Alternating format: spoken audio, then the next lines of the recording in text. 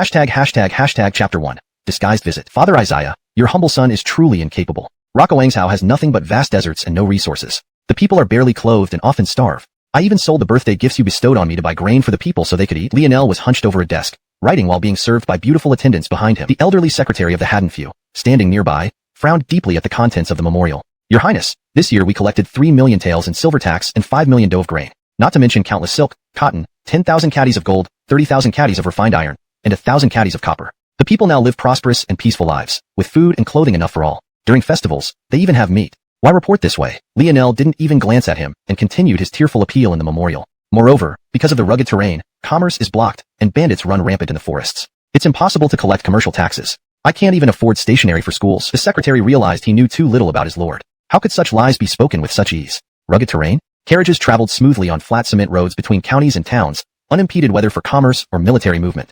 No commerce? He signed it, Krung of Mickey. Thinking a bit more, Lionel even squeezed out a few crocodile tears to drip onto the memorial. The secretary covered his face in shame. As a distinguished scholar, how did he end up serving such a prince? Utterly shameless. He couldn't help asking, Your Highness, why hide these achievements from Armin, risking charges of deceiving the emperor? After finishing the memorial, Lionel leaned back and sneered. Can't you see the unrest in court? Since the death of the crown prince 5 years ago, the struggles between factions have reached a breaking point. The imperial harem, the front court, and regional aristocrats. What do I have? Nothing at all. To stand out means certain death.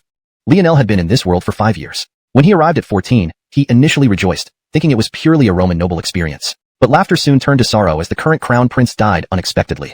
Regardless of the cause, as the emperor's only legitimate son, the crown prince's death meant the empress, who was also aging, would never have another heir. What followed was the struggle for succession.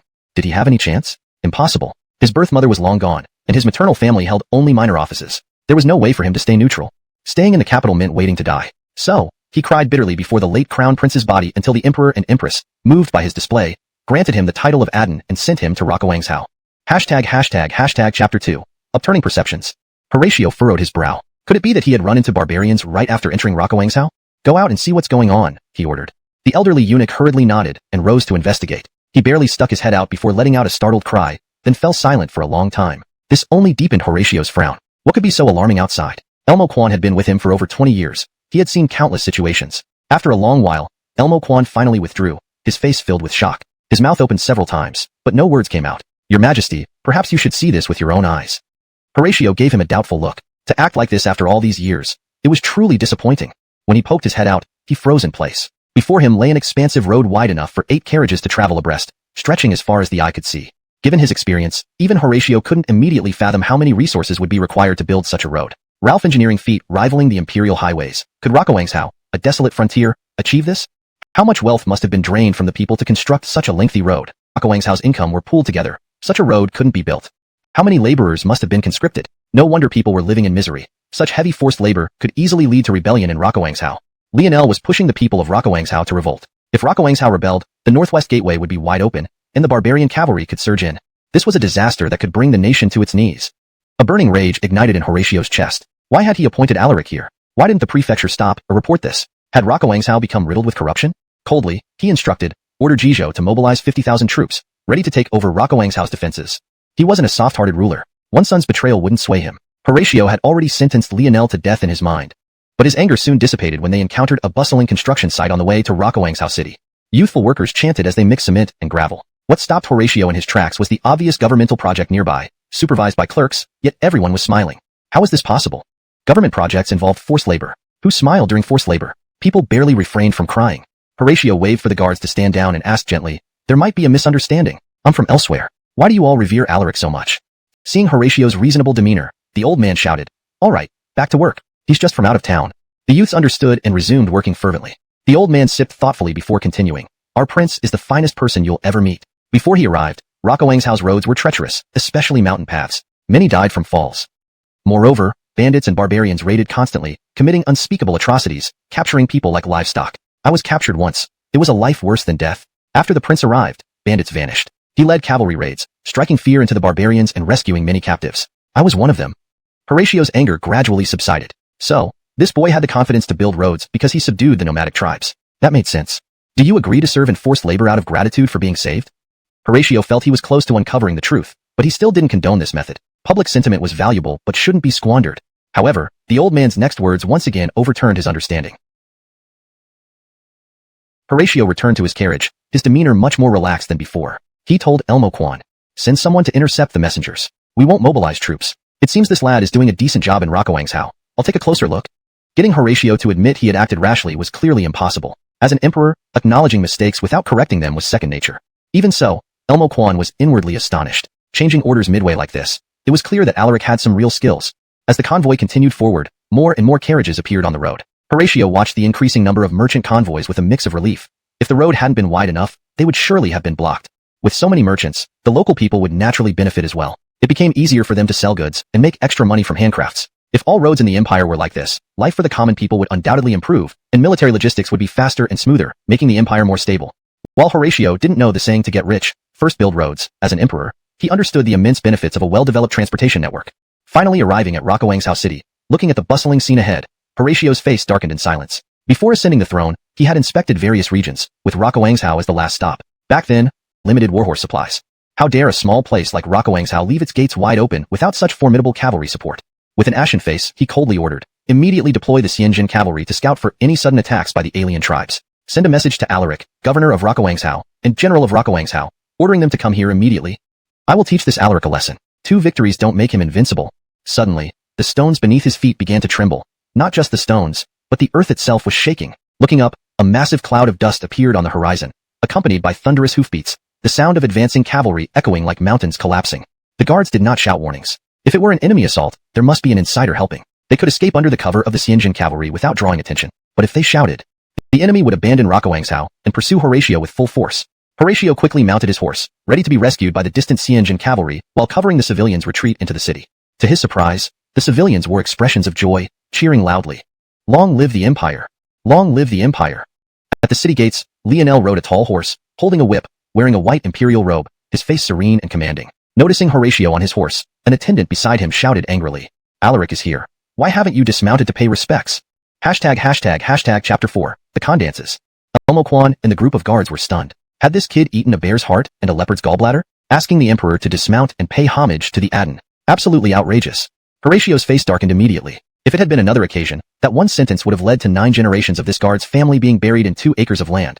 Xuanhuan was about to step forward to rebuke him, but Horatio stopped him with just a glance. Horatio squinted at Lionel and said coldly, "Adon, don't you remember me?" Lionel clearly saw Horatio but showed no intention of dismounting.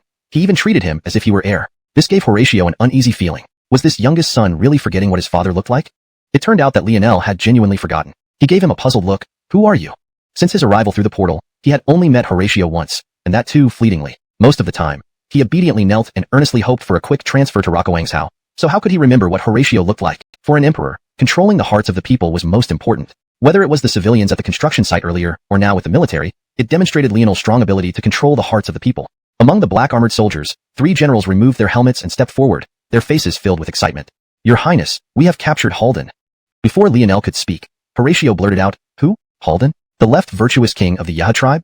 The Yeha tribe was one of the 4 major tribes under the Khanate of the grasslands, and the left virtuous King Halden was known for his fierce combat skills. 20 years ago, during the southern Elmo invasion of Great Liang, he led troops all the way to the capital city of Great Liang. At the time, if not for Horatio's efforts, Halden would have directly breached the capital. Even so, a shameful peace treaty with annual tribute was signed. Even now, after 2 decades of diligent governance, Horatio had barely managed to cancel the annual tribute and establish the key military garrisons of xuanhuan, Dadong, and xuanhuan to halt the southern advances of the grassland cavalry. "Ralph, now, you're telling me you caught Halden?" This was equivalent to breaking through the enemy's second island chain, and Lionel had directly sent someone across the ocean to capture the defense minister of the enemy. Moreover, alive. Even conquering Liangzhou would hardly compare. Was this playing too big? The 3 generals subconsciously looked at him and sternly asked, "Who are you? Why don't you dismount and pay homage to his highness?" Horatio's lips twitched. Were all Liangzhou people this fearless? At this moment, he truly wanted to reveal his identity. However, he held back. He believed Lionel's current performance warranted careful observation, best done without revealing his identity. Suppressing his anger, he calmly said, "This prince is named Ezra." Suddenly enlightened, Lionel nodded. "Ah, Uncle Cruz, my apologies for not welcoming you properly. I will personally invite you into the mansion soon."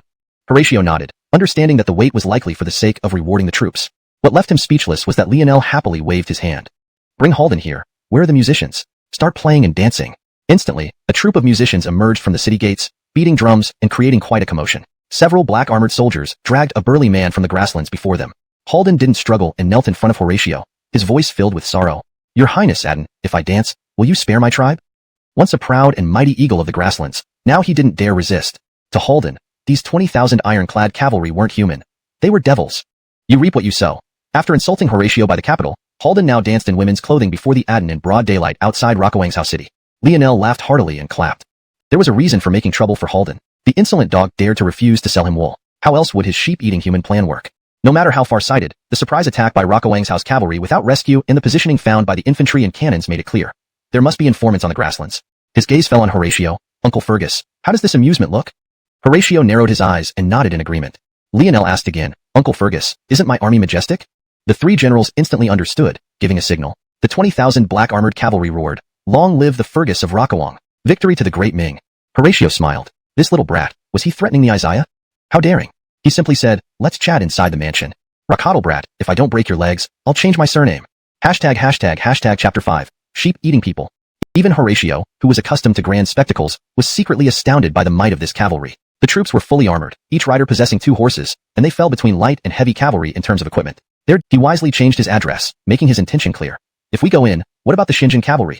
Horatio waved at the silent leader of the guards nearby, who silently turned his horse around. As the commander of the Xiuxian cavalry and the person most in sync with the emperor, he immediately understood that the gesture meant the cavalry should return first.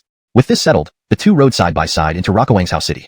On the way, Horatio observed the smiling faces of the citizens, vendors shouting continuously, and occasional magnificent buildings. Signs like Xiuxian Pavilion, Heaven on Earth Club, adorned the facades. Attractive attendants in revealing outfits cast seductive glances at passers-by.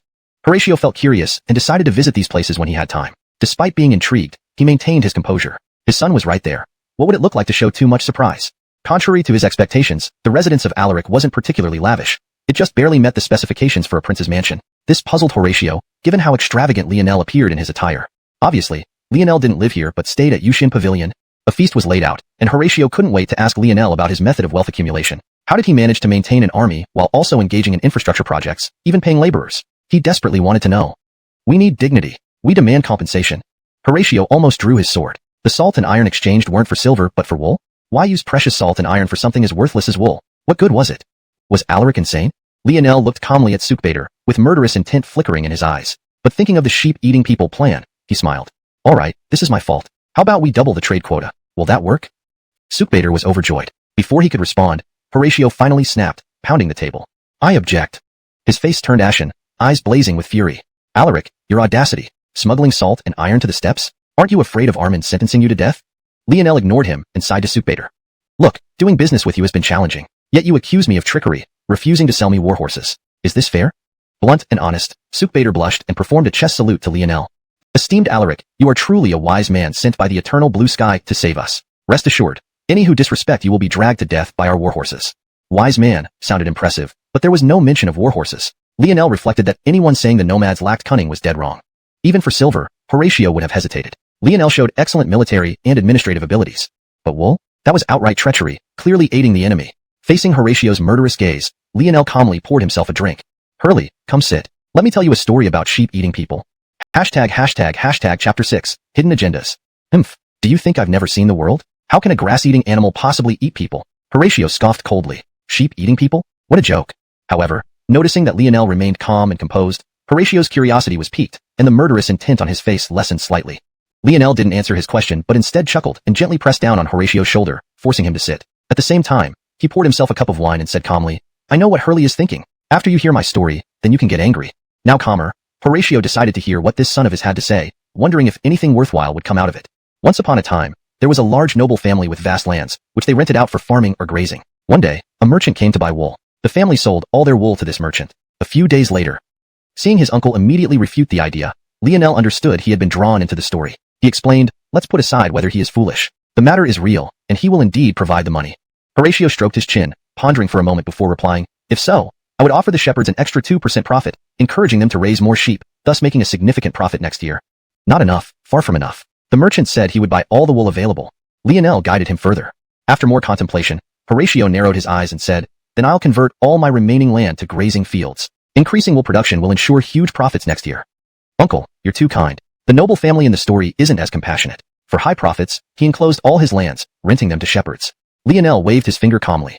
Horatio, being the emperor, showed remarkable foresight. He quickly countered, isn't this nonsense? Whether for the state or a noble family, grain and the people are the foundation. How can relying solely on livestock be feasible? Ralph, what about those who previously owned land for farming? Force them all out. Enclose the land. Use it all for sheep. Ralph, they... Just as the words left his mouth, Horatio stopped. He had understood the implication of the story. This is my first visit to Xuanhuan. Why don't you show me around and introduce its local customs? Both Horatio and Lionel harbored hidden agendas. Horatio now knew the situation in Xuanhuan. If he reported this to the emperor, Lionel's carefully concealed efforts would be exposed, treason punishable by death. Therefore, he couldn't let the news reach the emperor. Elimination? Absolutely not. Ralphion's stupid enough to consider killing the prince would be reckless. The chaos in Daliang would be immense if the prince died in Xuanhuan, especially given the caliber of a prince representing the emperor. So, killing was out of the question. The only option was to persuade his uncle to keep the secret. Of course. But first, please follow me to a special room. I have some interesting things to show you. At Alaric's estate, this secluded room was Lionel's private domain. Without his permission, no one entered. Actually, there were no major secrets inside, just items created based on Lionel's modern knowledge. Uncle, this is the flying chess game. This is Huarong Path. Ralph, this is Mahjong, needing 3 or 4 players. Inside, Lionel introduced these novelties to Horatio, engaging him in various games. The variety of entertainment kept Horatio engrossed for hours, losing track of time amidst laughter. Lionel poured another glass of beer for Horatio and sighed again. Oh, uncle, to be honest, your nephew is truly miserable. What do you mean by that? Seeing that Horatio had fallen for the trap, Lionel feigned sadness and shook his head mournfully. Uncle, I fear we won't be able to enjoy such luxuries in the future. Why? Uncle, you and I are truly like-minded, so I'll be frank. In fact, all these years, I've been misleading the Isaiah through false reports. He then recounted how he had misrepresented conditions in the official reports over the years. Uncle, I wanted to present Xuanhuan as a super large state before reporting it to my father. So I used these means to give him a big surprise later. I was thinking about making my father happy as a son, but I forgot he is not only my father but also the Isaiah of Daliang. So I've committed treason. While speaking, Lionel rubbed his slightly red eyes and added, when my father finds out about this situation here, he will surely punish me. Thus, nephew. At this point, Horatio's mind buzzed, and a flash of realization crossed his eyes. Good lad. You tricked me. Horatio was sharp. Although he had been momentarily captivated by the modern gadgets, he quickly grasped Lionel's intent once he heard those words. Taking a deep breath, Cruz, how could he not be suspicious? But until he figured out Horatio's true intentions and attitude toward him, he couldn't act recklessly. If it turned out to be his royal uncle investigating Xuanhuan on behalf of the Isaiah, rash actions could lead to significant trouble. But our intelligence network in Xuanhuan didn't uncover any information about you, uncle. What secrets do you hold? Lionel furrowed his brows. He knew his subordinates' capabilities very well, yet today they hadn't managed to gather much information on his uncle. This surprised him. It was the first time in years such a situation occurred. Meanwhile, elsewhere, in the courtyard where Cruz Horatio resided. Upon returning to his room, Horatio smirked to himself, Rakatl brat, almost got me distracted from my real mission. But that beer really is addictive. Calmly composing himself, Horatio began inspecting the room. After careful examination, he confirmed there were no hidden doors, compartments, or concealed weapons. There were windows on either side of the main door and a screen blocking the view of the inner room. The furnishings inside were simple, with only a basic bed. This kid lives too casually, Horatio muttered under his breath. This room was specially arranged by Lionel for his uncle. Had Lionel not lived directly across the street, Horatio might have suspected intentional neglect. As a prince, how could his living conditions be so casual? Ignoring the simplicity, his first reaction. Being the reigning emperor and the winner of the previous succession struggle, Horatio possessed considerable martial skills. Stepping quietly to the window, he peered outside through the narrow slit, observing the courtyard. ##### Chapter 8. Assassination. Moments later, several shadowy figures landed in the courtyard. Horatio frowned, drawing his sword from beside him, ready for battle. Could it be that my whereabouts have been exposed? However, to his surprise, these black-clothed figures didn't seem to be after him. Instead, they slowly walked toward the opposite room. Are they here to assassinate Alaric? Horatio's frown deepened as he began to worry about his son. Based on what he knew, Lionel had never shown much interest in martial arts since childhood, and there were no guards in the courtyard now. Observing the agile footsteps of the black-clothed figures, they must be skilled, indicating danger for Lionel tonight. In a daze, the black-clothed figures approached the courtyard where Lionel was staying. They exchanged glances, and one of them kicked open the door. Oh no! Horatio couldn't bear to watch any further. At such a late hour, with no guards around, several intruders entering the room meant only death. Your Highness? In the darkness, Wilfred's voice asked if they should intervene. Yes. Just as Horatio was about to instruct Wilfred to rescue Lionel, but in handling this matter, he still seemed inexperienced. Hurley wants to know the identity of these assassins, right? We already know everything, the steward explained. To His Excellency Chi Haddon, those assassins are from Xizhu. They infiltrated Xuanhuan in 3 groups at the beginning of the year. From the very moment they arrived, our secret agents reported to Alaric. For half a year, every move they made has been under his surveillance, and he knows their intentions well. Lionel added, these few were hesitant about their assassination plan, so I sent people to stir them up. Taking advantage of Guilherme's public humiliation today, I figured Alaric would be overly confident and distracted, making it the best time for an assassination. I set a trap in the room, and luckily, they fell for it. Otherwise, I would have had to find another chance to deal with them. Hearing this, Horatio's face subtly changed. If Lionel knew all the details about the assassins in Xuanhuan, then wouldn't it mean that his own operatives who had been sent to infiltrate Xuanhuan might be exposed? But considering their skills, he calmed down. No matter how formidable Lionel might be, he can't be omniscient, right? He trusted his subordinates. With this thought, Horatio quickly shifted the topic. Why did you let them come to assassinate you? If they hadn't acted, what kind of wheat is this? Why does it taste so sweet? Examining the steamed bun in his hand, Horatio marveled at its delicious simplicity. Before coming to Liangzhou, he'd never seen such a thing. Yet this simple white dough ball was even better than the finest delicacies in the palace. So strange. After enjoying breakfast, Horatio waited for about an hour. Still, there was no movement from Lionel's side. His expression turned serious. While sleeping in wasn't a huge issue for a prince, considering he represented the emperor here, this behavior was inappropriate. Without supervision, wouldn't he act like a rebel? Liangzhou, with its vast territory, surely had plenty of daily matters requiring immediate attention. If Lionel didn't handle them, is he fooling me?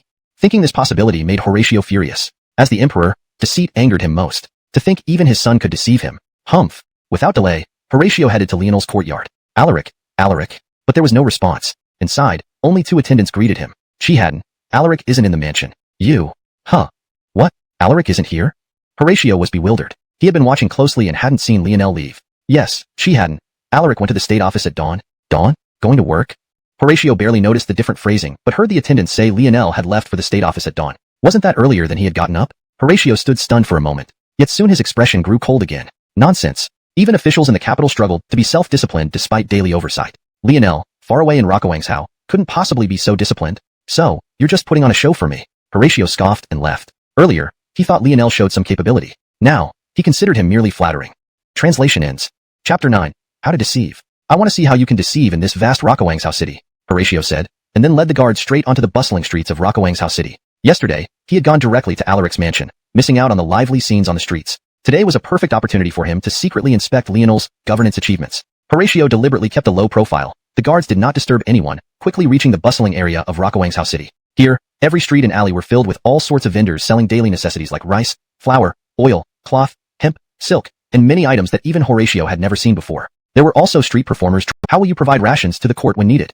Ralphja rose within Horatio. As his son, Lionel actually didn't understand such simple principles. It was absurd. While walking toward the prefectural administration, he quietly observed everything in Liangzhou city. The more prosperity he saw along the way, the more somber his expression became. The more flourishing the city appeared, the more it indicated that commerce was thriving. This was not what he wanted to see. Soon, Horatio and his party arrived at the Liangzhou prefectural administration. Initially, the guards at the gate refused to let him enter, but with his status as Cruz, he easily gained entry after presenting his identity token. Surprisingly, the prefectural administration was not as opulent as he had expected. Instead, it was very simple, even more modest than the previous residence he and Lionel had stayed in. Inside the large compound were only a few wooden houses that looked quite old. The wooden signs above them were cracked but polished clean, exuding a sense of dignity. At that moment, Lionel was in the main hall, looking through piles of books and documents, occasionally making notes. Seeing the stack of already reviewed documents beside him, Horatio was momentarily stunned. Could Lionel really have come so early? Lionel seemed fully absorbed and didn't notice his arrival. Horatio gestured for the guard not to announce him and quietly approached behind Lionel, picking up one of the reviewed documents to read, wanting to refute but finding nothing wrong with Lionel's work. Just then, he shifted the topic, remembering the bustling market scenes. Alaric, you claim to have governed Liangzhou well. However, as I walked down the streets, I noticed the flourishing commercial activities. Aren't you promoting commerce while suppressing agriculture here? Do you know that promoting commerce at the expense of agriculture is forbidden in all vassal territories? Lionel was puzzled. Why are you acting like this, Hurley? I never said I promoted commerce while suppressing agriculture in Liangzhou. With so many merchants here, aren't you obviously doing that? Horatio grew angry, thinking Lionel was still trying to evade responsibility. What's the big deal? Lionel patted his chest, bewildered by his uncle's mood swings. But he began explaining. Uncle, who says promoting commerce and suppressing agriculture is the only way for prosperity? Well, what else? Without emphasizing commerce, where would ordinary citizens get money to trade or do business here? Horatio scanned the surroundings. Many people were ordinary citizens, reinforcing his doubts. His expression worsened. It's simple. I reformed the land system. Reformed? Put simply, redistributing lands for coffers. Previously, the land belonged to the aristocratic clans. These clans hired people to farm, paying wages that barely covered basic living expenses. All the harvested crops went to the aristocratic clans, leaving little incentive for farmers to work diligently. After all, they just got by day with meager pay. But according to Lionel's reform method, the land now belongs to the farmers. After paying taxes based on a certain ratio, they still have plenty of grain left over. At least, their families no longer worry about food and clothing, and any surplus can be sold for money. With basic needs met and money in hand, it naturally led to the bustling scenes on the streets. These principles made perfect sense to Horatio. However, there were still issues with implementation. After hesitating for a moment, he asked further, Louisa, nephew, I still have one thing unclear. How do you distinguish between the poor and the rich? ##### Chapter 10, Taxation. Facing repeated questions, Lionel was not annoyed. After all, he relied on this king uncle to keep matters hidden for him. He smiled and explained, Hurley, this question puzzled me for some time too. After investigating the prices in Liangzhou and the income of its people, I finally came up with specific figures. The criteria for poverty and wealth vary by region. In Liangzhou, based on what Lionel had said earlier, it certainly provided great convenience to the people, but having money among the people and having money in the treasury were two different things. Increasing the treasury's income was a big issue. From what Horatio understood about Liangzhou's policies, they were indeed beneficial to the people. Presumably, taxation on the people wasn't severe either. Just relying on the tax silver from land reform wouldn't be enough to develop Liangzhou into such a bustling place. Broad roads, paying wages to laborers, all these required money. Oh, by the way, when I arrived here, the roads straight through Liangzhou were very wide and smooth. It felt incredibly comfortable. I barely felt any bumps in the carriage. Horatio began, guiding the conversation. Of course, as they say, to get rich, build roads first. Such a simple truth. How could Horatio not understand it? Good roads facilitated both military campaigns and trade. But what he cared about was where the money came from to build those roads. Also, I saw that the government conscripts are given meals and wages. Was this your idea? Yes, it's only fair to pay people for their work, Lionel replied nonchalantly. Horatio's lips twitched slightly. He decided to ask directly, I want to know, where did you get all this money? Wages aside, constructing such large-scale infrastructure was no small sum. He knew Liangzhou wasn't particularly wealthy. Could Lionel have gotten the money through unknown channels? Or perhaps through illegal dealings with the steppe nomads? On the other side, Lionel looked at Horatio suspicious. Indeed, not only do I treat farmers well, but I also encourage commerce. Small traders don't need to pay taxes. Only larger businesses need to pay. After hearing this, Horatio's expression softened, but he still pursued. So the successful merchants willingly pay taxes? Because paying taxes means they're recorded in official ledgers, and local officials will know the approximate wealth of affluent merchants. At night, patrolling officers will pay special attention to the safety of wealthy merchants. This way, it benefits the rich merchants as well. Clap, clap, clap. Horatio couldn't help but clap, marveling at the brilliance of this plan. Not only did it increase the treasury's income, but it also strengthened public safety in a certain sense. Most importantly, it made the wealthy merchants willing to pay taxes, fostering harmonious relationships between the government, people, and merchants, truly achieving a close relationship between officials and citizens. Of course, Horatio roughly estimated that even with commercial taxes, it still wouldn't be enough to support Liangzhou's expenses. So he thought there must be other ways to increase the treasury's income. He laughed. Are there any other types of taxes? Lionel smiled and pointed at him. Hurley, you're smart. Trade is a good thing. Not only internal trade but also external trade. Different regions produce different goods, and only if you be so compliant. Paying up when asked? Or is there no other explanation for such cooperative nomads? Alaric, do you know your crime? This time, he addressed him directly as Alaric, not his nephew, his face turning serious. If there was no collusion, why would trade with him be allowed? Everyone knew nomads were naturally free-spirited and warlike. How could they obediently follow Liangzhou's customs policies? Lionel was truly startled by his uncle's reaction. Why did he overreact like this? Yet, he understood. Most outsiders reacted similarly upon first visiting Liangzhou. His uncle was relatively composed compared to others. He chuckled casually. What are you thinking, Hurley? Why would I collude with the nomads? What benefits would it bring? If there's no collusion, why did the nomads agree to trade with you? From what I understand, nomads are tough and hard to manage. Horatio stared into Lionel's eyes, trying to catch any sign of deceit. Regarding the intricacies of trading with the nomads, many nuances existed, making it hard to explain succinctly. Moreover, Lionel now felt wary of Horatio. Thus, he calmly replied, Hurley, don't overthink it. It's quite simple. Please elaborate. Beat them. If I tell them to do something, they must obey. Otherwise, I'll beat them. Seeing Lionel's confident smile, Horatio recalled the black armored elite cavalry outside Mickey Fergus's residence. He wondered if this formidable force might match his own ironclad cavalry and handle the nomads' guerrilla tactics. Yet, after deeper reflection, he doubted its feasibility. Even if powerful cavalry could scatter nomadic guerrillas, if the nomads dispersed and fled, his forces would be helpless, and pursuit might endanger themselves. Ultimately, regardless of how Horatio simulated scenarios in his mind, the nomads held the initiative. Lionel decided not to dwell further, changing the subject. I said, absolute power renders the nomads' advantages null. Let's move forward. Aware that military strength was crucial, Horatio shifted gears. Since Alaric has such confidence in his troops, perhaps you could take me to visit the barracks, opening my eyes. Regardless, if Liangzhou possessed a powerful army unknown to the Isaiah, he couldn't allow it. Lionel naturally complied, leading the group toward the barracks. They passed through a long alley much quieter than the bustling city streets, but still teeming with pedestrians. Beyond this alley, we'll soon reach the barracks, Lionel explained.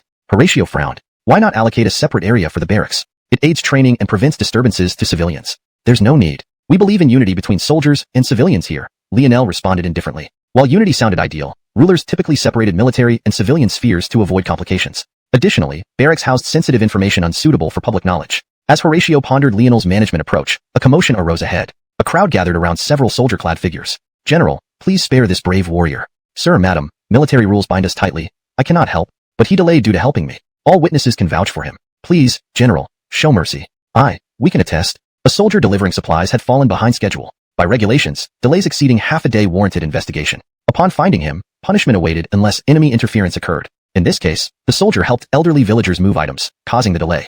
Upon discovery, villagers pleaded with the general for leniency. Soldiers serve to protect the nation and people. Though he delayed, his intent was noble. The general should pardon him, Horatio opined. Lionel watched silently. Aslan, no need to waste time returning to camp. General, my actions caused no harm. Firstly, my delay didn't impact the camp. Secondly, I helped. The soldier began defending himself while villagers kneeled, pleading for clemency. Yet, the general remained resolute, insisting on punishment. Ultimately, the soldier was taken back amidst villagers' lamentations and tears, feeling responsible for their predicament. Isn't that ours, not floggings? Hearing this, Horatio felt even more convinced that something was wrong, exclaiming, that general must be abusing his authority. This translation maintains the original tone and style of the text while ensuring it is natural and fluent in English. The storyline and logic remain consistent with the previous content, adhering to the specified paragraph structure and line breaks. Chapter 12, Special Forces Camp. No, I think the general's actions were justified. It's more likely that the soldier was at fault. If my guess is correct, he must have been a spy. Horatio raised an eyebrow. You're not just making excuses for the general, are you? At that moment, two soldiers approached the front of the camp and posted a notice on the bulletin board. Upon inspecting it, they found that the number 98 private had been confirmed to be a spy from the grasslands who intended to spread rumors detrimental to the camp among the civilians. The true number 98 soldier had already been killed, and this spy had taken his place intentionally. What's going on? Horatio was utterly confused. At this point, Lionel explained calmly, the ironclad rule of the Xuanhuan military is that no one can overstep their rank.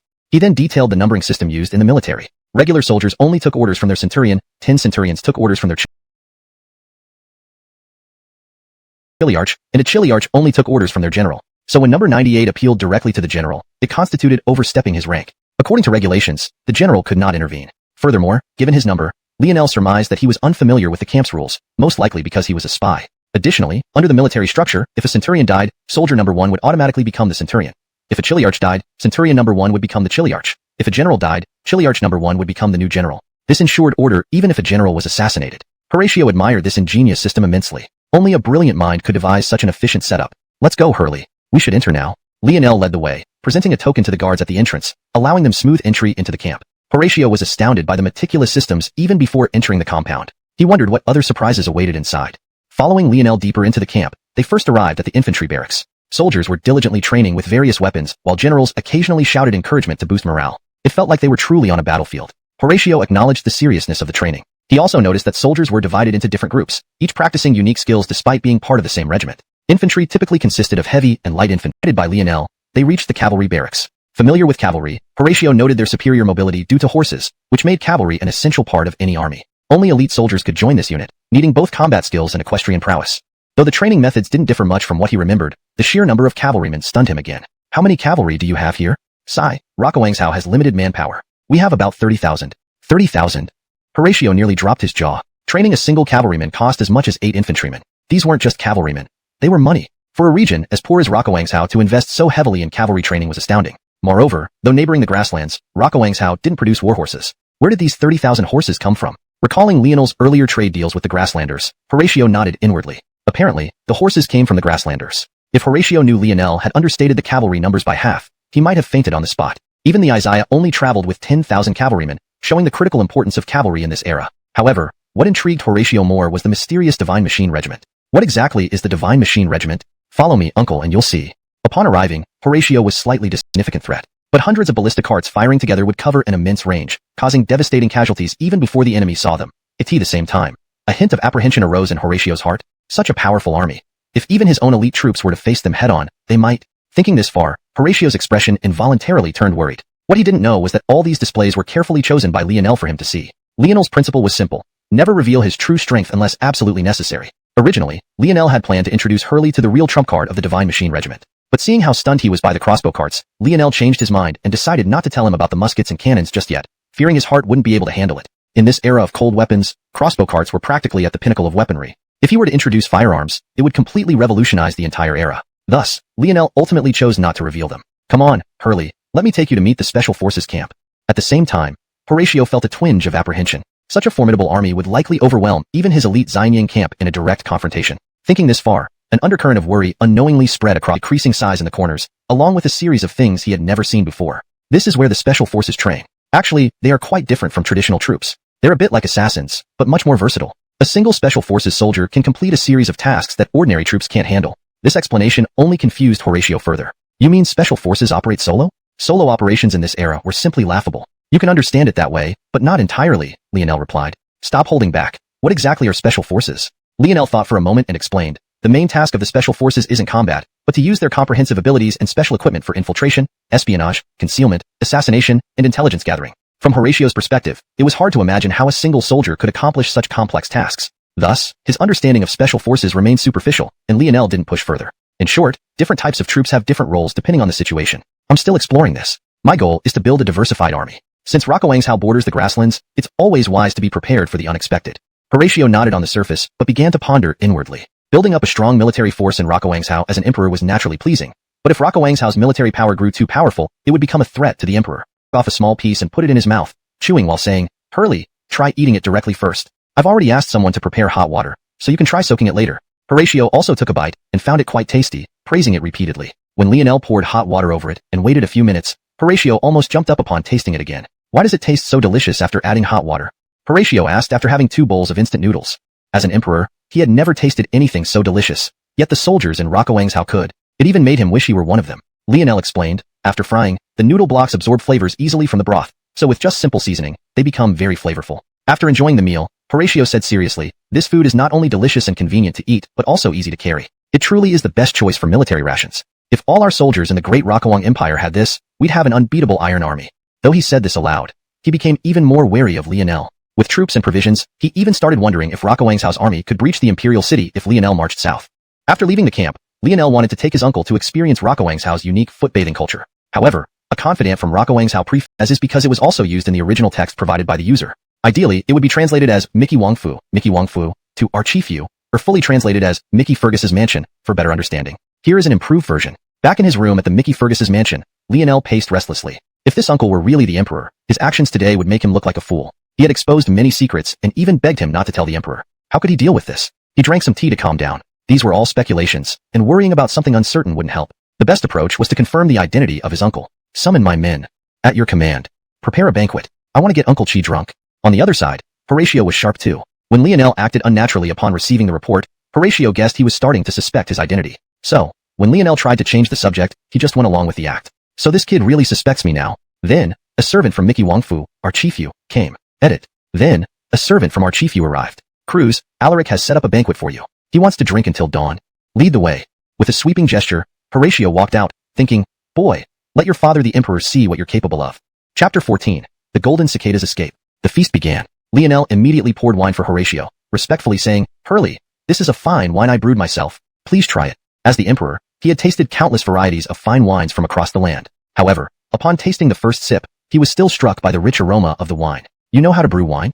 "I have some knowledge of it. I enjoy drinking in my spare time, especially when esteemed guests like Hurley visit." Under normal circumstances, Horatio would have enjoyed several more cups, and perhaps even asked about the brewing process so that he could indulge in such exquisite wine daily back in the capital. But not now. He knew that Lionel would test his identity during this dinner, so he needed to stay sober and refrain from excessive drinking. Thus, he put on an authoritative demeanor and sternly said, "This is not good. Your mind shouldn't be on trivial matters. Remember your responsibilities and mission." Hearing this, Lionel became even more convinced of his suspicions. This Hurley was very likely the emperor himself. No one else would show such concern for state affairs. Lionel smiled and replied, "I will heed your advice, uncle. Today, I merely wanted to express my filial piety as a nephew. Please join me."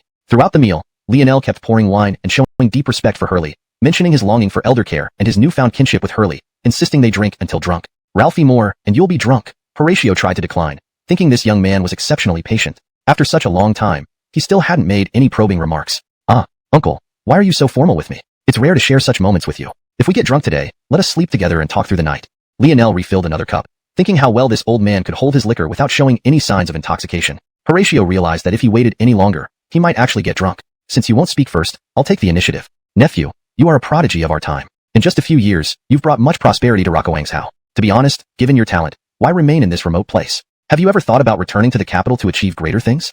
If you wish to pursue greater ambitions, I can vouch for you to Isaiah brother, ensuring he won't blame you for any misinformation." Finishing his cup, Lionel deliberately feigned helplessness and said, "Thank you for your concern, uncle. I have considered your suggestion, but the timing isn't right yet." "Oh, what do you mean?" "Liangzhou has improved significantly, but it's far from perfect. It's almost isolated from the rest of the empire. To the west, there's Tianzhu. Nephew, what's wrong?"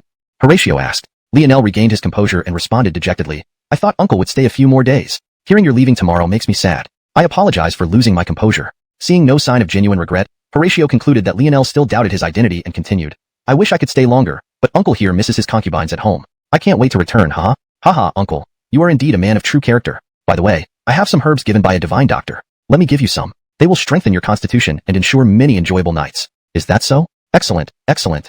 Gradually, Lionel dismissed his doubts and breathed a sigh of relief. The next morning, Horatio bid farewell as expected. Lionel pretended to urge him to stay, but was politely declined. Uncle, we may never meet again. Take care of yourself. There will be another chance. Farewell, no need to see me off further. Shortly after, a servant reported that Cruz's entourage had left Liangzhou. Lionel finally relaxed. At the end of a narrow alley, a man dressed as a merchant removed his straw hat, and his companion respectfully said, "Your Majesty, everything is arranged." Who else could this man be but Horatio? Very good. We will disguise ourselves as merchants from afar. I'll be called Chinda, and you'll be Maxim. Your Majesty. Yes? Oh, Master Chun, I think this is risky. Your safety is paramount.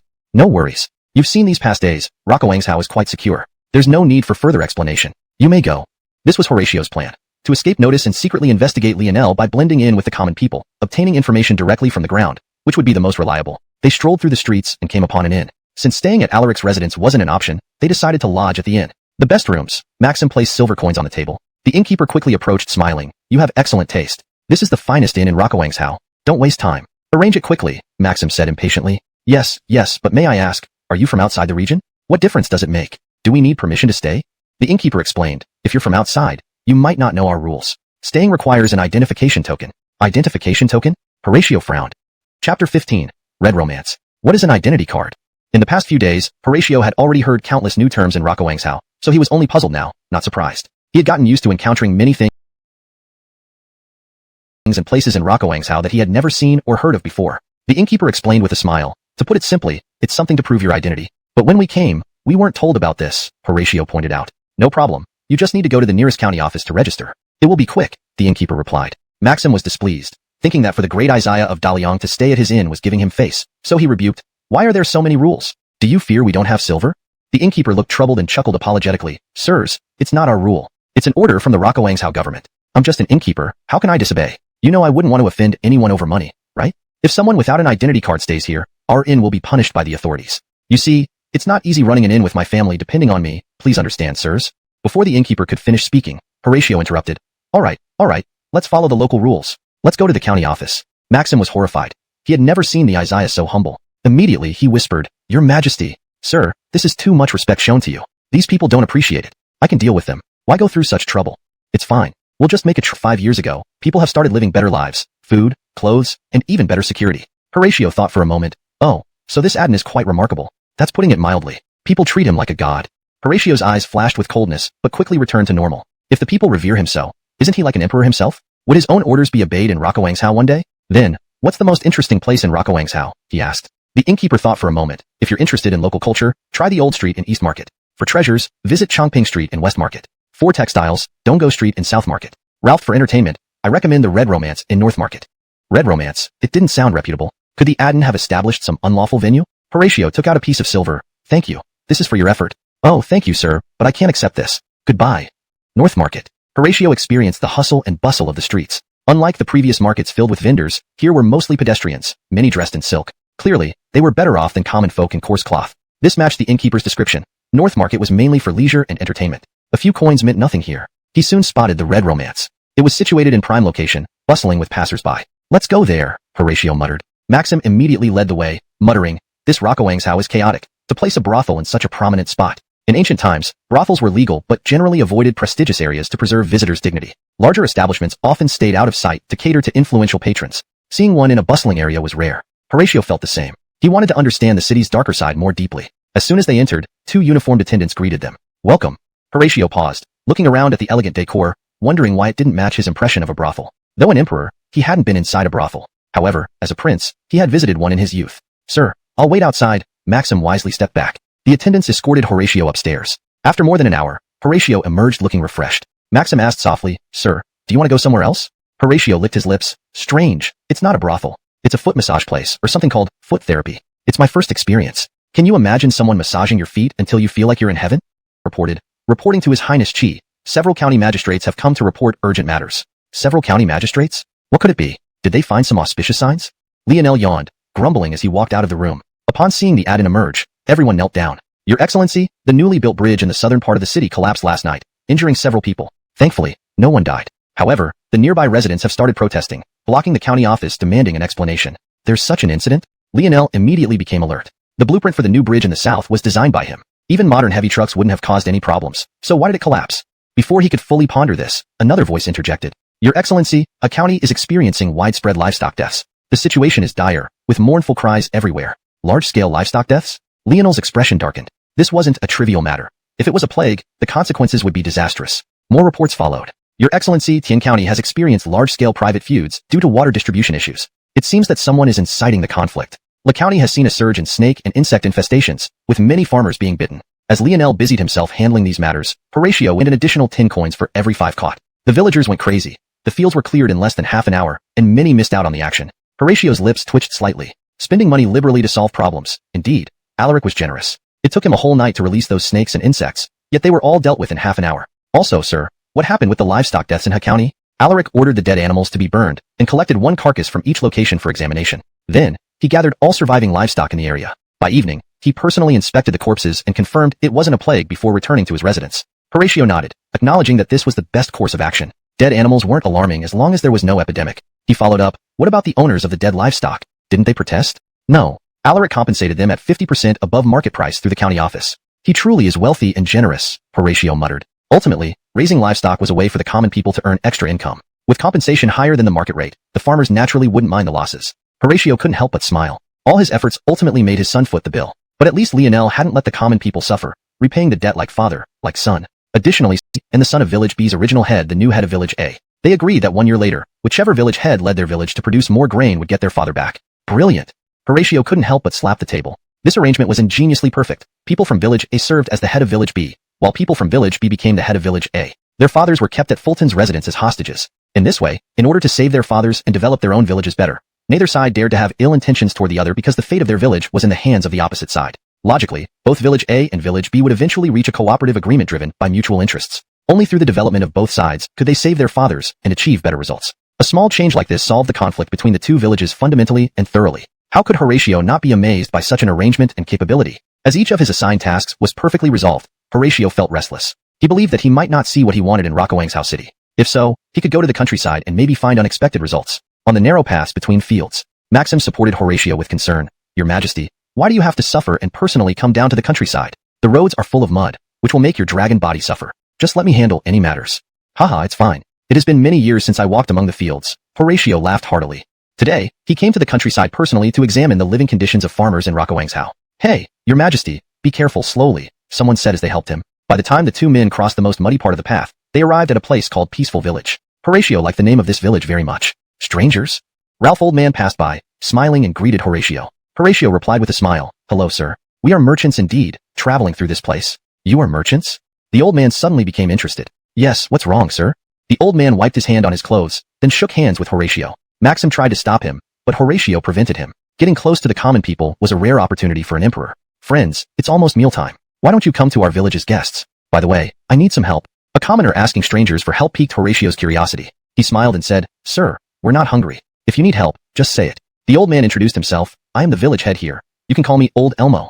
It should be planted in paddy fields. How could there be rice in dry land? Impossible. Completely unreasonable. If rice could be planted in the majority of dry lands in Daliang Kingdom, how much more food could be produced? At this moment, Horatio felt not only shocked but also thrilled. Daliang Kingdom worried about food production every year due to limited arable land. If these dry lands could be utilized, he could barely imagine the prosperity it would bring. Seeing the shock on their faces, the village head laughed heartily. Strangers don't see much of the world. Do you know the yield per mu of this rice field? Horatio had some idea. Even though he hadn't seen it with his own eyes, he often read reports. Generally, the rice field yield in Daliang was around 2 dan per mu, the best being no more than 3 dan. So he tentatively asked, 3 dan? In Daliang's measurement system, 1 dan equals 50 jin, 3 dan equates to 150 jin. At this time, a yield exceeding 100 jin per mu was considered excellent. The village head stroked his beard, with pride in his face. You guessed too low. Try again.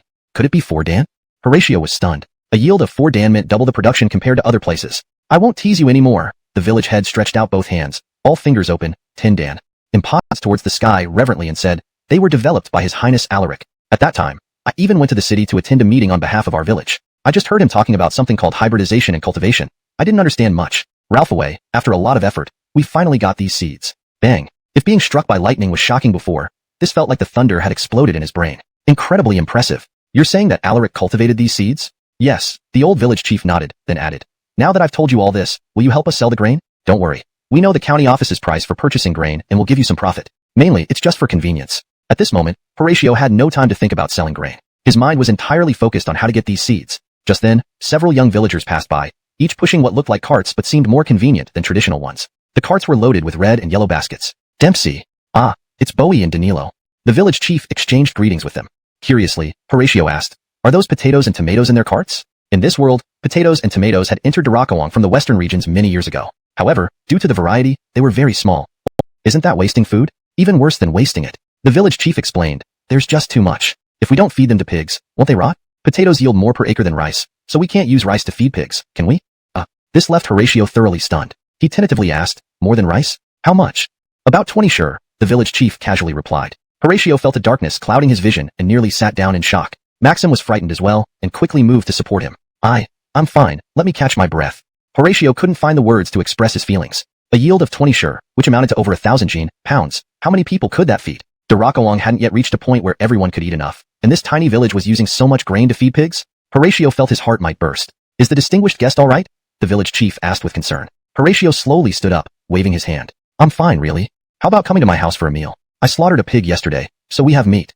Being an emperor, he naturally wasn't particularly interested in meat and waved again. No need. Why not try our pork? Our pork tastes good and doesn't have that gamey flavor. Indeed, ancient pork had a strong gamey smell, and without many seasonings, it was generally avoided by wealthy families, including the emperor. But hearing the village chief say this, he couldn't help but ask curiously, has Alaric improved the pig breeds as well? Not that exactly. Relieved, Horatio felt slightly better. Improving grain seeds was one thing, but improving pig breeds? However, the village chief's next words shocked him again. But Alaric taught us castration techniques for pigs. Except for breeding pigs, meat pigs are castrated from a young age. This makes them grow faster, and the meat is tender and delicious without that gamey flavor. It truly tastes fantastic. Horatio's lips quivered as he struggled to speak. Could his son be a deity? Where did all these innovations come from? After composing himself, Horatio calmly asked, Dempsey, I'm still curious. You mentioned selling excess grain to the county office. Is that allowed? Of course. Alaric has great policies. He made grain prices public. If you have surplus grain, you can sell it to the county office. If disaster strikes, you can buy grain from the county office at the same price. While previous revelations impressed Horatio immensely, learning about Alaric's fair policy on grain buying and selling earned him sincere admiration for his son's broad-mindedness and genuine care for the people. Though this policy might cost the government some money, it maximized the protection of the common people's livelihoods, truly caring for the people. When leaving the village, Horatio's heart was still restless. Through various investigations, he realized how powerful his son was. Powerful enough to make even the Isaiah of Derakawang feel uneasy. A commoner has no crime for holding precious jade, but possessing such power could lead to unforeseen dangers. Hashtag chapter 19. 12 Imperial Edicts. Hashtag chapter 19. 12 Imperial Edicts. At Mickey Wang Fu, Your Highness, matters concerning the market order in the Eastern Market have also been resolved, an underling reported. Lionel stretched and let out a long sigh of relief. Finally done with all the work.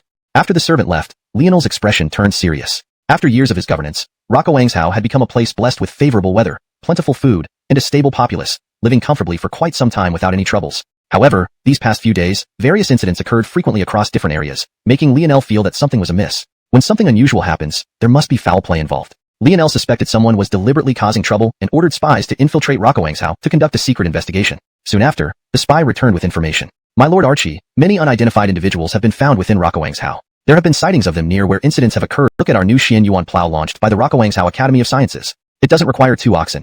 Even 1 person can operate it, saving considerable effort, a perfect choice for farming. Take a look. Check out our latest skin-friendly product made from new materials. It fits the skin perfectly, keeping you warm even in winter. A must-have for daily life, just for 1 coin. Come see. Sam Haddon's cosmetics used by Mickey Wang Fu will leave you radiant. It enlarges your eyes, sharpens your jawline, clears up acne, reduces belly fat, and even lets you climb 5 flights of stairs effortlessly. Various shouts, some sounded believable while others exaggerated. To Horatio, this scene represented a prosperous and peaceful society where people lived well. Suddenly, Maxim whispered, Lord, our men report that someone is watching them, possibly from Mickey Wang. We're waiting for further instructions. Hearing this, Horatio frowned slightly. It seems that this young man isn't as simple as he appears. Pass my order. Everyone stand down. As you command. Back at the inn. Does Armin plan to leave Liangzhou? Horatio nodded. Yes, follow the instructions on this note. Make sure everything is done before nightfall. We've seen what we needed to see, and we'll leave today. After dismissing all subordinates, Horatio poured himself a cup of tea. Breath. He lifted the curtain and glanced back toward Liangzhou, muttering to himself. A sword's edge comes from repeated honing. Whether you become the sword or the sharpening stone depends on your own destiny. At Mickey Wang Fu, Your Highness, those people have gone into hiding recently, possibly because they became alert, an official reported. Lionel waved his hand. Liangzhou has been peaceful these past few days. As long as they don't cause trouble, I'm not interested in pursuing them. But don't lower your guard. If they stir up more trouble, eliminate them immediately without reporting. As you command. After everyone left, Lionel stretched again. The last few days have been exhausting. Finally, some peace and quiet. Haven't visited Red Romance Spa for a while. Wonder if the massage techniques of technician number 5 have improved. Yet, as soon as Lionel lay down at Red Romance Spa, a subordinate rushed in urgently. Your Highness, Imperial edicts have arrived. What now? Lionel was momentarily confused. No wonder, for in the past 5 years, he hadn't seen an Imperial edict in Liangzhou. Imperial edicts have arrived. Ignore it. Finish the foot massage first. Not even an Imperial decree can stop me from getting a foot rub today. Wait, did you say Imperial edicts? From the Isaiah? Lionel instantly jumped up. He hurriedly went outside, guided by his subordinates, and met the eunuch delivering the edicts. Taking the edict from the eunuch, he opened it immediately. Huh? Father wants me to return to the capital immediately? Why so sudden? Lionel frowned, completely unprepared for this turn of events. There's more, Your Highness. The eunuch produced another pile of edicts, which left Lionel's head spinning. 1, 2, 3, 10, 12 edicts? Faced with a stack of 12 edicts, Lionel felt dazed. 12 edicts meant this matter was urgent. Recalling history, General Yu Fei was summoned back with 12 golden plaques. The plot seemed familiar, giving him a sense of foreboding. This emperor's losing it, Lionel muttered under his breath. Your Highness, the issues with the market in the Eastern District have been resolved, reported one of Lionel's subordinates. Lionel stretched and sighed deeply, relieved. Finally done. After the subordinate left, Lionel's expression turned serious. Over the years of his administration, Liangzhou had enjoyed prosperous times, with abundant food supplies and a content populace living peaceful lives. It had been a long time since any trouble surfaced, or fist-sized night pearls. But on Chongping Street, all sorts of goods were centered around one principle: convenience for the people. Liangzhou Agricultural Academy's new xuanhuan plow. Please take a look. This plow requires no 2 oxen. Even one person can pull it effortlessly. It's the perfect choice for farming. Come take a look. The latest version of self-help products made with new materials that fit your skin better. Even in winter, you won't feel cold. Ideal for travel and daily use. Only 1 coin each. Check it out. Mickey Wong Fu's exclusive cosmetics will leave you radiant, with brighter eyes, a sharper chin, clearer skin, and even help reduce belly fat. Plus, you'll feel so energized you could run up 5 flights of stairs without stopping. This revision ensures the translated text reads more naturally in English while maintaining the original meaning and exaggerated tone of the advertisement. Various shouts filled the air, some more credible than others. But to Horatio, this represented a thriving society where people lived comfortably and happily. Suddenly, Maxim whispered, Sir, our men report that someone is watching them, possibly from Mickey Wong, awaiting further instructions. / edit. Suddenly, Maxim whispered, Sir, our people report that they are being watched, and we suspect it's someone from Alaric's mansion. We await your further instructions. Hearing this, Horatio frowned slightly. It seems this young man isn't just capable, he's much more strategic than he appears. Pass my orders. Have everyone stay put. Yes, sir. Back at the inn. Do you plan to leave Liangzhou, Your Majesty? Horatio nodded. Yes. Follow the instructions here and get everything ready before sunset. We've seen enough today. Let's leave. Sending away all his subordinates, Horatio poured himself a cup of tea. Staring into the cup, he mused aloud. The tea in the pot is too hot to drink in one gulp. Pour it into a cup, and it remains tea, soon to enter my stomach. After days of probing and investigation, Horatio began to fear Lionel. His exceptional abilities in various fields made Horatio want to bring him back to the capital for personal use. Yet, thinking about how Lionel had deceived him in official reports, he realized there was much he didn't understand about the young man's true intentions. Moreover, Liangzhou was already well-governed and prosperous. Lionel complained repeatedly, making Horatio lower his guard. It was hard not to suspect ulterior motives. Most importantly, Horatio had Mickey's Wong Fu in English. ##### Mickey's Wong Fu. Since there is no specific chapter content provided under this header in your request, I will move forward with translating and editing the rest of the provided text while maintaining the structure and essence of the original. Please provide the full text or specify if you need further assistance with this header. If you have a preferred translation for Mickey Wong Fu, please provide that so I can maintain consistency throughout the document. Your Highness, those people have gone into hiding over the past 2 days. They seem wary. Lionel waved a hand. Liangzhou has been calm lately. As long as they don't cause trouble, I won't bother with them. Keep vigilant though. If they start stirring trouble again, don't hesitate. Eliminate them immediately. Yes, Your Highness. Everyone left, and Lionel stretched. I've been so busy these past few days. Finally, some peace. It's been a while since I visited Honglingman Spa. Wonder if technician number 5 has improved. However, just as Lionel lay down at Honglingman, a subordinate rushed in urgently. His Highness, an imperial edict has arrived. What? Lionel was caught off guard. No wonder he was surprised. In 5 years, he hadn't even seen an imperial edict in Liangzhou. Ralph imperial edict has arrived. Forget it. Let's talk about this after my foot massage. Not even the highest-ranking official could stop me from getting my feet rubbed today by technician number 5. Hold on. Did you say an imperial edict? From the emperor? Lionel jumped up instantly. He hurried outside and was guided to meet the eunuch delivering the edict. Receiving it, he opened it quickly. Huh? Father wants me to return to the capital immediately? Why so sudden? Lionel furrowed his brows. He was completely unprepared. There's more, Your Highness. The eunuch presented a stack of edicts, making Lionel's scalp tingle. 1, 2, 3, 10, 12 edicts? Seeing the pile of edicts, Lionel felt utterly bewildered. 12 edicts. What could be so urgent? Back in history, Yufei received 12 golden plaques recalling him similarly. Why did this feel ominous? Why is the emperor acting so oddly? Lionel couldn't help but mutter under his breath. Chapter 20. Return to the capital. The voice was low, but still heard by the eunuch, delivering the imperial decree. He immediately rebuked, "How dare you?" Lionel quickly changed the subject. "Sir, I still have some matters to handle here. Could you grant me a few more days?" Do you wish to defy the imperial order?"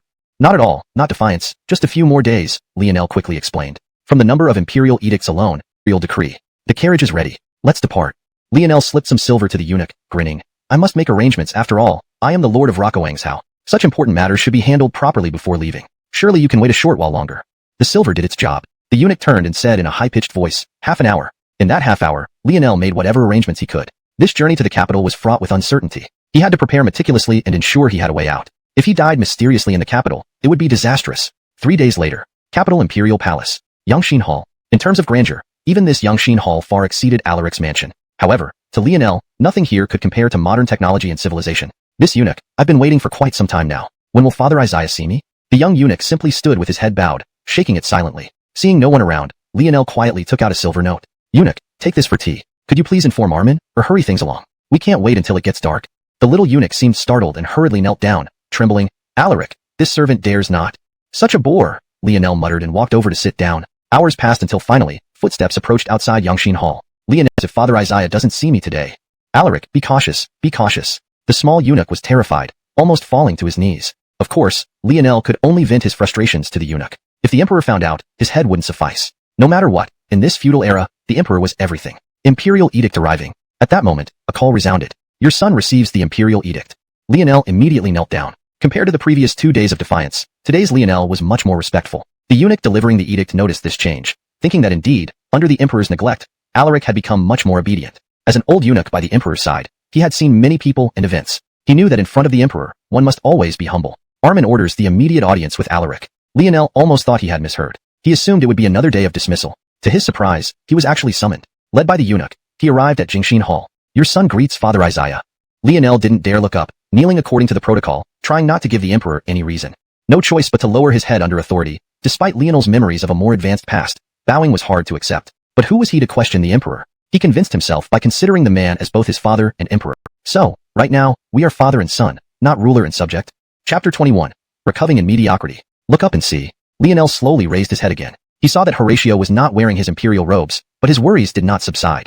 After all, the person before him could end his life with a mere word. He did not believe that just because he was the emperor's son, the emperor would show mercy. In this era, born into an imperial family, there was no chance for the kind of domestic bliss enjoyed by commoners. "Stand up. I said today there are no sovereign and subject here, only father and son." With a wave of Horatio's hand, all the maids, eunuchs, and guards left the room. Lionel finally felt some relief. Seeing that Lionel was still kneeling, Horatio walked over and pulled him up. He said sincerely, "Son, you've suffered so much all these years without me by your side. It is all my fault, and I hope you won't hold it against me." "Your Majesty, you should not." Lionel quickly lowered his head. "As an emperor indeed, I cannot admit fault to a subject, but as a father, why can't I ask for forgiveness from my own son? Louisa, I've missed you so much all these years. So, that's why I summoned you back from Liangzhou to the capital. You don't contact, endure insults without retaliation, emphasize incompetence, and live in idleness. Just surviving for a while would surely get the emperor to let him go eventually. Someone. Alaric, your command?" Lionel rolled up his sleeves and proudly ordered. "Find me the best crickets in the capital. Spin whatever it takes. Also, bring 2 bird cages. Speaking birds are preferable." "Yes, sir." For several days, Lionel indulged in eating, drinking, playing with crickets, and amusing himself with birds. The other princes paid close attention to the newcomer but received only reports of aimless leisure. The emperor did not expose Lionel's apparent mediocrity but quietly watched him perform. One day, in the court hall, Horatio was as usual presiding over the morning court when he suddenly flew into a rage. "All you officials have no good strategies?" Officials shrank back in fear. None dared to speak. "Younger brother too, as the eldest prince, do you have any thoughts?" Since the crown prince's death, Fergus heir, Wyatt, became the eldest and a strong contender for the throne. Wyatt shook his head and bowed. "I haven't thought of a good solution yet. Please give me more time to come up with a win-win resolution." By then it will be too late." Horatio rebuked. He turned to another prince, younger brother 3. "What about you?" Judah, Benicio, another strong contender, sighed. "Rockhoke, my second brother. Alaric, please groom yourself first. Your appearance mustn't disgrace the court." Looking at Lionel's messy hair, Dominic kindly reminded him. This messiness was precisely what Lionel aimed for. "Let's hurry. I can fix myself on the way. We shouldn't keep the emperor waiting." On the way, Lionel tidied up slightly, still appearing somewhat disheveled. "Alaric has arrived." As Dominic called out, Lionel followed behind him, entering the court hall. Finally, the anticipated Alaric arrived, but his appearance caused a flurry of comments. TSK. This is really Alaric? Hashtag chapter 22. The Fergus has no strategy. How can one present himself before Armin with such improper decorum? What kind of decorum is this? What kind of decorum? Earlier we heard that Fulton was fond of pleasure and enjoyment. I never thought it would be to this extent. The officials began to discuss amongst themselves. Although their voices were low, some of their words still reached Lionel's ears. He did not mind at all. In fact, it was precisely the effect he wanted. Eminence, please maintain order in the court, Dominic declared loudly, and only then did everyone quiet down. Lionel pretended to be a country bumpkin entering the city, timidly walking. Either side requires substantial funds and grain support. With the current strength of the Liangzhou government, it can barely manage to help one side. Trying to handle both sides simultaneously will result in neither problem being solved effectively. Therefore, the decision has yet to be made. Isaiah Horatio continued, the Ministry of Revenue believes that food comes first for the people, and the famine in the south should be addressed first. However, the Ministry of War thinks that the bandit threat is more dangerous for Liangzhou and should be tackled first. As a result, they have been arguing without reaching a complete solution. He then narrowed his eyes and asked solemnly, what do you think? Lionel felt speechless internally. He couldn't understand what was going on in ancient people's minds. Such a simple problem required discussion. Since different issues arose in the south and the north, why not let them help each other? This problem didn't need intervention from the Liangzhou government. The local county offices could handle it. If the south lacked grain while the north lacked soldiers, then moving southern soldiers to the north would not only solve the bandit issue but also save on grain. Simultaneously, the north could send some grain to the south as emergency relief. After pacifying the bandits in the north, the seized grain could be distributed accordingly. Meanwhile, prisoners in southern prisons could be used to farm and increase grain production. The Ministry of Revenue and the Ministry of War should cooperate instead of competing for individual credit. Of course, Lionel wouldn't say this out loud. Zach joined in, yes, Fulton. You can't ignore the court affairs just because you have a fiefdom. Everyone has waited so long for you. You can't let us down. Lionel replied with feigned helplessness, both royal brothers, it's not that this prince doesn't want to assist father, but I am indeed helpless. Having left the capital for many years and residing in a barren land, I can hardly offer effective governance advice. These words clearly showed Lionel's weakness in front of the two princes. However, instead of easing off, they intensified their attacks. Oh, how disappointing. Everyone waited so long, expecting you to provide a good method. Alas, it was all in vain. Fulton, since you're in the capital, you should try to assist father more. I hear Fulton spends days playing with birds and crickets. That's not good. Though you've been enfeoffed as a king, your heart should still be on the welfare of the people, not indulging in trivialities. Rockesoning to the lecturing from the two princes, Lionel respectfully responded, indeed, this prince shall remember. Isaiah Horatio felt somewhat displeased, knowing Lionel was deliberately acting this way. He said sternly, are you really unable to find a solution? Reporting to your majesty, your humble son truly does not have a good strategy. Lionel was anxious inside, realizing the emperor was getting angry. Yet, apart from offending the officials and the princes, he couldn't offend the emperor either. Just as he was pondering how to defuse the situation, Xiuxian stepped forward, saying, Father, it seems Fulton has done his best. Let's not make things difficult for him. After all, even we couldn't find a solution. Zach chimed in, Fulton, if you're not adept at state affairs, surely you must be very proficient in playing with birds and crickets. Someday when I'm free, I'll seek your guidance. These remarks caused the entire court to burst into laughter. Lionel, however, perked up from Zach's words, seizing the opportunity. Brother's question is excellent. Regarding birds and crickets, no one understands them better than me. They require different types of feed, and these feeds are quite expensive. With limited funds, it's quite a headache for me. Do you know how I resolve this issue?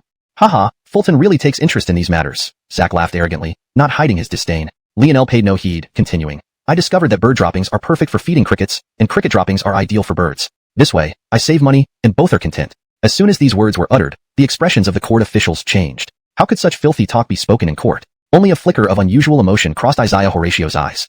Hashtag chapter 23. The Poetry Garden Gathering. Alaric, we are not interested in such scatological matters. Please refrain from discussing them.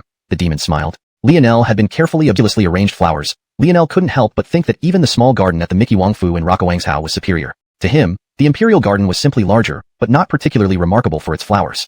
Note: for better flow and natural reading in English, I've slightly rephrased the comparison and description of the gardens, while keeping the original meaning intact. After walking a few dozen steps, feeling rather bored and about to turn back, he heard someone call out to him. Alaric, what a coincidence. Are you here for the poetry gathering too? Turning around, he saw a person dressed as a servant standing nearby. Although Lionel had never met this person before, he didn't want to provoke trouble and replied courteously, I was just passing by and was about to leave. As he turned to go, a familiar voice called out, since Alaric is here, why don't you join us for a chat? It was the demon's voice, whom Lionel had heard multiple times in court recently. Lionel rolled his eyes inwardly, offering unsolicited kindness like this. This must be a banquet of treachery, impossible to attend. He hurriedly turned back and bowed, excuse me, I must take my leave. Is Alaric showing disdain for your brothers now that you're a prince? The demon's tone carried a hint of provocation. Quickly, Lionel explained, not at all, I just don't want to disturb your deserved at least polite treatment on the surface. Wow, seems livelier than usual. Did I arrive late? Ralph's other voice sounded as a refined man approached. Greetings, Emil. This was the Emil. Lionel hadn't formed much of an impression about him. You must be Alaric. I heard the Isaiah just summoned you to the capital. The Emil's gaze fell directly on Lionel, who felt an ominous presence despite his efforts to remain low-key. "Greetings, your highness." As Lionel greeted him, the demon whispered in explanation, "This elder brother of yours has no interest in state affairs. He only indulges in mountains and rivers, fond of drinking and composing poetry." Sure enough, the Emil proposed a poem challenge right away. "Greetings, Alaric. Since the Isaiah summoned you from afar, he must see something extraordinary in you. How about reciting a poem today? Your highness flatters me, but I lack the talent. My apologies." A talented scholar stepped forward. "Alaric, please do not be modest. You are here amid the beauty of the imperial garden and the uniqueness of Phoenix Pavilion. It would be a pity to dampen everyone's spirits." Great, even invoking social obligation to prevent him from backing out. Lionel understood clearly that tolerating their humiliation would bring this matter to an end. Ralphie resistance would lead to endless trouble later. Just then, a person carrying something arrived at the Phoenix Pavilion, apparently a minor official. Lionel paid little attention, but the demon laughed. "Isn't that Secretary Raku? Who made you deliver things here? Isn't this beneath you?" The Isaac chimed in sarcastically. "Although Secretary Raku is a minor official, using him like a servant is unacceptable. Was it an error in assignment?" Faced with the prince's mockery, the official respectfully replied, "Delivering items to the princes is an honor for a humble official." The Emil joined in. "Brothers, isn't this impolite? Raku's secretary is related to the royal family. We should investigate this matter seriously." Only then did Lionel realize this Raku secretary was his maternal grandfather, surnamed Raku. Due to his mother's humble background as a local official, her family was unprivileged in the palace. After her death, his grandfather came to the capital but remained marginalized without influential connections, barely attaining an 8th-rank position as a secretary, a mere servant role. Lionel realized it was no coincidence. From the moment he was brought to the Phoenix Pavilion, everything was orchestrated to humiliate him. Chapter 24. A startling revelation. "Your highnesses, if there are no other matters, this humble minister will take his leave." As he spoke, his eyes met Lionel's for a brief moment. Was a pot of chrysanthemums right in front of him, so he answered offhandedly. That person immediately laughed. "Chrysanthemums, inferior to the beauty and fragrance of peonies, can never grace grand occasions." Seeing several people joining forces to mock his grandfather, Lionel couldn't help but clench his fists. This gesture didn't go unnoticed by Brian, who smiled and said, "I remember now. This Lord Raku is the grandfather of Alaric." "Is that so? I had almost forgotten." Trevor chimed in sarcastically. Everett seized the opportunity and laughed. "Lord Raku is Alaric's grandfather. Do not blame me. I truly did not know." He then turned to those around him and added, "Look at this lackluster man. His favorite flower is so mundane and unscented, barely catching anyone's eye. Oh yes, I wonder what flower Alaric loves?" Each word from Everett dripped with hidden meaning, subtly implying that he and his grandfather were commoners without power or influence, destined to be trampled upon. The words were a veiled insult to both him and his grandfather. Lionel decided he wouldn't endure this any longer. He could tolerate insults directed at himself, but not when they affected his grandfather, especially since he valued filial piety deeply. Lionel took a few steps forward, plucked a peony, and said, "Among the flowers of land and water, many are lovable. Yet the world adores peonies, which speaks to their excellence. Peonies are indeed the symbols of opulence." "Do you mean to say Alaric also loves peonies?" Everett laughed. Seeing Lionel finally speak, everyone perked up. Lionel slowly shook his head and said, "True, they are loved by many, but it makes them somewhat common." "Bold. How dare you call Everett's beloved flower common?" Someone immediately rebuked, trying to prove loyalty. Lionel ignored him, walked over to a chrysanthemum, and continued. "Orchids bloom gracefully and chrysanthemums exude fragrance, but holding on to someone dear cannot be forgotten. Chrysanthemum's elegance does not fall short of any other flowers. People follow the crowd, and ultimately, they are just common. Rakatl do they know, chrysanthemums symbolize seclusion. How many wish to retire in peace, longing for a life of picking chrysanthemums by the eastern fence, gazing leisurely at the southern hills? I see Lord Raku as a chrysanthemum, a symbol of reclusion." The crowd fell silent, stunned by Lionel's eloquence. No one expected his simple words to render all the supposed talents speechless. Clap, clap, clap. 3 crisp claps echoed from Everett's hands. He nodded approvingly. "Brilliant, truly brilliant. Picking chrysanthemums by the eastern fence, orchids in bloom and chrysanthemums fragrant. It appears Alaric is truly a scholar. But you still haven't answered. What flower does they recognize themselves?" Everett remained unperturbed by Brian's provocation and bowed, saying, "Alaric is indeed erudite. Learning about the lotus has enlightened me on the myriad flowers. My admiration for you grows." He bowed slightly again to Devon, expressing an apology. Lionel nodded in acknowledgement, accepting the apology. Trevor laughed heartily. "Alaric, you truly kept your talents hidden. This poetry gathering was worth attending." Seeing this, someone with keen insight approached, saying, "Alaric is erudite. Yet, our realm prefers 7-character poems. Might you bless us with a composition based on what you see and feel?" Immediately, another person stood up. "Alaric's wisdom. I too wish to learn." They promptly spread paper and began composing. Lionel knew there was no avoiding this confrontation. Having chosen to confront them, he would go all the way. Trevor tried to intimidate Lionel. "Alaric, seeing how eager these scholars are to witness your brilliance, you won't disappoint them, will you?" "I won't." Lionel smiled calmly. Facing everyone, he said leisurely, "We are all talented scholars and poets here, each excelling in their own ways. Let everyone display their best work today. I gladly accept the challenge." "Alaric sure has courage, showing such disdain for our scholars?" Brian taunted again. Lionel smirked coldly. "Brother might also try and show us your literary..." Were taken aback by Lionel's sudden outburst and stood silently. In their confusion, Lionel furrowed his brow and sternly shouted, "What? Did you not hear the adden? Alaric, please forgive us. Alaric, please forgive us. Having established his authority, Lionel did not push further. Waving his sleeve, he declared, my words still stand. If you wish to compete in poetry with me, feel free to unleash your talents. After you all finish, I will compose only one poem. If any of your poems surpass mine, from now on, I will treat him with the respect due a teacher. After this intimidating display, no one dared to say more and headed to the pavilion to begin composing their poems. The two princes exchanged glances, revealing ruthless expressions. The demon then walked to the Emil and whispered, such arrogance. Doesn't Sixth Brother want to challenge him? There is no need for your words, elder brother. I will do my best, not for your petty reasons but to seek guidance from Alaric. Please leave it at that. The demon smiled faintly and left. To him, it didn't matter what the Emil thought as long as someone could overshadow Lionel. No need to worry. Historically, the more arrogant one is, the more tragic their downfall. Today, Alaric has dug his own grave. Let's see how he finishes this, the Isaac remarked casually as he moved closer to the demon. Those attending the Poetry Garden gathering were aristocratic heirs and pillars of society who had received top-tier education since childhood. How could they be afraid of a prince recalled from a remote region? While everyone was busy writing their poems, Lionel found himself in a dilemma. Not because he lacked poems to write. His modern memory contained ancient poems that could easily overshadow this era's entire literary scene. But he was unsure which one to choose. Which one, indeed? Earlier in Xuanhuan, Lionel read some of this era's poems, noticing issues like uneven rhyme schemes and irregular tonal patterns, indicating the low overall level of this era's literature. Lionel initially considered presenting Spring River Flower Moon Night, known for its unparalleled elegance during the Tang Dynasty, but feared it might be too sophisticated for this audience. Using Ascending Heights, praised as the finest 7-character regulated verse of all time, seemed inappropriate due to its somber tone, not fitting his persona. Ralph the celebrated Yellow Crane Tower did not match the current scenery. After careful deliberation, Lionel decided his chosen poem must fit the occasion and express his inner thoughts. He knew that today's poem would inevitably reach the emperor. Though he had clashed with the princes impulsively, the person he dared mock Lionel. Everyone done? Lionel finally spoke. Just waiting for you, the demon replied coldly. Ink and brush. A light call sent someone scurrying off to fetch the 4 treasures of the study. Watching Lionel write, he pinned down, green mountains beyond green mountains, towers beyond towers. When will the dancing and singing on the prairie cease? The warm wind intoxicates the tourists. They mistake Jingzhou for Liangzhou. After finishing the 4 lines, Lionel set down the brush and walked away. Feel free to compare. If any poem exceeds this one, I will honor my word and treat him as my teacher. Everyone crowded around to read Lionel's poem, applauding loudly. The Emil, stunned for a moment, exclaimed, truly remarkable. No wonder he is so confident. The Isaac snorted. The last line doesn't sound right. It doesn't seem impressive. The demon squinted, muttering, he mistakes Jingzhou for Liangzhou. His fiefdom is in Liangzhou, so it seems his heart is there even in the palace. Could it be he truly has no ambition for the throne? Inside the Tranquil Heart Palace, Joaquin was reviewing petitions when Barker hurried over. Your Majesty, news from the Imperial Garden. Dropping the petition, the Isaiah rubbed his eyes before reading the message Ugongong handed him. After a moment, Joaquin chuckled. This boy, rather than write this poem for them, it seems he wrote it for me. May I see, Your Majesty?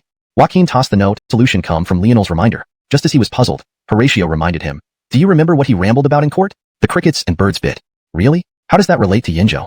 Horatio laughed, then said, that's not important. What's important is why he tried to hide his true ability. Barker ventured a guess. Perhaps he's concerned that a tree that stands out invites the wind. Hearing this, Horatio stopped talking and resumed reading the memorial on the table. Tranquility returned to the palace hall. Overnight, whether by someone's deliberate act or coincidence, Lionel's poem composed at the poetry meeting spread among clans inside and outside the palace. Though the poem expressed his longing for Liangzhou while in the palace, those who enjoyed literature focused intensely on the line. Beyond the mountains lie more mountains, beyond the buildings rise more buildings. How often do the grassland songs and dances cease? In the end, these strangers presumed Alaric was a romantic poet who specialized in landscape poetry. It was uncertain how Lionel would feel upon hearing such evaluations. As for Lionel himself, he went straight to bed after returning from the garden. Well, he slept soundly. He was thoroughly annoyed. Choosing to confront the prince today inevitably meant future retaliation and trouble. Since everything was unavoidable, he might as well face it calmly. What he didn't expect was for the profusely. Following the usual protocol, Horatio called on the demon. The demon rushed forward, kneeling down, and blathered nonsense, summarizing his inability to find a solution. Next came the Isaac, similarly unproductive, spewing meaningless words. Too good for nothings. The 2 scolded princes retreated silently. With even princes scolded, other officials dared not speak. Then Horatio looked at Lionel in the corner and asked, Alaric, any solutions? Upon being called, Lionel hurriedly mimicked the princes, pleading, this subject is incompetent. Please, father, forgive me. He expected saying this would make the emperor leave him alone. However, Horatio pointed at him. All of you are useless? Today, stand here and think. If you can't come up with anything, no one leaves. It was clear the emperor was determined to force him to take action. Horatio believed Lionel had a solution, reasoning simply. Qingzhou was far better positioned than Liangzhou. If Lionel could make Liangzhou prosperous despite worse conditions 5 years ago, surely he could tackle Qingzhou's drought. Seeing no escape, Lionel pleaded, Father, this subject suddenly has an idea, but I'm unsure if it will work. Let's hear it. I suggest relocating the people. Instantly, voices rose in opposition. Nonsense. We cannot abandon our land and relocate the people. Alaric's advice will mislead the state. Armin mustn't listen. Seeing this, the demon mocked, Alaric, State affairs aren't casual poetry. While your excellency knows you have some literary talent, in serious matters, caution is needed. Yes, this isn't Liangzhou where you can talk freely. Facing doubts, Lionel remained silent, awaiting the emperor's response. Moments later, Horatio raised his hand for silence, asking, reasons? In reply to father, relocation is just step one. Solving the people's livelihood comes first. With crops already failing, mass relief efforts might as well agree to relocation. Horatio found this somewhat reasonable, asking further, Ralph, step 2? Plant trees and forests. I surmise Qingzhou's northwest isn't as barren as Liangzhou, likely having sufficient groundwater. Digging wells is difficult, but extensive reforestation can improve water scarcity within a year or two. Horatio was still unsure, asking, within a year or two? Without other solutions, this method might be worth trying. Chapter 27. Public hostility. Your Majesty, what do you think? Faced with the Isaiah's question, the officials muttered hesitantly and dared not answer. Fergus Rocco sneered, Father, Your Majesty, please calm down. Didn't I say get up? The officials finally stood and returned to their positions, while the two princes glanced at Lionel with venom. Horatio then instructed, handle the Qingzhou affair as Alaric suggested. In fact, he was inwardly pleased. His earlier outburst was deliberate. Since Lionel wanted to play it safe, he decided to provoke the princes against him. Only in adversity could Lionel's true capabilities be pushed to the surface. At this moment, a courtier reported, the envoy from Rouen requests an audience. The court immediately buzzed with speculation on why the Rouen envoy would arrive now. Horatio gestured for silence and said, Rouen has been disturbing our borders for years. This spring, I dispatched troops to drive them back several hundred miles after some victories. However, nomadic tribes like Rouen will regroup as long as they have food and iron. I plan to take advantage of our victory to negotiate an alliance. But convincing the Rouens isn't easy, so they will likely pose challenges. Everyone must be cautious in responding. Fergus Rocco stepped forward coldly, defeated and still arrogant. If the Rouen envoy insults us, I will lead troops to flatten Rouen. Lionel almost laughed. Was Fergus Rocco truly foolish, or just simple-minded? Horatio, accustomed to Fergus Rocco's behavior, ignored him and signaled to Barker. Ralph announced the Rouen envoy. Moments later, a tall Rouen envoy strode forward, followed by two men carrying boxes. As they approached the hall, guards blocked them. What's in the boxes? Open them. The envoy shouted, impudent. These are gifts from Rouen to the Isaiah of Rockawang. Not just anyone can see them. Lionel noted the envoy used send, rather than offer, indicating unfriendly intentions. Horatio waved magnanimously, let them pass. The envoy approached, placing his right hand over his chest and bowing slightly. Rouen envoy Hilary pays respects to the Isaiah of Rockawang. Audacious! How dare you not kneel before the Son of Heaven? A minister scolded. Hilary remained calm. I am a Rouen envoy, not a subject of Rockawang. Why should I kneel? A mere tribe dares imitate the rights of great nations. Truly laughable, Fergus Rocco remarked. From Fergus Rocco's words, does Rockawang not consider Rouen equal? If so, negotiations are pointless. Clearly, Rockawang is insincere. Amused, Fergus Rocco replied, do you need Rockawang to escort you back? What if you mysteriously disappear on the way? Rouen might blame Rockawang. Ha ha ha. Laughter echoed through the court. Clearly, Rockawang didn't take Rouen seriously, nor did Horatio attempt to stop it. Unfazed by the humiliation, Hilary smiled. Fine. If this is Rockawang's does the Isaiah know there are two Rouen delegations? One is here. Guess where the other went?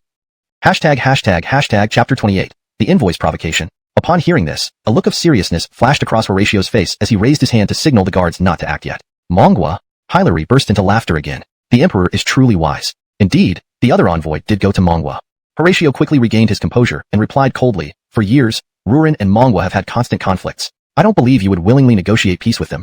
It's true that Rouen also has frequent conflicts with Rockawang, but I believe Rockawang has the power to crush Rouen easily. However, if we are provoked too much, we will choose to ally or even surrender to Mongwa. By then, Rockawang will be surrounded by enemies on all sides. Dare the emperor still take this gamble? Hilary said coldly. At this moment, Lionel finally understood. Rouen was playing this kind of game. Being a small country caught between two major powers, they played both sides to ensure their survival. From Rouen's perspective, it was indeed a clever strategy. Regardless of whether there really was a Rouen envoy in Mongwa, the message would likely be the same here. Ralph as the emperor of Rockawang.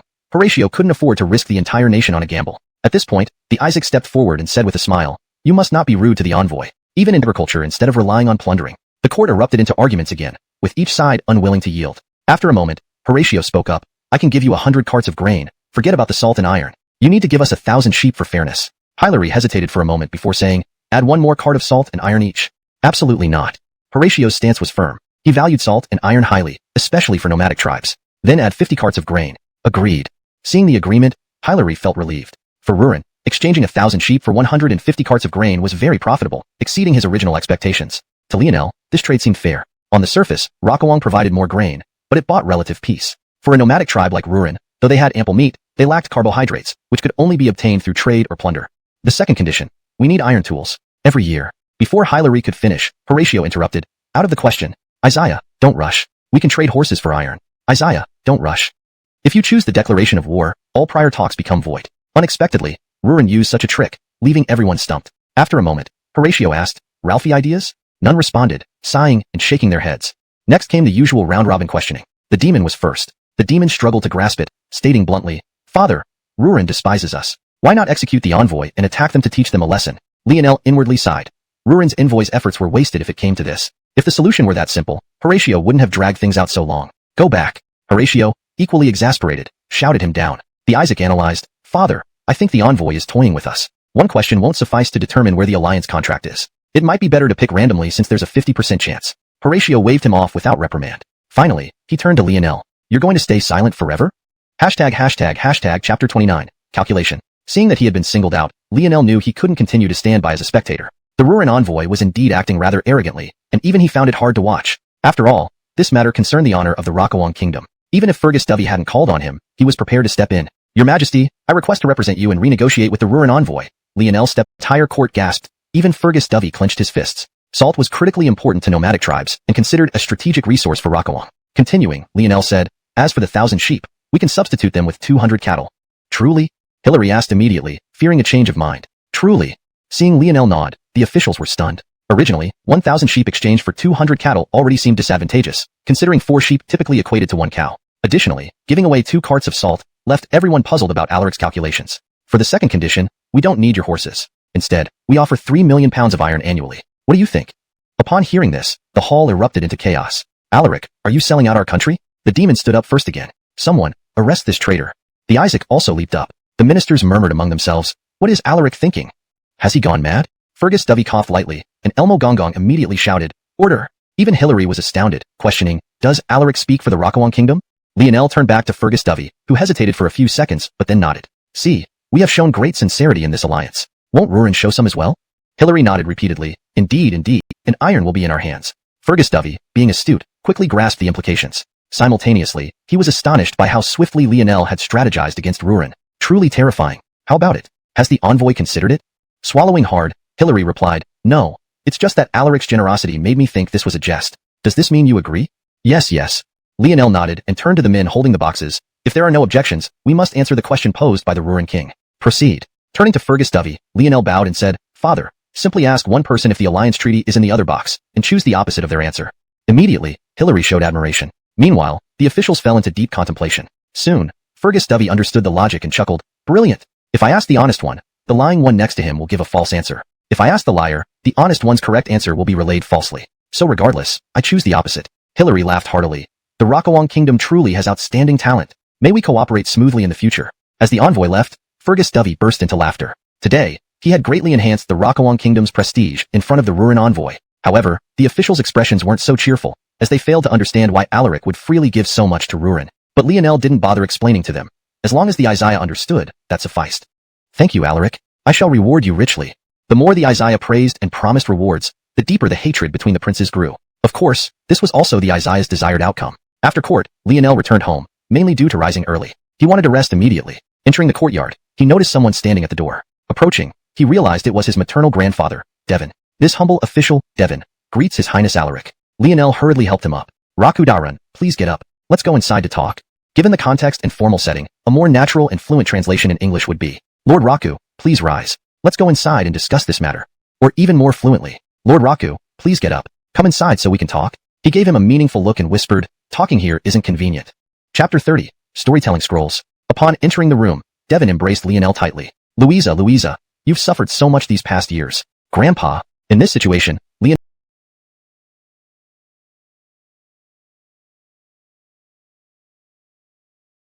Louisa, though you are now the Atten, you still cannot act ostentatiously within the palace. Especially, do not offend the second and Isaacs. When you stood up for me at the Imperial Garden, I was worried. Remember, I am merely a commoner, but you must live safely and steadily. Lionel smiled and shook his head. "Grandpa, don't say that. How could my grandfather be anything less? Rest assured, I will ensure no one dares bully you again, I promise." "Don't. I've lived more than half my life. A little hardship is nothing. You are Annie's only flesh and blood. For her sake, and for mine, you must live well." Hearing these words, Lionel felt a lump in his throat. Once his grandfather left, Lionel's expression turned solemn. Through recent events, he finally realized the reality. The emperor would not easily allow him back to Xuanhuan. Given that, he had to make preparations for himself. As night fell, Lionel did not sleep but stood by the window as if waiting for something. Not long after, a shadow appeared beside Lionel. This was the Forbidden City, and the ability to enter undetected attested to this person's prowess. In the next moment, seriously. On another day, while wandering around, Lionel noticed a servant hiding near a flower bed reading and approached out of curiosity. Dalton, what are you reading? The servant immediately knelt and pleaded. My lord, forgive me. I wasn't slacking off intentionally. Why so nervous? There's nothing pressing right now. Taking a short break is fine. Get up. To the servants, the new prince was easygoing and approachable, making them feel fondly towards him. Slowly rising, the servant explained. I learned to read as a child when my family was prosperous. Later, due to financial troubles, I ended up sold into servitude. Nodding, Lionel picked up the book from the ground. The title was The Great Swordsman Raku Sandow. Wow, you enjoy novels too? Adin, what are novels? Oh, like what you're reading. Storytelling scrolls. Dalton nodded. Yes, storytelling scrolls sell well in the capital. Lionel flipped through it, finding it ordinary, lacking intrigue and conflict, with a flat narrative. Summing it up, exceptionally mediocre. Curious, he asked, if I write a storytelling scroll, can you help me distribute it? Sure, Adin, you can write one? Finding himself bored, Lionel went back to his room and started writing. By the next day, 2 manuscripts, a romance and a martial arts tale, were handed over to Dalton. Despot Fergus falls in love with me and Chronicles of the TSK. Who could have written the Chronicles of a Hero? So talented. I heard it was written by Your Highness Archie. Nonsense. How could a prince write such martial fiction? But I've also heard that Archie is quite talented. Didn't he write the poem Warm Winds Intoxicate the Travelers? Ralphed among the women, discussions about the passionate princes filled their gatherings. Brilliant, simply brilliant. Who would have thought the prince in the book could be so devoted? Sob, if I ever met a prince so devoted, I'd die happy. Don't daydream. It's just a novel. Who could have written with such delicacy? Such an astonishing work. I heard from the publisher that it was written by Archie in the palace. Archie? The same one who wrote, Beyond Green Hills There Are More Green Hills. At the residence of the Minister of Revenue. A maid gently knocked on the door. Miss, it's time for dinner. Stop rushing me. I'll be there soon. Inside, a young woman put down her book and rubbed her eyes before stepping out of the room. On the table lay, My Tyrant Fergus Falls for Me, and beside it was The Adventures of the Eagle-Shooting Hero. Above them, the famous lines, Beyond Green Hills There Are More Green Hills, were written. Your Highness Archie. Lionel, slightly impatient, stepped out of his room. Seeing Ralph waiting outside, he said, Please, I just wrote those stories out of bored. Replied, Let's meet at the pavilion by the rockery. Prepare tea and snacks. Yes, Your Highness. Lionel headed to the pavilion first. Not long after, a young woman accompanied by maids approached. Greetings, Your Highness. I am Amaris, daughter of the Minister of Revenue. Lionel nodded lightly in acknowledgement. A few days ago, I had the fortune to read your poetry, which I greatly admired. Recently, I read your 2 stories and was deeply impressed by your writing. Out of curiosity and admiration, I couldn't help but pay you a visit. Forgive my intrusion. True to her upbringing, she spoke succinctly, directly stating her purpose. Lionel smiled. Just casual writing during my leisure time. Nothing worth mentioning. Even your casual writing can captivate the masses. Indeed commendable. You too seem to be a straightforward person. I admire that. Though Lionel didn't enjoy this formal praise exchange, he couldn't lose decorum and responded accordingly. Amaris turned to her maid. Go deliver the humble gift I prepared to Archie's quarters. Yes, miss. With the maids leaving, only the 2 of them remained in the pavilion. As Lionel pondered what to say, Amaris suddenly stood up. Phew, I can't stand it anymore. I apologize, Your Highness. I dislike that overly formal manner of speaking. To me, it seems pretentious. From your, is that all? Yes, just that. Amaris nodded. Lionel had initially suspected that the other party was here to probe him, but from her behavior, she didn't seem overly cunning. Of course, appearances can be deceiving, so he still needed to be cautious until he fully understood her background. In that case, this prince will not accompany you further. Seeing the dismissal, Amaris did not show any dissatisfaction but smiled. Then I'll take my leave. Please write more scripts when you have time. Many enthusiasts are eagerly waiting to read them, including myself. I'll try. Thus, their meeting began hastily and ended just as quickly. Being in the palace, Lionel always needed to keep his wits about him. He knew very well that at least 3 major factions were keeping an eye on him, which was why he chose to meet her in the pavilion. No matter what, he couldn't let anyone catch him off guard. Upon returning, AI Ralph delivered the gift Amaris had given him to his room. Lionel inspected it. It was a set of 4 treasures of the study, writing materials. He didn't pay much attention to it. In the Palace of Tranquil Heart. What has Alaric been up to these past few days? Barker bowed and reported, Your Majesty, Alaric hasn't gone out these past few days. He only wrote 2 scripts, which have widely circulated among the people. In the morning court session, Demon and Isaac met at the palace entrance. Third brother, Alaric is getting too much attention these days. Aren't you going to do something about it? Isaac sneered. Second elder brother, don't act with me. Father praised him repeatedly and scolded us in front of the court. Aren't you worried yourself? Lowering his voice, Demon said, My dear third brother, I have a plan to deal with him, but I need your cooperation during the court session. Go on. Demon smirked. Today, Father will receive envoys from Mongolia. They come with ill intent, allegedly harboring resentment over the previous Ruin incident, and planning to demand justice from us. How do you plan to get rid of Alaric? I've heard the Mongolian envoy prepared 3 difficult challenges, both literary and military. We'll cooperate and push Alaric to handle them. If he fails, we'll shift all the blame onto him. At this, Demon chuckled evilly. After some consideration, Isaac also smiled. Meanwhile, Lionel was awakened by urgent knocking on the door while still asleep. Who is it? Alaric, Armin requests your presence at court. Barker's voice sounded from outside. Can I sleep anymore? I was writing scripts late into the night, and now I have to attend court? Lionel sprang up from bed instantly. What's going on? Why call me to court after days of silence? Barker explained. Isn't it because Armin values Alaric? Ultimately, wars suffer the common people. At this point, Isaac stepped forward. Father, I think both ministers have valid points. As rulers, we must weigh pros and cons and consider the people. We cannot lose our dignity either. Here's a win-win solution. Chapter 33, a welcome threat. At this moment, Lionel's most immediate thought was, oh, you have a plan too? Having observed Isaac for some time, he found him to be an incompetent individual. Lionel did not expect much wisdom from him, and only hoped that he would not harm the country and its people. Horatio seemed somewhat surprised and hurriedly asked, tell us your plan quickly. Do you remember how recently the Ruran envoys caused trouble for our entire court? It was only with Archie's intervention that our great Rokuang regained its national dignity and secured the alliance treaty. Since we know this time that the Mongol envoys are here with ill intentions, why don't we let Archie handle them as well? I believe Archie will not disappoint and can secure benefits for our great Rokuang through negotiation. Lionel felt a twist in his heart. It was clear that this was directed at him. What surprised him even more was that Demon chimed in. Yusef makes sense. I also trust Archie to handle the Mongol envoys and protect our great Rokuang's dignity. With both princes leading the way, several ministers immediately expressed their agreement. Horatio was inwardly delighted. He had summoned Lionel today to help solve his problems. But now, even before the issue arose, the right person had been chosen with the help of his two brothers. Archie, what do you think? Horatio deliberately asked. The atmosphere had reached a point where Lionel could hardly refuse. If serving the country requires it, this subject cannot shirk the responsibility. Reluctantly, Lionel agreed, glancing at the two princes. From their gleeful expressions, it was evident they were intentionally pushing him forward. You want to see me fail, huh? Fine, things won't go as you wish today. Since the grudge had already been established, Lionel didn't intend to tolerate it any longer. Very well, then let's summon the Mongol envoys. Soon, 3 burly bearded men entered the hall. Greetings to the Isaiah of Rokuang. How dare you? Why do you not kneel before Armin? The scene played out just like when the Ruran envoys came. The Mongol envoys showed no intention of kneeling. Before the envoys could explain, Lionel stepped forward and waved his hand. Bring them outside and behead them. Everyone was stunned. What was happening? The Mongol envoys shouted in shock. Why behead us? Lionel walked calmly to the center of the hall. Mongol has a history of centuries. How uncouth to send such impolite envoys. Take them away and behead them. Let Mongol send new envoys. Seeing the guards remain unmoved, Lionel narrowed his eyes and barked. What? Did you not hear me? Horatio chimed in. This is precisely what I think. The guards immediately drew their swords and placed them against the envoys' necks. No, your majesty, please forgive us. Your humble envoys greet the Isaiah of Rokuang. The 3 envoys knelt, bowing their heads, daring not to speak further. Horatio felt triumphant. This first move had thoroughly intimidated the Mongol envoys, stirring excitement among the officials. Lionel took a deep breath. Armin is merciful. Since you acknowledge your mistake, you may rise. Thank you, your majesty.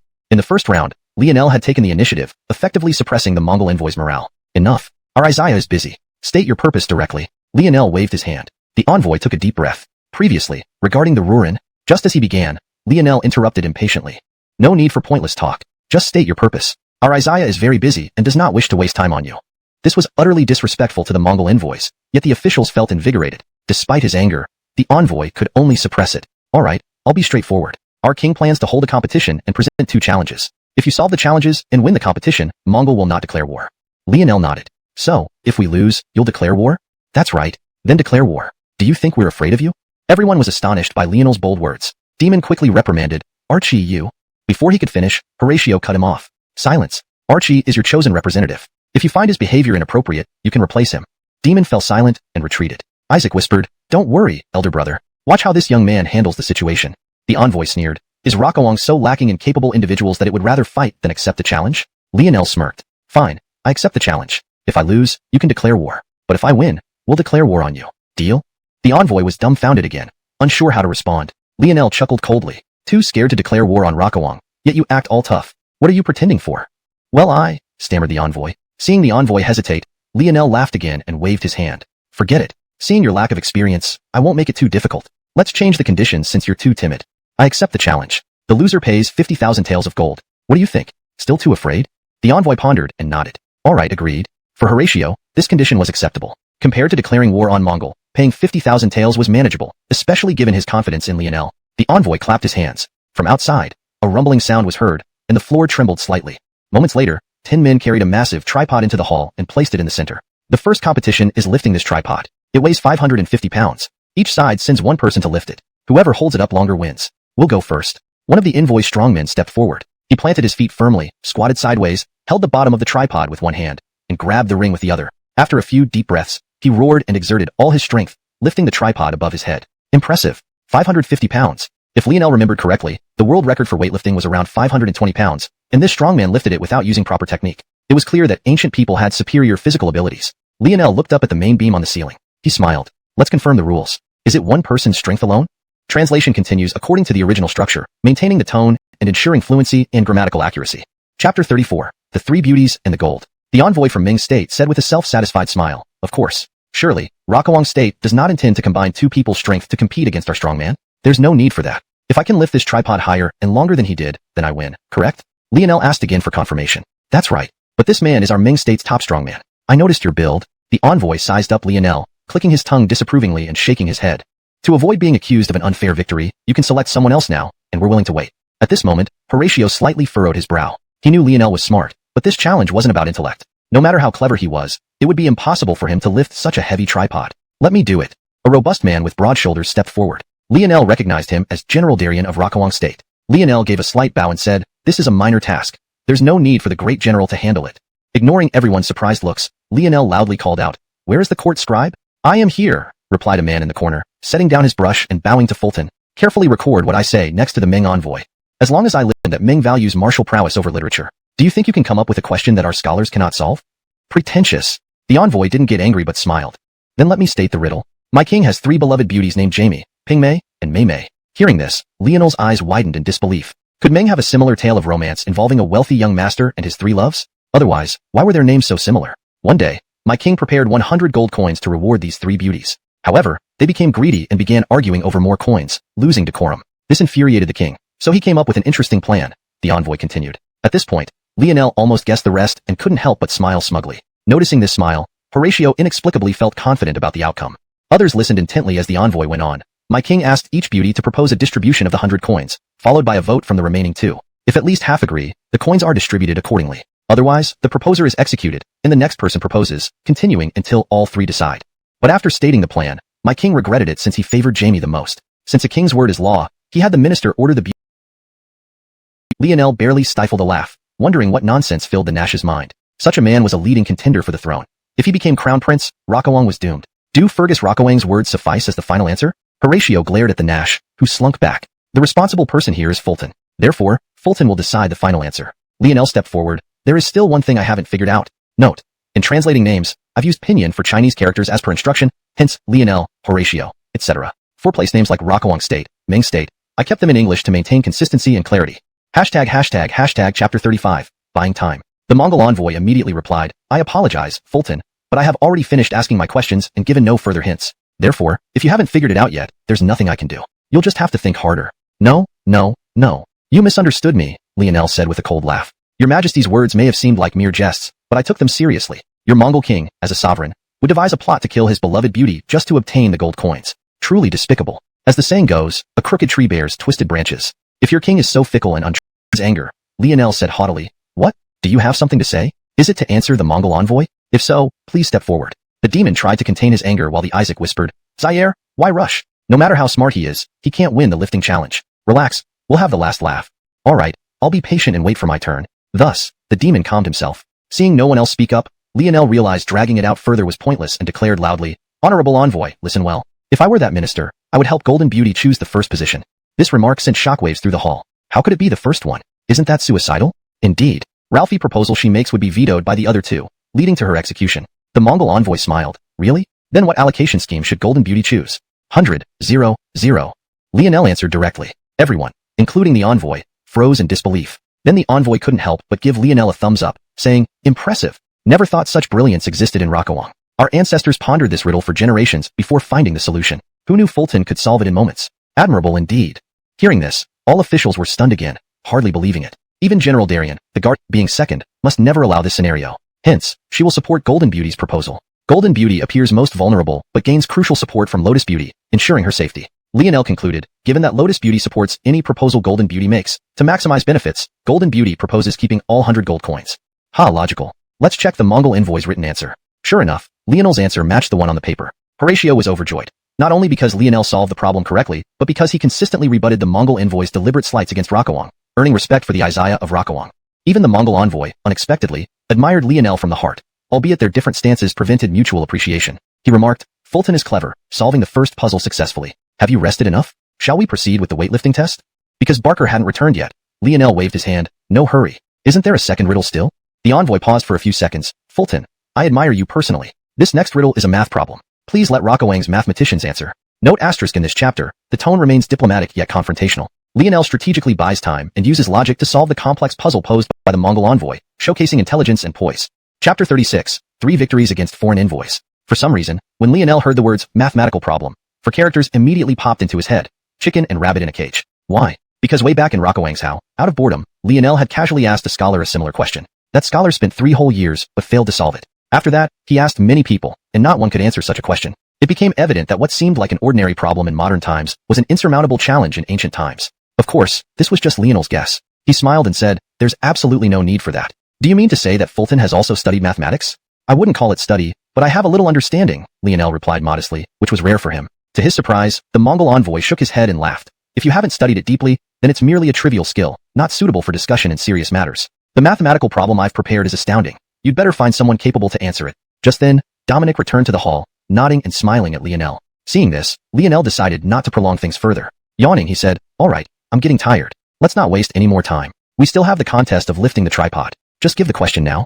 Since you won't list, pheasants have 2 legs, rabbits have 4. Suppose these pheasants and rabbits understand human language. If I order them to lift 2 legs each simultaneously." "Nonsense. If pheasants lift 2 legs, they'll fall over."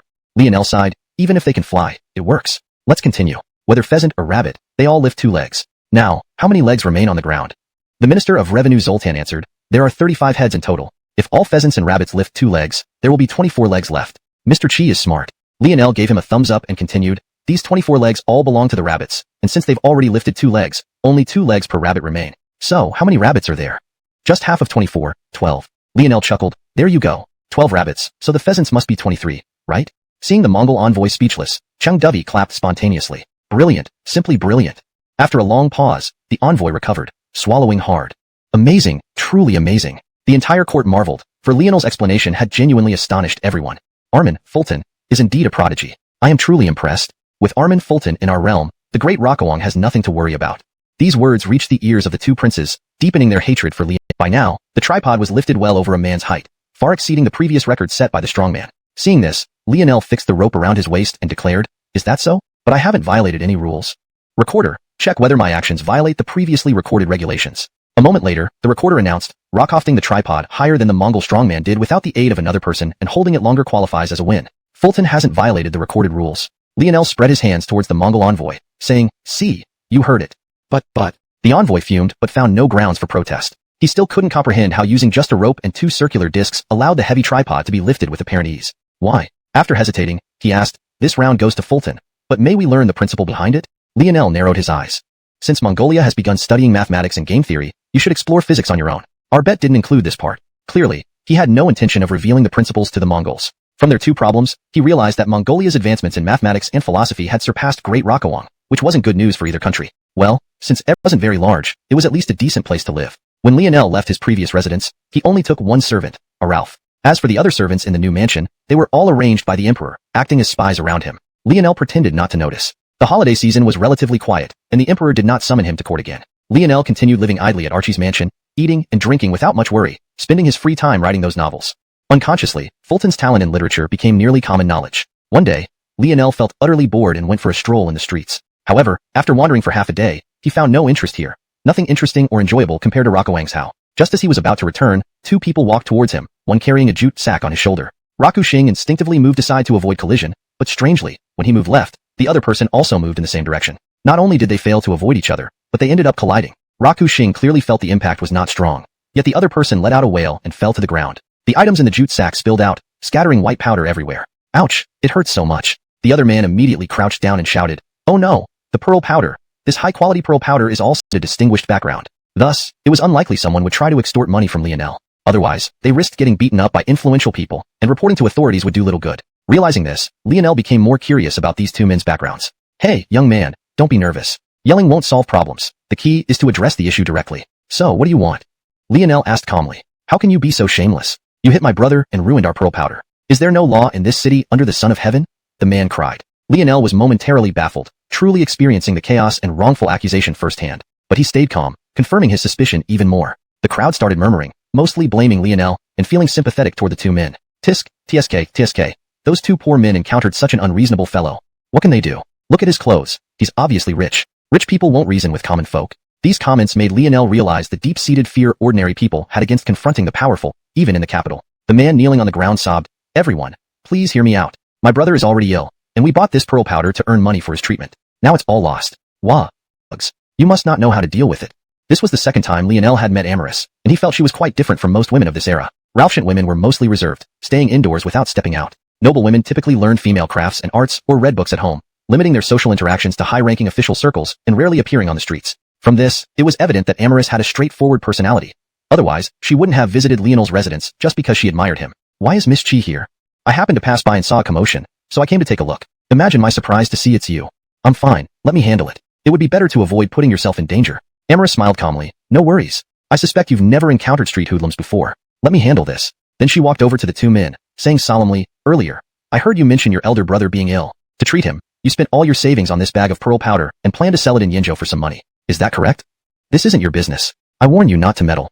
That man's hostility became evident, clearly upset by the sudden disruption that completely threw off his original plan. Meanwhile, Lionel walked up to Amaris, worried about a sudden attack, ready to protect her. Amaris sneered, "Citizens, perhaps you're unaware, so let me explain. Liangzhou is famous for producing pearl powder, which is much cheaper there than in the capital. If you were to buy pearl powder at a high price in the capital to sell it in Liangzhou, wouldn't that make no sense?"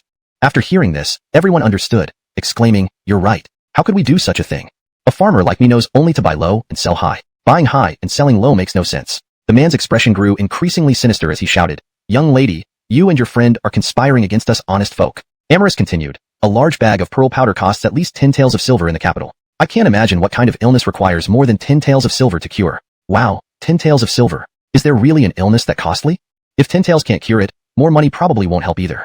10 taels of silver was more than many commoners could earn in a lifetime. "So, please don't embarrass yourselves with these petty tricks on the streets, tarnishing the reputation of our capital." At this point, a curious citizen inspected the spilled powder, tasted it, and exclaimed, "It's true, you're frauds. This is just flour." Now the citizens saw through their act. Amaris then said smugly, "Now you have two choices. Either leave immediately, or come to leave. Gentlemen, this way please." Under Lionel's lead, they passed through a narrow alley with no one around. "Looks like this place is perfect. You can strike now." Lionel suddenly stopped. The two men no longer pretended, revealing daggers. "We thought we'd miss our chance, but you brought us here. You asked for it." Lionel calmly replied, "Since I'm about to die, could you tell me who sent you?" "Humph, die." Without further ado, they lunged at Lionel with their daggers. Lionel sighed, shaking his head, "Leave them alive." Suddenly, two figures dropped from above, and the next moment, the two thugs lay unconscious on the ground. "Your Highness," the Adden. "Use any means necessary to find out who hired them." "Understood." How could the meticulous Lionel neglect his safety? He had arranged for the embroidered uniform guard to secretly protect him. Unless inside the palace, where the guard couldn't follow every moment, Lionel wouldn't worry about his safety in the palace. At least, no overt danger existed within the palace walls. After leaving the alley, Lionel returned home, only to meet Amaris again at the door. "Why are you here, Miss Chi?" "Waiting for you, naturally. Won't you invite me in for tea?" "Please." Once inside, Amaris asked, "What did you do with those two hoodlums?" Lionel narrowed his eyes, maintaining a cautious demeanor. He didn't believe in coincidences. Just when those assassins were about to approach, Amaris appeared. Ralph now, she waited for him at the doorstep. So he probed, "What do you think I did with them?"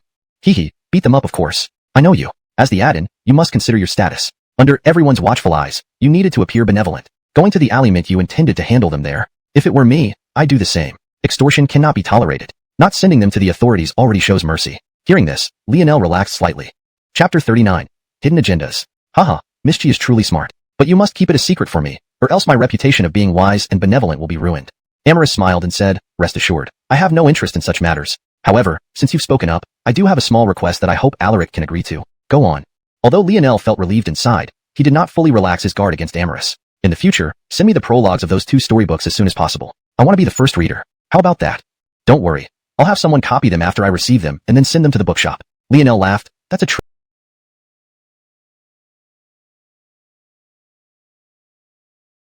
Though her reasons were seemingly all about the storybooks, Lionel couldn't help but connect her actions with the Minister of Revenue. Was it merely Amaris's personal decision? Or did Zoltan secretly instruct her? Lionel was uncertain. In the Tranquil Heart Palace, a person came to Isaiah Horatio and reported in a low voice, "Your Majesty, everything has been done as per your instructions. I made sure to act when Alaric and the daughter of Minister Chi were nearby." Afterwards, Miss Chi went to Alaric's residence. Isaiah Horatio nodded with satisfaction and followed up, "Those two individuals. They have disappeared, probably taken away by Alaric's people. This kid indeed has protection. I underestimated him." "Your Majesty, rest assured, those two only take orders for money. I told them I represented Demon Wyatt." "Nicely done." Horatio nodded. After hesitating for a couple of seconds, the person continued, "Your Majesty, Alaric has dark guards. Should we investigate further?" Before he finished, Horatio interrupted, "No need. As for those two, if they never return, forget it. If they do, silence them permanently. Understood. A moment later, Horatio stretched lazily and called out, Barker. Yes, your majesty. The autumn hunt is coming soon, isn't it? Yes, your majesty. Inform Alaric to join this hunt. Oh yes, also tell the princes. Barker, don't be formal. Take it for tea. Barker accepted the silver, thanked him, and added, Alaric may not have attended large hunts before. There will be many participants with their own guards. Be cautious, bring a few attendants for your safety. I'll take my leave. After seeing Barker off, Lionel narrowed his eyes. He sensed that the eunuch's words were a deliberate warning. Given it involved his safety, it was better to be safe than sorry. Just then, a member of the Secret Service landed through the window into Lionel's room. My lord, the two individuals have confessed under separate interrogations. Who ordered it? Demon Wyatt. Hearing this, Lionel waved his hand dismissively, and the Secret Service agent vanished from the room. This answer didn't surprise him much. It just confirmed his suspicions. Connecting this with the upcoming large hunt and the earlier reminder from Barker, a hint of coldness flashed across Lionel's eyes. This time, let's play along. Elsewhere, upon learning the location of the autumn hunt, and that Lionel would also participate, Demon Wyatt smirked. Alaric, after letting you shine in front of father these past times, remember, high trees catch much wind. This hunt might just be your end. Blades have no eyes, haha. Meanwhile, Isaac received similar information and began formulating his plans. Suddenly, the entire capital was abuzz with hidden tensions. Chapter 40. The autumn hunt begins. The day of the autumn hunt arrived quickly. In Rokuang Kingdom's tradition, this was a grand occasion. To be precise, it was a significant day for the royal family and all the civil and military officials. Almost all adult princes, including the emperor himself, would participate in this hunting event. Naturally, all military generals would join, and while most civil officials wouldn't directly participate, those with skilled archers and horsemen among their descendants would also take part. The autumn hunt was widely beloved mainly due to its substantial prizes. It was said that the winner of each session could make one request to the emperor, which would generally be granted as long as it wasn't something absurd like abdication, changing the order of the court, or the extermination of a family clan. Even the second through fifth place finishers received considerable rewards. According to tradition, I will now explain the rules and precautions for this autumn hunt, Barker announced, as he was the obvious choice for this duty. Firstly, each participating force is allowed only one representative. For example, Fergus Wyatt's faction can send only one person to represent them. If Fergus Wyatt believes someone in his household is more skilled in archery, he can let that person sign up. Each faction can bring 2 attendants, so a team can have up to 3 people. Secondly, the bows and arrows used by each faction will be uniformly distributed at the moment, so he did not go over. Instead, Amorous in men's clothing approached him, saying, Why didn't you bring 2 attendants? Going alone puts you at a disadvantage. I don't mind. I'm not planning to win anyway. As for you, why dress as a man to sneak in here? Don't you know how dangerous it is? Why would a lady come here? Don't underestimate women. You'll soon see my skills, Amorous replied confidently. Hector also came over, bowing politely. This lowly one, Hector, pays respects to your highness, the Adon. Addressing himself as this lowly one, indicated that he held no official rank, which puzzled Lionel. As the son of the Minister of Revenue, why did Hector hold no office? Was Zoltan truly such an incorruptible official? Greetings. Lionel returned the bow. Time passed until Barker finished introducing everyone and distributing the equipment. Next, Armin will announce the start of the autumn hunt. Following this, Isaiah Horatio gave a speech and finally declared the beginning of the hunt. Various factions galloped into the hunting ground. Lionel wasn't in a hurry. He leisurely followed behind, having no intention of competing with others. Keeping himself safe was sufficient. Isaiah Horatio personally participated, but was surrounded by numerous guards. As emperor, he naturally wouldn't compete with her horse. Now noticing her, Lionel admired her graceful yet fierce demeanor. A true image of a heroine. Quiet as a virgin, lively as a hare. By the way, why aren't you with your brother? Lionel changed the subject. Amorous smirked. Our strategy is independent hunting, then we regroup. Why don't you find helpers? I just mentioned, I'm only here to fill a quota. Winning isn't important. Whether I bring helpers makes no difference. Suddenly, a chilling aura approached. Amorous's expression changed, and she kicked Lionel back. Watch out. Her kick knocked Lionel down, just as an arrow struck the spot where he had been standing moments ago. ####Chapter 41. Conflict. Damn it, who's there?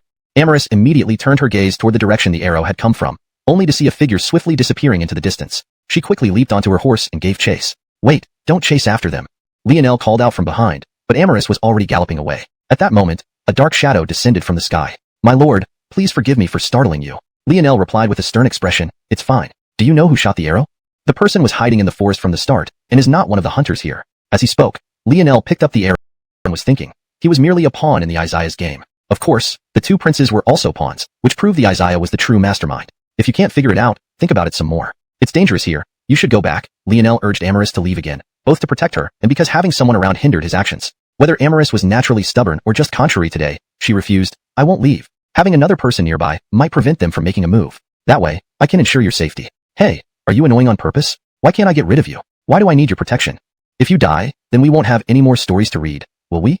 For a moment, Lionel was speechless, unsure how to respond. Since he couldn't drive her away, they might as well travel together. The 2 rode their horses leisurely, chatting along the way. Your riding and archery skills are quite impressive. Of course, my father says if I were a man, I'd likely win the top rank in martial exams, Amorous said proudly. Lionel thought privately that they were quite compatible. His intellect was maxed out, but he was practically a warrior novice. I heard about your past. 5 years ago, after being enfeoffed as Aden and assigned to Liangzhou, which is a poor and harsh land. You must have endured many hardships there. Strangely, Amorous's voice carried a touch of concern and empathy. He chuckled bitterly. It wasn't too bad. At least it was safe.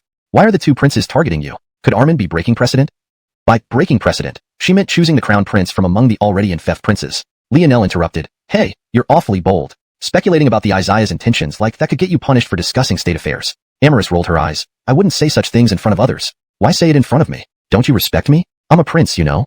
Because I consider you a friend. Amorous blinked innocently. Friend. That word was foreign to Lionel. Since crossing over, he lived each day on edge, trusting no one, let alone indulging in luxuries like friendship. In Liangzhou, even his father tested him by pretending to be an uncle. He dared not trust anyone. Yet Amorous's declaration of friendship touched something deep within him. Before they knew it, over an hour had passed, and the two were aimlessly wandering instead of hunting. There seems to be commotion ahead. Let's go see what's happening. They spurred their horses forward. From afar, Amorous recognized one of the figures. It was her brother, Hector. At the moment, Hector was alone against 3 others, seemingly caught in a dispute. That's immediately reprimanded. Tai smirked coldly. Hector, if you want to be someone's dog, go ahead, but don't bark orders at me. Rakata Lord doesn't buy that act. Lionel's eyes narrowed. We'll see if there's any distinction of status here today.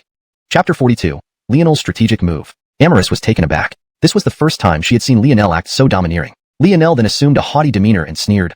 Rakuten carefully, boy. I order you to dismount and kneel before me right now, and greet His Highness, the Aden, respectfully. You. Tai turned red with anger and raised his hand. What? Do you intend to insult this Fergus? Seeing that the other remained silent, Lionel immediately took out his bow and arrow, coldly saying, I'll only count to 3. If you don't dismount and kneel, don't blame the weapons for being blind. I am the son of the Minister of Personnel, Tai muttered, clearly losing his courage. Are you kidding me? Although there are rules in the hunting ground that allow exemptions from etiquette when encountering a superior, Alaric just demanded a kneeling salute. Refusal would be considered insubordination. Tai had originally thought Lionel was an easy target, but he didn't expect such toughness. Lionel shook his head in disdain and said, So what? Are you going to challenge this Fergus with your father? Hector, please tell him. Tai shakily got up, needing 2 attendants to steady him. Now, tell me, whose deer is this? It belongs to Hector. I shouldn't have taken it. Lionel sneered. Do you know your mistake? I do. At this point, Lionel yawned casually and said, Since you understand, then scram. Tai dared not utter a word and quickly left, afraid that staying any longer might lead to a change of heart. Thank you, your highness, for coming to our aid. Lionel waved his hand. It's nothing. We've wasted enough time. Continue your hunt. He then said to Amorous, Go together. Don't let similar incidents happen again. In fact, Tai had dared to snatch Hector's prey because he saw the Fergus alone. If Hector had 2 people with him, Tai wouldn't have been so bold. After everyone left, Lionel's expression turned serious. The prolonged harassment of Tai served both to vent Hector's grievances and to formulate his own plan. He knew the royal princes would likely make a move against him today, evidenced by the previous assassination attempt. Preparing to play a bigger game, shortly after, several genii appeared beside Lionel like phantoms. Sir, the assassin has admitted he was hired by Demon Wyatt. The servant also learned that more than one person intended to strike at you today. Lionel nodded. Pass on my orders. The son of the Minister of Personnel, Tai, General Minister Arrigo, concerned for his son, wanted to seek help from the Isaac but found him absent. Fuming, he went to the Isaiah. Your Majesty, this humble minister has served loyally for 30 years. My son has been ambushed. Please give me justice. If it was an ambush, do you know who did it? Your Majesty, my son suspects Alaric. Suspects? Horatio gave a glance and sighed. I will look into it. Thank you, Your Majesty. Back in the forest, Lionel recognized the sound immediately. Swish, swish. 2 figures landed. What happened? Just now, I saw someone aiming an arrow at you. There was no time to shoot back, so I used a firelock in an emergency. Please forgive me, Your Highness. Now is not the time to assign blame. Lionel frowned. Dispose of the body quickly.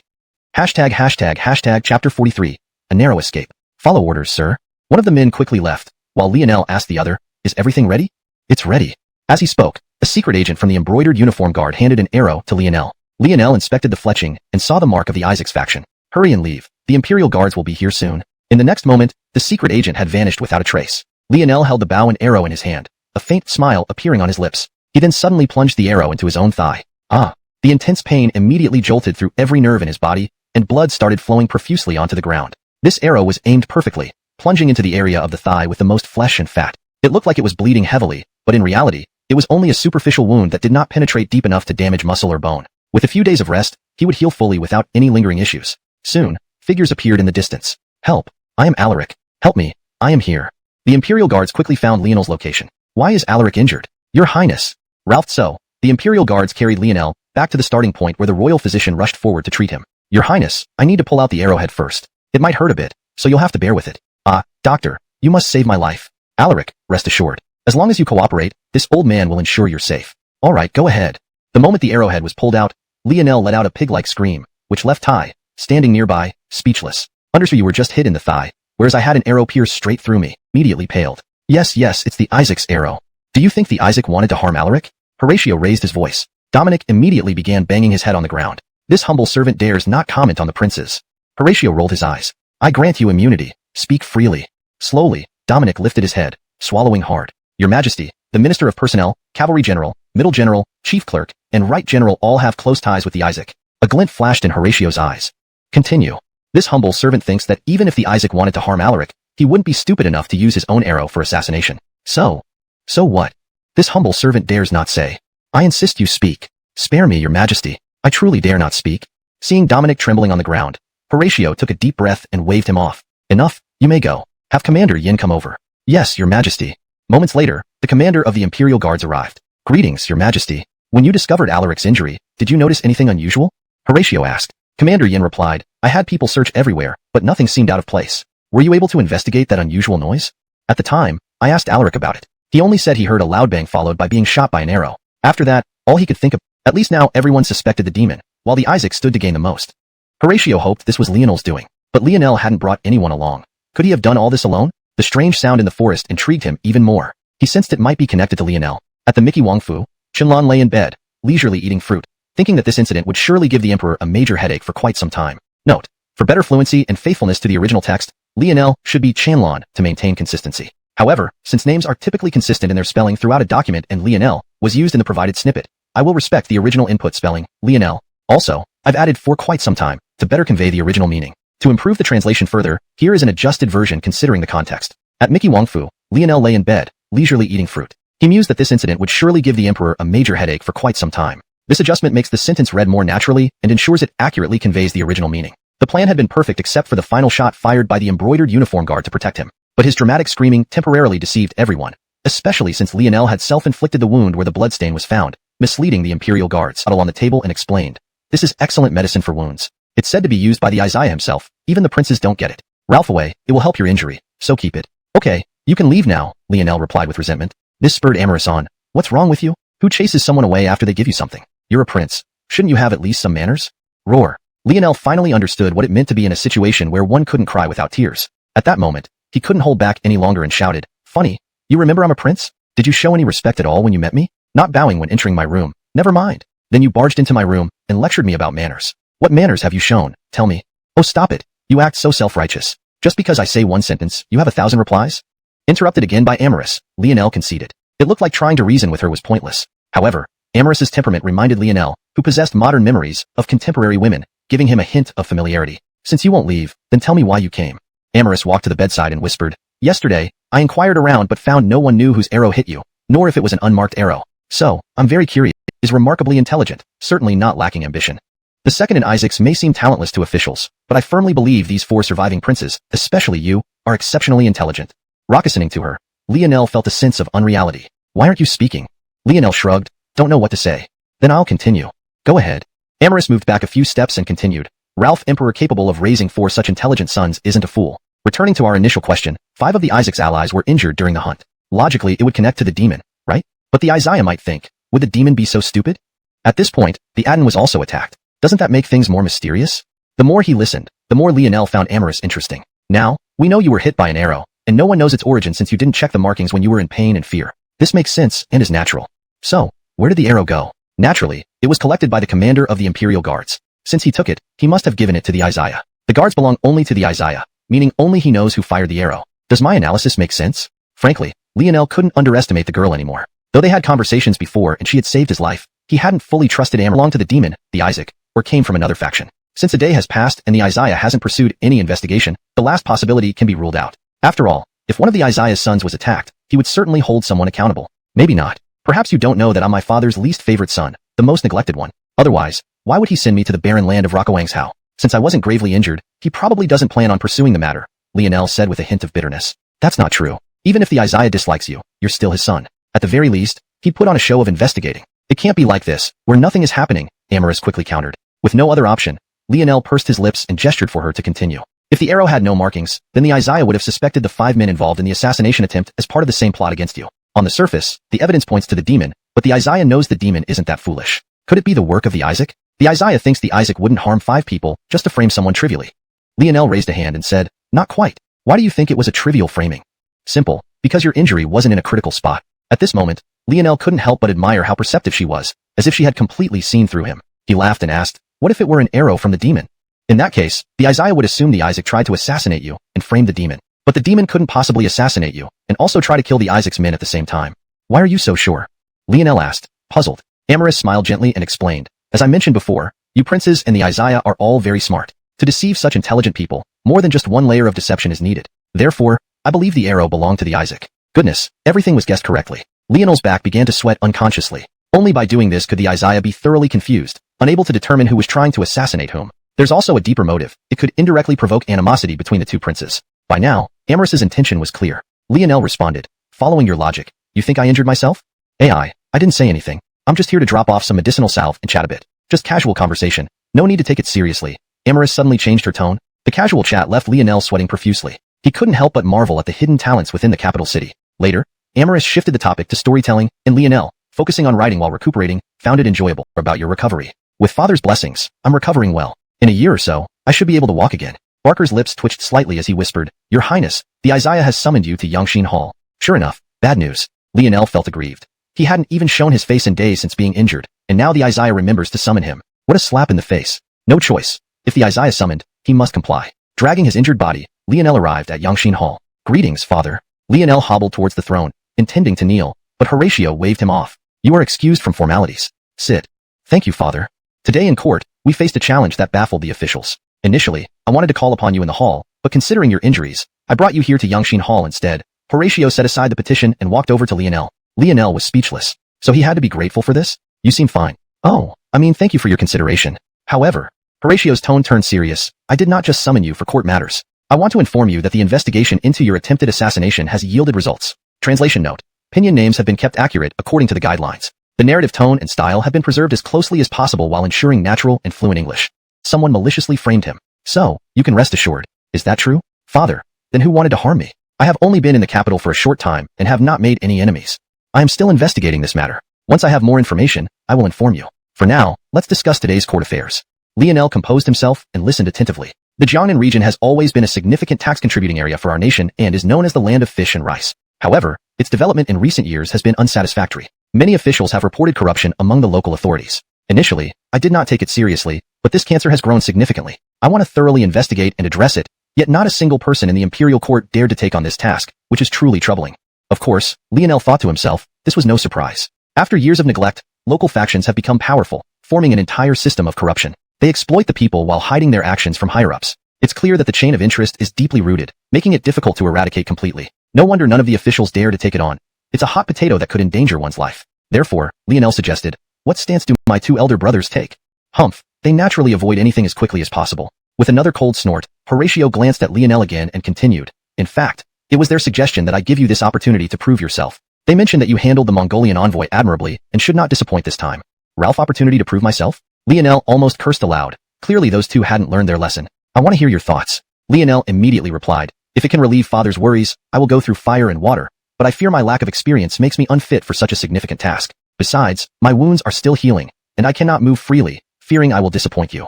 Horatio sighed, fine. Since you are not able to travel, I won't send you. Just as Lionel marveled at how easy father was being this time, Horatio continued, then, I will entrust the investigation of the Jiangnan corruption case to the Ministry of Revenue. Minister Hector from the ministry performed exceptionally well during the autumn hunt, but recently there has been a major exam for ministry officials, and Hector's on the list. Zoltan might not be willing to let his son give up this opportunity. Oh right, Zoltan also has a daughter, reportedly proficient in both civil and military affairs. Why not let her investigate the case in Jiangnan? What do you think? Horatio smiled while looking at Lionel. Come on, is this human speech? Clearly a judicial matter, but assigning it to the Ministry of Revenue. Even if it were the ministry, assigning an unofficered individual. Ralph the woman. Thankfully, you're the emperor. Otherwise, anyone else making such a decision would face severe punishment at best. Clearly, Horatio knew Lionel had been interacting frequently with Amorous lately. From the previous incident with the wound medicine, Lionel realized that perhaps his interactions with Amorous were subtly influenced by the Isaiah. But Lionel wasn't sure if Amorous knew about this or was simply being used. Regardless, it was obvious that the Isaiah intended for Lionel to take on the case. Therefore, letting a woman handle such a significant responsibility seems inappropriate, Lionel said. I have no one else to turn to now. Help me think of a solution, Horatio pleaded. Helplessly, Lionel responded, Your Majesty, I am willing to help relieve your majesty's concerns. Good. Then this task will be entrusted to you. I hereby appoint Qi Daolin's daughter, Amaris, as a deputy general of the Imperial Palace Guard and make you the inspector of Jiangnan. You shall set out soon to investigate the corruption case in Jiangnan. How does that sound? Horatio decided promptly. In the Imperial Garden, two princes met in a pavilion. Heard that Lionel was appointed as the inspector who visited Archie's residence. Chapter 47. Failed to show off. Your Highness Alaric, I apologize for the late-night disturbance. Minister Qi, you're too kind. After a few pleasantries, Zoltan came straight to the point. I heard that at the autumn hunting grounds, your Highness assisted my son. I should have come earlier to express my gratitude, but was concerned about disturbing your recovery. Please forgive me. Minister Qi, you're too polite. It was nothing. In reality, Lionel understood why Zoltan hadn't reached out earlier. He had already been viewed as a thorn in the side by the second in chases, while Minister Qi maintained neutrality. Ralphie contact with Lionel could provide an opportunity for his rivals to target him. Everyone knew this without needing to state it explicitly. As for why he dared to visit tonight, it was naturally because his daughter was accompanying Lionel to Jiangnan tomorrow. Coming now as a father giving instructions for his daughter was a legitimate reason. Armin has bestowed upon my daughter the position of right commander in the palace guards. During your highness's investigation in Jiangnan, please take care of her. She hasn't traveled far before, and she might inconvenience you. I, on behalf of my daughter, ask for your leniency. As he spoke, Zoltan knelt down directly. That's not necessary. Please get up quickly. Don't worry, Minister Qi. We'll be cautious along the way. Said cheerfully, the girls of Jiangnan are indeed beautiful, but compared to Miss Amaris, they fall short. Smooth talker. Amaris rolled her eyes, but couldn't hide a slight smile at the corner of her mouth. Slender and graceful at 22, blooming like peach and plum trees in early spring. 10 miles of breeze in Liangzhou, even through the curtains, none can compare. Taking this chance, Lionel recited a poem by Stephen, captivating Amaris, who blushed red. Admittedly, knowing how to quote poetry in ancient times was an excellent method to charm girls, leaving Amaris blushing and unsure how to respond. She excused herself to buy some plum cakes from the roadside. Lionel strolled slowly, pondering how to begin his investigation in Liangzhou. Since news of the governor coming to Jiangnan had likely spread once he left the capital, conducting an open investigation would probably yield nothing. Starting from the common folk and working upwards might be a better approach. Although he had dispatched the Jinui to gather information, it would take time. So his plan was to operate openly while the Jinui worked undercover. This complementary strategy would ensure higher efficiency. As he walked, his attention was drawn to commotion ahead. Please spare me, sir. Oh. It was an elderly voice, followed by a young woman's voice. Grandfather, are you all right? Robert, either pay up or hand away. Isn't bullying people on the street too much? Let's talk reason. Talk reason? One of the men kicked Lionel in the stomach. With an existing injury on his leg, although the kick wasn't very heavy, it sent Lionel sprawling to the ground. The three men then rushed over, ready to beat him severely. Lionel nearly cried, wondering if showing off deserved such brutality. Just as danger loomed, a familiar figure appeared before him. Step back, all of you. Chapter 48.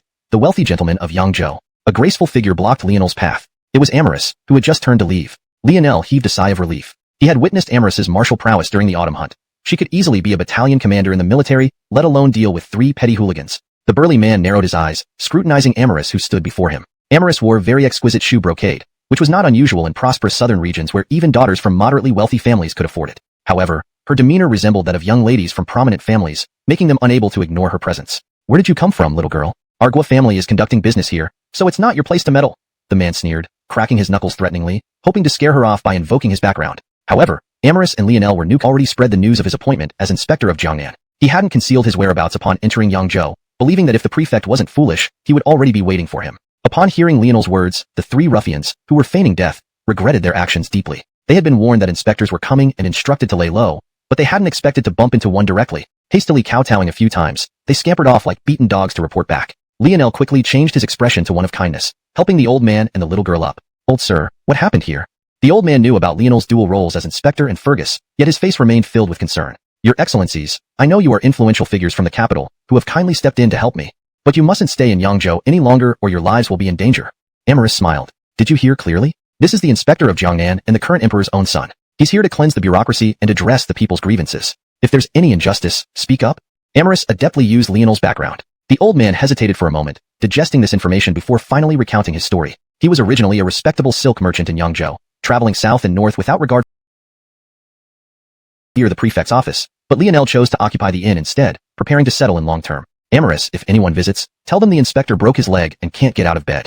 Amaris brightened. Clever strategy, solving 3 problems at once. Lionel chuckled. He knew Amaris understood his plan. Many witnesses saw me kicked by those thugs. Spreading this won't seem far-fetched. The corruption in Jiangnan is deep. My brothers might be watching me fail, and father expects much from me. Delaying things for 2 to 3 months due to an injury might either result in father giving up on me or, if he persists, give the local tigers a false sense of security. Chapter 49. Inspector severely injured? The benefits don't just stop here. Amaris immediately saw through his thoughts and rolled her eyes. At least during this time of recuperating in the inn, you won't have to worry about the princes making a move against you. The officials from Jiangnan might even offer up some scapegoats voluntarily. Following these scapegoats should lead us straight to the true culprits behind the corruption cases soon enough. Lionel wasn't surprised that Amaris read him so easily. Minister Qi specially visited my residence before our departure to entrust me with taking care of you. But now it seems you excel at both brute force and cunning schemes. Lionel said with a touch of admiration. Zin. You officials needn't wait here. Alaric has already checked into our inn. What? Everyone looked at each other in surprise. While the inn officially received visiting officials, or provided rest stops for couriers, it seemed too shabby for a prince like Mickey. Moreover, they heard that Alaric was a dilettante fond of luxury, beautiful concubines, and fine wine. Who would have thought Alaric would stay in an inn? Why didn't you report this earlier? Gaius glared at the inn clerk, then ordered his men. Quick, let's pay homage to Alaric. But just as he prepared to leave, the clerk stopped him again. Alaric said he was attacked by hooligans after entering the city. His leg is broken, and he's bedridden, refusing visitors. He's given orders not to see anyone. Gaius turned pale upon hearing this, almost fainting. Investigate thoroughly. Find out who dared to provoke Alaric. I won't spare them when I catch them. He knew Lionel came to investigate corruption. Just one word from him could cost his life. Now, Lionel encountered trouble within his jurisdiction, possibly causing resentment towards him. His subordinates' faces turned serious as they prepared to uncover who had placed them on the sharp edge of a knife, when a small, elderly man rode up hastily. This was Zhang, the steward of Lord Guo's residence. Usually, everyone benefited from Zhang's favors, and with the Guo's relationship with Gaius, they forced him. This was only used for death row prisoners. Follow my orders. If you want to live, do as I say.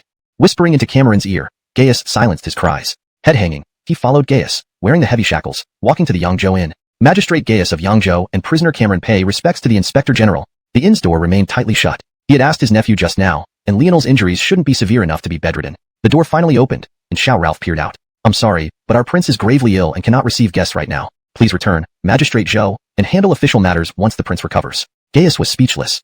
Please, young sir, I imagine your prince only means not to see ordinary guests. I am the governor of Liangzhou. I've brought the culprit. Surely the prince wants to meet me? Chapter 50, a well-planned play. Gaius began to stall endlessly. Xiao Ralph was just a teenager. How could he withstand the pulls of this old fox? For a moment, he didn't know what to say to refuse him. At that moment, a graceful woman walked out of the inn. Though she was a woman, she wore an official robe. Governor Zhou? Fulton can see you alone, but no other irrelevant people should come in. As she spoke, the woman glanced at the disheveled Cameron. Gaius hurriedly followed her inside. He asked curiously, may I ask for this official's name? Xiao Ralph, currently serving as a deputy commander of the Royal Guard. Accompanying Fulton on his investigation of corruption in Liangzhou to educate my family, resulting in Fulton's suffering like this. I'm guilty beyond death. Gaius was genuinely panicked. The person backing him was the Isaac. Previously, Gaius had received orders from the Isaac to trip Lionel up. He had planned to make Lionel's southern tour productive. But unexpectedly, his nephew Cameron gave him such a huge surprise. I fear I won't return to the capital. The Isaiah placed great hopes in me, hoping I could serve here in Jiangnan and repay his kindness. I never thought I'd die here. A sad smile spread across his face. Liangzhou is indeed a fine place. Flutes play under clear skies, boat songs echo at night. But the past few years, I've focused on developing Liangzhou, and I hope my remains can be returned there after I die. I'll plead to father for leniency, asking him not to blame you. You don't need to worry. Gaius burst into tears, not from emotion, but from fear. If Lionel really died in Liangzhou, even if Lionel left instructions not to punish him, the Isaiah might still order his execution to preserve the royal family's dignity. I'll request the royal physician from xuanhuan's estate right away. He will surely cure you. xuanhuan, descendants of the founding emperor's younger brother, this lineage has existed for over 300 years. xuanhuan nominally, they'll think twice about acting rashly. He touched the cold firearm at his waist. As soon as they show their hands, we'll have a chance. For now, stay in the inn and ensure your safety. After saying this caringly, Xiao Ralph left his room. How's the investigation going? Lionel suddenly asked. A figure appeared before him. Your Highness, based on our investigation, the embezzlement of relief funds seems to involve xuanhuan's household. It includes officials from 6 districts of Jiangdong, the mayor of Jingzhou, governor of Liangzhou, and over 30 county magistrates. Even knowing Jiangnan's murky waters, Lionel hadn't expected it to implicate xuanhuan. Don't publicize this yet. Start large-scale investigations using Gaius as a breakthrough, giving me a complete chain of evidence within 10 days. The kneeling figure trembled. Your Highness, forgive me, finding evidence within 3 days might expose our undercover agents. Lionel nodded with a headache. Perhaps this was why his father sent him to investigate Jiangnan's corruption, to resolve the case and reveal more of his cards. But the secret police were only one card among many. No problem. Let's risk it. Father may know I have a mysterious intelligence network, but he can't imagine how powerful the secret police are. Lionel actually got himself into serious trouble. It's rumored that his legs are completely broken. Even if he survives, he will certainly be a cripple. On the chessboard for Zion, he has lost all qualifications. Isaac, known for his arrogance and ruthlessness, felt an immense satisfaction knowing Lionel had become permanently disabled. Demon shook his head. He is still our brother. For a mere local magnate to break his leg is unacceptable. We should eliminate the person who attacked him to uphold our royal dignity. Demon spoke coldly, sealing Cameron's fate with one sentence. Isaac's expression turned cold. Cameron and Gaius were under his protection, and he had profited much from the Guo family. To have one of his sources of wealth destroyed so easily by Zaire infuriated him. We should leave this matter to father. If we move too soon, father will have nowhere to vent his anger, and ultimately, who will suffer? Us, of course.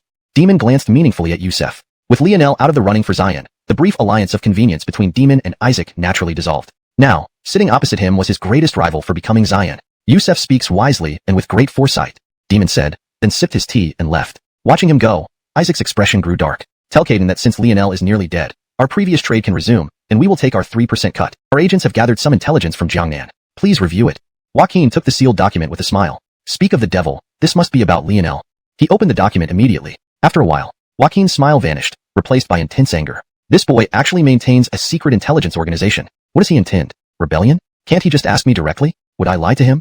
Joaquin couldn't hold back his frustration. The black-clothed man didn't bring news of Lionel's investigation progress, but revealed he had a mysterious intelligence network already infiltrating Jiangnan. If they hadn't noticed the rapid infiltration, they might not have detected this network at all. If this network began infiltrating the capital or the palace, Joaquin found it terrifying to contemplate. Your Majesty, calm down. Why not summon Alaric and let him explain? Elmo Quan urged. Joaquin calmed down slightly, shaking his head. One reason I sent Lionel to investigate the corruption was to expose his hidden resources. Now that I know his secret is this intelligence network, handling things will be easier. Immediately convene the secretaries of the 6 ministries and the grand generals, and call the princes as well. I need to change the policies for the border troops. He regained his imperial demeanor. Barker quickly dispatched couriers to summon the officials. Joaquin instructed the kneeling black-robed figure. Continue monitoring Lionel. Report any news to me immediately. Chapter 52. Dividing Military Authority. The Grand Brightness Hall. The 6 ministers and General Darien. Ralph, 3 of the princes were all gathered here. Everyone was exchanging uneasy glances, not knowing why the emperor had urgently summoned them. Soon, the emperor hurried into the hall. Major issues were discussed in small meetings, minor ones in large meetings. Though the number of officials present was few, they were undoubtedly the top figures who could determine the future trajectory of Darakuang. It was evident that the matter the emperor was about to discuss was of utmost importance. Let's get straight to the point. The reason I have called you all here today is to deliberate on reforming the border troops. I intend to reclaim both command and mobilization authority over the border armies for the court. But this cannot be implemented comprehensively across all border forces at once, so I plan to start with Xuanhuan as a pilot project. What do you all think? Upon hearing this, everyone except Fergus Rakashing's eyes lit up instantly. Although Lionel was now crippled and no longer qualified to compete for the position of Xian, he still commanded several tens of thousands of border troops in Xuanhuan. While they were unclear about the current combat readiness of the Xuanhuan army, it had managed to hold off the nomadic tribes for such a long time. Even their incompetent younger brother hadn't allowed Xuanhuan to fall into the hands of the nomads after being stationed there for years. This clearly demonstrated the strength of the Xuanhuan border troops. This was what worried them. Now that Armin planned to reclaim control and mobilization authority over the Xuanhuan border troops, it was clearly aimed at Lionel. Father, this is a great thing. Warfare is a matter of great national importance and should not be lightly entrusted to others. From the inner palace guards to the border troops, all should be firmly under your control. I fully support this reform. Ernesto excitedly stated. Even Isidore nodded in agreement. If the border troops were brought under control upon his ascension, his power would be even greater, and he wouldn't have to worry about anyone challenging him immediately after taking the throne. In the long term, this would be very beneficial for him. But someone raised an objection. It was none other than General Darien. Your Majesty, border troops should remain under the command of border generals. It's acceptable to reclaim mobilization authority from the frontier lords, but command authority must absolutely not be reclaimed. If we place our troops under the control of court officials who know nothing of military affairs or only understand theory without practical experience, the troops will become increasingly lax. This could undermine the state. Darien earnestly pleaded. However, Joaquin had already made up his mind and was determined not to allow Lionel to continue leading so many troops. He had personally witnessed the formidable nature of the Xuanhuan troops. General Chang has a valid point, but the northwestern battles are gradually subsiding, and idleness among border troops can lead to trouble. We are only conducting a pilot project in Xuanhuan for now. If this strategy proves unreasonable, adjustments can be made later. Joaquin explained with a smile. Having served Joaquin for so many years, Darien wasn't a mindless brute. Hearing the emperor's words, he immediately understood. Reforming the border troops was merely a pretext. Reclaiming Lionel's authority was the real objective. If that's the case, I have no objections.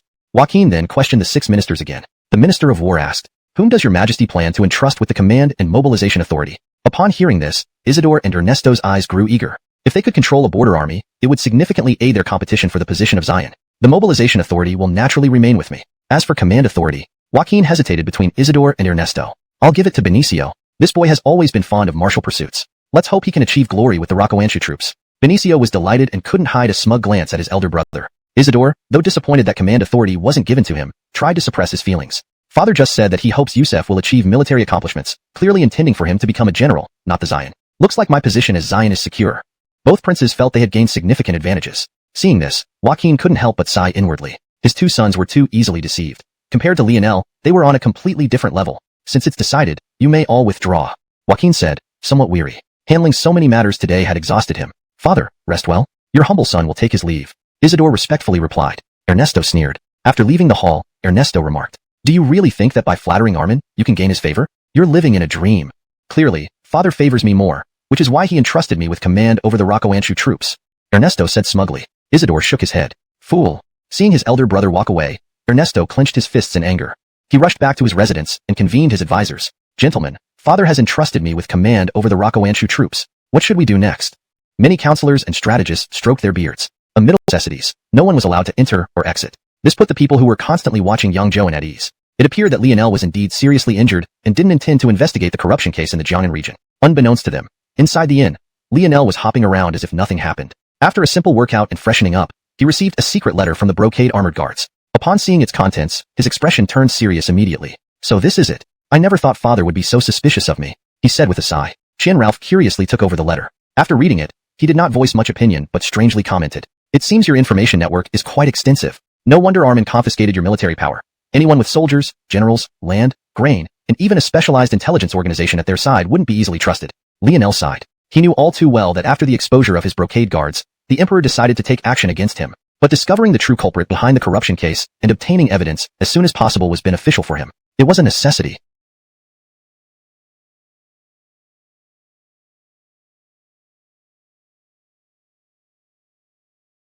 He only knew of Alaric, not the emperor. Thereupon, he wrote a letter instructing the Xuanhuan army to accept whatever benefits the Isaac offered. Windfall profits were not to be refused. Xuanhuan military camp, tents lined up, surrounded by defensive barriers. Lawrence, commander of the Xuanhuan army, looked at Douglas with disdain. "Do you think we of the Xuanhuan army are treacherous scoundrels? Thanks to Alaric, we have today's prosperity and stability in Xuanhuan. Your Isaac has yet to accomplish anything and desires to be our master? Tell him to give up that idea." Lawrence's words deeply insulted Douglas, who served as a senior advisor to the Isaac. Usually, except for high-ranking officials, everyone treated him respectfully. A frontier commander dared to treat him so rudely. Ralph uttered humiliation. Suppressing his anger, Douglas maintained a smile.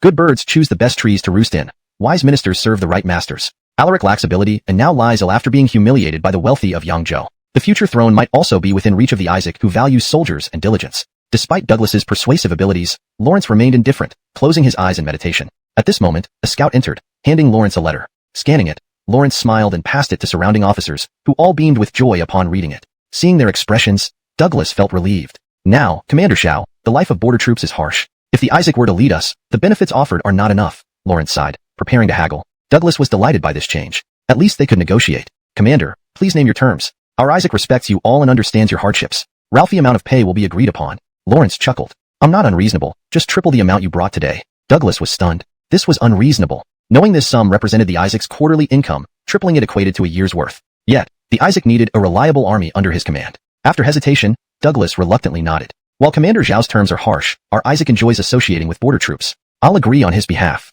All military pay will be delivered in 10 days. This translation keeps the original paragraph structure, line breaks, and tone, while ensuring fluency and coherence." Chapter 54. Digging a pit for his son. Lawrence personally escorted Douglas out of the tent. His demeanor was extraordinarily respectful, even to the point of seeming ingratiating. This made Douglas feel quite pleased. "Once you return to the capital, Elder Su, please remember to speak highly of our Xuanhuan troops to Isaac. In the future, we will certainly follow the lead of Isaac. Rest assured, your future actions tonight, let's slaughter some cattle and sheep and enjoy ourselves. The gold and silver from Isaac shall be temporarily allocated for military expenses according to Alaric's wishes." Lawrence smiled and waved, eliciting cheers throughout the camp. In the Liangzhou guest house, Lionel waved his hand, signaling the many songstresses to leave the courtyard. Admittedly, the women of the Jiangnan region were delicate and graceful, each unique in their own way. After the songstresses departed, Amorous, dressed in official robes, entered. She wrinkled her nose and frowned instantly. "So, you invited more songstresses to perform again?" Lionel hurriedly denied it. "No, absolutely not." By now, he had been recuperating in the guest house for a month. Even a normally calm person would go mad from boredom, not to mention Lionel's keen interest in contemporary Liangzhou, especially its red light districts. So, he arranged for a troupe of songstresses to stay in the guest house. Next time, if you invite songstresses, don't forget to call me too. I'd like to see the dances of the beauties of Liangzhou." Lionel looked at Amorous and said, "Beauty is but skin deep, just like vases. Only a woman as perfectly balanced in both beauty and talent as you can truly attract." Sigh. While the comment was overly sweet and might seem revolting, Amorous oddly appreciated it, blushing instantly. "You should have uncovered the true culprit by now, right? Do you plan to keep dragging this on? Soon, the Emperor will send someone to urge you." Amorous changed the subject. "Not in a hurry. Given my severe injuries and lack of subordinates, how can I investigate? I'm sure Father Isaiah understands."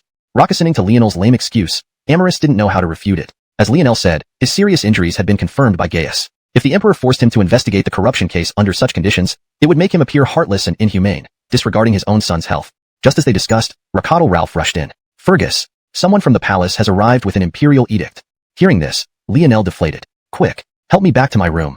Lionel instantly reverted to his Oscar-worthy acting. Amaris couldn't help rolling her eyes. Only after Lionel prepared all the props did he let Rakatl Ralph bring in the messenger. The visitor was just a regular eunuch, not Barker. Alaric, Armin's edict urges you to investigate the corruption case promptly. A month has already passed, and if you find evidence, it should be wrapped up soon, the eunuch said respectfully. However, Lionel displayed his extraordinary acting talents once in Liangzhou and the entire Jiangnan region. Let this little boy Lionel learn that no matter how strong his wings grow, I am still the father.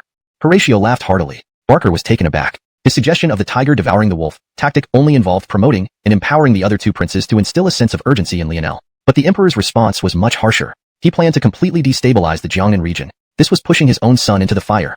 Chapter 55. Director Zhou is dead. Director Zhou, dead. Prisoner Cameron was found dead in his cell. Liangzhou Prefecture Government Office. The warden hurriedly rushed in, his eyes filled with terror. What? Gaius felt his heart skip a beat. Although he wasn't a good person, he had genuine feelings for his nephew. That's why he kept Cameron in prison, without intending to interrogate him, but rather hoping that time would make the matter forgotten. But Cameron had died in prison unexpectedly. How could he face his deceased elder sister and brother-in-law when he passes on? Truly unreasonable. Didn't I instruct your men to strictly guard him, preventing anyone from contacting Cameron? Did someone among you do this? He asked angrily. The warden shook his head vigorously. He couldn't take the blame. Absolutely not possible. Every day's meals were personally delivered by until noon and still did not see Gaius open the office. Did something happen? Someone muttered. By afternoon, people lost patience. They stormed into the government office. Everyone was stunned by the scene before them. Prefect Zhou. Prefect Zhou is dead. Call the authorities quickly. To whom shall we report? The prefect has already been murdered. Before numerous subordinates, Gaius lay on his bed, embracing his recently acquired concubine. Both their chests had a bloody hole through them, dead beyond doubt. Jingzhou Governor's Office. Governor Boone looked seriously at the document in his hands. How outrageous. This should be the highest-ranking official killed while serving in our Jiangnan region. A dignified prefect stabbed in his home. If we don't find the real killer, none of us will pass the annual performance review this year. Boone lived up to his name. As the governor of Jingzhou, he wielded significant influence in local politics. Even the censor was his subordinate. The inspector general has arrived. At this moment, someone cried out at the door. The inspector general of Jingzhou, also known as Duke Caden, Theodore. Why weren't you informed of such a big incident? Do you all think this is just an ordinary assassination? Theodore had a long beard, slightly graying but radiant. Boone could intimidate others, but in front of Duke Xuanhuan, he was merely a subordinate. Everyone rose to greet him immediately. Hadn't I? We considered this an internal administrative matter, and thus did not notify you.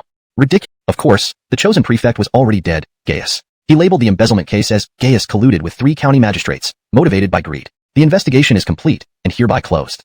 Then, he drafted a memorial and sent it to the capital. Simultaneously, he organized widespread publicity about the conclusion across Jiangnan, calming the agitated officials. Indeed, after knowing Lionel had concluded the case with a few scapegoats, both Boone and Duke Xuanhuan were highly satisfied. Plans to assassinate Lionel were temporarily shelved. Officials in court were relieved not to be implicated. The only dissatisfied one was naturally the Isaiah. Chapter 56. Promotion. The Isaiah in the Yangxin Palace threw the memorial onto the ground fiercely. Did he find only this after I asked him to investigate? Then don't blame me for being unkind. Grand Council. In the Great Rockawang, it usually takes place once every half-month. All officials, big or small, in the capital must attend. Some officials can't even enter the Grand Hall. With 9 strikes of the ceremonial whip, Cheng Dovey ascended the steps. Sitting atop the throne, he held the supreme position. Recently, Alaric has made significant contributions by investigating the corruption case. Before the Grand Council begins, I have decided to reward Al coldly. What does it have to do with me? Now that you've taken over Lionel's Rockawangzhou troops, I'm sure Lionel hates you to the bone. If he acts, it'll definitely be against you. Why should I meddle in this mess?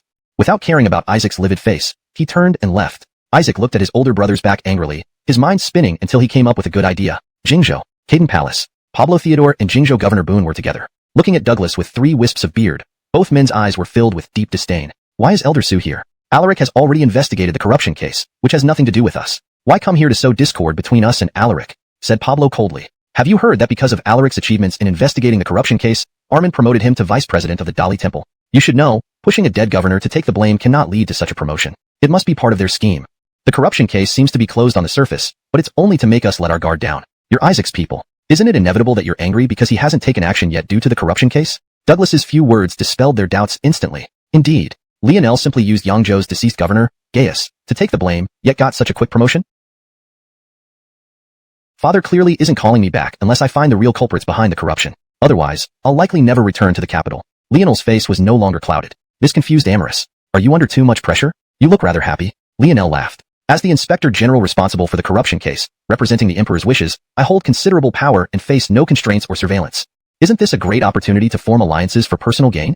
Just a few words enlightened Amorous. Well, I thought you were honest and straightforward, but didn't expect you had so many tricks up your sleeve, planning to use your authority to form alliances for personal gain.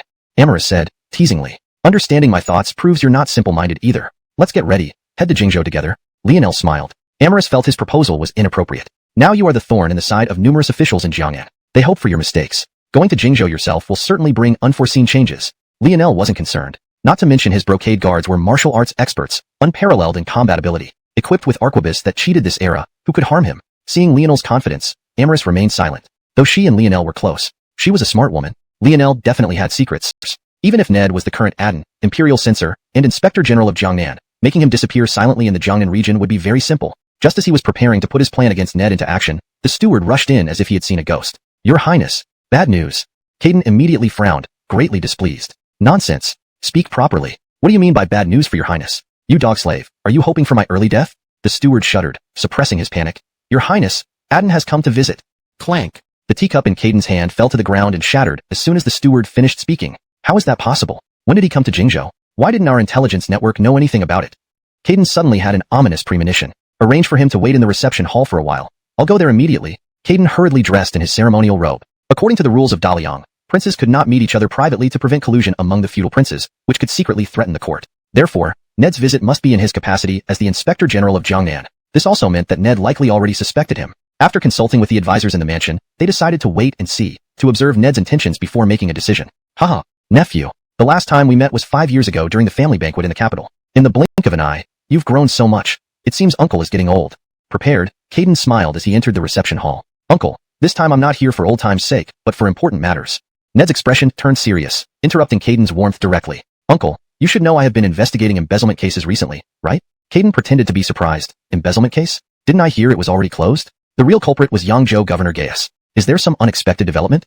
Although he appeared composed, he cursed inwardly. This kid indeed, as the chase said, pushed Gaius forward to close the case to let officials in Jiangnan relax, secretly continuing the investigation. How easy would it be to close the case? This time, I need Uncle's help with this case. Whatever you need, just say. Uncle still has some influence in Jiangnan. Caden patted his chest and said, Uncle, with the blade already at your neck, is it necessary to continue pretending? The embezzlement case has a significant connection to you. You might as well admit it. Seeing Caden's hypocritical appearance, Ned decided to lay everything out directly. Negotiating with this old fox would never reveal his true intentions easily. Caden's face immediately changed. What does Inspector General mean? Colluding with officials in Jiangnan to exploit the people. Even using the prosperous commerce in Jiangnan to constantly enrich yourself and secretly cultivate your own forces. Colluding with external ministers and internal officials. Do you plan to rebel? Ned's words were decisive and resounding. A few sentences made Caden break out in a cold sweat, looking like he had just emerged from water. Of course, he had no intention of rebelling. But if all the evidence were linked together, he couldn't defend himself. If this evidence became public, the imperial army would soon come to suppress the xuanhuan. Being stripped of titles and land would be light punishment. Worse could lead to execution. Realizing he was at a dead end, hatred and malevolence welled up within Caden. What if I have evidence against you? As long as I make sure you don't leave Jingzhou alive, no one will ever know this evidence. His eyes were filled with murderous intent. Do you think since I came alone, I came completely unprepared? I've arranged for my men to copy this evidence into 10 copies. If I haven't left Jingzhou within 3 days, this evidence will be placed directly on Father's desk. Ned had anticipated that Caden might take desperate measures. He spoke somewhat disdainfully. Caden was dumbfounded. This kid planned to confront him head-on. Theodore's expression was calm as he read through the intelligence report about Lionel. He's nothing more than an ordinary wastrel who, relying on his identity as the Aden, has been committing every conceivable crime. Dealing with him will be ridiculously easy. The only reason he could devise such a scheme to feign injury and deceive us is because he has some mastermind behind him. But overall, he's just an ignorant, dissolute aristocrat. At that moment, Theodore felt very confident. The xuanhuan had a history spanning hundreds of years, wielding immense influence not only in Jingzhou but throughout the entire Jiangnan region, with its power deeply entrenched. Note: for better readability and consistency in English, roots deeply can be replaced with deeply entrenched to maintain fluency. Revised for fluency. At that moment, Theodore felt extremely confident. The xuanhuan had a legacy spanning hundreds of years, wielding significant influence not only in Jingzhou but throughout the entire Jiangnan region, with its power deeply entrenched. For consistency and clarity, it would be better to use Hadenfu, or translate it fully as Kaidenfu, Jinghuan Fergusley Manor.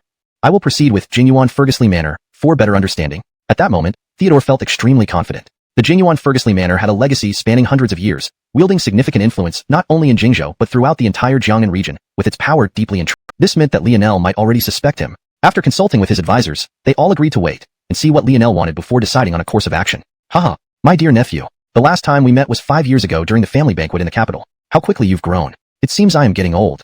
Prepared, The genuine Fergus smiled and entered the reception hall. Nephew, I didn't invite you here for a chat. There's important business to discuss. Lionel's expression was stern, cutting straight to the point. Uncle, you know I've been investigating corruption cases recently, right? The genuine Fergus pretended to be surprised. Corruption case? Didn't it conclude already? The culprit was identified as Prefect Gaius of Liangzhou. Could there be new developments? Though he maintained a composed exterior, inside, he was seething, just as Crown Trevor predicted, revealing Gaius as the culprit was merely to put officials at ease, while Lionel secretly continued the investigation. There's no way it can be so easily resolved. This visit concerns the case, and I need Uncle's help. What help do you need? Your uncle still has considerable influence in Xiuxian. The genuine Fergus patted his chest confidently. Uncle, you don't need to keep up this facade. The knife is already at your throat. You're implicated in the corruption case. It's best to confess.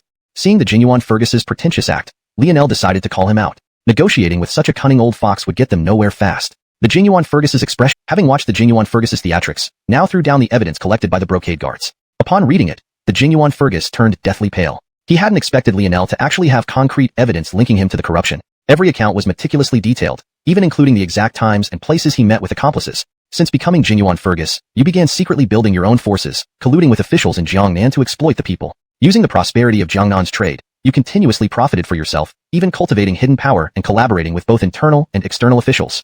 Were you planning a rebellion? Lionel spoke firmly, making the genuine Fergus sweat profusely, looking as though he had just emerged from water. He certainly had no thoughts of rebellion, but with all the evidence, he couldn't refute the charges. If this evidence were to reach the emperor, the imperial army would soon descend upon the genuine Wangfu. // If this evidence were to reach the emperor, the imperial army would soon descend upon the genuine Wangfu. / Further refinement for natural flow and accuracy. If this evidence were to reach the emperor, the imperial army would soon be dispatched to the genuine Wangfu. / Note. For better readability and fluency in English, realizing he was cornered, the genuine Fergus felt a surge of hate and desperation. So what if you have evidence against me? As long as I ensure you don't leave Jingzhou alive, no one will ever know. His eyes gleamed with murderous intent. Do you think I came alone without any preparations? I've had 10 copies of this evidence prepared. If I don't leave Jingzhou within 3 days, it will be delivered directly to Armin's desk. Lionel had anticipated the genuine Fergus's potential desperate move, and said this disdainfully. The genuine Fergus was stunned. This young man intended to fight him to the end. Chapter 57. Overwhelming evidence. Jingzhou. At the genuine Fergusley manor, Theodore's expression was calm, as he reviewed the intelligence report about Ned in his hand. He's just an ordinary wastrel who, relying on his status as the Adden, does evil daily and indulges in debauchery. It will be incredibly easy to deal with him. The only reason he can plot so cunningly and feign injury to deceive us must be due to guidance from a mastermind behind him. But in general, he is nothing more than an unlearned wastrel. Theodore felt confident at this moment. The lineage of the genuine Fergus had existed for hundreds of years, exerting immense influence in Jingzhou and the entire Jiangnan region, with deeply entrenched power structures. Even if Ned were the current Adden, Imperial smile. Uncle, I didn't come here today for old time's sake, but to discuss something important. Ned's serious demeanor immediately interrupted the genuine Fergus's warm greeting. Uncle, you should know that I've been investigating embezzlement cases recently, right? The genuine Fergus feigned surprise. Embezzlement case? I thought it was already closed with Gaius of Liangzhou being the main culprit. Could there be any new developments? Though outwardly unperturbed, inwardly he cursed fiercely. Sure enough, this kid followed what the Isaac predicted. Using Gaius's conviction to ease the vigilance of officials in the Jiangnan region while secretly continuing the investigation into embezzlement. It isn't that easy to close a case. This time, I need Uncle's help with it. Tell me what you need. Your uncle still wields some influence in the Jiangnan region. The genuine Fergus patted his chest confidently. Uncle, with a knife at your throat, there's no need to continue this charade. You are deeply involved in the embezzlement case. Admit your guilt. Seeing the genuine Fergus's pretentious act, Ned decided to confront him directly. Bargaining with such an old fox wouldn't make him easily expose any weaknesses. The genuine Fergus's face changed immediately. What do you mean, Inspector? Everyone knows the genuine Fergusley manor has always been clean. Look at my great Rockawang beams, overtly building up your power, colluding with officials in the Jiangnan region to exploit the people. You even took advantage of the prosperous commerce in Jiangnan to enrich yourself and secretly cultivated your own power base, colluding with external officials. Do you plan on rebelling? Ned spoke with unwavering certainty. His words made the genuine Fergus sweat profusely, drenched as if he had just emerged from water. While he harbored no intention of rebellion, the linked evidence left him defenseless. If this evidence became public, the imperial army would soon besiege the genuine Fergusley manor. Being stripped of titles and lands would be light. He might even lose his head. Realizing he was cornered, hate rose in the genuine Fergus's heart. What if I have the evidence? As long as you don't leave Jingzhou alive, no one will ever know about it. His eyes brimmed with murderous intent. Do you think I came alone without preparation? I've already arranged for copies of this evidence to be made. If I don't leave Jingzhou within 3 days, this evidence will be presented directly to Armin. Ned had anticipated the genuine Fergus might take desperate measures and spoke disdainfully. The genuine Fergus was stunned. This kid was set on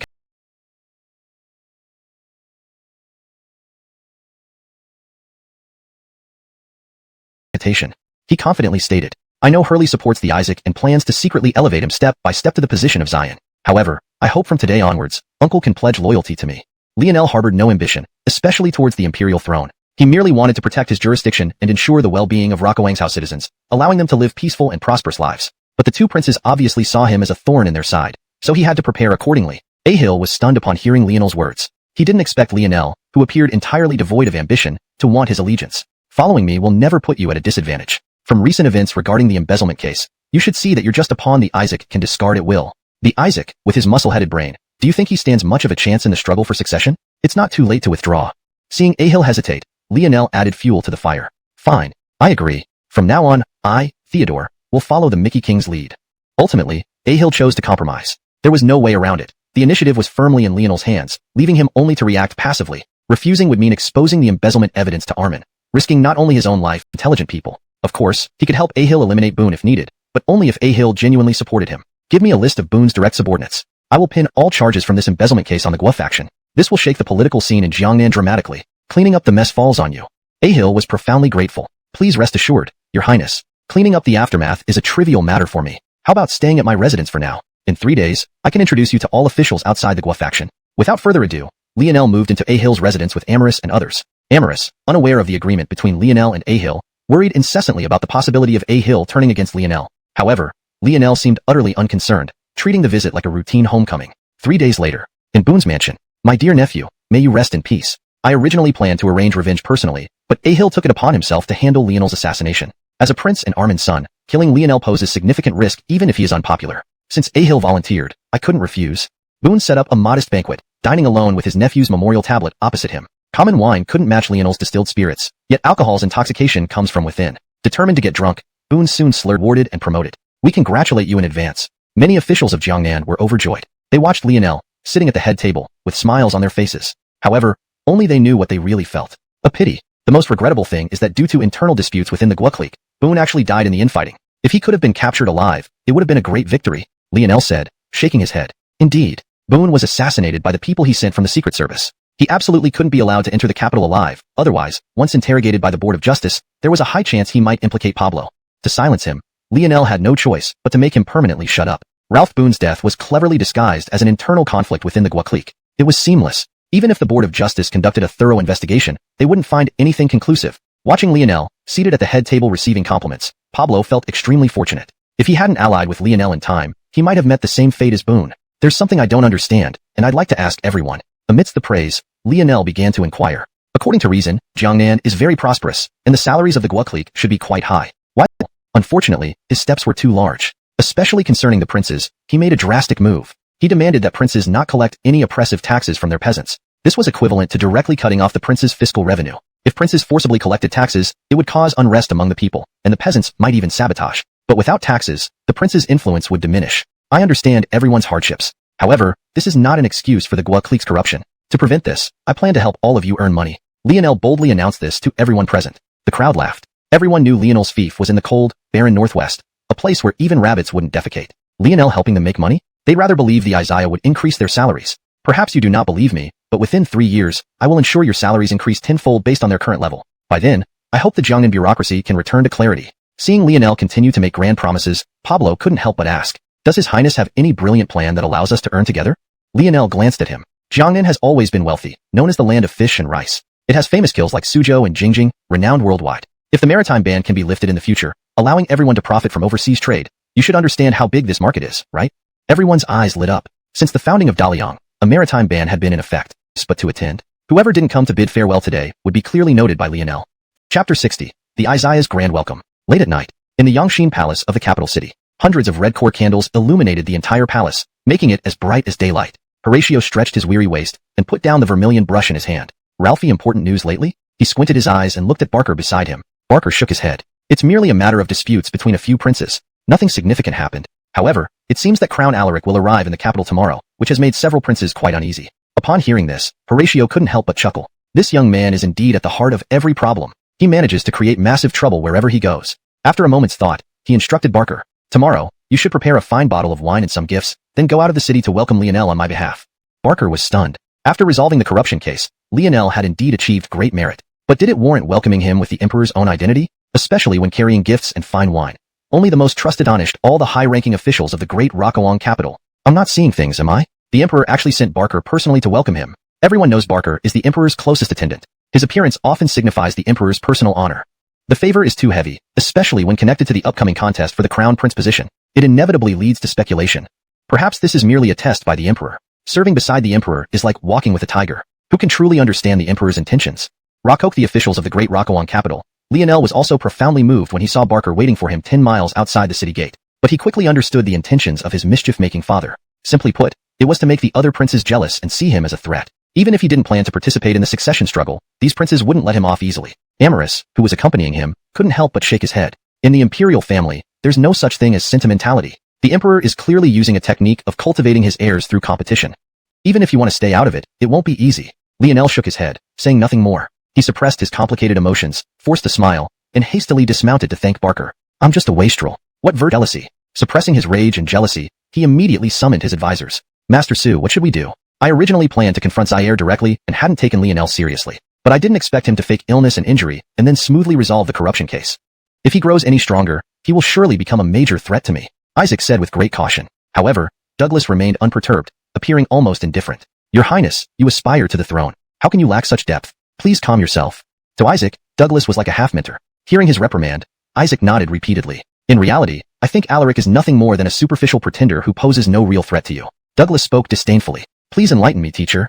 Although Alaric successfully resolved the corruption case, it was done splendidly. Yet, it also offended many high-ranking officials in the court. After all, the Xu family of Jingzhou has passed down for over a century, and many officials are close allies. While earning credit, he also gained numerous enemies. Besides, his background isn't stellar. His maternal relatives are mere scribal officers of foreign origin and lack social standing. Even the always reclusive Emile has more power and prestige than he does, let alone you. Translation completed. Chapter 61. Accusation, impeachment of Zoltan. A good strategist doesn't always need to come up with great plans, but they must instill confidence in their master. After hearing Douglas's analysis, the Isaac felt reinvigorated. He nodded excitedly. Old Master Su is right. After this analysis, Lionel indeed isn't worth putting on my radar. Let's focus on dealing with my Zaire. He's the biggest obstacle on my path to becoming Xian. Douglas looked at the Isaac with a hint of disappointment. Your Highness, although Lionel isn't a concern now, we absolutely cannot give him time to build his strength. What if you and the demon end up hurting each other, and Archie takes advantage of the situation? It would be like two fools fighting, only for the fishermen to reap the benefits. My suggestion is that we temporarily join forces with the demon to eliminate Archie and ensure he loses all eligibility to contend for the throne. The Isaac nodded sheepishly after hearing Douglas's words. Fortunately, I have old Master Su by my side, or I might not stand a chance against my Zaire. I'll go visit him now, and discuss how we can work together to deal with that kid, Lionel. Half an hour later, at the demon's residence. So this is your intention? You don't want us to fight to a stalemate?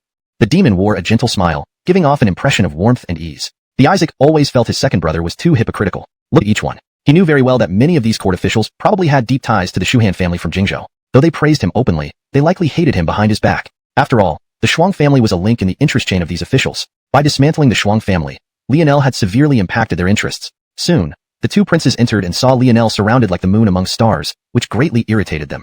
However, they were on the council floor, so despite their rage, they had to suppress it. 9 resounding whip cracks echoed through the hall. Horatio stepped forward with a smile, especially bright when he saw Lionel among the ministers. Seeing his father staring intently at him, Lionel shivered, feeling a layer of goosebumps crawl over his skin. He didn't really want to attend the council, but Isaiah Horatio sent Barker to persuade him, saying he must be commended before the court. I am very happy today. My Xiuxian son successfully completed the investigation in Jiangnan, thoroughly eradicating the Guo faction. This makes my heart glad.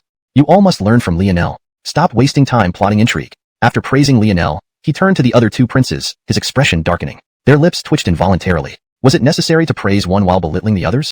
Unexpectedly stood up too.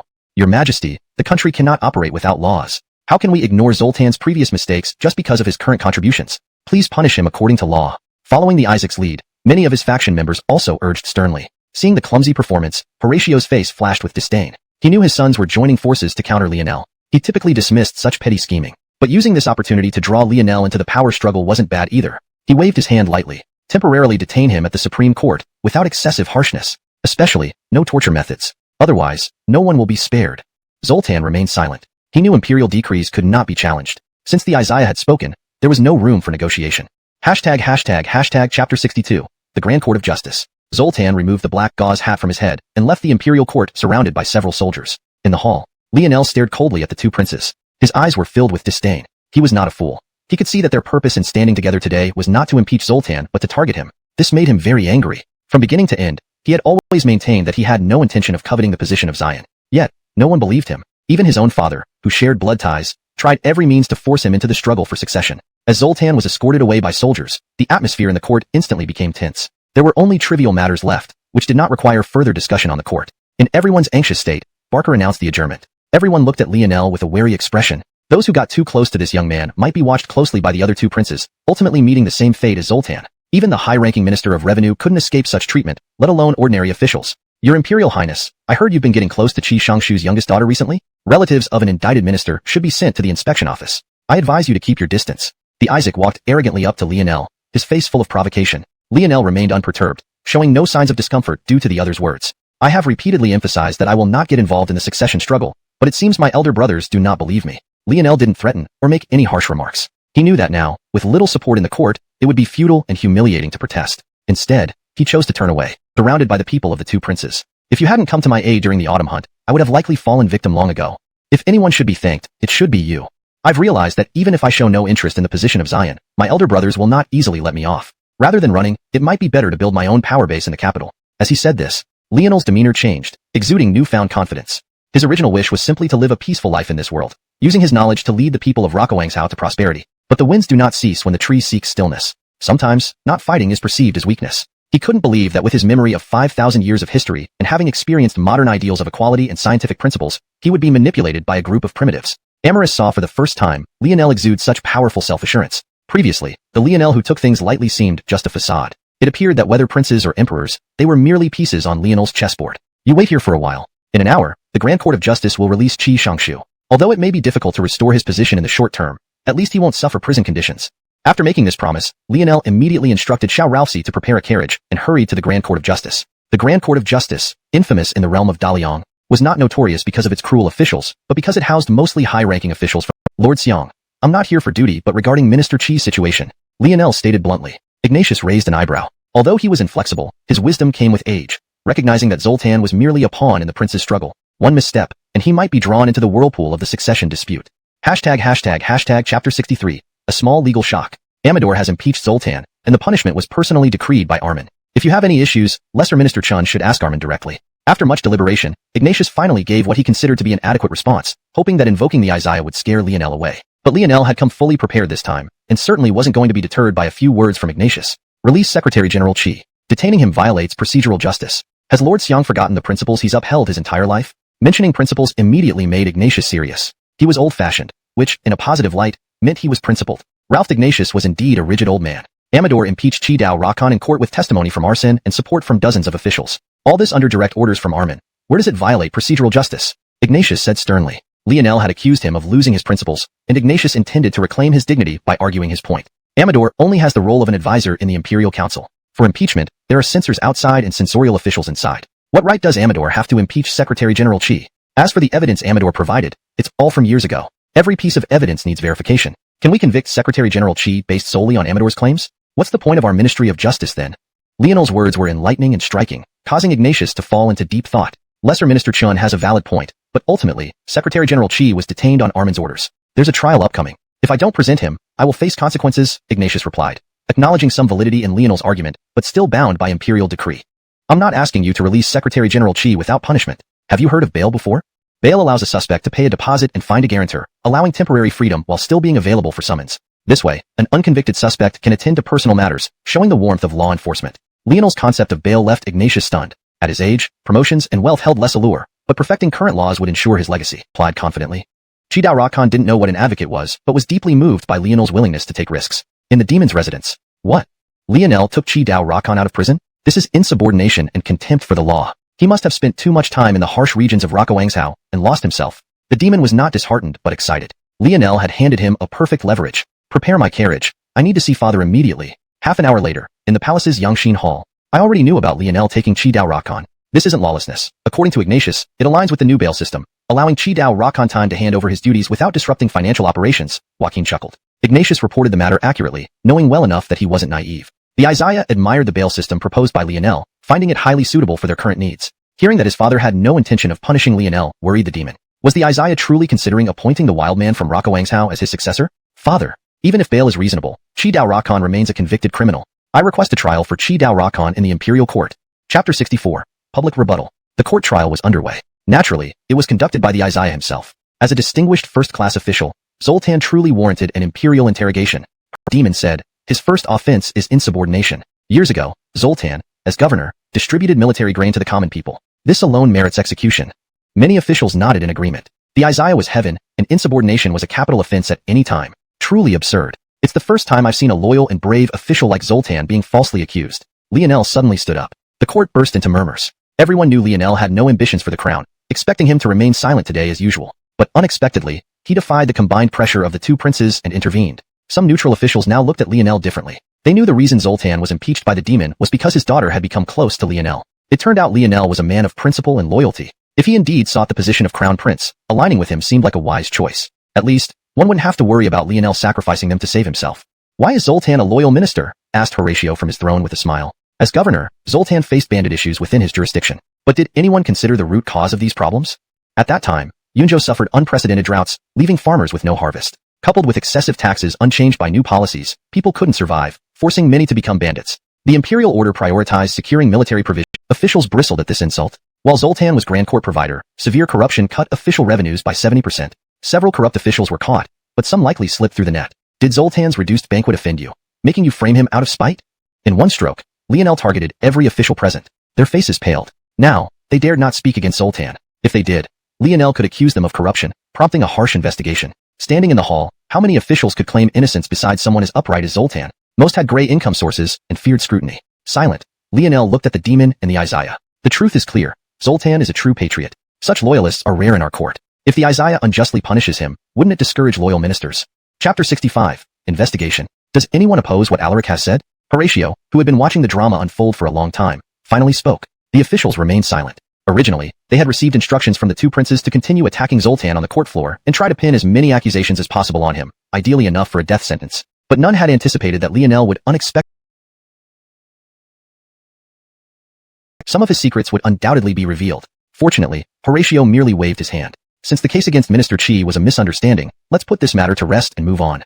Unable to contain his frustration, the Isaac planned to protest but was held back by a minister standing behind him. He ultimately backed down. Zoltan looked gratefully at Lionel. Though the arguments Lionel made could have defended him, given his tainted reputation, it carried much less weight compared to Lionel's clarification as Alaric and deputy director of the Board of Punishments. After the trial ended, Zoltan walked out of the palace hall, feeling unprecedented freedom. Looking at Lionel beside him, he smiled. Thank you, Your Highness, or I might have spent my remaining days in prison or exile. Lionel shook his head. Regardless of my relationship with Amaris, you yourself are a genuine clean official. Even without my help, you would have likely emerged unscathed due to your reputation. Zoltan disagreed. Despite years of hard work and accumulated influence, once the issue of succession arose, nobody would risk supporting him. If you have time, come visit me. Zoltan invited warmly. At the Isaac's residence, Douglas was fuming. Foolish. I never thought you'd do something so foolish. You've been manipulated by the demon. Looking at the Isaac, he said, Ralphie, intelligent person can see Lionel holds the advantage, yet you stubbornly provoked him. If Armin agrees to investigate you, how will you defend yourself? Ralph, how will we, your loyal advisors, manage? You nearly caused great harm. Facing Douglas's rebuke, the Isaac showed a rare look of shame. You're right, Master Su, but I can't swallow this humiliation. Please help me take revenge. Douglas sighed but quickly devised a plan. There might be a way. We've bought the entire Xuanhuan army. We need someone to inquire if Lionel committed any crimes while in Xuanhuan. With his decadent nature, he must have done plenty to oppress the people. Once we gather enough evidence, we'll bring him down. This plan brightened the Isaac's eyes. You're right. Leave this to you.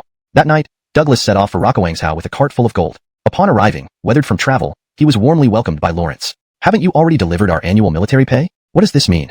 Lawrence asked, looking at the cart behind Douglas. Forget it. The Isaac had a recent clash with Lionel. I came here to find out if Lionel ever wronged the people of Xuanhuan, Douglas explained. Finding proof of Lionel's wrongdoings would discredit him thoroughly. Hearing this, a flash of hostility crossed Lawrence and his fellow officers' eyes, though well concealed. Master Su jokes. We are mere frontier troops, and Lionel has always looked down on us. If he did anything wrong, he wouldn't involve us. Unsuspecting, Douglas believed him. Only because the Xuanhuan army could be of great use did he engage them. Well, I'll ask around in Xuanhuan City, Douglas said, preparing to leave. Ralph, this cart of treasures?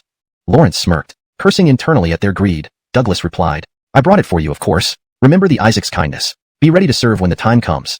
Chapter 66. The crime of deceiving the Isaiah. This was Douglas's first time entering Xuanhuan City. Although he had visited Xuanhuan before, it was only for negotiations with the border troops stationed outside the city. Looking at the wide streets of Xuanhuan that could accommodate 10 carriages side by side, and the bustling crowds moving to and fro, Douglas fell silent. He suspected there was something wrong with his eyes. Xuanhuan, in people's minds, was a barren and cold place. While not entirely devoid of life, It should certainly be an endless stretch of desert and wasteland, uninhabited. Yet, he never expected it to have become the central hub for trade between the dubiously. Douglas shook his head. Making Liangzhou so prosperous without reporting it to the court isn't Lionel's biggest crime? Letting nomadic tribes freely trade in Liangzhou, who can take responsibility if something goes wrong?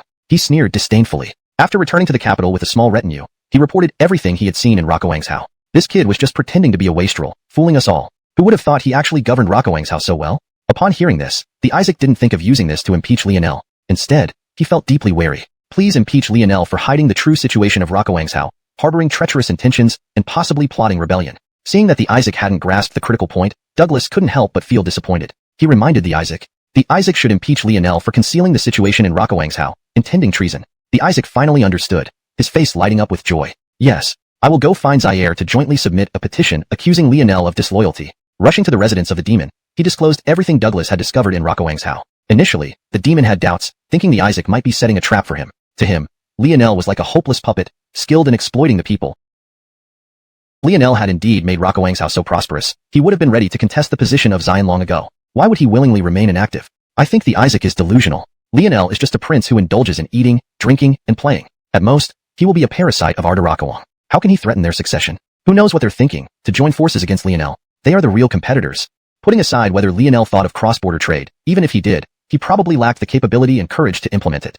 The discussions among the officials didn't affect the two princes, who remained resolute, convinced that Lionel's concealment was part of a rebellion plot. What a heavy accusation directly placed on Lionel's head. However, Lionel didn't refute it, and instead looked at the emperor expectantly. He hoped Isaiah would issue an order to suspend his duties and express dissatisfaction with him. This way, he could gracefully withdraw from the crown prince contest. Horatio watched the two princes continuing their accusations and glanced at Lionel, who appeared calm. He found this situation quite troublesome. He knew more about Liangzhou's development than his two sons, having even experienced the foot massages in North Market himself. He knew Lionel was competent and wished for Lionel to participate in the succession struggle. That way, he could rightfully pass the throne to him. But now, the two princes had brought the matter into the open, official for himself after some deliberation. Lionel, do you have anything to explain?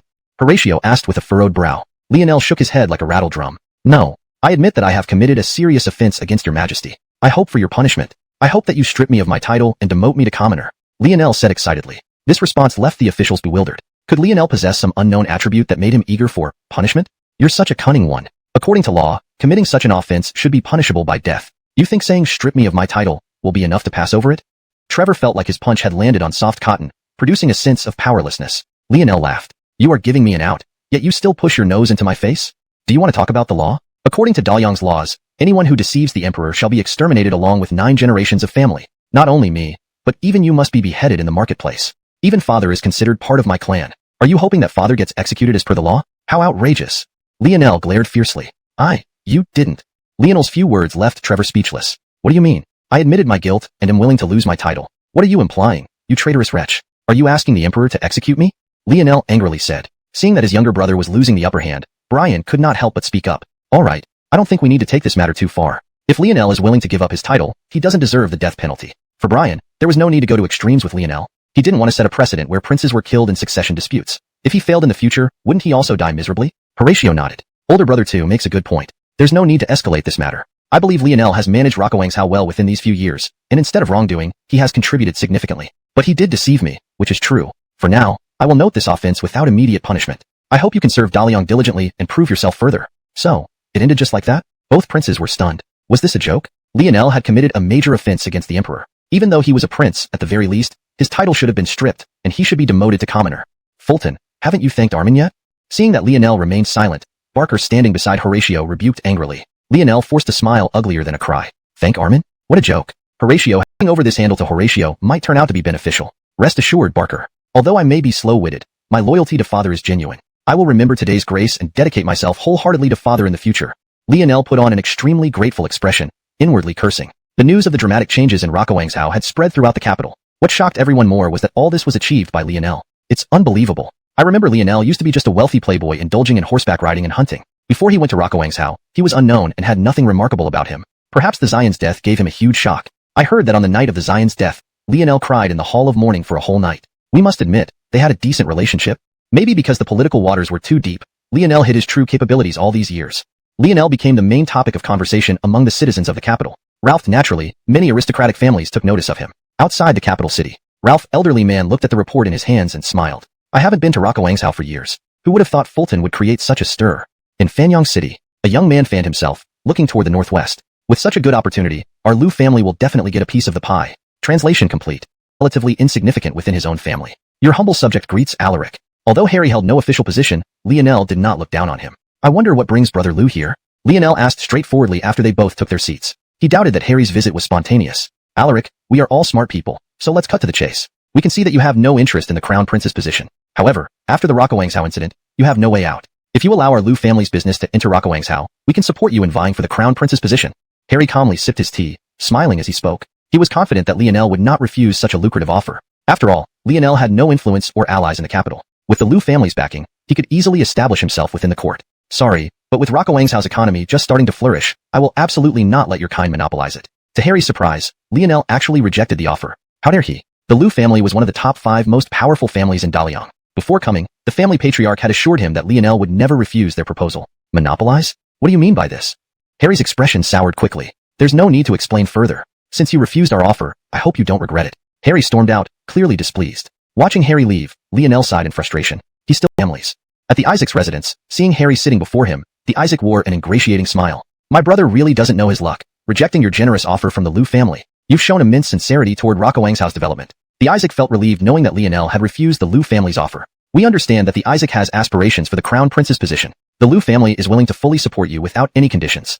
After some small talk, Harry finally revealed his true purpose, meeting the Isaac's expectant gaze. Now that the contest has begun, it's time for us to join the fray. Haha, with the Liu family's help, I don't fear Lionel, nor my second brother. If I reach that position, I will remember the Liu family's contributions. The Isaac extended his hand with a smile, pleased despite being the second choice. Similar scenes unfolded at the demon's residence as all influential families shifted their support between the two princes. The Emil, who preferred poetry and nature, remained outside their considerations. Chapter 69. The Imperial Examination System. Inside the Grand Hall of the Palace. Watching Trevor strut around with an air of superiority, backed by a group of aristocratic officials who were even contrary to the Emperor. Trevor's actions were leading him straight to his downfall. Enough. That concludes today's court session. Remaining matters will be discussed later. Seeing Trevor still unaware, Dovey sighed and waved his hand. After the officials dispersed, Trevor turned to Lionel with a triumphant look. Those high-ranking officials who supported me could have submitted to you. Unfortunately, you rejected the olive branch extended by the aristocratic families. Now, you no longer qualify to compete for the position of crown prince. Whispering this into Lionel's ear, he left the hall with evident satisfaction. Lionel shook his head and prepared to leave when he was stopped by Barker. Armin wishes to see you, Alaric. Please wait a moment. Lionel froze. He hadn't caused any trouble recently, having rejected overtures from several aristocratic clans. Why would the Emperor summon him now? He looked at Barker questioningly, who only shook his head and smiled bitterly. No one can guess what Armin is thinking. Though Armin seems upset today, it may not be directed at you. You should still go see him. With no reason to refuse, Lionel followed Elmo to the Imperial Garden. After the court session, Dovey had come here alone to drink, appearing visibly troubled. This raised Lionel's guard immediately. Unexpectedly, upon seeing Lionel, Dovey actually managed to smile. Come, join me for a drink. Here, we are father and son, not emperor and subject. Dovey nodded approvingly. Unexpectedly, he had such a perceptive child. So, do you have any suggestions to curb the growth of these clans? Smiling, Dovey asked. Lionel wished he could slap himself. Why did he mention this? The aristocratic families are like a festering wound on our empire, an incurable disease. Even you, father, find it difficult to handle. With my current abilities, I can't solve this problem. Dovey laughed. Do you think I believe that? If you lacked a strategy, you wouldn't have so easily turned down their advances. Stop playing coy. Speak up if you have a plan. Dovey waved his hand. Now isn't the time to resolve this completely. However, to temporarily alleviate the pressure on you, we could implement an imperial examination system. Lionel hesitated before finally deciding to share his thoughts. Besides holding leverage over him, Dovey had always been concerned about the aristocratic clans, a shared sentiment with Lionel. Acting against them would also benefit the common people. The imperial examination system? Please elaborate. If reasonable, I will adopt it, Dovey said. Chapter 70. Imperial Court Deliberation. The imperial examination system. In the dynasty of Lionel's previous life, it greatly impacted the 9-rank system and brought significant benefits. Although reactions of the aristocratic families. Dovey nodded. He decided to propose the examination system at tomorrow's court assembly. After discussing for a long time, Horatio finally let Lionel leave. The next morning was the time for the grand assembly. Nearly all officials, big and small, from the capital gathered in the hall, heads swirling with anticipation. When Horatio walked in, everyone fell silent, respectfully looking at him. Today, I wish to discuss something with you all. I plan to implement a policy called the Imperial Examination System. Horatio then outlined the basic principles of the examination system, concluding with, this policy was thought of by me and Alaric yesterday. What do you think? The entire court was silent. At least 70% of those in the Great Xuanhuan court were members of aristocratic families. Lionel's proposal of the Imperial Examination System directly threatened their interests. It might overturn the control of the aristocratic families once and for all. Finally, someone stepped forward. This must be reconsidered. We have always practiced the recommendation system and the 9-rank system, where only virtuous people can serve in the court. This is an unchanging truth and ancestral law. How can it be easily changed? We absolutely cannot agree. Appointing based on virtue, not merely talent, is crucial. If the entry path into officialdom is open through the examination system, those selected may be capable, but their morality cannot be assessed. Yes, the recommendation system and filial piety recommendations allow the most, and filial piety recommendations are fundamental to selecting talents for Great Rokuang. But ask yourselves, how many of you here are truly loyal and filial? The filial piety recommendation system is nothing more than nominating well-known figures to serve. Ralph, isn't that fame unique to you aristocratic families? Your aristocratic families all promote each other's offspring with just a few words, making them famous overnight. Ultimately, all avenues for entering the government are controlled by you aristocrats. Is this what you call loyalty? Lionel's words left the aristocratic official speechless. At this moment, Xian Ralph, the grand tutor and veteran statesman from 3 dynasties, spoke up. A member of the aristocratic Su family and a key figure opposing royal authority, even Isaiah Horatio dared not defy him sometimes. Alaric has a point, he began. Instantly, the court fell silent in disbelief.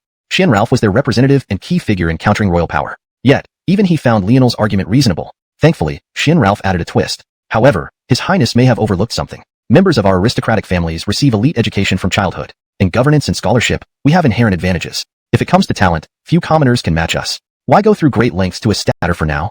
Horatio resumed the Grand Council meeting as if nothing had happened. However, the officials' minds were already preoccupied with the issue of the imperial examination, causing the meeting to conclude hastily. After the Grand Council meeting, news of the imperial examination spread like wildfire. The noble families of the entire Daliang Empire soon learned about it, sparking widespread discussions. Fanyang, Liu family estate. Harry respectfully reported to his father, Hideo, about securing support from the Isaac. He also informed him about the rumors regarding the imperial examination circulating in the capital. Upon hearing that Lionel proposed the system, Hideo's face turned ugly, and he slammed the armrest of his chair angrily. What utter nonsense! Not only did Lionel reject the recruitment offers from all 10 major families, but he also intends to block our path into the government. I think he has truly lost his mind. Even the Isaiah probably wouldn't dare to act so decisively.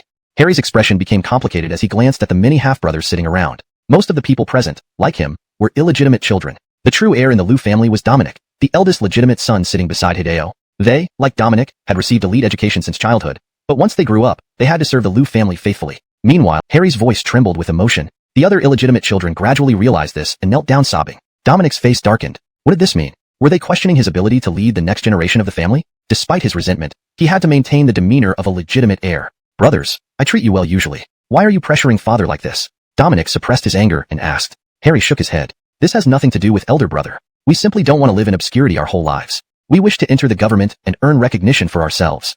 Hideo sighed helplessly. He finally understood why Lionel had the courage to propose the imperial examination system. Lionel's goal wasn't to provide commoners with an opportunity to enter the government, but to divide the aristocratic families, stirring discord between legitimate heirs and illegitimate children. It was a brilliant yet ruthless strategy because there was no immediate solution to counter it. People were inherently self-serving. Lionel's proposal of the imperial examination system aligned perfectly with the interests of the illegitimate children of noble families. Although family affairs were managed by the legitimate heirs, these illegitimate children were the backbone supporting the continuation of the aristocratic families. Fine.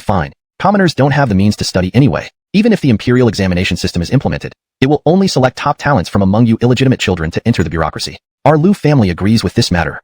Similar scenarios played out across various other prominent families. Harry and other illegitimate children even visited Lionel's residence with gifts, hoping he would promote the implementation of the imperial examination system before the Isaiah. They pledged to resolve the resistance faced by the aristocratic families. Xian Ralph was stunned. What magic did you cast? How did you turn these aristocratic illegitimate children into your loyal followers? Just recently, Xavier had rejected invitations from many noble families, causing them discontent. Lionel smiled and shook his head. It's just leveraging human selfishness. Now, with their support, I can barely stand firm in the capital and the court. Pity, promoting the imperial examination system has also offended the legitimate heirs of the noble families. They are the true power holders of the nobility, he said regretfully. It was an inevitable step, as the imperial examination system must be implemented. Half a month later, during the Grand Council meeting, the official stance on the imperial examination system changed dramatically. Hashtag Chapter 72. Rampant consolidation. Your Majesty, after deep consideration, we believe that implementing the imperial examination system is not entirely wrong. People like us from need to discuss this matter further. He waved his hand, directly instructing Grand Barker to draft an imperial decree announcing the implementation of the imperial examination system across the land. From then on, the imperial examination system officially commenced in the Great Rokuang Empire. Despite their inner fury, everyone knew the matter was already decided. Lionel, you've contributed greatly in establishing the imperial examination system. What rewards do you seek? Just when Lionel thought everything was over, Isaiah Chingdovey, sitting on the throne, suddenly asked with a chuckle, sending chills down Lionel's spine. This was pushing him into the fire. Although the imperial examination system had started, if any mistakes occurred during its implementation, someone needed to take responsibility, and that person certainly wouldn't be the emperor but rather himself, the proposer of the system. Your Majesty, I don't require any rewards. Serving the nation is my duty. However, since it's the initial phase of the system, I hope to personally oversee the first imperial examination. Knowing he would bear the responsibility, Lionel decided to secure sufficient benefits for himself. Otherwise, the risks and returns would be disproportionate, rendering all his efforts futile. Seeming to understand his thoughts, Cheng Dovey narrowed his eyes and nodded. Even without your request, I plan to entrust the organization of the first common enemies. I hope our cooperation becomes smoother henceforth, Blue said with a smile. After seating themselves, the Isaac immediately arranged for fresh tea to be served. Blue brother, your visit today must be regarding the imperial examination system. I heard that several commoner-born offspring, led by Harry, defied you and aligned closely with Lionel. It seems they are desperate for fame and fortune, the Isaac said angrily. Blue shook his head. People strive for higher places as water flows downhill. Seeking their futures and prospects is only natural. Besides, whether they succeed or fail, it does no harm to our Liu family. It was clear that the Liu family planned to diversify their investments. The legitimate son, Blue, grew closer to the Isaac, while the commoner-born offspring leaned toward Lionel. The first imperial examination is about to commence, and many commoner-born offspring from influential families will likely enter officialdom. Although they are inexperienced, their sheer numbers cannot be ignored. In time, they might pose a threat to you. The Isaac cautiously probed. Blue scoffed. So what? Even if these commoner-born offspring pass the imperial examination and enter officialdom, without our main family's support, they'll struggle immensely and remain at the bottom of the hierarchy. Moreover, but to reluctantly acknowledge the examination system. However, quite a few noble families remain firmly in control of their power through legitimate heirs. No matter how much unrest the illegitimate heirs caused, these legitimate heirs had no intention of promoting the imperial examination system. Some even looked at Lionel with murderous intent. At this point, everyone realized that Lionel's proposal of the examination system was not to give commoners a chance to enter the government, but to divide the various noble families. Unfortunately, the situation was now set, and many illegitimate heirs were already eager to experience the new system. The legitimate heirs of the noble families were powerless to stop it. Therefore, they directed all their anger toward Lionel. Seeing the widespread support for the examination system, Joaquin felt elated. Since most people support the examination system, let's start implementing it for a trial period and see the results. This matter will no longer be discussed. He waved his hand, instructing Grand Barker to draft an imperial decree announcing the official launch of the imperial examination system across the empire. Thus, the examination system officially began in the Great Liang Empire. Despite their fury, the people knew it was too late to change things. Lionel, you've contributed greatly to the establishment of the examination system. What reward do you wish for? Just as Lionel thought everything was over, Joaquin, the pavilion admiring the rain. Since Harry and other illegitimate heirs joined Lionel, matters fell directly to Dominic as the legitimate heir. Seeing Dominic arrive, the Isaac hurriedly stood up to welcome him. Precious guest, please forgive me for not greeting you earlier.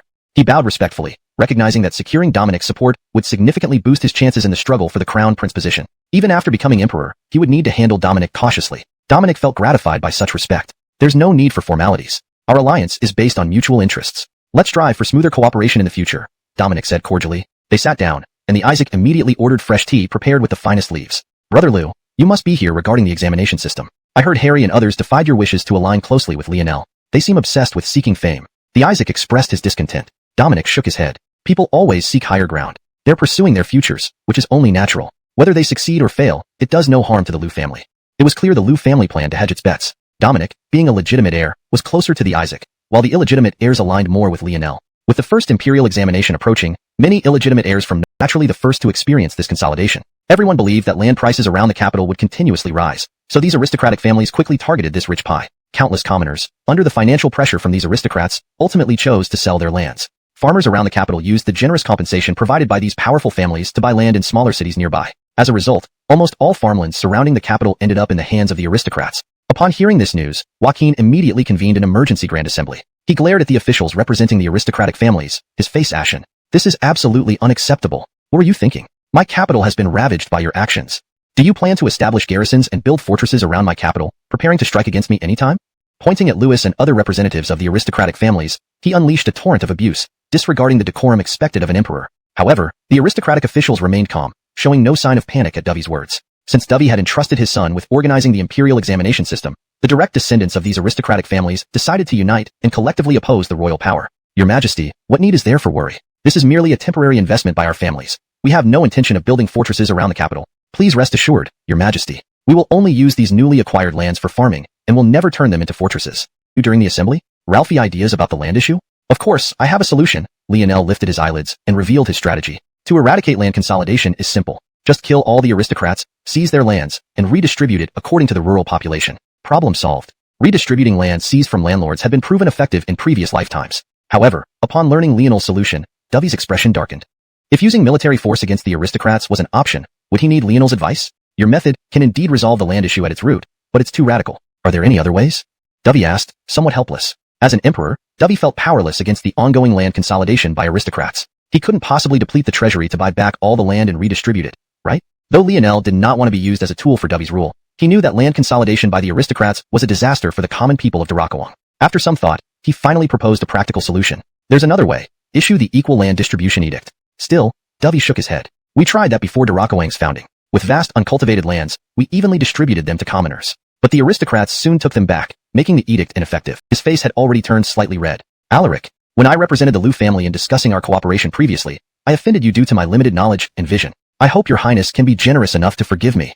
After saying this, he immediately gulped down the fiery drink in one go, which made him look like a rooster whose neck had been choked, with his face flushed red. This scene drew laughter from everyone present. I know that all of you are talented individuals who, because of your status, have not been given important roles within your families. Now, with the imperial examination system officially announced, the doors to serving in government are open to all of you. I hope everyone will seize this opportunity. Lionel also raised his glass with a smile as he spoke. But today's gathering is not just about this year's examinations. There is another grand piece of news I wish to share with you. Lionel's words instantly lit up everyone's eyes. What good news might there be? Please enlighten us, your highness. He glanced around at everyone before smiling and recounting his discussions with the emperor on the equal field order several days ago. The numerous lesser-born scions who had raised their glasses froze on the spot, unable to come back to their senses for a long while. None of them had expected that Lionel would propose a policy so beneficial to them. Excitement filled their faces as they responded. 3 days later, Horatio formally announced the implementation of the equal field order at court. This naturally sparked opposition from many prominent noble families, but since they themselves were divided in opinion, many lesser-born children supported this policy. Moreover, the equal field order had no immediate impact on the status of these noble families, leading to relatively few objections. Just as Lionel thought the issue of land consolidation would be resolved, a natural disaster struck near the capital. Ralph's immense swarm of locusts descended upon the farmlands, devastating crops. Many fields were left completely barren. At the Liu family residence, upon learning about the locust plague near the capital, Lord Hideo felt not sorrow but excitement. Pinyin, if I am no longer around, can you stand up to your lesser-born brothers? He put down the intelligence report and looked at his eldest legitimate son with a sigh. Dominic nodded resolutely. Please rest assured, father. I will not disgrace the Liu family name. I will devise a way to keep our family united and ensure Lionel's schemes fail. Hearing this, Hideo showed a satisfied expression. Now that a large-scale locust plague has erupted in the farmlands near the capital, do you think it's good or bad for us? Dominic was puzzled. Isn't it obvious? For so many years, yet it strikes the farmlands near the capital. Could our ancestors and the heavens feel that I've done something wrong? Horatio shook his head, helpless. Barker hurriedly replied, Your Majesty, please don't overthink it. Since you ascended the throne, you've always been diligent. This locust plague is merely a natural occurrence and certainly not divine punishment. Chapter 75, Heavenly Punishment. It was barely dawn, and the streets of the capital were already bustling with activity. The first light of dawn crept through, and Lionel adjusted the heater in his carriage, feeling a chill as autumn deepened. Each morning as he made his way to court, he felt the biting cold more acutely. He lifted the curtain of the carriage and glanced outside at the hurried crowd. A profound sense of sorrow welled up within him. The people on the streets moved hastily, their faces etched with unresolvable worry. They were struggling to make ends meet. With the locust plague spreading, the common folk had to rise early to catch locusts in the fields. Otherwise, they would lose everything this year. But the sheer number of locusts was overwhelming, often counted in the billions. It was an impossible task to capture them all within a short time. By the time the farmers could finish catching the locusts, their crops would have been devoured completely. Lionel sighed deeply, knowing he needed to find a way to help the people overcome this crisis. If the peasants went hungry and lacked basic necessities, young official like him, did he have any shame left? Lionel flouts our ancestral laws by arbitrarily altering our official selection system. His recent equal field order has plunged the people into hardship and chaos, Lewis continued. Even heaven cannot tolerate such actions and has sent this locust plague to punish us. Please, your majesty, severely punish him to set an example. The old minister believes that once this root cause is punished, the locusts will cease their devastation. His words shook the officials and planted seeds of doubt in Isaiah Horatio's mind. In this era, emperors often fear divine retribution. As the son of heaven, he bore the mandate bestowed by the heavens. When disaster struck, emperors might even issue self-critical edicts, admitting faults and seeking forgiveness. Was the locust plague truly caused by Lionel's audacious reforms? Isaiah Horatio began to doubt. Officials harboring grievances against Lionel seized this opportunity to accuse him further. Your Majesty, the locust plague struck just after the equal field order was issued, clearly a warning from heaven. If we do not punish Lionel, heaven may send worse calamities upon us. For the sake of righteousness, please do not spare him for your personal favoritism. Only severe punishment can appease heaven's wrath. This disaster is heaven's punishment for you. Chapter 76, The King's Pesticide. Facing the criticism from everyone, Lionel wore a calm smile on his face. Do all of you truly believe that this locust disaster is a punishment sent down by heaven? Seeing Lionel actually intending to argue, the entire court erupted into anger. Throughout history, whenever a locust plague erupts, it's because there are wicked men in the government deceiving the emperor, even leading to war and misery. Now the facts are clear in front of us. Do you still plan on arguing?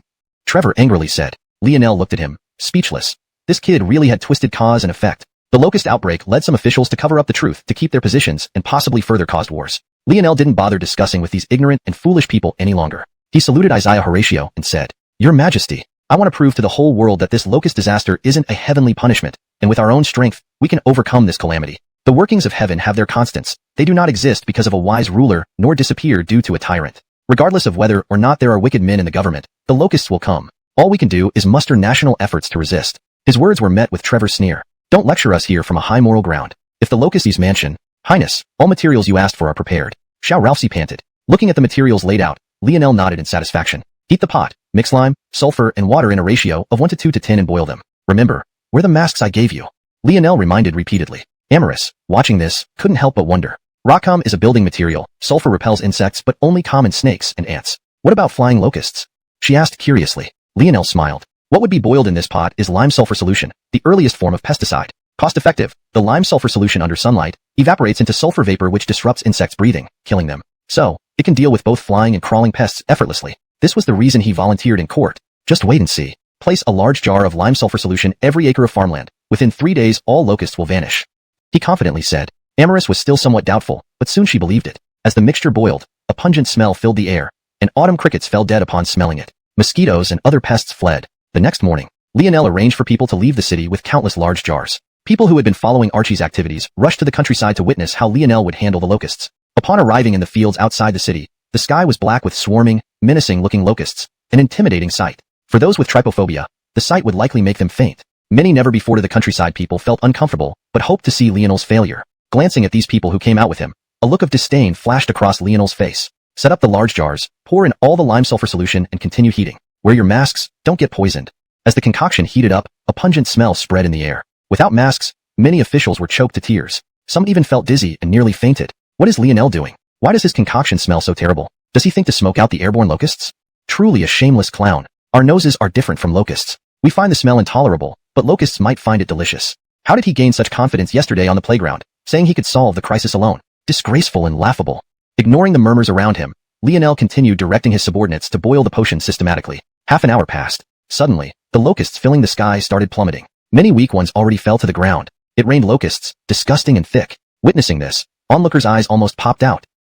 This pesticide can be prepared according to the formula I provided. Not only does it eliminate locusts, but also other pests. If there's a future outbreak, use this pesticide. Without any concealment, Lionel revealed the pesticide formula. The commoners felt even more grateful towards him, but the aristocrats present found it hard to swallow their disappointment. They had hoped the capital's peasants' land would suffer from this plague, forcing the peasants to sell their land at extremely low prices due to famine. Instead, Lionel had solved the problem, enhancing his reputation while affecting the land purchase price. Everyone who saw Lionel's success now harbored resentment, especially the Isaac. Originally, he planned to watch Lionel helplessly facing the overwhelming locusts and admit defeat. Yet, unexpectedly, the clown was himself. "Yusef, it's time to honor your bet," Lionel said with a smile, addressing the Isaac who was trying to evade the crowd. The Isaac frowned, anger flashing across his face. "This isn't fair. You claimed you would handle the crisis alone, but you relied on others to prepare the pesticide and cauldrons. You cheated. This bet doesn't count." He stormed. Who knows what he'll become in a few years? This was what troubled Isaiah Horatio. If he were older or Lionel younger, it wouldn't matter. But now, if Lionel covets the throne, it could lead to conflict between father and son. His eyes flashed with concern at the thought. #### suburbs of the capital city. Inside an estate, Louis, stroking his beard, gazed silently at numerous clan leaders. "What should we do? Lionel is openly opposing us. Both the civil examination system and the equal field order cause internal strife within our clans. We must find a way to solve this issue." He sighed. They exchanged glances, uncertain how to respond. Eventually, Hideo spoke up. "While Lionel is our adversary, as a prince, we can't act openly against him. We must resort to indirect tactics, targeting his close associates to find weaknesses and exploit them." Hideo's words resonated with the group, though Louis frowned. "That makes sense, but where do we start? This boy has no close relations except Zoltan's daughter. We can't attack a high-ranking official. These aristocrats aren't as foolish as the Isaac, daring to move against a top-ranking minister. There's someone we've overlooked," Hideo confidently interjected. "Lionel didn't just drop out of a rock. Doesn't he have a grandfather?" Hideo's face showed a sinister grin. "Yes, I heard his grandfather holds a low rank as a mere clerk. Targeting his grandfather might be easier." Faro didn't have time for sentimental reunions now. He urgently said, "Your Highness, please save Lord Raku." After speaking, he knelt down heavily and refused to rise. "What has happened? Alvaro, please stand up. Whatever it is, I will take responsibility." Lionel's expression turned serious. He knew that these influential families, unable to deal with him, were now targeting those around him. Alvaro sighed and began recounting what happened at the Raku residence. Today in the morning, a group of constables from Jingzhouyin suddenly arrived and arrested your grandfather, accusing him of stealing someone else's poetry. We've bribed the guards in Jingzhouyin's prison, but no matter how much we pay, they refuse to allow us to see him. Now we don't even know if he's alive or dead. Lionel's expression darkened immediately. Throughout history, political struggles never involved family members. Who would have thought these influential families would be so shameless? His grandfather was merely a minor scribe and could never affect these powerful families. Yet, they still made their move, truly ruthless. Xiao Ralph, prepare the carriage immediately. Accompany me to Jingzhouyin. Lionel rushed to Jingzhouyin by carriage. Seeing Lionel arrive, Halston of Jingzhouyin immediately broke out in cold sweat. But thinking of the many influential families backing him, he straightened his back and felt somewhat reassured. He was from Ruzhou family, another influential clan, and one of the main orchestrators against Devon. Seeing Lionel enter, he hastily stood up and greeted with a smile. Unaware of your highness's visit, I failed to welcome you properly. Please forgive me, your highness. One doesn't hit a smiling face. Seeing Halston's humble demeanor, Lionel hesitated to reprimand him directly. He simply nodded stiffly. Someone has lodged a complaint with Dali Temple, accusing you of allowing unjustified arrests. Is this true? Halston was taken aback. He was the prestigious Jingzhouyin of Dalian capital. Though only a minor prefect, he controlled the entire capital security, making him a third-rank official. Who dared to sue him at Dali Temple? This was clearly Lionel's ploy. I am truly wronged. I've been in this position for over a decade, always cautious, without any mistake or wrongful accusation. This must be the work of my enemies framing me. Lionel shot him a cold glance. Whether it's entrapment or not, we'll find out. Bring out all case files from the past month immediately. Halston felt immense humiliation. He was from the Ruzhou family, Jingzhouyin for years, and nobody had ever talked down to him like this before. Lionel was the first. Your Highness. Halston's face darkened. I respect you and call you your Highness, but technically, you're just a junior minister at Dali Temple, outranked by me. Why do you dictate orders? You demand investigation and review instantly. It's this man who stole my poem and claimed it as his creation. You old fool, with your skill level, could you possibly match my exquisite work? Hashtag chapter 79. I say autumn excels spring. Xerxes spoke without the slightest restraint. He did not consider that Lionel was sitting right there in the hall. Tell me exactly what happened in detail.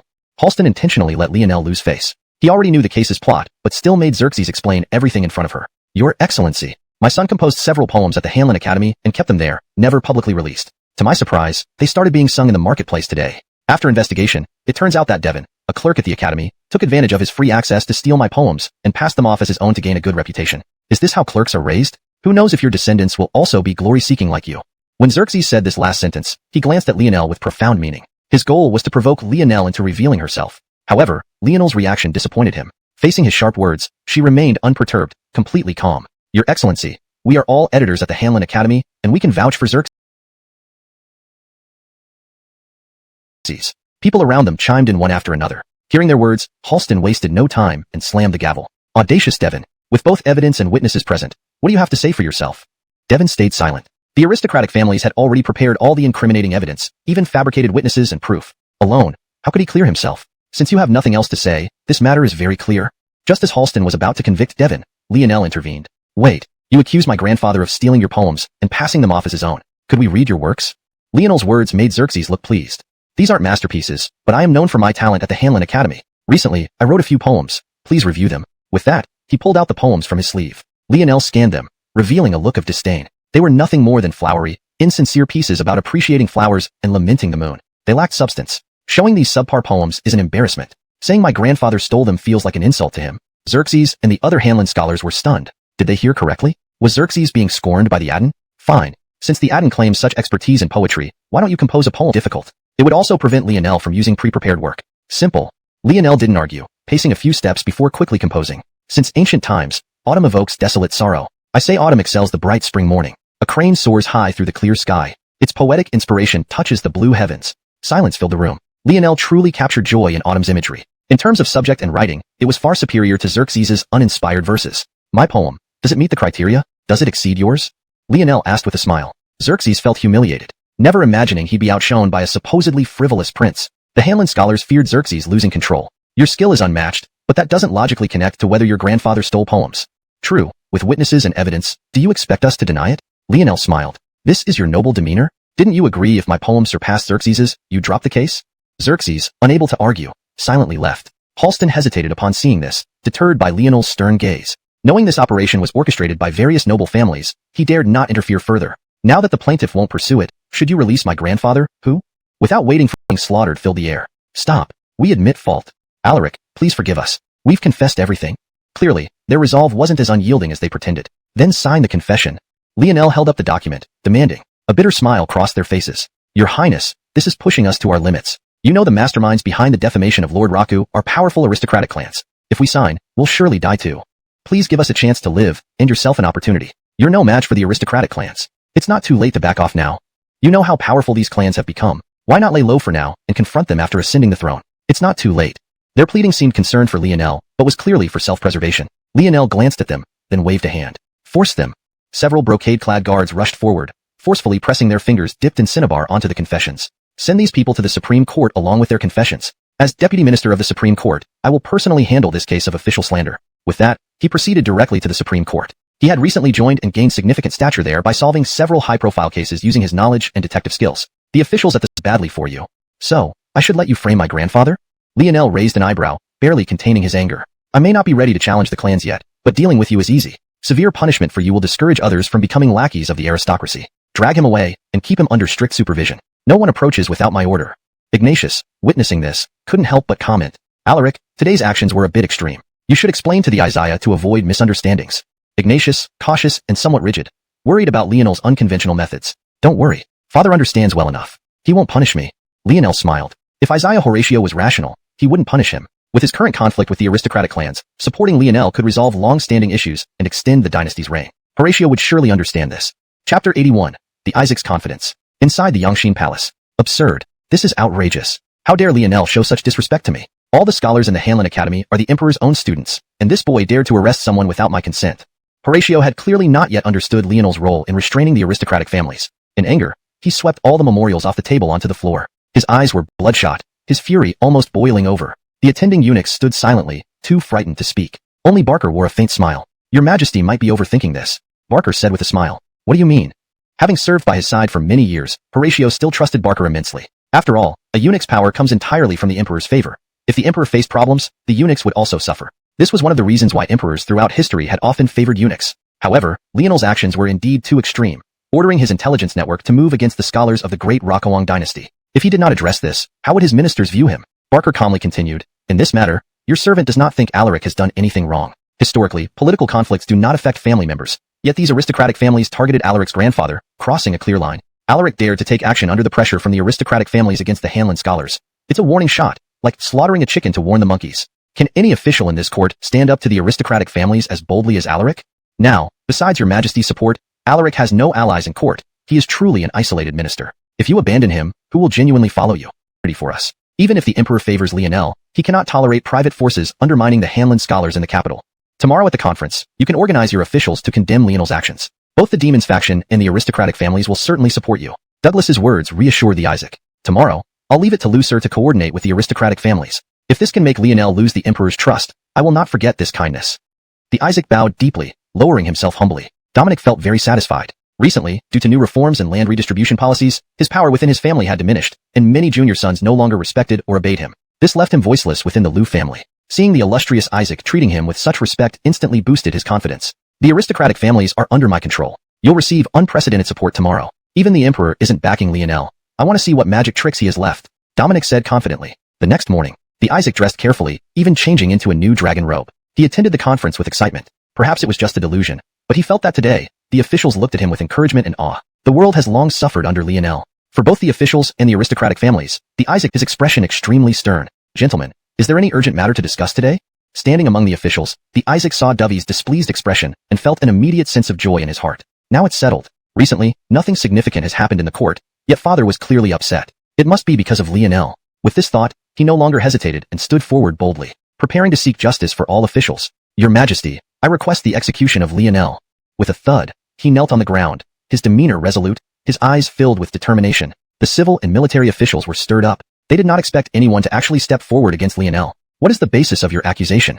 Though outwardly calm, inside, Dovey sneered repeatedly. Just as Barker had said, among these few children of mine, except for Lionel, they have almost all joined the powerful clans, now openly speaking for them in the court. Your Majesty, Lionel acted presumptuously, directly sending men to abduct 3 scholars from the Hanlon Academy yesterday, even torturing them privately, leading to false confessions. They are now imprisoned in the Ministry of Justice. Everyone knows that the Hanlon Academy houses the Emperor's closest aides. Only the Emperor has the right to deal with Hanlon officials freely. If anyone can treat Hanlon scholars as they face reactions from the officials, Lionel remained unperturbed. He knew that Isaiah Xuanhuan wouldn't punish him. Otherwise, Joaquin would have already reacted when the Isaac made his accusation. As expected, seeing so many officials hoping for Lionel's death, Dovey realized how correct Barker's words were. To oppose the powerful clans, Lionel had almost turned himself into a common enemy. If he punished Lionel, who else would still be willing to loyally support him? This incident doesn't need such severe treatment, Dovey remarked after a moment's thought. I've heard about it. Hanlon scholar Xerxes, along with 3 colleagues, falsely accused Devon. The evidence is clear.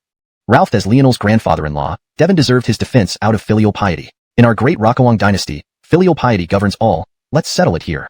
Joaquin waved his hand dismissively. The officials were stunned. Did they hear correctly? Joaquin was usually not so lenient. Ralphion, who touched his core interests, no matter their relation, would never be spared easily. Yet, Lionel reached into the Hanlon Academy, and Dovey was defending him. Lewis could not stay silent any longer. Your Majesty, you're the son of heaven, and the Hanlon Academy is the foundation of your rule. How can you allow someone to meddle there? Please impose punishment.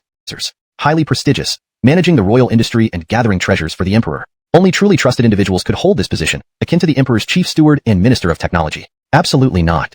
Lionel lacks experience and has no achievements warranting such a crucial role. Please reconsider, Your Majesty.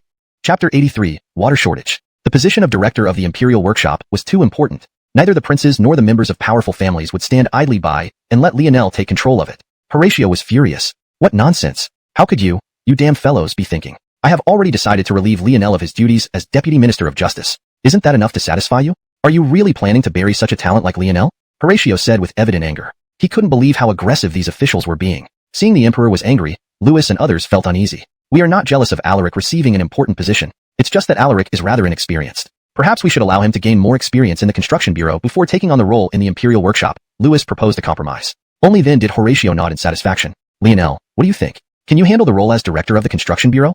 Horatio looked at Lionel for his opinion. Lionel had been expecting this. He knew he might not lead to his promotion. Congratulations indeed. Alaric has won the Isaiah's favor. I believe conducting business will be smoother. We must interact more and solve problems together for Armin. Rockesoning to their flattering words, Lionel couldn't remain indifferent. Having decided to fortify himself within the court, forming alliances was essential. I request guidance from each of you seasoned officials, especially those from the Ministry of Works. Using the diplomatic language he learned from his past life made officials like Minister Dakari regard him more warmly. Demon's residence. Duke, the Isaac is outside requesting an audience for urgent matters. The steward noted the demon's sour mood since returning from court, but reported due to the Isaac's status. Upon hearing this, the demon's expression darkened further, causing the steward's heart to race. Clearly, today's bad mood was related to the Isaac. Let that fool in. The demon waved dismissively. Soon after, the Isaac entered with several attendants carrying gifts, appearing very respectful. What do you want? The demon frowned, unsure of his intentions. Isn't it obvious? It's about Lionel. Who would have thought he'd be promoted to director of the construction bureau? This isn't good news for us. We need to devise a plan. Father seems intent on protecting Lionel. Who knows if he's responded? What does the construction bureau do? We can make them dig new wells to solve this drought. Thus, they began planning their next moves.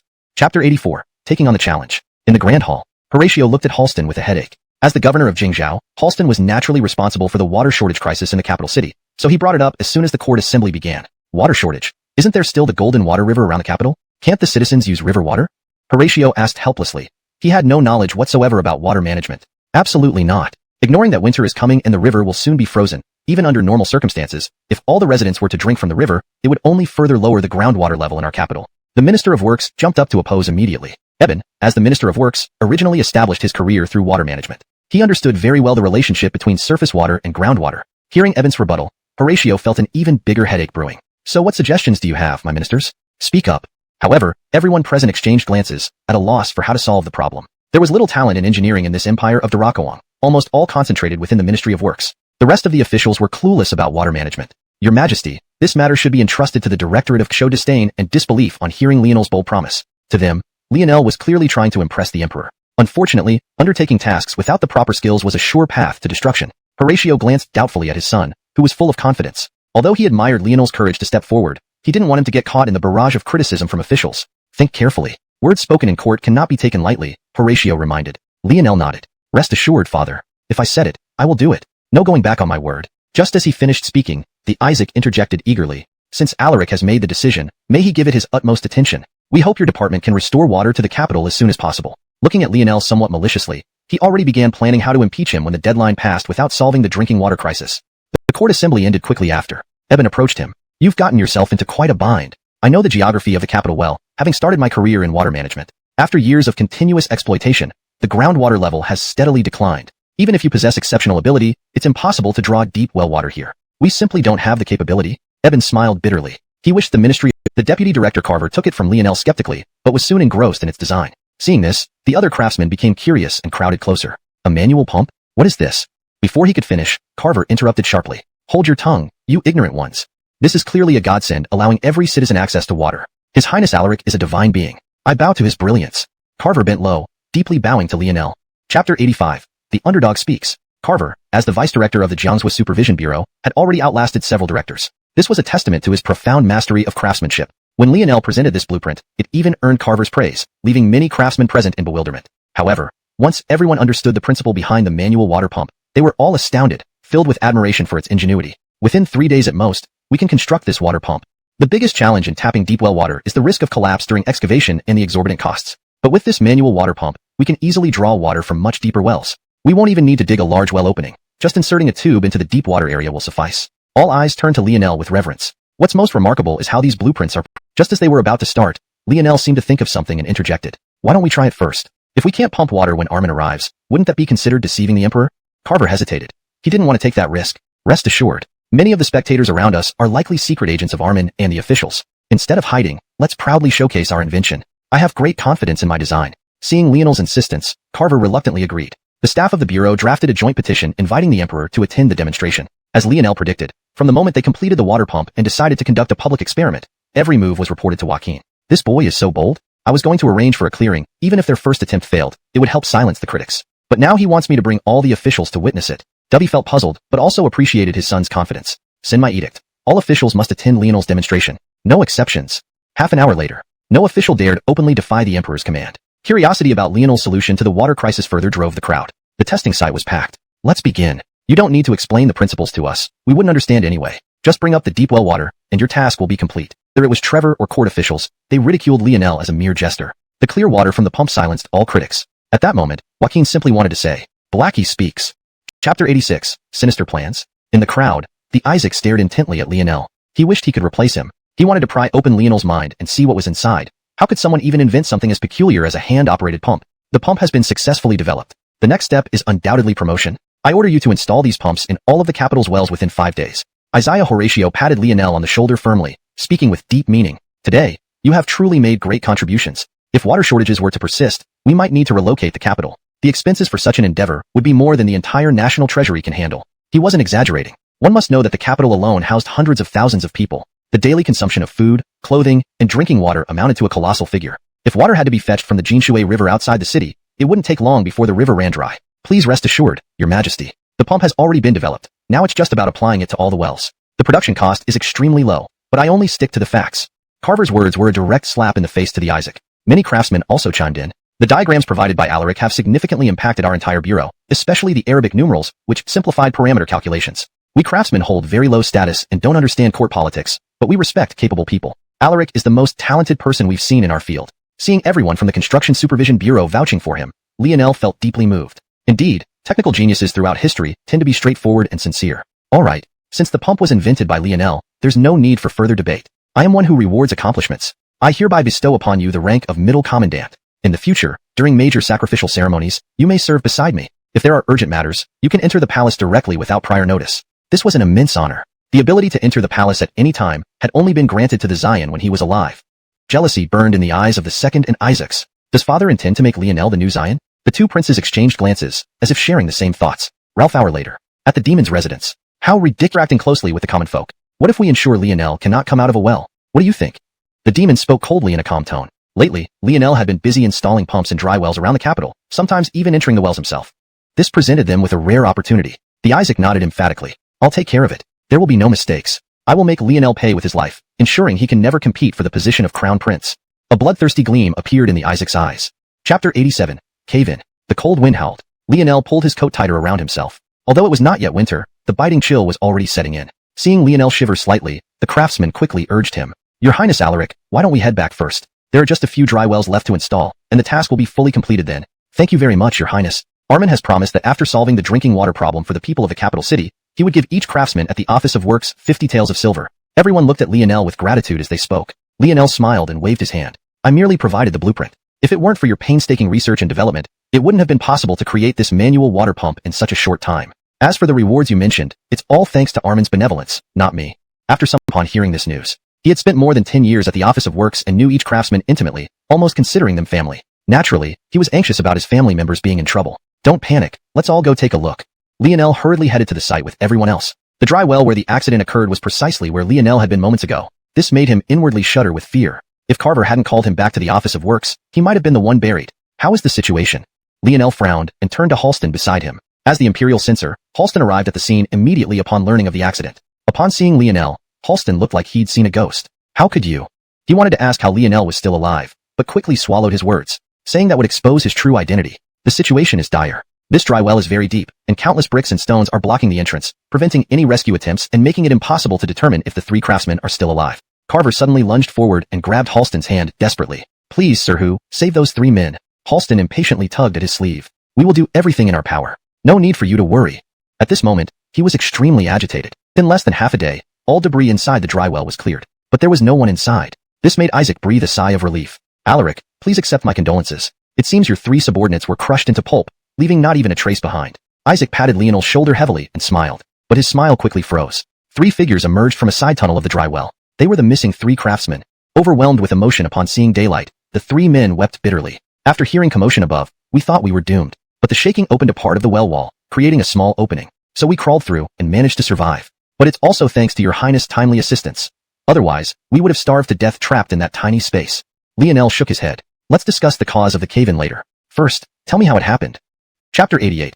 Isaac, are you courting death? Lionel was more concerned about uncovering the true culprit behind the collapsed dry well incident. The craftsmen had thoroughly checked the well stability before descending, making it impossible for such a major accident to occur naturally. It was evident that this was all orchestrated. The 3 craftsmen buried in the well hesitated for a moment before speaking in unison. Before the collapse, we indeed saw someone nearby, holding steel whips and glaring at the 3. Now, speak up. Were you 3 the ones who caused the collapse? Lionel watched them with a smile. These vagrants, mere pawns in someone else's plan, had never encountered someone of Lionel's stature. For a moment, the room filled with a foul stench. Fear had made them wet their pants. We were just following orders. This deed was done at the request of others. We swear it has nothing to do with us. The person who approached us initially was Charles from the Isaac's residence. He gave us 30 taels of silver, saying the trap had already been set in the well and only needed a slight trigger.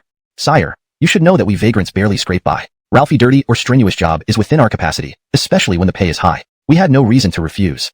Even without torture, these men spilled everything Lionel needed to hear. Immediately, Lionel had them write down their confessions and press their fingerprints. With this confession in hand, he headed straight to the palace. Inside the Xiuxian hall, eminent son of heaven, Duke Mickey is here to see you, Barker said cautiously. Joaquin smiled slightly. I've promised him free access to the palace. Since he's come, let him in. Lionel entered the Xiuxian hall and, upon seeing Joaquin, knelt down immediately. Please, your majesty, seek justice for the Department of Works. Facing Joaquin, Lionel dramatically sobbed. What good does crying do? Stand up and tell me what injustice you've suffered. Joaquin frowned. Lionel wiped away non-existent tears from his eyes and handed over the confession.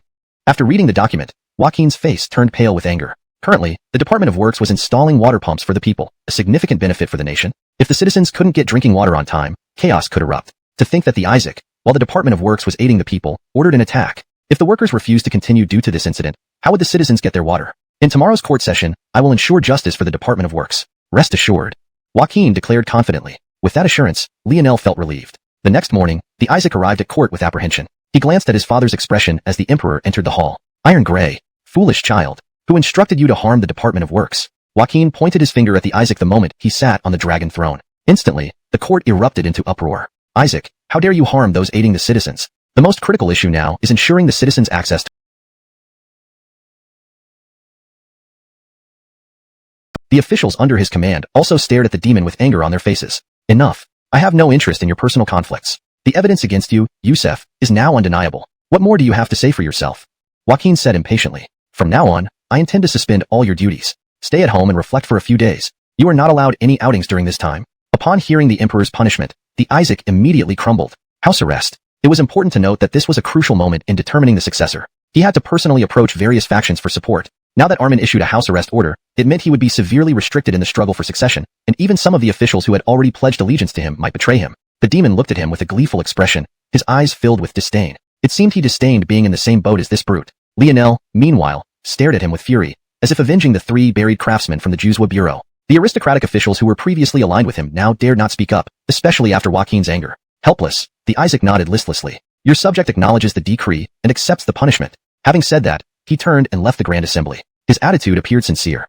Joaquin felt a headache coming on. Of course, he knew that establishing a rank system for craftsmen had many benefits. It would boost their enthusiasm, and new tools developed by craftsmen could enhance production. improving the lives of Rockawang's citizens. But the resistance in the court was too strong. He sighed, shaking his head at Lionel. Alaric, I know you're considering the welfare of the Juzwa Bureau's craftsmen, but changing our national policy isn't possible yet. Perhaps not now. For the time being, put this idea aside. Hearing this from Joaquin, Lionel could only accept it reluctantly. He knew it wasn't the right time to implement such a system. In the capital city, outside the West City Gate, a simple-looking carriage slowly entered the city. Seeing the emblem on the carriage, the guards showed respectful deference. A figure lifted the curtain and took a look at the autumn scenery of the capital. It was none other than the Emil. Calculating the time, I've been traveling outside the capital for about a month. I wonder if anything significant has happened? Half an hour later, when he heard news of events in the capital from his subordinates, his eyes nearly bulged out. I never expected that even with Zaire and Youssef joining forces, they still couldn't match Lionel. Though shocked, he didn't show too much panic. To outsiders, he was just a prince fond of poetry and nature. After some hesitation, he gauged his current strength and finally decided. Go to Zaire's house immediately.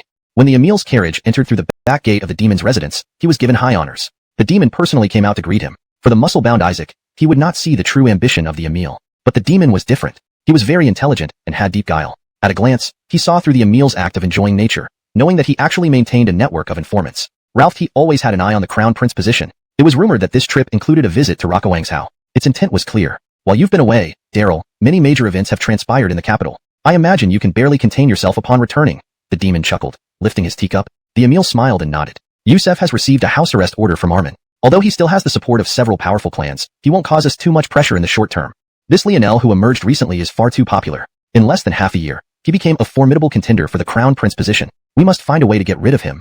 Facing the Isaac, the demon felt superior intelligence. He could manipulate the Isaac into working for him. But with his sixth brother, he always felt intellectually inferior. Knowing the Emil plan to collaborate against Lionel reminded him eerily of how he used his third brother. I understand your concerns. This time dealing with Lionel, I will take the lead myself, but I'll need some small assistance from your officials, the Emil smiled. Due to his years of appearing absorbed in nature, he had few officials supporting him. Note, the text structure and line breaks have been preserved as requested.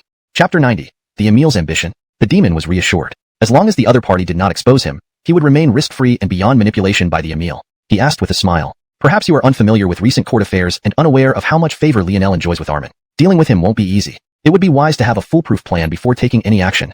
He offered a reminder. Now both of them were in the same boat. If anything happened to the Emil, the demon might find himself at a disadvantage facing Lionel alone. The Emil laughed. Holding his signature fan like a literati, he chuckled. You needn't worry about that, brother too. You know I've been traveling for some time, but you certainly don't know where I've been. The demon looked at him curiously. For a month, no matter how thoroughly his people investigated, they could not determine the Emil's whereabouts. It was as if he had vanished into thin air. Seeing the puzzled look on the demon's face, the Emil revealed the secret. I spent this month in Rockawangzhou and even visited the various tribes on the steppe. I now have a comprehensive understanding of the situation in the northwest. Ralph, I have gathered evidence of Lionel's treason. Given father's nature, even if he favors Lionel greatly, accusations of treason will inevitably result in severe consequences. A chill ran down the demon's spine. He stared intently at the Emil. He never imagined that his younger brother could be so ruthless, like a venomous snake. Ralphion under his scrutiny would inevitably suffer a fatal blow, but he continued in line with the Emil's words. With father's temperament, Lionel wouldn't lose just his life, but also his title and rank. He would permanently lose his chance at succession. The Emil nodded with a smile. Tomorrow in court, I will bring up this matter and present all the evidence to the officials. All you need to do is rally your followers to pressure the Isaiah. Let's hope our cooperation goes smoothly. Raising his teacup, the Emil toasted. The demon watched him with mixed emotions, but raised his cup as well. Watching the Emil leave, a hint of murderous intent flashed in his eyes. The Emil was more treacherous than Lionel. While Lionel's threat was overt, the Emil's danger lurked in the shadows, ready to strike at any moment. During the Emil's stay in the capital, watch him closely. Ralphie's suspicious move must be reported to me immediately. He instructed a senior official beside him. The next day, in the grand hall of court, the officials gathered. But without the Isaac, there seemed to be a void among them. Officials who once aligned with the Isaac hung their heads in despair, already pondering whom to align with next. Just then, the Emil suddenly entered the hall, attracting everyone's attention. Typically known as a prince who sought solace in nature, he rarely involved himself in court affairs or interacted with the officials. This was why the Isaiah had never made him attend the great councils to learn governance. Today, however, he appeared voluntarily. Could it be because he saw an opportunity to vie for the crown after the Isaac's confinement? Just as everyone was perplexed, Joaquin emerged. At first glance, he noticed the Emil and raised an eyebrow. The Emil was exceptionally intelligent, one of the few bright children he had. Initially, Joaquin intended to groom him as the heir apparent, but the Emil lacked the ambition. He preferred hosting banquets and inviting scholars to his mansion, indulging in poetry and art instead of politics.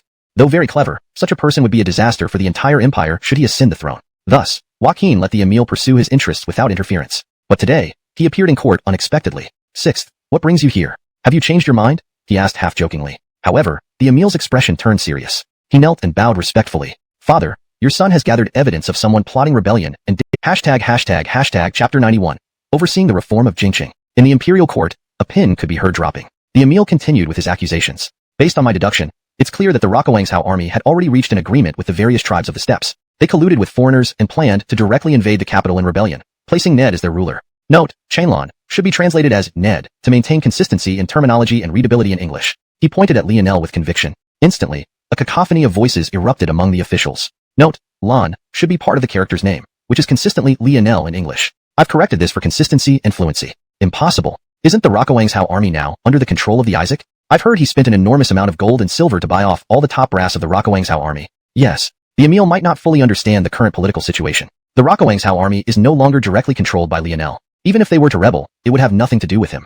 Note, I've changed Lan to maintain consistency in the character's name translation and ensure it reads naturally in English. The emil must have heard some rumors. We should bring someone forward to confront this issue directly to uncover the truth.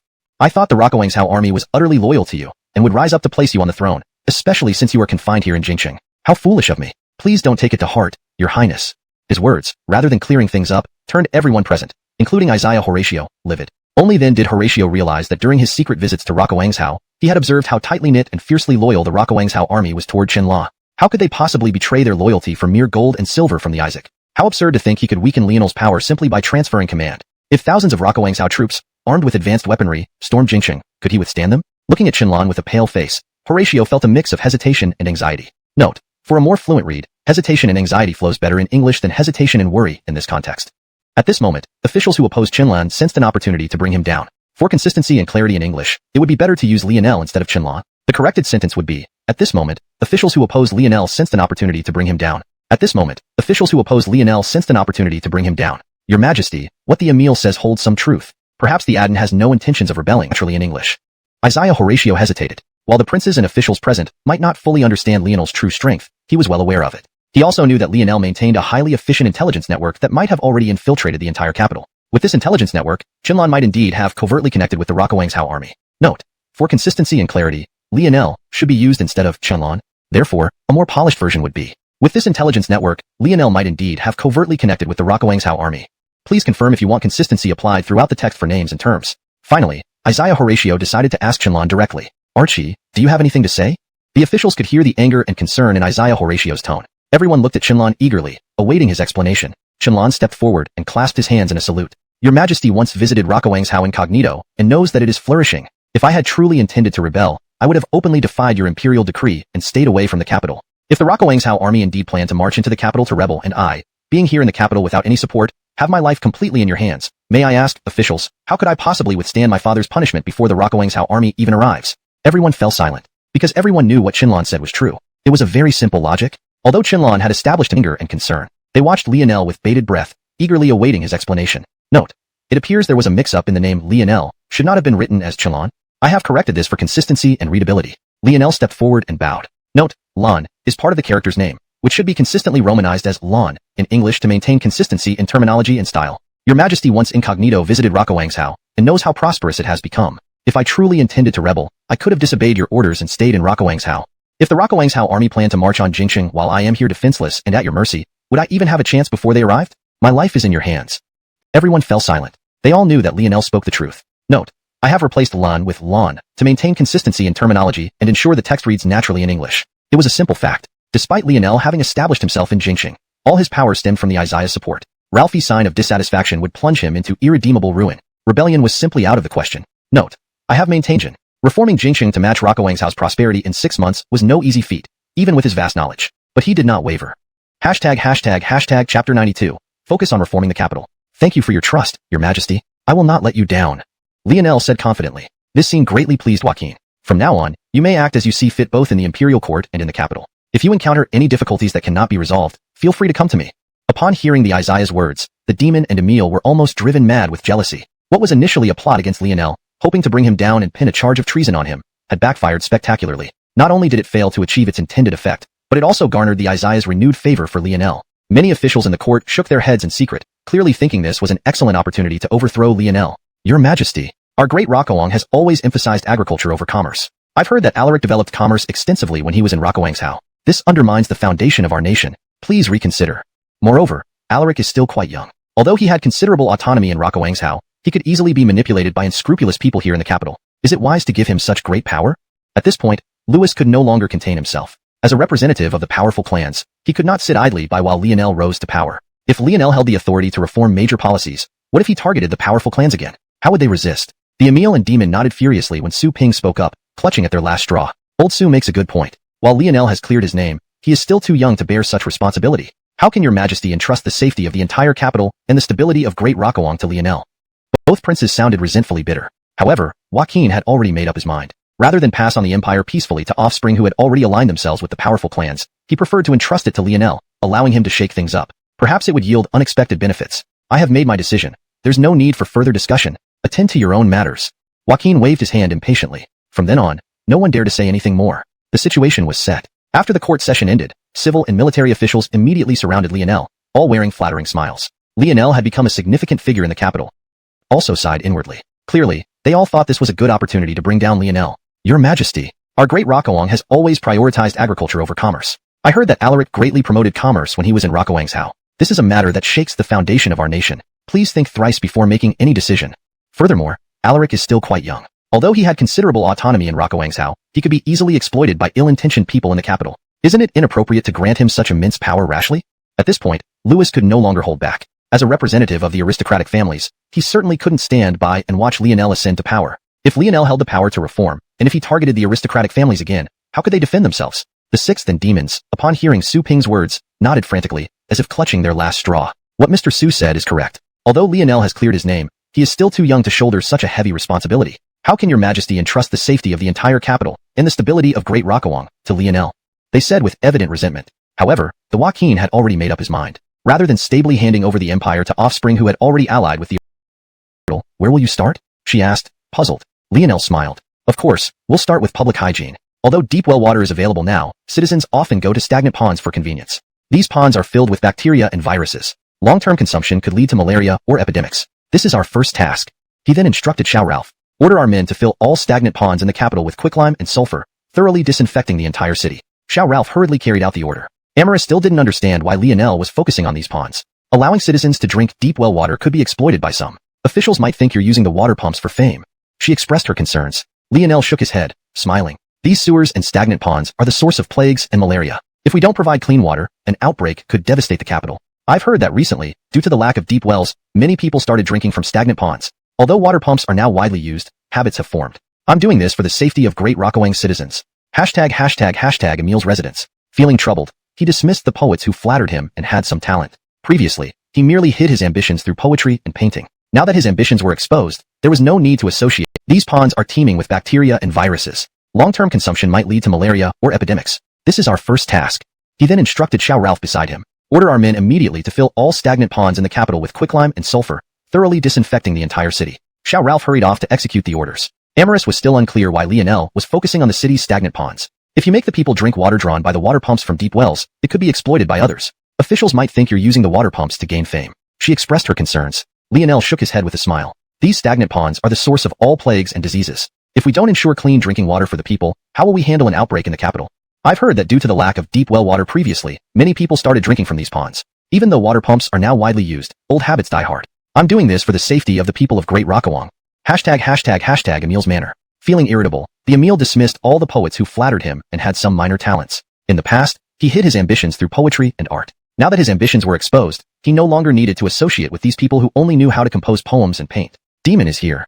His attendant reported all water pools and ditches in the capital recently, forcing commoners to rely on deep well water drawn by pumps. While the Emil might have lacked in intelligence, his intellect far surpassed the demons. Instantly, he understood how they should act. I get it.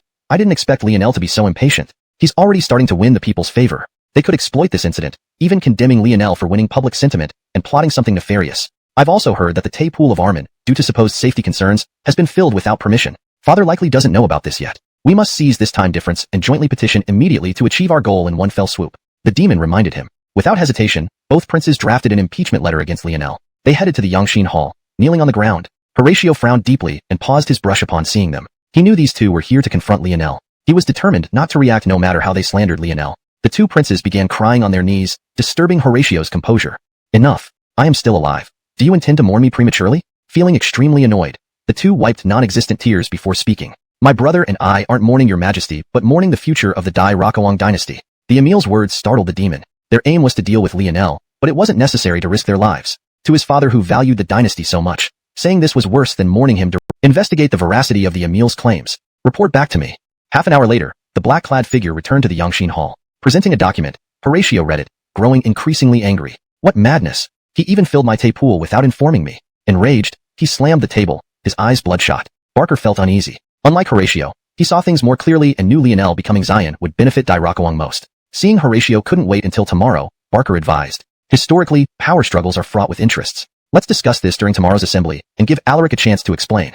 Horatio suppressed his anger. Very well. I want to see how he will justify himself before the court. Dawn broke. Exhausted ministers arrived at the imperial court. These past days were nerve-wracking. They feared Lionel's reforms might target them. Fortunately, Lionel only tackled the stagnant water pools in the capital, seen as a compromise by many ministers. Sitting stiffly on the dragon throne, Horatio's face was iron gray. Officials shivered nervously. Everyone was baffled by Horatio's sudden anger despite the lack of recent unrest. Ignorance was often terrifying. Horatio threw a document among the officials, seething. Lionel, explain why someone impeaches you. During it reads naturally in English. The meaning is accurately conveyed, and the phrasing is consistent with formal speech in this context. Horatio's voice was now filled with murderous intent, but Lionel remained unmoved. Father Isaiah, what I said is true. Those who let the citizens continue drinking water from the stagnant pond are truly the ones harming the country and its people. The stagnant pond, due to lack of water flow, often contains a large number of insect eggs and bacteria. Drinking it can lead to schistosomiasis symptoms. In severe cases, it may even cause malaria and some epidemics. If Father Isaiah does not believe me, we can conduct an experiment. Lionel said with a frown. Seeing that he still refused to admit his mistake, the veins on Horatio's forehead throbbed. Zoltan, who had worked alongside Horatio for many years, understood his temper well and knew that Horatio was about to lose control. He quickly stood up and said, Your Majesty, since His Highness Alaric took charge of the corruption case in Xiuxian, he has always been meticulous. Why not give Alaric a chance to prove himself? Upon seeing Zoltan step forward, several neutral officials also came forward to give Lionel a chance. The emil and others saw this but did not intervene, knowing well that whatever Lionel did would only delay his punishment. Very well. Since he had said this, there must be something wrong with drinking the pond water. But the emil would not give Lionel those 3 days. How can you allow this? Father Isaiah, do you plan to let Lionel win more hearts for 3 more days? Though anxious, the emil did not say much. The demon couldn't hold back and spoke. Are you teaching me how to rule? If I don't give Lionel a chance to prove his innocence, who would dare to reform boldly in the future? Horatio was resolute, ignoring any persuasion from the princes. Officials could only leave helplessly, waiting for the next 3 days. During this time, Lionel continued filling the stagnant ponds. 3 days passed quickly. It was time to decide Lionel's fate. Seeing the 2 pots of water that showed no signs of life, Lionel waved and had them opened. Opening the well water basin revealed nothing unusual, only some mold on the leftover food. But opening the pond water basin unleashed countless mosquitoes, with many hair-thin worms writhing in the culture medium, terrifying to behold. All officials were shocked. Clearly, they did not expect so many insect eggs in the pond water. Now, my words should be proven correct. Those who impeached me are the real traitors. Lionel said sternly. Please punish those who impeached me immediately. The demon panicked and knelt down. Your Majesty, we are concerned for Daliang's welfare. All the small and large stagnant ponds had been filled. The freed-up area could fetch a significant amount of money. Lionel shook his head with a smile. If I simply sell this land, it won't bring in much profit. But if we establish a huge commercial enterprise here where merchants from all directions gather to trade, just think of the benefits that could bring. Upon hearing this, Amaris's face showed surprise. You plan to build a commercial enterprise here? But nowadays, all trade in the capital is almost entirely monopolized by the noble families. How much profit could a new enterprise possibly generate?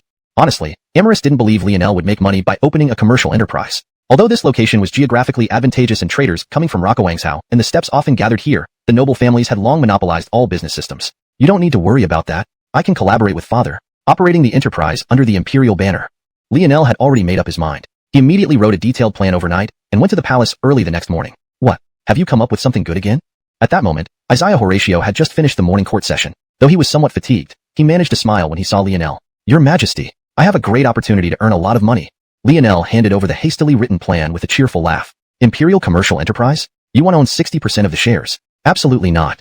After just skimming the first part of the plan, Horatio's expression directly stamped it with the jade seal. I permit you to use the Imperial Commercial Enterprise name, but I hope you don't disappoint me, Horatio said earnestly. With Horatio's approval, Lionel nodded firmly and immediately allocated funds to start building a 5-story commercial enterprise on the former site of Tay Lake.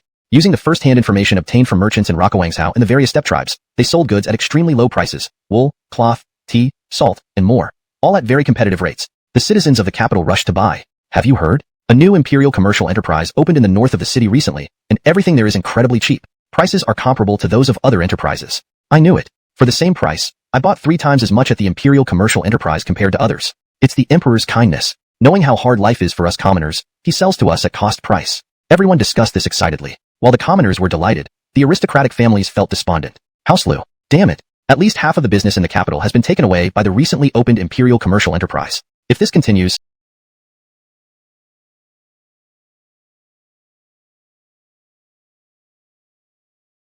he elaborated further. We can focus on silk. The imperial commercial enterprise buys low-cost products from the northern steppes, while southern silk is their weak point. By concentrating our efforts here, I believe the imperial commercial enterprise will not stand a chance. Despite Hideo's suggestion, everyone still looked hesitant. They knew that since Hideo proposed this strategy, the Liu family would lead it. Even though the noble families shared a common enemy, they were reluctant to submit to the Liu family. Hideo, seeing this, understood their thoughts. Please rest assured, our cooperation will only be in the silk sector. In other areas, we will continue developing according to our respective markets. This collaboration is solely against Lionel. Everyone should know that the conflict between our Liu family and Lionel is deeply rooted. Translation ends here with the same structure and line breaks as the original text. Chapter 96. Refugees arrive. Ultimately, the people from the major families chose to trust Hideo. Everyone knew that the Liu family had thoroughly offended Lionel and would definitely not seize this opportunity to monopolize their silk trade while trying to scheme against Lionel. The rest of the silk trade will be handed over to your Liu family. Over these few days of cooperation, we will fully support you. Yes, our foundation in the south is quite strong. We can easily dominate the Royal Commercial Guild in the silk industry, they said with full confidence. Over the next few days, the entire capital's silk trade seemed to be united as one. Both raw materials and prices were controlled by the backing party, leaving monopoly on the silk trade. What you say is good, but I also taught you about substitute goods. You should know that if there is a cheaper and better product that can replace silk, the problem of silk being monopolized by the noble families would naturally be resolved. Hearing Lionel say this, Amorous was somewhat doubtful. Silk had been passed down for thousands of years. Currently, common people either wore silk or simple hemp clothes. Hemp clothes weren't worth much, were stiff to wear, and could even damage the delicate skin of noble young ladies. Only truly wealthy people wore silk. He had never heard of any other fabric replacing silk. The two left the commercial guild, preparing to return home. As autumn deepened, the weather grew increasingly bleak. The leaves had fallen off the trees, and the passers-by on the streets added thicker clothing. However, many emaciated, pale-faced, ragged individuals entered the city. Lionel frowned, looking at this crowd of unknown origin. Who are these people? The locals around the capital shouldn't be starving, right? Amorous sighed. I heard that several cities in the northern borders suffered droughts, and the countries along the borders continuously invaded southward. Not every prince can manage the tribal issues like you do. So many displaced people emerged. These people had no choice but to come to the capital for sustenance. Everyone looked at Halston sympathetically. Ralphion facing such a troublesome matter would certainly find it hard to handle. Lionel's actions are correct. Although the refugees don't understand why entry is restricted, ensuring no epidemic breaks out in the capital is paramount, especially as winter approaches, said Horatio with a furrowed brow. But, the refugee resettlement issue is indeed difficult to solve. Do any of you have any good ideas? He looked at the court officials. However, they all lowered their heads. 10,000 refugees. No matter how capable they were, it was impossible to solve the eating, drinking, and living problems for 10,000 refugees during winter. The Nash gritted his teeth. He knew solving the refugee problem was very challenging, but this was his chance to stand out in front of his father. Father, I believe we can guide these refugees further south. While our capital cannot accommodate so many at once, distributing them among other provinces would ease the burden. The Nash believed he gave a perfect solution. However, Lewis immediately objected after hearing him. Absolutely not. These refugees are peasants who lost their land, a huge variable. If left to roam freely within our great Rockawang territory, unimaginable consequences might occur. If they have no way out, they might revolt. Lewis advised earnestly, a hint of anxiety in his. He had gained profound knowledge of professional terms such as supply chain and production line. Lionel smiled. Do you think why they can control the silk trade? He asked smilingly. Isn't that obvious? The noble families have significant influence in the south where mulberry fields are plentiful. They buy raw silk from silkworm farmers and hire people to process it into silk. They control the raw material, thus they have pricing power. One must admit, Amorous's learning ability was impressive. Being by Lionel's side for less than 5 days, he had already understood the essence of the noble families monopolizing the silk trade. You've got it, but I also taught you about substitutes. You should know that if there were a cheaper and better alternative to silk, the monopoly issue could naturally be resolved. Hearing Lionel's words, Amorous was somewhat dubious. Silk has been a heritage fabric for over 1,000 years. Commoners nowadays either wear silk products or common hemp clothes. Hemp clothes are not valuable, stiff to wear, and might even rub against the delicate skin of noble ladies. Only the truly wealthy wore silk. There hadn't been any other fabric known to replace silk yet. The two left the commercial bureau, heading back home. As autumn deepened, the weather became increasingly bleak. Leaves had fallen off the trees, and pedestrians on the streets were dressed warmly. However, too severe. Many landless peasants have become refugees, gathering near the capital. At least 30,000, and this number keeps growing. By winter, there might be 100,000 refugees. Our capital cannot accommodate so many. Alaric restricts the number entering daily to avoid plagues, causing public discontent. Halston lamented in front of officials. They pitted him as anyone dealing with this would face difficulties. Lionel's decision is correct. Despite the refugees' lack of understanding, preventing a plague in the capital is crucial, especially with winter approaching. Horatio frowned. However, the settlement of refugees is indeed difficult. Ralphie ideas, my ministers? Everyone lowered their heads. 100,000 refugees. No matter how capable they were, they couldn't solve this huge logistical problem. Fergus Eyre clenched his teeth. He knew solving the refugee crisis was challenging, but adversity reveals true character, presenting a golden opportunity to impress the emperor. Father, I suggest guiding these refugees further south. While our capital can't accept them all at once, distributing them among other prefectures should alleviate the pressure on everyone. Fergus Eyre believed he had given an impeccable strategy, but Lewis objected immediately. Absolutely not. These refugees are dispossessed peasants, highly unpredictable. Indeed, although everyone knew Lionel didn't want to get too involved in court affairs, his kindness was well known. There was no way he could stand by and watch countless refugees perish. There might be a way. Lionel still wore a smile on his face. I plan to establish a chamber of commerce called the Urban Development Chamber of Commerce. It will be responsible for developing land within and around the capital city. I'll personally fund this with 100,000 taels of silver to have these refugees build 3 textile factories and 1 ironworks. This way, they can earn money through labor and survive the winter peacefully. Meanwhile, my Urban Development Chamber of Commerce will address our manpower shortage. Lionel's proposed solution was essentially a form of work for relief, similar to practices in later eras. However, in this era, such an idea was undoubtedly laborious and thankless. Ridiculous. Are you insane? Spending 100,000 taels of silver to hire these refugees to build factories? You must have too much money to burn. Isaiah Horatio was the first to oppose it. Since Lionel established the Royal Merchant Association on the northern side of the capital, the imperial treasury had seen a steady influx of silver, growing day by day. This filled him with joy and satisfaction. Thus, he subconsciously considered the money in Lionel's hands as part of the national treasury. Naturally, he couldn't bear to see care of the refugees outside the city walls. With this imperial edict, Lionel felt a great deal of relief. His plans were interconnected. Any hitch could lead to complete failure. Now that he had secured the imperial edict, it completed the most critical link in his plan. He immediately arranged for a cart full of copper coins to be transported under military escort to the refugee camp outside the city. At this moment, in the refugee camp, several influential families were already distributing porridge to win favor with the people. However, the porridge provided contained only sparse grains, barely enough to keep hunger at bay, if only to warm people's hands. Suddenly, a group of soldiers appeared in the distance. These refugees were filled with fear. Could it be that the emperor had ordered them to be expelled from the vicinity of the capital? Without homes or land, where else could they go if even the refugee camp refused them? Many were losing hope, their rationality being overtaken by despair. At this moment, surrounded by soldiers, Lionel looked at the listless refugees and announced, "Recruitment is underway. Recruitment is underway. I am Alaric of Great Liang. I've recently established the Urban Development Chamber of Commerce, responsible for developing land in and around the capital. Before winter sets in, I plan to build 3 textile factories and 1 ironworks. Those willing to join us will receive 5 copper coins per day, with food and drink provided." Hearing Lionel's announcement, many refugees burst out laughing. They didn't believe it. Which noble scion is playing a prank on us? Large-scale construction projects planned. Upon hearing Lionel's words, the refugees no longer hesitated. I'll sign up. How could we possibly refuse such a huge opportunity? Seeing the enthusiastic sign-ups, Lionel smiled. Amaris, standing beside him, still looked incredulous. Do you really want to give them advances on their wages? What if they take the money and run? She asked, somewhat worried. Lionel shook his head with a smile. You must trust your people. Doubting them only leads to mistrust. Besides, they have already lost their lands in the north. Even with an advance on their wages, it can barely get them through the winter. What will they do afterward? Moreover, by dangling the prospect of work in the textile factory over them, everyone will willingly work hard for me, striving to excel during the construction of the factories and secure themselves a job. Lionel explained. His plans were not baseless, but meticulously interconnected. After recruiting the workers, Lionel immediately returned to the Ministry of Construction and collaborated with a group of artisans to draft a design plan. In the western suburbs of the capital, the textile factory began to rise from the ground. The artisans of the Ministry of Construction knew that this project was crucial to the survival of tens of thousands of refugees. As supervisors, they worked overtime, staying at the site day and night. Lionel looked curiously at Isaiah Horatio seated on the dragon throne, unsure of what new antics his adoptive father had planned. Have you properly settled all the refugees who flooded into the capital recently? Horatio squinted and asked. Lionel nodded. Yes, sire. Now every refugee in the capital has food to eat, clothes to wear, and doesn't have to worry about surviving the winter. Hearing this, Horatio's anger could no longer be contained. This is utterly absurd. Take a look at how much silver you've spent in just 3 days. Just paying the refugees' wages alone has already consumed 60,000 taels of silver. Yet there's no sign of the 3 textile factories you mentioned. I know you made a fortune in Xuanhuan, and that your mind is filled with money-making ideas. But you can't treat this wealth so frivolously.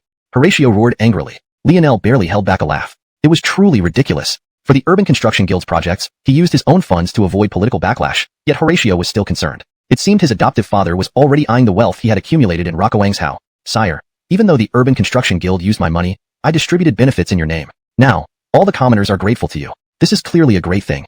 Moreover, although the union extends, more people participate at each stage, creating more job opportunities. The commoners earn more, while the nobility lose out. Originally hesitant, Horatio suddenly became enlightened after Lionel's explanation.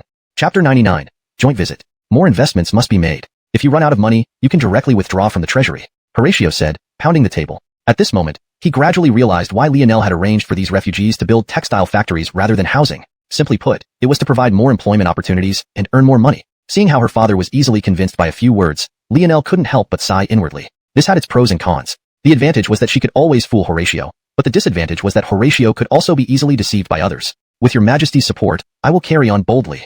Lionel bowed and then turned to leave. Once Lionel's figure disappeared from the grand hall, the joyful look on Horatio's face instantly turned neutral. As the ruler of the nation, if his emotions were truly so easily swayed by Lionel, he wouldn't deserve this position. Investigate secretly right away, and see if the refugees are treated as Lionel described, especially focusing on the 3 textile factories and the metallurgy factory.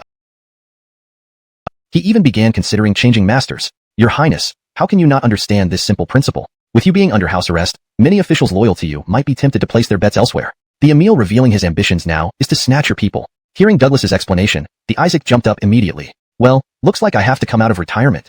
At that moment, a servant reported, Your Highness, the demon and the Emil are visiting together.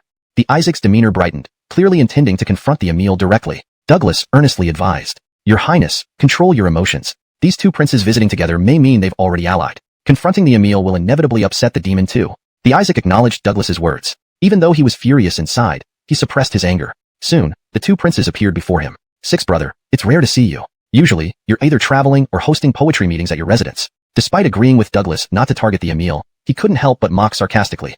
The Emil paid no mind, merely smiling faintly. Let's discuss later. I came mainly to talk about joining forces against Lionel, the demon said seriously. Hearing his elder brother's words, the Isaac felt displeased. He remembered instruction lowers suspicion. Besides, this time we won't ask for nothing in return. My brother and I plan to share some of our power with you. Originally determined to refuse, the Isaac and Douglas were stunned by his offer. Chapter 100, Temptation and Threat. The conditions offered by the Emil were truly irresistible. Zaire is willing to hand over all the taxes from Han City to you, while I offer you a light cavalry unit that has been trained on the steppes these past years. The Emil said with a smile. The Isaac looked at the demon questioningly, who nodded with a smile, clearly agreeing with the Emil's offer. The Isaac then turned his gaze to Douglas. He did not dare make such an important decision on his own. Douglas was also hesitant. Although he knew that if the Isaac interfered in the refugee issue during his confinement and the Emperor found out, he would definitely be punished. The consequences would be dire. But even with severe punishment, it would only amount to docking the Isaac's salary for a period of time. Surely, they wouldn't abandon him or disqualify him from vying for the crown prince position, right? He subtly nodded, evidently accepting the terms set by the 2 princes. The Isaac also breathed a sigh of relief. Upon hearing the Emil's offer, he had long been inclined to agree. No problem. Lionel is my enemy too. It's because of him that I'm confined to my current state, unable to leave home due to Father Isaiah's order. I will certainly help you investigate the refugee situation. The Isaac replied with a smile. In the western suburbs of the capital, under the supervision of many crowds, followed them back into the city. After winding around, when Brian regained his sight, he saw a young man standing before him, looking refined and elegant. This is the Isaac. How dare you not pay your respects immediately? Beside the young man stood an elderly man with white hair and beard. Seeing Brian's bewildered look, the old man angrily reprimanded him. Trembling, Brian knelt down. He was a simple man who had lost his composure upon learning that the person was the noble Isaac. I wonder why the Isaac summoned me? Brian was puzzled. With the Isaac status, he could have easily ordered him to come for an audience. Why go through such lengths to have him kidnapped? Tell me what you've been doing lately in the western suburbs of the capital. The Isaac asked with a frown. This made Brian more confused. Everyone in the capital knew they were building textile mills in the western suburbs.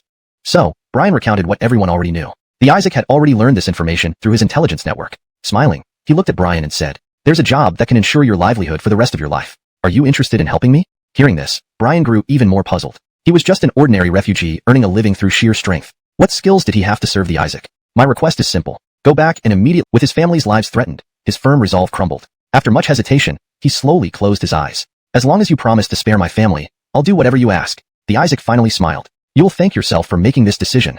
With that, he arranged for Brian to be returned the way he came. Back home, Brian fell into deep melancholy, his face turning grim as he sat alone at the table. His wife and child dared not ask, watching him silently drink his sorrows away. Finally, his wife couldn't bear it and asked, Why are you returning so late? Ralph, why are you so troubled? Has the construction site dismissed workers? Brian smiled bitterly, shaking his head. After much hesitation, he decided to tell her about his encounter with the Isaac tonight. ##### Chapter 101. Follow the Isaac for wealth and land. When Clive recounted in detail what had happened during his meeting with the Isaac today, his wife's expression turned extremely grim. Without delay, she took a piece of straw rope, hung it from the beam, and was about to end her own life. Seeing this, Clive panicked. He hastily broke the rope and grabbed his wife's arm, saying, What are you doing? I've already agreed to work for the Isaac, haven't I? Don't worry. I will do everything to ensure your and our son's safety. He slapped his chest to emphasize his promise. However, tears welled up in his wife's eyes. How could you be so heartless? Who gave Isaac? He threatened to harm my wife and child, demanding I incite the refugees to take their wages in advance and run away. Unfortunately, I momentarily succumbed to greed. Fortunately, my sensible wife urged me to come here and explain everything to you, Your Highness. Please save our family.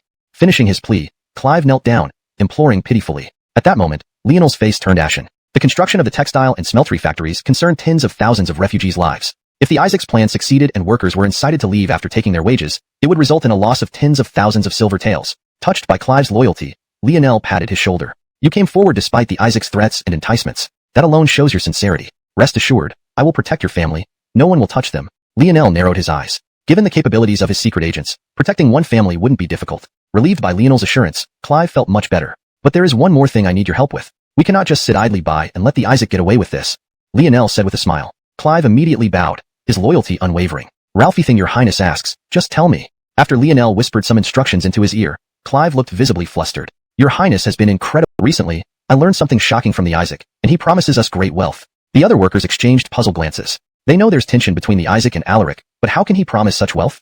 Clive glanced around cautiously, as if checking for eavesdroppers. You probably don't know this, but last night, I was summoned to meet the Isaac. He told me to spread the word among the refugees. If we take our wages in advance and flee, he'll give each of us 20 taels of silver and 30 acres of fertile land in Xiuxian.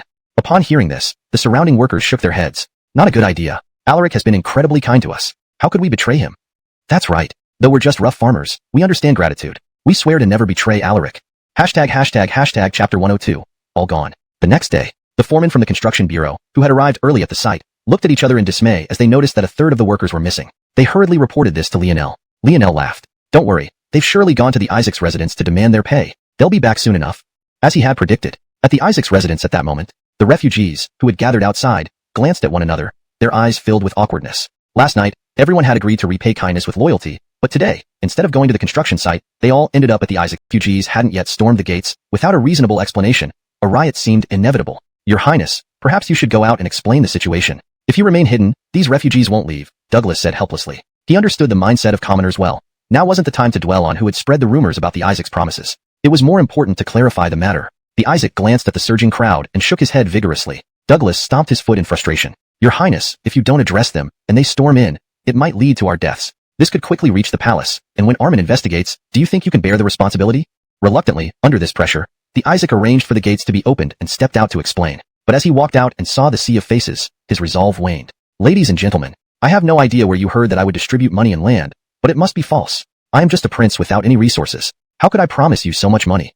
The Isaac pleaded. However, his words had no effect. Isaac, are you denying your own words? Last night, someone told us about your promise and even showed us a land deed from Xiuxian. You clearly plan to renege on your promise. We've already prepaid our wages and left the construction site. Good. The second and Emile's residences are also surrounded by refugees, and they can hardly defend themselves. However, the number of refugees there is smaller, so they can hold out for some time. Hearing this, the Isaac felt faint. After a long hesitation, he finally said, have me disguised. I need to see father in the palace. Only he can handle this.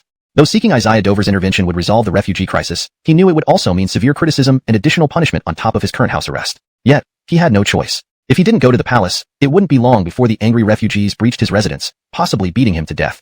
The choice was clear.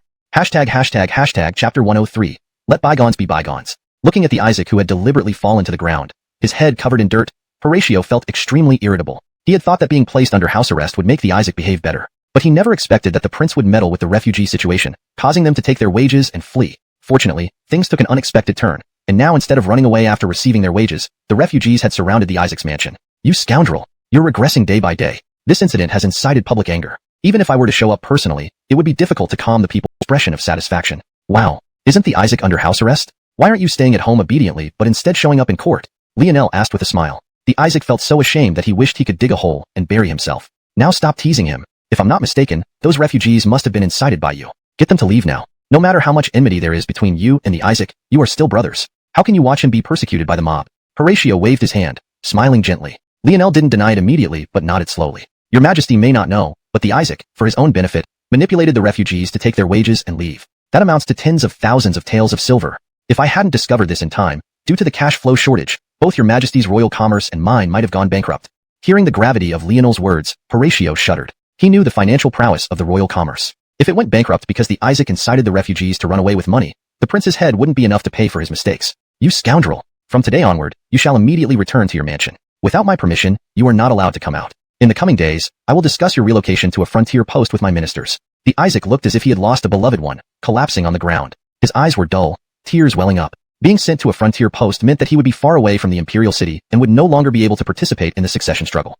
How can you do this to me, father? I am your most beloved child. How could you make me leave the capital? I cannot bear to part from you. He knelt and bowed repeatedly until his forehead was drenched in blood. Seeing this, Horatio couldn't help feeling a bit compassionate. All right, go back to your mansion first. Then, he turned to Lionel. The refugees' matter is handed over to you. The Isaac returned to his mansion with Lionel because he didn't dare to go back alone. At that moment, his mansion was already surrounded by several layers of refugees, some even attacking the gates. Upon hearing the news, the Jingzhou governor had dispatched officers to assist, but the bailiffs, seeing tens of thousands of refugees rallying together, dared not step in to disperse them. They only watched from a distance. Archie has arrived. Suddenly, someone spotted Lionel, and the noisy crowd fell silent. Everyone felt guilty. If they hadn't trusted the Isaac easily, they wouldn't have betrayed Lionel so readily. People, I know you have been deceived by the Isaac. The person standing next to me is none other than the Isaac. Standing on a hitching to Lionel, with no more thoughts of betrayal.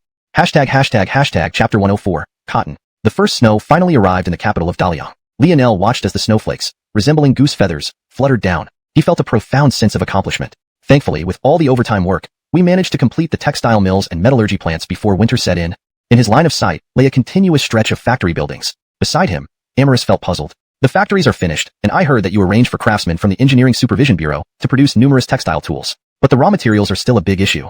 Currently, the sericulturists in Xiuxian are all controlled by the noble families. Even if you have the greatest skills, you can't make silk without silk thread. Without raw materials, how can you possibly compete against the noble families? She wasn't undermining their efforts but emphasizing that the raw material problem needed to be addressed early. Otherwise, the 3 textile mills costing hundreds of thousands of silver taels might turn into a huge loss. But Lionel was clearly not worried. Apart from silk, aren't there other materials that can be used? As if it's some great achievement, Demon grumbled inwardly. After the ribbon-cutting ceremony, Louis gave a signal. The noble family officials got the hint. After attending the completion ceremony, they promptly headed to Louis's suburban estate. Louis sipped his tea leisurely, his face showing disdain. Previously, under the leadership of the Liu family, we united to deal a fatal blow to the royal trading company in the silk trade, achieving remarkable results. He nodded toward Hideo. Hideo couldn't help but feel somewhat proud. It was his idea for the noble families to unite in the silk trade, and its success owed much to his meticulous planning. Accepting Louis's praise was natural. But now Lionel has set up several textile mills to counter us. What do you think about that? Louis stroked his beard and smiled. How do I see it? Clearly, it's their last-ditch effort. Lionel has invested almost all his money into these factories, yet he doesn't have a single silk thread. How can he produce silk without raw materials? If he did nothing, relying on his accumulated wealth, he could live comfortably for the rest of his life, maybe even secure the emperor's favor with his remaining funds. But now, most of his assets are tied up in these textile mills, leaving him with little cash on hand. In the future, he'll definitely try to liquidate these factories, and we can then acquire them at low prices. Everyone discussed, knowing that the silk trade was monopolized by the noble families, he wouldn't fight an unprepared battle. Upon discovering that Xuanhuan's large temperature difference and ample sunlight made it perfect for growing cotton, he promoted it among the local farmers.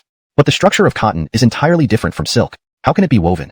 Amaris wondered aloud. Lionel pointed to some machines developed by the Engineering Supervision Bureau. With these spinning wheels, we can easily turn cotton into fabric.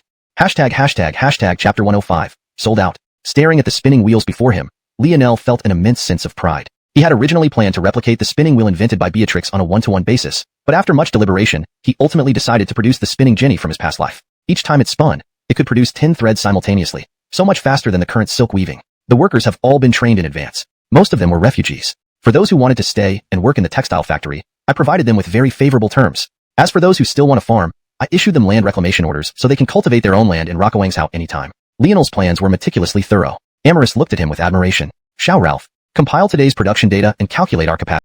Despite using some technical terms, Amaris was clever enough to understand most of what Lionel said. What about the metallurgy plant? What tools do you plan to make? She asked curiously. This time, Lionel did not give a direct answer. Instead, he had a mysterious look on his face. For now, let's put the metallurgy plant on hold. With the textile factory's profits, we'll recoup our investment within a year.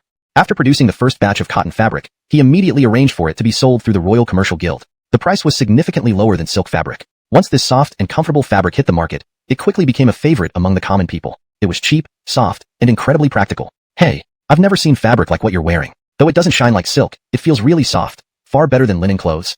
You must be kidding. Haven't you heard that the Royal Commercial Guild started selling cotton fabric recently? It's not as luxurious as silk, but it's durable, wearable, and very comfortable. Hurry up and buy some. Similar conversations were happening all over the streets of the capital city. Originally, the aristocratic families had benefited greatly from the Silk Trade Alliance, but with the impact of cotton fabric, their sales plummeted dramatically. Especially as winter approached, the Royal Commercial Guild made cotton-padded jackets that offered superior warmth compared to silk garments. Outside the city, at Louis's residence, people from various aristocratic families gathered in despair up and bowed respectfully to Louis. The Sue family's prestige among the aristocrats came from their scholarly tradition. Through their commentary on the classics, their disciples and loyalists spread across the land. Louis himself had risen to the rank of Grand Tutor. Therefore, he wouldn't personally undertake any underhanded schemes. The solution is simple. We just need to talk to Lionel and sell his cotton fabric through our aristocratic commercial guilds. His suggestion caused several aristocratic families present to grimace. Didn't you secretly align with the imperial court? There's no point in discussing this further. Anyone can guess that Lionel won't supply us. Facing their uproar, Louis remained calm. Just listen to me. If we offered 10 times the profit for Lionel's cotton fabric, wouldn't he sell to us? Then, when he prepares to deliver the goods, we set fire to the warehouse right before Armin. Without the goods, his Royal Commercial Guild business will suffer, and he'll have to pay us substantial compensation. Isn't that a win-win? Note: this chapter retains the plot elements and dialogue, while adapting it to ensure clarity and fluency in English. ####Chapter 106, a business opportunity delivered to the doorstep. At Louis's residence, the representatives of various aristocratic families were stunned. Such an approach was unprecedented. But as everyone calmed down and thought carefully, this plan could indeed work. Our long-standing conflicts with Lionel are well known. However, if we offer 10 times the usual profit, I believe Lionel cannot refuse such an enormous sum of wealth. Hideo spoke first. This plan is feasible. As long as we can find someone willing to set fire to the textile factory's warehouse, it will be foolproof. His eyes gleamed brighter as he continued. He could almost see Lionel kneeling before him, humbly begging for a reduction in compensation. Very well, then this matter is entrusted to you, Louis said with a smile. Hideo nodded without hesitation. Not only had he proposed monopolizing silk trade, but his deep-seated conflict with Lionel alone was enough motivation for this bold move. Moreover, once this task was completed, their family's status among the aristocracy would soar. The next day, at Alaric's residence, Lionel looked at Blue with confusion. You didn't buy my cotton cloth? This is a real joke. If your brother Harry had come, I might have been more lenient. But you are the eldest son of the Liu family, and we naturally have inherent conflicts. How could I sell you the cotton cloth? Lionel's tone was firm. However, Blue was confident, knowing his father's plan all along. Pretending to be serious, he shook his head and said, "What a pity! Such a tremendous opportunity to present wealth to His Highness Alaric, and yell to deliver. The Isaiah wouldn't show favoritism towards his son. Then they would have to pay a massive penalty to the aristocratic families." Immediately, he drafted an agreement that stipulated Lionel must deliver the cotton cloth on time, or else pay tenfold compensation. Lionel agreed without objection. They went to the palace and signed in front of Joaquin. The Isaiah, holding shares in the textile factory, felt a bit dizzy with the huge transaction but remained calm. Joaquin glanced at Lionel questioningly until Lionel gave him a reassuring nod. "Rest assured, I'll vouch for you. Neither of you should think of breaching the contract." He took out the imperial jade seal and stamped it under witness. Relieved, Blue bowed to Joaquin. "We will deliver 30% of the advance payment tomorrow as per the agreement, and Alaric must provide the cotton cloth within 5 days. Please do not miss the deadline." After that, he left. "I feel these aristocrats have ulterior motives, but this contract looks like a regular trade agreement." Joaquin was puzzled. He decided to investigate secretly through his intelligence network. "Father, rest assured, with this contract, they can't escape my grasp." After leaving Joaquin, Lionel immediately dispatched Secret Service agents to investigate recent activities of the aristocratic families and arrange for the factory to work overtime producing cotton cloth. Isn't what we're doing a bit too unethical? If this batch of cotton coats has issues, the textile factory won't be able to stay in business. Then tens of thousands of refugees will be homeless again. Before he could finish, the leader among the black-clothed men slapped him on the head. "Mind your own business. You have the nerve to worry about others? If the masters find out about this, how many heads do you think you have?" The group remained silent as they smelled the pungent kerosene in the air. The leader took out flint and struck it a few times. Sparks ignited the kerosene. Flames engulfed the cotton fabric warehouses instantly. The fire spread far and wide through the dark night. The leader roared, "Quickly withdraw. Stay any longer, and we'll lose our heads." Rockok a gust of wind. The black-clad men vanished into the darkness. Soon after, the night watch at the textile factory noticed the flames. Various sounds of firefighting, curses, and water splashing filled the air. At this moment, outside the capital in the Liu family estate, Hideo's face lit up with satisfaction upon seeing the raging fire. They succeeded. I hope no one caught them red-handed. Now, all we need to do is wait for the operatives to return. After some time, a group hurriedly scaled over the courtyard wall. It was those black-clothed men who set the fire. Head of the household, everything is prepared. Their warehouse. Tomorrow is the day Lionel delivers to us, with Armin as the witness. I'm sure Lionel won't renege.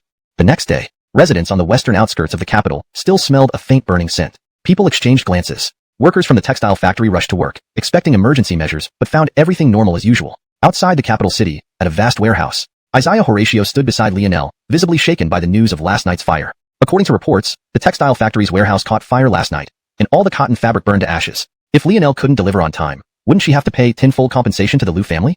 Standing beside him, Hideo didn't appear overly triumphant, fearing an enraged Isaiah might order his execution. "It's time for you to fulfill your promise, Alaric," Hideo said with a smile. "I'm very concerned. With such a big fire in your warehouse last night, do you even have any inventory left?" Lionel smiled calmly. "Such trivial matters are already under control. No need for you to worry." Looking at the sky, he said, "They should be arriving soon." Before he finished, the sound of carriage axles creaking approached. Over 100 carriages appeared before them. Isaiah Horatio's face lit up, while Hideo's sank to rock bottom. Could this kid really have a backup plan? At this moment, Hideo had no time to worry about saving face. He fell to his knees with a thud, his eyes filled with sorrow. Please, everyone, help me. I never thought things would go wrong. Now Lionel has already handed over all the goods to me. If I can't pay him on time, I will be in great danger. Hideo bitterly complained, helpless. However, many of the senior figures from the powerful clans looked indifferent, their eyes devoid of any emotion. Hideo's failure was also a significant blow to them. Initially, they had a golden opportunity to bankrupt Lionel completely, but now that Hideo had squandered it, Lionel would surely be on high alert. Finding another similar opportunity would be nearly impossible. Lord Liu, you promised us that you would handle this matter. Look at how things have turned out. It makes it very difficult for us to save face. The contract with Lionel was signed solely by your family, and it has nothing to do with us other clans. Moreover, it was witnessed by Armin himself. I advise you to honestly hand over everything you have. If you can't even manage this task, what qualifications do you have to remain among our powerful clans? Listening to the sarcastic remarks around him, Hideo felt an icy chill inside him. These people were not saying such things when he was leading the charge earlier. Senior Su, please say something. Our Liu family is ultimately defeated while fighting on behalf of the powerful clans. If today all the clans stand by coldly watching, won't others treat us the same way? If our powerful clans cannot unite as one, how can we possibly match the royal family? Upon hearing this, Louis fell silent. After a while, he glanced around at the other powerful clan representatives. Let's all pitch in some money to cover half of Liu family's debt. The remaining half will be your responsibility. Hideo still harbored resentment. This time, they had overpaid tenfold for the cotton cloth, and each day of delay increased interest. Even covering half would heavily strain the Liu family. He gritted his teeth, wanting to gain more support from the gathered representatives. But under Louis's icy gaze, he couldn't bring himself to speak. In short, let's deal with the financial hole first. If Lionel continues to investigate the fire, it might easily lead back to your family. You better pray that Lionel doesn't target you. Louis's words once again made Hideo anxious. With a dark expression, he begged every clan until finally, they collectively came up with half the amount. Afterward, he scrambled through his family's resources and barely managed to gather the rest of the payment for Lionel. To avoid further interest accrual, he rushed to the residence of Alaric by night. Your Highness, Alaric, we have brought the full amount, including interest. Please have someone reading figure. Lionel's eyes flickered with determination. He decided to give these powerful clans a harsh lesson. In the imperial court, all officials remained silent, watching Lionel curiously. Although the capital city was vast, its social circles were small. News of Hideo bringing several carts of treasure to pay Lionel spread quickly. Lionel looked at Joaquin seated on the throne and stepped forward. Father, please grant me justice. Hearing Lionel's words, the officials were baffled. Didn't Lionel just sell all his cotton cloth at 10 times the price? Why complain? Joaquin was also confused and asked, what is it? I request a thorough investigation into the textile factory fire. It was not natural, it was human-induced. Lionel spoke firmly. If I hadn't moved the cotton cloth in advance, all goods would have been destroyed. Then I'd have to compensate the Liu family at tenfold the price. Keep in mind, part of the textile factory's shares belong to the crown. This arson didn't just embarrass me, it insulted your majesty. Lionel cleverly linked the arson case to a disrespect against Joaquin. Very well. I hereby appoint you to take full responsibility for the investigation. Act accordingly during the investigation. Thus began Lionel's quest for answers, determined to uncover the truth behind the fire. Footsteps echoed through the dungeon. All the imperial guards involved in the interrogation bowed their heads respectfully as they saw the newcomer. Hiroshi's eyes betrayed a flicker of panic. It wasn't anyone else but Lionel. Could it be that Lionel already knew that he was the one who secretly set the fire? He had made up his mind. Regardless of whatever torture Lionel would use on him, he wouldn't reveal anything. Tell me, who was the mastermind behind this? Lionel asked, narrowing his eyes. Hiroshi shook his head. I have no idea what you're talking about. Can you, as the Adin, arrest me without due legal process just because you feel like it? Lionel laughed. He hadn't expected this guy to be so stubborn. Why don't we try some light tickling? Lionel suggested. Suddenly, the imperial guards brought in a sheep from outside the dungeon. They tied Hiroshi's feet together and coated them with salt water. The seemingly gentle and adorable lamb began licking Hiroshi's soles like a cat sensing something savory, causing an excruciating itch that made Hiroshi wish he could chop off his own legs. Biting his lips until blood trickled out, his 10 fingers dug deeply into his flesh due to clenching fists tightly. He was stunned. Normal torture methods were usually just a few cane strikes or sitting on the tiger chair. Where did Lionel get this torturous method? You're quite tough. The sand compressed against his chest, making breathing difficult. Lionel, holding a sharp dagger, personally approached Hiroshi, positioning the blade on his head. Feeling a chill, Hiroshi wet his pants. Your Highness, I've never seen this kind of flaying technique before. What do you plan to do? His voice carried a hint of crying. It's very simple. Just make a cross incision on your scalp, peel it open, and pour mercury inside. Mercury has a higher density and will fall rapidly inside your body, peeling off a complete layer of skin, leaving only a cross mark on your head with no other injuries. Lionel explained while starting the cut on Hiroshi's head. Hiroshi could clearly feel hot blood streaming down his face, blurring his vision. I'll talk. I'll tell you everything. Please just give me a quick death, Your Highness. Hiroshi cried uncontrollably. All this was orchestrated by the Liu family. Without their command, I would never dare to burn down your warehouse.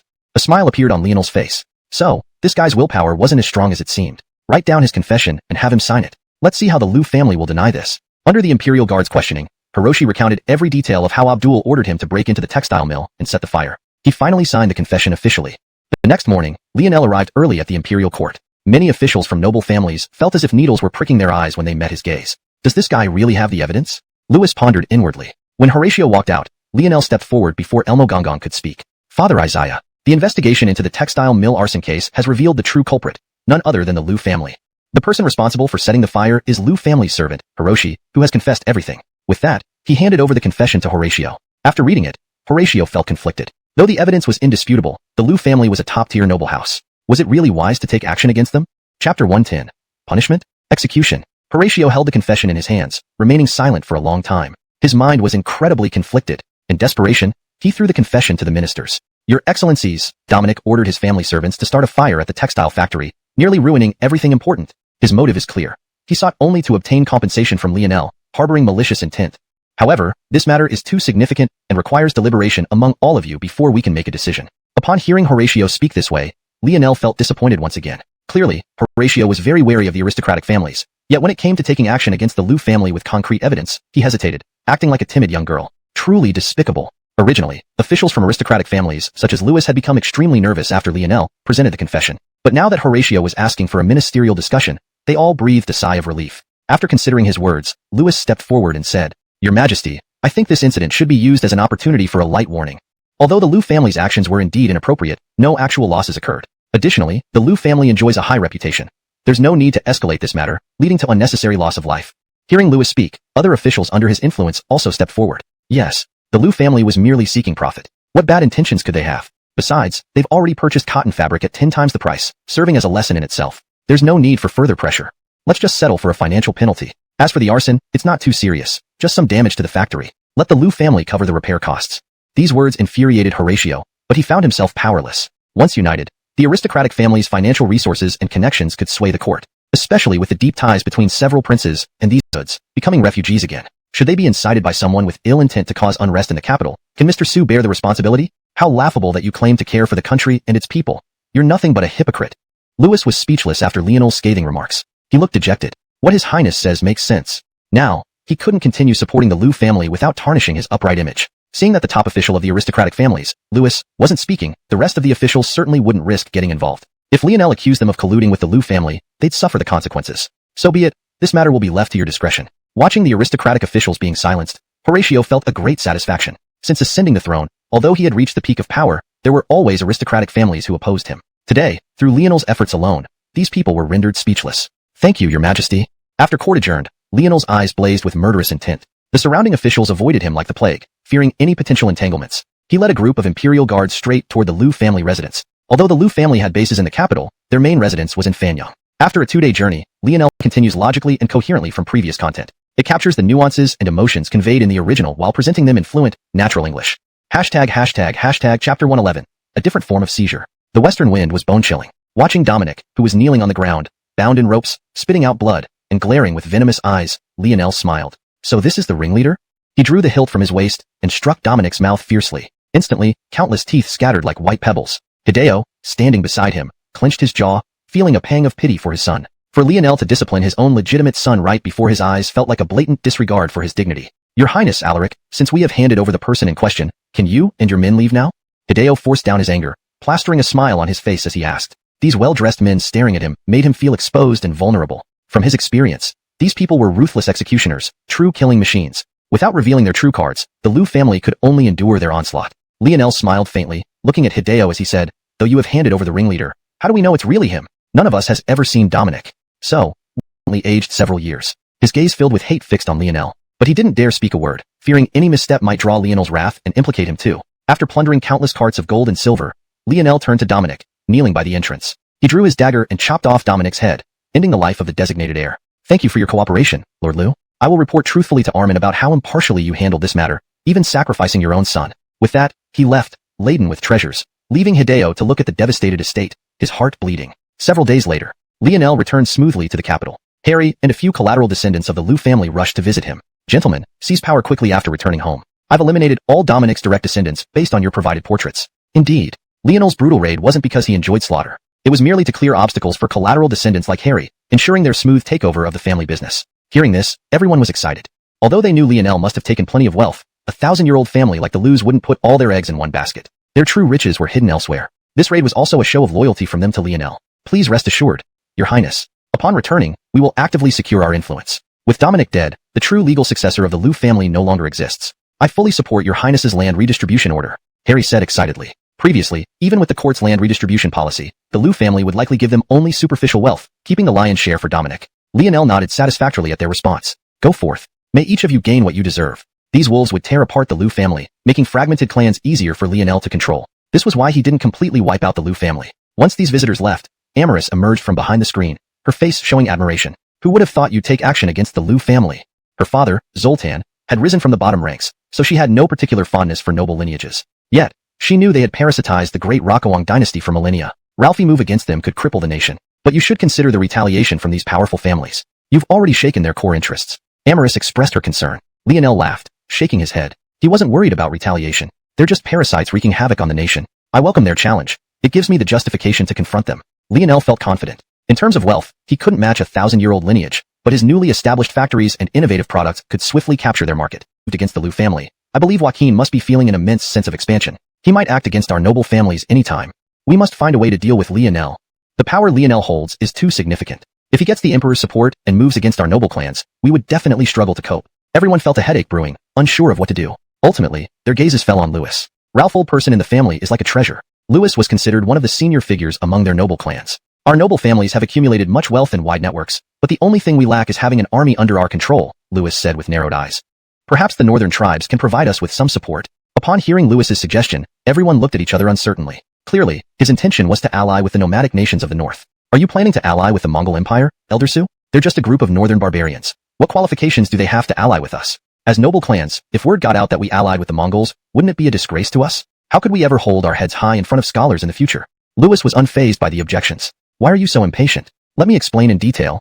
It's winter now, and many of the Mongols' livestock must have died from the Mongols negotiate first. When the northern border is attacked, the Emperor will likely send Lionel to counter. We can then nominate xuanhuan to lead our troops. At that point, with our inside operatives at the court and xuanhuan's covert operations on the battlefield, combined with Mongolian strength, isn't it easy to eliminate Lionel? Louis explained, smiling. Everyone applauded in admiration. Wonderful, wonderful. If this plan succeeds, no matter Lionel's capabilities, he will not survive the battlefield. Our greatest concern will be quietly resolved. We Zhou family will take charge of uniting with the Mongols. We have many businesses in the steppes and have established deep ties with several princes of the Mongolian Empire. Our Duan family will fully cooperate with everyone's plans. In the days that followed, everything went as usual. Lionel's textile factory continuously produced various cotton fabrics, even selling to the northern steppes, especially the cotton clothing, which had become in high demand among the tribes of the steppes. The Liu family, having suffered a major setback, could only barely maintain order under Hideo's efforts. He began to distribute some of the expensive cotton fabrics purchased from Lionel to the southern regions, partly compensating for the family's financial losses. Half a month later, me to lead our mighty armies of Darakawang and crush the Mongol kingdom once and for all. Before Isaiah Horatio could respond, Louis stepped forward first. The Mongols are merely probing our borders as usual. If we directly send out a great general like General Cheng, wouldn't that elevate them too much? I think it's only necessary to dispatch a few generals familiar with steppe warfare to the border, and they will surely resolve this issue. Louis's words immediately received the support of many officials. The Grand Tutor is correct. General Cheng is our top military figure. He cannot easily engage in battle. Please assign other generals, Your Majesty. That's right. We need the Mongols to restrain the northern countries, not start a war of annihilation. Why trouble the great general? Hearing this from so many ministers, Isaiah Horatio also nodded. You all speak wisely. It's just a barbaric nation. Sending a few generals should suffice to repel them. But do you have any good candidates? Isaiah Horatio redirected the question back to the civil and military officials. As the emperor, he needed only to make decisions while proposals came from the ministers. At this point, Zoltan, who had been silent all along, suddenly stood up. Your Majesty, I believe Alaric can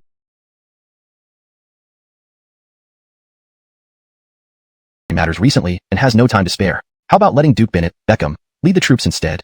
Isaiah Horatio was torn again. Isn't Beckham in the south? By the time he arrives, the war might already be over. Louis shook his head. Has Your Majesty forgotten? It's almost the end of the year, the time for border generals to report back to the capital. Duke Bennett is currently staying at the guest house in the capital. Isaiah Horatio breathed a sigh of relief and looked at Lionel somewhat complicatedly. Having just taken the Liangzhou army away from Lionel, he definitely didn't want the latter to win the hearts of the troops through this war. Ralph announced Duke Bennett. Soon, a young man wearing a dark red robe embroidered with a tiger insignia walked in. His sharp eyes gleamed fiercely, his skin tanned and weathered, though he appeared somewhat lean, resembling a sick tiger. I, Beckham, prostrate myself before Your Majesty. Long live the Isaiah. Duke Bennett showed no arrogance despite being a border general. Rise. Davidson. Over the years you fought countless battles for Darakawang and earned significant victories. Now, with war breaking out in the northern borders, I appoint you as the commander-in-chief of the northern desert region and the commander of the 13 provinces armies to repel the invaders. All of this was prearranged by Louis and the aristocratic families, so Beckham wasn't surprised and accepted the order without hesitation. Zoltan and others grew anxious. While the emperor was focused on guarding against Lionel, why overlook a mind, knowing he preferred ease and comfort? This mission would likely result in minimal effort. Thus, he felt compelled to warn him in advance. Hearing this, Lionel slumped slightly. Father, you know my nature. Compared to the arduous northern desert, I prefer managing textile factories in the capital. Isaiah Horatio cut him off before he could finish. Enough. I don't want to hear such excuses. If you fail to surpass Beckham in this war, you can forget about your shares in the textile factories. They will all be confiscated to the treasury. Hashtag chapter 114. I'm going too. Lionel smiled helplessly. He had forgotten this matter. This was not the future's rule of law society. The current emperor ruled by fiat, and the entire world belonged to Horatio alone. Even if Lionel was still a major shareholder of the textile mill, everything could be reclaimed with just one order from Horatio. I understand, your majesty. Please rest assured. I will not disappoint you. Lionel bowed to him, feeling extremely dejected. Upon returning home, he immediately started preparing for his impending expedition. First, he summoned the men of the Jinyu Imperial Secret Police. This time, men held very low status. For Lionel to make such a promise indicated how important Amaris was to him. Zoltan glanced behind the screen. At that moment, Amaris stood behind the screen, her eyes glistening like autumn waves after hearing Lionel's promise. Do you know if Amaris is at home? Seeing Zoltan's expression, Lionel seemed to think of something and hurriedly asked. Zoltan replied, since she knew I advocated for you to lead the northern campaign in court, she has harbored resentment towards me and is no longer at home. Of course, this was a lie. Amaris wasn't stupid. She understood that her father pushed for Lionel's command to help him regain military power. She just didn't want to see Lionel yet. Hearing this, a hint of disappointment flashed across Lionel's face. After brief small talk, he took his leave. Hope Alaric returns victorious. When you come back, I will prepare to welcome you warmly. Zoltan bowed seriously to Lionel. Sir Qi, please be cautious during this period. You've openly supported me, so the other princes and noble families are bound to resent you. You may face attacks in court, or even assassination attempts. I've already arranged for protection around your residence. Unless there's an emergency, stay indoors except for court duties. Zoltan nodded solemnly. Don't worry, I won't let you down. Early the next morning, Lionel obtained a tiger tally from and discipline rather than individual prowess. No matter how skilled one was, could they withstand bullets? Why don't we settle this through a duel? If I win, I'll go with you to stabilize the north. What do you say? Amaris's eyes twinkled with an idea. Lionel's eyes widened in surprise at her suggestion. Hashtag chapter 115. The panicked Isaac. Did he hear that right? Amaris actually planned to challenge the Imperial Guards around her? These were men he had personally selected for their exceptional individual combat skills, each one a modern-day special forces operative. Not even 10 ordinary strong men could get close to them. Moreover, they were exceptionally well-rounded in various military tactics, whether it was cavalry combat or jungle cross-country. Amaris was just a delicate woman. How could she possibly stand a chance against these Imperial Guards? The leader of the Imperial Guards, Kirin, felt conflicted upon hearing Amaris's words. How were they supposed to make their mistress lose without losing face? Sure, but if you lose, don't cry. Lionel said with a smile. Then he nodded at Kirin and whispered into his ear. Be careful not to hurt her. Kirin nodded solemnly. However,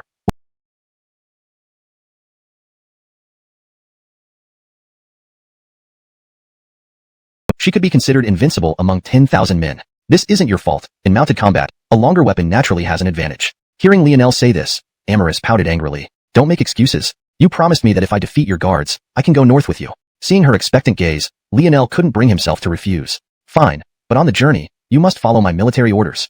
He said seriously. Amaris nodded excitedly. Don't worry, whatever you say goes. Lionel then gave some instructions to the nearby Imperial Guards, ordering them to return to the capital and inform Zoltan to prevent him from worrying. Meanwhile, back in the capital city, in the residence of the Isaac, who had been placed under house arrest, now felt relieved. The Emil wouldn't be able to usurp his network of contacts quickly, especially with the Xuanhuan military power still firmly in his grasp. There was no need to worry about falling behind in the struggle for succession. Currently, he was leisurely enjoying tea with Douglas, discussing the current affairs of the realm and the sudden outbreak of war in the north. Your Highness, something significant has happened. The steward rushed in hastily. The Isaac frowned, somewhat displeased. What happened? To cause you such panic? Before catching his breath, the steward blurted out, several tens of thousands of silver taels. Despite the heavy carriages, he traveled day and night, sleeping and eating in transit, managing to arrive before Lionel did, meeting Lawrence and others. Seeing the exhausted Douglas, the Xuanhuan army leaders, including Lawrence, felt a flicker of disdain deep within their eyes. But they maintained smiles on their faces. Didn't Mr. Su recently deliver winter salaries to us? Why are you here again? Lawrence pointed to the carriages outside the camp gate filled with silver. Douglas's lips twitched. He had come so many times, yet these people always saw only the money first. This is because the Isaac heard that you're about to campaign in northern desolation and worried that the military budget might be insufficient, so he sent more funds. Douglas smiled awkwardly. Lawrence pretended to be uninformed, asking in surprise. Campaign in northern desolation? I've indeed heard rumors of increased Mongol activities near our borders, but Xuanhuan is in the northwest and rarely interacts directly with northern desolation. Why choose us? Hearing this, Douglas recounted the events in court, embellishing and adding. Lionel intends to reclaim military control and disregards the hard work and lives of our Xuanhuan brothers, forcefully dragging everyone into a northern campaign to quell the unrest. He spoke these lies as if they were truths. Translation notes asterisk. Ensured consistency in character names using pinyin accurately. Maintained the original tone and style of the novel. Kept the paragraph structure and line breaks intact. Provided natural and fluent English translation free of grammatical errors. Preserved storyline and logic coherence with previous content. Hashtag chapter 116. Cannot expose the bottom card. Lawrence and his men sneered inwardly. They had already received secret correspondence from the Imperial Guards, informing them that their Liangzhou army was about to head north under Lionel's leadership. It was astonishing how someone as old as Douglas could still have the audacity to speak blatant lies with a straight face. 3 carriages outside are loaded with 30,000 taels of silver, a personal gratuity from Arsene to everyone here. Arsene lacks many things, but certainly not silver. Opportunities to make money like this will abound in the future. I hope you all seize them well. He spoke with a deeper meaning. If you risk your lives on the battlefield, how can you enjoy the opulence and honor awaiting you in the future? I hope that on the battlefield, you all should listen less to Crown Alaric. He has no experience in warfare. If he leads you astray, it would be unfortunate indeed. Douglas's message was clear. He wanted these men not to follow Lionel's orders and isolate him. Seeing Lawrence nod and smile in response, Douglas secretly cursed. These people were 2 Graze residents first? This ensures that the sentence reads naturally in English while accurately conveying the meaning of the original text. Kieran asked. Lionel's fief was in Liangzhou, so logically he should return to the Haddon Palace first. However, Lionel shook his head. Our time is tight. Let's go straight to the military camp. This made Amaris worried. The command of the Liangzhou army is now in Arsene's hands. They might have been swayed by him already. Going to the camp now is like walking into a tiger's den. We could recruit local soldiers here and rebuild a new army to head north instead. Not knowing the current state of the Liangzhou army, her suggestion was reasonable. Lionel smiled. Don't say such things in front of the Liangzhou troops. It would insult them. Trust me, I know the Liangzhou army best. They won't bend for a little silver to serve Arsene. He gently patted her head. Then he proceeded with his men to the Liangzhou garrison. Liangzhou's military camp was infiltrated with political instructors loyal to Crown Alaric, ensuring loyalty down to every soldier. How could they possibly betray? Grand Marshal Lawrence, learning of Lionel's arrival, waited outside the camp with his officers, tears filling his eyes as he saw Lionel's carriage approaching. Your Highness, Crown Alaric. They knelt, reverence in their gazes. Amaris Mikirchil was a loyal and brave captain of the light cavalry who had risen from obscurity under Lionel's reforms, known for his unwavering loyalty. Yes, sir. Seeing Lionel issue orders, Lawrence did not argue further. Only Amaris's gaze lingered with concern. Hashtag chapter 117. The exploding confidence of Li. The next day, early in the morning, Lionel left Liangzhou with a small entourage of light cavalry, heading north towards the desert. The spies of various factions in Liangzhou, witnessing this scene, promptly returned to the capital to report back. At the imperial court of the Great Liang Dynasty, the Minister of War stepped forward and began his report. Your Majesty, according to the intelligence provided by Alaric, he has only brought 3,000 light cavalry on this mission to the desert. This seems overly reckless. I implore you to issue an edict reprimanding him and ordering him to bring more troops for this operation. As soon as the words were spoken, they sparked a wave of uproar in the court. This is ridiculous. I've never seen anyone lead an army like Lionel. A true general always wants as many troops as possible. It seemed the chair, uncaring of decorum, and gulped down tea to soothe his anxiety. That's great. As Master Su predicted, Lionel has long lost respect within the Liangzhou army. However, due to the Emperor's decree, Lawrence and others could not refuse him soldiers, so they gave him just 3,000 as a formality. Douglas remained calm, stroking his beard confidently. I've said before that trust between the Liangzhou army and Lionel has collapsed. Even if they offer him more troops, Lionel wouldn't dare to use them. Now, your Highness just needs to wait. The key to this war lies in the main force led by Li. If Li successfully defeats the Mongol army, it will be a great advantage for you, given your close ties to the noble families. Hearing this, a spark of hope lit up in the Isaac's eyes. Shoujo, the southernmost state of the desert, was where Du Zhenming had now arrived. Under his rallying cry, dozens of governors from the northern states had gathered. With 10,000 troops assembled, Du Zhenming felt supremely confident. While battling in the south, I fought amidst mountains and forests. But I also understand the intricacies of warfare on the steppes. With your help, victory is assured, he declared excitedly to the assembly. The governors raised their wine cups in reverence. Mongolia's audacity in provoking us is truly underestimating our strength. We didn't expect Armin to appoint Li to lead the troops. This is a look of embarrassment flashed across Du Zhenming's face. He hadn't anticipated this. But to save face, he insisted. At least recapturing those cities will count as an achievement. We can use them as bases to sweep the surrounding areas and eliminate all Mongolian cavalry within our borders. He smiled reassuringly. According to intelligence from the noble families, Mongolia had dispatched many scattered troops, typically in units of 1,000, with the largest group being 10,000 strong. Only by dispersing their forces could they maximize their plundering efficiency. Hashtag chapter 118.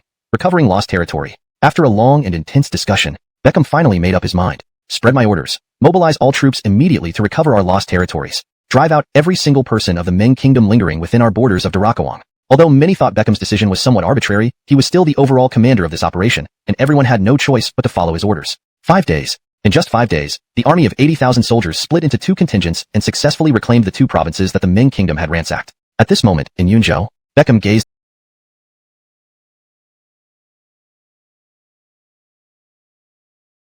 You should also know, apart from our main force, Alaric has led a guerrilla unit in the northern campaign. But it seems he won't have the chance to earn any merit.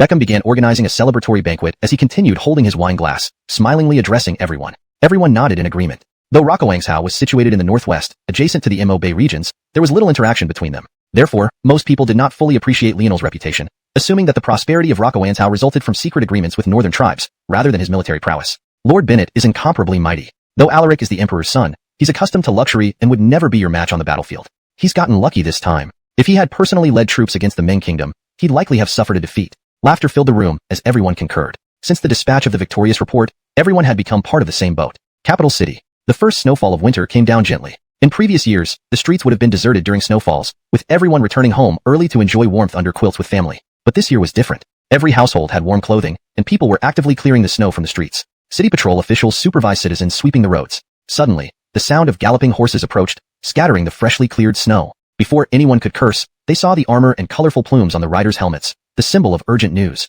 Victory report. Lord Bennett, leading 80,000 troops, has reclaimed all lost territories in Mo Bay. The situation in Mo Bay is stabilized.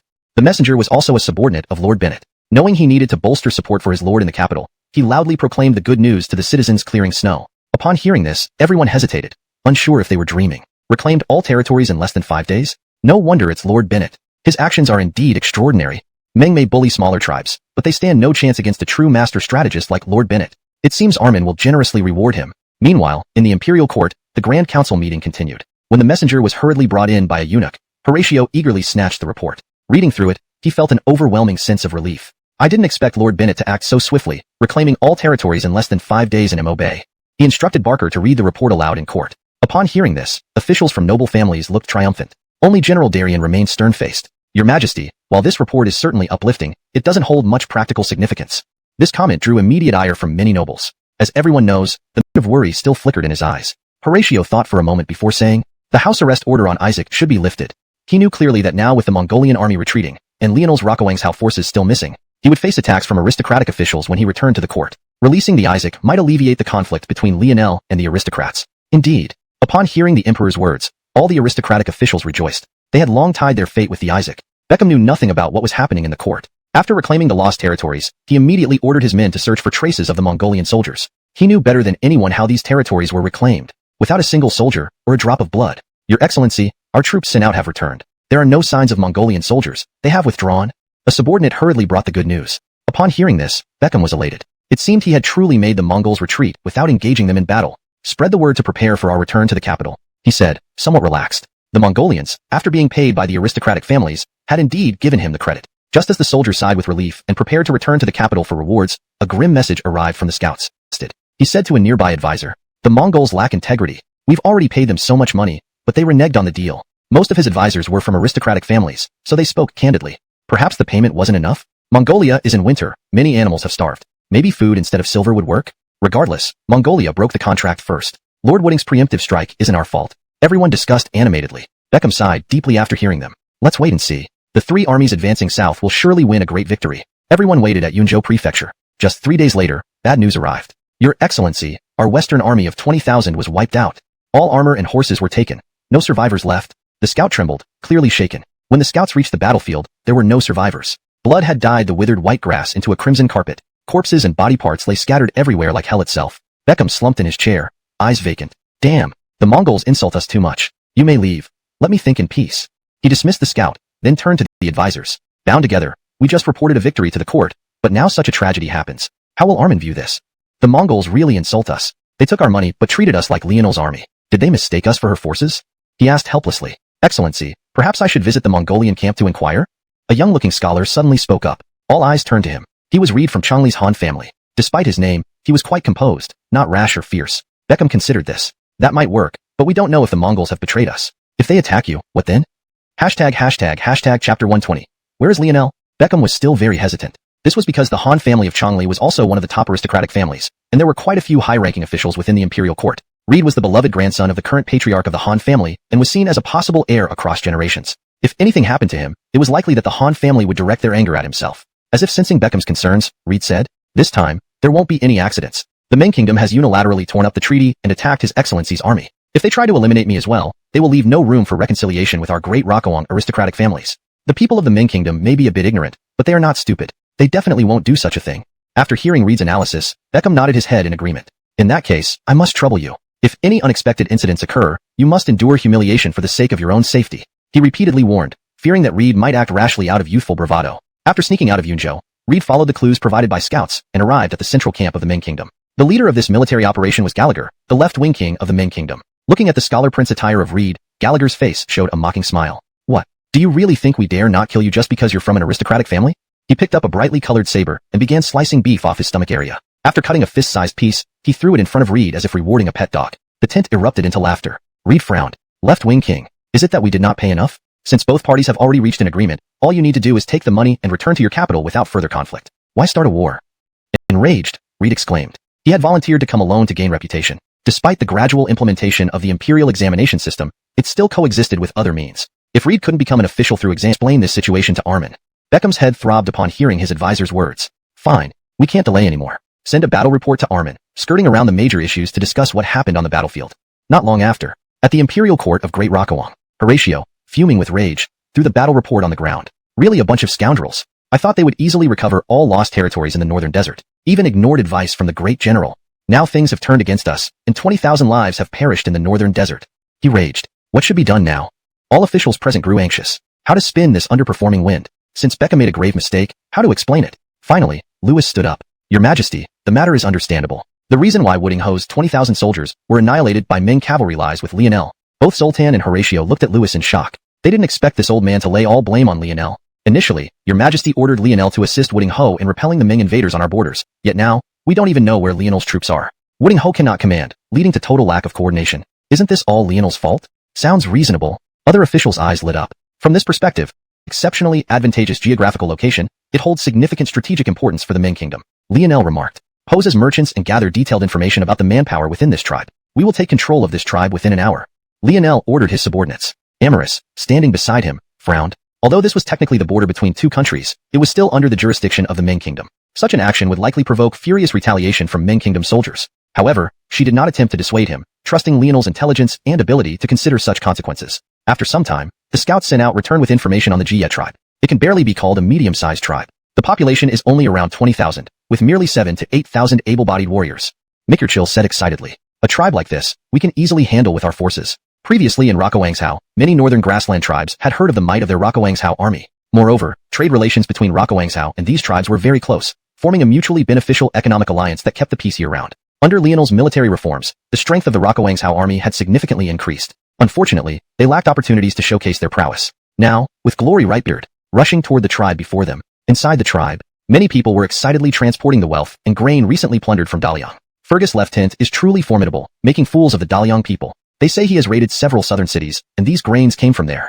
Grain is nothing compared to these armors. These are full armors crafted by Daliang with great effort, not just minor equipment. Indeed, even 10 cattle wouldn't buy one set, and now we've obtained 20,000 sets. Everyone's eyes gleamed with excitement as they admired the spoils of war. Suddenly, a loud roar of hoofbeats came from afar. The Jie tribe members eagerly looked into the distance. Could Fergus Lieutenant have returned? But soon, their faces turned grim, because they saw the dragon flag of Daliang. Beside it flew a banner marked with the character Ralph. This is the Xuanhuan army renowned across the grasslands. Enemies approaching. Prepare for counterattack. Don't panic. There are only a few thousand of them. They are no match for us. Everyone mount up and charge. Ming Kingdom was a country where every citizen was a soldier, with a fierce and aggressive populace. Within minutes, they organized a large force and charged towards the Xuanhuan army. These men let out strange shouts, eyes blazing red as if facing their father's killers. It was evident that the Ming tribes could have been dead already. The guards struggled, and numerous Ming cavalrymen fell unprepared under the arrows. Before they could reorganize to counterattack, a second wave of arrows rained down. Countless soldiers perished under the relentless barrage, like souls reaped by death's scythe, endlessly taking lives among the Ming troops. Chapter 122, Recruitment. How did you do that? Amaris, standing beside Lionel, asked incredulously. Lionel did not answer her question but instead drew a bow and arrow from his waist and handed it to her. You can try this bow and see what's different about it, he said with a smile. Amaris took the bow with some confusion, noticing that its construction was significantly more complex, even featuring many gears. She knocked an arrow and with a gentle pull, drew the bow into a full crescent moon shape. This is way too light. Is it specially designed for women? The arrow probably won't fly more than 100 meters. Disappointed, she released an arrow toward a distant, uninhabited area. What happened next left her jaw dropped in shock. The arrow shot out like lightning, traveling hundreds of meters before falling in a parabolic arc. This is impossible, she shouted in astonishment. Clearly using very little force, how could the arrow travel such a distance? Do you see the gears on this bow? It's called a compound bow. With its intricate mechanical design, it achieves great results with less effort, easily shooting an arrow over a mile, armor drenched in sweat. Ralph's arrow had already pierced his abdomen. To prevent the morale of the army from dropping, he endured the pain. His guards, witnessing this, were moved to tears, wishing they could take his place. They charged at the Liangzhou troops like rabid wolves, eyes bloodshot. The Mongol bows were noticeably shorter, and the scattered arrows barely inflicted any damage on the heavily armored Liangzhou iron cavalry. Soon, both sides were locked in close combat. Xiuxian, wielding a spear, smashed through the front lines, leading his cavalry like a sharp blade piercing into the enemy's ranks. Cutting through, both sides were now fighting fiercely, especially the Xia tribe. Their curved swords merely sparked off the Liangzhou soldiers' armor without inflicting any real harm. In contrast, the long spears of the Liangzhou cavalry, powered by horses, easily created bloodied carnage. After half an hour, Lionel watched the charging cavalry on the battlefield, lazily stretching his back. Amaris, however, was watching with bated breath, itching to join the fray. But restrained by Lionel's orders, she remained still. Tell them to drop their weapons and treat prisoners well. Seeing the battle nearing its end, Chongqing loudly instructed Xiuxian. Upon hearing the order, the Liangzhou soldiers who lived rudimentary lives, lacking civilization and relying on instincts. Completely unlike the Mongol alliance which had established a nation, many Liangzhou citizens fell victim to these savages, even being eaten alive. The old leader sighed in relief upon hearing Lionel's words. As long as there's no massacre, the future holds opportunities. One day, they would rise again. Though aware of his thoughts, Lionel didn't rush to expose them. Hashtag chapter 123, cutting off. Hashtag virtue governs people. The policy of virtue governs people was set by Lionel for Liangzhou and has been implemented very effectively. Lionel looked at the young men of Javier's tribe and said, I know this winter has been very difficult for you, with many livestock perishing and even the tribe's people going hungry. So, on behalf of Liangzhou, I will donate an additional 3 million pounds of grain to you. Furthermore, you can also use the minerals, cattle, and sheep from the grasslands to exchange for grain or even iron goods from us in Liangzhou. Lionel's words left everyone present deeply stunned, especially Javier. He simply couldn't believe his ears. Your Highness, are you joking? We are all guilty, and yet you're willing to bestow such a great favor upon us? If word gets back to the imperial court, you will surely face considerable pressure. He asked hesitantly. Lionel waved his hand. The people of the Xia tribe had no idea about his current status in the court. He had already offended almost all the court officials. Even if he didn't give grain to the Xia tribe, the aristocratic families and leading officials would definitely not let him off easily. But I do have one request. Your tribe should continue to transport supplies for the front lines of Mingwa here. Of course, you need to deliver them to Liangzhou. Upon hearing this request, Javier paused, then smiled knowingly. Admitting it, Lionel's move to cut off the supply line was truly malicious. It would make all the efforts of the frontline soldiers of Mingwa meaningless. Please rest assured, Your Highness. You have treated us, the defeated, so generously, and we are not ungrateful. We will do our utmost for Your Highness. Satisfied, Lionel patted him on the shoulder. Don't worry, I won't make things difficult for your tribe. Although the Mingwa people might not notice in the short term, they will eventually realize you've betrayed them. After intercepting their frontline supplies 3 times, you can relocate to the north of Liangzhou. Hearing this, Javier and others widened their eyes in disbelief. Their current location was near the border of the two countries, strategically important but not particularly fertile. In contrast, the northern grassland, since Javier was known as the youngest genius commander of Mingwa and destined to enter the royal court, Gideon might have to work under him in the future. This time, we've brought back quite a lot of loot.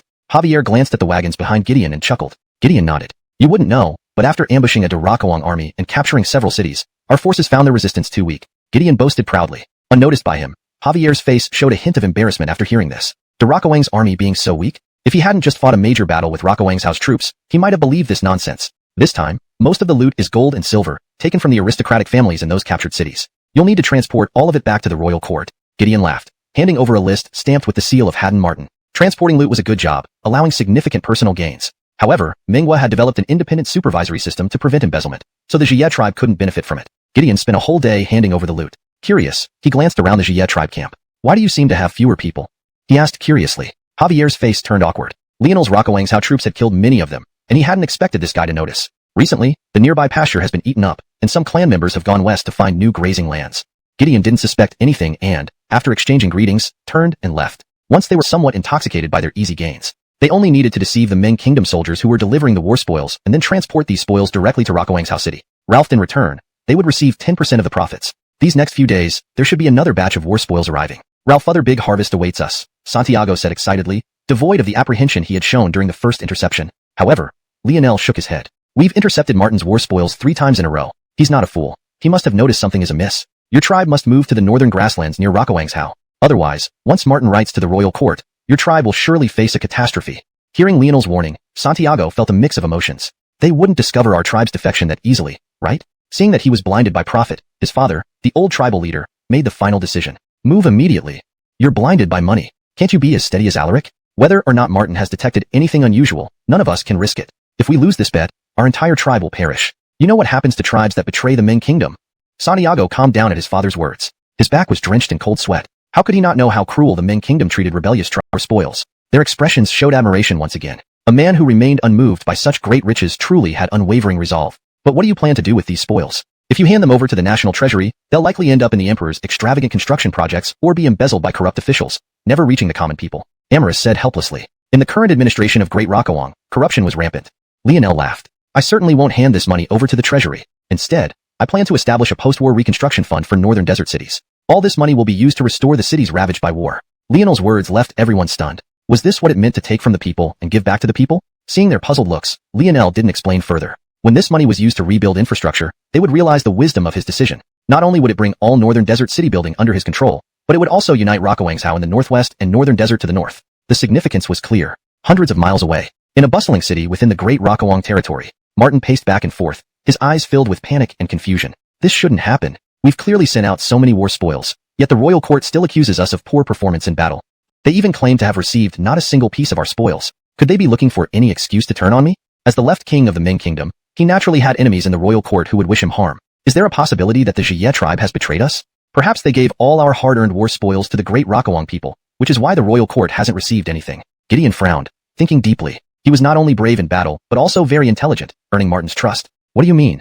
Martin asked, frowning. He couldn't believe the Xiuxian tribe would defect to the Great Liang. After all, the Xiuxian tribe was the closest to the Liang border and often raided Liang villages. Their hatred for the Liang people ran deep. Sir, you might not believe me, but during my recent trip to deliver war spoils, I noticed that the Xiuxian tribe had fewer members, and everyone appeared exhausted, almost like the captured Liang soldiers we hold. I suspect they recently lost to the Liang army and have been coerced into becoming their henchmen, diverting our spoils elsewhere. Listening to Gideon's analysis, Martin increasingly believed it was plausible. However, he was perplexed. During this period, they found the Liang soldiers weak and incapable of standing against the Ming cavalry. Who could have subdued the Xiuxian tribe? ##### Chapter 125. The Peril of Yunzhou. Charlie, it's bad.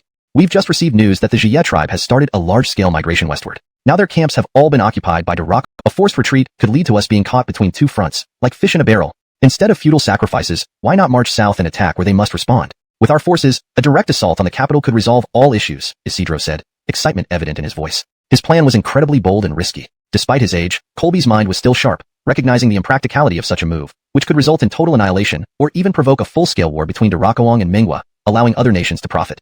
Your plan shows desperation, but it's too risky. Holding on to the entire Mobay would be sufficient for a while until reinforcements arrive. After speaking, Colby began coughing violently, weakly waving his hand. In any case, we've already made an overreach mistake. Let's not make it worse. We must capture all Mobay cities as quickly as possible, ideally swallowing up Liang General Beckham's army whole, and firmly establish ourselves in Mobay. My body can no longer support me in commanding the troops. From now on, everything is in your hands.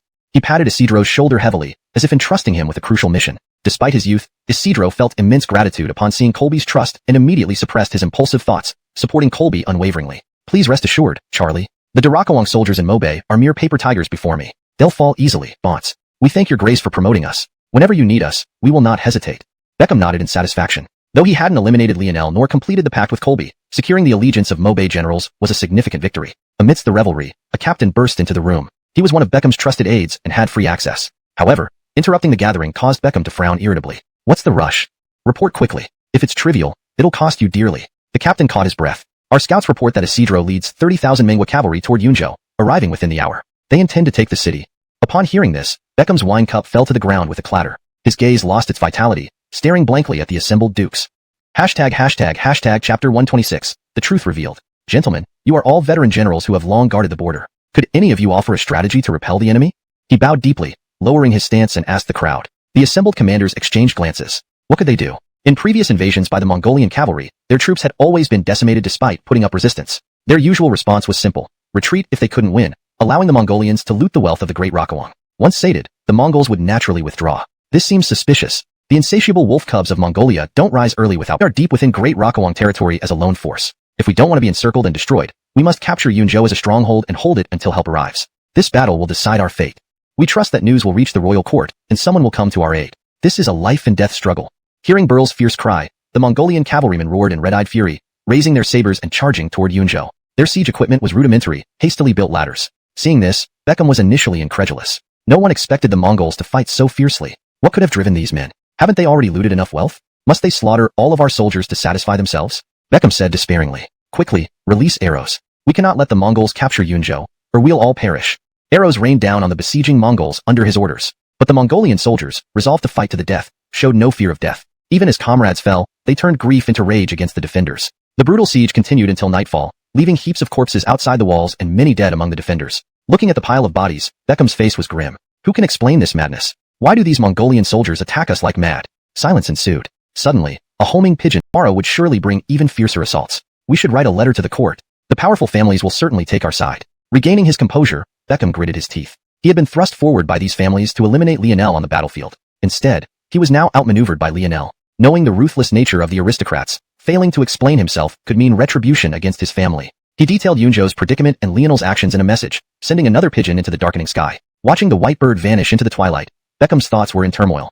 Chapter 127. Inspector General. Night had fallen. Outside the capital city, it was already midnight, but the Sioux family's residence was still brightly lit, bustling with activity. I never would have thought that Lionel, in such dire straits, could actually turn the tide and forcefully subdue the Zaya tribe with just 3,000 troops. Lewis sat calmly in his armchair, though his clenched fists, veins bulging, betrayed his inner turmoil. This incident cannot be blamed on Beckham. No one expected Lionel's men to be so formidable. I think we should impeach him properly tomorrow during court. Disregarding the commander's orders and acting recklessly violates military law. You're right. Beckham is after all one of us from the noble families, and he holds considerable military power and respect within the army. After this desert battle, he has undoubtedly gained a tribe and cut off Martin's army's retreat route. After listening, Isaiah Jarrett let out a sigh of relief, his eyes revealing a hint of joy. How absurd. Lionel has achieved great military merit and subdued a Mongolian tribe. His accomplishments deserve commendation, not punishment, said Horatio, his face turning pale. Lionel had truly brought honor to the great Rokuang Empire. Originally, Isaiah Horatio thought Lionel would simply hide somewhere in the northern desert with 3,000 troops until the war ended. Instead, Lionel gave him a tremendous surprise. Moreover, Lionel's actions greatly honored the great Rokuang. He couldn't understand why Lewis would impeach Lionel. Your Majesty may not know, but after Martin plundered some wealth, he planned to return. Now, Lionel has blocked his escape route. Trapped in a desperate situation, Martin is sending his General Maverick to lead 10,000-strong troops in a fierce assault on Yunzhou. Beckham won't last much longer, Lewis said urgently. Upon hearing this, Zoltan and Darien grew furious. How ridiculous! Didn't Marshal Benito still have 10,000-strong troops? Ralph Yunzhou is well fortified. With only 10,000 attackers, they can surely hold it. We see this as jealousy over Lionel's achievements. You're deliberately impeaching him. The two stood up, harshly criticizing Lewis, showing no regard for his status as a senior minister.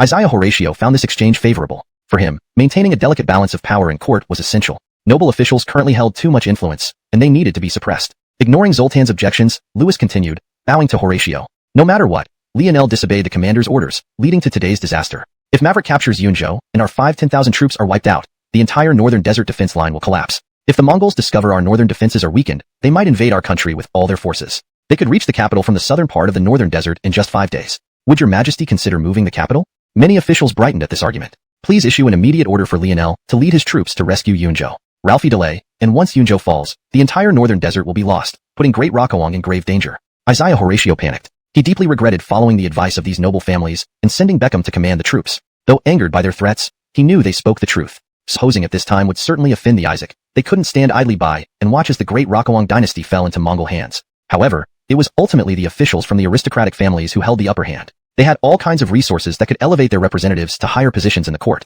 Therefore, there were more aristocratic officials holding higher ranks, quickly putting Zoltan and his supporters on the defensive until they were left speechless. Seeing their overwhelming victory, Lewis turned his intense gaze toward Horatio, awaiting his decision. He knew that today's conduct of the aristocratic officials had indeed overstepped boundaries, seriously challenging imperial authority. But they had no choice. If Beckham's army was wiped out, their status would plummet. Without military protection, who knew if Horatio might turn against them? The Liu family served as a cautionary tale. Horatio shook his head helplessly. Fine, appoint my third son as the supervisor, and set off immediately. With a resigned wave of his hand, he acknowledged his powerlessness. In reality, he had the means to forcefully suppress this matter, but he also worried that if Lionel didn't obey his decree, it might result in the entire northern desert falling under Mongol control. That would put Great Rokuang in grave danger. After the council ended, Horatio kept the second and Emiles behind. He spoke earnestly. Your involvement with the aristocratic families is not as deep as your third brother's. I want to ask both of you how you view today's court session. The two princes instantly understood. They were being tested. The demon spoke first. Your Majesty, the officials from the aristocratic families have become increasingly bold these past few days, all due to Alaric. If Lionel had handled the Liu family more cautiously back then, perhaps the aristocratic families wouldn't have become so radical. The Emil nodded in agreement. He saw this as an opportunity to influence the emperor. Zaire is right. Lionel, still young, acted too aggressively, exacerbating the conflict between our royal family and the aristocratic clans. Hearing this, a hint of disappointment flashed across Horatio's face. He had been through their age himself and understood that they were merely trying to make him think worse of Lionel. Initially intending to discuss the aristocracy issue with them, he realized they viewed it as an opportunity to vie for succession. If Lionel were here, he wouldn't be so passive in the court. Disappointed, Horatio waved his hand. All right, both of you may leave now. Go home and think about how to respond. Remember, the struggle among you princes is a family matter. But the conflict with the aristocracy can endanger our dynasty. Seeing the slight deceased, shouldering such significant responsibility upon success, his father's perception of him would surely change. At that point, even if his father didn't name him crown prince, the officials and common people would insist. Tutor, rest assured, I will not fail. He bowed deeply to Louis. But Louis sighed. I know well the rift between you and Alaric. This trip entails enormous risk. However, should Lionel attempt anything against you, the control over the Xuanhuan troops can always be seized. Leading those troops daily in hiding and disgrace won't compare to what you could offer, wealth and glory. The Xuanhuan troops will surely choose wisely. Louis advised earnestly, seemingly concerned for the Isaac, but really for the future of the aristocratic families. Beckham must be saved. If Lionel refused to assist Yunzhou, the Isaac could lead the Xuanhuan troops to lift the siege. Encouraged by Louis's words, the Isaac's eyes shone. Yes, he was the nominal commander of the Xuanhuan troops, and Lionel only had mobilization rights. Determined, he decided that if Lionel cooperated, fine. Otherwise, he'd seize the military command. Chapter 129. Immediate dispatch. Time was tight, and the mission was critical. Trevor was acutely aware that Yunzhou was currently under intense assault by Mongol cavalry. He didn't dare rest during his journey, writing nonsense. You claim this is the Isaiah's order, but how could he possibly issue such a foolish command? Now that I've cut off the retreat of the Mongol troops in the northern desert, all we need to do is capture them like fish in a barrel. If we withdraw now, we'll open up their escape route again. Won't they just flee? Lionel replied, furrowing his brow. Trevor was momentarily speechless. Logically, Lionel's argument held water. But the fact was, Beckham's forces were no match for the Mongol troops, who were besieging Yunzhou. If Yunzhou fell, and Beckham's 50,000-strong army was annihilated, how long could Lionel's mere 3,000 men hold out? When the Mongol royal court sent reinforcements, they could strike right into the heart of the empire. The entire continent would be plunged into war. Trevor recalled Louis's words as he left the city, and a hint of ambition flashed in his eyes. Yet, he ultimately chose caution. How long can your 3,000 men hold here? Once Mongol reinforcements arrive, you will surely perish. Wouldn't it be better to join Beckham's forces quickly? This is indeed the Isaiah's wish. Do you think I, as a prince, would falsely transmit imperial orders? Trevor urged earnestly. Lionel seemed to ponder deeply. After a while, he said, chide him. Douglas shook his head. Your Highness, don't you see that you've been used by Louis? Although Lionel and your Highness are at odds, his reasoning holds. Leaving here could indeed allow Mongol troops to march south. Douglas said, frowning. Trevor calmed down, feeling a chill of fear. These damnable nobles dared to scheme against me. Gripping his fists, he felt intense anger. Suold, what should we do? Can we just sit here and follow Lionel's orders? Even knowing Louis had set a trap, he refused to comply. Douglas shook his head, stroking his beard with a chuckle. No, we must continue to persuade Lionel to march. Even if the Mongols take advantage, all the blame will fall on him as the commander. It was he who left the Zaya tribe, reopening the path for the Mongols. It has nothing to do with us. Douglas's words brightened Trevor's eyes. True. Although the decree came from the Isaiah, why should the Isaiah bear the blame? Chapter 130. Opportunity? The determined Isaac completely ignored the few of Lionel's bodyguards blocking the doorway. He hurriedly pushed past them and rushed into the central command tent. He pulled out a token from his waist, his identification token. Lionel, I hereby order you to mobilize your troops immediately. Otherwise, I will impeach you before Armin, charging you with defiance of imperial orders. He spoke with righteous indignation. At that moment, he seemed to stand on the moral high ground, condemning Lionel without restraint. Seeing this, Lionel smiled. There's no need to pressure me with notions of national righteousness. Would I dare disobey Father Isaiah's edict? Enough of pretending to be a loyal minister here. Lionel waved his hand indifferently. Douglas and the other advisors who had rushed in with the Isaac were surprised by this sudden change in attitude. Why did Lionel change his mind so quickly? Transmit my military orders. Break camp immediately and head for Yunzhou. Lionel immediately commanded Mikirchil. The Isaac was stunned. Was his mission accomplished so easily? You've seen reason, but I'll be watching you closely. Don't try any tricks. With that, the Isaac stormed out. The Xuanhuan army stationed at the Xiaohu tribe soon began to move. Outside Yunzhou city, in a small town dozens of miles away, Colby watched as Gideon led his men in fierce battle. Colby, who previously appeared weak and sickly, now spoke with vigor. Gideon truly lives up to being our nation's young military genius. If anyone else fought such a war of attrition, they would have collapsed long ago. A smile graced his face. Og.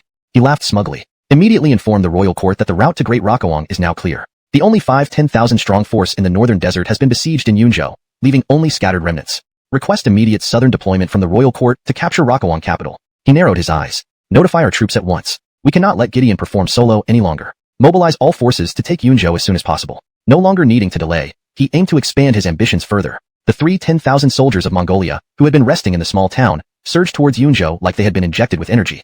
By now, Yunzhou had turned into a blood-soaked fortress. Gideon's exhausted soldiers knew that if they couldn't capture the city soon, they'd likely be trapped and captured. Concerned for their lives, they attacked with all their might. Suddenly, a cloud of dust rose in the distance. Gideon felt a surge of despair. Trouble. Could reinforcements from Great Liang have arrived? They were already a weakened force. Even a moderate-sized enemy army could overwhelm them. General, it looks like the Charlie Haddon is here. A subordinate officer on high ground saw the approaching banner and exclaimed excitedly. Gideon's heart leaped with joy as he rushed forward. When the large force drew closer, it's worth a try. Don't you want to establish great merit for Ming's state at such a young age? He asked with a grin. Todd was instantly stirred. I am willing to serve Ming's state until death. He solemnly took up his scimitar and patted his chest. Attack the city immediately. At Martin's command, countless soldiers burst into renewed fervor, charging towards the isolated city. Meanwhile, the numerous soldiers stationed in Yunzhou grew despondent upon seeing the arrival of Ming reinforcements. They were even considering surrendering. But thinking of the possibility that Ming might order a massacre, they quickly abandoned those thoughts, adopting resolute expressions. They were bound to die either way. Only by defending the city could they possibly have a chance of survival. Beckham gazed at the endless enemy army far away, a bitter smile playing on his lips. The lack of water in the city had already caused his lips to crack. As the commanding general, if he was in such a state, his subordinates were faring even worse. Calculating the time, the secret letter I sent should have reached the imperial court long ago. Why haven't reinforcements arrived yet? Have the noble families given up on us? He helplessly patted the battlements. Beside him, Reed approached. Among Beckham's loyal followers were mainly children of noble families. The governors from various regions in the northwestern territories blamed Beckham for ruining their seems to be piercing the rear of the Ming army. His words immediately caught everyone's attention. Looking into the distance, they saw dust rising behind the Ming troops, who began shooting arrows furiously from afar without noticing. Many Ming soldiers were caught off guard and killed. The reinforcements seemed few in number, firing volleys of arrows but not advancing into the main force. Instead, they circled around the outer perimeter, continuously attacking with arrows. It's reinforcements. Tears streamed down Beckham's face despite his efforts to suppress his emotions. Joy after surviving a near disaster couldn't be held back. Other governors also cried tears of relief. Even with a breakout order, facing layers of Ming soldiers would have left them with little chance of survival. That's excellent. We don't need to risk a breakout. But which army is it? So brave, using only bows and arrows to pin down the Ming soldiers. However, the number is too small, only a few thousand, insufficient to make a difference. Let's hope it's just the vanguard. People on the city wall discussed heatedly. The sight of reinforcements ignited astonishing combat strength in the defenders, repelling the intense Mongol attacks. Suddenly, the distant smoke began to disappear from view. They are retreating. Damn it. Shouldn't they be exploiting our high morale to carve out a bloody path for us? Reed's hope turned to disappointment. There's nothing we can do. The reinforcements are too few. They can only alleviate the pressure of the siege temporarily. Beckham shook his head and laughed bitterly. Now what? Are we supposed to endure another siege? Reed, still young, was anxious. The Yunzhou governor reassured him, rest assured. Since reinforcements have arrived, they will surely find a way to rescue us. We'll watch and see. The reinforcements weren't others but Lionel and others from the Xiuxian tribe, who had launched a surprise attack. After fierce battles, he knew that with his current forces, it was impossible to annihilate tens of thousands of Ming soldiers. So, after easing the pressure on Yunzhou city, he left with his men. This action immediately drew condemnation from the Isaac. The Liangzhou army is formidable. You could have pushed into the city. Why retreat without cause? He loudly questioned. Lionel raised an eyebrow, and even Mikurchil was irked. We were outnumbered. Rushing in recklessly would have trapped us in the city. Better to conduct guerrilla warfare outside and eliminate more enemies. Mikurchil replied seriously. Chapter 132. The Liangzhou army arrives. The battle had been ongoing for 5 days. During this time, Gallagher's forces continuously attacked Yunzhou. However, every time they were about to breach Yunzhou, Ned hides in the only path to Mongolia. Upon hearing his reminder, everyone realized the gravity of the situation, feeling an overwhelming sense of dread. As the dust cloud approached, it became clear that Reed was right.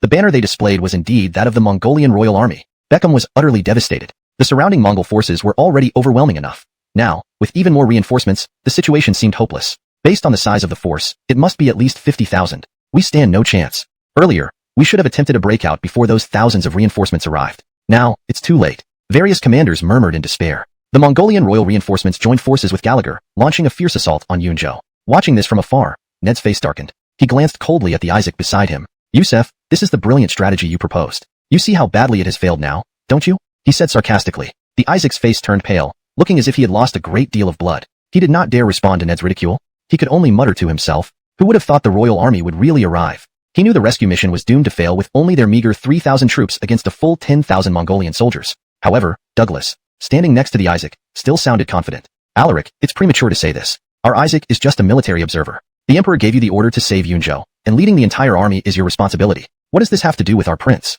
Douglas retorted sharply. His words immediately calmed the Isaac, who began feeling a renewed sense of arrogance. Why should he worry? After all, the order came from the Emperor, and the actual executor was Ned, not him. Despite this, the Isaac felt some bitterness, acknowledging that his military skills were inferior to Ned's. Ignoring the Isaac and Douglas, Ned remained focused on the distant scene, where the Mongolian army was fiercely attacking Yunzhou. There's no need to worry. This siege around Yunzhou will be resolved smoothly, he said confidently, though no one understood where his confidence came from. The Isaac laughed derisively. Don't pretend to be so profound. You know nothing about military affairs. Do you really think you're better than others? Before he finished, a new dust cloud emerged from the northwest, signaling another large army approaching. The Isaac's heart raced in terror. Quickly order a retreat and send word to the capital for more troops. We can't hold out. The Mongolians are throwing everything they have at us. This looks like an all-out effort to completely annex our empire. He spoke anxiously, but Ned held up a tube-like object to his eye and observed the distance, then smiled. Why panic? Those are reinforcements from the Liangzhou army. The Liangzhou army? Both the Isaac and Douglas were stunned.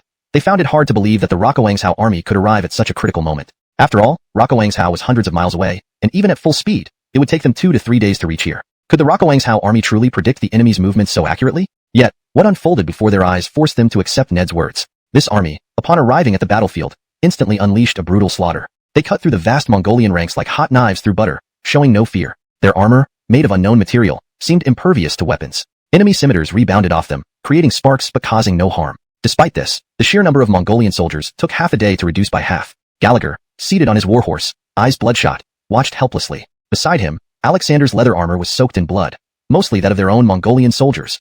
Do not panic. We outnumber them.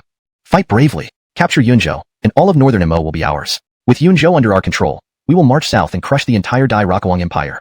Chapter 133. Which Fergus? Frederick had swung his sword so much that his arms ached. For every soldier he saw fleeing, he would cut them down. But the number of those running for their lives was just too overwhelming. Face Daliang reinforcement. His heart was heavy. Having already lost half of his men, if they continued struggling here, they would likely be annihilated. Retreat was the best choice now. Damon waved his hand. Don't linger in battle anymore. Tell everyone to retreat quickly. He felt very disgruntled. Meanwhile, Frederick had clearly gone berserk with killing. Hearing the order to retreat from Anselm and others, he felt naturally dissatisfied but didn't dare voice it. He could only lead his men to hold the rear. Seeing this, Anselm felt no remorse. After all, the dead were Frederick's men. Standing atop the city wall, Beckham, upon seeing the wave of defeated troops, felt immensely relieved.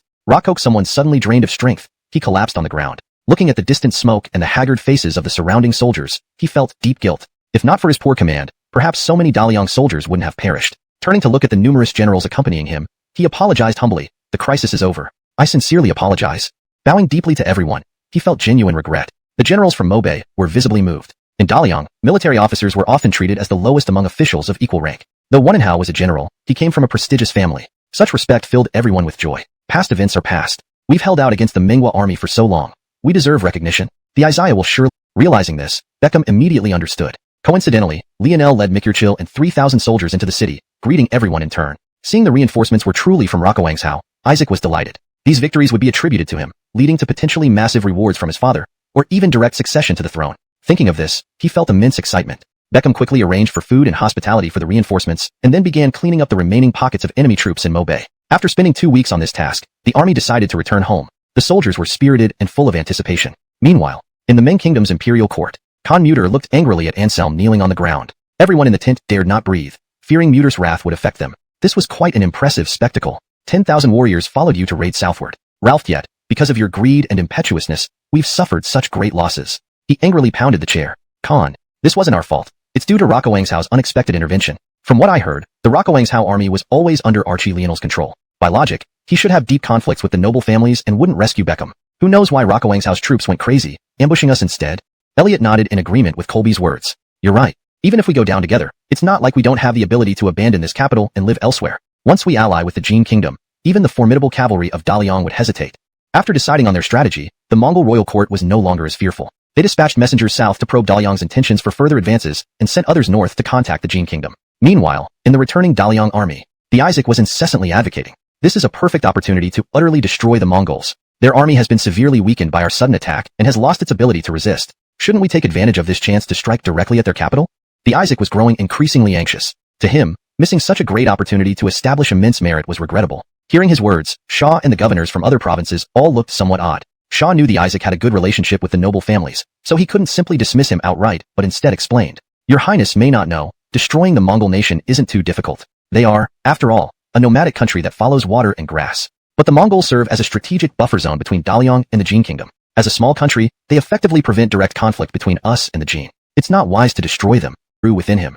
Generals, you've endured much hardship. Please follow me to the palace to see Armin. Our troops will settle in the Imperial Guards camp. Lewis, maintaining his composure, bowed and spoke to the Isaac. The Isaac proudly nodded and led the governors into the city. In everyone's eyes, it was indeed the Isaac who arranged for the Liangzhou army to rescue Yunzhou. Thus, they didn't comment much. Meanwhile, Lionel, who had orchestrated the plan, was watching the drama unfold and wouldn't step in to challenge the Isaac. Under his leadership, civil and military officials gathered in the imperial palace hall. At this moment, Horatio was quite pleased. Although Lionel had forewarned him that retreating from the Zhui tribe might cause the Mongol army to advance southward, Lionel also mentioned in his secret letter that he had already instructed Lawrence to prepare the Xuanhuan army for a counter-encirclement at any moment. Ralph, unexpectedly, it worked. However, when he saw the Isaac being praised by officials, exaggerating his achievements, his expression darkened instantly. Unaware of Horatio's mood shift, the Isaac was becoming self-satisfied amidst the praise. Kneeling on the ground, he proudly declared, "Father Isaiah, your humble son fulfilled your trust by dispatching the Xuanhuan army overnight, successfully driving the Mongol army out of Trevor." Many people believe that Horatio was intentionally intimidating Trevor. Everyone knew about the conflict between Lionel and the aristocratic families. How could he have possibly arranged for the Xuanhuan army to travel 1,000 miles to aid Yunzhou? Trevor was dumbfounded by Horatio's words. Upon realizing it, he immediately started arguing. "Please, father, examine this carefully. Do not be deceived by Lionel. The command of the Xuanhuan army is in my hands. Their actions are naturally under my arrangement." Trevor defended himself. Lionel remained silent, merely looking at him coldly. He had absolute confidence because he had long prepared all the evidence. Seeing that Trevor still refused to admit to the false claim, Horatio grew increasingly furious. He directly threw out a secret letter. "Take a look at this." Trevor hesitantly picked up the secret letter and read it. His expression immediately fell. This was precisely the secret letter from Lionel indicating that the Jie tribe should not be abandoned arbitrarily and ordering Lawrence to lead troops to reinforce Yunzhou. Jarrett gave Dominic, who stood beside him, a meaningful glance. Understanding immediately, Dominic read out the contents of the secret letter to all the civil and military officials. After hearing the content of the letter, everyone looked at Trevor with complex expressions.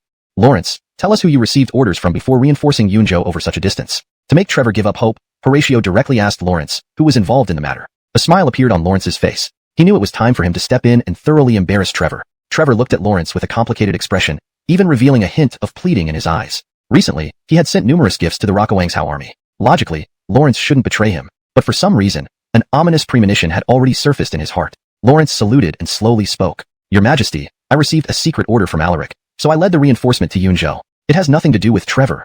I haven't received any messages from Trevor recently." During his leadership of the Xuanhuan army, he never visited Xuanhuan to personally inspect or provide specific guidance on training and combat, proving himself incompetent for his position. Hearing these words, Trevor nearly fainted from rage. He had invested hundreds of thousands of silver taels into the Xuanhuan army, only to raise ingrates. Moreover, did he really not want to visit Xuanhuan personally? It was because his father had ordered him to remain confined to his residence, leaving him unable to leave. Even after the confinement order was lifted, he thought the Xuanhuan army was firm. Said, "Father, I think this credit should be given to the many soldiers who fought bitterly to defend Yunzhou. They endured the hardships in Yunzhou with their grain supplies exhausted, each reaching their limits. They relied solely on their willpower. Not rewarding them would be unjustifiable." Upon hearing Lionel's words, both Beckham and the other governors looked stunned. They had jointly petitioned to impeach Lionel and couldn't believe he would still plead for them. This caused a sense of guilt within them, making them bow their heads quietly, avoiding further words. Even Beckham felt somewhat guilty. Did Lionel not know that this campaign was to ally with the aristocratic families against him?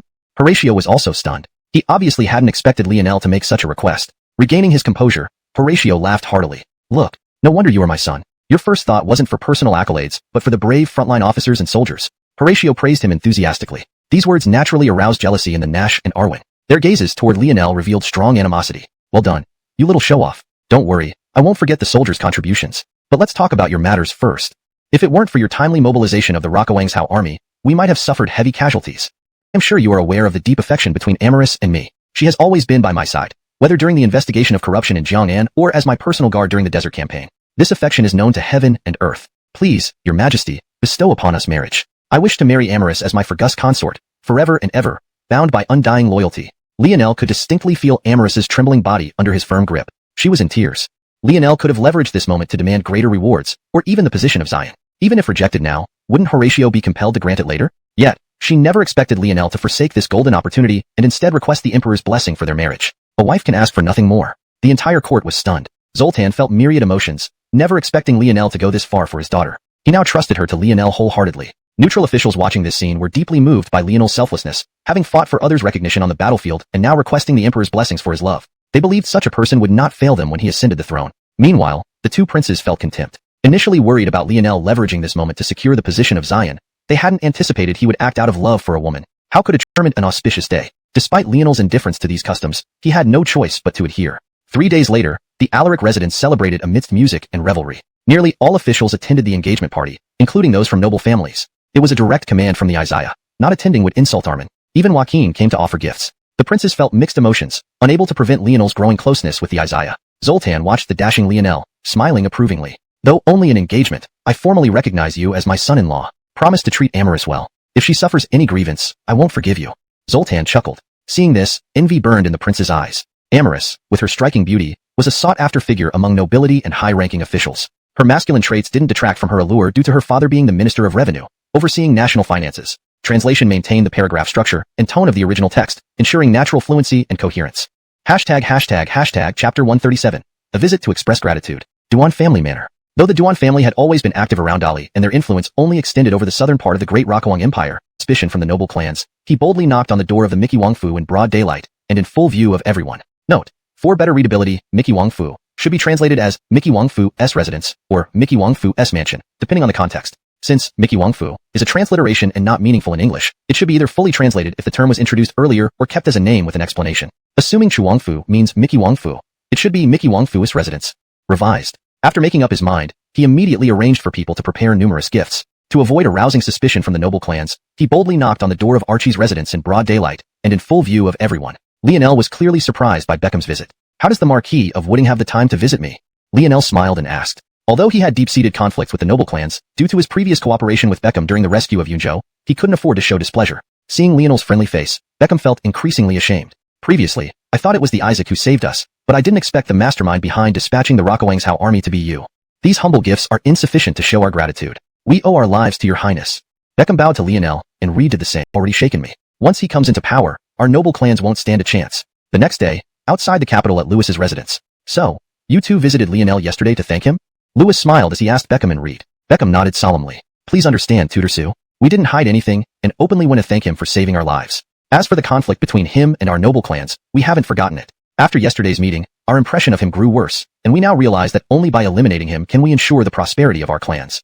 Lewis appeared to accept this explanation, and the atmosphere relaxed. "Marquis of Wooding, don't worry too much. Given our current enmity with Lionel, we only wanted to understand the situation. From what we've observed, Lionel has completely taken control of the Rokuangzhou army. This is indeed concerning," he mused, rubbing his temples. They had hoped the Isaac would maintain control over the Rokuangzhou army. However, he turned out to be incompetent and wasn't a match for Lionel. As a military inspector, the Isaac had been manipulated by Lionel. He taking control of the Rokuangzhou army is only secondary. What's more alarming is that Isaiah might designate him as Xian based on recent interactions. That's our biggest headache. If this man becomes Xian or even ascends the throne, his who would come and go in high spirits. Some young nobles even sought fame and honor by participating in these gatherings, hoping to create masterpieces that would spread far and wide. However, after he revealed his true intentions, such banquets became rare. But today, the once quiet residence of the Emil was buzzing with activity again. He stood at the gate, a smug smile on his face as he welcomed numerous guests. It wasn't that he was taking over the servants' duties. It was simply because today's visitors were of such high status that any mishap was unacceptable. Only he could ensure they were properly received. "Grand Tutor, I never expected you to grace us with your presence. Your visit truly brings light to my humble abode. Oh, Davidson has just returned victorious from battle, and yet you've honored me with your presence. I am truly flattered. Ralph, both of you elder brothers have come as well." Soon, various delicacies were placed on the tables. During the banquet, toasts were exchanged, and discussions about famous scholars' writings filled the air. It seemed like a gathering of refined intellectuals, untouched by political intrigue. However, after the banquet, everyone's expressions turned serious. The three princes exchanged glances, revealing hints of confusion in their eyes. Sensing the threat posed by Lionel, they had already united. They understood that if Lionel continued serving the Isaiah diligently, he would soon establish great merit, potentially determining the position of Xian. Yet, they all wondered why these powerful noble families were collectively visiting them. "Frankly, it's rare to see so many distinguished guests gather openly at my residence. Even father might not have this much influence. It's quite an honor," the Emil chuckled, bowing respectfully. The other two princes also showed signs of confusion, but maintained their respectful demeanor. Each noble family present wielded immense power in Rokuang.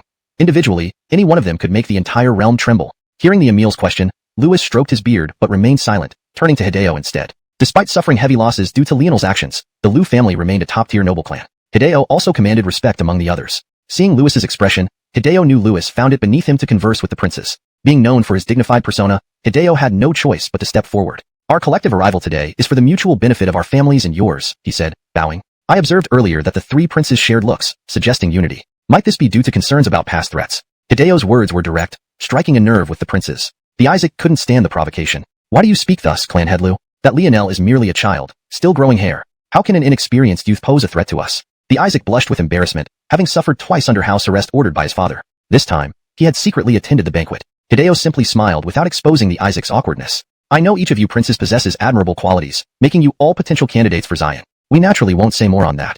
But Lionel, despite being enfeoffed as king of Mickey and seemingly retiring from politics, continues to curry favor with the Isaiah behind the scenes. He even slandered us loyal noble families.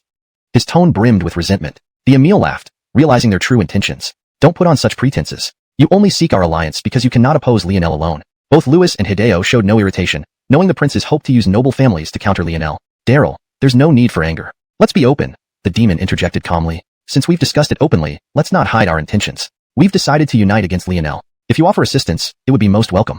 But let's be clear. We will not give up our claims to the Xian position, so we cannot bear the blame for any dirty work or brotherly conflicts. His gaze was fixed on Hideo, clearly indicating they would only act behind the scenes. Hideo nodded. Rest assured, we have plenty of loyal retainers and followers who can handle that. Relieved, the princes relaxed and smiled, shaking hands firmly. Daryl, you always have good ideas. Why don't you suggest a plan to deal with Lionel? Without hesitation, the Emil responded, aware that this was a test but also an opportunity to shine. I think we should target those close to him, ultimately weakening him. You must know about his petition to the Isaiah for marriage. Why not start with Amorous?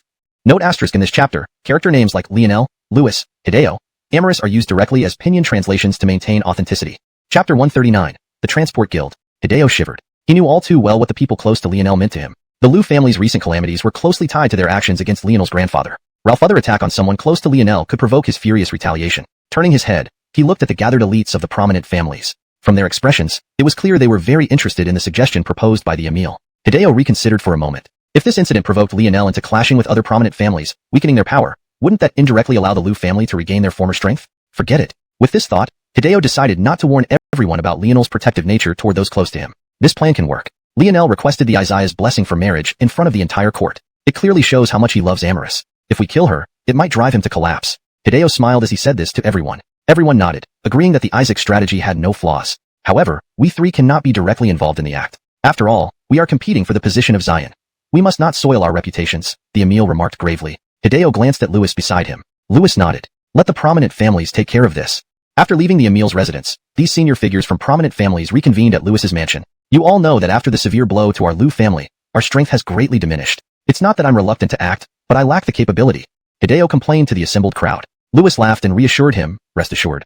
This time the Liu family won't need to get involved. You've just been severely dealt with by Lionel, and your family's influence is already fragmented, with many collateral branches secretly pledging allegiance to him. This remark made Hideo feel somewhat ashamed. While everyone was determined to confront Lionel, traitors within his own family tarnished the Liu name. Is anyone willing to take up this responsibility?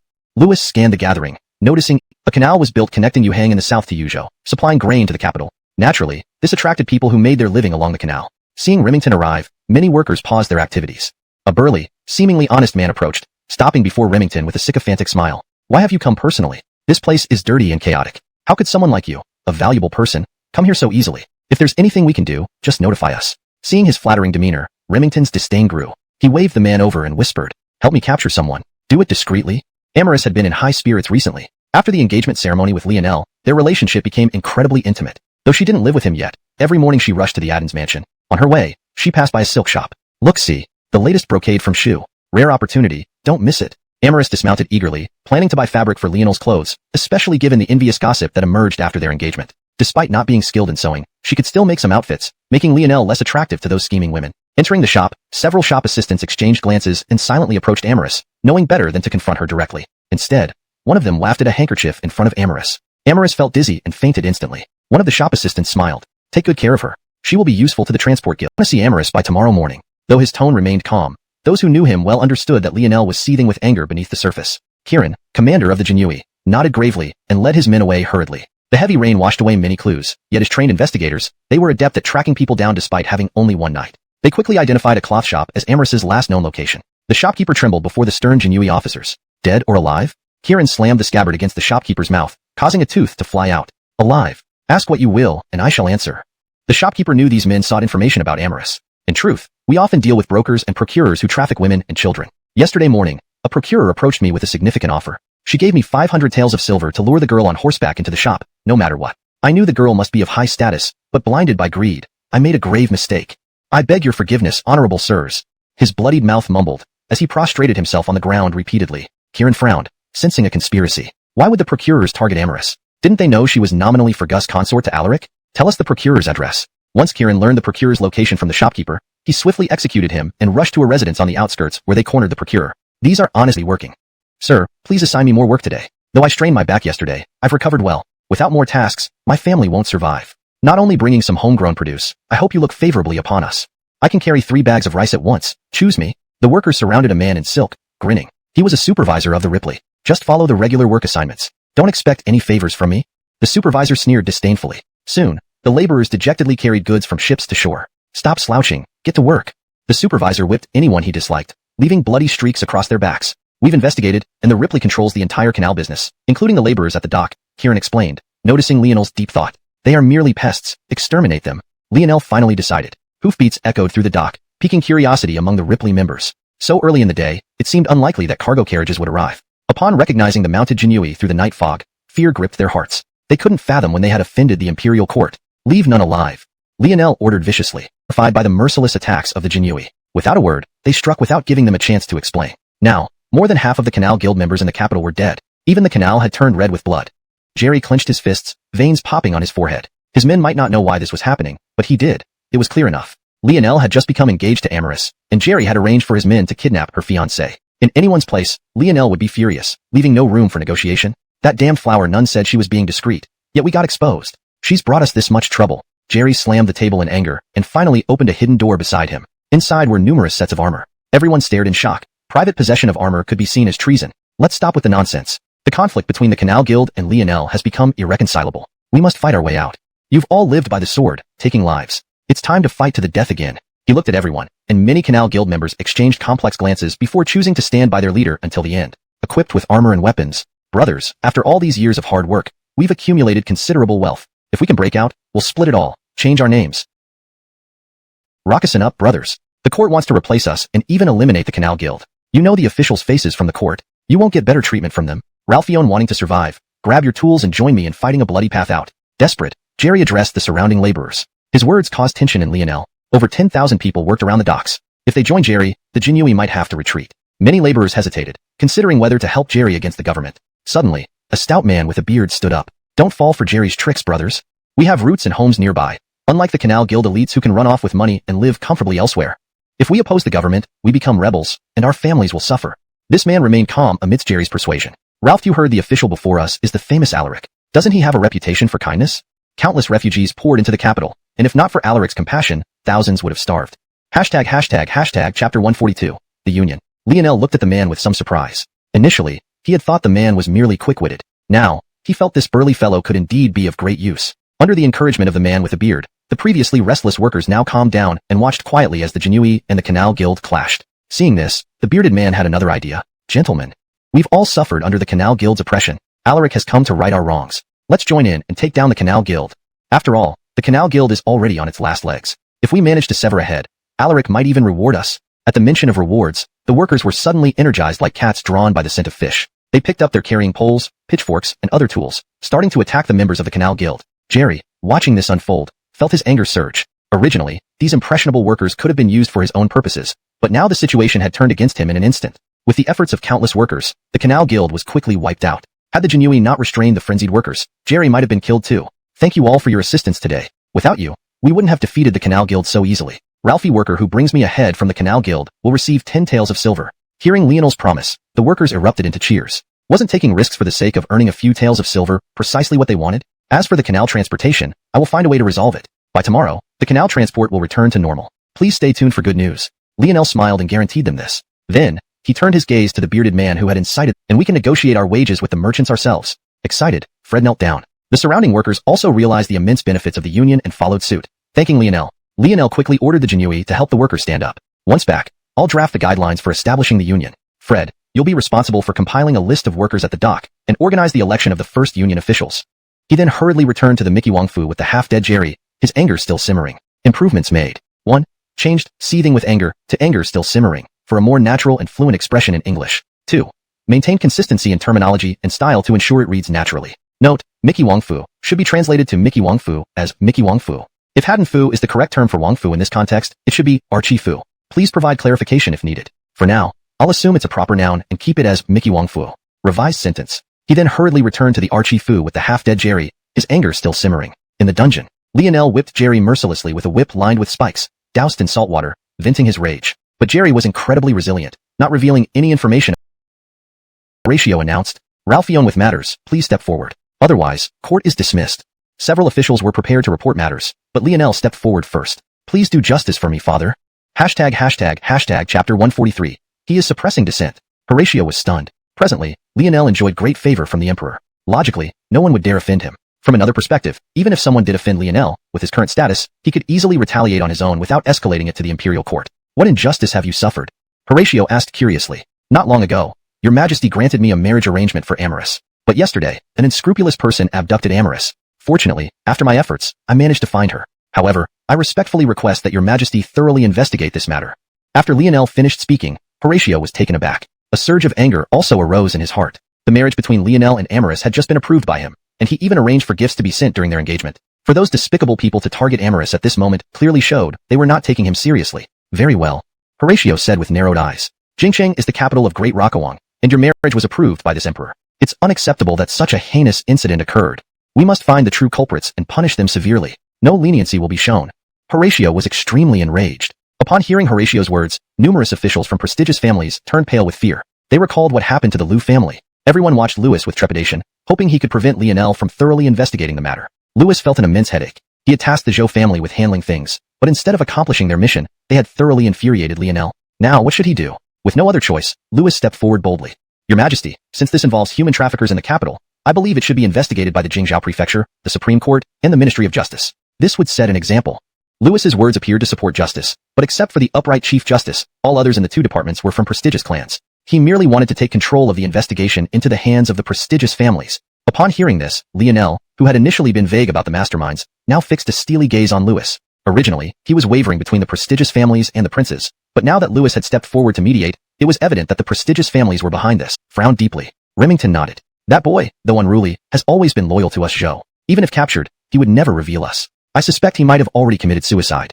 After all, if Lionel knew we were behind it, he would have attacked me in court this morning. Remington seemed quite confident. Louis nodded approvingly. There's nothing to worry about then. We can even use the Canal Guild incident to seize control of the investigation. We'll see tomorrow in court. Just follow my lead. The next day, Lionel was once again the last to enter the hall. Yesterday, he had the secret police searching all day, but all clues led to the Canal Guild and then abruptly ended. This left him feeling like a tiger trying to eat the sky, completely clueless on how to proceed. When Horatio emerged and exchanged glances with Lionel, the latter subtly shook his head, prompting a disappointed look on Horatio's face. He had hoped to leverage this opportunity to suppress the prestigious families further, only to find that Lionel had discovered nothing. Your Majesty, I have something to report.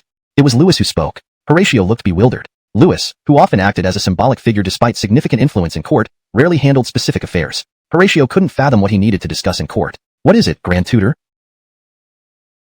Yang led to food shortages for the common people. What would be the point of destroying all the powerful clans? Horatio looked at Lionel with confusion, hoping for a reasonable explanation. But before Lionel could speak, Zoltan, standing nearby, could no longer hold back. To have climbed to the position of Minister of Revenue, even as an upright official, his achievements came from sheer ability, not being anyone's pushover.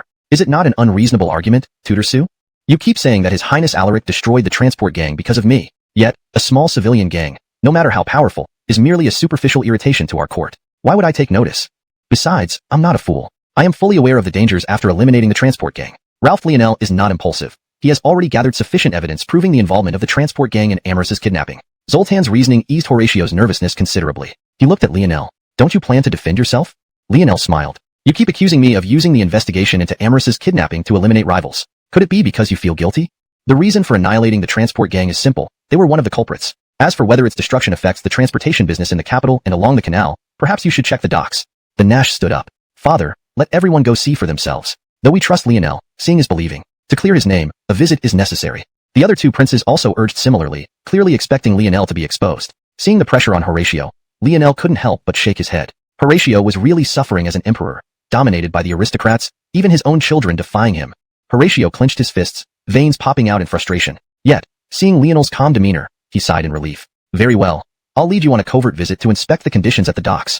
Horatio knew Lionel didn't act without preparation. Given his willingness to bring officials to the docks, nothing serious should happen. Excitedly, numerous officials hurried home to change into regular clothes, forming a large entourage led by Horatio toward the docks. Upon arrival, they witnessed bustling laborers and busy markets. Louis and company were dumbfounded. This shouldn't be happening. Just days ago, Lionel obliterated the transport gang, leaving the canal area leaderless and chaotic. Even if Lionel had magical powers, it was impossible to establish an organization like the transport gang in just 2 days. Not to mention, he couldn't gather the manpower so swiftly. Louis grabbed arresting prices in the city. I suspect it might be due to collusion among your aristocratic families to drive up prices. Isaiah Horatio, feeling especially pleased, openly exposed the intentions of the aristocratic families, causing them much embarrassment. Your Majesty, please understand, we were only thinking of the welfare of the great Rokuang Empire and had no personal motives. Alaric has successfully eradicated the malignancy of the Canal Guild. We genuinely admire his efforts. However, we expressed concern about the rising grain prices and felt he may have acted too drastically. We beg your Majesty's understanding. Our aristocratic families are willing to open our granaries and stabilize grain prices in the capital. In this silent battle, the aristocratic families were clearly at a disadvantage. To avoid reprisal from Lionel later on, they decided to release grain from their storages, hoping to quell Isaiah Horatio's anger. Hearing their promise, Horatio's eyes lit up instantly. Since all of you are so thoughtful, the people of the capital will surely appreciate it. However, the matter of impeaching Lionel must be dropped, and no one shall mention it again. Horatio said with a smile. Father, before coming to the dock, if I recall correctly, Tutor Su once said that if he had wrongly accused me, he would personally apologize. Just then, Lionel spoke up. The laborers on the dock immediately noticed Lionel and gathered around him, quickly grasping what out. Hearing this, Lionel turned to the crowd. Everyone, this is a matter for the court. Tutor has already apologized to me, let's not waste your time. Go back to work. With Lionel's command, the laborers dispersed. Seeing how tens of thousands of laborers obeyed Lionel's single word, Everett and others looked grim. Even Isaiah Horatio felt uneasy. As the emperor, the laborers surrounded him for justice for Lionel and listened to Lionel's every word. Back to the palace. Continue letting Lionel investigate Amoros's kidnapping. He has the authority to act first and report later. Despite some discomfort, Horatio knew they were father and son, and the main conflict in the empire was between imperial power and the aristocratic families. Removing Lionel's authority was unnecessary. The officials' faces turned pale. They didn't expect Horatio wouldn't revoke Lionel's power despite the uproar. Watching Horatio return to the palace, Louis signaled the others, and they regrouped at Everett's residence. Do the three princes not worry? You saw how arrogant Lionel was at the dock today, disregarding the emperor entirely. He controls tens of thousands of workers at the docks and factories. If armed, they could form an army, Louis said, frustrated at the mention again. If I ever find out that you continue to be swayed by those aristocrats, don't blame me for being ruthless. Joaquin roared in anger. The Nash and others felt extremely aggrieved. Weren't they just trying to help by reminding Joaquin? If Lionel truly harbored ulterior motives, she could rally the factory workers and dock laborers to break into the capital in minutes, overthrowing the royal authority. The chase intended to say more, but was forcefully restrained by the Arwen. After leaving the palace, the chase complained, "Sixth brother, why did you stop me? Father has been completely blinded by Lionel. As his sons, shouldn't we remind him?" The Arwen shook his head helplessly. Don't you see? Now that Lionel is a favorite in father's eyes, no matter how much we advise, he won't listen. We might even implicate ourselves. Since the abduction of Amoros was orchestrated by the aristocratic families, let them deal with it themselves. We can merely observe from the sidelines. The best outcome would be for the aristocratic families and Lionel to destroy each other, allowing us to pick up the pieces. He chuckled. In reality, the Arwen knew Louis had been manipulating them all along. Now, having completed their duty by advising the emperor, who refused their counsel and continued to favor Lionel, the three princes could easily absolve themselves of any responsibility. With Jerry's death, our brothers have been searching the capital and nearby regions tirelessly, but we found nothing. Kira knew Lionel must be furious, considering her close relationship with Amoros. Lionel waved a hand. It's not your fault. The aristocrats have become too cautious, leaving no trace. Kieran hesitated. Should we monitor the heads of the aristocratic families to track their movements? Lionel rejected the idea. Not advisable. They'll be extra cautious now that I'm investigating. Instead, I plan a broad strike against all aristocratic families. Just then, Amoros emerged from behind a screen. Don't. Your position in the capital has stabilized after the great victory in the north, and the other princes have quieted down. Declaring war on all aristocratic families now would be unwise. Amoros didn't want her ordeal to harm Lionel's future prospects. Lionel patted her hand reassuringly. Don't worry. I understand their psychology. They'll betray the culprits to avoid disaster, never standing their ground. But to avoid misunderstandings, I should inform the emperor first. Ignoring Amoros's objections, he headed straight to the palace. Joaquin still simmered with anger after dismissing the three princes, but immediately broke into a smile upon seeing Lionel. What brings you here? Ralphie, progress on the kidnapping case? Lionel shook his head. Any longer. If we can't find the real culprit soon, everyone will likely drop it, and the kidnapping case will never be solved. Though the aristocratic clans appear united on the surface, they ultimately act in their own family's interest. This strategy will surely force them to reveal the mastermind behind the scenes. Lionel spoke confidently. He had a thorough understanding of the aristocratic clan's ulterior motives. Horatio hesitated. How sure are you about this plan? If it fails, I may not be able to cover for you. 100%, Lionel smiled. Would father watch idly as the aristocratic clans gain more power? Once they control all of Darakoang's agriculture, trade, and commerce, you'll become their puppet. Now is the perfect time to act while they haven't fully dominated the empire. Lionel continued to urge him. Spurred on by Lionel, Horatio finally made up his mind. All right, I'll indulge your recklessness this time. Go ahead boldly, and if trouble arises, come straight to me. With Horatio's backing, Lionel felt much more at ease. After leaving the palace, he immediately summoned Kieran. Rock cost all the aristocrats in court for me. We'll investigate them one by one. Soon, Lionel received a long list. Skimming through it, his eyes landed on a name. Let's visit Jingzhou Prefecture. Halston, may I join magistrate whose luncheon? Hearing this voice, Halston's face turned pale. For aristocrats like him, this voice sounded like a demon's whisper. A young man strutted in confidently, followed by many guards in brocade uniforms. Seeing this, Damien became uneasy, unsure what was happening but remained loyal to Halston. Arrogant fool, this is Jingzhou Prefecture, not a place for anyone to make a scene. Bringing weapons into the hall, do you have multiple heads to lose? Helping Damien settle his legal troubles, Halston defended him against the intruder. The intruder, of course, was Lionel. Looking at the well-dressed merchant, he was momentarily taken aback. He couldn't believe there was still someone foolish enough in the capital. Seems magistrate whose friend has chosen a bad day. Arrest him. As he finished speaking, Lionel's tone was filled with deadly intent. Faced with charging guards, Damien collapsed, pleading with Halston to intervene. However, despite Halston's terrible expression, he dared not say a word. Magistrate who, you took 500 taels of gold from me. Will you just let me be taken away? Who else will bring you gold in the future? Magistrate who, it's unwise to let those who offer money suffer such a fate. How can you still do business if news of this spreads? Hearing this, Lionel smiled. Looks like magistrate who took a bribe. I suspect you're involved in Xiuxian health case, so I'll search your residence. You have the right to remain silent, but anything you say will be used against. Though he belonged to a prestigious clan, he wasn't overly attached to his official status. But at least, it was a matter of family honor. Ralph the Hu family was not an exceptionally prominent clan. To become the prefect of Jingzhou had already required enormous effort on his part. You dare do this? I am personally appointed by Armin as the prefect of Jingzhou. Ralphie investigation into my corruption must be conducted under Armin's imperial edict, carried out by officers from the Dali Temple or the Ministry of Punishments. For better fluency in natural reading in English, Dali Thur is translated as Dali Temple and Xingbu as Ministry of Punishments. Just because you are the Adden does not give you the right to search the residence of a high-ranking official. Halston struggled against his restraints, but several tall Jinui officers had already tightly controlled him, even fitting him with handcuffs Lionel had recently invented. He couldn't break free. Instead, the tighter he struggled, the more blood seeped from his wrists. A sneer appeared on Lionel's face. What kind of third-rank official are you talking about? You're only a junior third-rank officer. Moreover, I'm not investigating for corruption, but due to the amorous kidnapping case.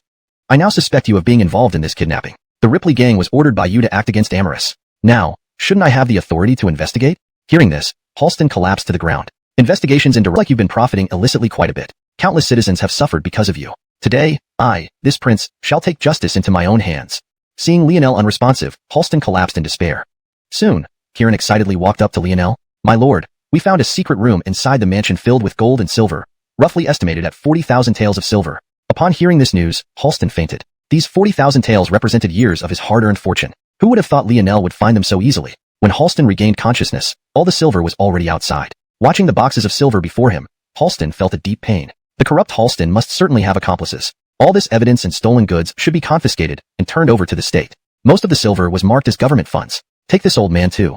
Lionel kicked Halston onto the ground and left without further ado. Halston was dragged away by the Jinui, a rag stuffed in his mouth, unable to speak. Desperately, he signaled to his steward with 2 fingers for help. The steward understood and disguised himself to slip out through the back door of Jingzhou Fu, eventually reaching the demon's residence. After some time, he finally met the demon. Kneeling, he tearfully recounted Lionel's tyrannical actions, including the seizure and imprisonment of Halston. The demon was stunned. Although Halston came from a prominent family, his status was not very high. Yet, the influential clans often invested in princes, and Halston had secretly allied with the demon early on. Halston frequently paid homage to the demon. As prefect of Jingzhou, he was knowledgeable about all matters in the capital city and served as a vital source of information for the demon. Naturally, upon learning of Halston's misfortune, the demon grew anxious and rushed directly to the Adden's residence. Zaire, what a rare guest you are. Seeing the furious demon enter, Lionel showed no surprise. The Jinuri had already uncovered the secrets of several princes. He knew the demon and Halston were connected. Lionel, you're too reckless. The demon angrily retorted. Halston is a court official. How could you take him so easily? Though deeply calculating, losing a key ally like Halston upset the demon. Lionel laughed. Zaire, didn't Armin give me authority to investigate the kidnapping? I suspect Halston is behind it. What's wrong with arresting him? Aside from finding 40,000 taels at his home, how could a prefect possibly accumulate such wealth? It must be from bribes. Lionel declared with conviction. Why are you so anxious, Zaire? Did you have something to hide? Same time, at Louis's residence, the heads of several prominent families had gathered. All of them wore expressions of anxiety. Some had even put on mismatched clothes, clearly indicating their panic. Things have taken a turn for the worse. I never expected Lionel to arrest Halston like that. What a bold move. Although the Hu family is one of the lower-tier clans among us, Halston, as the governor of Jingzhou Prefecture, has quite an extensive network of connections. I thought he'd only target second-generation signs of our families, not someone as high-ranking as a third-class official. All Halston's wealth accumulated over the years will likely fall into Lionel's hands. It's truly pitiful how we, as major families, are powerless against such pressure from the court. What worries me is that Halston might just be the beginning. If Lionel uses this as an opportunity to launch a crackdown on our major families, what will we do then? Everyone was discussing heatedly, their anxiety evident. Let's wait and see. Louis also felt disheartened, but realized they could do nothing with the Emperor backing Lionel. Since Lionel has already targeted Halston, it must be to vent his anger. Halston is doomed anyway, and the Hu family will decline. We don't need to waste efforts trying to rescue him. Let's throw Halston under the bus to extinguish Lionel's wrath. Louis finally clenched his teacup tightly, veins throbbing at his temples. What other choice do I have? The mastermind behind the kidnapping of Amaris is clearly from one of the major families, but the evidence chain is broken. Only by applying this method can we force the major families to reveal the culprit. Since you entrusted your daughter to me, I can't just sit idly by and watch her get bullied. Lionel's gaze was resolute as he stared straight at Zoltan. After a moment, Zoltan nodded approvingly. I didn't choose wrong. Now that Amaris is with you, I can rest easy. Since you young people are willing to take this gamble, why should an old man like me hesitate? Tell me what to do. Lionel smiled. Just give me a list of officials from major families within the Ministry of Revenue. I'll start with the Ministry of Revenue. Zoltan nodded in agreement. The Ministry of Revenue oversees the empire's finances and holds the highest rank among the 6 ministries. Cleaning up its corruption is urgent, and the entire ministry is under my control. After searching for a moment, Zoltan took paper and pen and wrote down several names. In fact, there aren't many major family officials in the Ministry of Revenue. One of them is the deputy minister, second only to me, named Huey. He hails from the xiuxian family, another powerful member of the major families. We can start with him. Brandishing shiny weapons, the doorman trembled in fear, collapsing onto the ground as he struggled backward. Bandits have broken into the city, and they're coming with knives to attack our manor. Brothers, grab your weapons.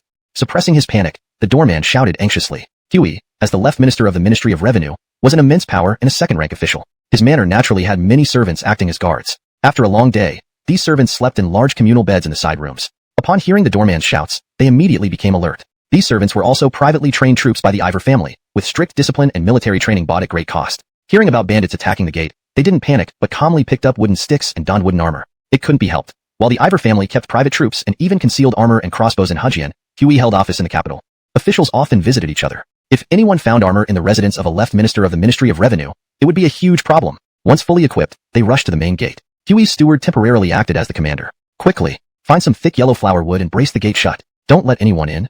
But before he finished speaking, the gate crashed down with a deafening boom. Before them stood a group of men in crossbow and firing madly at the Ivor family servants. Their wooden armor provided little protection against Lionel's improved hand crossbows, which had smaller size but double power. Rock oak reaping wheat, the servants fell one by one. Within less than half an incense stick's burn, all were slaughtered except for the steward, whose arms were severed. Where is Huey's bedroom? Lionel pressed the knife against the steward's neck. I'd rather die, than die. Without waiting for a reply, Lionel slit the steward's throat, blood spouting a yard away. Search everywhere. Dig up every inch until you find Huey. As Lionel spoke, a guard shouted. We found Huey. Rushing over, Lionel saw Huey still groggy from sleep, clutching a naked concubine who was shaking under the covers, pale with fear. Huey shouted angrily at the surrounding guards. Who are you? From the Supreme Court, or the Ministry of Justice? I am the left minister of the Ministry of Revenue. Without the Isaiah's decree, none can touch me. Find out who's behind this or I will. He stopped mid-sentence, seeing Lionel approach. His throat constricted as if gripped tightly. Lionel, you're ruthless. Do you think after dealing with Halston, you can control me? Know that our Ivor family is far above the Huss. Let your men leave, apologize sincerely, and compensate me for tonight's losses. Perhaps I'll speak less against you. Armley made his move against Huey. Ralph he did it so secretly that even the officials from the powerful clans knew nothing about it. As for Lewis, standing at the forefront of the officials, he felt an intense pounding in his heart. A sense of foreboding began to settle in. He urgently asked Zoltan, is there any word on Minister Ivor's absence today? Why hasn't he arrived yet? Could something have happened at his residence?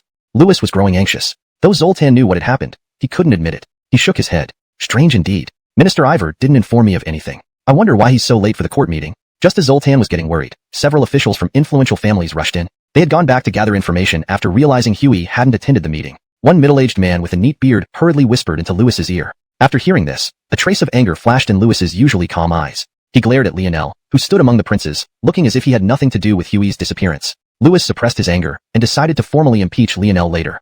Horatio entered the court with a smile. Ever since he assigned Lionel to oppose the powerful families, he felt significantly lighter. Previously, these families often defied him in court, but now they seem to be more accommodating, especially to a family. What grudge could be so deep? I suspect Lionel is using his investigation powers to eliminate rivals. We've already impeached him before, and he still acts with impunity. The officials from the powerful families were now thoroughly panicked. If sacrificing Halston brought temporary peace, they might consider it worthwhile. But Huey was different. He was the current patriarch of the Ivor family. Horatio, seated on the dragon throne, remained silent for a long time. He was in deep shock, his mind frozen. He thought Lionel's move against Halston was extreme enough. But now he had pulled off something much bigger, removing the most dangerous thorn planted by the powerful families in the Ministry of Revenue. With this move, the empire's finances would again come under court control. Logically, Horatio should feel happy. But now he only felt fear. Would Lionel's ruthless actions provoke a strong backlash from the powerful families? If the powerful families and the court completely fell out, wouldn't the empire plunge into chaos? This seems to be a misunderstanding. Let's clear things up. Horatio finally decided to protect Lionel. He had few reliable allies left. If he couldn't protect even someone as radical as Lionel, who would help him oppose the powerful families in the future? Father, I arrested Huey for good reason. Lionel, sensing Horatio's dilemma, stepped forward to ease his concerns, discovered that Huey has been embezzling and breaking the law while serving in the Ministry of Revenue. According to his confession, he has already embezzled 200,000 taels of silver. All the money has been squandered. What? Isaiah Horatio, who initially thought Lionel's arrest of Huey was too harsh, now wished he could personally tear Huey apart limb by limb and execute him slowly for such treason. Though the Ministry of Revenue's funds belonged to the National Treasury, weren't all of the empire's riches ultimately his? By embezzling the ministry's money, wasn't Huey stealing from him directly? But Louis didn't believe a word of what Lionel said. The Ivor family was a prominent clan in the Xuanhuan region and secretly did business with some of the countries on the steppe, earning substantial profits. Huey was appointed as the left vice minister of revenue primarily to elevate the Ivor family's political status. How could he possibly use his position to commit bribery and embezzlement? Clearly, Lionel was deliberately fabricating lies. Don't spread your false rumors here. Everyone in the court knows Huey is not that kind of person. Louis angrily pointed at Lionel. Enough. Isaiah Horatio was enraged. Louis had repeatedly obstructed Lionel's investigation into Huey, pushing him past his limits. Your Majesty, Lionel has no evidence and spouts nonsense. How can you believe such ridiculous claims? Louis, growing more anxious, immediately led a group of officials loyally. Clearly, Lionel wasn't letting the Ivor family off easily. Capturing Huey wasn't enough. He intended to implicate the entire family. Isaiah Horatio hesitated again. If this implicated the families of influential officials, even as emperor, he might not be able to protect Lionel. How likely is it that the Ivor family is involved? Isaiah Horatio rephrased his question. He was essentially asking how likely it was that Lionel could bring down the Ivor family. 100%. Lionel replied confidently. The anger of Su Ping and others could no longer be contained. However, they wouldn't openly confront Horatio yet.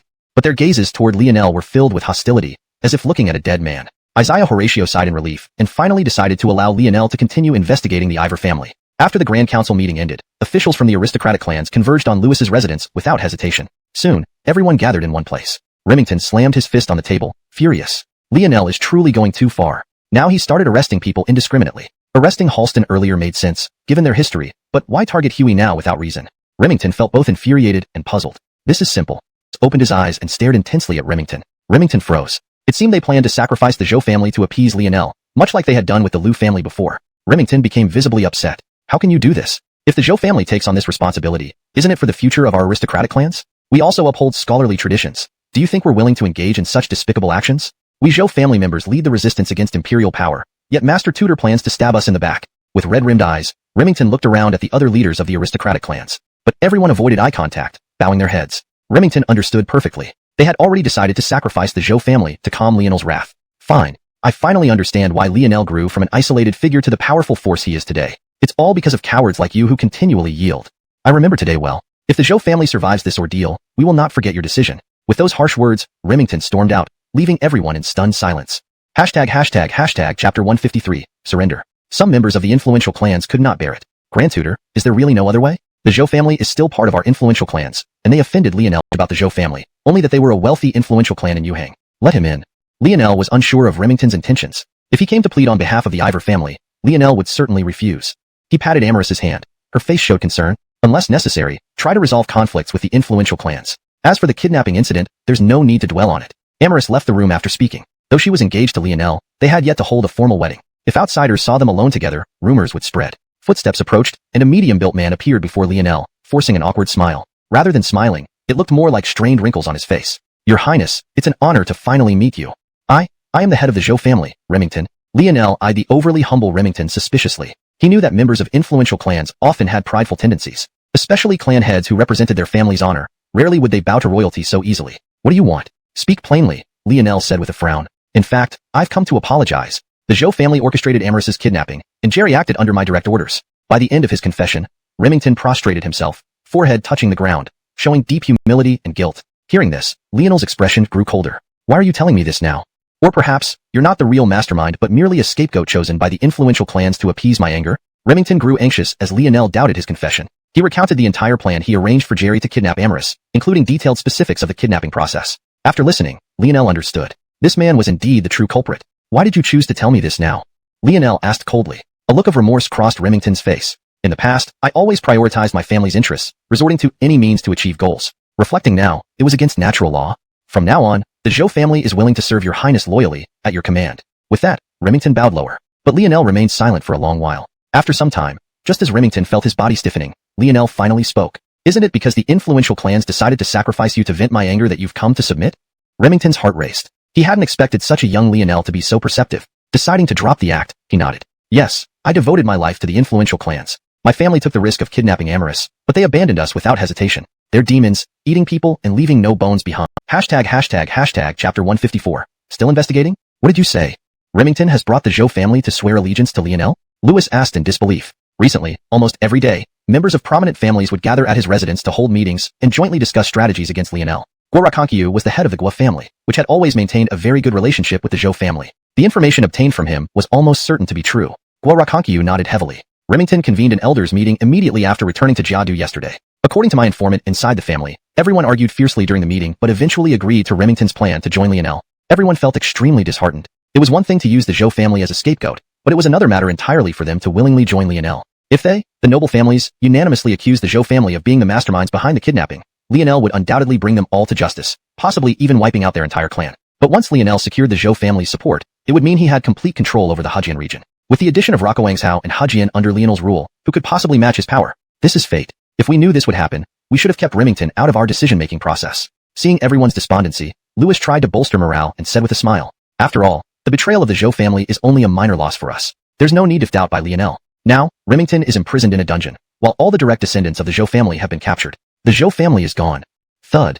Louis's teacup fell directly to the ground. He grabbed Gerald by the shoulders, incredulous. "Is this true? How did I hear that Remington had already joined Lionel?" Gerald nodded. "This is also true. Remington did confess to being the mastermind behind the kidnapping of Amaris and requested forgiveness, pledging the Zhou family's complete submission to Lionel. However, Lionel, determined to avenge that woman, arrested him on the spot." Upon hearing this, Louis burst into wild laughter. His laughter was manic, like the harsh sound of metal grinding together, even making Gerald wrinkle his brow. "I thought Lionel was using the kidnapping case as a pretext to target us noble families. It turns out we overestimated him. He's just a man driven by lust, willing to destroy even a strong ally like the Zhou family for the woman's smile. This isn't stupidity. We needn't worry about Lionel anymore." Louis mused aloud. In truth, there was another unsaid thought in his mind. By destroying the Zhou family, who were planning to join him, Lionel had violated an unwritten rule of the court. Even if the noble families found themselves in dire straits in the future, they would absent with increasing satisfaction, seeing him as a worthy heir. Seeing Horatio's excitement, many officials from noble families present were seething but powerless. Against Lionel's wrath, they could only strategically abandon the Zhou family. Besides, Remington had brought this outcome upon himself. Upon hearing his adoptive father's words, Lionel smiled. Surveying the officials around him, his gaze finally settled on Louis. "Your Majesty, I interrogated Remington overnight and discovered that he wasn't the mastermind either. There's another person behind the kidnapping. Please allow me to continue the investigation."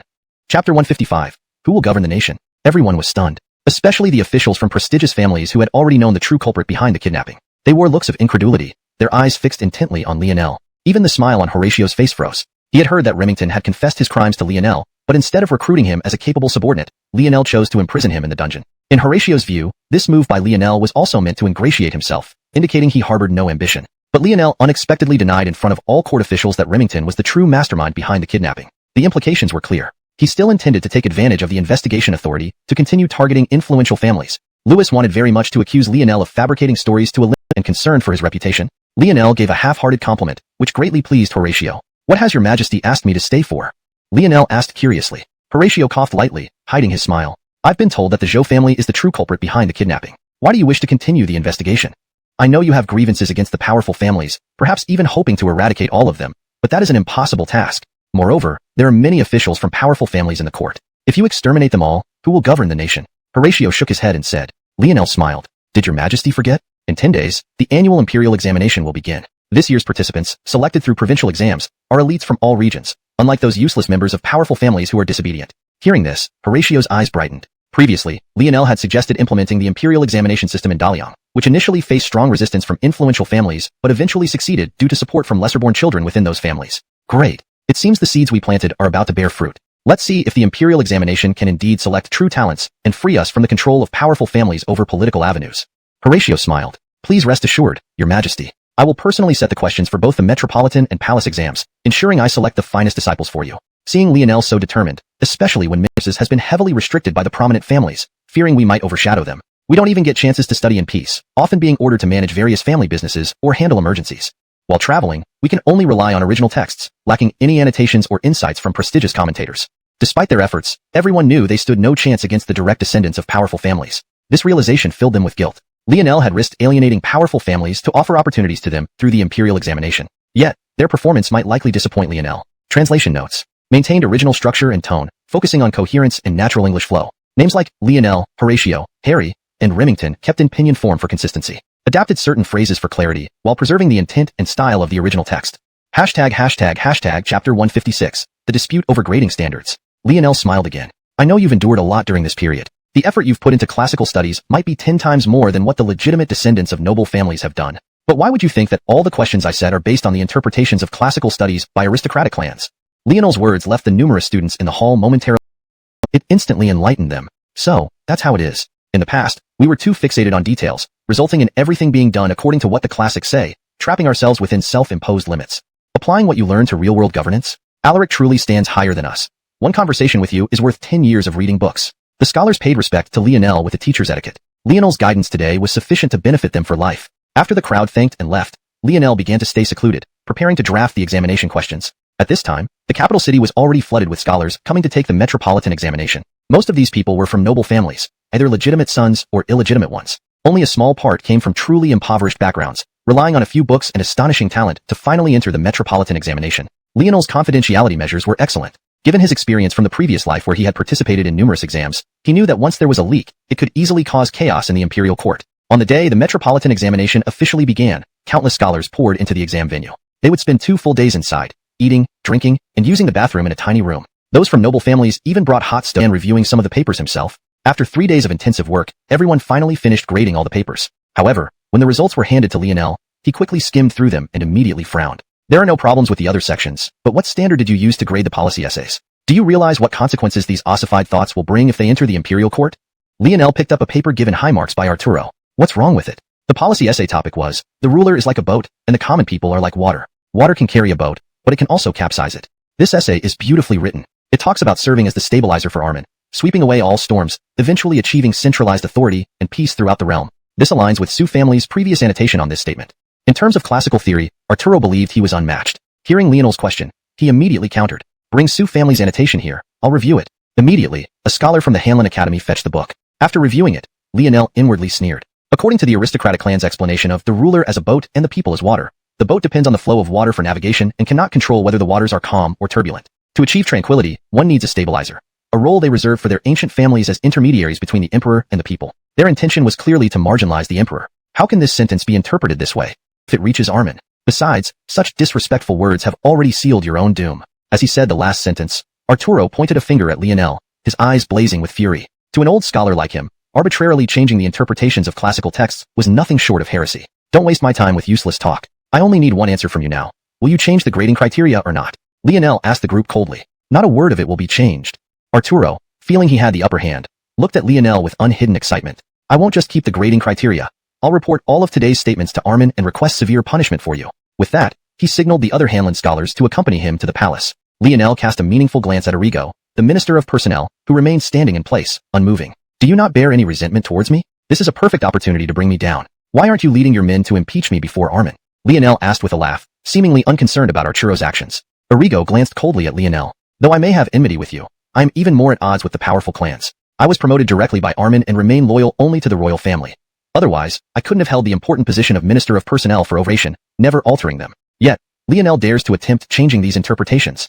Arturo continued, detailing Lionel's explanations to the officials present. After hearing him out, even many neutral officials who were not from powerful clans felt that Lionel's actions went too far. The annotations of the classics cannot be changed casually. We have unified the thoughts of scholars and students across the empire. Ralphie interference could lead to disastrous consequences. That's right. The current annotations perfectly align with our nation's development. Explaining the phrase based on Alaric's, the people are valuable, the ruler is light, is indeed inappropriate. More than inappropriate, Lionel has clearly placed Armin below those commoners. Such malicious intent. Shouldn't we execute him to set an example?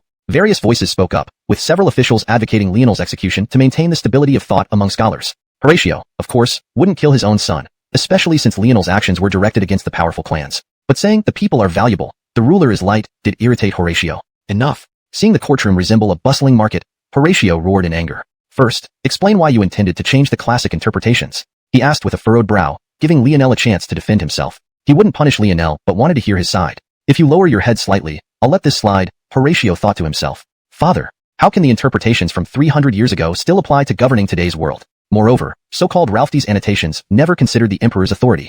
Hearing this, Arturo became furious, as did Louis. Ralphie was their ancestral patriarch, and Lionel's remarks disgraced them greatly. Don't spout nonsense here. Clearly, your idea of the people are valuable, the ruler is light, doesn't respect Armin. Why involve Ralphie in this?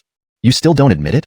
Lionel scoffed. In your interpretation, you emphasize the role of powerful clans as the foundation. But the original text only mentions the relationship between ruler and people, no third party involved. You forcibly intervene, separating the bond between the people and father. All your misdeeds get blamed on the emperor, while your good deeds are attributed to yourselves. Is this not disrespectful to Armin?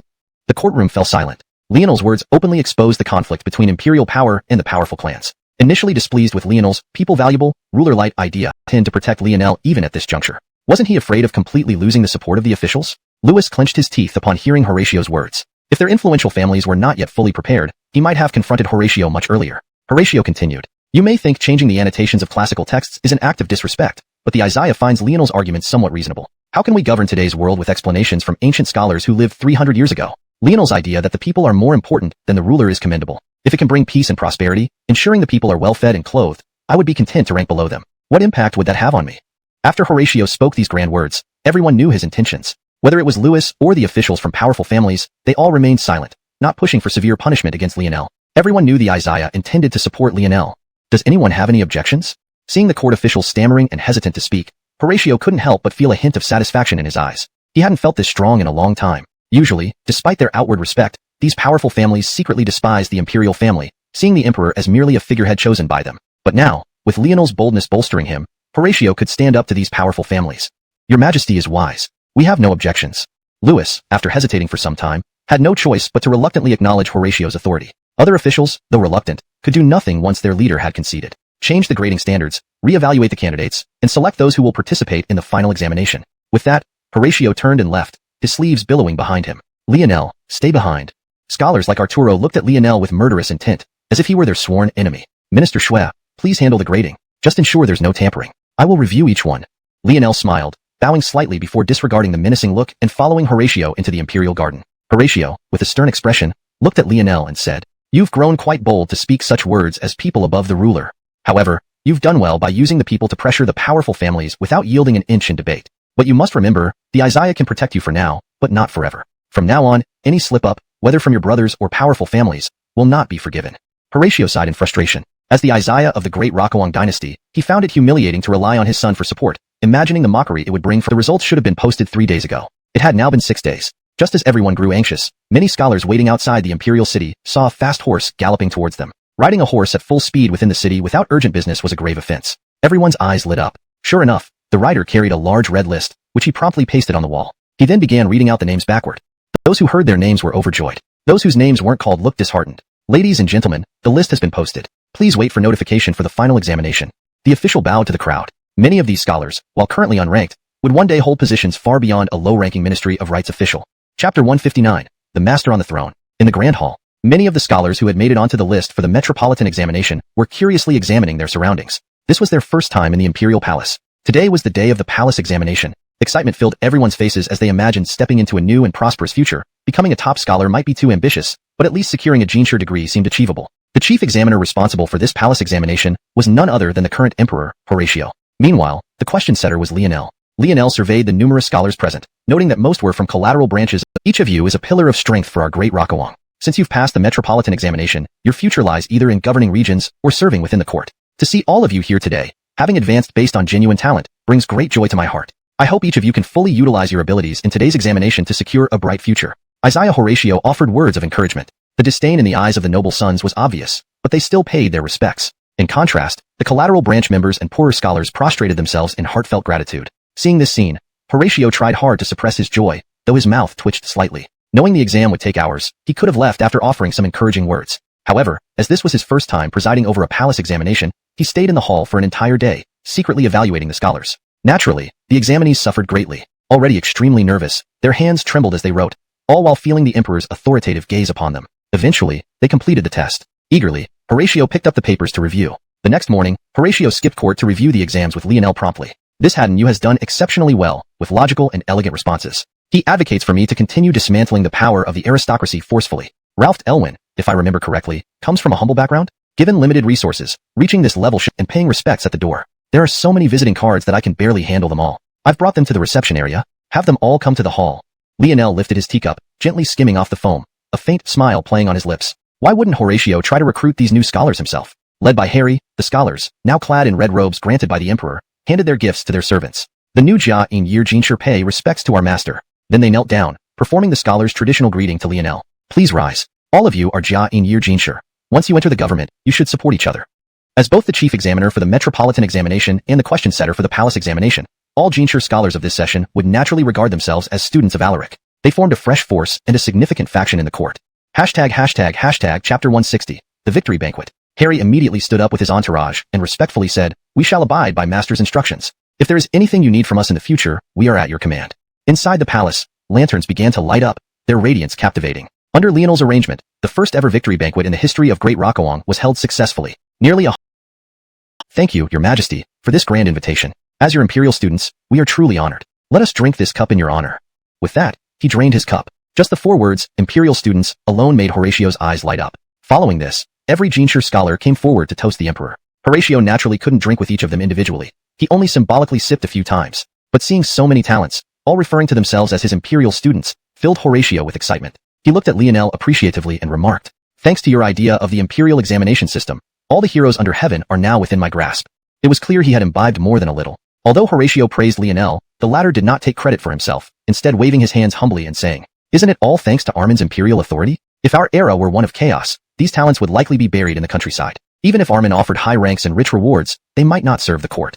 With Armin's governance, our country enjoys peace and prosperity, where roads are safe and doors can remain unlocked at night. Only under such conditions would these virtuous talents choose to serve a worthy ruler." Lionel's flattering words greatly pleased Horatio, who enthusiastically agreed to him perform live. Arturo, seeing Lionel step forward to help the emperor, wore a disdainful expression. To someone like him, a seasoned scholar, young men like Lionel were hardly worth considering. In days of yore, trivial matters were boasted. Today's freedom stretches infinitely wide. Joyous heart rides swift horses, viewing all flowers of the capital in a day. This poem, upon passing the examination, is dedicated to the esteemed jinshi scholars here. Past experiences are but fleeting clouds. Regardless of our past identities, we will now be subjects of Great Rokuang. I hope everyone will devote yourselves wholeheartedly to serving the court." Lionel smiled and bowed to the assembly. However, no one returned the gesture. All were lost in contemplation of Lionel's poem. Many secondary branch members of prestigious families and scholars from humble backgrounds could not help but recall their academic struggles upon hearing this poem. This journey had been fraught with hardships and setbacks. It captured their sorrows vividly, and even the elite offspring of noble families shed tears after listening to it. It's incredible how talented Alaric is. If you had participated in this year's examination, winning first place would be a certainty. Joyous heart rides swift horses, viewing all flowers of the capital in a day. Indeed, it's time. 8 other jinshi had also turned ashen and collapsed onto the tables, clearly slipping into unconsciousness. The officials were stunned. They never expected such bad luck for these jinshi on such a joyous day. Could they have eaten something bad? These people are likely younger branches of the noble families. They probably don't eat well at home, and being overwhelmed by the imperial feast, they've overeaten. Arturo said with a teasing laugh, clearly having had too much to drink himself. Medical attendants from the Imperial Medical Bureau began treating the unconscious individuals. However, upon seeing the faces of the comatose, everyone was shocked. These people's faces were blue and clearly indicated poisoning. "They've been poisoned. Please return to the palace immediately, Your Majesty," Barker urged hastily. Everyone had eaten the same food. If some were poisoned, there could be poison in Horatio's meal as well. Horatio broke out in a cold sweat, sobering up instantly. Rage welled up within him. "These are my disciples. Who is so heartless to target these young men just starting their careers? Ralph, investigation must be carried out thoroughly." The last sentence was clearly directed at Lionel. Lionel nodded calmly, his gaze fixed on the unconscious jinshi. As Arturo noted, these were not mainline descendants of the noble families and held no significant status within them. "They're alive, but we can't identify the poison causing the coma, so we dare not administer medicine without knowing what it is." Lionel frowned deeply. "Do your utmost to cure them." "We shall, Highness," the doctor bowed. The next day, all new jinshi received invitations from Maximilian, the chief rocklibrarian of the National Academy. Su Junin's invitation seemed normal, so they had no reason to refuse. By nightfall, lights illuminated the Su residence, bustling with activity. To recruit these new jinshi, nearly every noble family's elite attended, making the banquet grander than the previous night's Wenxi banquet. Many jinshi loyal to the Isaiah and Lionel wore uneasy expressions. How could the Chancellor's family violate protocol so blatantly? But as new officials, they could only hide their grievances, forcing smiles while mingling. As the evening wore on, Maximilian slammed his cup on the table, drawing everyone's attention. "Does scholars who have any worries? Would you share them with us?" Enrico, a direct descendant of the Jiang and Fu family and a new jinshi, asked with a smile. Maximilian hesitated. "Is there something weighing heavily on scholars Su? We young men can keep secrets. Please share." Enrico laughed again. Sighing, Maximilian finally spoke. "You are all great talents of our empire, but in a few years, we may part forever." This statement drew angry looks. How could they separate permanently after just periods? They all chimed in. When discussing this matter, gratitude towards Lionel shone brightly in their eyes. Their gaze then turned resentfully towards the upper echelons of the noble clans seated at the top. The leaders of the noble clans felt uneasy under these new jinshi stares, anger welling up within them. How dare they? Just a bunch of collateral descendants. Allowing them to study was already an immense favor. Ralph, yet they dared to disrespect the main family. Seemingly sensing the shift in atmosphere, Ralph quickly stepped forward to mediate. In fact, what I've said is not baseless or unfounded. His words immediately drew everyone's attention again. The anger inside Harry and others was barely contained. Let me explain. You should all know that Lionel has deep-seated conflicts with our great aristocratic families. He intended to divide us using you collateral descendants, hence why he suddenly changed the grading standards to increase the proportion of collateral descendants among this year's new jinchis. But Lionel did not expect that your talents far exceeded anyone's imagination. You occupy 3/4 of this year's new jinchis. This situation made Lionel feel he was losing control. That's precisely why he targeted several collateral descendants at the Wincy banquet, aiming to strengthen his control over you. Ralphie's reasoning seemed logical, but couldn't withstand close scrutiny. Most of the collateral descendants present had benefited from Lionel's actions. Originally swayed by Ralphie's deceitful words, the new jinchis now regained confidence after hearing Harry. Indeed, by attacking the Ivor and Zhou families, Lionel proved he was a man of principle, unlike the cold-blooded princes who would stop at nothing to achieve their goals. As for those few jinchis who were poisoned at the Wincy banquet last night, His Highness Archie has arranged for them to be treated. If he truly wanted to eliminate them, why would he leave them alive? Chief Rockabationer Sue, I don't know what grudge you have with His Highness Archie, but your arguments are contradictory. As a distinguished figure and leader of scholars, I advise you not to spread slander and tarnish others. With that, Harry led everyone away dramatically. At the banquet, only a few direct-line descendants of the noble clans remained, looking at each other speechlessly. Lewis did not appear at the event.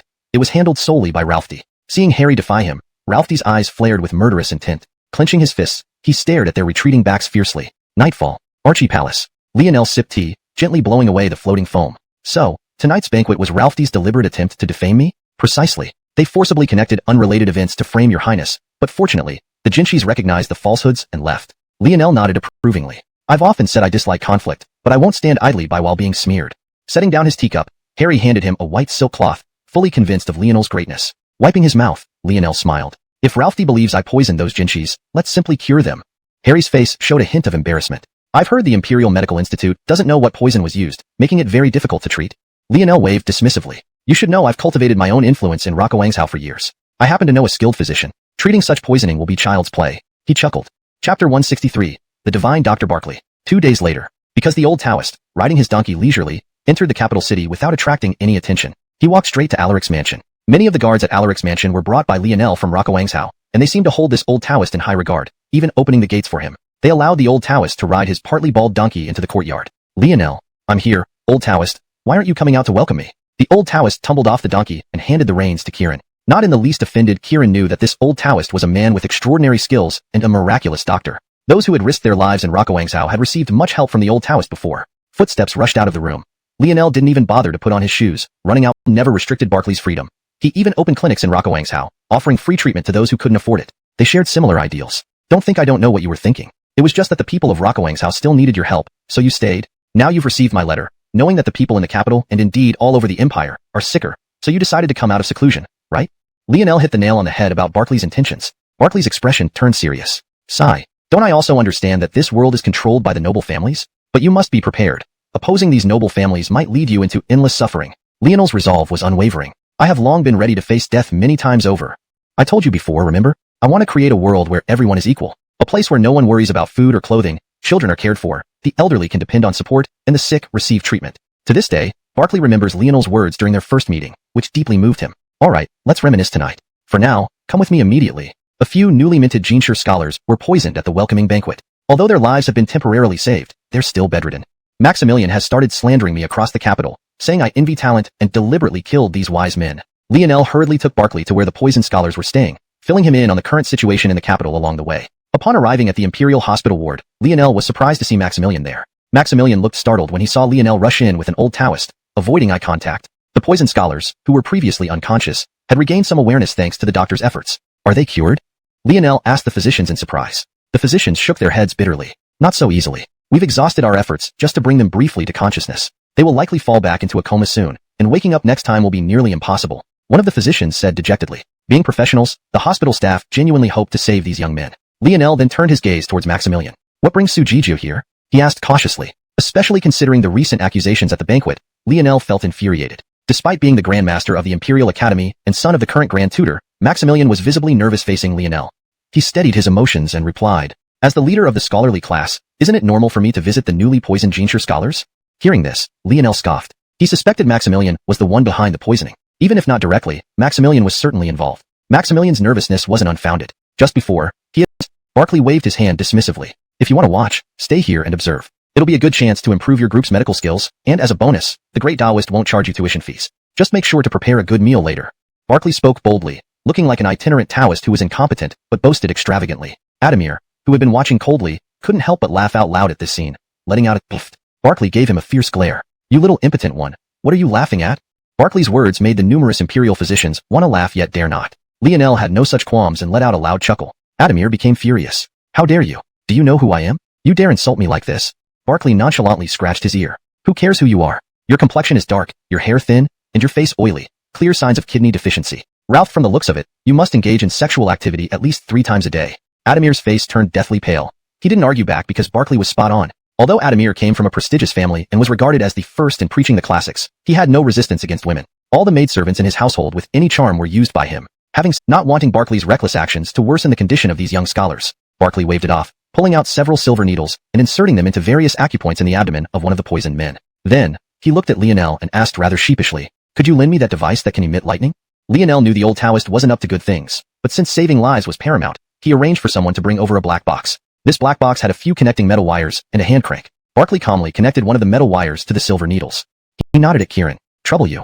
Kieran, albeit unwillingly, went to the black box and started vigorously cranking the handle. Everyone clearly saw the silver needles start trembling and the areas pierced by them dancing around, creating quite a spectacle. This black box was actually a hand crank generator that Lionel had painstakingly developed, utilizing the principle of generating electricity from magnetic fields. Developing even this small generator cost 10,000 taels of silver, and it could only generate a tiny amount of electricity through manual cranking. Once Barclay learned about the electric emitting device, he immediately incorporated it into his acupuncture therapy, producing unexpectedly good results. However, since Lionel brought the generator back to the capital city along with him, Barclay hadn't used it for a while. Curiosity got the better of Adrian, and he asked, may I inquire about this technique, Daoistchen? This is electrotherapy, but you wouldn't understand even if I explained it, Barclay said with disdain, seeing the puzzled looks on the imperial physicians' faces. A bead of sweat formed on Lionel's forehead. Electrotherapy was not something he had taught Barclay out of mere interest. It was something Barclay had explored himself. Combined with Barclay's exceptional acupuncture skills, it worked remarkably well. As Kieran increased the speed of his cranking, the scholar receiving electrotherapy began to tremble violently. The originally white silver needles gradually turned pitch black.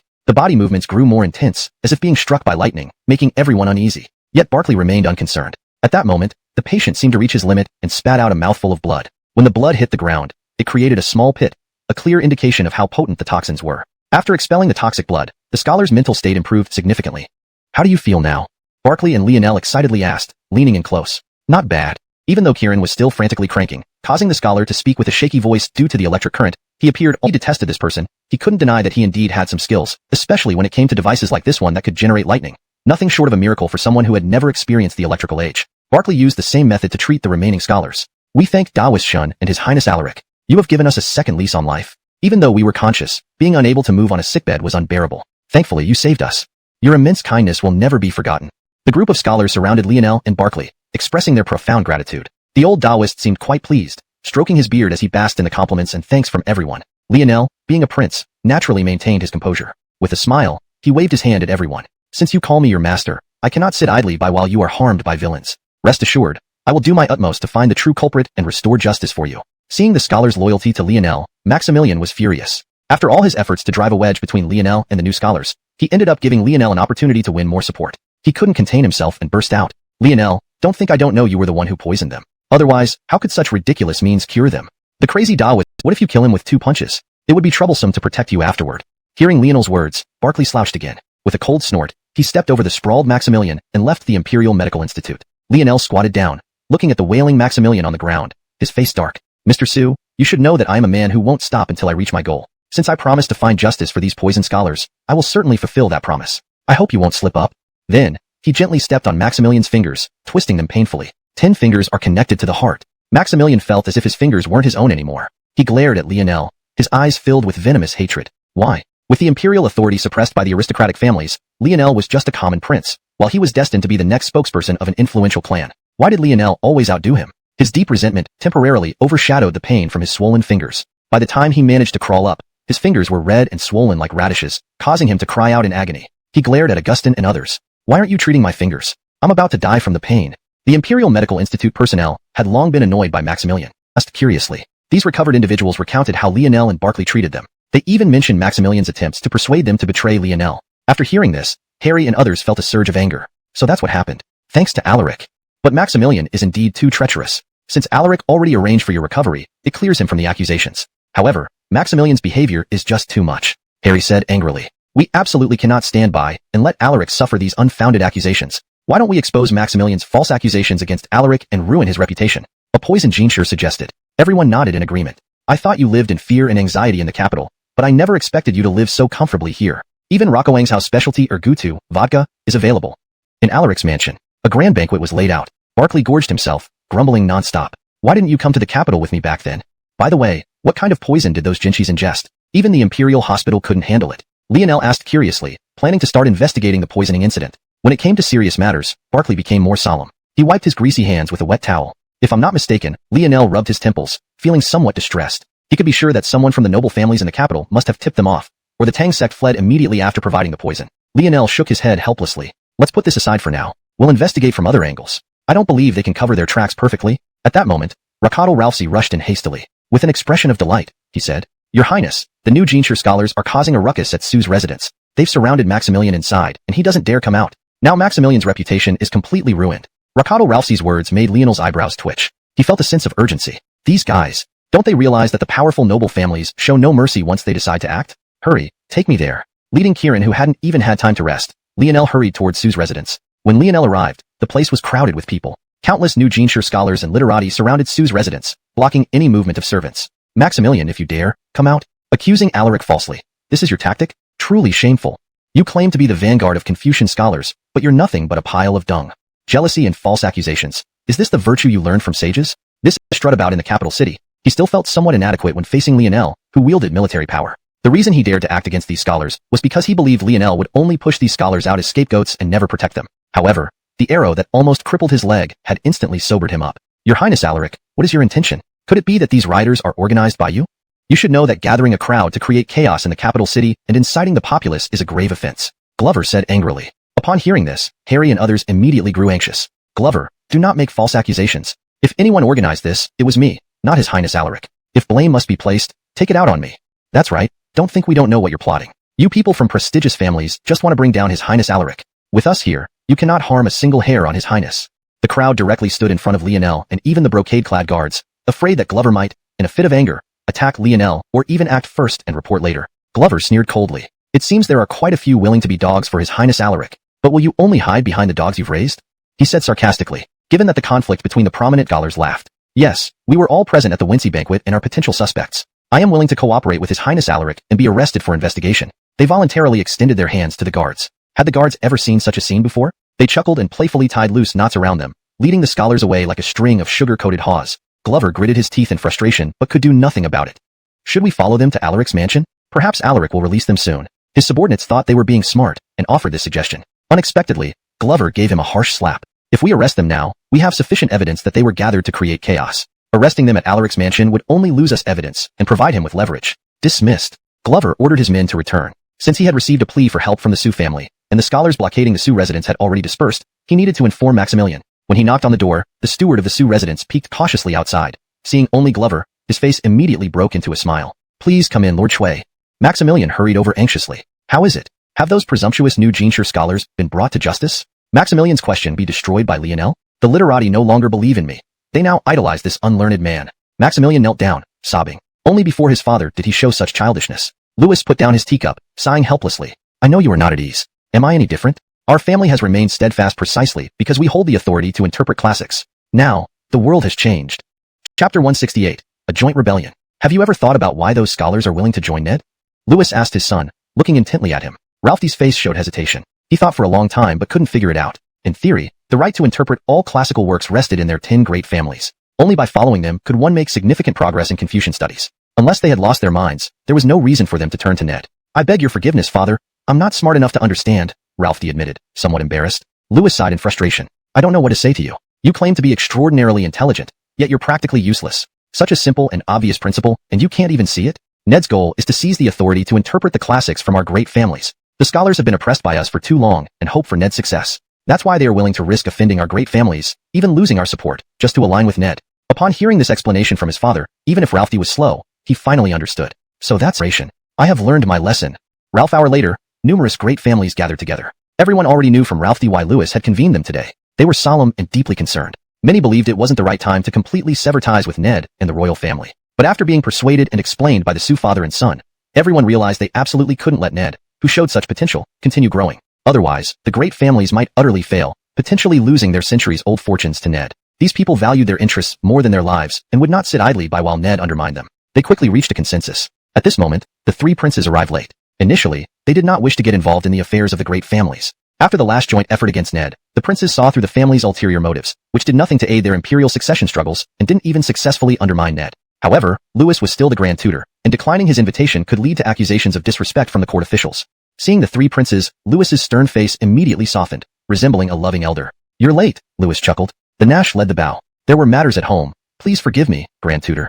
Louis, Chapter 169, Boarding the Bandwagon. Seeing their eagerness to disassociate themselves, the members of the noble families burst into laughter. The prolonged laughter left the three princes feeling baffled and humiliated. Trevor even drew his sword, pointing it at Louis. "Minister Tutor, as a seasoned minister serving 3 dynasties and a guardian appointed by the late emperor, how could you commit such an act of treason? Where is your loyalty and righteousness?" he angrily said. If not for the other two princes restraining him by holding onto his sleeves, Trevor might have charged forward to cut down Louis. Louis ignored them, calmly raising his teacup, savoring the tea. Feeling ignored, the haughty Trevor felt very disgruntled. But just as he was about to erupt, Maximilian spoke again. "Since I dared to discuss rebellion in front of the three princes, I don't worry about whether you'll cooperate or not. We share common interests and a common enemy. You should know Lionel is already setting up his influence in the court. This year's new scholars are all his people, and every future entrant into the court will fall under his command. Eventually, there will be no one in the entire administration supporting the three princes and us, the noble families. By the time Lionel fully controls the government, even if Armand doesn't name him Xian, his status will be no different." Upon hearing this, the three princes to control the imperial power. He didn't answer Trevor's question, deeming it silly, instead turning to the other two princes. Brian and Everett hesitated, eventually forcing Trevor back down. "Brother 3, when will you learn to curb your impatience? Do you really think Minister Tutor only considers the safety of the noble families? Isn't this also for our benefit?" Everett shamelessly claimed that the noble family's rebellion was actually for the three princes. Brian, who had been ready to concede, found this hard to believe, watching Everett intently to see what else he would say. "The two of you know Lionel appears before Father too, often and holds military power in Liangzhou. What about us? We're mere goldfinches in a gilded cage. Though Father once trusted us and allowed us to listen to state affairs, without military power, we're nothing but lambs waiting to be slaughtered. But if Lord Su mobilizes outlaws across to Liangzhou, we only need to speak well of them to Father, and naturally, we'll get chances to lead troops and quell rebellions, gaining military power easily." Upon hearing this, the other two princes' eyes lit up. Even the composed Louis looked at Everett with newfound respect. It couldn't be denied that after enduring humiliation for years, presenting himself as a serene prince, Everett possessed exceptional wisdom. He likely had long decided to collaborate with the noble families in this rebellion plan. By speaking these words, he not only calmed Trevor, but also gained favor from the noble families. Brian, a speculator, nodded in agreement after hearing Everett's explanation. Newly appointed Jincher scholars were assigned various positions to participate in governmental affairs. Of course, most of them started from the Hanlon Academy. Given their frequent interactions with Horatio, they were bound to become trusted aides of the emperor. Lionel watched Horatio sitting on the throne, his face beaming with satisfaction, and couldn't help but find it somewhat amusing. Horatio had no idea that these very new scholars he prided himself on would come to report to him at xuanhuan every evening after court, detailing their daily tasks as if giving an official report. They had already secretly pledged their allegiance to him. Note, xuanhuan should be translated as xuanhuan, or more likely xuanhuan,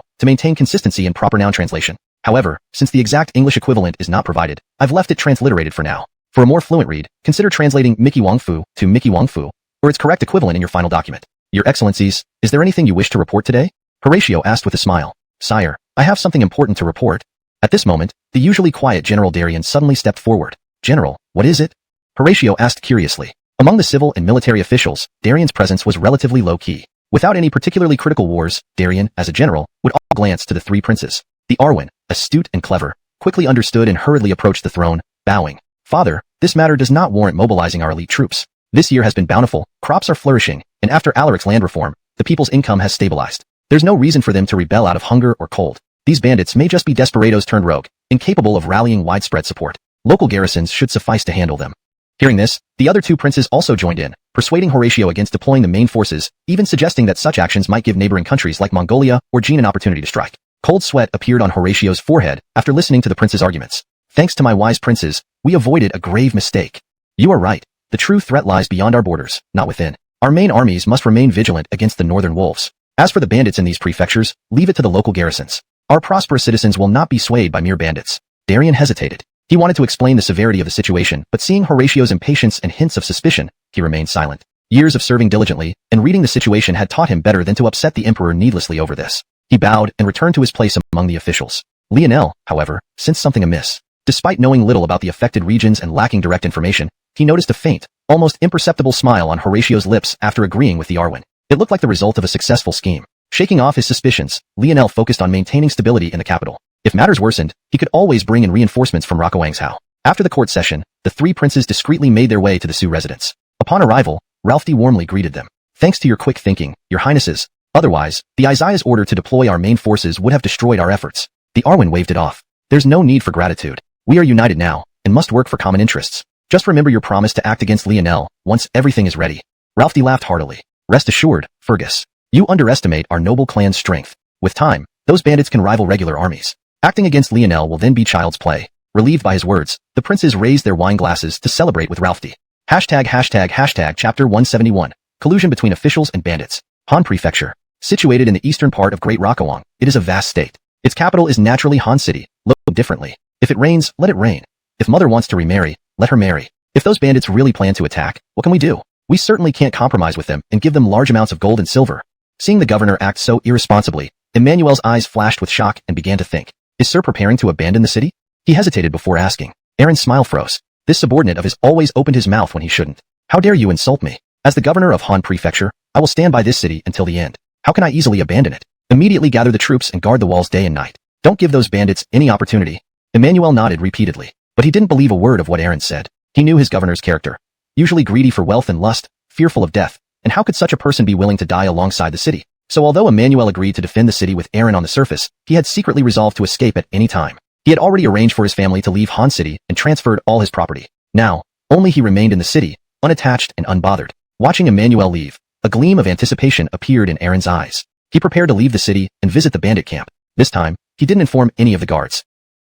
And Noah immediately ordered people to bring fine tea and arrange a grand feast. They served Aaron luxuriously, even providing food and drink for his servants. Aaron found this treatment quite satisfactory. These bandits showed him such respect because they were all maintained by the Chui family, weren't they? Prepare everything. In 3 days, I will hand over Han City to you. I will personally open the east gate, allowing you to enter, plunder, and occupy the city. But make sure this event is big. Once you take the city, you won't need to come back to the mountains. Establish your own dynasty. I've even thought of a name. It shall be called the Qian Dynasty. Noah's eyes widened in surprise. Truly? Is this not akin to rebellion?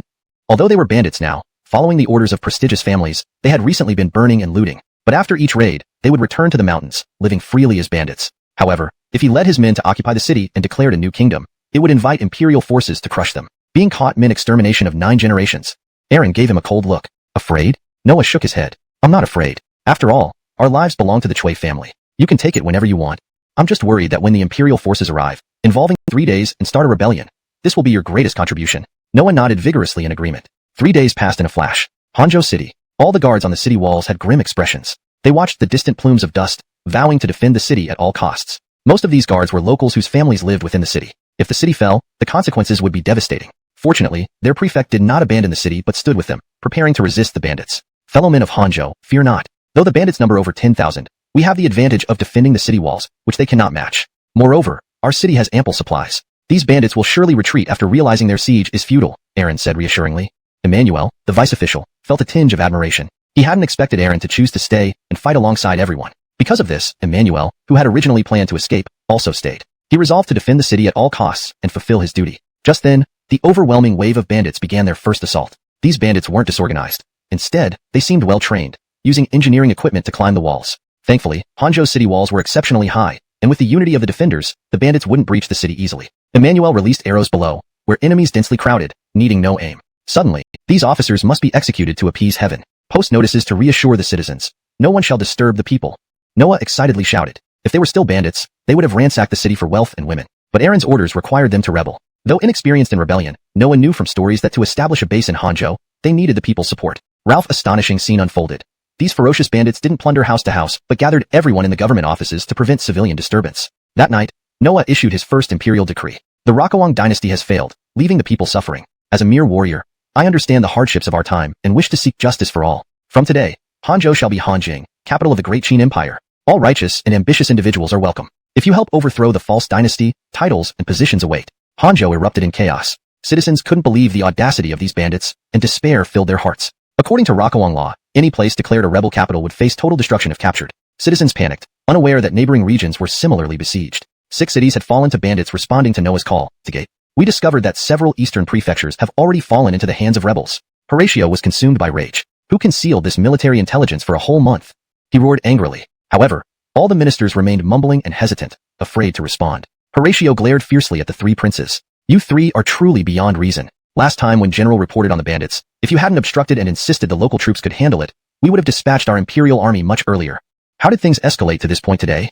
He deeply regretted listening to his sons. Had he sent the imperial army after the first report a month ago, perhaps this situation wouldn't have escalated. Several prefectures were now under rebel control, and the common folk must be suffering terribly. Many loyal officials might have already sacrificed themselves fighting these bandits. Faced with Isaiah Horatio's rebuke, the three princes appeared bewildered. Eventually, Fergus Rakauching stepped forward. Please calm down, father. I never expected the bandits to act so boldly. I request 10,000 troops to quell the Eastern Rebellion and serve you faithfully. Fergus Rakauching clearly came up with this response on the spot, as evident from the stunned looks on Fergus, Erie, and Sang's faces. Realizing what had happened, they also stepped forward. Father, since we contributed to this mistake, we are willing to take responsibility. Please grant us Your Majesty, perhaps it's best to send a seasoned general. The princes lack experience in leading large armies. Assigning them to battle without preparation would surely harm them unnecessarily. However, Horatio turned cold at this suggestion. What do you mean? Are you suggesting my sons cannot subdue mere rebels? They have been carefully trained by me, and are not as weak as you think. Waving his hand impatiently, Horatio dismissed Darian's concern. Seeing this, Darian held his tongue and glanced at Lionel,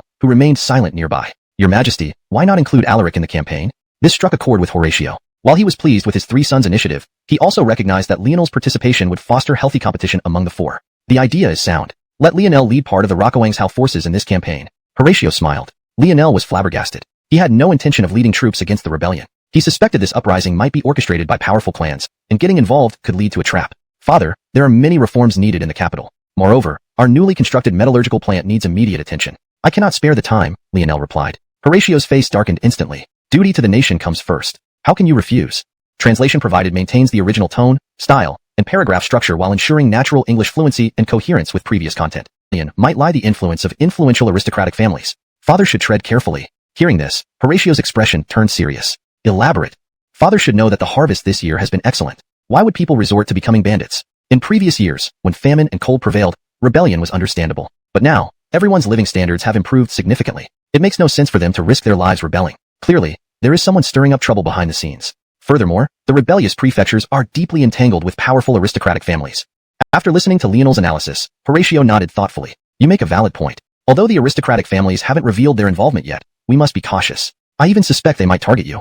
In this campaign, don't seek glory. Just follow the others. If they suffer defeat, lend them support to save their lives, Horatio repeatedly instructed, realizing the complexity of the situation. Thus, he did not expect much from Lionel, but to ensure the safety of his other three sons. Lionel nodded bitterly, suspecting that the other three princes might already be in league with the aristocratic families. Otherwise, they wouldn't have obstructed military expeditions against the bandits proposed. Surprised, Lionel realized how astute Harry and his fellows were after spending less than a month in court. Indeed, they were worthy laureates. Stand up and speak. Under Lionel's urging, Harry and his group stood up. Speak your thoughts. Your Highness, Hanzhou is ruled by the Cui family, Shuzhou by the He family, and Weizhou by the Jia family. These clans are behind this rebellion. The other three princes are actively volunteering because they probably knew about the involvement of these families and have collaborated with them. If your Highness participates, you will fall into their trap, being betrayed by both the princes and the aristocratic families. These new Jinshu scholars clearly articulated the current situation. Lionel was profoundly touched. He hadn't anticipated that the imperial examination system would not only provide opportunities for common-born scholars, but also expand his network of talents. You've all analyzed the situation accurately. However, you may underestimate my capabilities. Are you unaware that the northern steppes tribes who once cannibalized each other are now wearing our clothing and using our language and script? They didn't change because of my persuasion, but due to sheer force. As for you, stay in the capital and focus on establishing your influence. Once you gain a foothold in court, your support will be invaluable. The group nodded in agreement. After they left, Amaris emerged from behind. To both of you, it's merely some peasants incited by the noble families. What danger could they pose? The Emil drank a cup of wine himself, apologized to his elder brothers, and then explained further. Upon hearing this, the demon shook his head helplessly. Absolutely do not trust these noble families too much. They'll do anything for their own interests. Moreover, there is a deep-seated conflict between the noble families and imperial power. What if they can't hold back on the battlefield and attack us? How would we handle that? The demon felt extremely depressed. He knew well enough that the noble families wouldn't attack them on the battlefield. Otherwise, who would be willing to act as their insider within the royal power? Yet, today at court, the Emil had stolen the spotlight, proposing to lead the army first, which left him utterly frustrated. Seeming to sense the demon's discontent, the Emil laughed and said, Zaire, don't worry. Who said we need to go fight bandits? Can't we let these rebels deliver themselves to us? Just wait until I communicate with the noble families. You two will see that this time, we're going to gain credit without effort.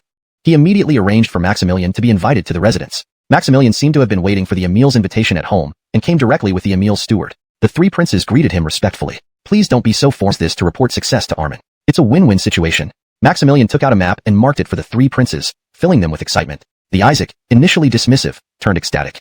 So when do we set out? He asked anxiously. The sooner, the better. By swiftly occupying the 3 cities and establishing credit, we can provoke Lionel into making rash moves, creating opportunities for us. Maximilian replied. The 3 princes exchanged glances, sensing a hint of rivalry despite their temporary alliance against Lionel. If so, we'll depart tomorrow with our troops. Grand Secretary Su, please ensure the rebel side is prepared. The next morning, the 3 princes led the 30,000 elite imperial guards borrowed from Darien, heading eastward in grand fashion. These soldiers, equipped with advanced weaponry and strict discipline, possessed formidable combat prowess. Darien usually wouldn't part with such a fine army for others, but the prince's leadership couldn't afford any mishaps during the rebellion suppression. After a grueling 7-day journey, they arrived at the promised cities. However, what they saw inside left them appalled.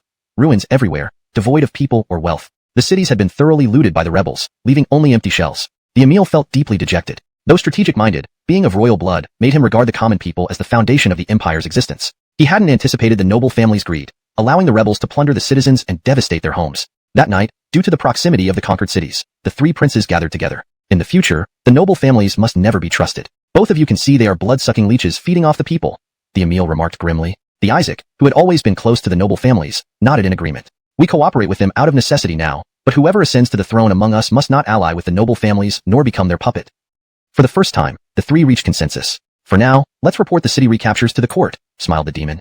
Chapter 176, The Revelation. Great victory. A great victory.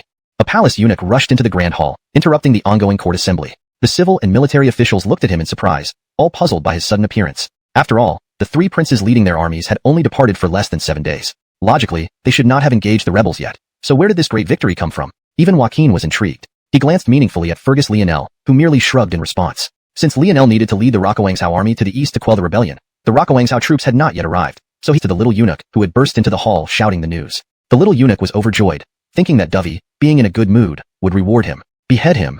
Dovey waved his hand and said coldly. The little eunuch was utterly bewildered. Why would delivering a victorious report result in decapitation? He cried out in protest, claiming his innocence. Dovey didn't give him the chance to explain. This eunuch could have waited until the end of the assembly to deliver the dispatch, but chose to announce it in front of all the officials instead. While he didn't know which prince this eunuch served, he was clearly an informant left behind by one of the 3 princes. He couldn't allow others to sleep soundly beside his bed. The officials maintained their composure, obviously understanding the intentions of this little eunuch. Indeed, his death was not unjustified. Your Majesty, now that the 3 princes have achieved impressive results, shouldn't Alaric also dispatch his troops?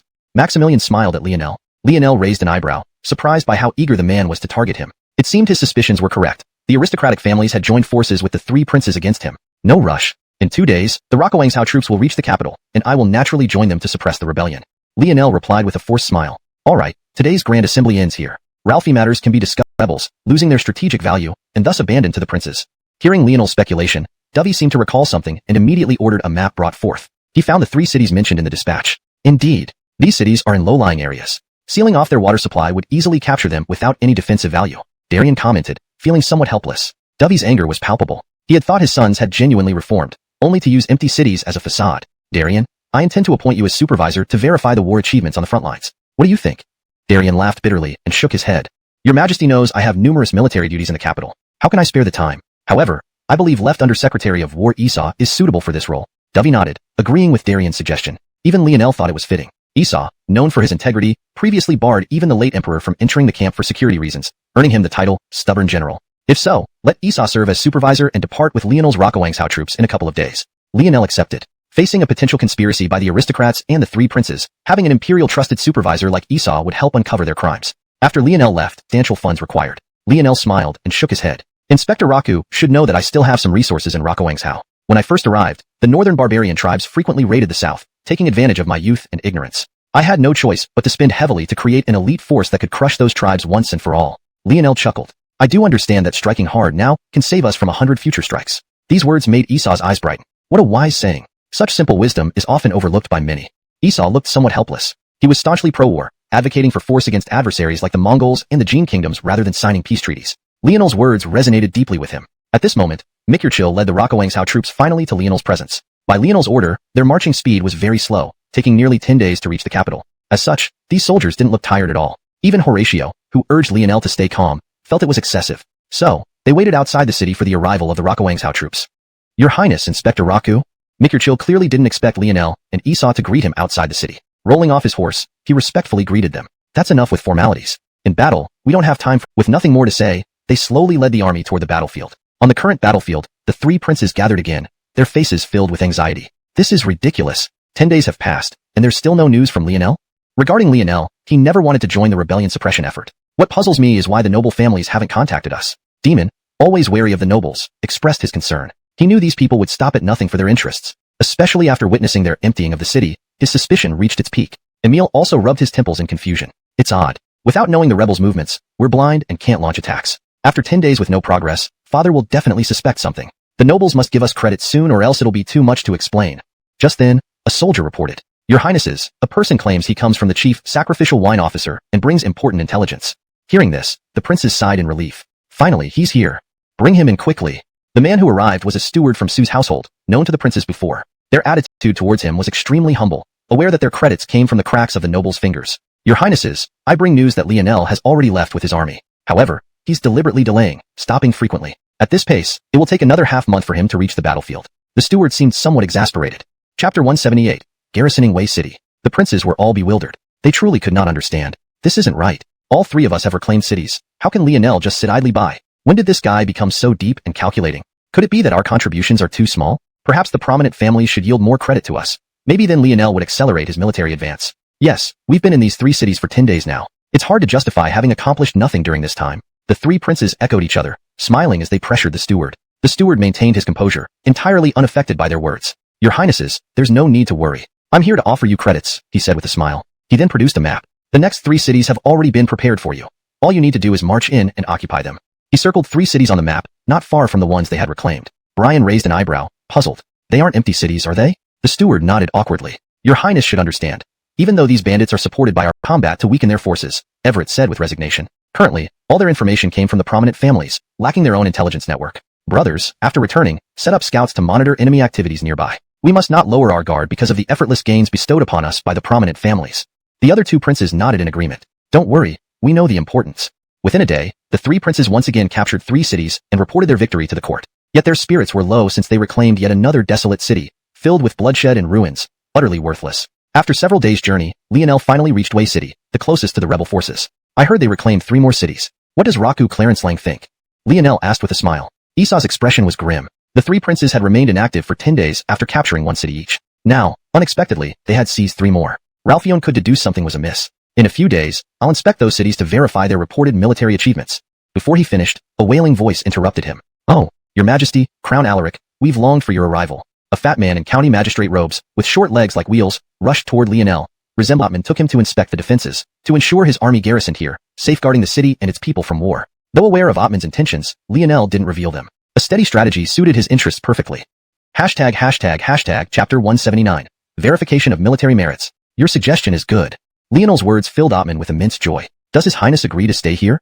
Lionel smiled and nodded. This time in quelling the rebellion, I have adopted a cautious approach. Your city's defenses are very well prepared, which shows you've put a lot of effort into it. Staying here will also protect the people of Wei City. Hearing Lionel pinpoint his intentions, Ottman did not feel the slightest embarrassment.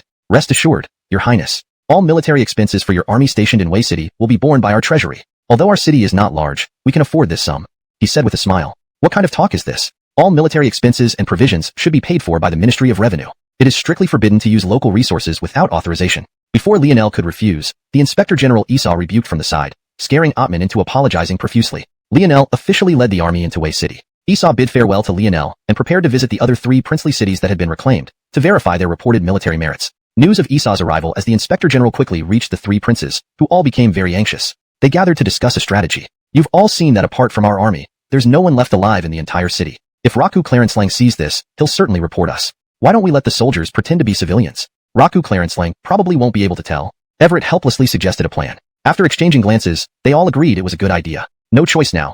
We'll have the soldiers dress up as civilians to make these empty cities look more lively. Brian sighed. They hurriedly returned to their respective cities, immediately arranging for the soldiers to take off their armor and put on civilian clothes. Esau, accompanied by several bodyguards, leisurely entered the city controlled by Trevor. Though many ruins had been repaired under Trevor's efforts, the city still looked desolate. Despite the seemingly bustling streets, the experienced Esau could easily spot that these civilians were all soldiers in disguise. He sighed inwardly. What's the point of such self-deception? These civilians are obviously soldiers. Their joints are thick and muscular, clearly men from the army, not war-stricken commoners. Esau visited 4 reclaimed cities. Esau was stunned. Initially, he thought the princes were just lying about their merits, but now it seemed far more sinister. This made him hesitant. Getting involved in such intrigue would be difficult to extricate himself from. After much deliberation, he finally asked, "How confident is His Highness, Alaric?" Lionel stood by the city wall, gazing at the distant sunset. 9-9. Lionel has been hiding in Wei City for 5 days. Doesn't he feel envious of our great achievements? What if he's scared? Or maybe he's noticed something and knows about our plan to collaborate with the noble families. That's impossible. Our plan was well concealed. I think we need other means to draw Lionel out. Everett laughed, staring at a middle-aged man before him, Ralph D., the head of the Imperial College. Beside Ralph D. sat another man in 4th-rank official attire, Aaron, who had fled from Hangzhou. Everett is right. We need other methods to lure out Lionel. Otherwise, the western advance will be blocked, hindering the situation. Aaron smiled. Western advance? Everett looked at him in confusion. Wasn't this enough for the noble families? They actually planned to expand westward. Ralph D. glanced coldly at Aaron, who seemed to realize his mistake, and chuckled. Rest assured, all credit will go to you 3 princes. The greater the momentum of the rebels, the better for you. Let's settle this. Maximilian interrupted him directly. I wonder which of the 3 princes will take on this act? He sized up the 3 of them. Though Trevor spoke boldly, he was the first to back down. You all know I am quite rash and might not be suitable for this role. I think Everett should do it. He is usually the most strategic and possesses remarkable wisdom. Trevor promptly sold out the Emil. The demon nodded vigorously in agreement. Trevor is right. Everett is the best choice. Despite being clever, the Emil was still too young. Praise from his elder brothers instantly went to his head. His face flushed with excitement as he nodded eagerly. With the confidence of my 2 elder brothers, fooling Lionel would be child's play. Minister Su, I will handle this. But make sure nothing goes wrong on your end or Lionel might suspect something, said the Emil confidently. Maximilian wanted to laugh but suppressed it, fearing he might offend the crafty Emil. In his eyes, while Everett's intelligence was exceptional, he was too easily influenced. Dealing with someone like this could actually be quite simple. Rest assured, Your Highness. My men will not fail and will cooperate perfectly with you. Aaron reassured, thumping his chest. Everyone then departed, returning to their respective garrisons to prepare. Inside a swaying carriage, Maximilian closed his eyes. Ensure your men don't disturb these 3 princes. Their importance needs no explanation, they will still be useful in the future. Brother Su, there's no need to say more. I understand.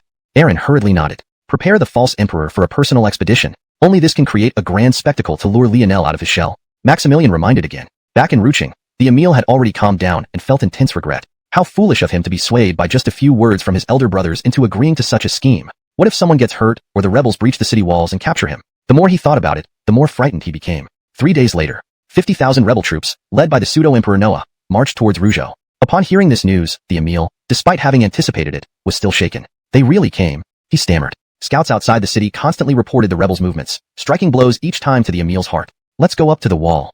With his knees trembling, he climbed up the wall with assistance. From afar, the dense mass of rebel soldiers covered the sky with flags and banners.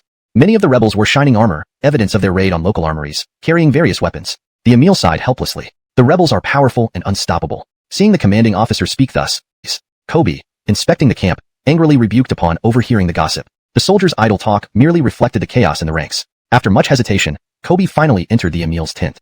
Your Highness, I know this is your first true battlefield. With your intelligence, you can view this like a chessboard. Ralph you, Your Highness, are the mastermind deciding the fate of thousands. Chapter 181.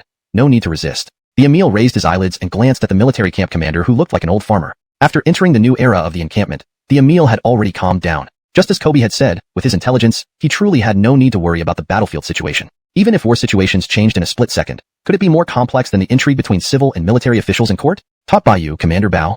The Emil bowed slightly, his eyes regaining their usual luster. It was just a play after all. Let's act. Arrange for everyone to defend on the city walls immediately. It would have been better if the Emil didn't give orders. Hearing his military command, a wry smile appeared on Kobe's face. Your Highness, the city wall has 4 sides while we only have 10,000 men. We must focus our defense on certain areas. We cannot spread out entirely. Do as I say. Get them up on the wall now. No matter how the enemy provokes us, do not retaliate.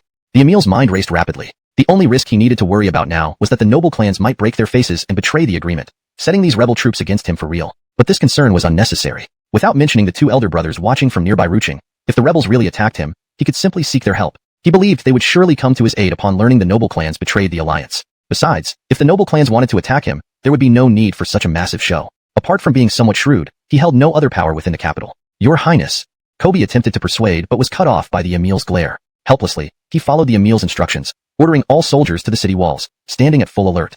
This was virtually a death sentence. The soldiers were thoroughly confused. Amidst the stirring morale, the Emil emerged from the camp and inspected the city wall. Does anyone think my orders are sending you to your deaths? The Emil raised his voice, hoping most soldiers could hear him. The soldiers remained silent, yet their expressions and demeanor revealed their inner thoughts. Rest assured, you should know I am a leisure-loving prince, usually indulging in nature. But some of you might have heard rumors. Indulging in nature was merely me laying low. Actually, this prince has studied military books since childhood and can read the battlefield well. While speaking, the Emil turned, pressuring the point enough for external aid requests. What do you think, Commander Bao? Seeing Kobe lost in thought, the Emil smiled and asked. Kobe replied with a grin. The Emil's mastery of warfare is truly astonishing and admirable. Hearing praise from the seasoned Kobe boosted the Emil's confidence. However, Kobe's expression was grim. For me, facing countless enemies is like playing with puppets in my palm. In the rebel camp, the pseudo-emperor Noah, looking nothing like a ruler, ferociously devoured a large ham, oil dripping down his chin. His ministers and generals sat in two groups. One consisted of his loyal band of brothers who joined him during his bandit days, whom he called the Hanzhou gang. The other included various factions he conquered during his campaigns. Everyone in the Hanzhou gang knew that although the rebellion seemed mighty, the masterminds were the noble clans. Everyone understood Aaron's instructions, only to besiege but not attack Ruching. However, those later added generals craved battle credits to secure their position among the rebels. Alex, captured during Noah's campaign, was a valiant but short-tempered general. Your Majesty, I heard the main general of Ruching is just a kid, the Emil of the Great Liang Empire, whose city defense plan is laughable. Why delay the attack, Your Majesty? General Clarence's frustration resonated with many, as well abandon the city and flee. The other option is to seek help from other armies, to relieve our siege. The Emil slowly explained his two strategies. Based on his understanding of human nature, General Kobe, as an experienced veteran, would never choose to abandon the city, even if it were empty. Let's go with the second plan. The other two princes are not far from us. We can seek aid from them anytime. However, the Emil shook his head. Though they have ample troops, their cavalry numbers are insufficient to reach us in time. Let's ask Alaric, stationed in Weicheng, to rescue us instead, the Emil said with a furrowed brow. Kobe was taken aback. He had heard of the conflicts between the princes from his long-term stay in the capital. The Emil often undermined Lionel in court. Would he come to their aid? He cannot refuse. After all, Inspector Raku is still in Weicheng overseeing this rebellion suppression. Seemingly perceiving Kobe's concerns, the Emil laughed. He had already calculated everything. If Lionel refused to send reinforcements, Inspector Raku would surely report this to the Isaiah, causing Lionel to lose favor and respect among the officials. Without delay, he wrote a letter and entrusted it to a trustworthy messenger to secretly leave the city under cover of night and head for Weicheng. Aware of the urgency, the messenger hurried day and night, not save him. We can watch them fight from here quietly since the rebels don't stand a chance. Most suggestions echoed this sentiment, persuading Lionel not to send reinforcements. Lionel barely suppressed a laugh. His subordinates were becoming too bold, discussing such matters openly before Raku, the inspector. Ismail, glancing quickly, guessed Lionel's thoughts. Does your highness worry about Inspector Raku? Upon being mentioned, Esau paused. In the front lines, situations change rapidly. Inspector Raku might risk sacrificing himself for the country. Ismail's cold snort carried a threatening glare towards Esau, who immediately flared up. Bold ruffian, how dare you show such disrespect to a superior officer? To discuss betraying comrades right before me, what kind of logic is this? Regardless of the Emil's intentions, since the enemy besieges Ruching, we must go to its aid. Otherwise, wouldn't we be violating military law? After rebuking Ismail, Esau frowned. So according to Inspector Raku, we should dispatch reinforcements? Lionel asked smilingly. Certainly we should save, but whether early or late, I see, which allows us to conserve our strength while weakening the forces of the Emil and the rebels. It's a two-pronged benefit.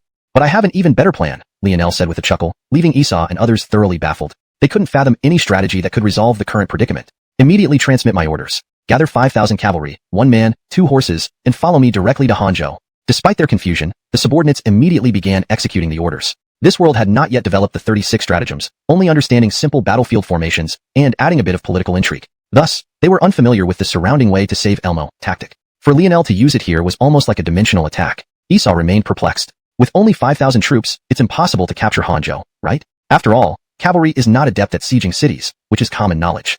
If you brought all your forces, perhaps you might succeed in taking Hanzhou, Esau remarked. Lionel explained, Lord Raku, I never said I intended to capture Hanzhou. Noah is leading the elite rebel forces to attack Ruching. Therefore, Hanzhou must be defenseless. Once he learns of our march towards Hanzhou, he will be compelled to withdraw and rush back to defend it. We need only set an ambush on their return route. In camp. Your Majesty, disaster looms. Lionel is leading an unknown number of troops toward Hanzhou. From their movements, it seems they aim to capture our capital directly, the scout reported, visibly shaken. Hearing this, Noah dropped his wine cup in shock. Ridiculous. Where does he get the audacity? Even if I've taken most of my main forces elsewhere, how could he breach the high walls of Hanzhou with the troops he commands?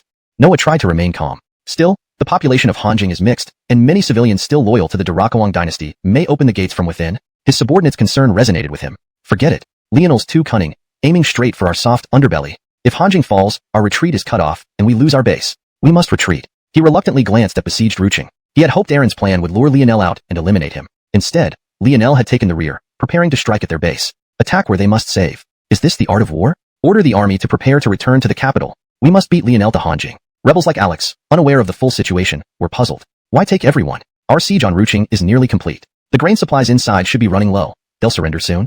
If you're going to rescue Hanzhou, there's no need to take everyone. With just 30,000 men, You can easily deal with Lionel, who has at most 10,000 troops. Leave 20,000 to continue the siege, and Ruching will fall soon enough. Alex couldn't bear to give up Ruching so easily. The gleaming armor of the Imperial guards on the walls tempted him greatly. If only his own men had such armor, how much easier would sieges become? Noah hesitated. With the nobility's plots against the princes failing and Xavier not moving to rescue, but heading to Hanjing instead, maintaining cooperation was crucial. But he couldn't outright reject Alex's suggestion. Fine, I'll leave you 20,000 men. After much deliberation, Noah decided to appease Alex, who rejoiced. He hadn't expected Noah to agree. Remember, don't actually capture Ruching. Just keep it besieged until I deal with Hanjing. Alex waved it off. Don't worry, your majesty. I won't disappoint you. Chapter 184. They have begun the siege. Watching Noah ride away with his men, Alex let out a sigh of relief. Though he had always seemed fearless and lawless, acting like a demonic tyrant even in front of Noah, Noah was still the nominal emperor. Having him around made Alex feel somewhat constrained. Have all of you remembered the Isaiah's final instructions before he left? Make sure to tightly besiege Ru City and do not let even a fly escape. But the smiles froze as the hammers truly began pounding the gate. Attack, rebels have attacked. Alert everyone. Panic spread as defenders scrambled to prepare. Yet, it was too late. The suddenness of the rebel attack overwhelmed Ru City's defenses. In minutes, the city gate fell. Brothers, kill these guards. Their armor is ours now. With these armors, we shall dominate every battlefield. Excited, Alex urged on his men. A brutal melee ensued within the city walls, where although the Imperial guards fought valiantly, they were outnumbered and unprepared, leading to heavy losses. The Emil, awoken by the chaos, emerged groggily from his tent to see Kobe hurrying over, looking anxious. Your Highness, a major event. The rebels have breached the city and are advancing towards the center. The enemy force is massive, and our soldiers can't withstand them. Please flee north immediately, without hesitation. Boom. The Emil felt as if his mind was struck by a heavy hammer. He couldn't believe the aristocrats had turned on him so brazenly. He paced nervously. Fleeing might tarnish his reputation with the Isaiah. Is there any way to turn things around? Who leads the rebels? I need to speak to him. Kobe was distraught. Even a legendary warrior would struggle now. Meeting the rebel leader wouldn't change anything. They'd only retreated because they wanted the defenders to drop their guards Xuanhuan County. They look very hostile. The Nash panicked entirely. He wasn't a particularly steady person. Although he was relatively calm and moderately intelligent compared to the other two princes, being on the actual battlefield was far different from normal circumstances. Now what should we do? How many people are coming? Can we withstand them? If not, we can abandon the city and flee. There's nothing valuable in it anyway. The first thought that came to his mind was not resistance but escape. Your Highness, what a huge misunderstanding. The incoming forces are not rebels but the army led by the Arwen. Another scout rushed in, saying somewhat awkwardly. The Nash breathed a sigh of relief, slumping into his chair as if all strength had drained from his body. Thank goodness. But wait, didn't the Arwen stay in Ruching, surrounded by rebels? How did he have time to come here? He prepared to go out and greet him, but noticed the Arwen looking utterly disoriented, surrounded by 4,000 or 5,000 men, each one looking shaken. The Nash became nervous again. He knew something unexpected must have happened.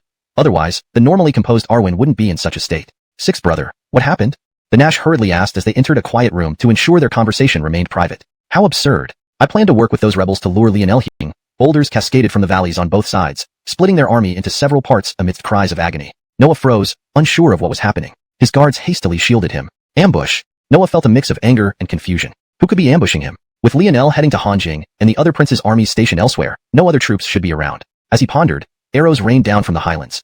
People, find cover. Noah ordered urgently. These bandits trained by aristocratic families knew better than anyone to find cover during such moments. However, the flat valley left no place to hide. Who are you? Send someone to speak.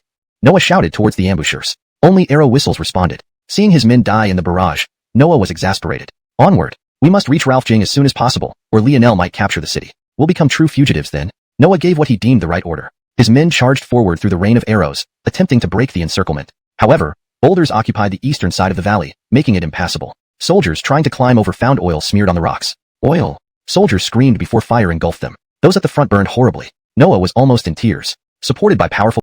Lionel seemed to see through Esau's thoughts and smiled. Secretary General, you're thinking well. I deliberately let Esau go.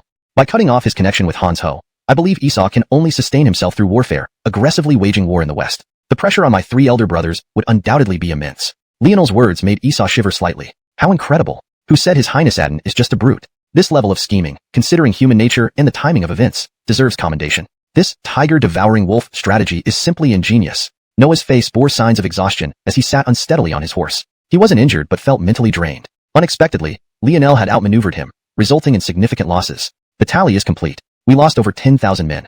We still have about 20,000 soldiers left, his adjutant reported gravely. They hadn't even seen the enemy yet, and they had already lost so many men, which was heartbreaking. Well, we were not up to the task. We can't blame others, Noah said helplessly. Just as everyone's spirits were low, a cavalryman suddenly galloped toward them. Judging by his attire, he was from their side. Your Majesty, tremendous news. The courier, seeing Noah's flag, dismounted. Succeed. You will be the founding emperor of Dacian. recorded in history as the great ancestor of the dynasty. Noah didn't think he was ambitious, but hearing this stirred his heart. After a long silence, he finally said, "The court is flourishing, and the people live peacefully. Why rebel?" He didn't dismiss their idea outright, but was concerned about failure. After all, Daliang was thriving, especially after Lianel's reforms improved people's lives. The capture of Rushing doesn't show the weakness of the imperial army. They're merely rabble. With our strength, if we capture the capital within 3 months, the region should not revolt too fiercely. At that time, under peaceful circumstances, Isaiah Rakawang can abdicate to you. You can change the heir name. Admittingly, this plan was tempting. Noah pondered. Rushing was now captured. The noble families definitely lost trust in him, possibly allying with the princes against him. Returning to Hanjing was also impossible. Lianel had blocked the way back. There's only one path left. Westward march, westward march. Noah's eyes gleamed more brightly, his resolve growing stronger. Rebel leaders, like beasts smelling blood, pulled out their weapons and roared loudly in the fierce west wind. Xiuxian County. In the county office, the 3 princes gathered again. Their faces were grim, like winter frost. They attacked your city.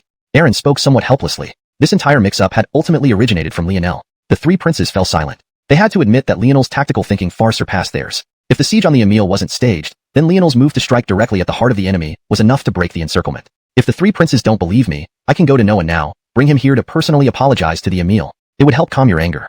Seeing the trio still uncertain, Aaron sighed. Agreed. If you can bring Noah to meet us alone, it will prove that you have no other intentions, the Emil agreed. He didn't want to completely break ties with the noble families yet. Though Aaron felt some dissatisfaction, he followed the Emil's instructions and set out toward Hangzhou. However, he encountered Noah on the way back to Ruching. Upon seeing Aaron, Noah's subordinates originally planned to seize him as leverage to demand money and supplies from the noble families. But this suggestion was quickly rejected by Noah. In fact, we can continue to cooperate with the Clarence family, tricking them into giving us money and supplies. Let's see what Aaron wants when he comes in, Noah decided. He and his men treated Aaron as usual, respectfully inviting him to the seat of honor. Inside, Aaron was also extremely nervous. He feared that Noah might have already lost control and could turn against him at any moment. Fortunately, seeing Noah's respectful attitude, Seeing Noah's hesitation, his subordinates grew anxious. They knew that even if Noah got a high office through surrender, they would likely face execution. They exchanged glances and drew their weapons. How dare a nobleman insult us? Our emperor treated you well, yet you ungratefully plan to take him into danger. Our emperor is invaluable. How dare you disrespect him? With a roar, they rushed at Aaron, slicing him into pieces. Sadly, the once proud governor Aaron died at the hands of his own cultivated rebels. Noah sighed, understanding that this act aimed to solidify their resolve to rebel. Put his head in a box and send it to the 3 princes in Xiuxian, he instructed. By then, they were very close to Ruching. They arrived half a day later. Alex, who had been counting confiscated armor inside Ruching, grew anxious upon learning Noah had returned. He had disobeyed Noah's orders and seized Ruching. Stealing himself, Alex opened the gates, expecting severe reprimands or demotion. But surprisingly, Noah smiled. Well done, my brave general. Seizing Ruching in such a short time shows you have true talent. I hereby appoint you as the commander of the Western Vanguard, leading your troops forward to conquer more. What do you think? Alex felt transported from hell to heaven. He thrived on war, yearning to establish himself on the battlefield box at the foot of the city wall, saying it's a gift for the 3 of you. Upon hearing this, the demon furrowed his brows. What kind of good things could those dog rebels bring? What if there's poison on this box that harms all 3 of us? Did you check beforehand? The confidant nodded. We opened the box and found nothing dangerous inside. It only contains a human head. Upon hearing the box contained a human head, the faces of the 3 princes instantly turned deathly pale. Let's open it and see, the Emil said rather calmly. As the lid of the box was lifted, everyone carefully looked inside and finally identified whose head was in the box. All 3 felt a chill run down their spines, their skin crawling, almost falling over. Inside the box was none other than Aaron's head. His face was still frozen in a terrified expression, suggesting he had experienced something horrific before dying. Disaster has struck. These rebel scoundrels have completely broken ties with the powerful families. This rebellion is out of control now, the demon said with a conflicted expression. What are we going to do? We must quickly send people to gather information. We initially planned to let the powerful families arrange the rebels' actions, allowing us to stage a few dramas to gain enough credit, and then call it quits. Now, earning merit isn't so easy, and Emil frowned as he said this. But his suggestion was promptly rejected by the demon. That might not be wise. Even if we defend the city bitterly, we'll be isolated without any support. Can we really rely on Lianel to come save us? If we end up exhausting our supplies, we'll eventually have to break out. By then, with low morale, what are the chances of success? The demon's words plunged the trio's hearts to rock bottom. So what do you suggest, eldest brother? The Emil knew what he said made sense, but they were all flustered and could hardly come up with a better idea. Engage the enemy outside the city. The demon's eyes flashed with intense determination. The remaining 2 were alarmed. Brother, why such a reckless decision? With our numbers at a disadvantage, engaging the enemy outside the city will lead to certain death. Both tried to dissuade him. I've said it before, staying in the city and defending is no different from suicide. If we take our troops outside to engage them, the Imperial Guards, with their superior equipment, can make up for the numerical disadvantage. These rebels are mostly untrained peasants, with low armor rates. Our soldiers don't even need a 1-to-10 ratio. A 1-to-2 fight should suffice to win the battle. The demon actually wanted to protect the citizens of Xiuxian County for his own political achievements. After being convinced by his argument, the other 2 ultimately Responsible for forming the battle formation were Captain Kobe and 2 other commanders. Seeing the enemy charging fiercely, all 3 furrowed their brows. They were unwilling to lose any of their men. Chapter 189. Each fights for themselves. Following the style of politics in the Great Liang Dynasty, the Imperial Guards were also divided into different factions. The 3 commanders eyed each other warily and were unwilling to let their armies face the onrushing rebels first. Follow my signal later. We will flank from the side. Avoid engaging them head-on at all costs. Let Kobe, that fool, take the front line. His forces are already down by half. Even if they're all wiped out, it's not like we'll miss them. As the battle starts, you must retreat. Don't be foolish and rush for military honors. Once the other 2 armies and the rebels are thoroughly exhausted, we can swoop in and claim the credit. The 3 main commanders laughed as they spoke. To be honest, they did not think much of these 40,000 rebels. They were nothing but a mob. A hastily assembled group without proper formation, driven only by blind rage. Only the 5,000 soldiers at the front had captured a lot of Imperial Guard armor, making them look better equipped. Soon, the 2 sides clashed. The Imperial Guards immediately split into Great Liang Court encouraged factionalism, where everyone protected their own interests. Even Kobe, though upright, had already lost half his men in Ruching and was unwilling to continue risking lives. Noah rode alongside Alex, feeling extremely tense, his palms sweating. The reputation of the Imperial Guards was indeed formidable. While his rebels, aided by aristocratic families, had successfully conquered several towns and defeated local garrisons, he realized how far off they were from being a disciplined elite force when facing Lionel's elite troops. However, fate seemed to favor him with this unexpected victory. Alex stormed through the ranks like a tiger among sheep, encountering no real resistance. On the contrary, the heavily armored Imperial Guards struggled to flee fast enough, and many were caught and killed by the pursuing rebels. Charge! Capture xiuxian today. Seizing the moment, Noah waved his riding crop, and the remaining 30,000 plus soldiers surged forward, beginning a slaughter. Seeing this, the 3 commanders knew they had lost. Continuing the fight would only result in more deaths, so they retreated gradually, reaching the city wall. Your Highnesses, open the gates. The enemy is upon us, and we can't hold them back. Kobe shouted toward the city wall. Yet the princes dared not open the gate. The Emil waved a hand dismissively. Enough. The situation is set. Let's not waste words. We must fortify the next city quickly. They hurried onward. Suddenly, the scout reported. Trouble. The enemy is catching up. Turns out, after capturing xiuxian, Noah left a small force to maintain order and personally pursued the fleeing Imperial Guards, hoping to finish them off in one decisive blow. Chapter 190. Escape. The other cities will likely fall as well. Even if we retreat into the city for shelter, there's no time to set up defenses. Kobe said with a hint of helplessness. If only they had known this earlier. During the battles at the city walls, they shouldn't have fought separately. The 3 princes were at a loss, unsure of what to do next. At this moment, the Isaac suddenly spoke up. Why don't we head to nearby Wei City? Everyone shook their heads, rejecting his suggestion. Wei City is already occupied by Lionel. Even though he isn't in the city now, he definitely has some control over it. Why would he welcome us? That's not a concern. Although we've had conflicts with Lionel over succession, this is about suppressing rebels. How could they refuse to open the gates and accept us? The Emil insisted on his opinion. Besides, Wei City's garrison should be substantial and well defended. We can take over their existing defense systems and not worry about the pursuing rebels. After some persuasion, despite lingering doubts, everyone finally agreed. The group hurriedly marched toward Wei City. After half a day of rapid travel, they saw a towering city wall in the distance. Wei City was strategically located, so its walls were both tall and thick. The walls shimmered with the gleam of armor from patrolling soldiers. Their sharp eyes exuded lethal intent. The 3 Imperial Guards commanders observed this and praised loudly. His Royal Highness knows how to deploy troops.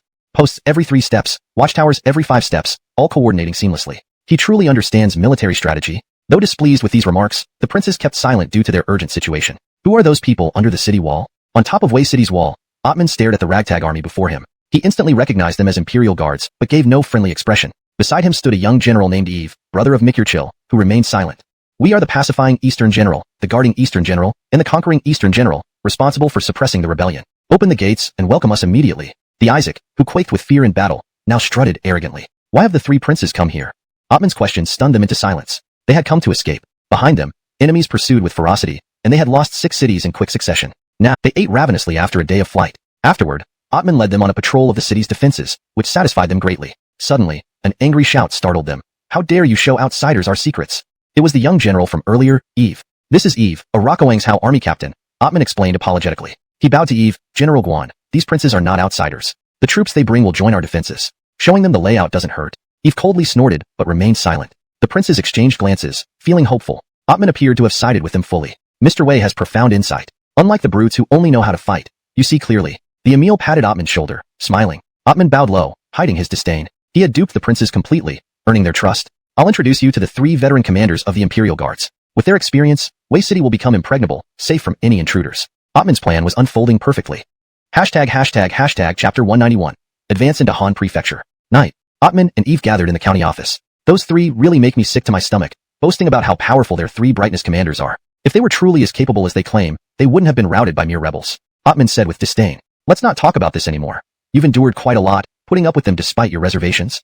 Just as the Fergus previously instructed, we should jointly draft a petition of impeachment, using his seal to send it directly to the throne. After some deliberation, the two agreed to submit a joint impeachment accusing the three princes of incompetence in battle, resulting in the loss of 6 cities and over 10,000 troops. Hua County. After capturing this city, Noah looked at the bustling town that had somewhat recovered under the administration of the demon. A satisfied smile appeared on his face. Who would have thought that all their hard work would end up being for us to reap the benefits? But since we have decided to rebel completely, we can no longer oppress the people as we used to. We need to ensure that the common folk see tangible benefits so that we can secure a stable rear base. Noah was a versatile talent cultivated by an aristocratic family, which is why he was chosen to be the figurehead emperor of the rebellion. His subordinates nodded in agreement. Immediately issue orders that all taxes in regions that pledge allegiance to our great Qin shall be waived for 3 years, and halved for 5. All those who consider themselves talented individuals skilled in military or civil affairs, governance, or warfare, are welcome to join our great Qin and will be bestowed titles and positions. Within just 10 days, more than 60,000 people rallied to Noah, bringing the total force to an astounding 100,000.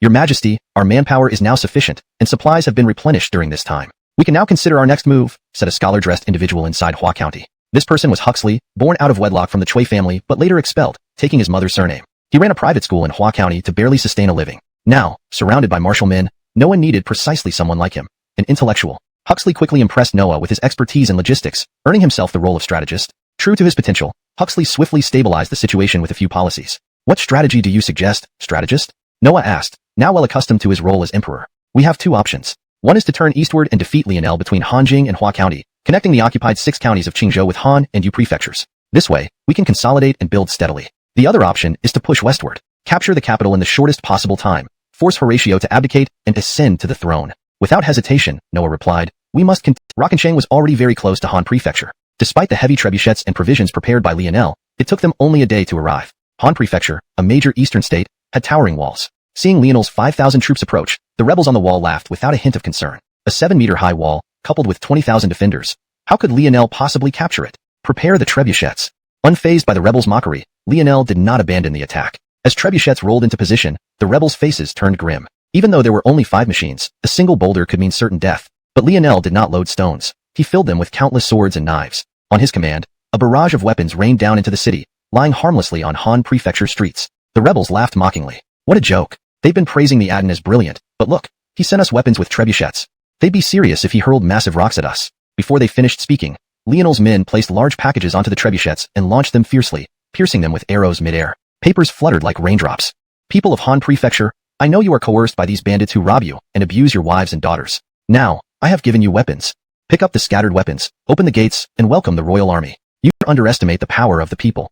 Lianel smiled and said. Night fell, with a dim sky and faint moonlight. Amidst a chorus of frog croaks, the Liangzhou cavalry continued to patrol diligently. Suddenly, they noticed that it seemed like a fire had broken out inside Hanzhou city. There's something happening in the city. The patrolling soldiers immediately woke everyone up. Lianel put on his armor and walked out of the encampment. In this brief moment, flames were already raging through the city. Prepare to enter the city, Lianel said with a smile. It appeared that his plan to mobilize the people's hearts had succeeded. After a while, sounds of battle came from the city gate. With the creaking sound of ropes, the city gates actually opened. One by one, bloodied civilians in simple clothing emerged, wielding pitchforks, hoes, and sickles, fiercely engaging in combat with the rebels. Enter the city. Kill the enemy. Lianel roared and charged forward first, his musket firing non-stop to claim the lives of the rebels. The battlefield was filled with the sounds of battles and the clash of metal against bone. The battle raged on for the entire night. By dawn the next day, Hanzhou city was drenched in blood. All the rebels were completely annihilated, not a single one left alive. Now, Lianel sat solemnly in the government, all confident in his suspicions. Suddenly, Mikurchil rushed in. Your Highness, there is a man named Emmanuel outside claiming to be a former official of Hanzhou with important information to report. Let him in. Lianel was very curious. Before the rebels captured the city, most officials had fled. What information could Emmanuel possibly bring? A middle-aged man was brought in by Mikurchil. Upon seeing Lianel, fear flickered across his face. In his mind, shaped by Aaron's brainwashing, Lianel was a ruthless demon who acted purely on whim, without any logic. What is it? Lianel asked coldly. Naturally, he harbored no sympathy for officials who had fled during the rebel siege to save their own skins. Emmanuel shivered in fright before remembering his purpose. Your Highness, I have important information to report.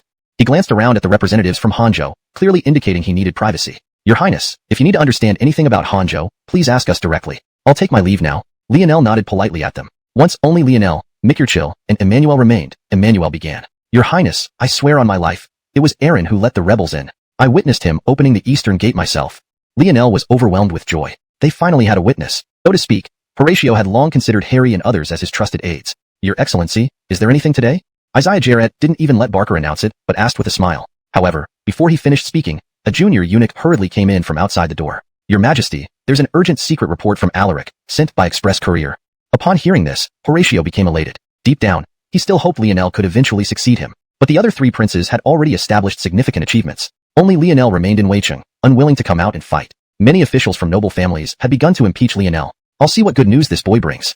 Horatio cheerfully took the secret letter from Barker, inspected it to confirm it hadn't been opened, and then tore it open satisfactorily. But as he read, his expression turned grim. Finally, the ministers felt the pressure rising. The entire atmosphere in the grand hall became solemn. How absurd. Too absurd. Horatio directly threw the secret letter to the ground, stomping on it furiously. The ministers looked at each other, not knowing what happened. Why don't you read the content of this secret report for everyone? Horatio said displeased. Barker was also very curious. He quickly picked up the letter that Horatio had trampled several. Long sigh of relief. Esau was known for his integrity. The authenticity of the secret report he provided was unquestionable. Horatio hastily opened one, and then slumped into the dragon throne, helpless.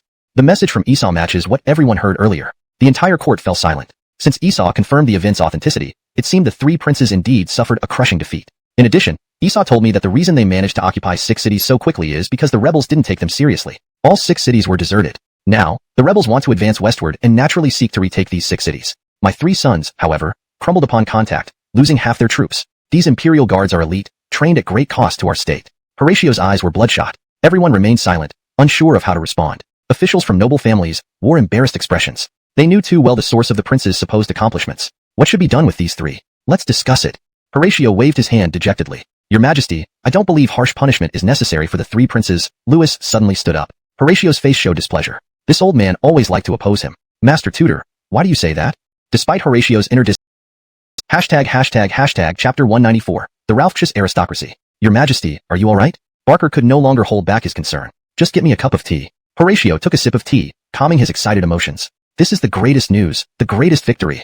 Horatio exclaimed with excitement. I told you before, Lionel is my prodigal son. Esau mentioned in this confidential report that Lionel led 5,000 men and, by using the strategy of striking where it hurts most, ambushed Noah's forces, annihilating over 10,000 enemies. Ralph T recently captured Hangzhou directly. Horatio waved the confidential letter in his hand, his face radiant with joy. The ministers were stunned. Even Zoltan, who had always trusted Lionel, found it hard to believe, as if he was listening to a tale from a distant land. Has your Majesty made a mistake? 5,000 troops could wipe out 10,000 enemies and capture the well-fortified city of Hangzhou? That's impossible.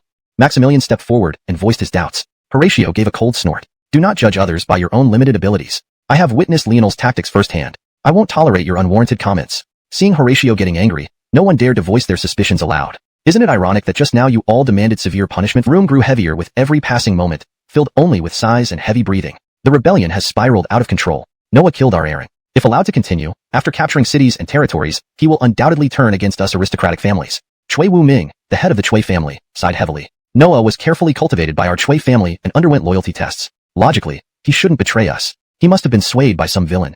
Chui Wu Ming tried to distance the Chui family from the blame, but no one bought his argument. It's because you've been too arrogant and self-important that things have gotten out of hand. Even with my toes, I can tell you treated Noah like a subordinate, someone remarked sarcastically. He might be a dog raised by your Chui family, but now that he's proclaimed himself emperor, he naturally feels superior. Yet you still boss him around like before. Of course, he resents it and rebelled. If this isn't resolved properly, the Chui family will forever be marked as a disgrace among our aristocratic families. Voices rose in criticism. Chui Wu Ming became increasingly defiant. Look at what you're saying. Noah indeed initiated the rebellion, but other aristocratic families also nurtured bandits who joined the uprising. They have ambitions of their own. Why should the Chui family bear all the blame? He pounded the table. Moreover, I think we should seize this opportunity to fully break with the court. Various voices echoed through the room, but Louis shook his head, rejecting the suggestion. Now isn't the time to openly defy the court. Our strength, though formidable, cannot withstand internal strife. Nearby countries would surely take advantage of the chaos. What use would a devastated Great Rocco Empire be to us even if we overthrow the royal authority? Louis frowned deeply. So what should we do? Can we really remain so passive? They were all anxious. Why don't we revert to our old methods? Maximilian, who had remained silent, suddenly spoke. Everyone paused, then turned to look at him. Chapter 195. Who sent you? Assassination, Maximilian said with a smile. The rebels may have put Noah on the throne, but many of the other high-ranking officials were cultivated by our noble families. They might have been coerced by the prevailing situation and betrayed us out of necessity. As long as we offer them substantial rewards, I believe there are still people willing to serve us loyally. Everyone was silent for a moment, agreeing that this plan was feasible. Let's do as Crosby suggested. Louis waved his hand and left, dragging his weary body behind him. Watching his father's tired back, Maximilian couldn't help but tear up. He felt extremely frustrated and angry with himself for being incompetent, unable to take on the heavy responsibilities early on, forcing his elderly father to participate in these despicable affairs. Crosby, leave this matter to the Han family. Perceiving Maximilian's inner turmoil, the Han family, who had always been close allies with the Su family, took over the responsibility of assassinating Noah. In Xiuxian County, a group of rebel leaders gathered for a drinking spree. They were about to launch an attack on Weicheng, making this their last party before setting out. Noah, as the emperor, was frequently toasted. He was already half drunk, his vision blurry and mind hazy. Everyone, we've achieved such significant results just a month after starting the rebellion. It seems that heaven is on your side. Huxley raised his wineglass, smiling warmly. He had recently joined the rebel forces and, although valued as the only scholar among the rebels, his status couldn't compare to those who had followed Noah from the start. To maintain his position, he had no choice but to continually flatter Noah. Noah, hearing this, was elated and drank even more. Ralph hour later, everyone was swaying, many collapsing onto the tables, unable to get up. One thin man held a wineglass but hadn't drunk much. He stared intently at Noah, whose posture was becoming unsteady, his eyes gleaming with something dark. Finally, he seemed to make up his mind, lifting his wineglass and wobbling toward Noah. Your Majesty, since Erlong Mountain, we've always been brothers. Now you're the emperor. Don't forget us what cost him his life. This had crossed the line. Enough nonsense. The rebellion has been a farce from the beginning. You'll never succeed. You, Noah, are nothing but a mountain bandit. Wearing the imperial robe doesn't make you an emperor. With that, Alistair closed his eyes, blood trickling from the corner of his mouth. He had bitten his tongue to commit suicide. Who could have tempted this guy? Noah's face darkened. Burial arrangements should be made.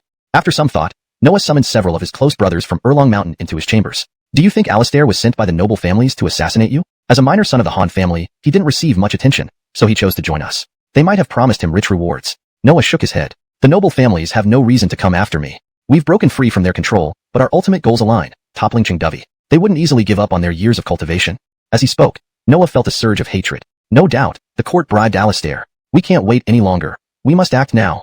Pass down my order. Prepare meals at the 3rd watch tomorrow and march out at the 5th watch to advance on Weicheng. Just as they decided, one of Noah's confidants interrupted from outside the door. Your Majesty, urgent news from Handing. Lionel has gained control over public sentiment and seized Handing. Noah felt like a bomb had exploded in his brain, ready to blast his skull apart. Pale-faced, he snatched the sealed report from his confidant. Lionel had taken Handing quickly, and due to effective information control, Noah only learned of this today. Your Majesty, what do we do? Handing is our base. Now that the court has occupied it, reclaiming it will be incredibly difficult.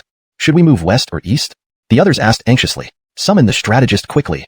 Noah, unsure, ordered someone to fetch Huxley. Huxley, upon learning about Handing, found it unbelievable. Lionel only had 5,000 troops. Continue advancing west. What good would retaking Handing do? It would only calm our soldiers temporarily. If we continue west and capture several major cities, we can establish new bases. Chapter 196, Banquet. In Hangzhou City, at the government office, Lionel held a piece of intelligence in his hand, a look of anticipation on his face. Let them attack Weicheng. Tell Eve to keep his men from rushing forward. After all, my 3 fine brothers are now in charge of Weicheng's defenses. Let them handle the rebels, Lionel said with a chuckle. He had placed Otman and handed over the city's defenses to the 3 princes precisely for building ports, while the northern coast was flatter with rich fishing and salt resources. Lionel found this highly appealing. Establishing Hangzhou as a secondary stronghold could complement Rokuangzhou's military development and leverage its marine resources as a financial reservoir.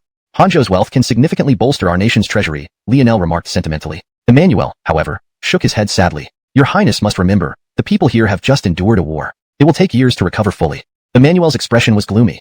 This was his home where he grew up, married, and raised children, and he cared deeply for the city. You're right. Reviving Hangzhou's economy is paramount. I have a plan. That evening, we'll host a banquet at the government office, inviting all prominent figures, especially the wealthy merchants, Lionel proposed. Emmanuel hesitated. Your Highness, merchants are considered the lowest class. Inviting them to dine with you violates proper etiquette. Hearing this, Kieran couldn't hold back a laugh. You've only recently met His Highness. In Rokuangzhou, he often drank with traders traveling between the grasslands and our nation. These seemingly lowly individuals are crucial for quickly restoring Hangzhou's economy post-war. Having followed Lionel for years, Kieran understood his economic strategies. For the sake of Hangzhou's people, I'll invite all the fault is punishable by death. They chuckled bitterly. Don't worry. I'll seek the Isaiah's approval. Moreover, you'd merely distribute salt from Hangzhou's official salt fields, selling officially sourced salt, Lionel explained. He planned to introduce a modern-style salt license system to rejuvenate Hangzhou's economy and establish ports. The idea left everyone deeply conflicted. I disagree, someone finally spoke up. Hashtag chapter 197, salt pans. Just then, an unexpectedly disruptive voice rang out from the crowd. Everyone turned their gazes, and their faces instantly turned deathly pale. The speaker appeared to be in his early 30s. He was dressed with great elegance, wearing only the finest silks and brocades, indicating that he was far more than just a merchant. According to the laws of the Great Liang Dynasty, merchants, being of the lowest class, were not allowed to wear such luxurious garments or ride in carriages. Lionel had noticed this man from the beginning. When everyone else was trying to curry favor with him, this individual alone wore an expression of disdain, as if Lionel owed him a fortune. May I ask who you are? Lionel asked, somewhat puzzled. Since arriving in Hangzhou City, he didn't recall offending anyone. Feng family hero, the The man replied with a magnetic tone. If you trust me, we can finalize this today. However, time is limited. Once this dinner is over, if you still haven't decided, even if you regret it later, I won't allow you to join the salt trade. At the table, various reactions emerged. Some wanted to take a risk and follow Lionel, while others preferred to maintain their current businesses and avoid getting involved. Ultimately, half of them politely excused themselves. Your Highness, we apologize. We do business to ensure stability, not seeking great wealth but content with modest success. Though the deal wasn't made, their attitudes remained respectful. Only Hero left without even acknowledging Lionel. Lionel wasn't too concerned. He had plenty of ways to handle this arrogant man slowly. Looking at the remaining merchants, he smiled. You won't regret today's decision. Tomorrow, I will arrange for the excavation of the salt pans, and I hope you will come to observe. They nodded in agreement. They were already on board with Lionel and had no choice but to comply. Early the next morning, Lionel followed his original plan, leading his guards and hiring a group of locals to head to the northern beach. Many of the merchants who had agreed to collaborate with Lionel were already waiting there. Upon seeing him, they eagerly greeted him. You might think my talk yesterday was boasting. Traditional methods of boiling salt have been passed down through generations, with no alternatives. But today, seawater to evaporate in the pans. Unnoticed by everyone, a stealthy figure watched the scene from afar, sneering mockingly before returning to the city. He arrived at the grand residence of the Feng family. Master, I've confirmed that Lionel is organizing a group to dig salt pans, intending to solar evaporate the salt. Hero paused, then burst into laughter. Truly, heaven favors the Feng family. I thought Alaric was a hero, but he is short-sighted. He intends not to do business, but to strip everyone of their money. His greed is despicable. Hero continued laughing. With this move, all the merchants in the city must be disappointed. Let's just watch and see what happens. ##### Chapter 198. Salt is produced. 3 days flew by. During this period, the merchants who chose to follow and collaborate with Lionel undoubtedly went through a very agonizing time. Deep down, they knew that after thousands of years of practical verification, salt produced from seawater could not be used directly. Yet, they still harbored a sliver of hope that Lionel would bring them a miracle. On the other hand, the merchants who left the banquet were filled with excitement. They thought it was obvious that Lionel was just looking for any reason to reap the benefits from the merchants. No matter if the salt produced from seawater was edible or not, he would sell it at a high price to the merchants, large animals for the experiment. After all, even cattle and sheep can survive licking rock salt contaminated with heavy metals. Everyone should know that white mice are very fragile. If there's even a trace of poison in the salt, they wouldn't survive, or at least would be listless. After saying this, Lionel immediately instructed someone to feed the white mice some salt. Everyone stared intently at the cage, and after an hour, the white mice remained lively and energetic. Now do you believe me? Lionel asked, scanning the crowd. The merchants' reactions varied widely, but overall, they were excited. Producing salt from seawater was much cheaper than cooking salt. It required no fuel, and was more efficient. Even if the court and Lionel took a portion of the profits, they would still make money. Will your excellency really entrust us with the distribution rights for table salt? They asked incredulously. Of course. You may wonder why I would share such profitable business rather than producing and selling it myself to make more money. But my goal in developing this technology is to quickly revive Hangzhou's economy. You may not understand the principles of the industrial chain, but a longer industrial chain creates more job opportunities, improving people's lives. Lionel explained with a smile. Although they had never heard of concepts like the industrial chain or job opportunities, as merchants, they instantly grasped his intention. From seawater. So I want to discuss a deal. Can we cooperate? Hero originally planned to wait for Lionel to fail, but unexpectedly, Lionel succeeded. Seeing the immense profit potential, he visited hoping Lionel would share some of the wealth. Lionel leaned back in his chair and asked sarcastically, were your ears blocked 3 days ago? Didn't I give you all a night to consider? You were the first to leave, finding my small business insignificant. Why are you here now, begging for cooperation? Hero's fists tightened within his sleeves, suppressing his anger. Please reconsider. Our Feng family has broader connections than ordinary merchants. Partnering with us will be more beneficial to your excellency. Despite Lionel's humiliation, Hero couldn't bear to miss out on this golden opportunity. Kirin, show him out. Lionel commanded. #### Chapter 199. The dock. Stubborn as a mule. That was Hero's impression of Lionel. Clearly, if they could just cooperate and bury the hatchet, Lionel would gain countless benefits. He couldn't understand why Lionel would be so stubborn. Hero left the government office in a huff, already regretting his decision. Perhaps if he had pushed a little more, Lionel might have agreed to collaborate with the Feng family. Watching Hero's departing figure, Lionel best craftsman in Hangzhou. This is Drake, our top craftsman from the official workshop. Emmanuel introduced him swiftly, bringing a middle-aged man who looked around 40 to the government office within an hour. Craftsmen held very low social status during this era. Seeing Lionel, Drake looked flustered and hurriedly bowed. Lionel respected skilled professionals and even ordered someone to bring Drake a chair. Raku Prefect should have told you about my plan. I intend to turn the steep coast in eastern Hangzhou into a deep seaport. As Lionel spoke, he took out pre-prepared blueprints. Here's the dock design. Drake picked up the blueprint skeptically, examining it closely and marveling at the intricate details. The docks designed by Lionel varied in size, with the largest being nearly 100 meters wide. With due respect, Your Highness, constructing such a grand dock seems a bit excessive. Our merchant ships are small, both in terms of water displacement and volume. There's no need for such a large dock. Lionel appreciated Drake voicing his opinion. You make a good point. For the current ships, it might seem unnecessary. However, I definitely plan to build larger merchant ships in the future, and by then, we might even need to expand the dock further. Start with this design, and the Mickey Wang Fu will cover all expenses for the dock construction. Note, Wang Fu translates better as Fergusly Manor, or just Manor in this context instead of Sam Wang Fu. So, Mickey Manor is used here. You make a good point. For the current ships, it might seem unnecessary. However, I definitely plan to build larger merchant ships in the future, and by then, we might even need to expand the dock further. Start with this design, and the Mickey Manor will cover all expenses for the dock construction. Drake couldn't argue further and nodded, leaving with the blueprint. Drake began organizing manpower to build the dock. Many locals offered help, appreciating how Lionel had improved their lives. However, hearing that they would be paid for their work, they graciously gave these opportunities to the city's poor. At the Feng household, what has gotten into Lionel's mind? Why spend so much money on an unnecessary deep-sea port? Does he plan on starting a shipping business in Hangzhou? Hero was baffled. With salt production alone, Lionel could amass great wealth without wasting resources on docks. Send someone to disrupt construction immediately. We cannot let them finish this dock smoothly. Hero arranged for several undisciplined clan members to head to the site. What are you doing here? Don't you know this land belongs to us? Who allowed you to start construction? Seeing the busy dock site, the Feng clan members barked loudly. Drake, confused, responded, Gentlemen, this isn't Feng land. It's miles away from the shore. This land, designated for dock construction, is unclaimed territory approved by the government. Trying to reason didn't work as the other party intended to cause trouble. Bastards. The lead Feng member kicked out. Luckily, Drake dodged, though he grew irritated. Do you really think you can be unreasonable like this? This is His Highness' order. Take your grievances to him. Drake's tone grew heated. Who cares? This land belongs to us. If you don't stop, I'll burn this place down. He fetched dark oil barrels and poured them on the ground. Just as he prepared to ignite them, Kieran rushed in with guards. Behaving this way, are you tired of living? Take them away. The Imperial guards quickly apprehended the disruptors. Duke, the Feng family is getting more brazen. It's time to teach them a lesson. Lionel nodded. How thorough is the investigation into their activities? Chapter 200, The Downfall of the Feng Family. Kieran urgently took out a small booklet from his sleeve. These are all the crimes committed by the Feng family over the years. Their evil has truly reached its peak. When the Chui family took control of Hangzhou, they treated this place as their foundation and were relatively kind to the common people. But the Feng family, such a minor clan, only knows how to ruthlessly oppress the people.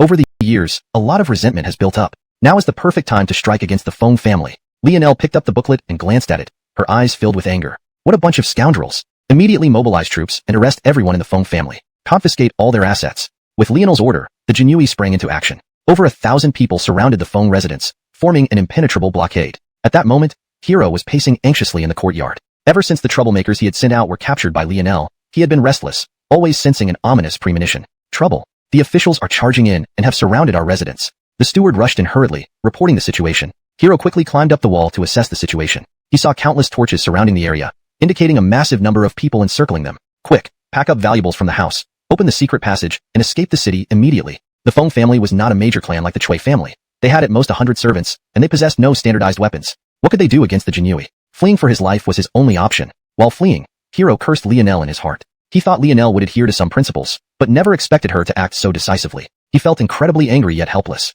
Just as he was about to escape through the secret passage, he found it suddenly full of people, none other than Kieran and his Jinyui team. They had thoroughly investigated the Feng family and knew Hero would try to escape through the secret passage, so they had already waited here in ambush. What crime have I committed? Hero shouted angrily. You should be more aware of what your Feng family has done in Hangzhou. Many civilians have long detested your family for arson, plundering, and every conceivable atrocity. Dismantling your clan is justified. Kieran had thoroughly investigated the Feng family's crimes during his probe. Looking at Hero, who resembled a hunted dog, he showed no mercy, only boundless anger. Such a person who disregarded human lives did not deserve to live even 10,000 times over. Kieran rushed forward and struck Hero unconscious with the hilt of his sword. All of you, take them away without exception. Move all the family's assets back to the treasury. Thus, the Feng family, which had once harbored ambitions of dominating Hangzhou after the Chui family's departure, completely declined and never recovered its former glory. Wei City. In the government office, the lights were still blazing bright. The three princes had lost their usual vigor, their eyes vacant and gazes dull. What should we do? Father Isaiah's. However, our local garrison alone can't resist the enemy. If you three are willing to hand over command of the Imperial Guards to me, we might achieve victory. Hearing this, the three princes had no suspicions. Since Atman was already considered one of their own, there was no need to hide anything. They lacked military skills and defensive tactics. Atman, though looking like a corrupt official, was adept at defense. Handing over the Imperial Guards would allow him to maximize their effectiveness. Besides, any success would ultimately be credited to them. Rest assured, we will hand over our command tokens to you. Do not disappoint us. The chase took the initiative, unclasping his tiger tally. The other two followed suit. Atman was thrilled, holding the 3 tiger tallies. It was unbelievable that he secured their military power with so little effort. These 3 were truly useless. I shall not let you down, Atman vowed. With control over the military, Atman immediately began organizing the defense and privately communicated with Eve to share intelligence. Under Atman's deployment, Wei City became impregnable once again. They successfully repelled several rebel attacks. Seeing the results, the 3 princes felt both joy and embarrassment. Alone, Alex could cut through them. Under the cover of night, the rebel army began to move north collectively, preparing to go through Yuzhou. The intelligence officers responsible for reconnaissance immediately reported this to the three princes and Atman. The three princes instantly felt delighted. Indeed, Wei County magistrate's actions were effective. The enemy was so terrified that they fled north hurriedly. We have managed to hold on to this city. This is a significant achievement. We will jointly petition the emperor to reward you. Just wait for your promotion. Everyone laughed heartily. However, Atman's expression remained serious. Your highnesses, this is not good news. Atman's face turned pale. What's wrong, Minister Wei? Isn't it good that the rebels have left? Or do you think it would have been better if they captured the city? Trevor was somewhat displeased. They had just recovered from their fear, and Atman was dampening their spirits again. Your Highness, I don't mean to scare you. The rebels moving north is indeed troublesome for us. They will likely attack several surrounding cities, isolating us completely. At that point, supplies will be cut off. With no way out, we will starve to death. Ralph, you know, the rough soldiers of the Imperial Guards, once they run out of food, might very well devour you delicate princes. Atman's success. With this letter, Lionel wouldn't worry about these half-brothers stealing his credit. They summoned Eve and laid out a grand feast. Guan Captain, we've been disrespectful in the past. Please don't hold it against us. We royal family members have been pampered and sometimes speak haughtily. Please bear with us. The three princes toasted and drank excessively with Eve, trying to ingratiate themselves. If Eve hadn't known their plan from Atman beforehand, he might have been flattered. Even though he didn't respect the three princes, their status was too high for him to ignore. Eve pretended to be honored, lowering his wine glass. Do you need my help with something, your highnesses? I will gladly comply. To receive such honor, I would repay it even if I have to give my life. Eve acted convincingly, drinking deeply and turning red. The three princes were delighted. Had they known it was so easy to persuade this simple warrior, they would have done it long ago. There's nothing special. We hope you'll visit Hangzhou and persuade Alaric to return to Wei City. Eve froze, surprised at their seemingly simple request. How difficult is that? It's on me. However, I'm just a minor captain. A letter from your highnesses would be more persuasive. Seeing Eve taking charge, Everett quickly pulled out a sealed letter from his sleeve. The lives of Wei City civilians, the safety of thousands of Imperial Guards, and even our own fates depend on your efforts. General Guan, you must convince Alaric to come back promptly. He even called him General. It showed, Eve said with a smile. Ned's eyes lit up as he hurriedly tore open the letter, scanning through it before bursting into laughter. With this letter, regardless of the rebellion's outcome, the greatest credit would belong to him. We're preparing to march out. Ned smiled and told his subordinates. Chill and others immediately jumped up in excitement, tired of waiting idly in the city. Although they had taken Hangzhou, the Xuanhuan army didn't exert much effort. It was all due to the civilians opening the gates, leading to a one-sided slaughter. For such a brave army, there was no challenge. Learning that Ned was about to mobilize, Emmanuel hurried over. Your Highness, many tasks within the city await your attention, like distributing profits from salt production and supervising dock construction. These things cannot do without you, he said anxiously. He now understood Ned's ambition to make Hangzhou his backyard. As someone who had pledged loyalty to Ned, he needed to think carefully about helping him. I'll leave all this to you. The responsibility is heavy on your shoulders. Once the docks are complete, their significance will exceed your imagination. In half a year or a year at most, I'll return to Hangzhou. Ned patted his shoulder reassuringly. Seeing Ned's resolve, Emmanuel felt the weight but nodded firmly. Your Highness, rest assured, I may not be smart. They knew they had been thoroughly defeated in the rebellion suppression, and even allying with powerful families couldn't match Ned. Adding the joint appeal letter meant they were conceding to him. Greetings, brothers. Ned, astride a high horse, looked arrogantly at the princes standing below. Now that they sought his help, they needed to show the right attitude. Trevor clenched his fists tightly, but knew it wasn't the time to offend Ned. Everett, the thickest-skinned, greeted Ned cheerfully. We missed you, Brother Ching. Please enter the city and prepare the troops. He grabbed Ned's reins to lead the horse, adopting a very low posture. Unexpectedly, Ned turned the reins, and the horse faced another direction. Everett's hand met air, embarrassed and annoyed. He'd hoped this gesture would appease Ned's anger, ensuring gratitude and full support to crush the rebels and protect them. But Ned acted rudely. No need for rest. Eve, take the 5,000 Xuanhuan Iron Cavalry out. 10,000 troops are enough to destroy the rebels, Ned coldly stated. Originally angered by losing face, Everett was delighted hearing his arrogant words. Too arrogant and underestimating the rebels. Though Ned's previous ambush tactic had worked brilliantly when the rebels lacked organization, now they had Sun Quan as strategist, improving logistics and strategy immensely. Underestimation would be fatal for Ned. Hashtag chapter 203, preparing for both outcomes. Seeing the Arwen's eyes, which seemed to hide an uncontrollable joy, the Nash felt somewhat dissatisfied. Lionel underestimating the enemy was not a good sign. The three of them were relying on Lionel to defeat the enemy and save their lives. Since they had not reported the unfavorable war conditions to the court or requested reinforcements from the capital, if Lionel lost, they too would be doomed. Krung, I advise you to be cautious. I know you have full confidence in the Xuanhuan army, and we have witnessed its strength. But this concerns the fate of the nation. If you don't have a surefire plan, it's best not to act rashly. The Arwen also realized this, his face showing a hint of embarrassment. However, Eve did not heed the advice of the three princes. After receiving Lionel's orders, he immediately entered the city and took away the 5,000 Imperial Guards stationed there. Upon learning that a battle was imminent, these Xuanhuan soldiers became filled with fighting spirit. Seeing they couldn't stop Lionel, the three princes had no choice but to arrange for most of the supplies in the city to be handed over to him. They knew their lives were now in Lionel's hands. If he lost, so would they. Please wait in the city for my good news, Lionel said before galloping off with his army. The three princes' eyes showed a glint of pity. They hesitated to commit forces, leading to the loss of the county. Now, with one call from Lionel, these officers abandoned their previous reluctance. How dare you? Hold your tongues and return to Wei City immediately, and stay inside the gates. The Arwen scolded them angrily, then ordered the city gates shut and strictly guarded. The Rokuangzhou troops had a significant advantage while marching. Being from the northwest, they had an abundance of horses. Each Rokuangzhou cavalryman had 2 horses at his disposal. In just 4 days, they saw the rebels attacking the city. Lionel didn't rush to attack, but set up camp far away instead. Meanwhile, in the rebel camp, a reconnaissance officer rushed in, trembling. "Your Majesty, trouble is coming. Alaric Lionel has led troops right into our rear. He's camping less than 30 miles away." Hearing this, Noah froze in terror, hands shaking. Many high-ranking officers who had faced Lionel's ambush recalled the fear of his arrow storms. "What shall we do? Lionel is not easy to deal with and fights fiercely. His Rokuangzhou cavalry regularly battles tribes on the steppes. They live by the sword." Noah felt anxious. Once bitten, twice shy. The only major setback in his campaign came from Lionel's ambush, nearly costing him his life. "Why be afraid, your Majesty?" Huxley, holding a feather fan, stepped forward like a strategist. "Master, what strategy do you propose?" Not fiercely enough. Taking down the 10,000 Rokuangzhou iron cavalry would be an easy task, especially since Lionel and his troops had already expended considerable energy rushing over. This was the perfect moment to strike. After deep deliberation, he concluded there would be no issues. With this confidence, he stepped forward with a bow. "Your Majesty, please grant me 10,000 heavy infantry, and I will surely bring back Lionel's head for you as retribution." He knelt on one knee, declaring this. Noah was overjoyed internally. "Excellent. Indeed worthy of being my valiant general. I will give you 10,000 heavy infantry, but beware of Lionel's treachery."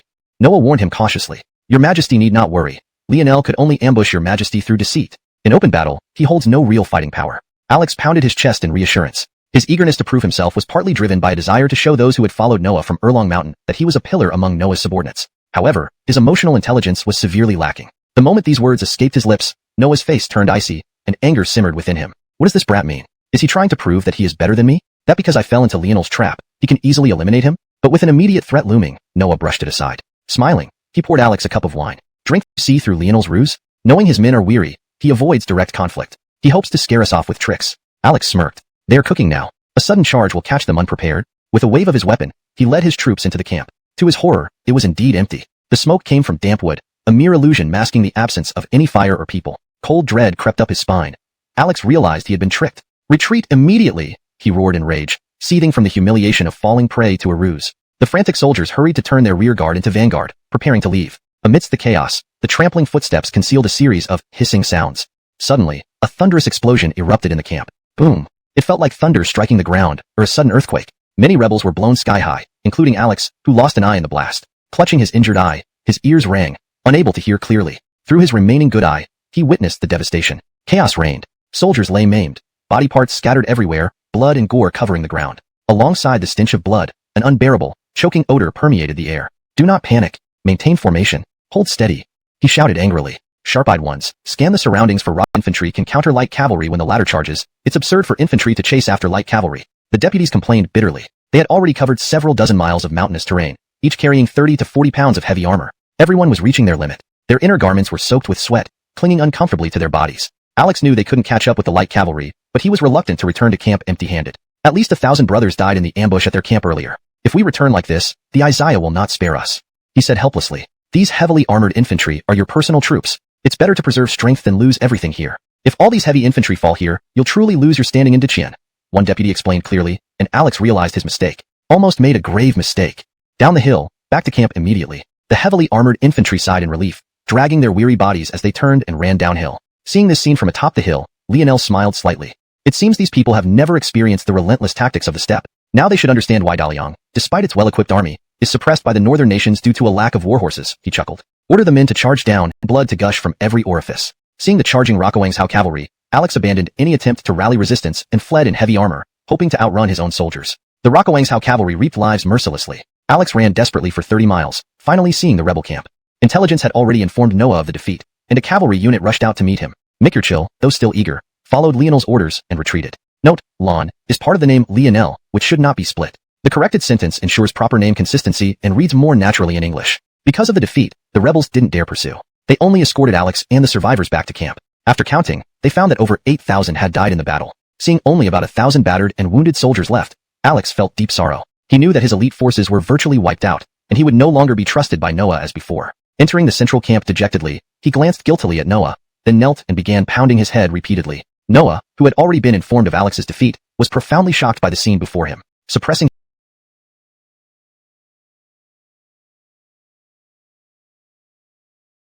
After all, he had already tasted the life of an emperor. It was easy to grow accustomed to luxury, but hard to revert to frugality. How could he willingly return to the mountains and become a bandit hunted by everyone? Advisor, you have never dealt with Lionel, so you don't know how dangerous he is. This guy is incredibly strong. His Xuanhuan troops frequently engage in battles with various tribes on the steppes, making them all elite warriors. As for our troops, don't take offense when I speak frankly. Most of us are just mountain bandits. How can we possibly be a match for Lionel? Noah's words were harsh, and at any other time, his subordinates would have harbored resentment. But now, everyone remained silent, without anyone daring to refute him. Most people present had experienced the ambush set by Lionel. They had suffered heavy casualties even before they saw the enemy. No one wanted to continue fighting against Lionel. Your Majesty, choosing to return to the mountain and continue being bandits is truly a blunder that will result in total failure. Huxley pleaded earnestly. Why would our 8 armies be loyal to you? It's because you give them hope. If you can achieve power over the entire realm, these soldiers who follow you will leap into prominence as prestigious families. If you go back to being a bandit on the mountain, they will see no future. Do you think many would still follow you wholeheartedly? The score once and for all. Upon hearing this, Alex, the usually arrogant pro-war leader, shook his head vigorously. Please reconsider, Your Majesty. Lionel is not only cunning and brave, but also has a peculiar ability to manipulate earth dragons. My troops and I fell for his trap because we were caught off guard. Alex actually advised against rushing into battle. The loyal high-ranking officers from Erlong Mountain sneered at Alex's words. How fantastical can you get? If Lionel could control earth dragons, he could bury all our camps effortlessly. Why bother leading troops into battle? I think you're exaggerating to mitigate your failures. Don't listen to this madman. Some accused Alex, while others urged immediate action. Alex felt a pang of bitterness. Pointing to his blinded eye, he said, Do you think I would lie to you? Look at my eye. It was blinded in the explosion caused by the earth dragon. Would I blind myself to report false information? While speaking, he removed his damaged eyeball from the socket, blood dripping profusely. He didn't even cry out. This sight sent shivers down everyone's spines. I am not afraid of battle and do not need excuses. Can my bravery be questioned by you? He shouted in anger. Seeing this, Noah, who had been skeptical, now firmly believed Alex was mentally unstable from the defeat. First, take General Clarence away and tend to him. After Alex left, Noah drew his sword. Follow me into battle. Charge until death. The leaders of mountain bandit origin began screaming wildly, rallying the nearly 70,000 troops marching toward Lionel's camp. They saw the camp of the Xuanhuan army from afar. It was nestled in a valley surrounded by hills. Noah beamed with joy. Lionel isn't skilled in choosing campsites. He chose the valley despite its flat terrain and abundant water supply. Once surrounded, they will not escape. Noah spoke excitedly. Immediately charge up the hills and attack from above. Surround them.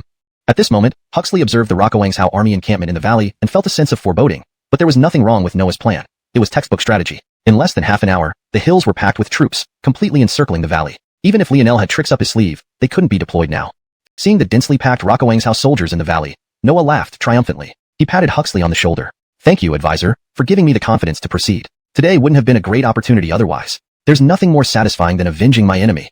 Hashtag chapter 207. King of Mickey, I surrender. Huxley wore a smile but said little. It seemed his earlier concerns were unfounded. Now that the encirclement was complete, Lionel had no means. Looking at the mountain, though strewn with small rocks, the soil appeared relatively soft. Suddenly, Huxley recalled Alex's mention of dragon turning over. While he initially dismissed it as absurd, what if there was truth?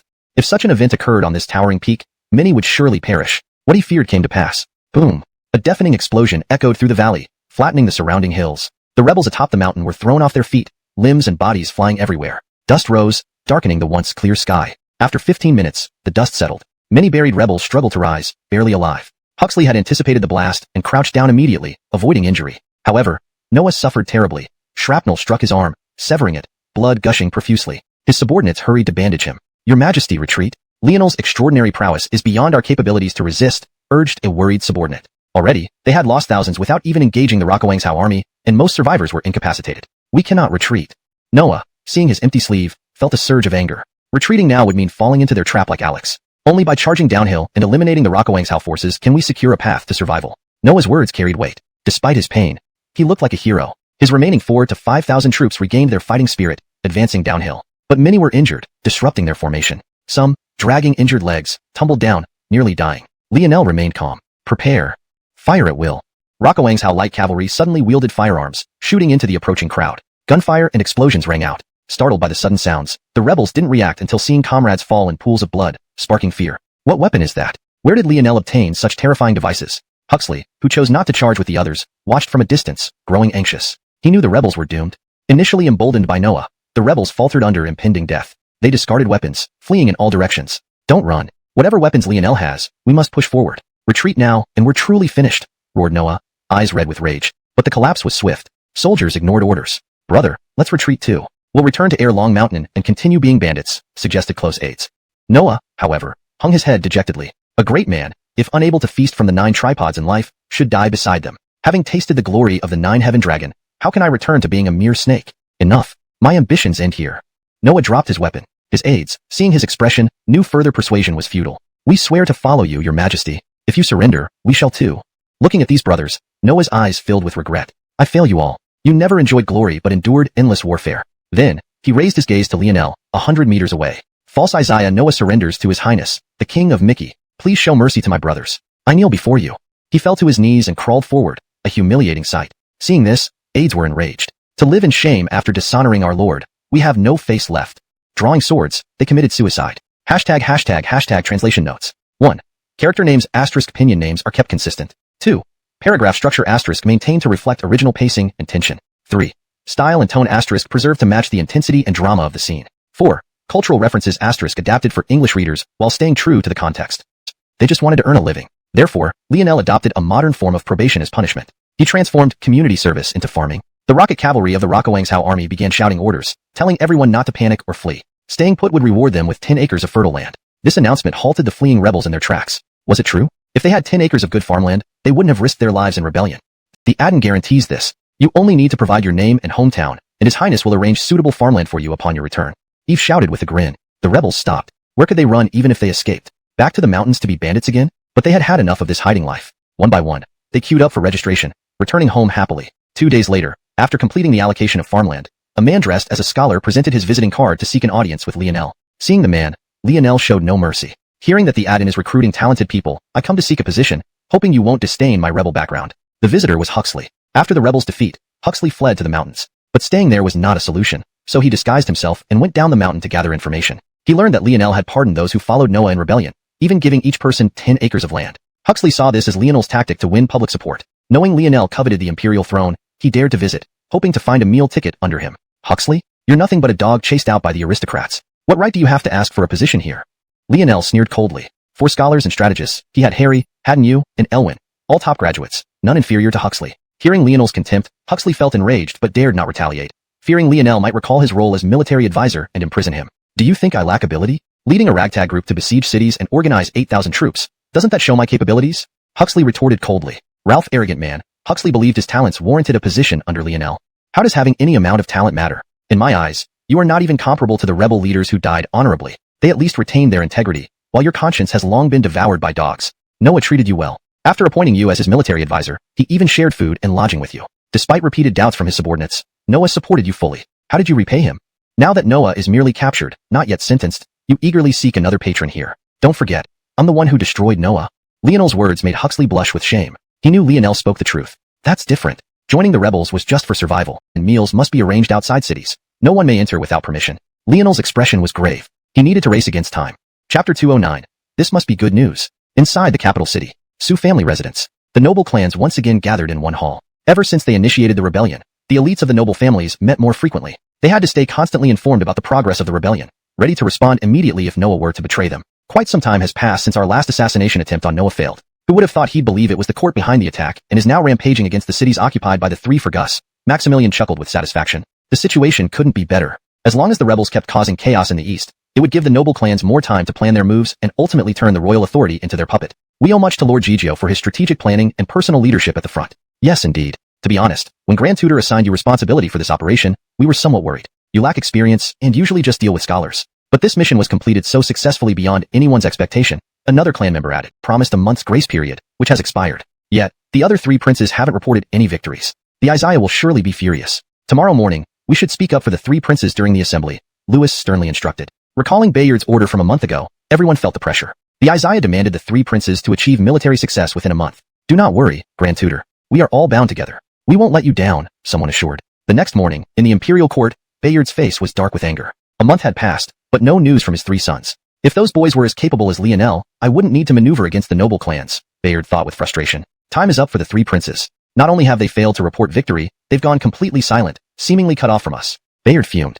Darien looked embarrassed, recalling how Bayard praised the 3 princes a month ago. Your Majesty, military orders are like mountains. Since you issued a decree and the 3 princes failed to achieve success, they must be punished according to military law. Darien stepped forward. However, before Darien finished, Maximilian stood up. Your Majesty, perhaps we should observe things a bit longer. If the 3 princes haven't achieved victory, they would have sent word by now. Walking out of the minister's line, he bowed to Bayard in celebration. Seeing this, the officials of the noble clans shouted in unison. Congratulations, your majesty. Blessed with 3 outstanding princes, the realm of Daliang shall stand eternal. Long live the Isaiah.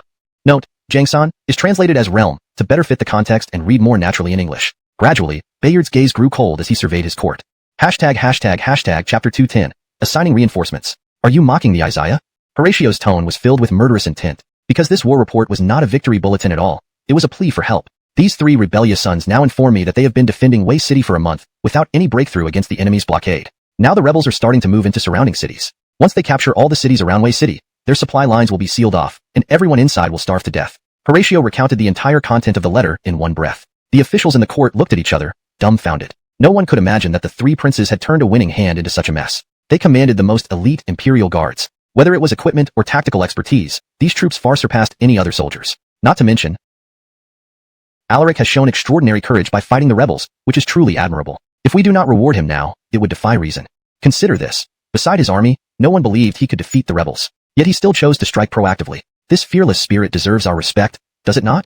Zoltan appealed emotionally and logically. Even many officials from influential families nodded unconsciously. Horatio was deeply moved. He felt as though he were Lionel, bravely battling on the front lines, while his brothers, who stood ready to stab him in the back, threatened his every move. Where else could he find such loyalty? I've decided. I will appoint Lionel as the governor of Hangzhou and bestow upon him the rank of Kai Fu Yitong Sansi. He will oversee all military and political matters in Hangzhou. Hearing this, Zoltan was overjoyed. He thought Horatio would only give verbal praise or some gold and silver rewards. But never did he expect Horatio to directly hand over prosperous Hangzhou to Lionel. The influential families were worried but powerless. After all, Lionel had achieved monumental feats, acknowledged even by the 3 princes. They couldn't continue to twist facts. Your Majesty, although Alaric fights bravely and fearlessly, he faces an army of 80,000 rebels. The numerical disparity cannot be made up by bravery alone. We must send reinforcements, Darian reminded. Horatio nodded anxiously. Loyal Lionel must not die at the hands of the rebels. Even those incompetent princes, though disappointing, were still his blood. General Chung is correct. Absolutely, they cannot fall to the rebels. I hereby order General Chung to lead an army of 100,000 to suppress the rebellion. Depart immediately. Do not delay. Adjourn the court. This time, Horatio made his decision without consulting the ministers. His children's lives were at stake. There could be no delay. Darian, having received the order, dared not hesitate. He rushed to prepare the imperial guards for battle. After the court adjourned, many officials surrounded Zoltan, showing deference. These people had been undecided among the princes. Seeing Lionel's bravery and righteousness, they made up their minds. In the end, officials would inevitably choose sides. Better to pick someone who could protect them. At least so far, Lionel seemed to have the best chances among the princes. Ralph as Lionel's future father-in-law, Zoltan was crucial for anyone hoping to align with Lionel. Secretary Qi really found an excellent son-in-law. Alaric is brave and loyal. If he ascends the throne, you'll become the royal father-in-law. How enviable. Pity I didn't have a good daughter. Otherwise, I'd marry her to Alaric. In any case, when Alaric returns, you must rescue Lionel first. As for the other 3 rebellious children, they have the city walls as their defense, and they won't be in immediate danger. A bit of fear might do them good. Hearing Horatio's private words, Darian instantly understood his intentions. It was just a way to remind those arrogant ones of their place. Your Majesty, rest assured, I will not disappoint you, Darian said with excitement. Horatio, entrusting the task of disciplining his children to him, showed immense trust. Warriors, in the east of our great Rockawang, a rebellion rages, and countless civilians are suffering. This is our great opportunity to build military glory. Follow me into battle. Darian turned around, facing the 10,000 soldiers arrayed before him, raising the sword from his belt. On the drill ground, countless elite warriors shouted in unison, exuding an overwhelming aura of war. Among the officials, those from the noble families looked pale at this sight. Though they also trained private armies, there was a huge gap compared to the regular Imperial Guard. The difference was not just in equipment, but also in the spirit and morale of the troops. The Imperial Guard, being crucial for the capital's defense, consisted of elite soldiers, far superior to ordinary troops. Maximilian lowered his head. Let them fight. Let the court and rebels decimate each other. Our noble clans will run the army, surrounded by guards, unable to enter the city in time. The officials followed hurriedly, praying silently that Darian's army would subdue the rebels successfully. Otherwise, Great Rockawang would fall today. Darian was also tense. Despite his confidence in the Imperial Guard, the rebel forces, capable of crossing provinces, must be formidable. When the distant rebels finally appeared, everyone froze. Upon seeing the banners carried by the approaching army, they breathed a sigh of relief. It was a huge misunderstanding. It's Alaric. How strange. Shouldn't Alaric be chasing the rebels? Why would he be here in the capital? Curiosity filled everyone's hearts. Seeing the danger dissipate, the emperor and officials once again stood proudly before Darian. Seeing Lionel approaching, officials like Maximilian were visibly agitated. I thought Lionel was pursuing the rebels. Who knew he deceived even the princes and fled back here with his troops? Maximilian pointed at Lionel. Many officials echoed his sentiments. Horatio's face was grim. He did not believe his son would flee the battlefield, but the current situation suggested that what Maximilian said might be true. After days of hard travel, Lionel's Rockawangzhou army finally reached the outskirts of the capital. Seeing another army lined up outside the city, he was surprised. Had his father already known he was returning victorious and thus prepared to welcome him? Your humble son pays respects to your majesty. Just a small contribution. There's no need for such a grand welcome, with 10,000 imperial guards sent to greet me. It makes me feel unworthy.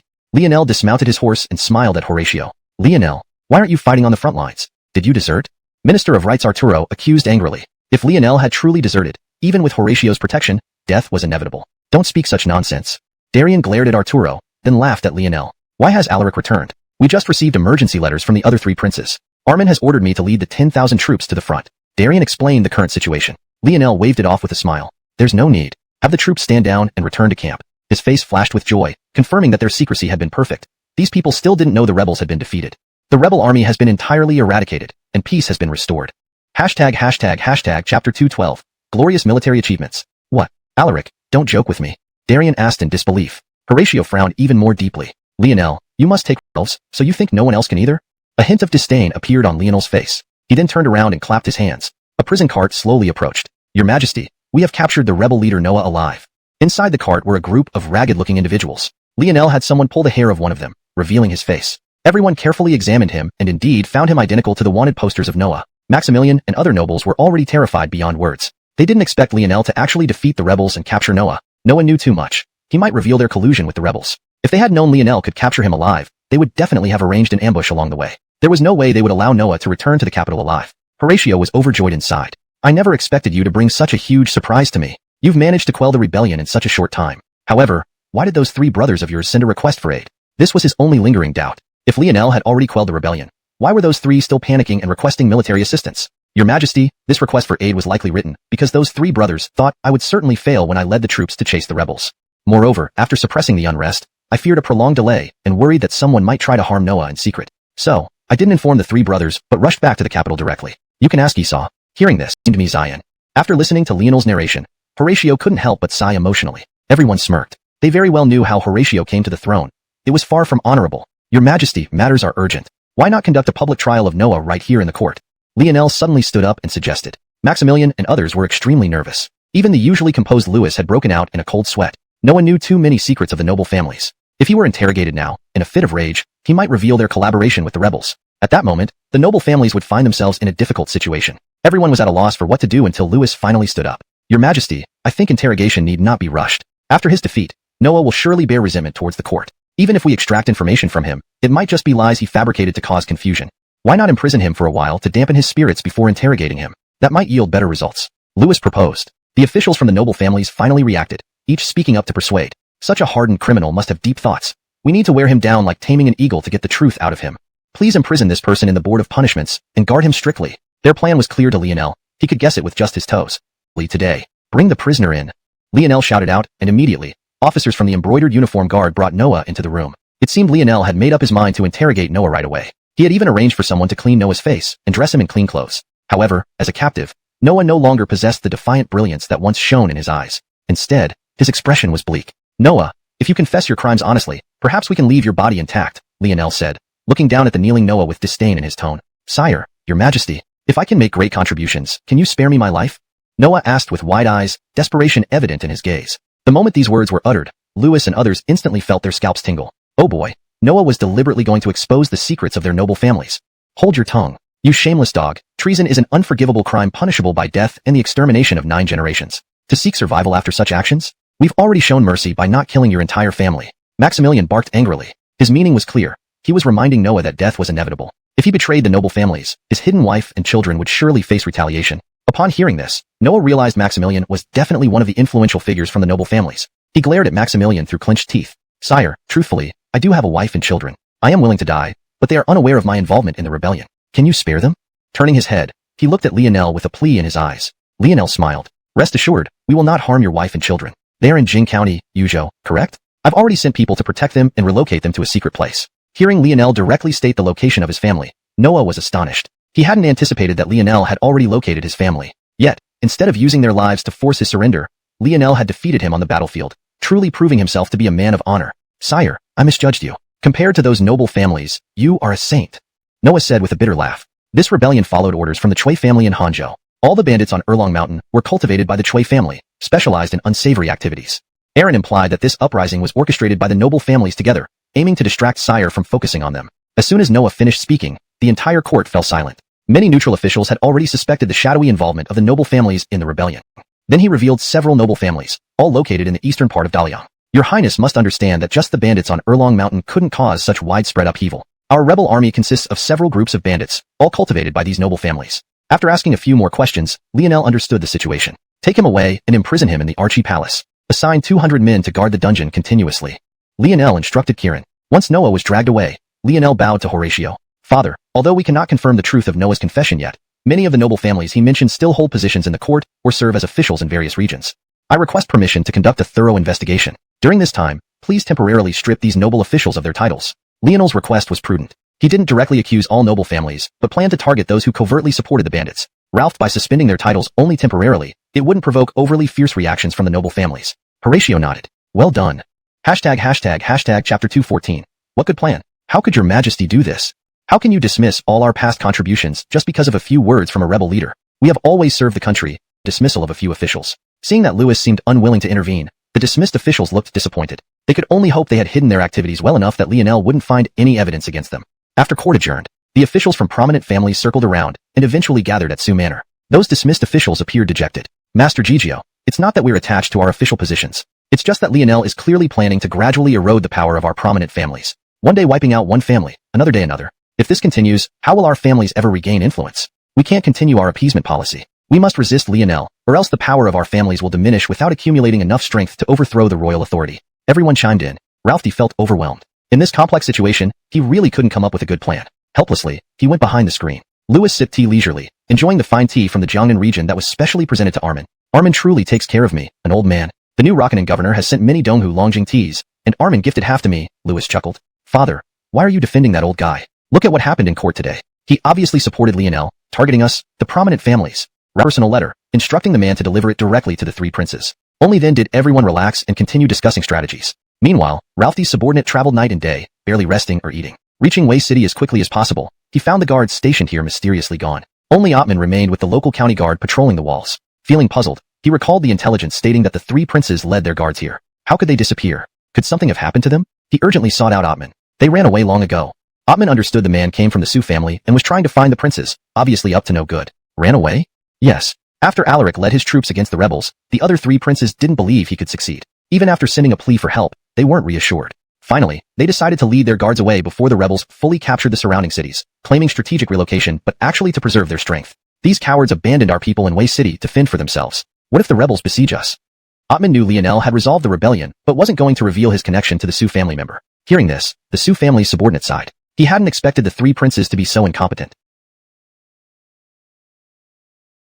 Their armor, their soldiers, but such a ragged state is unusual. Are they prisoners of the rebels? Another speculated. No way. Even if they were, they should be escorted by our own soldiers. The princes blushed deeply at the comments of the civilians, wishing they could vanish into thin air. Despite their disorderly entrance, the group still drew considerable attention. The Emil immediately ordered Kobe and others to return to camp while he and his brothers prepared to meet the Isaiah, hoping to explain the dire situation and the overwhelming strength of the rebels. He believed that once the Isaiah understood, he would surely forgive them. At that moment, Joaquin was in the palace, listening to Lionel's report. Dominic hurried in, breathless. Your Majesty, the three princes have returned. Hearing this, Dovey was puzzled. Could it be that the three princes had learned that Lionel had defeated the rebels and so decided to return triumphantly? Let them in, Dovey instructed, intrigued to see what had happened. The three princes entered with visible apprehension. However, when they saw Lionel standing calmly beside the Isaiah, their eyes widened in shock. Lionel had returned to the capital before them? They had foolishly assumed that he would chase after the rebels, securing their survival, only to realize he had chosen the same path of Lionel down with them. He unsheathed his jade belt and struck them hard. For fleeing without a fight.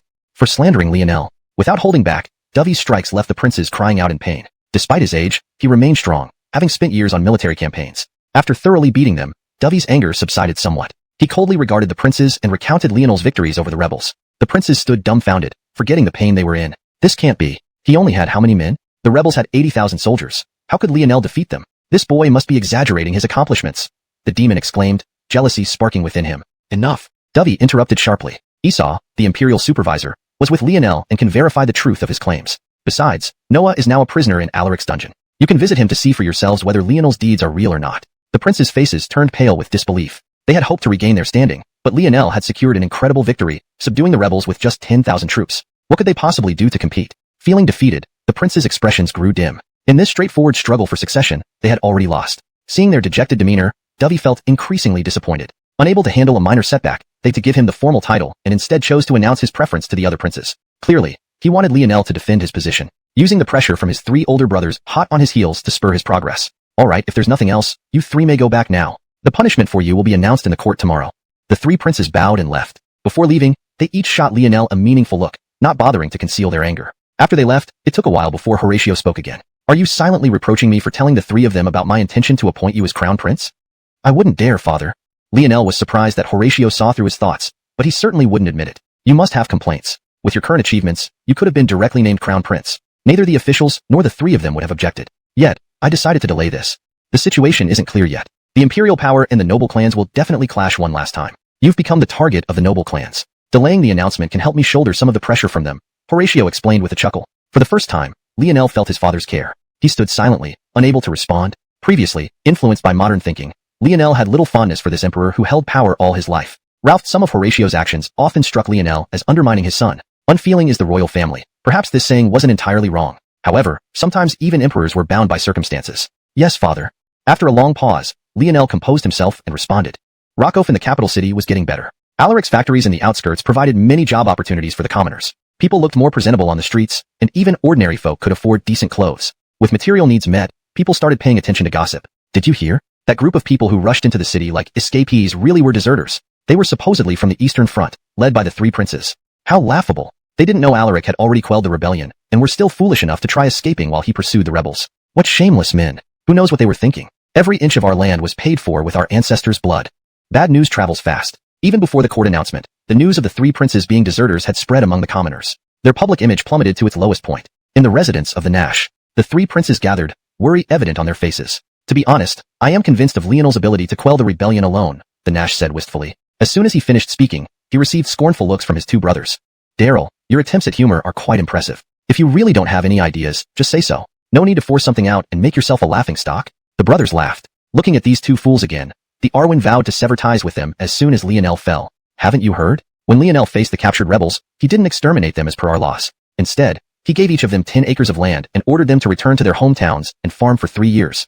Chapter 217, defection. Everyone fell silent. This was indeed the critical point in impeaching Lionel. You're right. My father has always placed utmost importance on the throne. If Lionel is truly involved with the rebels, he would certainly lose my father's favor, the demon said. Fine. Since that's the case, we should return and discuss this matter with our officials. We will impeach Lionel on these grounds tomorrow. We cannot let the position of Xian slip away so easily.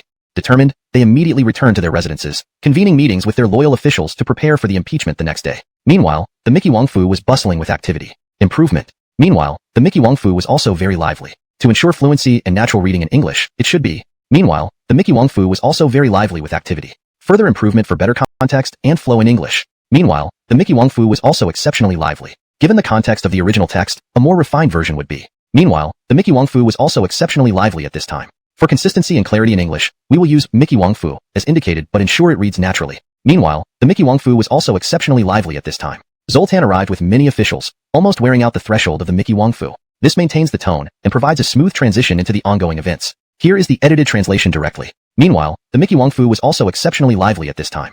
Zoltan arrived with many officials, almost wearing out the threshold of the Mickey Wong Fu. Zoltan, accompanied by many officials, had almost worn out the doorstep of the Mickey Wong Fu. Zoltan had previously mentioned bringing some officials who were prepared to pledge their allegiance to Lionel, so Lionel had prepared a grand banquet ahead of time.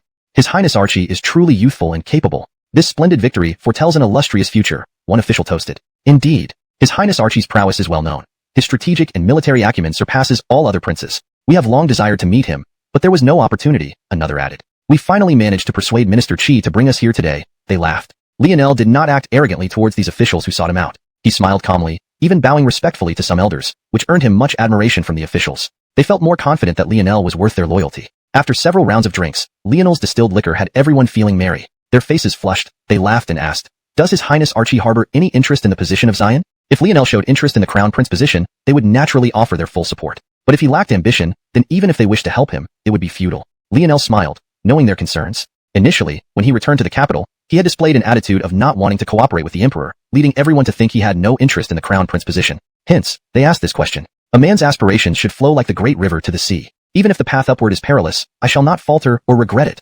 Lionel said solemnly, finishing his drink. Hearing this, the visiting officials rejoiced. As long as Lionel was willing to compete for the crown prince position, with his current achievements and their support, resistance would undoubtedly be minimal. Once he ascended the throne, they, having supported him from the beginning, might also rise in rank. Passed him on the road and stopped to greet him politely. He reciprocated courteously. The commoners in the capital lived comfortably, their faces filled with happiness. Upon arriving at the court, Lionel noticed something peculiar. The three royal brothers looked at him with less hate and more mockery. He grew wary. They wouldn't willingly relinquish the crown prince position, so there might be hidden plots today. He exchanged a glance with Zoltan, who understood immediately. Soon after, Isaiah Horatio emerged from behind the hall. He glanced sternly at the three princes standing among the highest-ranking officials. You abandoned your posts and acted recklessly, disregarding the land of Derakawang. I hereby demote each of you one rank from your current positions. The three princes visibly relaxed. A mere demotion was manageable. Forget your relief. Had it not been for Lionel's success against the rebels, your crimes would warrant execution. Isaiah Horatio coldly remarked, seeing through their relief. Their envy grew. Ralphie, other business? The emperor asked the court. Then, General Amiri stepped forward. Your Majesty, there is something that requires your decision. I heard that after capturing tens of thousands of rebels, His Highness Archie did not execute them according to Derakawang law. Instead, he freed them and even become ammunition for his political enemies. But there had been compelling reasons for his actions at the time. As the ministers grew increasingly heated, even Isaiah Horatio on the dragon throne felt agitated. While he wished to protect Lionel, he lacked a convincing argument to persuade the entire court. At this moment, Zoltan stood up. I believe everyone is wrongfully accusing Alaric. As the Minister of Revenue, I have insight into Alaric's decision to release the rebel captives. Let me explain it. Though many officials knew Zoltan was allied with Lionel and would likely defend him, they still quieted down, eager to hear how he would address this seemingly hopeless situation. According to fiscal reports from the affected regions, over 20 counties in the eastern region have turned to wasteland due to the war. The civilians are either dead or have joined Noah's rebellion. If Lionel had executed all rebel prisoners, these war-ravaged cities would turn into ghost towns. But if the rebels can cultivate the land again, the population will gradually return. Isn't this a great deed for both state and people? Why do you accuse Alaric of colluding with rebels? Would you prefer our country's lands remain barren? Just as officials from the Isaac's faction and the noble factions were about to vehemently challenge this, several other officials unexpectedly stood up in support of Lionel. These officials isolating him from Lionel. But what if an accident occurs to Noah in the penal department or Ministry of Justice? Who would take responsibility then? Lionel asked coldly. This question instantly stumped Maximilian. Once Noah was imprisoned, they could find ways to eliminate him slowly. But Lionel's question left him speechless. Finally, the seasoned Lewis stepped forward. Naturally, the Minister of Penal Affairs would be responsible. Minister of Penal Affairs Dallas, also from the noble families, paled upon hearing this but struggled to respond. He feared becoming a pawn discarded by the noble families. With the conversation reaching this point, Isaiah Horatio couldn't intervene. He reluctantly nodded. Lionel, hand over the prisoner to the penal department when you return. Ensure his personal safety during the transfer.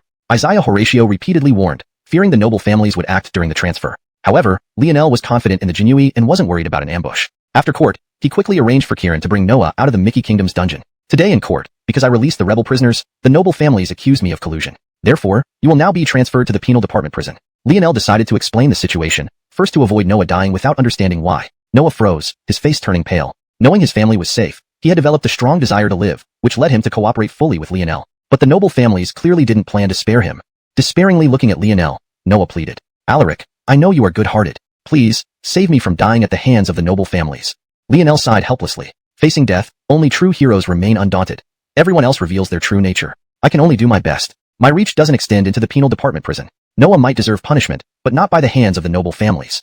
Chapter 219. Transfer to the Ministry of Punishments. Noah was transferred to the prison of the Ministry of Punishments without a hitch. There were no dramatic assassination attempts or anything of the sort during the transfer. At least, the noble families wouldn't dare kill Noah so hastily, as that would only increase their own suspicion. Hastily rushing over. Upon learning that Lionel had already sent Noah away, Harry and others hurriedly arrived. Your Highness, why did you send Noah away so easily? After all, in the court session, it was only mentioned that Noah would be transferred to the Ministry of Punishments, but no specific time was set. You could have delayed it a bit longer, Harry said anxiously. If the nobles want Noah dead, they would definitely have a backup plan. Since Armin has already spoken, if I delay any further in handing over Noah, it might anger the Isaiah, Lionel replied helplessly. He had thought that, with the advantage of being a xuanhuan, a person who has traveled through time, having the experience of 2 lifetimes, and an extensive knowledge of historical political struggles stored in his mind, he would certainly be able to wield significant influence in the court. However, in practice, he found it far more difficult than imagined. Note: for a more natural English flow, xuanhuan can be translated contextually as a person who has traveled through time, or similar phrasing depending on the narrative style. Revised for natural English flow. He had thought that, with the advantage of being a person who had traveled through time, and with the experience of 2 lifetimes and extensive knowledge of historical political struggles at his disposal, he would certainly be able to wield significant influence in the court. However, in practice, he found it far more challenging than he had imagined. Your Highness, they might not actually kill Noah, Harry said with a bitter laugh. They may subject him to severe torture, forcing him to confess things that are unfavorable to you. If you're implicated in collaborating with the rebels, even the Isaiah might not be able to protect you. Hearing this, Lionel broke out in cold sweat. He hadn't considered this angle. The nobles were not people to be underestimated. If they fabricated false evidence through torture, he might have no way. Harry.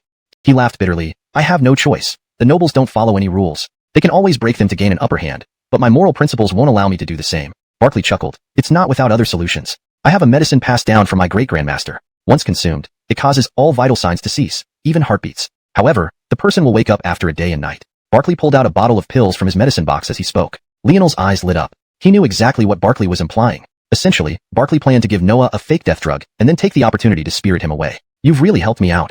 Lionel exclaimed gratefully. #### Isaac's residence. Everyone gathered in the hall. The situation in the court today, everyone should have seen it clearly, said Emile grimly, holding a teacup. None of us expected those neutral old fellows to side with Lionel. Does that boy really have such charisma? As long as they chose one of us three, it would have been an acceptable outcome. Everyone felt gloomy. They hadn't anticipated Lionel recruiting so many officials in such a short time. That's not what I meant, Emile frowned, feeling frustrated by his brother's lack of intelligence. Now father has arranged for Lionel to transfer Noah to the Ministry of Punishments. The nobles won't kill Noah in structure as requested. ###Chapter 220, feigning death to escape. The three princes prepared to take action personally. To threaten Noah, they wouldn't entrust such a secretive task to their subordinates. They simply didn't trust them enough. If they entrusted it to one prince alone, they feared that he might drag the other two into the mess as well, so they decided to act together. With their status, after arriving at the Ministry of Justice, they exchanged a few brief words with Dallas, who immediately arranged for his men to escort the three princes to the prison. Of course, a necessary pat-down was not skipped. Lewis had clearly stated before that if Noah died in the ministry's prison, Dallas would be held accountable. However, considering the princes' statuses, even if they intended to kill Noah, they definitely wouldn't do it personally. Thus, Dallas didn't worry much about it. Walking deep into the prison, the three princes couldn't help but frown. They had never been to such a chaotic place. Dark and damp, infested with snakes and rats. The air was filled with a stench. Your Highnesses, criminal Noah is inside. The jailer pointed to the deepest cell and told them. Jamie nodded, then took out a silver ingot from his sleeve and threw it to the jailer. Wait outside. My brothers and I have important matters to discuss with Noah. The jailer weighed the silver ingot in his hand, finding it worth about 20 taels, but to death upon entering. You must witness for me. I only gave him a few gentle kicks, and nobody expected him to die suddenly, but I suspect he was already dead. When he was slumped in the corner earlier, he looked like a corpse. Jamie's words quickly gained agreement from the other two. That's right. Someone must have framed us on purpose. Could it be Dallas? He's from a powerful family. They wouldn't want Noah alive. Taking advantage of our visit, he framed us for murder. In this way, Dallas avoids responsibility, and the powerful family successfully silences him. Ferguson quickly spun an intricate conspiracy. His reasoning was logical, forming a closed loop. Even Jamie couldn't find any flaws. Jamie nodded. You're right. It must be the powerful families framing us. Let's keep quiet for now. This is Dallas's turf. We'll deal with this after we leave the Ministry of Justice. They hastily left, even ignoring Dallas's greetings as he approached. This puzzled Dallas. Hadn't the powerful families been collaborating with the three princes? At that moment, the jailer rushed out, wailing. Minister, bad news. Noah has died in the prison. You must come and see.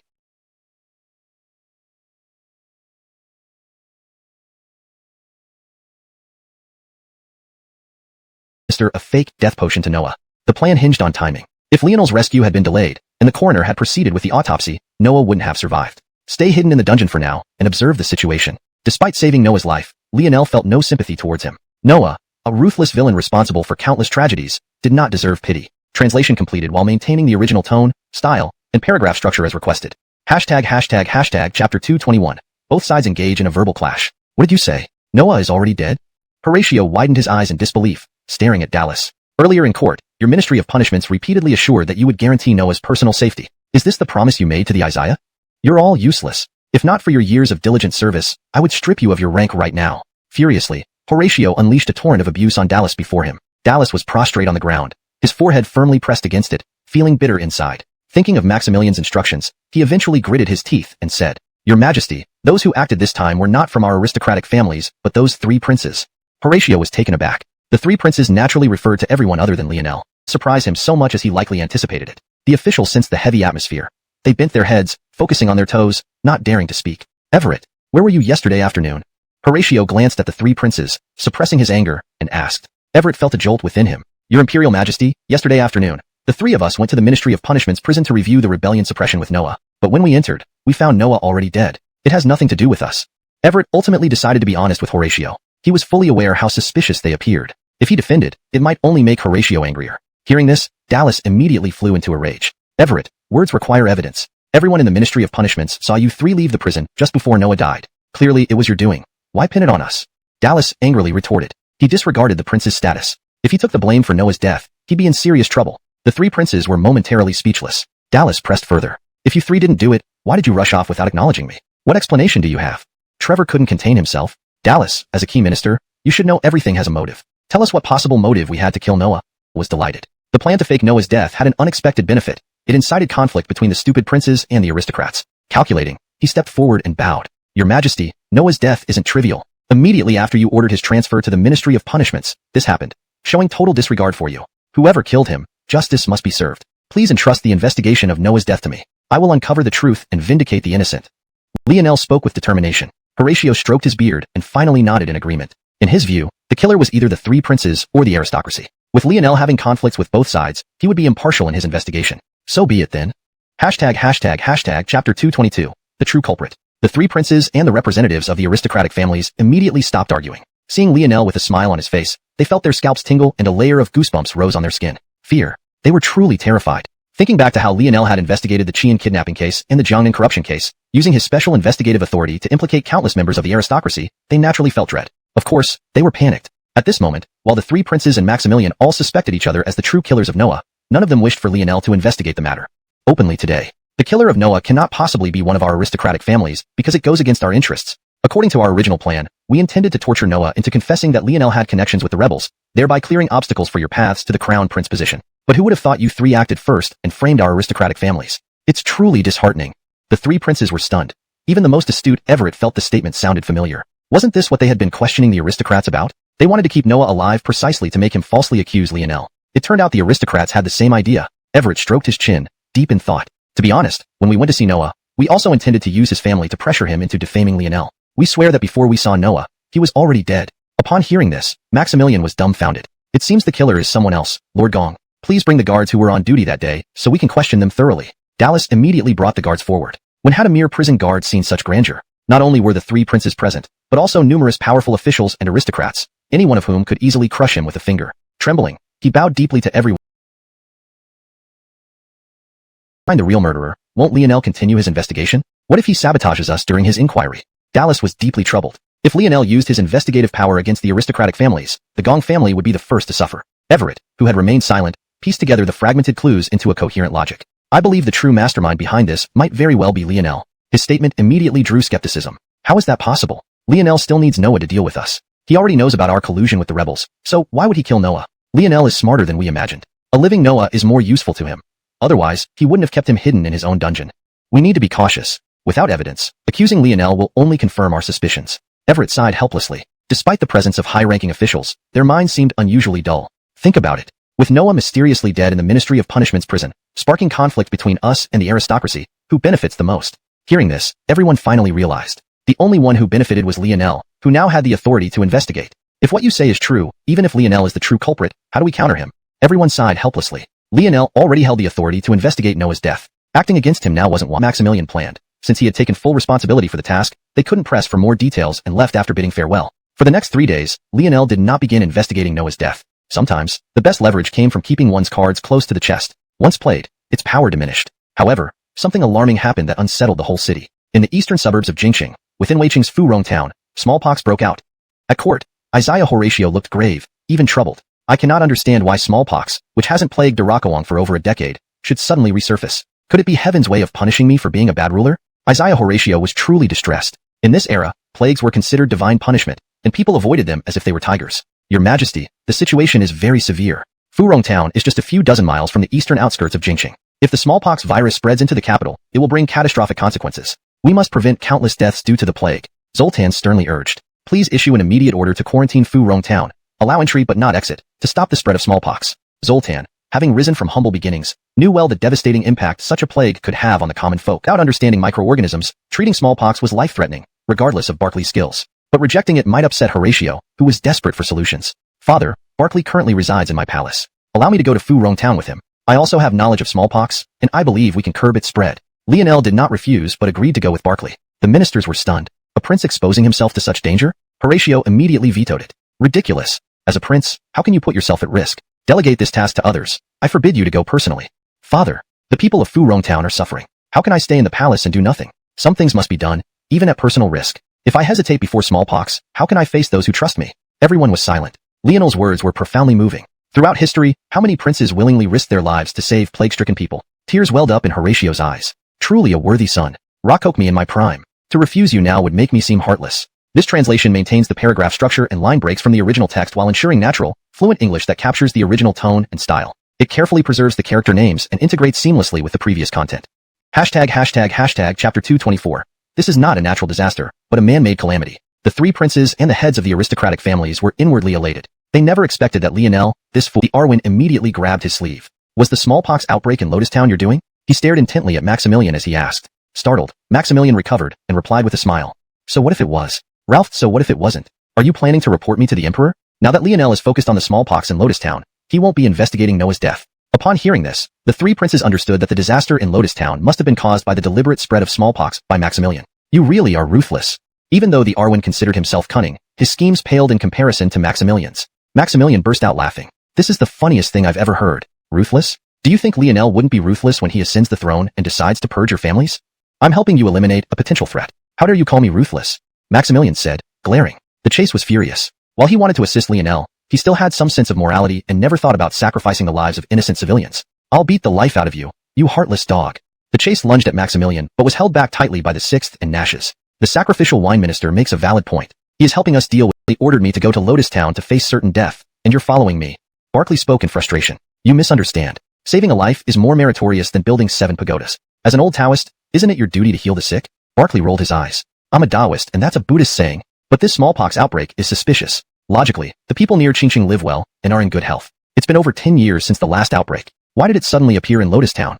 Barclay frowned, feeling puzzled. We'll find out once we get there. Lionel was equally perplexed. Now, why would a prince like you come along to Lotus Town? Wanting to share my tragic fate? Lionel smiled. You don't know this? Treating smallpox is indeed complex, but preventing it is quite simple. He then instructed someone to fetch a silver needle and a wide-mouthed glass bottle containing a small amount of liquid, which looked quite revolting. Lionel dipped the needle into the liquid and rolled up his sleeve, gently pricking his arm. What are you doing? Masochism? Barclay asked, somewhat skeptical. Do you know the mechanism behind smallpox? Lionel didn't answer directly in less than half a day. Previously, as a transit point for merchants entering the capital, Furong Town had been bustling with prosperity. However, now it was very different. There wasn't a single person on the streets. With over 100 people following him, the only sound was the clopping of hooves. What a desolate scene, he remarked with some emotion. Gather everyone who hasn't contracted smallpox. Have them assemble on the street for vaccination, Lionel instructed. The brocade guard sprang into action. Villagers, open up. We're from Alaric's residence. His Highness has found a way to cure your illness. Come out and get treated immediately. You won't have to pay a penny for the vaccine. Please come out. Do you want to stay locked in this town forever? If you catch smallpox, it could be deadly. Surprisingly, regardless of how much the brocade guard shouted, the townsfolk remained shut inside their homes, unwilling to come out. This left Lionel quite astonished. Did they not fear death? Bring the chief magistrate here, Lionel instructed, furrowing his brows. Perhaps the common folk didn't wish to meet him, but as an official, the chief magistrate had to appear. However, even after much calling, the chief magistrate refused to leave his house. Your Highness, any questions you have can be answered through the door. Please do not enter, he called out helplessly. Why are you hiding? Speak up. When did the outbreak start? Lionel asked through the door crack. Your worth far outweighs our lives. Your visit is a blessing to us. We cannot let you face the risk of catching smallpox. If you truly want to save us, please leave. Otherwise, we'd rather wait at home until we die. The chief magistrate yelled without answering Lionel's question. Lionel was stunned. No wonder the townsfolk refused to come out. They were worried about infecting him with smallpox. Kick the door down, he ordered Kieran. Kieran stepped forward and kicked the door open. The chief magistrate and his family sighed as the door shattered into pieces. Alaric, why must you put yourself at risk? Even if all 10,000 of us die, it would not matter. As someone who might inherit the throne, why bother saving these lowly lives? The chief magistrate felt deeply moved by Lionel's efforts. News of Lionel's petition to personally visit Furong Town had already spread throughout the town. The locals were grateful and determined never to meet Lionel face-to-face to avoid exposing him to the disease. Organize the townsfolk immediately. Gather everyone who hasn't been infected. Honesty struck deep in his heart. The locals' actions were touching, yet he couldn't just watch a whole town succumb to smallpox. Seeing Lionel's anger, the chief magistrate quickly mobilized his men to gather uninfected residents on the town square. What he wanted. He hoped they would calmly receive the cowpox vaccine and save lives. Half a day passed. Given the severity of the outbreak, Lionel should have been feverish and unconscious by now, but he remained energetic. The villagers stopped crying. The cowpox vaccine actually worked. Chapter 226, Tracing the Source of Smallpox. Everyone, please line up and take turns, Lionel said with a smile to everyone. The villagers stopped crying and causing a fuss. Under the guidance of the genie Wei, they lined up one by one to receive the vaccine. It took an entire day, until the sky turned dark, for the genie Wei to complete the vaccination for all the villagers. Your Highness, what should we do about those who are already infected with smallpox? The Bartolomeo came over, looking somewhat worried. Although it was only the early stage of the smallpox outbreak, more than 100 people had already been infected and were lying in bed, unsure of how to treat themselves. A bitter smile appeared on Lionel's face. He had no effective solution either. Once someone contracted smallpox, there was no good specific medicine available. Even if there were, with Lionel's current level of technology, he could not produce it. Seeing Lionel fall into silence, the Bartolomeo sighed helplessly. He understood. Ralphion, who has already contracted smallpox, should be given some compensation, even though the amount is residence. The Rocco family may not be extremely wealthy, but they own several shops, and life has been relatively comfortable for them, the Bartolomeo explained about the Rocco family. He gently knocked on the door, which was opened by a young man. Seeing Lionel standing at the door, he was taken aback. Alaric, why are you here? Could you possibly have a way to cure my child's smallpox?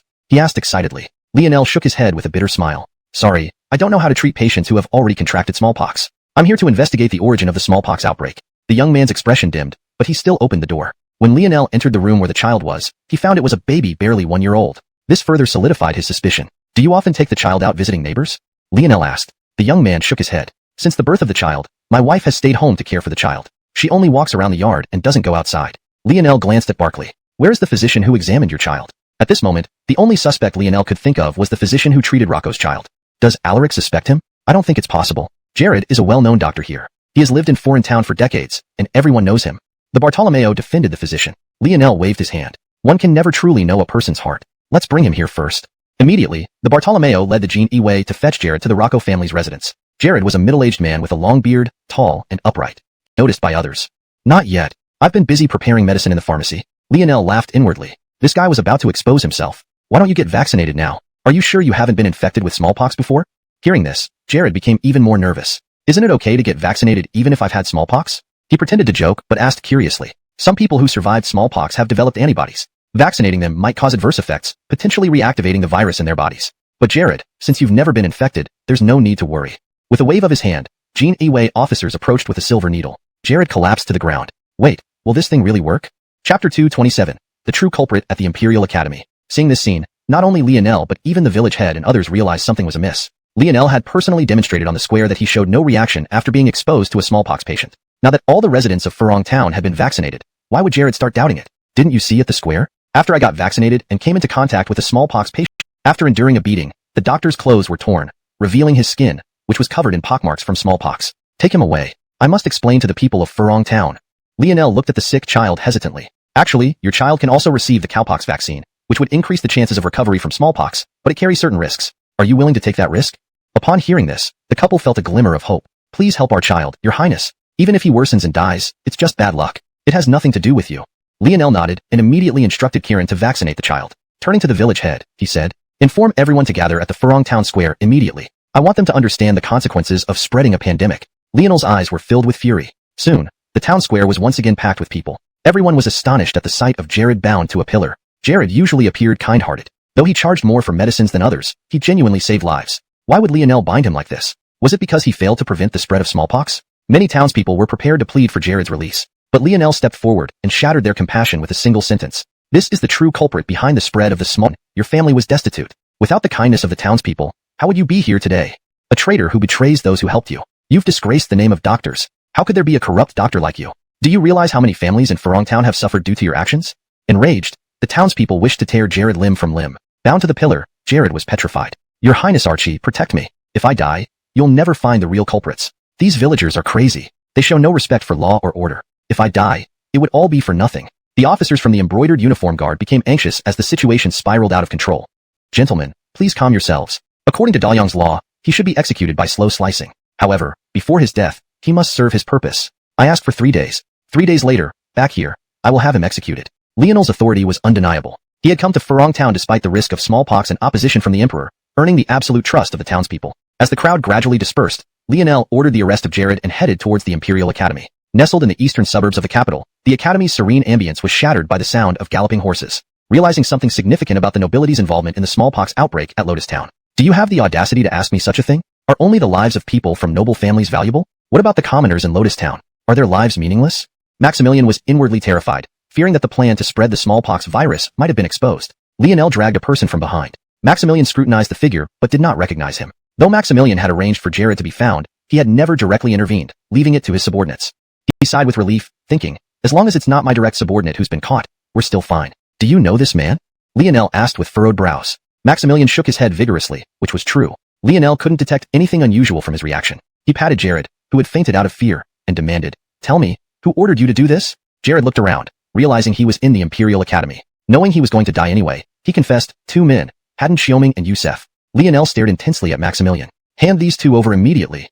Maximilian felt helpless. These two students were his orders to fight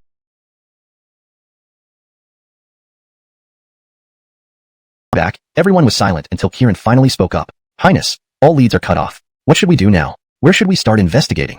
Kieran had been loyal to Lionel for years, and Lionel respected his principles deeply. If not for Chris's prevention methods, perhaps all tens of thousands of people in Lotus Town would have perished. First, report this to the Isaiah and arrange for everyone in the capital to be vaccinated against smallpox. We don't know if it will spread here. The group returned to the capital in silence. Upon hearing the news, officials rushed to the palace. Your Majesty, Lionel is behaving recklessly. He has been in Lotus Town and might have contracted smallpox. He shouldn't enter the capital without reporting first. Please order him to stay outside the city until we confirm he isn't infected. Joaquin ignored their pleas. In his view, Lionel would never harm anyone intentionally. Since you're all here, wait for him. Arrange Lionel's audience immediately. The officials' faces turned pale, surprised that the emperor retained them. If Lionel was indeed infected, they would all suffer. Lionel entered with Jared. Everyone looked at each other, confused. You volunteered to go to Lotus Town. Why are you back so soon? Joaquin asked curiously. Father, the smallpox in Lotus Town has been contained. I developed a vaccine to prevent it. Please order vaccinations for everyone through the assembly. They had thought the smallpox was an unfortunate accident, not an orchestrated event. How could this happen? Joaquin was furious. Knowing that Lotus Town was only tens of miles from the capital, a slight mishandling could have plunged the entire city into chaos. Who would dare act so recklessly? Jared, trembling before the court, dared not utter a word. Father, this man has identified two perpetrators, Haddon Xioming and Youssef, both students at the Imperial Academy. But when we went to retrieve them, they were already dead at the back of the academy. Clearly someone destroyed evidence. Joaquin slammed his desk in rage. What madness! It seems the mastermind has deep roots in the Imperial Academy. I command a thorough investigation. He roared. The officials were alarmed. The three princes paled, knowing Lionel's accusations pointed directly at the aristocracy, specifically Ralphie. Everyone grew grim-faced. What the nobility did put everyone in the capital at risk. Joaquin clenched his fists, fury blazing in his eyes. We must investigate thoroughly and show no mercy to the culprits. He added, as for the citizens, proceed. Arturo glared at Lionel. Lionel ignored him, leaving the hall with Barkley and the weakened Jared. Emile stared after Lionel, his thoughts unclear. Old Six, let's go discuss how to deal with Lionel at Zaire's place today. Didn't expect him to solve the Lotus Town problem so quickly. Isaac invited him. Emile shook his head. I have some matters at home. We'll discuss another day. Leaving hastily, he headed straight to the outskirts and the Imperial Academy. Seeing no one following, he entered and found Ralphie in the main hall. Ralphie looked displeased but said nothing. Everything is ready. When do we move? Emile whispered. Are you mad? Attempting to harm the Emperor now would hasten your demise. Emile sneered. Did you know Lionel already vaccinated all officials? Even ministers doubt its efficacy. Use this chance to poison father and blame it on Lionel. Perfect plan, right? Ralphie's eyes lit up. Brilliant. Are the Tang sect members ready? Ralph time. Emile felt no kinship, only ambition. Using this chance, he could eliminate both Lionel and his father. Once his father died, what could his second and third brothers do to compete? Excellent. Success ensures our clan supports your ascension. Ralphie smiled, relieved that Emile solved potential problems. After all, poisoning the Emperor wasn't his idea. It was Emile's, and he merely introduced the right constitution for the cowpox vaccine. No harm done. It might just be a slight cold, Horatio replied. What did the Imperial physician say? Lionel turned to ask Barker. The physician couldn't diagnose anything specific. So Armin wants you to invite the miracle doctor from your residence to take a look. Of course, Lionel would not refuse. He immediately sent someone to fetch Barkley. Daoist Shun, please check what's wrong with my father quickly. Lionel said anxiously. He knew all too well that the biggest suspect for the Emperor's illness was himself, as many officials still misunderstood the cowpox vaccine, thinking it was injecting toxins into their bodies. If they found out the Emperor had become like this, they would likely impeach him. Barkley examined Horatio's eyes and took his pulse, then spoke confidently. This isn't due to the cowpox vaccine or any common cold, it's poisoning. Lionel firmly believed Barkley's words, while Barker thought he was exaggerating. It's impossible. Armin's meals are always checked for poison before being served. How could he suddenly be poisoned? Dr. Shun, please recheck carefully. As the Emperor's personal eunuch, if the Emperor was indeed poisoned, he could not escape responsibility. Barkley gave Barker a dismissive look. I can confirm the Emperor has been poisoned, specifically by Jintang sect's toxin. These sneaky individuals hide in dark corners, but I can smell their poison no matter how deeply hidden they are. Jintang sect's poison. Lionel suddenly recalled the mass poisoning at the Wincy banquet of new scholars. Could it be the aristocratic clans? Didn't the new scholars at the Wincy banquet also suffer from Jintang sect's poison? Barkley stroked his beard. I don't know who commissioned Jintang sect to create this toxin, but it is definitely their work. Lionel felt a headache coming on. He had dispatched Kieran to investigate the Jintang sect in Shu Commandery, but their base was already abandoned. Is there a way to alleviate father's condition? Lionel asked with furrowed brows. For anyone else, this might be difficult. But for me, it's child's play. I'll prescribe some medicine, and Armin will recover in 2 to 3 days of rest. Horatio nodded. Don't spread the news yet. Let's see who jumps out voluntarily. His face was stern. As a leader, he rarely suffered such humiliation. Who dared to poison him? Lionel nodded in agreement, and left after Barkley wrote the prescription. Barker hesitantly asked, Your Majesty, do you really think Alaric didn't orchestrate this? He thought back and realized no one had a chance to poison the Emperor except during yesterday's vaccination. Horatio shook his head. It's definitely not him. My son inherited almost all of my best qualities, intelligent, thoughtful. If he wanted to harm me, he wouldn't use such clumsy means. Moreover, I've made it clear that I intend to make him heir. What benefits would he gain from my death? His logic convinced Barker. So it must be the aristocratic clan. Demon huffed. Father favors Lionel too much. Maybe he tampered with the needle he used on you. He grumbled but was silenced by Horatio's glare. You insolent brat. How many times have I told you to respect each other as brothers? Horatio scolded angrily. Chapter 231. Rumors spread across the city. After the two princes left, Barker was filled with worry. Only the Isaac didn't come. Could it be that the one who made a move is the Isaac? Horatio shook his head. The suspicion around the Isaac can be dismissed. The one who really took action against me must be either the second or the Emil. The demon made remarks targeting Lionel just now, which seems to have the highest probability. But the Emil has always been cunning. Who knows if he deliberately brought the demon along? Horatio felt an immense headache. No matter what, it must be one of these two fellows. I never thought that after raising them so painstakingly, they would turn against me. Where's their filial piety? Where's their familial bond? Tears welled up in Horatio's eyes. Ralphion, who suffers betrayal from their own flesh and blood, would find it hard to stay composed. After leaving the palace, the demon was still seething. He mustn't succeed. Otherwise, not only will the three princes be in danger, but we will also face certain death.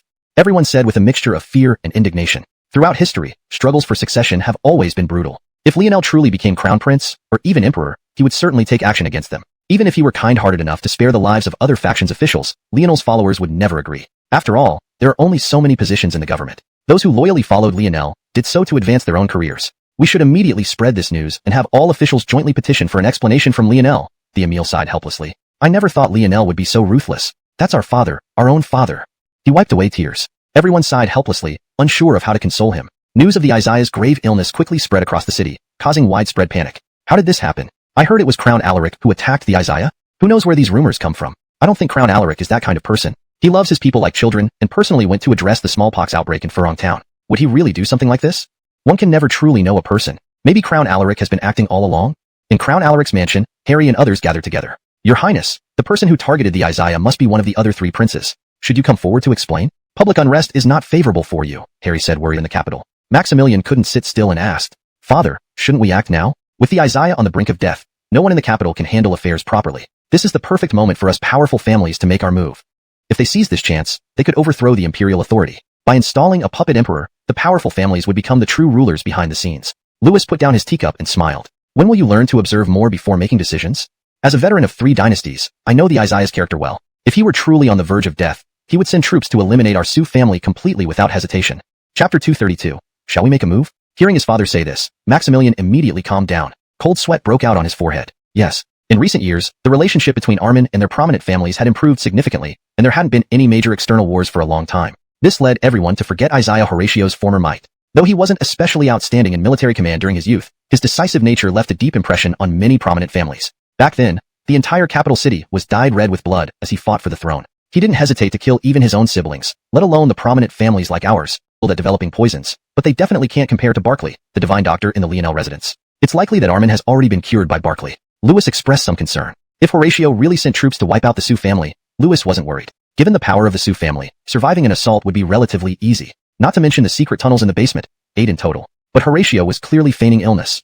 No one knew what he was planning. Then should we just sit around waiting? Or do something else to ease the tension in the capital? Maximilian couldn't stay idle. In his view, they needed to create some diversion to divert Horatio's attention. If Horatio investigated the Lotus Town incident secretly and found out about him, the Sioux family's reputation would be ruined. Worthless fool. From now on, you don't need to interfere in capital affairs anymore. Just stay in your position as chief sacrificial wine officer at the Imperial Academy. Lewis glared at him fiercely. His son loved causing trouble. Previously, to distract Lionel from investigating Noah's disappearance, Maximilian had even spread smallpox. According to Lewis, contacting other tribes to cause chaos at the border would suffice. Once smallpox was released, the whole capital or even Xuanhuan could fall into catastrophe. Thus, Lewis felt deeply disappointed in his son. First, he recounted his suspicions about Horatio faking illness. But Beckham was already agitated. Grand Tutor, you're just getting old. Why lose your courage now? You've lived peacefully in court for so many years, becoming a 3-reign veteran. Perhaps your prudence kept you safe, but at a time like this, failing to act would be wasting the opportunity. Beckham was furious. He sought Lewis's support hoping for collective benefit. Unexpectedly, Lewis refused. Watching Beckham turn away without listening, Lewis sighed helplessly. Beckham's risky venture would inevitably end in failure. As a top-tier family, he didn't want to see Xuanhuan family fall victim to the alliance of Horatio and Lionel. Hence, he tried to dissuade. But good advice doesn't persuade a doomed ghost. Since Beckham decided to act, Lewis couldn't stop him. Fine. Let him go. Beside him, Maximilian's face showed a hint of smugness. Still, the Marquis of Wooding knows the bigger picture. Chapter 233. Marquis of Wooding. Where are you going? Louis let out a cold snort. His gaze toward his own son was filled with disdain. Ungrateful, uninformed of the greater picture, all he knew was to echo others. What future could such a child possibly have? At this moment, he yearned for a child like Lionel, someone who could at least ensure the continuation of their Xiu family. Lock him up. Without my order was carried out under the banner of righteousness. Kill, kill, purge the court. Everyone roared as they mounted their horses and charged toward the capital. Since the camp was not far from the capital, they quickly saw the city gates. Surprisingly, there were no guards at the gate. Beckham felt very strange. Even if the emperor's life was in danger, General Darien should not leave the defenses of the capital so exposed. A sense of foreboding began to rise in his heart, but there was no turning back now. The group stormed through the south gate and found the streets eerily empty. Not a single person emerged from the surrounding homes. Seeing this scene, Beckham's heart grew darker. He hurriedly urged his men to head straight for the palace before anything else happened. Given how visible Beckham's march into the capital was along Xuanhuan Street, the news spread rapidly across the entire city. All officials hid in their homes, afraid to come out. No one knew what was happening. Some even thought that this action was approved by the Xiu family, a joint decision made by the aristocracy to challenge imperial authority. But the aristocracy themselves were bewildered. They had no idea about Beckham's plans. Did the Xiu family secretly reach an agreement with Beckham? Are they planning to share power? Maybe we should also bring our forces and place a puppet emperor on the throne? You better take your men and retreat. Beckham wasn't going to back down. With no way to turn back, he shouted, Darien, open the city gates immediately. I will ensure your safety. He drew his sword and pointed it at Darien. Darien's expression darkened instantly. Refusing kindness for punishment. Don't blame me for being rude. Release the arrows. On his command, countless soldiers atop the walls aimed and fired, showering arrows down upon the defenseless wooden troops. Nearly 1,000 were felled instantly. Beckham's face changed dramatically. Without heavy siege equipment, there was no way to breach the closed gates. He had no means to attack. In frustration, he gave the order, retreat. Back to Xuanhuan is our only hope. He quickly led his men away from the city. But just then, a troop of soldiers appeared behind them. Leading them was Lionel, smiling at the retreating Beckham. Marquis of Wooding, where are you heading? He asked cheerfully. Beckham inwardly groaned. He had forgotten that Lionel, after quelling Noah's rebellion, still had 10,000 troops from Xuanhuan stationed near the capital. Who knew they would be waiting here? Lionel, your reckless use of the cowpox vaccine endangered the emperor's life. How can you be so disloyal and unfilial? Beckham accused, pointing his sword at Lionel, were reduced to just 3,000 or 4,000. Blood flowed like rivers around the southern gate of the palace city. Dead bodies piled up chaotically at the gate, and the air was thick with the pungent smell of blood. Beckham felt utter despair. He looked helplessly at the dead brothers lying on the ground, filled with regret. He cursed himself for not heeding Louis's advice and attacking the palace rashly. If not, he wouldn't be in such a dire situation now. Brothers of Xuanhuan, I've wronged you. Bringing you out from Xuanhuan, I never imagined it would lead to such a capital offense. I have no face to see our hometown people again. After these words, Beckham committed suicide by stabbing himself with his sword. The remaining Xuanhuan soldiers looked mournfully at their fallen commander. Regardless of whether Beckham was right or wrong today, they were still soldiers he led out personally and had some feelings for him. Many were determined to die alongside him. Seeing this scene, Lionel couldn't help but sigh. What fault did these soldiers bear? They were merely deceived by Beckham and used as tools. Do you all wish to hear a few words from me? Just as many soldiers prepared to commit suicide, Boone suddenly spoke. Everyone looked up at him curiously. While they didn't like Lionel forcing their commander to take his own life, they also owed their lives to him after the battles in the north. Father Isaiah is in perfect health. He's well. All of you were deceived by Beckham. Lionel's words left the Xuanhuan soldiers stunned. Rumors about the Isaiah's impending death had spread through the capital. Why did Lionel say the Isaiah was fine? By now, officials had learned that the rebellion was quelled. Some brought their servants, while others charged in themselves, rushing to the palace walls, pretending to defend the Isaiah loyally. Who dares to incite rebellion? Truly audacious. We swear to defend the palace, ensuring no harm comes to Armin. Where are the rebel soldiers? I will fight you to the death. You'll have to step over my old bones if you want to touch the Isaiah. Watching these loyalists, Lionel's lips twitched involuntarily. Good performance. When Beckham led thousands of soldiers into the city, these officials were hiding in their homes, afraid to show their faces. Now, after the chaos was over, they emerged. At this moment, all of you make me deeply moved by your loyalty. Suddenly, a voice from the city wall startled all the officials. Looking up, they saw none other than Horatio standing there. He wasn't dying. He looked perfectly healthy. Officials who had entertained thoughts of siding with Beckham were secretly relieved. Fortunately, they hadn't acted rashly. Otherwise, they might have been the ones dead at the palace gates. Everyone, leading fools like Beckham to challenge the throne. A classic case of entrapment. My health is fine, so don't blame everything on Lionel. The smallpox vaccine he introduced saved countless civilians. What crime has he committed? Do your duties and uphold your responsibilities. Note: names are transliterated using pinyin, e.g., Horatio, Beckham, etc. Chapter 234. The Desperate Emil. At the residence of the Emil, the second and Isaacs hurried over, fear written all over their faces, their moods exceedingly low. Sixth brother. This is terrible. Father Isaiah seems completely fine. It's said that when Beckham led the rebellion today, Father Isaiah personally oversaw the defense from the city walls. It looks like Father Isaiah has been pretending to be ill all along, just to flesh out those with ulterior motives early. The two of them anxiously blurted out. The Emil's eyes were also filled with disappointment. He knew very well that Horatio had not attended court for a few days because the poison he had administered had taken effect. But he hadn't anticipated that in just a few days, Horatio's poisoning would have been cured. His plan was now ruined. Moreover, if Horatio investigated this matter, he might even implicate him. Don't panic, elder brothers. If Father Isaiah is well, shouldn't we be happy? The Emil managed to force a smile and said. The other two princes could only laugh bitterly. Of course it's a good thing. But the news of Father Isaiah, and now Maximilian was locked up by his father. Could Louis have found out about this too? Just as he was about to leave in dejection, another steward-like figure emerged from Sioux Manor. This person was an inner steward serving Louis himself, and held a higher status within the Sioux family than Maximilian. Seeing the despondent Emil, he said, Your Highness, please come inside and talk. The Emil's face turned pale. He had no idea why Louis wanted to meet him. He even suspected that Louis might use the poisoning incident to blackmail him. He clutched a small dagger hidden in his sleeve, determination flashing in his eyes. In the inner courtyard, Louis was calmly sipping tea. Upon seeing the Emil, he hurriedly rose and bowed respectfully. The Emil sighed in relief, realizing Louis did not intend to confront him openly. What does Master Grand Tutor wish to discuss? He asked uncertainly. Louis instructed his servant to bring a chair and pour a cup of tea for the Emil, smiling as he spoke. Fergus, you really put Beckham in a terrible position. He represents our noble families in the military.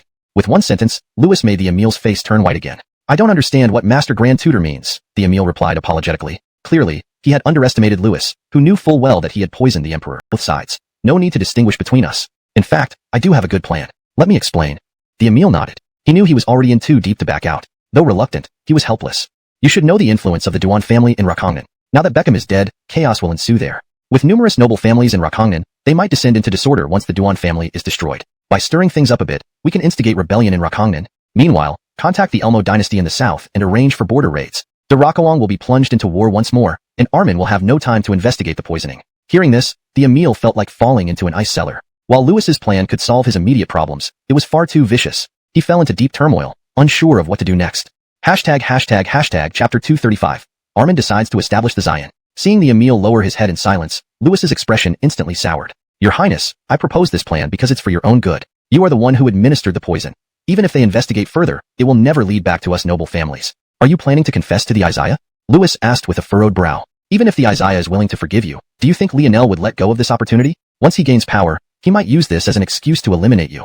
Upon hearing these words, the Emil no longer hesitated. He nodded firmly. Only discussed until now. After falling ill, Horatio's personality seemed to have changed dramatically, leading him to bring up the issue of the crown prince so abruptly. They exchanged glances, each feeling resentful yet powerless. Lionel's accomplishments were simply too significant. Not only had he developed Liangzhou into a prosperous region like Jiangnan, but he had also led armies twice to quell rebellions in the northern desert and eastern Hanzhou. Such feats alone made him worthy of being the crown prince. Among the officials from the noble families, there was a sense of despair. They all looked toward Louis, hoping he would intervene and dissuade the Isaiah from rushing this decision. But Louis remained calm, as if ignoring the pleading gazes. As for the followers of the three princes, they looked as if they had lost a dear one, their faces pale and miserable. Meanwhile, the loyal old ministers who supported Lionel showed signs of joy. They hadn't expected their choice of allegiance to bear fruit so soon. Within just a month. Your Majesty speaks wisely. We have no objections. The performance of Alaric in the capital has been commendable. Whether in strategy or military prowess, he stands out among the princes. Under Alaric's leadership, our great Rakawang will surely thrive. Your Majesty truly has good judgment. Father, we are all your children. Why do you show such favoritism? Horatio nearly burst into laughter at this. Do you have the nerve to say I'm biased? Haven't I given you all a chance? I sent each of you with 10,000 troops to suppress the rebellion in Hanzhou. How did that turn out? You three were utterly defeated by the rebels, while Lionel single-handedly turned the tide. How can you dare accuse me of bias? Before Horatio finished, the Emil countered. That's not fair. Father, Lionel commands the troops of Liangzhou, his personal army, which frequently battles various tribes on the steppes, making them highly capable in combat. The Imperial Guards under our command are not directly controlled by us, and their fighting strength is far inferior. How can this be a fair test? The other two princes, initially surprised by the Emil's sudden action, quickly followed suit, kneeling down and begging for another chance. They knew if Lionel was named the crown prince right away, they would have no hope left. Taking a deep breath, Horatio's heart softened again despite knowing the poisoner was likely one of them. Since the words were already spoken, retracting them would be unthinkable. He waved his hand dismissively. There's no need for more talk. If you have the capability, prove it to me. Today, I have decided to appoint the Xiuxian. As these words left his lips, Lionel inwardly groaned. It seemed his father was reverting to his old ways again. I shall not fail your Majesty's expectations. He respectfully received the edict from Horatio. The other three princes, witnessing this scene, burned with envy, each wishing they could take his place. Louis watched this, feeling secretly pleased. As long as it stirred up jealousy among the other princes, it was a good thing for him. After court ended, numerous officials approached Lionel to offer congratulations. He returned each greeting graciously. Among these officials were even members of the factions supporting the other three princes. Clearly, once Lionel's status as crown prince became certain, everyone chose to switch allegiances. This only deepened the resentment of the other princes. To them, Lionel was now an irredeemable devil who had usurped their right to the throne and stolen their loyal followers. Standing in the cold wind, shivering, the three princes looked pitiful. Just then, Louis approached them. Your highnesses, if you have no plans after court, how about coming over to my residence for a gathering?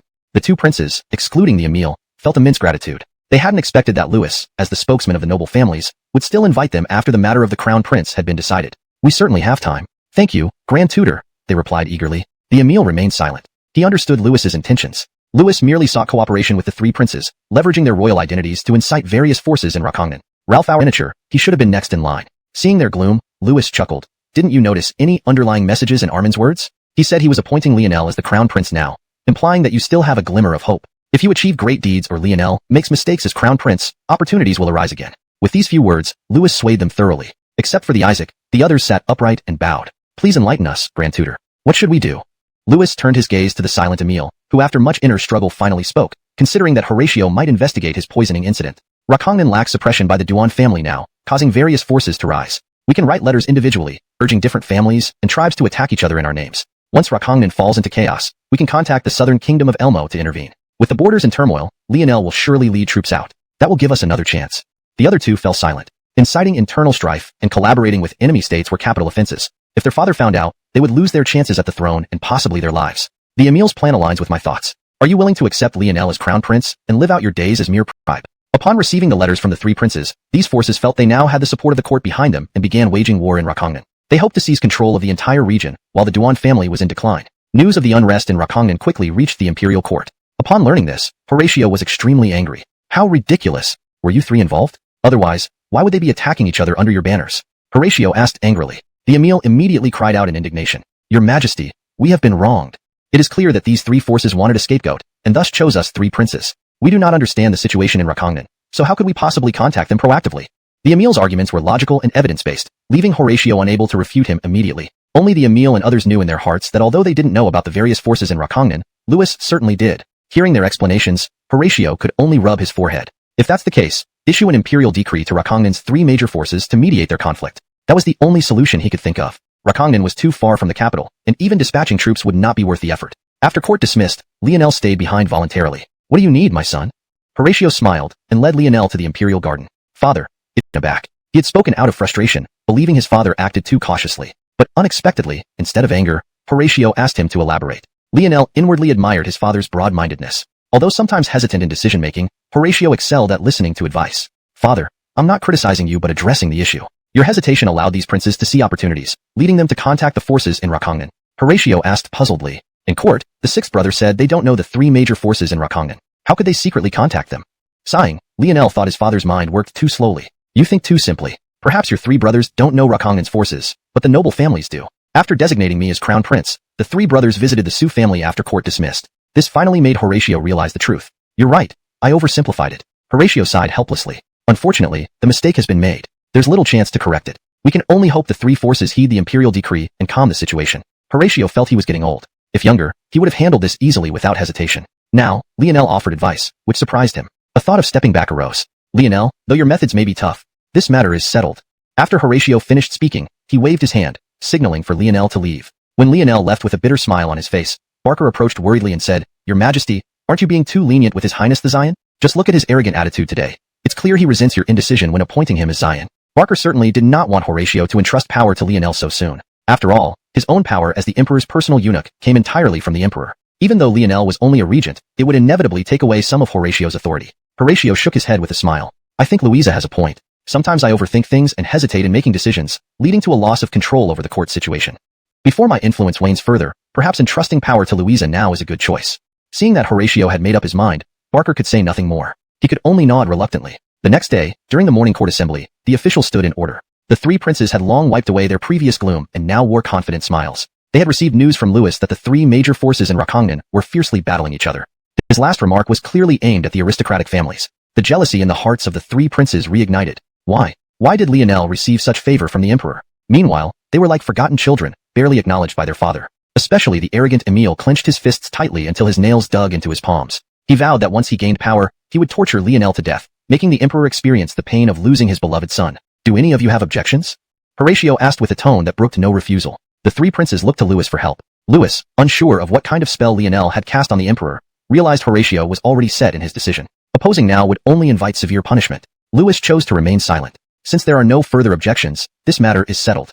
In the future, Lionel can freely move around the palace. Come to my study during the day and review memorials together, Horatio said with a smile. Ralph hour later. In the Emil's mansion. Why? The Emil swept all the cups and saucers off the table, his eyes bloodshot. The other two princes sat in front of him, equally distressed. Our father has already distanced himself from us. His heart now belongs only to Lionel, the Emil said furiously. He stared intensely at the other two. However, even if we collaborate with an enemy state, the true power still lies with the noble families, reminded the Emil. You all know that these noble families have strength on par with Armin. They merely lack a legitimate claim to power. If we approach the southern state of Elmo directly, they might not trust the three of us. But if Louis were to negotiate, he could surely persuade Elmo to invade the Great Rockawang and help us ascend the throne. Everyone agreed. Now that the situation in the Rockongnan region has completely descended into chaos, it's just a matter of time before Elmo reacts and invades Great Rockawang. The princes never thought they would look forward to the invasion of their country. Under Lionel's pressure, they had become somewhat deranged. They waited for a full half-month. After the half-month, the three major powers in Rockongnan continued their fierce battles after receiving Isaiah Horatio's edict, refusing to settle peacefully. However, Elmo did not invade. Instead, it sent an envoy to visit Great Rockawang. In the imperial court, the officials were displeased seeing the envoy from Elmo, whose entire face was covered by a veil. Your Excellency, we understand the tradition in Elmo to worship the witch god and for your priestesses to cover their faces with veils, but appearing before our imperial court without showing your true face seems inappropriate, said Arturo, the Minister of Rights, as he rebuked the Elmo priestess Ralphne first. L for guidance. Lionel nodded silently. Elmo's tribute and submission posed no downside. But the three princes panicked. Their hopes rested on Elmo's invasion of Great Rockawang to aid their rise to power. To their dismay, their hope for support had surrendered first. Desperate, the demon stood up. Father, I feel there must be ulterior motives. We must not be deceived by sweet words. Ralphne, tell me, what conditions do you bring if Elmo is to submit to Great Rockawang? Do you want Rockongnan? The court grew tense, knowing Rockongnan's importance, both as a buffer zone against Elmo and its fertile lands providing food for the empire. If Elmo demanded Rockongnan in exchange for submission, it could never be accepted. One was a hollow title, the other solid benefits. Ralphie's sensible person knew which to choose. Unexpectedly, Ralphne shook her head with a smile. Demon, you misunderstand. We come willingly and with sincere intentions.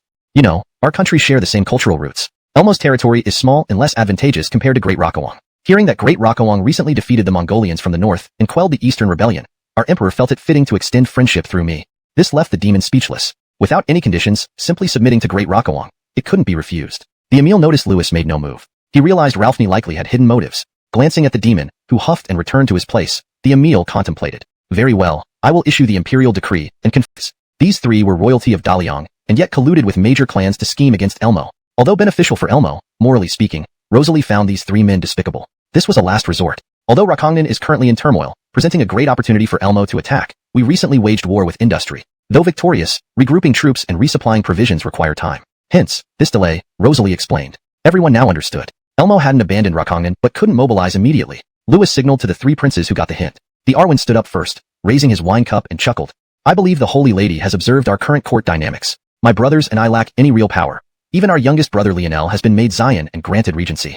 We hope you understand that traditionally, the eldest legitimate son becomes Xian. Lionel deceived Father Isaiah, seizing the position, leaving my brothers and I dissatisfied. Looking at Rosalie, he continued, if your country invades Daliang, we offer to be your inside agents, providing all conveniences. Only we ask for your support to divide Daliang among us. Afterward, Rockongnan will be handed over, guaranteeing eternal peace. The Arwen bowed deeply, earnestly. Rosalie was stunned. She thought the princes merely cooperated with the clans, aware of Elmo's true intentions. But to hand over their ancestors' territory and become spies? Such treachery embarrassed her on their behalf. However, for Elmo, this was a monumental gain. No problem. Within 3 months, we'll invade Rockongnan. Let's ensure our cooperation thrives. Rosalie raised her cup, sealing this unexpected triumph. As the 5 clinked cups, each achieved their goals and rejoiced. Yet, the Arwen's gaze shifted, lost in thoughts. In the palace, Lionel was reviewing memorials with Isaiah Horatio. Dropping his vermilion pen, he slumped, exhausted. Who knew just reviewing documents could drain my energy? He sighed helplessly. Previously in Rockawangzhou, he handled administration skillfully. Assuming it wouldn't differ much, after tutelage by Horatio, he realized governing nationally required comprehensive consideration. Balance was key. Tired? Horatio asked, amused. Lionel didn't answer, instead asking, Father, do you find something amiss with the Elmo envoy? Caught off guard, Horatio responded. There's no such thing as an effortless benefit. The Holy Lady brought good news, but harbors hidden intentions. But ultimately, their submission to Daliang remains advantageous. Lionel disagreed. Father, regardless of Elmo's plans, stabilizing Rockongnan is paramount. Once secured, an invasion by Elmo would incur significant losses. Leveraging Rockongnan's 3 families can also serve as strategic buffers. Impressed, Horatio nodded. My foresight in appointing you as regent bears fruit. He laughed. The next morning, before the court, Horatio announced inviting Rockongnan's 3 major clan leaders to the capital for mediation. The officials were shocked. When did Armin lower himself so? Scholar Arturo objected first. Your Majesty, issuing an edict suffices. Why invite them here? Translation provided adheres strictly to the guidelines mentioned. It ensures fluent English while maintaining the original narrative tone and structure. Chapter 241. Mediating in the middle. Arturo, as the Minister of Rights, had to constantly remind Isaiah Dover to observe propriety and save face for the emperor. Isaiah Dover shook his head. In the face of the realm's stability, what does my face matter? We must invite the three major powers of Rakongnan to the capital without delay. Seeing that Isaiah Dover seemed to have made up his mind, Louis felt a surge of unease. He had already coordinated with the state of Elmo, waiting only for their troops to be dispatched and supplies prepared before invading the Rakongnan region. If Isaiah Dover personally reached out to the three major powers of Rakongnan, there was a real possibility that the turmoil was also extremely anxious. This situation directly affected their future ascension to the throne. They could only watch helplessly as Louis was silenced. Isaiah Dover surveyed the court with a smile. Since there are no objections, this matter is settled. After court adjourned, the three brothers immediately went to the Sioux residence. Tutor Sioux, what should we do now? Elmo's troops won't arrive for at least 3 months. If Father manages to pacify the three forces during this time, our plan will be ruined. Everett asked anxiously. Louis was even more concerned. Calm down, let's think of another way. When I contacted Elmo, I assured them we would create the most favorable conditions for their invasion of Rakongnan. Who would have thought the proud emperor would humble himself and personally mediate? After pondering for a while, the princes had no idea how to keep Rakongnan in chaos. Reluctantly, they bid farewell and left. Louis decided to inform Gwyn about the situation. After all, he invited her to the capital. Meanwhile, the princes gathered at Everett's residence. Everett, looking determined, said, "Our plan cannot fail because of a small setback. I have a scheme that can ensure Elmo invades Rakongnan immediately." Trevor snorted, clearly skeptical. "You're just bluffing. Why didn't you mention it earlier when Louis was around?" Unbothered by Trevor's attitude, Everett explained, "Once you hashtag chapter 242, the Great Fire at the Board of Reception. Night fell. The entire capital was enveloped in darkness. A figure clad in black silently approached the Board of Reception. Here resided the Elmo delegation, led by Fergus Priestess Queen, who was the target of the black-clothed assassin's mission. He was a member of the Tang clan, introduced to the Emil by Maximilian, and had been working for him ever since. Unfortunately, several poisons he had developed previously were effortlessly neutralized by that smelly Taoist from the Xian's mansion. This was an immense embarrassment to a poison expert like himself from the Tang clan. Thus, he was determined to impress the Emil this time. Failure was not an option. With his mastery of lightness skills, leaping over the high walls of the Board of Reception was no problem. He already knew where Gwyn's room was. He gently unlatched the window lock, ready to spring into action. Suddenly, flashes of fire erupted from a distance within the compound. "Not good, it's on fire. Come quickly, we need to put out the fire." The flames seemed intense, rapidly approaching. The assassin's mind raced. If Gwyn were killed by him, the court would definitely investigate. Under pressure, the Emil might hand him over. Why not make it look like an accident, making it seem as if Gwyn died in the fire? Pleased with the black-clothed man's performance, the Emil handed him a banknote. "Here's 3,000 silver taels. You can cash it at any exchange office in Daliang. Consider it a reward. Follow me faithfully, and I'll ensure your future prosperity." The black-clothed man was delighted. Smiling, he headed to the courtyard. As he was about to enter his room, he noticed another figure in black standing there. "Brock, weren't you resting in your room? Why are you here?" The senior brother stared intently at him. "What were you doing outside?" The black-clothed man shook his head. "The Emil only questioned me about some matters related to assassination." The senior brother scrutinized him closely before finally saying, "As people of the martial world, we live on the edge of danger. Remember, the Sioux family helped us eliminate many rivals. Don't forget their kindness. Don't let small favors promised by the Emil corrupt you." His gaze was piercing. "Don't worry, I'll never forget our roots." The great fire at the Board of Reception was finally extinguished. News reached Lionel and Isaiah Horatio. As the emperor could not personally investigate, he sent Lionel to the scene. Seeing the burnt ruins of the Board of Reception, Lionel felt heavy, feeling extremely panicked. "Sir Xue, I truly have no idea. Fire knows no mercy. It wouldn't spare Gwyn just because of her special status. For now, we need to focus on how to explain this to the Elmo Kingdom." Alf was utterly desperate. As the Minister of Rituals, he had thought this was merely a comfortable position. He had even planned to spend his twilight years peacefully in this role. But never did he expect such a major incident to occur. Lionel waved his hand. "Let him go. The cause of the fire at the Ministry of Rights has not been determined yet, so we can't assign blame yet. This might not be an act of nature but a human-made disaster." Lionel squinted his eyes and remarked with a sigh. Everyone felt greatly puzzled. Lionel approached a pile of ashes. "From the layout of the Ministry of Rights, this room should be where Gwyn resided, right?" Alf nodded. "Yes, it is one of the best rooms in our ministry." Lionel took a few more steps. "This room has an excellent location, with a large area between it and surrounding buildings. In other words, if any other room caught fire, it wouldn't reach Gwyn's room, and if her room caught fire, it wouldn't ignite the others. So, there were two distinct points of origin for the fire. This is definitely not a coincidence."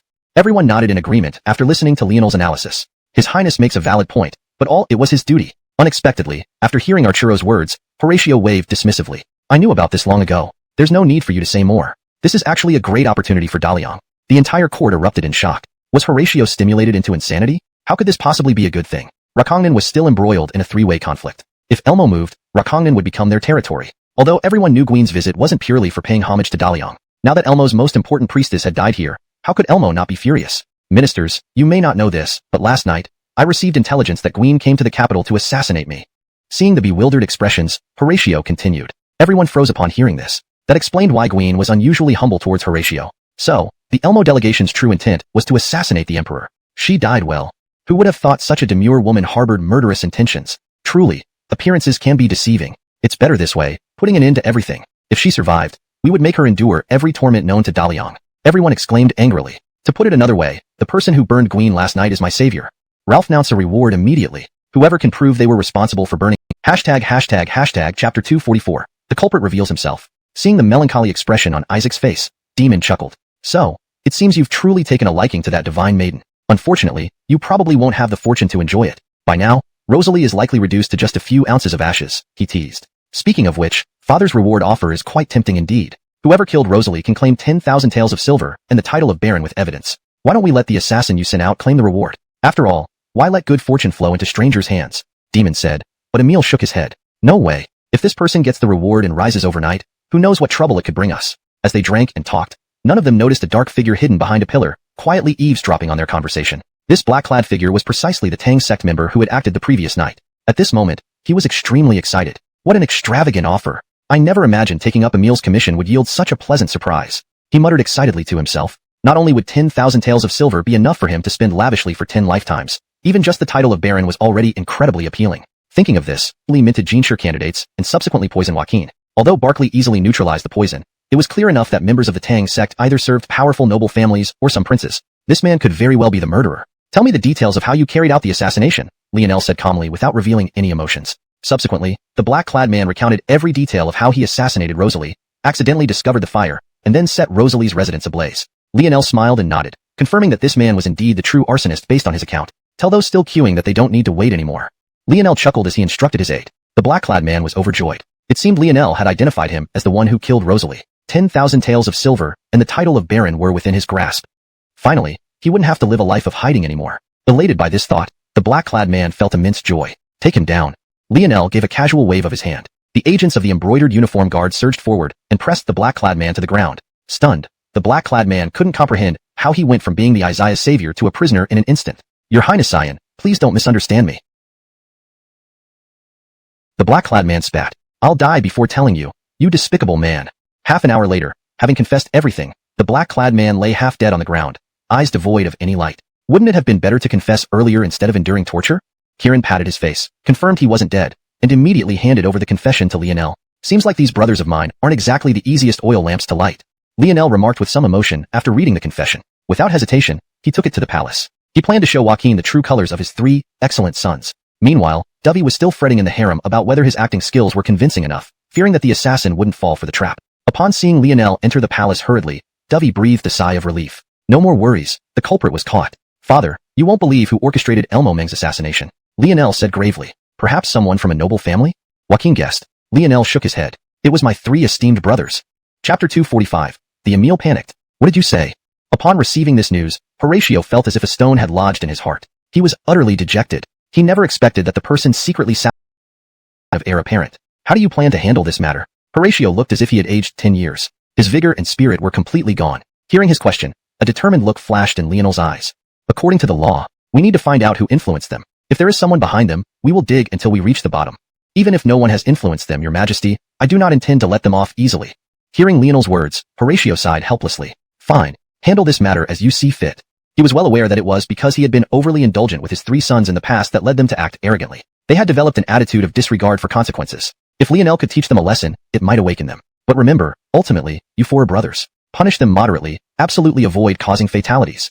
Horatio sternly reminded. The next day, Imperial Court Assembly. The civil and military officials still wore worried expressions. Though they had learned from Horatio that Guin was the assassin who came to assassinate him, Guin's death was indeed a good thing. Yet, it would inevitably invite retaliation from the state of Elmo, who knew when the Elmo army might press its troops towards Rakongnan. This was certainly not a good thing for the Great Rakawang. At this moment, Horatio no longer wore yesterday's smile. He looked at Lionel seriously and said, This time, you preside over the court session. The civil and military officials stared at Lionel in shock. They never...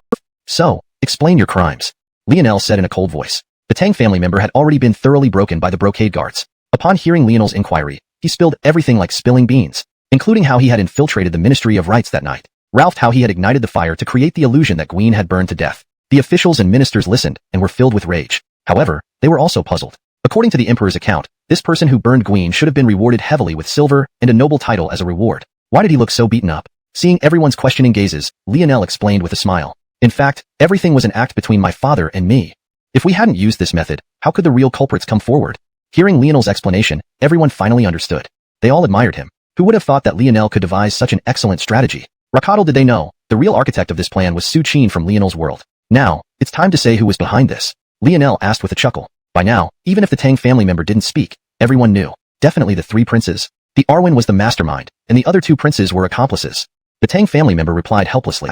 This individual has been thoroughly questioned by our experts, and confessed everything clearly. I advise you three not to deny it any further, Lionel said, frowning. Let all the ministers deliberate and ask what the truth really is. Lionel looked coldly at the three princes. By now, the Isaac had begun to tremble. If they were found guilty of harming Ralphne, their father might throw them out to appease Elmo country. Would they not then be torn apart by the people of Elmo? The court officials were all fence-sitters. With Lionel holding the authority as the Regent Fergus, the other princes had no chance of competing with him. Everyone would naturally side with Lionel. The witness and evidence are right here. The assassin is clearly this Tang sect member. Your highnesses should admit your guilt. Now, if you confess, you might get leniency. Otherwise, His Royal Highness the Xian may resort to torture. Indeed. In any case, we will eventually battle against Elmo. Killing Ralphne is done. Why not just admit it? Seeing that not a single minister stood by them, the three princes felt an overwhelming sense of despair. Just then, a eunuch's voice came from outside the door. Your Majesty, a black-clad man is outside the door claiming to be the senior brother of the Tang sect, reporting something important. Upon hearing this, the black-clad prisoner hooted. Someone had stepped forward to take the blame. The Emil quickly reacted, laughing heartily. Xian, now you must believe our innocence, right? That's an internal matter of the Witch God sect, not related to us. If you want to find the real culprit, you need to go to the headquarters of the Witch God sect in Elmo country. The other two princes sighed with relief, their faces filled with smug satisfaction. Even Horatio was puzzled. The Tang sect members weren't fools. Why would they step forward to protect them? There had to be another plot. However, neither Lionel nor Horatio could guess their intentions immediately. Louis spoke up. Xian, this might be a misunderstanding. These Tang sect members might be part of the Witch God sect, deliberately trying to drive a wedge between you and your brothers. With Louis's endorsement, the aristocratic officials began to speak. We need more time to deliberate on this. The three princes are kind-hearted and would never commit such vile acts. Yes. How can you condemn the three princes based on one murderer's word? That's rushing judgment. Please think carefully, Xian. Maybe this is your plan to remove the three princes and secure your position. It seems rather crude. Once the aristocratic officials spoke, the situation changed drastically. The three princes felt emboldened and met Lionel's gaze firmly. Heaven knows, we've never had any connection or grievances with Ralphne. We had no reason to act against him. Lionel, you're falsely accusing us. Hearing this, Lionel was furious, but could find no solid evidence. He requested to put the matter on hold temporarily, as he uncovered the truth. Horatio patted Lionel on the shoulder, encouraging her with a chuckle. One had to admit, old hands had their tricks. As Horatio had predicted, this was indeed the case. Currently at the Sioux residence, Louis had set up a banquet and invited three princes to attend. He looked at them with a mix of frustration and disappointment. You three, how do I even begin to explain? I've already paved the way for you, so why did you insist on taking such a risky move by attempting to assassinate Gwen? Louis said angrily. A hint of embarrassment flickered across the faces of the three princes. Speaking of which, how did Grand Tutor know that we would be caught by Lionel, and how did you arrange for another member of the Tang sect to take the blame? Even the Emil, known for his deep planning, couldn't figure it out. They had been so secretive, yet Lionel and Ping Rakawang still managed to catch on. Was his intelligence really so poor? Hearing this, Louis's face broke into a smile. You should know that the members of the Tang sect were introduced by my rebellious son. In fact, this sect has a deep connection with our Sioux family. The Tang sect is often targeted in the martial world, but they survived by seeking refuge under our protection. The younger disciple might not appreciate this favor, but the elder disciple is extremely respectful and obedient to our Sioux family. From him, I learned about your plans against Gwen and arranged this charade. The Emil immediately understood, feeling relieved. It seemed that it wasn't his lack of intelligence, but rather Louis's extensive network. Thinking of this, the three princes felt a twinge of guilt. Grand Tutor, we sincerely apologize. The pressure from Lionel was too great. If Armin had intervened personally to mediate the relationships among the three major powers in Rakongnan, Elmo would never have attacked. We had no choice but to act against Gwen. They felt extremely guilty. After all, Gwen was invited to the capital by Louis. To act against him without informing Louis would put him in an awkward position. Louis waved it off casually. It's done now. What's the point of regretting it? My advice is to patiently await the outcome. Your actions were too hasty. If Armin had intervened when the three major powers first clashed, they might have laid down their hatred. But it's too late now. If Rakongnan can't produce a dominant force like the Duan family, chaos will continue. After Louis's explanation, the three princes realized they had been rash. The demon blamed the Emil. Wasn't it you who got worried when Armin planned to intervene and dragged us into the plot to assassinate Gwen? For once, the Emil blushed. Well, let's leave it at that. With Gwen dead, Elmo will likely attack sooner, as you wished, Louis chuckled. Or right now, giving them the leverage to demand freely. Lionel smiled. What kind of compensation do you seek? He asked calmly. The Elmo envoys looked delighted. Indeed, worthy of a crown prince, generous as expected. We don't ask for much, 3 million silver taels, 5 border cities in Rakongnan, and one of your princes as a hostage in Elmo. Just these simple conditions. I believe Rakowang can agree given its reputation. The Elmo envoys spoke confidently, acting as if they had already secured the deal. Chapter 248. Back from the dead. Before Lionel could speak, Alf beside her had already widened his eyes in fury. You insatiable lot, why don't you just rob us? Your Highness, under no circumstances should you agree to their demands. He was afraid that the young Lionel might fall for the O Kingdom's delegation's tricks. Lionel waved a hand nonchalantly. Don't worry, I'm not that foolish. You people are asking for too much. The terms you've laid out are unacceptable. But we can offer you all a small favor, Lionel said with a grin. The O Kingdom's envoys impatiently waved their hands. If you cannot agree to our terms, then let's settle this on the battlefield. Then so be it. Hearing this, Alf could only sigh helplessly. He didn't know the strength of the Rakowangzhou forces. He only knew that the ones suffering from the war would surely be the civilians. Outside the capital city, the Sioux residence, Louis sat calmly drinking tea, as if everything was under his control. Before him stood a graceful and beautiful woman. It was none other than Gwen, who was rumored to have been burnt alive. Yes, Gwen had long been rescued by Louis. Knowing the three princes would target Gwen, how could he let events unfold unchecked? The fire that the Tang Sect junior disciple saw when attempting to assassinate Gwen was staged by Louis's people. His goal was to manipulate the situation so that the three princes would completely fall under his control. His strategy proved highly successful. Now, the princes felt guilty towards him and followed his orders without question. When do you plan to reveal yourself, holy lady?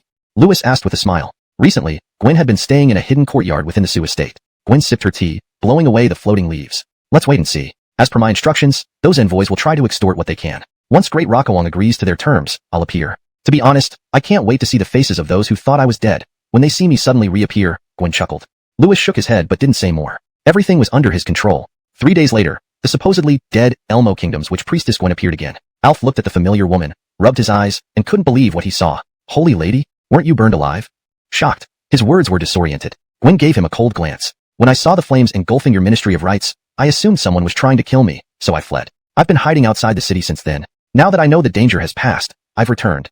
Alf stared at Gwen, speechless. It turned out they had been chasing shadows. Gwen scanned the charred remains of the Ministry of Rights. What about the rest of the Xiuxian delegation? Gwen asked curiously. Even in her absence, they should have acted according to her instructions. A look of embarrassment flashed across Alf's face. He led Gwen into the temporarily rebuilt Ministry of Rights. This story is rather strange. I'll call Fergus Lionel over to explain it to you. Immediately, he informed Lionel about Gwen's return. Upon hearing this news, Lionel immediately sensed a potential conspiracy, possibly even a staged drama orchestrated by Gwen herself. Meeting Gwen, Lionel's face showed a hint of disdain. Put this little vixen in the dungeon too.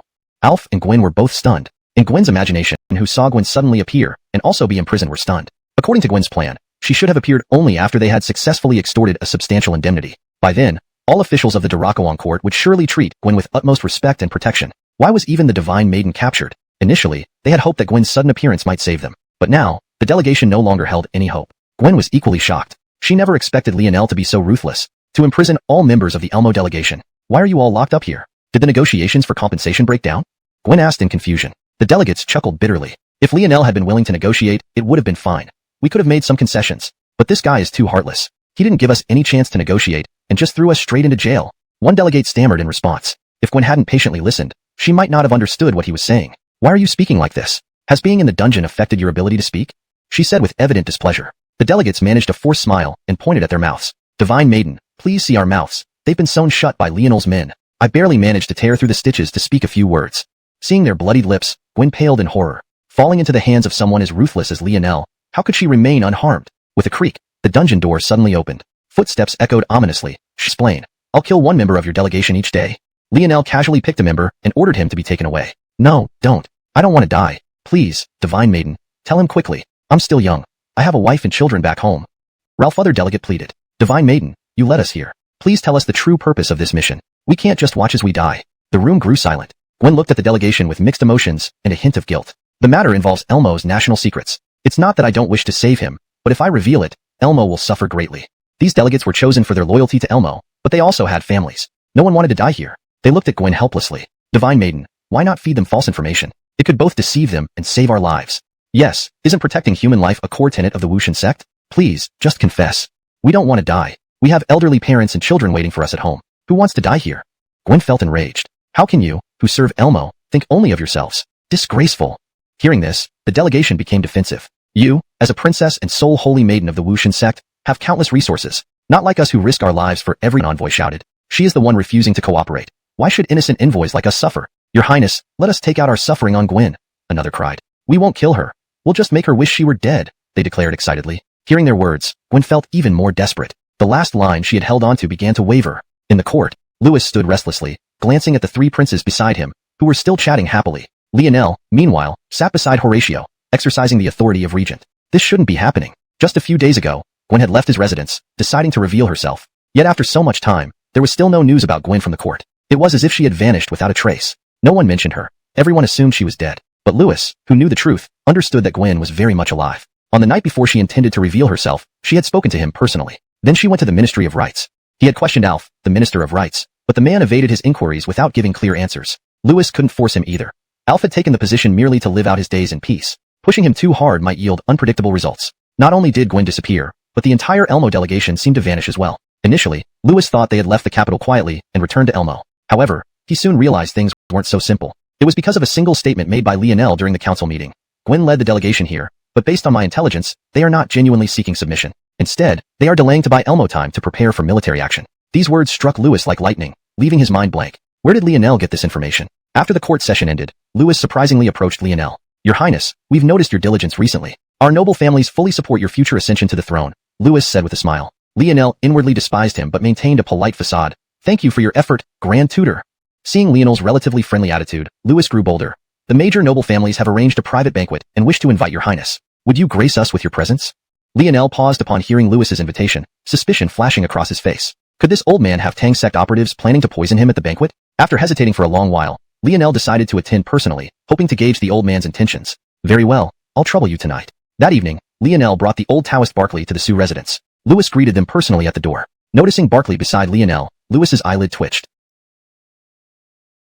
Accidentally dropped his glass, shattering it into pieces. Lionel's meaning was clear. Gwen belongs to him. How ridiculous. He had trusted Gwen and even collaborated in her ruse. Now, thinking about it, such poor acting must have amused Lionel. I apologize, I feel unwell. I can't entertain the prince any longer. Chapter 251, I say. Watching Louis leave the banquet under some pretext, Lionel did not stay long either and returned to the Xiuxian's residence in high spirits. Arriving at the dungeon, he glanced at Gwen lying on the bed. It seems there's no use keeping you around anymore. Louis has already revealed the truth. Lionel chuckled as he spoke. Hearing those words, Gwen, who was feigning death, immediately opened her eyes wide and clung desperately to the bars of the cell. It's impossible. However, she instantly regretted speaking out. By uttering those words, hadn't she just confirmed a secret conspiracy between herself and Louis? Looks like I have no choice but to give you to these envoys as a reward. Lionel laughed and prepared to open her cell door. The many Elmo envoys from the neighboring cells cheered excitedly upon hearing this. Gwen, it's all your fault that we've become prisoners. This misery is all you're doing. Come over here quickly. I want to eat your flesh and drink your blood, tear your tendons and bones apart, and still it wouldn't quench my hatred. These past few days you've been fine, but we envoys have been living in fear everything all her subordinates. Lionel rubbed his temples and smiled. Everything was falling into place. The mastermind behind everything was indeed Louis. He breathed a sigh of relief, suppressing his anger. You may go, Lionel said to Gwen with a smile. Gwen froze, even suspecting her ears had failed her. Are you sure you're letting me go now? She asked hesitantly. Disappear from my sight before I change my mind. Relieved, Gwen exhaled deeply, then activated her lightness kung fu and fled the dungeon. Seeing this, the many Elmo envoy members were filled with envy. Your Highness, please release us too. We were part of the envoy, but we never knew the true purpose of this mission. Yes, this whole scheme was orchestrated by the Elmo imperial family and the witch god sect, having nothing to do with us. Please let us go. I'm willing to serve you like cattle in gratitude. They knelt down and pounded their heads on the ground, pleading for mercy. But Lionel ignored them. These people, being members of the Elmo envoy, were likely influential figures in Elmo's court or held prestigious positions. They had always stood against him. Having finally caught them, he wouldn't let them off easily. As for Gwen, who had been released, he wanted to watch her and Louis turn on each other. Gwen suddenly rushed out of the dungeon gates into the glaring sunlight. Whether moved by the sun or and a few guards to escort me back to Elmo. Louis's smile froze. So she had developed a habit of extortion and was now trying to shake him down. Money isn't hard to come by, but finding reliable guards will be difficult. After all, Elmo is over 1,000 miles from Wang's capital. I need capable and trustworthy individuals. So stay here for a while until I find suitable people to accompany you. Louis explained. Gwen nodded. Except for agreeing to Louis's offer, she had no better option. Returning to Elmo alone would be unthinkable, lest she be ridiculed by her own people. Chapter 252. The Emile flees. Lionel already possessed evidence of Louis colluding with enemy nations. However, with the evidence in hand, toppling Louis was nearly impossible. The Sioux family's influence in the capital city was deeply entrenched, and their reach extended across the entire empire. After gathering part of the evidence, Lionel rushed to the palace to report the information to Isaiah Horatio. Upon hearing it, the emperor's expression turned grave. So that's why. The Elmo delegation's sudden visit was indeed a delay tactic. Ralph the fire at the Honglu temple must have been staged by them as well? Horatio deduced. Lionel nodded in agreement. They're all behind. A brilliant move spoiled. But if anyone is to blame, it's Lionel. Why did he arrest everyone in the Elmo delegation? They were frustrated. Their plan seemed successful, but the outcome was far from perfect. Perhaps it's time for us to leave the capital, the Emil suddenly said, startling the other two. Do you know what you're saying? The demon asked incredulously. I know exactly what I'm saying, the Emil insisted. We plan to seize territory with Elmo's support. How can we communicate with Elmo while trapped here? Why don't we go directly to Elmo, gather their troops, and lead an assault on the capital? Get rid of Lionel. This bold plan met resistance. While we aim to use Elmo's power to eliminate Lionel, providing intelligence is one thing. Leading Elmo's troops against our own country is another. The demon reprimanded, maintaining his principles despite disliking Lionel. The Emil sighed. Persuading his obstinate brothers would be difficult. Well, if the two of you disagree, let's drop it. Our only hope now lies with the merchants traveling between Daliang and Elmo. May they spread the news quickly? After dismissing them, the Emil sneered inwardly. Just worms hindering my progress. Now with the opportunity right here, they hesitate. You deserve to be overshadowed by Lionel forever. To his subordinates he ordered, pack up the valuable.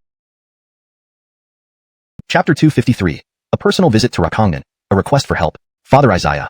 I request to personally go to Rakongnan to stabilize the situation. After some contemplation, Lionel decided to make the trip to Rakongnan himself. Although he wasn't certain whether Everett had indeed gone to Rakongnan or sought refuge in the state of Elmo, only by stabilizing Rakongnan could he prevent the Elmo kingdom from seizing the opportunity. Upon hearing this, the other two princes grew anxious. Lionel's contributions were already substantial, and now as the Xian. If he stabilized Rakongnan, would they still have any future prospects? Brian blurted out in urgency. As the regent, how can the Xian easily leave the capital? This matter seems improper. Your Majesty, please reconsider. Why don't Trevor and I head to Rakongnan? With our royal status, perhaps we can calm the three major powers there. Hearing Brian's words, Horatio couldn't help but laugh. Do you think I don't know what you're thinking? Everett is already in Rakongnan, possibly hoping to rally the forces there for his own use. Your desire to go to Rakongnan and stabilize it is likely to gain more power for yourselves, isn't it? Caught red-handed, Brian's face showed a momentary embarrassment. Without Everett as their strategist and solely based on their strength, they weren't a match for Lionel in the court. Turning back to Lionel, Horatio asked, how confident are you about this mission? With a smile, Lionel held up a hand. It's all within my grasp. Delighted, Horatio responded. Excellent. I hereby appoint. Stroked his beard. May you have a smooth journey. Meanwhile, at the Sioux residence, Louis hurried home after the assembly to meet with Gwen. Didn't you plan to return to Elmo? Now there's a chance. Lionel intends to stabilize Rakongnan soon. Why not accompany him? At this, Gwen felt awkward. Merely hearing Lionel's name made her shudder. She dared not join him to Rakongnan, let alone return to Elmo. No, Lionel might kill me en route. Please, Tutor Sue, find me another escort to protect me back to Elmo. Seeing her refusal, Louis became even convinced that she was allied with Lionel, likely planted to gather intelligence. Determined to persuade her away today, he continued. Doesn't Lionel's treatment of you make you want revenge? Monitoring his every move and reporting to the three major powers in Rakongnan could create conflict. Since many of my people are within those powers, you'd always be safe. This way, Lionel's mission fails, Rakongnan remains in chaos, benefiting both you and me. Believing this was too advantageous to refuse, Gwen hesitantly agreed. I'll ask Lionel, but are you sure you've placed people among the three powers? Still wary that Lionel might kill her upon arrival in Rakongnan, Gwen returned to the Xian's palace with trepidation. Seeing Gwen rush back, Lionel was surprised. Did she suffer from Stockholm Syndrome and fall in love with him? Noticing Lionel staring intently, Gwen felt uneasy. I heard Armin plans to visit you. Didn't he know that time was crucial, and only by quickly stabilizing the situation in Rakongnan could Elmo stabilize its hold? Though she was incredibly curious, she hesitated to ask, fearing that Lionel might take action against her. After riding for 3 or 4 days, they finally arrived at Hangzhou. The governor of Hangzhou, Emmanuel, came out of the city to welcome them. Looking at Lionel with excitement, Emmanuel said, Your Highness, the last time I saw you, you were still Alaric. I never imagined I would now have to address you as Xian. Emmanuel expressed his delight. He and Lionel had a decent relationship, and there was a solid foundation for cooperation between them. If Lionel ascended to the throne, he might even be heavily relied upon. How is the ship construction going? Lionel asked with a smile. He had previously given Emmanuel designs for carrack ships, specifically made for long-distance voyages. Emmanuel patted his chest confidently and replied, How could I not take the task given by the Xian seriously? 6 carrack ships are already docked at the port, ready to sail at any moment. Hearing this, Lionel's face lit up with satisfaction. That's right. The reason he didn't directly head south, but chose to come to Hangzhou first was to sail to Rakongnan. They proceeded to the harbor immediately, seeing the massive warships nearly 100 meters long and over 20 meters wide, mistaking them for an enemy invasion. Soon, several warships from Xuanhuan's naval base sailed out. These ships looked like small models next to the carracks. A dark-skinned, slender man led the fleet. Who are you? He aimed an arrow at Lionel's ship, trying to appear calm despite the intimidating sight. Lionel stepped forward. I am Xian Lionel of the Great Liang Dynasty. I've come to mediate the situation in Rakongnan. Hearing this, the naval commander of Rakongnan breathed a sigh of relief. Your Highness, please disembark and enter the city. Let us show you our hospitality. He smiled, and the brocade uniform guard promptly anchored the ships. As Lionel disembarked, many people had gathered, having heard the news. The dark-skinned commander introduced himself. Your Majesty, I am Cecil, a member of the Wu family of Rakongnan, he said proudly, standing tall with pride. He then introduced the welcoming committee. This is the patriarch of our Wu family, Elmer, currently serving as the governor of Xuanhuan. This is Benedict, patriarch of the Yi family and military commander of Rakongnan. This is Zayli, the high priestess of the Qianya tribe. The last one was a woman with numerous tattoos. While the other two appeared dignified, all three greeted Lionel with smiles, seemingly united. Xuanhuan's provincial capital, their disputes, could he possibly create wealth out of thin air? Looking at the incredulous expressions on everyone's faces, Lionel smiled good-naturedly and said, in fact, the problem lies in the fact that the pie in Rakongnan is simply too small. It's not that the Rakongnan region lacks resources. You have the best geographical conditions and the finest ports. Why don't you make use of them? All three of them sighed bitterly and shook their heads. Does His Highness not know? Ever since the founding of the Great Liang Dynasty, to avoid the harassment from Elmo, we've long implemented maritime restrictions, prohibiting private individuals from engaging in sea trade. Although we are fully aware that maritime business is absolutely lucrative, the court simply does not permit it. Hearing this, Lionel smiled. Do all of you think that I, as the Xian, can become emperor in the future? The three were momentarily stunned. They weren't sure what Lionel intended with this question, but still nodded their heads in agreement. With your highness's illustrious status and numerous achievements, even though we're in Rakongnan, we have heard about your deeds. The imperial throne will surely be yours. Benedict respectfully added. So isn't that settled then? Didn't you see those large ships I brought here? In the future, I plan to construct a port near your prefecture and fully open up maritime trade. At that time, Rakongnan has a good chance of becoming the most prosperous region in the southeast. Won't you then worry about the pie being too small?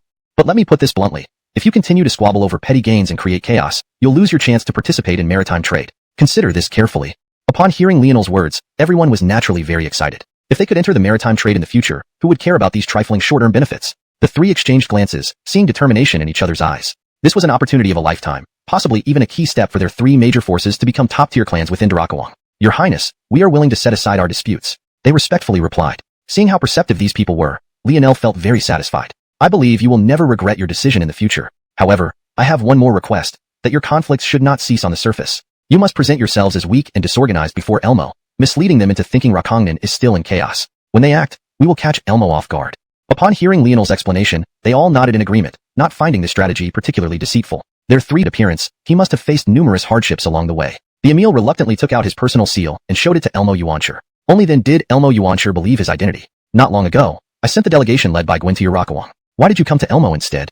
Elmo Xuanhuan asked curiously. The Emil shook his head. Your Majesty, Gwen is dead, murdered by our Rakongnan Xian Lionel. This news sent shockwaves throughout the Elmo court. How can this be? Doesn't your Rakongnan Xian know that envoys shouldn't be harmed during peace negotiations? Moreover, our mission was to offer tribute and allegiance to your Rakongnan. This is utterly ridiculous. How could your Rakongnan not fear retaliation from us? You even dared to come to our Elmo. Your Majesty, please execute him immediately to honor Lady Divine Maiden. As they spoke, they even suggested executing the Emil. Cold sweat formed on the Emil's forehead. In a fit of anger, he had rushed to Elmo, only to find the Elmo officials extremely disrespectful. Your Majesty, Lady Du's death has nothing to do with me. Otherwise, I wouldn't have dared to travel thousands of miles to Elmo. He hurriedly explained. Elmo Xuanhuan frowned and asked doubtfully. Then tell me why you've come to Elmo. The Emil fell to his knees. Your Majesty may not know that the murderer of Gwen, our Rakongnan Xian Lionel, even cede a few cities to your country if necessary. Upon hearing this, Alpha believed him wholeheartedly. He could see that this person before him was absolutely power-hungry. To be honest, we do indeed covet Rakongang's Rakongnan region. However, now is not the best time for military action, Alpha admitted, somewhat embarrassed. The Emil smiled and asked, is it because your military preparations are not yet ready? The immortal lady told me about this already. These words immediately dispelled much of the suspicion held by the officials of Elmo. Since Gwen had shared such confidential information with the Emil, it showed that he was trustworthy. That's correct. We've just gone through a war with Sintu. Although we won, the losses were heavy. We lack the capacity for a long-distance campaign in the short term. Given the harvest timing, we need at least 2 months before we have sufficient supplies to support an expedition, Gwen explained. Hearing this, the Emil began to analyze the situation anxiously. Your Majesty, how incompetent are your ministers and generals? Just as the officials of Elmo were starting to develop a slight favorable impression of the Emil, this comment instantly dissipated their goodwill. Everyone looked at him angrily. Do you, Emil, have any better suggestions? Gwen asked sarcastically. The Emil nodded with a smile. Perhaps, we vow to capture Rakongnan. Rakongnan has been under Rakongang's control for centuries. It's high time for a change. Everyone began to urge Alpha. Despite sensing something amiss, Alpha couldn't resist the persuasion of his officials. Enough. General Scott, I command you to lead an army of 10,000 soldiers northward to capture Rakongnan. Our current grain supply will last for only a month. Capture Rakongnan within that time. General Scott, although small and thin, had a menacing look in his eyes. I intend to appoint you, Emil, as our military advisor. What do you think? Alpha asked smilingly. Although he trusted the Emil initially, he wouldn't let him lead the Elmo army against Rakongnan. The Emil looked somewhat downcast but nodded nonetheless. As long as he could leverage Elmo's power for his own gain, even a military advisor role was beneficial. There's no time to waste. Tally up the troops immediately. Prepare to march north tomorrow morning. The next morning, the 10,000-strong Elmo army set off towards the north. Do you know Rakongnan well, Emil? Riding on his horse, Scott asked with a smile. A trace of embarrassment crossed the Emil's face. For him, Rakongnan was a wilderness, and he paid little attention to it normally. He finally replied, I can't enter the city using my title as the Emil to gather intelligence. Scott nodded approvingly. While you are the military advisor, I hold the command authority. Please do not overstep. Jungle combat is far more complex than you imagine, he warned.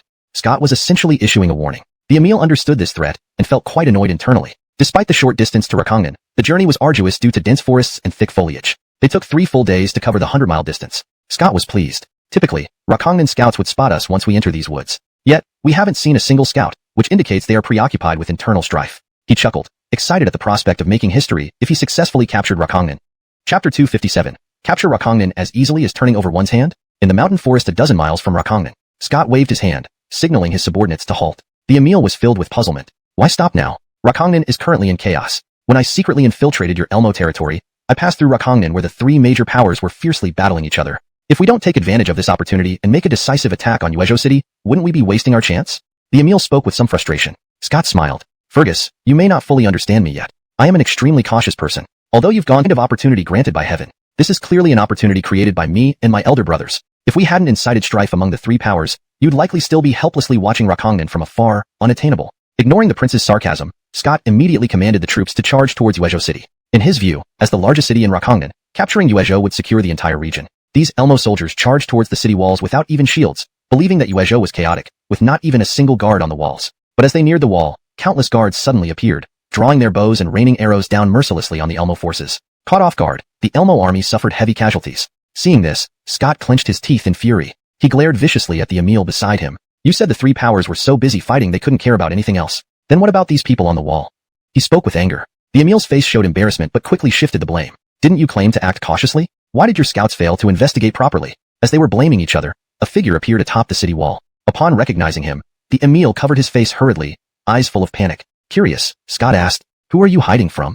The Emil waved dismissively. That young man in splendid attire on the wall is none other than the current Xian of Rakowang and my greatest rival. He mustn't recognize me, or I'll bear the shame when I return to Rakowang. Following the Emil's gaze, Scott was astonished. He clearly hadn't expected the current Rakowang Xian to be so young. Unbelievable, such a youthful hero. His words displeased the Emil greatly. Despite being an ally of Elmo, he felt insulted by Scott praising Lionel. He's just a scheming opportunist, lacking true prowess. But why did the 3 families stop their disputes when he arrived?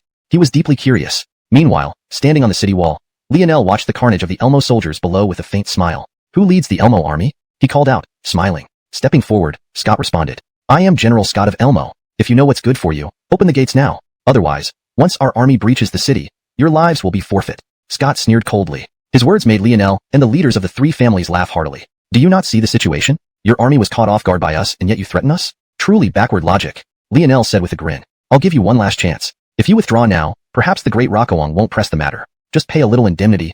Lionel chuckled. Gwen's heart raced with growing anxiety. She had heard that Elmo troops were attacking the city, and now Lionel's intention seemed malicious. He planned to use her to threaten the Elmo soldiers. I advise you to give up this idea. I am the divine maiden of the Wuxin sect, and have long severed ties with the Elmo royal family. Taking me hostage might infuriate my followers, but it won't make the Elmo soldiers retreat, Gwen explained. Just joking around with you. You took it seriously. Lionel glanced at her dismissively and walked away, leaving Gwen standing alone, feeling a profound sense of desolation. The feeling of living under someone else's control caused her deep pain and despair. She must find a way to leave Yu Prefecture soon. Otherwise, who knows what Lionel might do to her in the future. In the Elmo military camp, Scott stared grimly at the Emil, suspicion clouding his eyes. To be honest, are you trying to use our Elmo army to become the Xian of Rakowang? Or are you planning to trick us along with Lionel? The intelligence provided by the Emil clearly indicated that Rakongnan was in chaos, a perfect opportunity for Elmo to advance. But things didn't seem that straightforward now. The 3 major forces in Rakongnan had united, and their combat effectiveness remained formidable. A faint look of embarrassment crossed the Emil's face, but he responded firmly. Scott continued the siege with his 10,000 troops. Ironically, Scott never believed these 10,000 troops could capture Yu Prefecture. If they could, Elmo would have easily taken over Rakongnan earlier. Thus, apart from the initial setback when Lionel united the 3 major forces, the subsequent attacks caused minimal casualties, maintaining full force. He withdrew hastily upon seeing the defenders' arrows on the city walls, just like before. Watching from the wall, Elmer sneered. Scott, I've dealt with him before. Though ambitious, he's overly cautious and not fit for grand ambitions. He probably wanted to take advantage of our internal strife, but seeing our unity again, he likely abandoned the idea. Now, he's merely putting on a show for the Emperor of Elmo. Just then, a soldier rushed over. Your Highness, the Elmo Navy is attacking the water gate, and has already been intercepted by the ships you brought. Lionel laughed upon hearing this. So, the 10,000-strong army was a ruse, and the real move was made by the Navy. Let's go see the spectacle at East City. They arrived at the eastern wall, where dozens of Elmo-flagged warships appeared in the distance. Lionel smirked disdainfully. This is called a navy? Just a bunch of small wooden boats. Seeing the 6 enormous ships, Elmo Naval Commander Monty turned pale. Could these be ships of celestial warriors? How can there be such huge warships in the mortal world? His soldiers were equally anxious. General, should we continue the attack? We thought Yu's navy was far inferior to ours, but look at those massive ships. We outnumber them, and I think we can still try. Their warships are large but surely slower than our smaller vessels. Monty gritted his teeth and nodded. They couldn't retreat without fighting. On my command, full speed attack. Prepare for boarding action. With his roar, the Elmo warships charged recklessly towards Lionel's galleons. Watching from the wall, Benedict expressed concern. Why don't we release Yu's navy as well? Although the Fergus's warships are large, they might be at a disadvantage against smaller boats. Benedict feared Lionel's warships would falter, costing him face and potentially forgetting the promise of lifting the maritime restrictions. Chapter 259. Shut up. Just wait and see. Lionel chuckled in response. Everyone had no choice but to continue watching patiently. The 6 massive warships, under the control of the Xiuxian, began to slowly turn. They faced the oncoming O Kingdom's fleet with their sides exposed. Monty immediately became excited. As I said, the Rokuang Kingdom's navy is utterly inexperienced in naval combat. At a time like this, Monty was horrified. He watched as a neighboring ship, struck by a cannonball, instantly sprang a huge hole, seawater gushing in. This battle cannot be won. Report immediately to General Xuan. Monty felt a profound sorrow. As the commander of the O Kingdom's navy, the proud force was now shown to be insignificant before the Rokuang navy. At this moment, in the O Kingdom's military camp, Scott anxiously awaited news from Xuanhuan City. He had agreed with Monty that if the latter captured the Watergate smoothly, he would immediately set fire within the city. Then Scott would lead his forces to storm the city. Inside and out attacks should guarantee victory. But after waiting for a long time, there was no sign of flames from the city. Instead, Monty returned in tatters. Seeing his disheveled state, Scott sensed something dire. What happened? He asked nervously. Monty burst into tears. General, our O Kingdom navy is finished, completely annihilated. Generations of painstaking effort, spanning over a century, were destroyed in his hands. From being a naval commander to becoming its culprit in a single day. Hurry up, tell me what happened? How could the Rokuang Kingdom possibly have such power? Scott asked incredulously. The Rokuang people wield celestial magic. They summoned meteorites from the sky, and 3 rounds nearly ended. Just a weapon I developed. However, after today's demonstration of the warships, you should be confident in my future plans to lift the maritime ban. Everyone laughed and agreed. Indeed, having such large ships, we can sail without fearing storms. We can trade silk and tea for expensive spices, or even gold from distant lands. Excitement filled the room, and soon everyone drank heavily. Among them, Rosalie noticed everyone was absorbed in the festivities. Even many Xiuxian were drunk. It was time to escape. Rosalie decided to sneak to the eastern wall. Since the gates were guarded, she climbed down using a rope. Trained since childhood, she slid down the rope effortlessly into the sea below. Finding a small boat and some broken wood as oars, she started rowing toward the O Kingdom camp. Unbeknownst to her, shortly after she left, Lionel arrived at the eastern wall. Watching Rosalie row furiously, he smiled, wondering how much false information Louis gave her. If that misinformation reached the O Kingdom camp, the effects could be astounding. Hashtag Chapter 260. The good news brought by the Divine Maiden. Inside the Elmo Kingdom's military camp, Armand was currently at a loss, his eyes filled with anxiety. After the failure in the city siege and the total annihilation of the naval forces, he could no longer think of any other way to capture Rokuang. He had even begun to entertain the thought of retreating. Looking at the composed Emile standing nearby, he recalled that the latter had once claimed to have a plan. I have a plan to defeat the enemy. Upon hearing this, Armand's face lit up with hope. Please enlighten us, noble Lady Divine Maiden, he said humbly. As I left the capital, Louis gave me a list of all his informants in Rokuang. They can be used to our advantage. Before Armand could respond, the Emile interrupted, his face lighting up with excitement. With this list, I can easily use these people as informants. With an inside-out attack, how can Xuanhuan City not fall? Armand nodded eagerly in agreement. However, he hesitated. Unfortunately, Xuanhuan City is heavily guarded. It might not be easy for us to enter. Hearing this, the Emile smirked confidently. Aren't you forgetting someone important?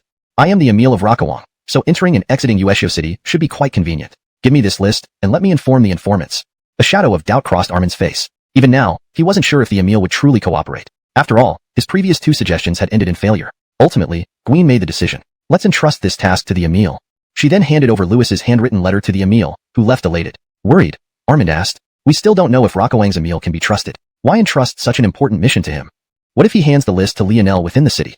Don't worry, letting him in won't cause any trouble. Instead, he might give us a chance to crush the Elmo army decisively. He opened the gates, allowing the Emile to enter. Upon arrival, Lionel arranged accommodations for him. Over the next few days, the Emile seemed unremarkable, frequently mingling with mid-level officials of the 3 major powers, apparently seeking their support. Gradually, the higher-ups of the 3 families relaxed their guard. 3 days later, the Emile noticed significantly fewer spies watching him. As usual, he hosted a banquet in his residence, inviting several members of the 3 major powers. When the drinks flowed freely, he smiled at everyone. Things are at a standstill. There's no need to pretend anymore. Reveal your true identities. The guests exchanged puzzled glances, clearly not understanding what he meant. Seeing their feigned ignorance infuriated him. Still pretending? Don't you think I know the truth? Laughing, he produced the secret letter given to him by Gwen. Hashtag Chapter 261. Acting according to plan. Are not all of you here spies planted by Louis in Xuanhuan City? I have known this for a long time. Representatives from the 3 major factions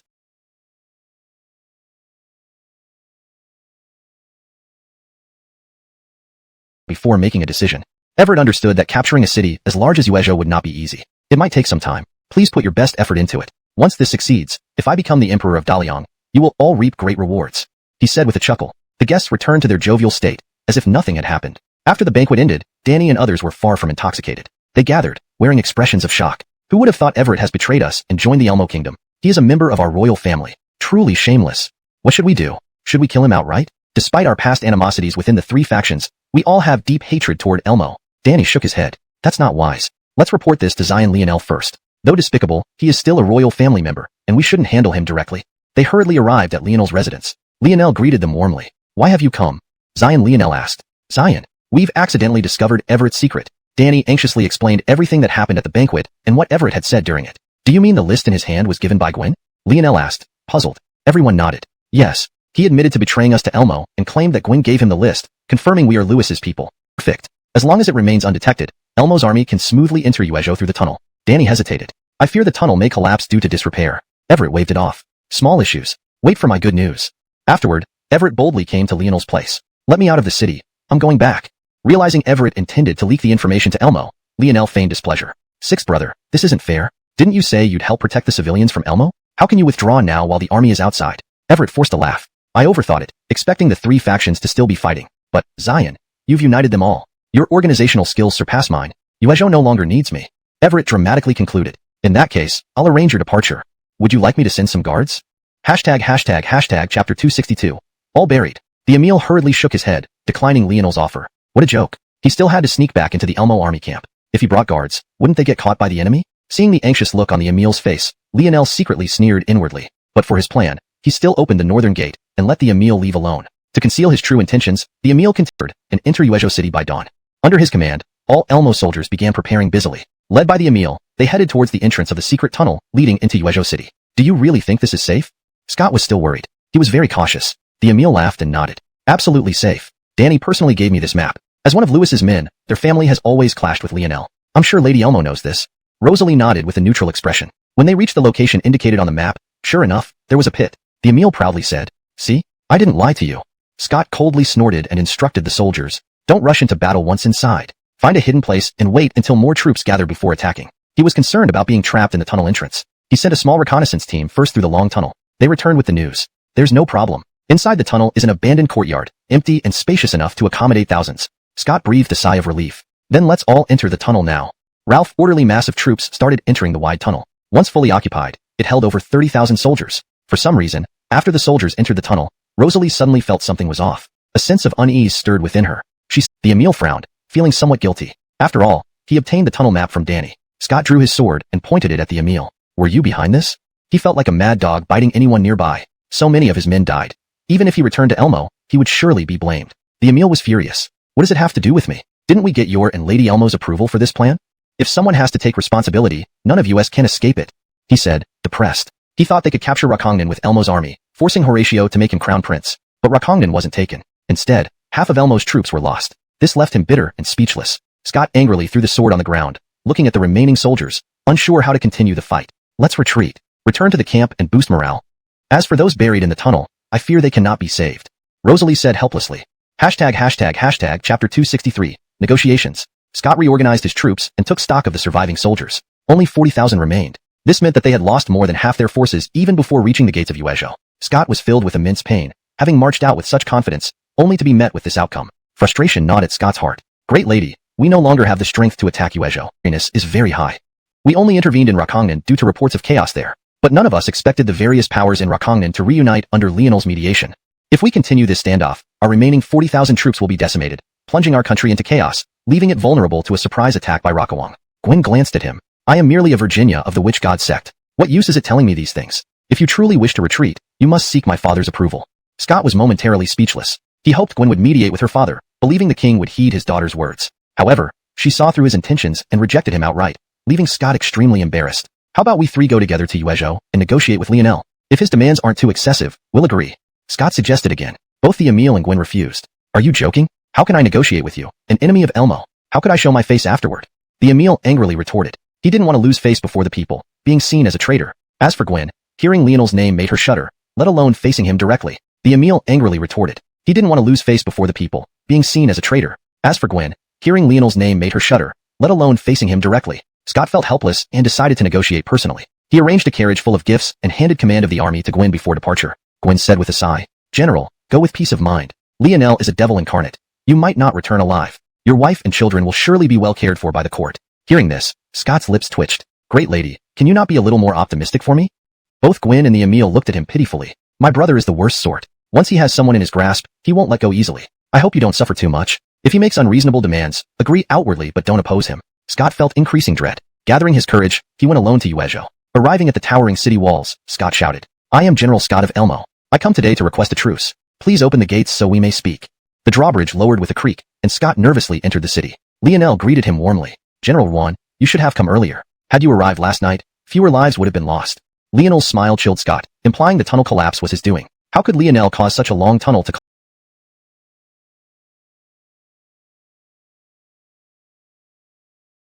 "The compensation will be adequate," he said through gritted teeth. Even those from the three major forces who had been quite angry originally couldn't help but smile upon hearing the word compensation.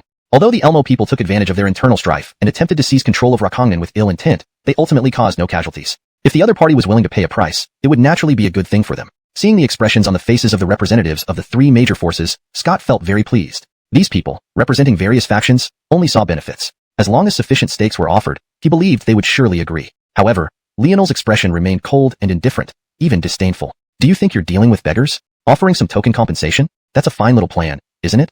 Lionel sneered. Scott was embarrassed. He felt he had already made many concessions, yet Lionel was still unsatisfied. "Then what kind of price do you want us to pay?" he asked, his tone growing unpleasant, losing patience.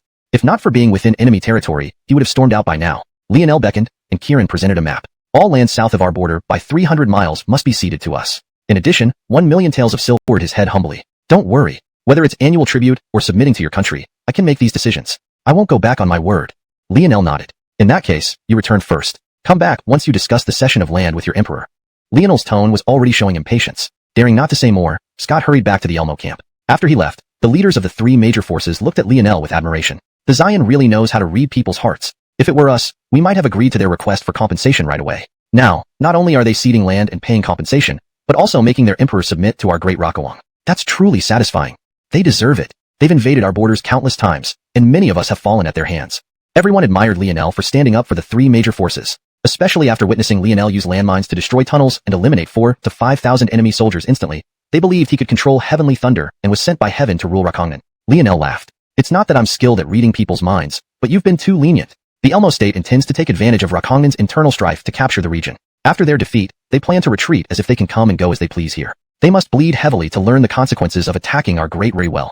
Once he makes a demand, it won't be easy to satisfy him," the Emil said, expressing some concern. Honestly, in his view, if a major war could break out between the Elmo and Rakowang kingdoms, it would be most advantageous for him. So, he hoped the current negotiations would collapse outright. Just then, Scott returned with a hint of exhaustion on his face. Seeing his worried expression, the Emil immediately understood that the negotiations had not gone well. "How did it go? Is Lionel starting to make outrageous demands?" the Emil asked, furrowing his brow. Scott sighed helplessly. "Outrageous demands are an understatement. He demanded that we cede all territory within a 300 li radius near Rakongnan to Rakowang. Such absurd demands, I couldn't possibly agree to that."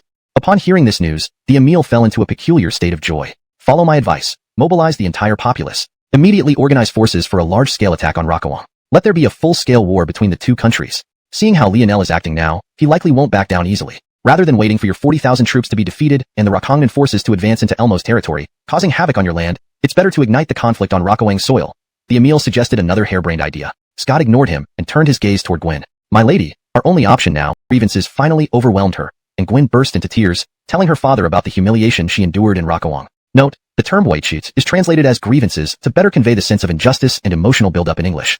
Hearing this, Rex slammed the table in fury. "The Xiuxian of Rakowang is truly outrageous. Do not worry. I have already dispatched the great general to attack Rakongnan. By now, the battle should be over," Rex said, turning to Scott with a smile. Scott felt his heart skip a beat. He bowed his head in shame. "Your Majesty, the 10,000-strong army has been reduced to just 4,000 survivors. We stand no chance of winning this war. The Rakowang Crown Prince has already reached Xuanhuan City. With his mediation, the three major forces have once again united, leaving us utterly defeated. We must enter into peace talks, or our capital might be captured."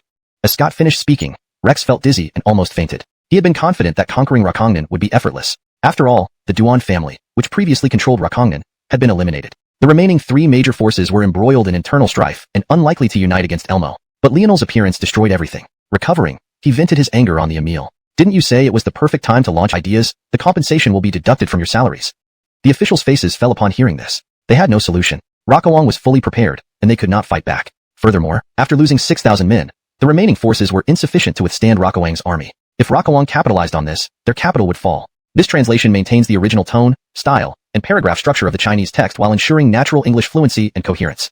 Chapter 266. The Devious Emil. The Emil knelt in the main hall, his head pressed tightly against the cold bricks, hands propping him up from the front, and his face hidden under his sleeves. His eyes gleamed with malice. Despite the advice of Barnaby and Gwyn, Isaiah Elmo still leaned towards seeking peace. Since he had already defected to the state of Elmo, he must absolutely prevent such a thing from happening. Clamping down on his tongue, the sudden pain snapped him back to clarity. He had only just left, yet Lionel was getting closer to the position of Xian. His heart burned with dissatisfaction and jealousy. Your Majesty, listen carefully. Although Lionel is my brother, I have come to understand his character quite well despite limited interaction. He has great ambitions, and now that he has earned Father's favor, if you persist in retreating and seeking peace, it will only... His hatred for Lionel had reached its peak when he left Rokuang. From his perspective, this war could only benefit him. If Elmo lost, he could return to Rokuang.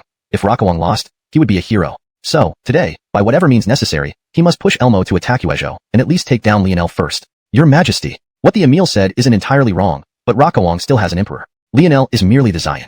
Beyond controlling Xuanhuan, his capabilities are limited and can't sway the emperor's decisions. Since he intends to seek peace, we should go along with it.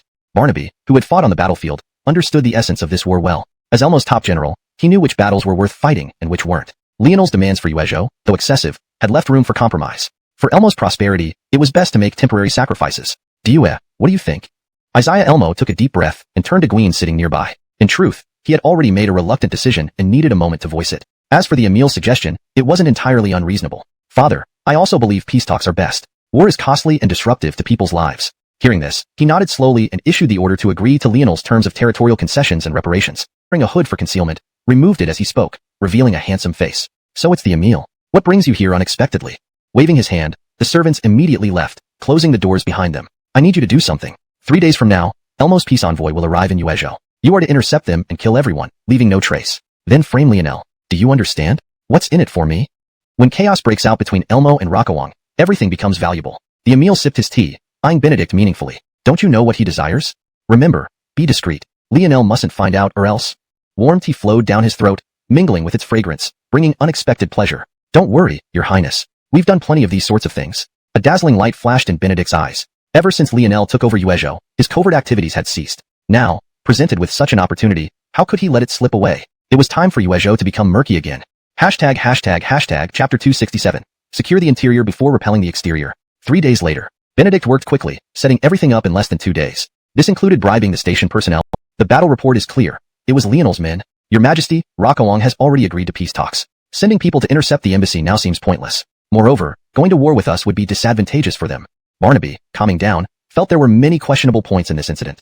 Our citizens cannot bear another war. So, Your Majesty, don't say anything more. The embassy represents the face of Elmo. Now that Rokuang openly tramples on my Shan, bottom line, there is no possibility of reconciliation. Improved. Don't say anything more. The embassy represents the dignity of Elmo. Now that Rokuang has openly trampled on my Shan, bottom line, reconciliation is out of the question. Further refined. Enough. The embassy represents the dignity of Elmo. With Rokuang openly crossing my Shan, bottom line, reconciliation is out of the question. I've adjusted the translation to ensure it reads more naturally in English while maintaining the original meaning and intensity of the statement. I also replaced impossible with out of the question for a more formal tone. Alpha slowly stood from his throne, his expression solemn. Your Majesty, please reconsider. This war concerns the fate of our nation. Please don't act rashly. The officials, not merely idle, knelt in the hall, knowing they had to persuade these. By Roxong, with a delicate veil, revealed her beautiful jawline when she sipped tea. Her plump red lips touched the cup, exuding allure. Her exotic beauty irresistible. Her voice was clear and melodious, like a woodland thrush. Bai Roxong understands the situation. The Yi family's activities over the years are known. Benedict's recent actions were shockingly significant, almost as if he pierced a hole in the sky. Lionel smiled, feeling uplifted by the presence of beauty. Your Highness, please elaborate. Yesterday, he sent men to attack Elmo's embassy, aiming to incite war between our two nations for his gain. If you help me, I'll share a valuable piece of information. This statement made Elmer frown deeply. If true, the stakes were high. War benefited neither side except to vent grievances, but it offered a perfect chance to eliminate the Yi family. With the Zion's support, it would be legitimate. Your Highness, eliminating these rebels is our duty. As for your valuable information, we aren't uninterested but fear the consequences. It's best if you refrain from sharing it. Elmer reluctantly accepted the task. By Roxong, what do you think? I agree. Excellent. After the Yi family's downfall, their resources will be divided between you. My only condition is that everything must remain in your strategy. The two countries are now locked in an irreconcilable conflict. Holding a wine cup and swaying unsteadily, Benedict leaned against the wooden table, speaking with a tipsy slur. A strategy alone wouldn't suffice. Without Master Ye's support, it would all be just talk. A classic exchange of mutual flattery, fueled by alcohol, quickly got both men intoxicated. Visuals of the revelry and the warmth of the wine stimulated their senses. Unbeknownst to them, the estate was already surrounded by warriors from the Tusi tribe and the Wu family forces. This matter you have handled well. Once I ascend the throne, I will ensure your Yi family becomes the paramount power in Rakongnan, overseeing commerce and agriculture here. You can do whatever you wish. Under my rule, the Yi family will thrive for 1,000 years without decline. Empowered by alcohol, Evereth stood unsteadily, waving his arms as if directing the fate of nations, completely immersed in his own fantasy. Benedict played along, knowing that after this war, everything could become reality. Your Highness, please take care not to fall. Supporting each other, they soon reached the center of the banquet hall, disrupting the dancers. Laughter echoed from the eaves of the ornate mansion. After playing around for a while, Evereth felt the urge to relieve himself. He let go of the dancing girl's arm and stumbled toward the corridor outside. The cool night air brought Aline step closer, her voice cold, pulling out a peculiarly shaped dagger from her waist. If he continued stalling, its tip would plunge into flesh. I'll talk. Under pressure, Benedict broke into a cold sweat. All this was ordered by Evereth. He instructed me to attack the Rakawang envoy, providing all intelligence routes to the Yi family, even the plans. Report. We found no trace of Evereth at the Yi residence. However, a horse seems missing from the backyard. He likely escaped during the chaos. My apologies. Lionel frowned, swallowed hard, and waved a hand before disappearing into the night. Deal with him as you see fit. Evereth rode through the night, using the credentials provided by Alpha to re-enter Elmo territory. Upon reaching the capital, he sought an immediate audience with the Emperor. Noticing his travel-worn appearance, Gwyn was intrigued. What crucial information did he bring? With assistance, they directly entered Alpha's private quarters. During his flight, Evereth pondered deeply. War had started, but lacking wind, the flames weren't yet strong enough. Since Lionel had discovered his actions, why not add fuel to the fire? Your Majesty, in disguise, I returned to Rakawang and found you prefecture engulfed in internal strife between Lionel and the Yi family. If we strike now, we can catch Rakawang off guard and conquer it entirely. This declaration snapped Alpha out of his drowsiness. Is this true? If your Majesty doubts me, send spies to verify. They will confirm my words. I trust you. Without further verification, he saw this as an opportune moment granted by heaven, a chance that mustn't be missed. In the imperial court shortly afterward, Alpha announced the internal strife in Yu prefecture. Stunned officials couldn't muster any opposition to the renewed call for war. Timing was ripe. He wasted no further thought, declaring war again, citing Rakawang's execution of Elmo envoys as pretext. Orders were given to gather soldiers and supplies for the assault. Elmo lacked a reason to rally its people for war. True or false, once started, reasons mattered little. Orders issued, Alpha exhaled in relief. Unsure if his decision was correct, as a ruler, he knew it had to be done. Chapter 269, Picking on the Weak First. The news of the envoy's cruel rejection quickly fermented within the Elmo kingdom. People's hearts, which had harbored anti-war sentiments due to their national pride being trampled, were now filled with a renewed fervor. Within a mere half-month, 15,000 troops had gathered, and provisions were barely enough to last for 3 months. Everything was in readiness. Capturing Yuezhou would allow them to wage war sustainably, supplementing their militant sense of curiosity in Aileen. Did the prince have a surefire plan? Recalling how he handled the Yi family crisis similarly, she realized he must have known about the envoy kidnapping being orchestrated by the Emil. Ralph here he was, preparing for battle without any hint of escape. This was reassuring. It was just 150,000 troops after all. There was nothing to fear. Elmer remained contemplative, head lowered. He, like Aileen, suspected Lionel had some hidden ace. A single person couldn't change the tide of this nation-to-nation war. We trust you, Fergus, they affirmed. 2 days later, the Elmo army arrived before Yuezhou City. General Barnaby, astride a horse, felt a mix of familiarity and complexity as he gazed at the gates. In recent weeks, he'd visited this place multiple times, each visit bringing different emotions. He looked up to see large holes dug into the city walls, housing black iron tubes. Gazing directly into these tubes, Barnaby felt an unprecedented fear, as if these mysterious objects could annihilate his entire army in seconds. Lionel wasted no time on meaningless provocations, ordering the artillery set up while lounging on the city wall, ready to witness a spectacular fireworks display. Attack! Barnaby unsheathed his sword, pointing forward with solemnity. On the city wall, Lionel merely waved his hand, uttering 2 calm words, fire! A thunderous roar spurred, he agreed, deciding to rest for 24 hours before targeting other areas. Sitting in his chair, the Emil pondered, lost in thought. Outside, under the moonlight, he saw his reflection in a puddle. Ralph's evil plan began to form. Quickly returning to his tent, he pinned down his thoughts. Hashtag chapter 270, turning the tables. To avoid delaying military affairs, everyone began to dismantle the camp and set off in the dead of night. On the way, after explaining his plan, the Emil was overjoyed. Currently, within the entire Rakawang kingdom, apart from the people of Yu prefecture, all other officials should acknowledge his status as a prince. Therefore, using this guise, making them open the city gates and welcome the Elmo army without resistance would not be an issue. Barnaby also had no objections to this plan. If they could capture a significant portion of Rakawang's territory without shedding blood, the Elmo family would certainly be pleased. From then on, the Elmo kingdom could embark on a path towards strength and prosperity. The Emil's first target was Fan Prefecture, located 200 miles from Yu Prefecture. The defenses here numbered a formidable 50,000 troops, and the terrain made it easy to defend but difficult.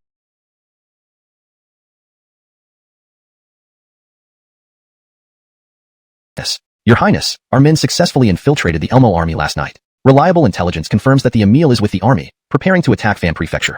Trouble. This cunning fellow may have some nefarious plans. Your Highness, this morning, another message arrived stating that during the night watch, we overheard a conversation between Barnaby and the Emil. They intend to use the Emil's identity to directly open Fan Prefecture's gates, thus capturing the core of the Xuanhuan kingdom without a fight. Upon hearing this, Lionel stood up abruptly. We can turn their plan against them. Send a message immediately to the governor of Fan Prefecture, telling him that the Emil has betrayed and joined Elmo. But what evidence do we have? Kieran frowned, questioning the validity. That's simple. Smacking his lips, Lionel pulled out an imperial seal from his robes, scribbled a few characters on a yellow sheet of paper, and stamped it. The Fergus's order, the governor of Fan Prefecture should follow it. Send this along with it. Yes. Kieran nodded, and soon a small bird soared into the sky, leaving Yu Prefecture and arriving at Fan Prefecture within half an hour. At the governor's residence, a servant ran hurriedly through the corridors, holding a pigeon. After verifying the seal, which confirmed it was from the Xian, such a major matter required the governor's decision. In front of an ancient study lined with jujube trees, the elderly governor sat by his desk, pen in hand, reviewing documents. This is an order from His Highness the Xian. With trembling hands, he took the yellow paper and his expression turned grave. People, hurry, follow me to the city gates to welcome the Emil. Time was critical. There was no room for doubt or hesitation. They had to act according to the instructions on the paper. At the city gates, the Emil had already arrived. Looking at the weathered walls, he felt triumphant, imagining them soon bearing the marks of Elmo. Creak. The wooden gate opened unevenly, and a sedan chair approached cautiously. The governor stepped out and quickly bowed. Welcome, Your Highness. The journey must have been tiring. Please come in.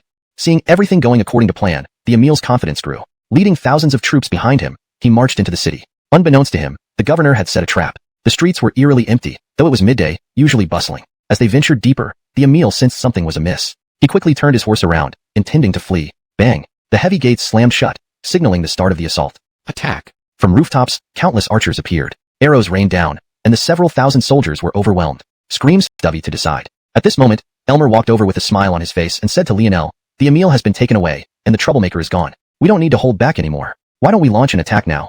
Aileen also nodded in agreement. Our ambush caught the Emil and the Elmo soldiers by surprise. Now is the perfect time to act.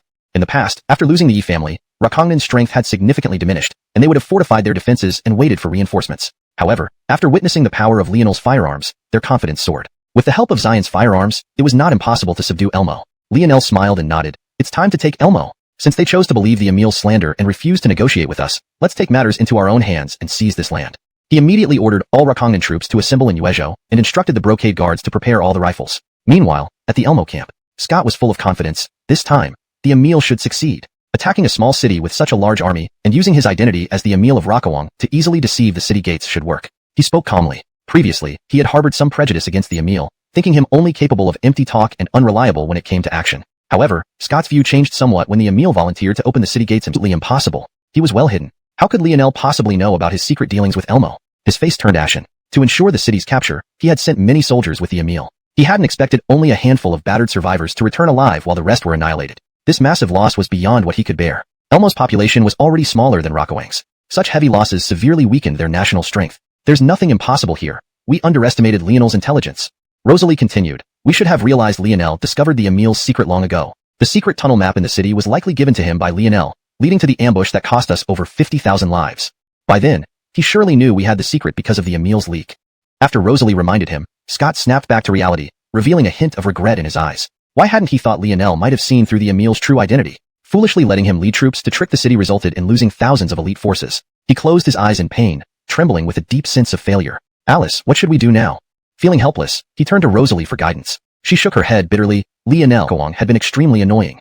Previously, he hadn't taken action because he lacked solid evidence. Now that the evidence was clear, it was time to hand him over to Horatio in the capital for judgment. At this moment, Elmer approached, smiling at Lionel. The Emil has been taken away, and the one causing trouble is gone. We no longer need to hold back. Should we launch our attack now?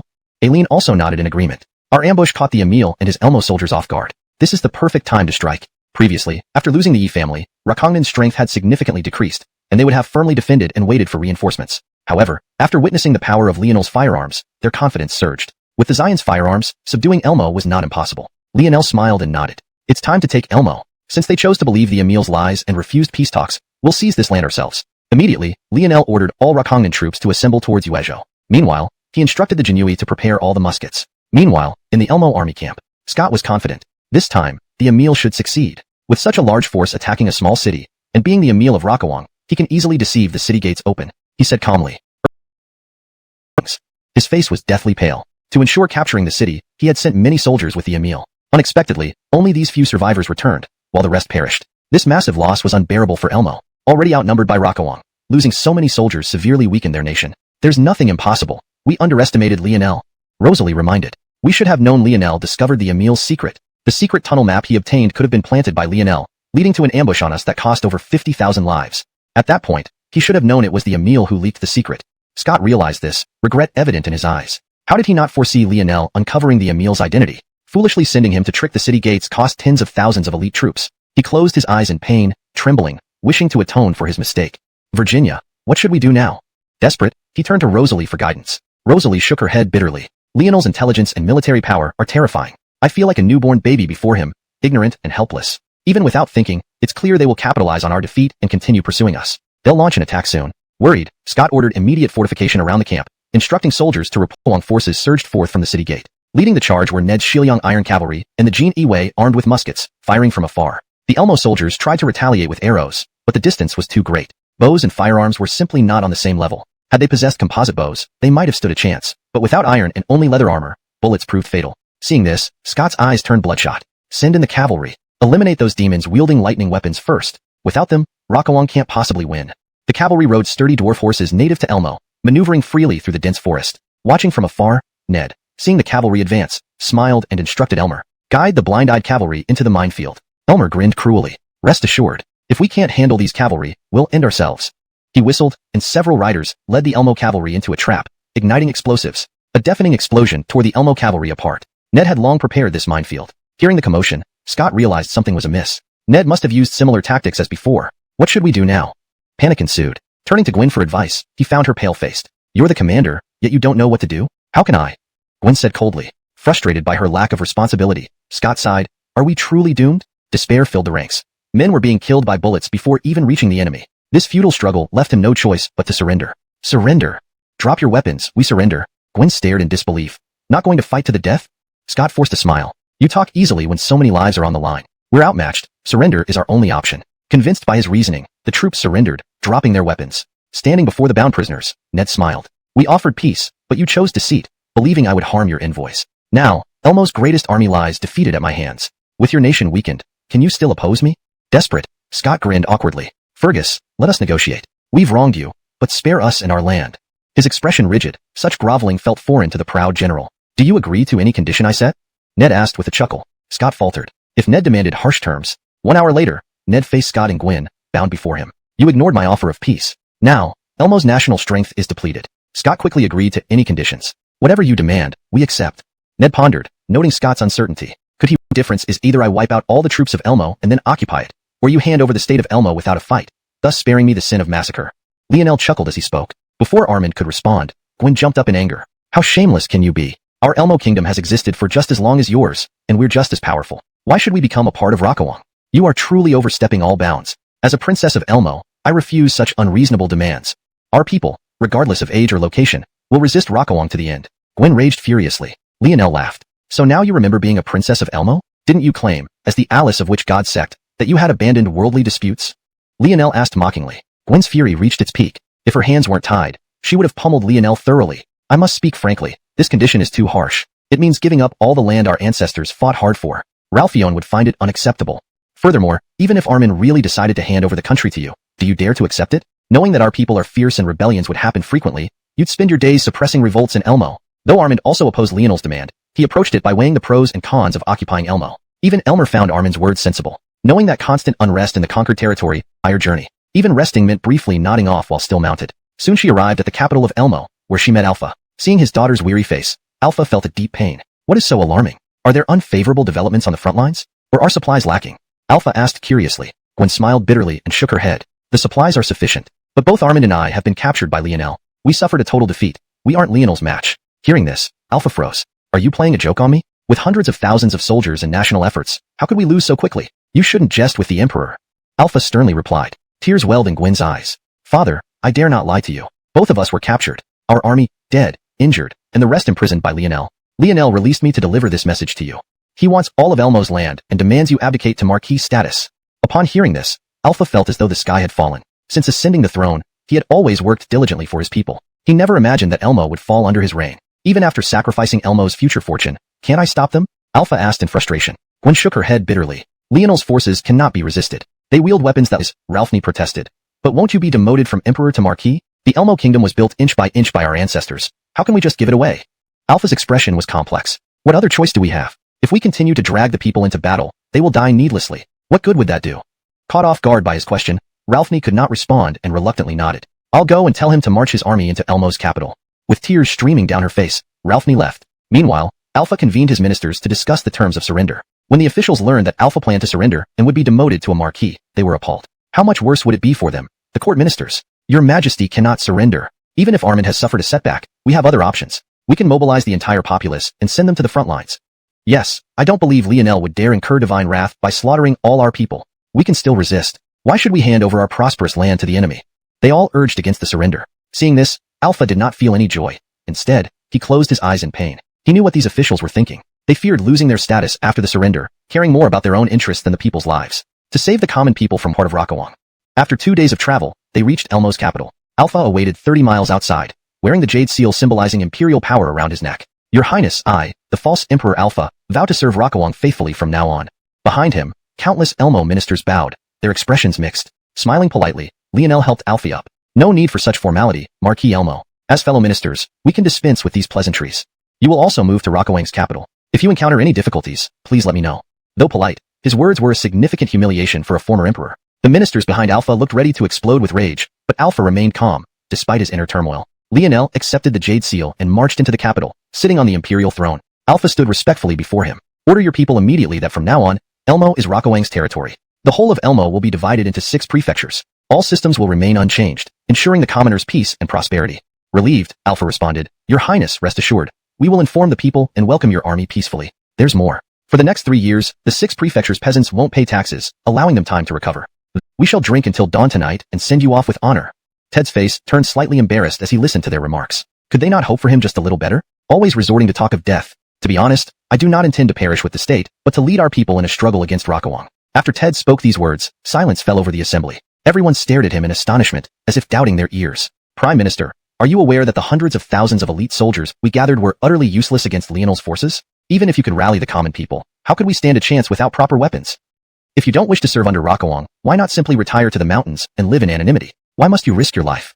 None of them believed Ted stood a chance. To them, leading ordinary civilians against Xuanhuan seemed an impossible task. Ted's call felt like a trap to drag everyone down with him. No one wanted to fall for it. Listening to their concerns, Ted wore a smug smile. Do you truly believe I cannot win against them? You should know the vast distance Xuanhuan must travel to reach us. It takes over a month. Ralph Lionel's army cannot stay here indefinitely. Once he leaves with his men, we will rise immediately. By the time he can send reinforcements, another month will have passed.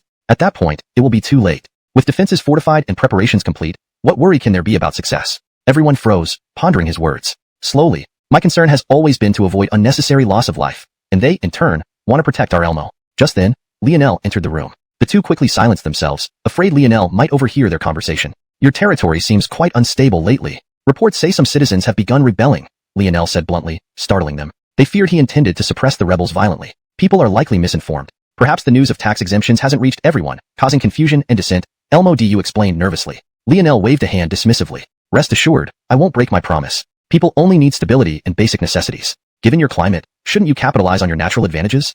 He chuckled, but Elmo Du and his father misunderstood, thinking he mocked them. How is a hot and humid climate advantageous? Most of our rice seeds rot in the mud. Rex tried to explain despite his exhaustion. Lionel was taken aback. Do you mean to say you haven't mastered seedling cultivation yet? You just plant the seeds directly? Rex nodded, not seeing the issue. Since ancient times, planting seeds directly into the soil was standard practice. Seeing his confidence, Lionel couldn't help but shake his head. No wonder, despite 3 harvests per year, Elmo remained so poor. Seeds row by row in the soil. These seeds will soon grow into seedlings. Then you can transplant them into the paddy fields, and no matter how much rain falls, there won't be any problems, Lionel explained with a smile. The Grand Agricultural Officer looked at Lionel with disdain. As the Xiuxian, Lionel had never worked the land. How could he possibly know farming matters? This explanation was clearly meant to placate the officials and civilians, and it was extremely implausible. Even Alpha wore a bitter smile, thinking Lionel was just making fun of him. However, he responded diplomatically, we'll wait and see. Hopefully, the seedlings transplanted into the paddy fields won't rot. The Grand Agricultural Officer merely pursed his lips and didn't speak. Once he left the court, Philip immediately called him over. What happened? What did Lionel want today? Philip asked anxiously. The Grand Agricultural Officer smirked coldly. That guy wanted to help us solve the problem of seeds rotting in mud. He made me prepare some rice seeds and tools. Hearing this, everyone sighed in relief and then burst into laughter. Lionel comes from a noble background. Having lived in luxury all his life, how could he know how to plant rice? Besides, Rockawang is in the north where they mostly grow millet in dry fields. How could they understand rice cultivation? He probably just wants to stabilize the rebelling civilians. To transplant seedlings. So even demonstrating wouldn't help. Alpha retorted irritably. If we brought those farmers, wouldn't it embarrass you, the Xiuxian? In front of the people? Lionel was stunned. He finally realized that Alpha and others didn't believe his seedling technique could withstand the upcoming rains. Don't worry. If the seedlings don't grow, I'll exempt your taxes for 3 years. How does that sound? Alpha's eyes lit up. Deal. I'll bring all the farmers from the capital. Driven by interest, within less than an hour, countless farmers surrounded the paddy fields. Hearing that the Xiuxian of Rockawang was teaching farmers how to farm, everyone was watching curiously. Lionel rolled up his trouser legs and walked into the muddy paddy field, holding a handful of seedlings. He methodically transplanted each one into the soil. Remember, when transplanting, don't plant too deep or too shallow. If planted too deep, they won't grow well. If too shallow, they won't root firmly. After planting a row, Lionel immediately let the observing farmers try, guiding their actions from the side. By the end of the day, everyone gazed at the neatly planted seedlings in the paddy fields, all wearing satisfied expressions. Check again in 3 days. If they grow healthily, my seedling technique is effective. If they turn yellow and wither, it proves my method flawed, he said worriedly. Ted stroked his beard, deep in thought. It seems Lionel has been well prepared, aiming to win over the people and calm their anger through this method. But if this seedling cultivation method fails, would his plan succeed? Hearing Ted's words, the Minister of Agriculture looked at him speechlessly. Didn't you hear what I just said? The seedlings show no issues at all. This method has been proven effective in replacing direct sowing. The grain yield for the common people will double. Ted laughed. Minister of Agriculture, you're always busy in the fields. It seems your mind is getting muddled. Can't there be other ways? I'll send someone tonight to destroy the seedlings in the field. By tomorrow, when the deadline arrives and Lionel's seedlings haven't grown properly, the people's anger will only increase. They will think Lionel deceived them. The Minister of Agriculture's eyes lit up, but he hesitated. To be honest, if we follow Lionel's planting method, it should work quite well. If we destroy all the seedlings, won't the common people starve? As the Minister of Agriculture, he had a natural love for grains and couldn't bear wasting them. Ted sneered, looking at the silent minister. You've already boarded my ship. Is there any room for regret? This is our only way out. With that, the Minister of Agriculture nodded reluctantly. Then I'll leave it to you, Prime Minister Hu. Idlings with their straw hats, trying to look sincere. Seeing this, Kieran couldn't help but laugh. Don't give me excuses. Take them all away for interrogation. At his command, the Jinyui swiftly captured them and took them to the capital. Note, Jinyui, is properly translated as Jinyui, which refers to the elite imperial guard and secret police of the Ming dynasty. This term should be used consistently for accuracy and authenticity in historical context. Back at the Prime Minister's residence, officials waited anxiously for news. Hours passed with no word from the black-clad men. Prime Minister, did something go wrong? What if those men revealed our identities? Our lives depend on you. If anything happens, we're done for. Ted smiled reassuringly. Relax. My men are loyal to the core. They die before revealing anything. Besides, destroying rice fields in the rain. No one would guard the fields during such weather. We can blame it on a natural disaster. Everyone breathed easier, but dawn arrived without news. Panic set in among them. Even Ted grew uneasy. Let's pack up and flee now. Note asterisk in this translation. I've preserved the original tone, style, and paragraph structure while ensuring the English remains fluent and natural. Character names are transliterated according to Pinyin for accuracy. Talking. My subordinates? Where's your crown prince? I want to see Lionel. Ted shouted angrily, clearly trying to act foolishly. Tie them up. I don't believe they won't confess. Kieran's face turned increasingly cold. Ted struggled furiously. You have no reason to take me away. I am the Prime Minister of Elmo, a person second only to the Emperor and above 10,000 others. If you take me away, the people of Elmo will surely rebel. The other officials involved also showed signs of anger. I can see through it now. Your crown prince simply intends to find some excuse to kill us all. How shameless. Have the courage to deal with us openly. Release us immediately. You have no reason or right to deal with us. The crowd said angrily. However, the brocade guards faithfully executed the tasks given by Lionel, ignoring their pleas. When these people were brought before the court, they found Gwen and Rex waiting for them, along with several black-clothed men from last night. Lionel coldly watched everyone and said, if you don't want to suffer, better confess honestly. Ted glared at him fiercely. Do you think you've hired a few actors to frame us? We, the former officials of Elmo, could just retreat into seclusion in the mountains. Why pursue us relentlessly? Enraged, he continued. Do you mean they are actors you invited? Lionel smiled.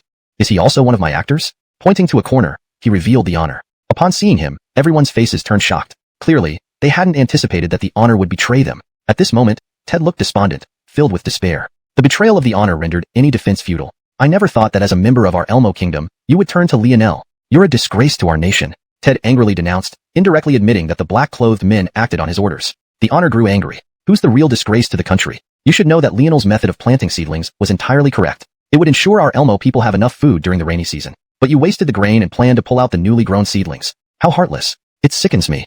Lionel looked approvingly at him. Ted's actions indeed infuriated many. Before the rain season, Elmo's people were waiting for the seedling method, and Ted's move might plunge countless lives into famine.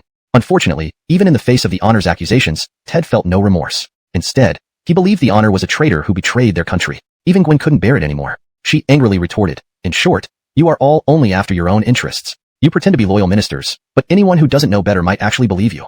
Hearing this, Ted tried to defend himself, but Lionel didn't give him the chance. Waving his hand, "Kill them all." Xiuxian was not a man who indiscriminately killed innocents, but the actions of these officials had crossed his bottom line. They were willing to disregard the lives of their people for their own benefit, and such people deserve their fate. Hearing Xiuxian's words, those who had intended to plead for mercy, like Gwen, fell silent. The officials knelt on the ground, trembling and not daring to speak much. Yet, when Xiuxian casually decided their fate, they decided to make a last-ditch effort. Several generals' eyes flashed with resolve. After gauging the distance to Xiuxian, they sprang up and rushed towards him, trying to threaten him into sparing their lives. Note: there seems to be an inconsistency in the name Lionel and Xiuxian. For consistency, I will use Lionel throughout. Revised. Lionel was not a man who indiscriminately killed innocents, but the actions of these officials had crossed his bottom line. They were willing to disregard the lives of their people for their own benefit, and such people deserve their fate. Hearing Lionel's words, those who had intended to plead for mercy, like Gwen, fell silent. The officials knelt on the ground, trembling and not daring to speak much. Yet, when Lionel casually decided their fate, they decided to make a last-ditch effort. Several generals' eyes flashed with resolve. After gauging the distance to Lionel, they sprang up and rushed towards him, executed them one by one. Gwen and Alpha did not dare breathe, fearing Lionel might turn on them next. "Let's go. The agreed 3 days are up, let's check on the seedlings," Lionel said cheerfully. Upon hearing this, the Logan's initial fear turned to excitement. "Right, let's see the seedlings. If this transplant method works, we won't have to worry about food during the rainy season," he said excitedly. Clearly, he valued farming and farmers greatly. Alpha nodded repeatedly. Immediately, they arrived at the rice fields. Farmers gathered there even without prior notice, remembering the 3-day deadline. Beyond those present 3 days ago, many young farmers also showed up. Seeing the lush green seedlings, they felt elated. Who would have thought that transplanting seedlings directly into the paddy would work so well? After last night's heavy rain, the seedlings remained unharmed, proving this method is viable. Doesn't that mean we can grow crops during the rainy season? Excitement filled the commoners' hearts. Turning quickly, the Logan addressed the crowd. "We must thank our Fergus for his brilliant idea. This success means more than double the crop yield. From today onwards, the Elmo people no longer need to worry about food." His words earned admiration from Lionel. Admittedly, this lad had potential. Indeed, the reminder brought complex emotions to the commoners. As the minister said, it would have been impossible for Ralphsheng to so easily give up the territory their ancestors had worked so hard to secure. "We are truly ashamed and even spoke ill of Armin. Lord Elmo Ho, please do not hold it against him. His Highness, the Xian, taught us the method of seedling cultivation, which has enabled every one of us in the Elmo Kingdom to eat our fill. He is a benefactor to the people of our kingdom. Even if the Rakawan Kingdom were to rule over us in the future, we commoners would be willing." Many voiced their thoughts aloud. Seeing this scene, Lionel revealed a satisfied smile. "Fellow countrymen, once you return, immediately spread the method of seedling cultivation. Let everyone know that with this technique, there's no need to worry about the seeds being damaged by soaking. It's best to ensure all citizens of Elmo know this planting technique before the rainy season fully arrives." The Ichabod also said excitedly. Being in his position, his goal was to hope the citizens could live comfortably and eat well, his greatest wish. Now seeing Lionel successfully cultivate the rice seedlings, he felt very happy. As for betraying Arlen at all, to him, as long as the citizens were fed, what did it matter if he bore criticism? After the crowd dispersed, Lionel looked at the Ichabod appreciatively. "Are you interested in accompanying me back to the capital of Daliang? You know I am now the Xian of Daliang, and will certainly inherit the throne. I need capable people around me now. If you're willing to follow me, once I ascend the throne, you will not lack honor and wealth." The method of seedling cultivation, the Elmo citizens should no longer rebel. If they do, I'd say they're all ungrateful wretches deserving execution. Lionel chuckled. "Don't worry. The citizens of Elmo are simple and kind-hearted, and would never repay kindness with ingratitude." Rex hurried to defend his people. "Give yourself a month to tidy up the aftermath of Elmo's administration. After a month, we'll leave for the capital of Daliang. When the time comes, I will provide you with the highest treatment. Even if you enter office, I welcome you with open arms," Lionel declared. Rex replied humbly that he didn't dare accept. Then, they returned to the palace. "Father, I plan to go to the capital of Daliang with you." On the way, Gwen, who had remained silent, suddenly spoke. Rex was confused. "What nonsense are you spouting? I'm going to the capital of Daliang not to enjoy life, but to be confined, probably never leaving the capital again. You're young and can continue serving as the holy maiden of our Wuxian religion. There's no reason for you to come with me." Though Daliang's capital was indeed more prosperous than Elmo's capital, restricting personal freedom was worse than staying in remote Elmo. However, determination showed on Gwen's face. "So be it. Our Wuxian religion plans to expand into Daliang. As its holy to tell me this, did you? This is a decision made by your royal family, and our religion won't interfere." Nubia responded calmly. ####Chapter 281. Someone stole the credit. When Gwen heard her master say this, she couldn't help but feel extremely anxious. "Master, don't you think this is a great opportunity for us to expand the influence of the Witch God sect? If we can develop the Witch God sect in Daliang's capital, we might become the premier sect in the world. Isn't this a good thing?" Gwen asked anxiously. But Nubia, the Grand Master, still shook her head calmly. "Why be so hasty? Isn't the witch god sect already large enough now? Almost all the citizens of the state of Elmo revere our sect. If we spread ourselves too thin, it may not be beneficial for us. Nubia looked solemn as she spoke. Gwen was taken aback. She had come here with high hopes, only to find that her master seemed completely unambitious. Feeling somewhat disappointed, she said, I originally planned to take our witch god sect to the capital of Daliang and preach there. You've never been to the capital of Daliang. It's the most prosperous place in the world, with abundant people and wealth. Everyone wears splendid clothes. I think we should find a way to bring the grace of the sect there. Nubia didn't say much but stared intently at Gwen, her eyes filled with an indisputable authority. Gwen's voice grew softer until it faded away. I understand. I won't go preaching in the capital city.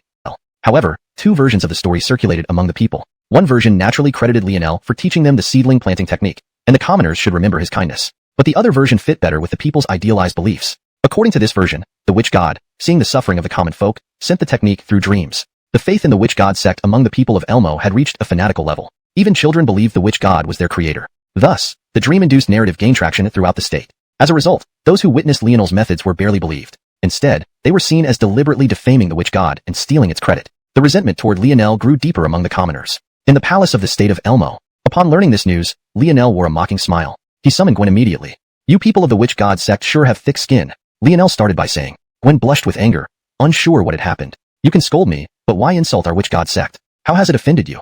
Lionel sneered. Since you did it, why deny it? Didn't your witch god sect claim the seedling planting technique as your own, even spreading the idea that it came from a dream sent by the witch god?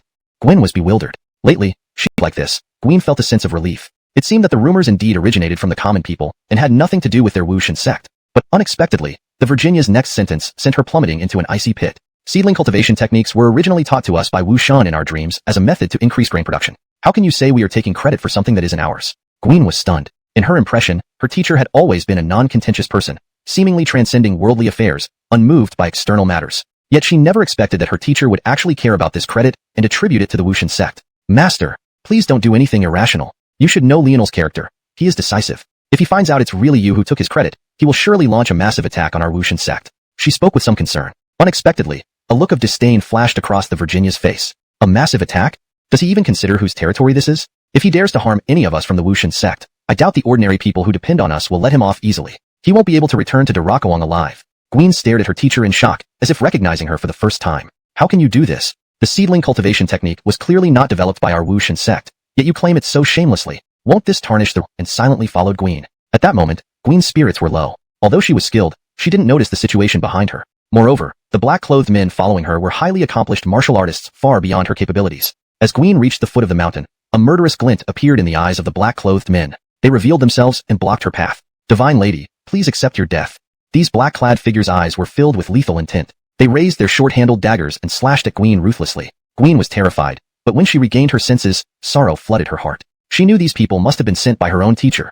She never expected that after years of being master and disciple, their relationship would end so tragically. Her eyes dimmed. She had already closed them, ready to meet her fate. To her, the Wuxian sect had become corrupted. Her faith was shattered, and she saw no reason to continue living. Just as the blade was about to slit her throat, a gunshot echoed from the distance. Gwen recognized this sound well. It was the same gunfire that rendered the Elmo soldiers helpless. She opened her eyes and saw Lionel standing there. His expression wasn't friendly. He ordered his subordinates to cut off the limbs of the black-clothed men. Do you understand what happened now? Lionel watched Gwen with a cold testers abound. Going there rashly will only get us hurt.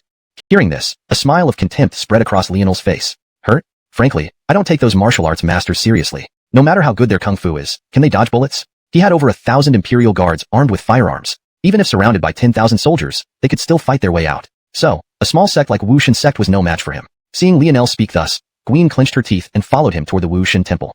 ####Chapter 283, Making a Move. Lionel brought his subordinates with him, arriving in full force at the Wuxian temple. At this moment, the Grandmaster of Nubia sect seemed to have anticipated their arrival, calmly waiting for Lionel and company in the main hall. She lifted her head and glanced at Gwen, who was right behind Lionel, revealing a hint of disappointment and regret in her eyes. Gwen, upon seeing this look, felt an overwhelming sense of guilt and instinctively lowered his head. Lionel shook his head helplessly. Do you think she's lamenting over your betrayal of the Wuxian sect? Actually, she regrets that those black-robed men failed to kill you. Why should you feel guilty? Gwen's face showed a flicker of surprise when he heard Lionel speak. Even now, he couldn't quite believe his master would be so ruthless toward him. Grandmaster Nubia snorted coldly. You have a knack for judging people. Indeed, I double it supposedly serves. As Lionel finished speaking, his subordinates, the Imperial Guards, drew their swords, while placing their other hands on firearms, ready to fire at any moment. Grandmaster Nubia burst into laughter. Dare you kill me? If you destroy the Wuxian sect today, the entire population of Elmo will rebel tomorrow. Our sect has deeply rooted itself in the hearts of Elmo's people. If you attack the Wuxian sect, you'll never rule Elmo. Lionel knew she wasn't lying, but he wasn't one to be easily intimidated. His lips curled into a cold smile. Since you think I won't make a move against you, let's see if that holds true. Raise the Wuxian sect. He instructed his guards. The guards grinned, remembering how often they had carried out similar actions against noble families in Liangzhou. The Grand Wuxian Temple, standing for over 1,000 years, longer than the founding of Elmo, was about to be destroyed. Panic flashed across Grandmaster Nubia's face. Quickly, drive these despicable invaders out of our temple. It wasn't clear to whom she was speaking, but immediately after her words, agile black-robed figures emerged from behind the colossal statue of Wuxian. They all seemed highly skilled in martial arts, with pronounced temples and piercing eyes, focusing intently on Lionel. If you join us now, I might spare your life. Cooperate fully with the Wuxian sect, and there will be endless rewards for you. Grandmaster Nubia laughed amiably. As talented as Lionel was, she did not wish to lose him. This translation aims to retain the original tone and style, ensuring it reads naturally in English while maintaining the paragraph structure and logic from the previous content. Chapter 284. Change the Witch God Sect Leader. A look of disdain flashed across Lionel's eyes. What kind of joke are you playing? Do you not know that I am now the Crown Prince of Rockawang? If nothing unexpected happens, all of Rockawang will be mine in the future. Why should I foolishly work for you? You crazy old woman. Everyone would be better off without you. You should take a look at yourself. After hearing Lionel's tirade, Nubia's face turned green with anger. Truly a sharp-tongued brat. Allowing you to join our Witch God Sect was an honor, yet you dare to act so insolently. I don't think you'll live much longer either. Even if killing you would offend all of Rockawang, it doesn't matter. I'll lead Elmo's people in a desperate fight. Seize this arrogant brat. Nubia shouted crazily to the surrounding black-robed men. The number of black-robed men was roughly the same. Arms and opened fire. Gunfire echoed, and the black-robed men collapsed one by one, quickly losing their lives. No matter how strong they were, they stood no chance against the firearm-armed brocade-clad guards. Within 5 minutes, most of the black-robed men were either dead or severely injured, none left standing whole. Witnessing this, Nubia's face turned grim. She hadn't expected Lionel's subordinates to be so powerful, even her meticulously trained divine servants being defeated so easily. Observing the brocade-clad guards, there wasn't a single scratch on them. It was as if the attacks never reached them. Lionel's gaze returned to Nubia. How about it? Can we now communicate properly? Nubia forced a smile. Lionel, let's talk things through calmly. I know my attitude earlier was wrong, and there must have been some misunderstandings between us. Her tone softened instantly. Lionel had exposed her last card. Nubia wasn't someone of steadfast faith.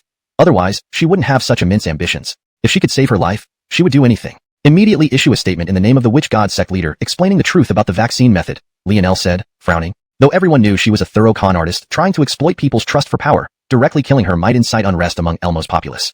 Queen can inherit your legacy without plunging the Witch God Sect into chaos. Chapter 285, Triumph. Nubia froze. She stared at Lionel in disbelief. Was there any other way to interpret this? You can't kill me. Gwen is just a little girl. What does she know? Even if you make her the leader, she won't be able to gain the trust of the masses. Nubia yelled frantically, her eyes bloodshot from tension. Lionel sneered disdainfully. Do you think anyone would dare disobey her with my backing? Besides, I only need Gwen's title. If necessary, I can kill you and everyone else in the Wuxian sect, leaving only Gwen as the leader. Ralph away, your Wuxian sect has always been very mysterious. The common people wouldn't even know what happened and will still follow the new leader. Lionel's ruthlessness drove Nubia nearly insane. How dare you? The Wuxian god will never forgive you, Nubia said furiously. However, Lionel shrugged indifferently, with a hint of contempt in his eyes. What nonsense about the Wuxian god? You're quite loyal to him, but will he come to your aid now that I'm killing you? As he spoke, he raised the musket and pressed it against Nubia's forehead. Then he pulled the trigger. Half of Nubia's skull flew off. Gwen closed her eyes helplessly upon witnessing this. Though Nubia's actions disgusted her, they had once shared a teacher-student relationship.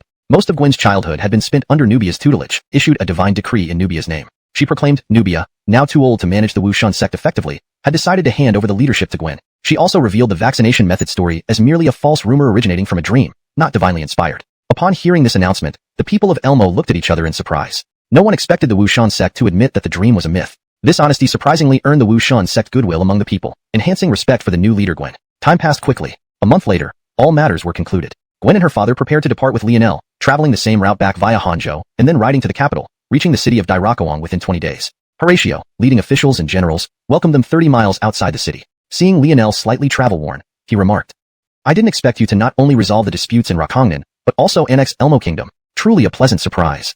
Lionel chuckled modestly. Father, conquering Elmo wasn't a monumental feat since they were weaker than us. What's crucial is that we exposed our hidden traitors.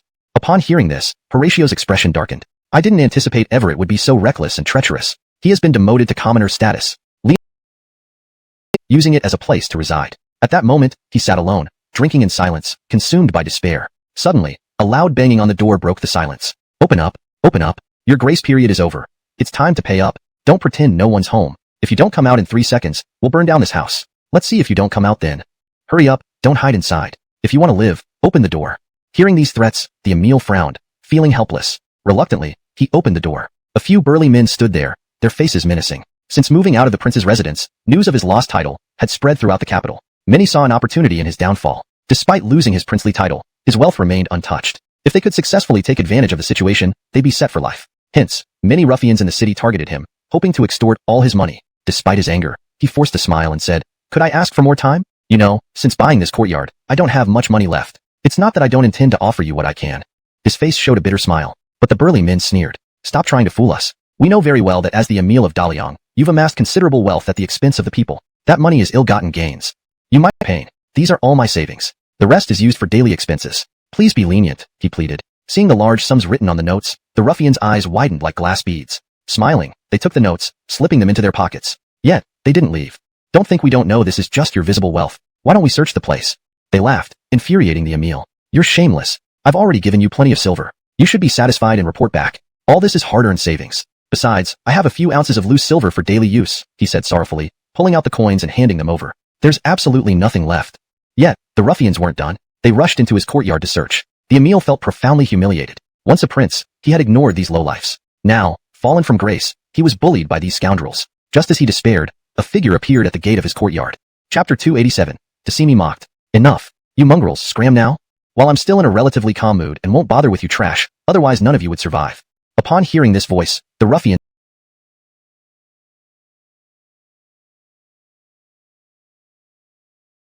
Seeing this scene, the Emil couldn't help but shake his head bitterly. "Are you here to see me mocked?" Previously, even Maximilian would have bowed respectfully upon meeting him. Now, their statuses were incomparable. One was the legitimate eldest son of the prestigious Su family and also served as the director of the Imperial College. Ralph he was merely an ordinary commoner. Maximilian's face carried a smile. "Your Highness, even though the Emperor has stripped you of your prince status in my eyes, you will always be the Emil. How could I possibly mock you?" Observing Maximilian's respectful demeanor, treating him like the former Emil, made his heart somewhat relieved. "Please come in." He smiled and moved aside, allowing Maximilian into his small courtyard. However, when Maximilian entered the courtyard, a cold glint flashed across the Emil's face. At that moment, he strongly suspected that the earlier ruffians were part of a drama staged by Maximilian. His aim must have been to earn his gratitude. Otherwise, how could Maximilian just happen to appear right when the ruffians attacked him? Maximilian remained unaware of becoming a suspect in the Emil's mind. He glanced around the yard. "I can't tell, your Highness still knows how to live luxuriously. This courtyard looks no different from those gardens in Jiangnan. Surely it cost quite a fortune to acquire this place. You should know about the conflicts between Lionel and our aristocratic families. If he ascends, he'll likely target our power. So, our goals align. We can't let Lionel become emperor." Realizing Maximilian's intentions, the Emil replied, "Do you plan to use force to push me onto the throne instead of Lionel?" The Emil's hands trembled. He, too, was willing to resort to any means to gain the throne, even using Elmo troops to achieve his goal. Therefore, he wasn't averse to such actions. Maximilian chuckled and nodded. "Yes, after we coerce Lionel, we'll need someone with royal bloodline to ascend the throne, and that person would naturally be you. In strategy and insight, your Highness stands unique among the princes. So, I chose to ally with you." Hearing this, the Emil inwardly sneered. "All nonsense. Isn't it because seeing me lose my prince status makes me easier to control compared to the other two princes?" However, cooperating with the aristocratic families suited his interests, so he laughed and nodded. "Thank you, Director Su. Should I ever become emperor, I'll certainly appoint you as prime minister."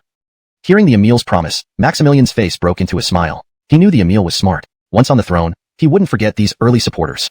Chapter 288. Request to enthronize Rex. In the Imperial Palace, the banquet was gradually drawing to a close. Joaquin, with his face flushed red from drinking, had an unmistakable joy in his eyes. "Promise. Or even have him killed without any issues. Fine. I hereby grant Rex the title of Marquis of Elmo, to be inherited by his descendants." Joaquin chuckled. However, these words immediately drew criticism from many officials. Scholar Fagin of the major aristocratic families spoke up first. "How can you do this? Your Majesty, Rex and his daughter are merely chiefs of the southern savages. Now, as our captives, they hold lower status than commoners of our state of Elmo. Why should we suddenly bestow upon him the title of Marquis?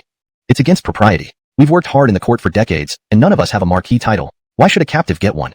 Fagin's words ignited the dissatisfaction among many officials from aristocratic families. Indeed, a mere captive should know their place. It's already a great favor allowing him to live and attend this banquet. How can he receive a Marquis title? Please, Your Majesty, issue a decree to demote him to a commoner and imprison him in the heavenly prison for life. Ralph, his daughter, is also the daughter of a criminal, but she has a bit of beauty. Perhaps send her directly to the Bureau of Music for entertainment. Upon hearing these words, Rex and his daughter turned deathly pale.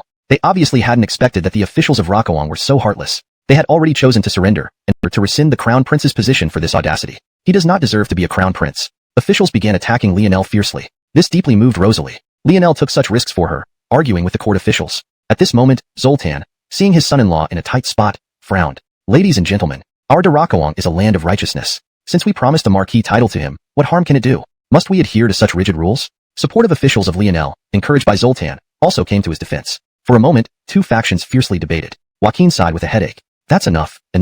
It's just the title of marquis. Although prestigious, it's far below his previous position as emperor. They surrendered to save the people of Elmo from war. If I don't honor my word, how will the common people view me in the future? By accepting the territory of Elmo and its people, can they sincerely submit to Darakawang if I fail to keep my promise? Hearing Joaquin speak, the aristocratic officials fell silent. Though looking at Lionel, anger still flickered in their eyes. They wished to strip Lionel of his skin and bones. Even the shrewd old man Louis could hardly hide his hate. Transmit my decree. Confer the title of Marquis of Elmo on Rex and for Gus Zhonglu on Rosalie.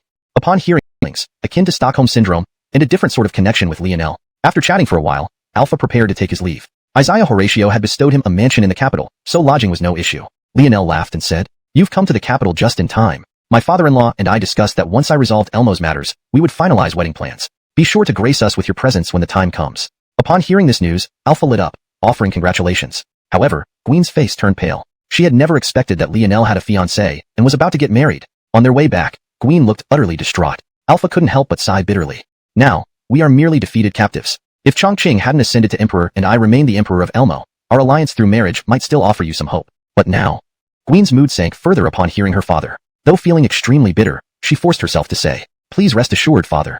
I know my status no longer matches Lionel's, so I won't harbor unrealistic hopes." Alpha breathed a sigh of relief, fearing his daughter might struggle to accept the reality. Lionel and Amoris's wedding was gradually scheduled.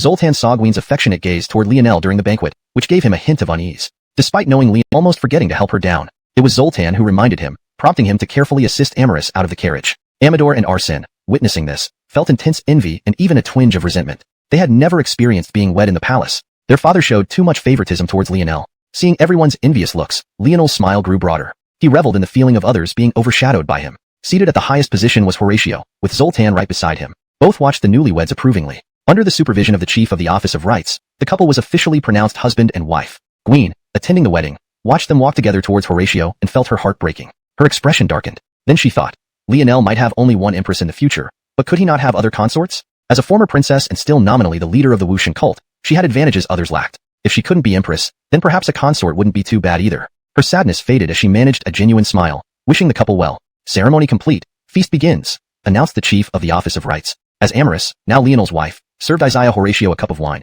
he felt a deep sense of satisfaction. With Lionel now crowned fair since childhood and was far from proficient in martial arts. Faced with this situation, his only option was to comply to ensure his safety. With a sigh of resignation, Alpha said, "Well then, lead the way." The black-clothed men were pleased with Alpha's cooperation. They surrounded him, took away his horse, and blindfolded him. "Follow us obediently. Don't try any tricks." Alpha felt darkness envelop his vision and ropes bind his hands. He tried to remember the route they were taking but lost all sense of direction due to the blindfold. After a few turns, the kidnappers stopped and removed his blindfold. Blinded temporarily by the sudden light, Alpha regained focus and saw a masked man in splendid attire standing before him. "Your Majesty, please forgive my rudeness for inviting you this way." His voice was raspy, heavily disguised. Alpha frowned, asking, "Who are you? Why have you abducted me?" Deep dissatisfaction welled within him. Had he known that Rockawang's capital was so tumultuous, he would never have come here. At worst, he could have hidden in a remote village in Elmo, living anonymously as a common farmer. The masked man produced a piece of silk cloth and said, "All you need to do is sign your name on this." Curiously, Alpha examined it and opened it. His expression changed dramatically upon seeing the content. A decree calling on the citizens of Elmo to revolt and save him from the Rockawang capital. Shaking his head, Alpha replied, "The Elmo kingdom is now part of Rockawang. The people live in peace, and the crown prince has taught us new agricultural techniques. How can I plunge them back into war?" He firmly refused. Upon seeing this, the masked man's face darkened. "If the Marquis of Elmo refuses to cooperate, you may experience some hardship." Alpha stood firm, saying, "I don't know what faction you belong to, but surely you have a grudge against Zion Lionel? He promised to protect my life. Do you really think you can kidnap me without him retaliating?" The masked man looked distressed at the mention of Lionel. "Enough. I'm not afraid of a mere child. Since you refuse to comply, you shall stay here temporarily in the dungeon. He will likely be declared dead once the capital realizes you're missing, causing Elmo to fall into chaos again." The masked man waved his hand, and the black-clothed men led Alpha to a dungeon. A look of worry crossed Alpha's eyes. If he wasn't mistaken, the masked man must either be a member of one of the powerful clans of Rockawang or another prince. Though Alpha had long placed death out of concern, he did not wish for these plans to succeed. Plunging Elmo, "Remember the promise you made to me?" A trace of embarrassment appeared on Lionel's face. For a man on his wedding morning, having a beautiful woman suddenly burst in talking about promises could easily lead to misunderstandings. Lionel stole a glance at Amoris. Sure enough, she was looking coldly at him. Seeing Gwen's abrupt intrusion, Lionel couldn't help but feel some annoyance. "Virginia, Please don't falsely accuse me. What did I promise you? Gwen glared at him angrily, ready to reprimand him. But upon seeing Amaris sitting beside Lionel, her anger instantly dissipated. She realized that her impulsive behavior must have caused Amaris to misunderstand. Didn't you promise my father that if he surrendered, you would ensure his safety? Last night, after attending your wedding banquet, he returned to his residence alone and has now gone missing. Lionel wasn't in the mood to argue with Gwen anymore. A look of contemplation flashed across his eyes. He hadn't expected the people in the capital to be so audacious as to dare to target Alpha. Kirin, immediately gather the Imperial Guards and search thoroughly for any signs of Alpha. Report back immediately if you find anything, he said to Kirin, who was waiting outside the courtyard. Amaris understood it was all a misunderstanding and smiled. Don't worry, your father, once the ruler of a nation, wouldn't be targeted without cause. They certainly wouldn't harm his life. Her logical reasoning quickly calmed Gwen. While she remained concerned, she no longer feared for her father's life. Time passed swiftly as Gwen waited anxiously. However, Kirin worked efficiently and within half a day found clues. Your Highness, we found traces of Lord Elmo. He was taken away after leaving the palace last night near Ping'anfang. Although the kidnappers were cautious, Lord Elmo cleverly poked a small hole in his sachet, leaving a trail of scented herbs. Kirin admired the ingenuity. Lionel smiled. Alpha indeed thought like an emperor, showing remarkable foresight. Most people would panic under such circumstances and wouldn't think to puncture their sachet. Let's go. I want to see who dares to do this. Just then, the newly appointed magistrate of Jingzhou, Yates, arrived at Lionel's residence. Your Highness, the Isaiah learned of Lord Elmo's disappearance and sent me to assist you. Without much thought, Lionel nodded. Let's go. We've got some leads, let's investigate together. The group proceeded to the location where clues were found, arriving at an abandoned courtyard. This house, deserted for 50 years, once belonged to a declining Viscount family. Upon entering, they found the place meticulously maintained, contrary to its abandoned appearance. It seems this place is not what it appears. There might be regular. Rest assured, I will personally assign Imperial Guards to protect you while in the capital. No harm shall come to you. Initially, Lionel didn't arrange protection for Alpha, fearing he'd misinterpret it as surveillance. Now, with Alpha's life at risk, he didn't mind the misunderstanding. Alpha bowed gratefully. Thank you, Your Highness, for saving me. I will personally visit to express my gratitude. Accompanied by Imperial Guards, he returned to his residence. Kirin, Magistrate Deng, investigate recent activity around this courtyard, or any purchases of materials used to construct dungeons. Chapter 292. Who was the culprit? The kidnapping of Alpha has sparked continuous public outcry. Even many influential families and clans are deriding Lionel over this matter. He assured everyone at the banquet he wouldn't go back on his word, and would bestow the title of Marquis upon Alpha. In reality, he couldn't even guarantee Elmo's safety. Lionel clearly aims for both fame and profit. He could very well be the one who orchestrated this. Who knows what twisted thoughts this young man harbors? I think Armin favors Lionel too much. This case absolutely should not be left to Lionel for investigation. Before the court session began, many officials from prestigious families, Yates looked conflicted. This investigation was a joint effort between the Jingzhou Prefecture and the secret police. Leaving the secret police out now and expecting Jingzhou Prefecture alone to provide evidence felt improper. Yates, do you have any reservations? Lewis asked, seeing Yates remain silent, his impatience showing. Yates sighed and said, we have ascertained that Hansen, the eldest son of Darcy, Lord Sincerity, frequently enters and exits that residence. Upon hearing this, an overweight official in the crowd, none other than Darcy himself, paled instantly. He shook his head in disbelief. It's impossible. I know my son well. He's incapable of such wrongdoing. His timid nature wouldn't allow him to even kill a chicken, let alone kidnap a marquis. Darcy was alarmed because he supported Lionel. Since Lionel quelled the rebellion in Hangzhou, Darcy had aligned with Lionel. Given Lionel's protection of Alpha, why would he turn against Elmo? Yates sighed, we investigated this alongside Fergus Dongong's people. There's no false accusation here. Moreover, your son Hansen recently purchased materials for constructing a dungeon. This caused uproar among the officials. Even those loyal to Lionel and allied with Darcy grew suspicious. Darcy inwardly despaired, swearing ignorance of the matter, but admitting less knowledge about his spoiled son. Yates wouldn't falsely accuse him, leaving, they promised me 3,000 taels if I delivered specified tools to a certain residence in Nan suburbs. The paragraph structure and tone have been preserved, translating directly into fluent English while maintaining coherence with the previous context. Chapter 293. Obvious entrapment. Darcy, standing nearby, could hardly suppress his urge to thrash Hansen soundly after hearing him speak like that. To do something so easily misunderstood, just for a paltry 3,000 taels of silver was outrageous. As a noble earl, he couldn't afford to lose face this way. Unfortunately, Hansen was under interrogation at the moment, and he couldn't interfere too much, so he could only forcibly tamp down his anger and resist the urge to beat some sense into his son. Horatio looked at Hansen's fearful and trembling demeanor and knew instantly that this man must have been framed. He chuckled softly and shook his head. Enough is enough. Darcy, you should give your son more pocket money every month so he won't be exploited by others. With those words, Horatio made it clear how the matter would be resolved. The culprit definitely wasn't Hansen, but the officials from the powerful clans were not about to let it go so easily. Your Majesty, how can you favor Lionel so much? Chengxin Earl is one of Lionel's subordinates. This incident might very well have been orchestrated by Lionel himself, an inside job. Indeed, if anyone had a reason to target the Elmo family, it might be Lionel. He probably wishes to either kill Rex outright or force him to issue a decree to incite rebellion among the people of the former Elmo region, giving Lionel an opportunity to take credit. We beseech your Majesty to thoroughly investigate this matter. Hansen is the sole suspect in this kidnapping case. Without torture, this young fool will never confess. Upon hearing their words, Hansen's face turned deathly pale. He was merely a spoiled young nobleman. Why was the conversation turning to torture now? Your Majesty, every word I said is true. If you don't believe me, ask my hangers-on. They were the ones who helped me procure the equipment for building dungeons. Kneeling on the ground, Hansen frantically bowed his head, wishing he could tear open his chest to show Horatio his innocence. Seeing this, Horatio shook his head helplessly. He knew all too well that Hansen was just a scapegoat chosen precisely because of his closeness to Lionel. Their goal was clearly to tarnish Lionel's reputation. Darcy's eyes turned bloodshot. Although he knew his son was nothing but an incompetent wastrel, anyone with common sense could see that Hansen was not the mastermind behind this plot. Furthermore, he had already confessed everything he knew. Why was there talk of torturing his precious son? Louis, I think your officials from the aristocratic families are full of themselves. To the imperial study. Smiling, Horatio asked, do you have any leads on who framed you? Lionel shook his head bitterly. How could I possibly know? It's most likely the aristocratic families, or my dear elder brothers. Horatio laughed. Based on the intelligence levels of the second and Isaacs, they wouldn't be capable of concocting such a scheme. It's most likely the aristocratic families, or perhaps even the disgraced Emile.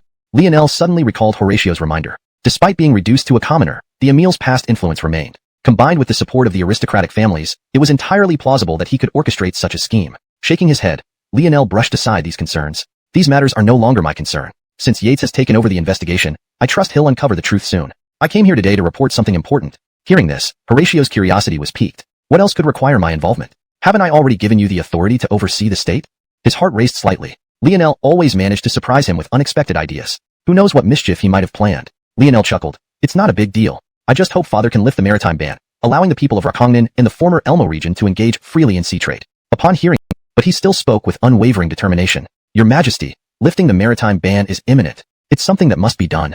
Lionel clasped his hands and looked anxiously at Horatio. Horatio was perplexed. Why had his son become so invested in lifting the maritime ban after a trip to Rakongnan? Did the powers in Rakongnan try to persuade you? You must not believe their lies. These people are only concerned about money, and their goal is just to make more of it. But if we really lift the ban, it will be disastrous. Our entire Great Rakowang might fall into chaos. Once the farmers see the profits from maritime trade, they won't value the land anymore. At that point, we might not even have enough grain for everyone, and it wouldn't be surprising if the people rebelled. I think you should give up this idea. Horatio repeated his advice earnestly. However, Lionel's resolve was unshakable. Your Majesty, lifting the maritime ban will actually strengthen your throne. Just think. Since we have the seedling technique, the land that once belonged to Elmo can produce 3 crops a year. Our national granaries will be increasingly full, but low grain prices hurt the farmers. Only by opening our markets to overseas countries and profiting from them can we improve the lives of our people. Only then can they sincerely pledge their loyalty to your Majesty. He saw Darcy waiting there with his son. Seeing Lionel arrive, Darcy smiled in relief. Your Highness, we've been waiting for you to return. I brought my son to apologize to you. Darcy said with a smile, then turned to look at his obedient son beside him. You bastard, get on your knees right now. Hansen shivered and obediently knelt before Lionel. Please spare me, Xian. I was merely being used by others without any knowledge of it. He pleaded hurriedly. Lionel laughed and helped him up. You're quite the talent, being manipulated without even realizing it. But it's not entirely your fault. Ralph, since your father and I are close, how could I blame you? Hearing this, Hansen breathed a sigh of relief. Quickly tell His Highness everything you know. Darcy also relaxed, fearing Lionel might harbor resentment over this incident and damage their relationship. But now it seemed unnecessary. Several days ago, due to financial difficulties, I was loitering outside a brothel. Some idle gangsters who knew my identity approached me with a lucrative business opportunity. Given my reputation among the idle gangsters in the capital, I naturally didn't want to miss it. They arranged to meet in a tea house but always wore masks, so I couldn't see their faces. Afterward, they gave me money and a list, instructing me to buy materials according to the list and deliver them to a house in the southern suburb. Although you and I are about the same age, your father and I are peers. By principle, I can't be considered your senior, and there are some things I should say, Lionel said with a smile. You should understand that Alpha's safety concerns the stability of our southern territory in Great Rakowang. If you know any clues, it's best to speak up now. It would be beneficial for both you and your father. Upon hearing this, Hansen still appeared startled and fearful. Your Highness, I've already said everything I know. I truly don't know who is behind all this. Had I known the underground prison was meant for Alpha, I wouldn't have done such a thing. Lionel chuckled. You just mentioned that you saw the real culprit. He was shrouded in darkness and wore a hooded cloak, making it impossible for you to see his face? Hansen nodded eagerly. Yes, I didn't lie about that at all. Seeing that his son still refused to confess, disappointment flashed across Darcy's face. He hadn't expected his son to be so stubborn. It was precisely because of those words that you were exposed. Lionel remarked with a sigh. Hansen's expression changed abruptly, but with his head lowered, Lionel didn't notice. I really don't understand what your Highness means. Back then, I only sought wealth and didn't think much about it. I never imagined I'd be set up. He cautiously explained. Lionel shook his head. They planned to kidnap Alpha and asked you to buy tools for construction loyal to the Xian. There are matters unsuitable for discussion in court, but here you can speak freely. The Xian has agreed to give you a chance to redeem yourself. Feeling the slaps land on his face, Hansen bowed his head. His shoulders began to tremble. Haha, who would have thought, after putting on such a show, you two still spotted my act. Truly, experience prevails. Hansen finally decided to reveal the truth, throwing off his act. When he raised his head again, madness filled his face. So it's you. Quickly confess. Maybe the Xian will take pity on you and spare your life. Darcy urged. Coldness flickered in Hansen's eyes as he looked at his father with disdain. Father, kneel down for me. Upon hearing these words, Darcy's eyes widened in disbelief, questioning whether he had heard correctly. Even Lionel, observing from the side, froze. What did this boy just say? Make his father kneel down? Ralphed right in front of his father. Call himself lousy, master? Such arrogant behavior was unprecedented to Lionel. Hansen seemed to have lost his mind, becoming hysterical. Father, you're merely a lowly baron. In the future, I will be a prince. Wouldn't it be worth it for you to kneel to me now? Darcy couldn't hold back anymore and slapped him hard, spinning Hansen around. Yet Hansen seemed furious. You cursed wretch, striking me before could be forgiven due to your ignorance. But now that you clearly know, you're needed to hold back. Kieran, give this brainwashed fellow a warm welcome. I don't believe he won't talk. He said this with anger directed at Kieran by his side. A person like Hansen, who disowns both parents, was simply not worth pitying. Kieran's face broke into a smile. He had been seething with anger from watching the scene unfold. Now he finally got his chance. Seeing Kieran advancing menacingly towards him, Hansen remained arrogantly defiant, seemingly looking down on everyone present. What incredible audacity! As Kieran approached, ready to strike, Hansen suddenly mustered up the courage to shout loudly. Kieran was taken aback. He had never encountered someone so presumptuous in his life. Even at death's door, he dared to be so insolent. I warn you, once my lord ascends the throne, I will be a peerless prince. If you dare lay a hand on me now, I'll never forgive you. Kieran paid these threats no mind, smirking coldly as he struck a blow to render Hansen unconscious. Half an hour later, Hansen woke up, a dazed expression on his face as he took in his surroundings. This was a dungeon. Facing him were Lionel, Darcy, and a group of executioners, all stashed. He patted Darcy's shoulder apologetically. This is my fault. I lost control. Unexpectedly, Darcy wiped away his tears and shook his head. How could this be the Xian's fault? In this incident, it's clear you suffered the most. Perhaps they targeted my son precisely to drive a wedge between us. The true culprit is the one who brainwashed my son. Please find them and avenge him. With that, Darcy knelt down and wept bitterly. Lionel quickly helped him up, his expression firm. Rest assured, I will uncover the mastermind. Setting aside the roundabout attempts to frame him, kidnapping Alpha alone was enough for severe punishment. Turning to Kieran, he instructed. Although the Alpha case has been handed to Yates, the embroidered uniform guard cannot remain idle. Start investigating in secret. I want this resolved within 10 days.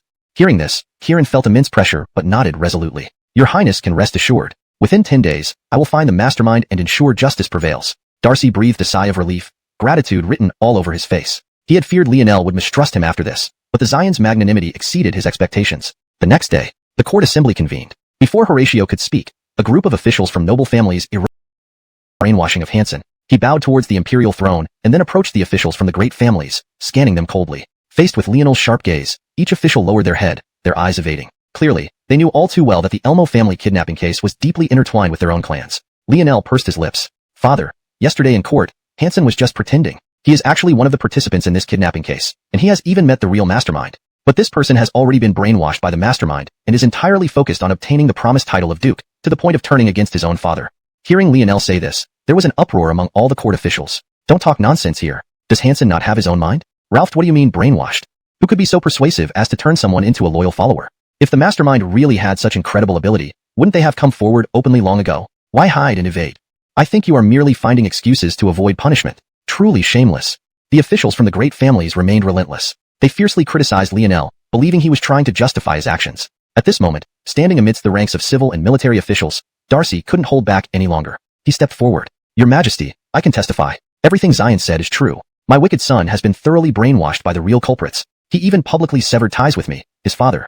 I was present during the interrogation. Even before Xian applied any torture, my wicked son bit into the poison sac in his mouth and died from poisoning. If you don't believe it, we can have a coroner examine the body for signs of torture.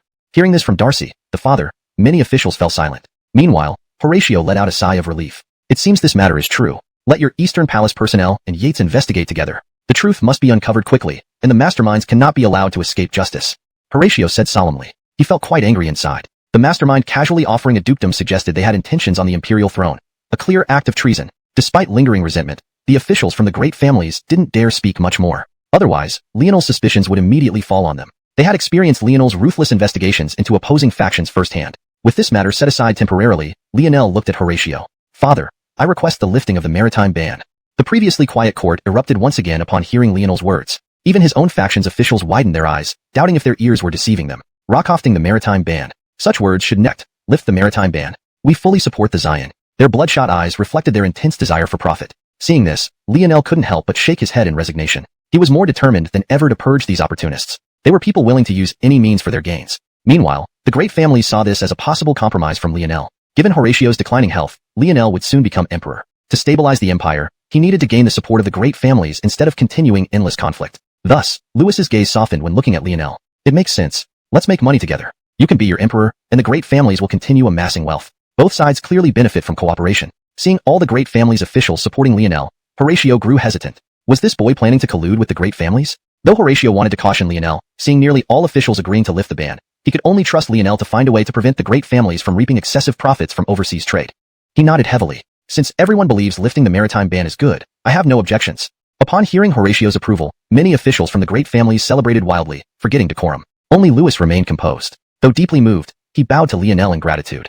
Chapter 298. Persuading Lionel. The court assembly dispersed. Many officials from prominent families looked satisfied and pleased, their gazes softening when they looked at Lionel. Some even took the initiative to greet Lionel. As for Lionel's faction, they followed him back to the Eastern Palace with puzzled expressions. Harry couldn't contain his curiosity any longer and asked, Your Highness, after lifting the maritime ban, the prominent families will surely become pillars of maritime trade with their resources. This isn't good for us. The growth of these families will definitely affect your rule. Mr. Liu is right. These families have ambitions, but after your Highness's maneuvers, they are already weakened. We can confront them head-on. There's no need to compromise.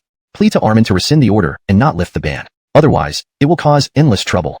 Various officials urged in unison. Lionel had someone serve them high-quality tea and said calmly, Gentlemen, have you ever seen me do anything without being prepared? Please rest assured, I naturally have my reasons for requesting Father to lift the ban. Upon hearing this, the officials sighed inwardly. Though they knew Lionel was brilliant, after lifting the ban, the prominent families wouldn't care about his schemes and would rush in for profit like hungry wolves smelling blood. By then, the prominent families would be it was bustling again. Since Lionel left the capital to campaign against the Elmo kingdom, the prominent families rarely gathered. They enjoyed a brief period of peace. Now, Lionel's return compelled them to unite once more. I never thought Lionel would reach out to us, asking Armin to lift the maritime ban. Looks like he's planning to compromise with our families, Louis chuckled. Officials from various prominent families looked eagerly forward to this. Everyone knew that with their wealth, they could build ships and engage in maritime trade, reaping substantial profits. But why would Lionel suddenly extend an olive branch when we were at each other's throats? One official wondered aloud. I'm worried he has some ulterior motive. That boy's intelligence far surpasses the other princes. We must be cautious. Why worry? With the ban lifted, our families stand to gain immensely. Even if Lionel has schemes, he won't use the maritime ban as bait. The discussion was lively, yet none grasped Lionel's true intentions. Louis waved his hand. What's there to consider? The Isaiah's health isn't great. I suspect Lionel will ascend the throne within a few years. Then, he'll need capable people like us. Moreover, having supervised the kingdom for so long, he understands Rockawang's reliance on prominent families. He'll need to be friendly with us. Relieved by Louis's analysis, they relaxed. El had secured such significant benefits for them by lifting the maritime restrictions. Visiting him was only appropriate. They all boarded their carriages and headed to the Eastern Palace. Even Louis, who was quite elderly, joined them. Upon learning that members of the noble clans were visiting, Lionel immediately put down his book and a smile appeared on his face. He had been waiting for their arrival. Lionel greeted them very humbly, inviting them into the Eastern Palace. The leaders of the noble clans were pleased with his respectful attitude and felt assured that he was genuinely seeking good relations. They all smiled approvingly. Your Highness, we never expected you to request the lifting of the maritime restrictions in court. On behalf of all the noble clans, I express our gratitude, Louis said with a chuckle. Lionel remained respectful. You are a senior statesman, someone who might even become my advisor someday. How could I trouble you to come here personally? Moreover, lifting the restrictions will give the coastal residents more opportunities to earn a living. It's beneficial for the people. Lionel's words were so grand and proper that the noble clansmen smiled and nodded approvingly. Your Highness is right. Rockhofting the restrictions truly offers the people another way to survive. The maritime ban has long been outdated and contrary to current conditions. We have suffered under this policy for so long. Thanks to your Highness, can he really match our wealth? Our riches accumulated over generations far exceed what he could imagine. Opportunities for growth are scarce. Exactly. We can quickly invest in several shipyards. Overseas trade will still belong to us. They laughed confidently, unworried about Lionel gaining an advantage. Louis smiled. Competition between the Xiuxian and the noble clans would only make them richer. The thought excited him. Back home, he immediately started planning shipyards in Dengzhou. Meanwhile, Lionel instructed Emmanuel to expedite the construction of the first batch of ships for overseas trade. Emmanuel worked tirelessly day and night to complete them. Other clans began focusing on shipyard construction as well. Within 10 days, Lionel's first fleet was ready. However, he didn't rush into trade, preferring to focus on uncovering the true mastermind behind the kidnapping of Ivornan. Soon, Kieran reported progress. They identified a person who had assisted Hansen in transporting materials to a secluded courtyard outside the city. Let's go see who this accomplice is. Lionel led his guards to where Kieran had located the suspect. This was a gathering place for all kinds, indeed, a brothel. While the brothels in the capital were transitioning towards more exclusive clubs under Lionel's reforms, they still lagged behind those in Liangzhou in terms of the air. Seeing Kieran leading people toward him, he panicked and smashed through the window, jumping from the second floor. Unfortunately, the entire brothel was already surrounded by the embroidered uniform guards. His ability to land uninjured from the second floor showed he had some skill, but he was facing the embroidered uniform guards. In a moment, 4 or 5 knives were pointed at his throat. The blue-robed follower broke out in a cold sweat and hurriedly knelt down, not daring to move an inch. I beg for mercy. What did I do to deserve such a ruckus? The blue-robed follower asked with a bitter smile. By now, Lionel had also walked out of the brothel. Looking at the kneeling blue-robed follower, a hint of mockery flashed in his eyes. Don't you know what you've done yet? Tell me, what's your relationship with Hansen? Hearing Lionel mention Hansen, the blue-robed follower's expression changed immediately, clearly showing his acting skills were far inferior to Hansen's. Kieran stepped forward, landing several hard punches on his face, bruising him severely. Confess quickly. Tell us everything you know. At this point, Lionel had begun to suspect a few princes. After all, the great clans mistakenly thought he had compromised. If it were them who kidnapped Alpha, they might have admitted and settled the matter privately. The blue-robed follower was visibly trembling, not as if he were acting. He stammered, I was Xuanhuan. Lionel's eyes widened in disbelief. Xuanhuan. He knew it well. It was a wine house belonging to the Feng family, one of the capital's great clans. Lionel had thought the perpetrators were a few princes, not members of the great clans. After a moment's reflection, he instructed Kieran, lock this guy in the dungeon. You all come with me to Xiu family. Under Lionel's orders, a large group headed towards the Xiu residence. Louis, having received early word, was apprehensive, fearing Lionel intended harm to the Xiu family. He called Ralphie and instructed, take our family through the secret passage and leave immediately. I will probe Lionel first before deciding further actions. Louis said urgently. Ralphie, hearing his father's command, showed concern. How can I abandon you, father? Let's all go together. Back home, we still have private soldiers. Why not defy the emperor directly? Louis smiled, pleased with his son's filial piety. Don't worry. Even if Lionel intends to act against us, he won't dare touch me. I'm a veteran official of 3 dynasties. My position in court is incomparable to his. Besides, I feel this is likely a misunderstanding. I believe Lionel isn't here to harm us. Reassured by his father, Ralphie left with the family through the secret passage quietly. Just then, Lionel knocked on the door. Louis greeted Lionel personally at the front door, frowning as he saw the numerous embroidered uniform guards following him. Why does His Royal Highness bring so many subordinates to my humble residence? Louis asked, his tone tinged with caution despite recent détente between Lionel and the great clans. Chapter 301. Seeking an explanation. Looking at Louis's furious expression, Lionel smiled slightly. He clasped his hands towards Louis and said, Grand Tutor Su, I had no choice but to disturb you, as I have received some information indicating that the disappearance of Rex might be related to your noble families. Therefore, I hope Grand Tutor can help me find the real culprit. Lionel chuckled. Louis was taken aback. His Highness the Xian must have misunderstood something. I've already questioned many people from the noble families. They absolutely did not participate in the kidnapping of Rex. I assure you of this. The noble families are very grateful for your proposal to lift the maritime ban. If any of us were involved, we would admit it and offer appropriate compensation. Louis frowned, saying, to him, Lionel was probably just using this as a pretext to warn their powerful families. Louis said seriously. Lionel smiled. His decision to approach Louis instead of directly confronting the Feng family was to leverage Louis's desire to maintain good relations with him. If so, then I shall trouble Grand Tutor. Please let me know if there's anything you need my assistance with. But regardless of whether or not the Feng family is involved, their actions seem highly improper. Please remind them of this. Lionel laughed. Louis nodded hastily, fearing Lionel's displeasure and inwardly cursing the Feng family. Your Highness, rest assured, we noble families appreciate your favors immensely. Since the Feng family has acted so foolishly, we won't tolerate it. Lionel smiled and waved goodbye after obtaining Louis's promise. Watching Lionel leave, Louis's anger began to surge. He immediately arranged for Ralphie, who had escaped through a secret passage, and other key figures from noble families to return. Then, he invited all the top-ranking members of the noble families to meet in person and confront the issue head-on. Ralphie rushed out of the tunnel, drenched in sweat and looking disheveled. Father, what happened? Did that Lionel make excessive demands?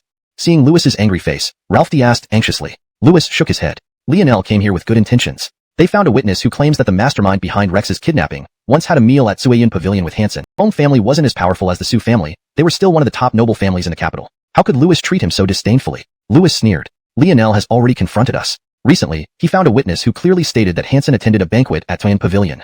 Ralph, the organizer of that banquet, is the true mastermind behind Rex's kidnapping. Louis's words sent shockwaves through the crowd. What? I thought the culprits were those princes, not members of our noble families.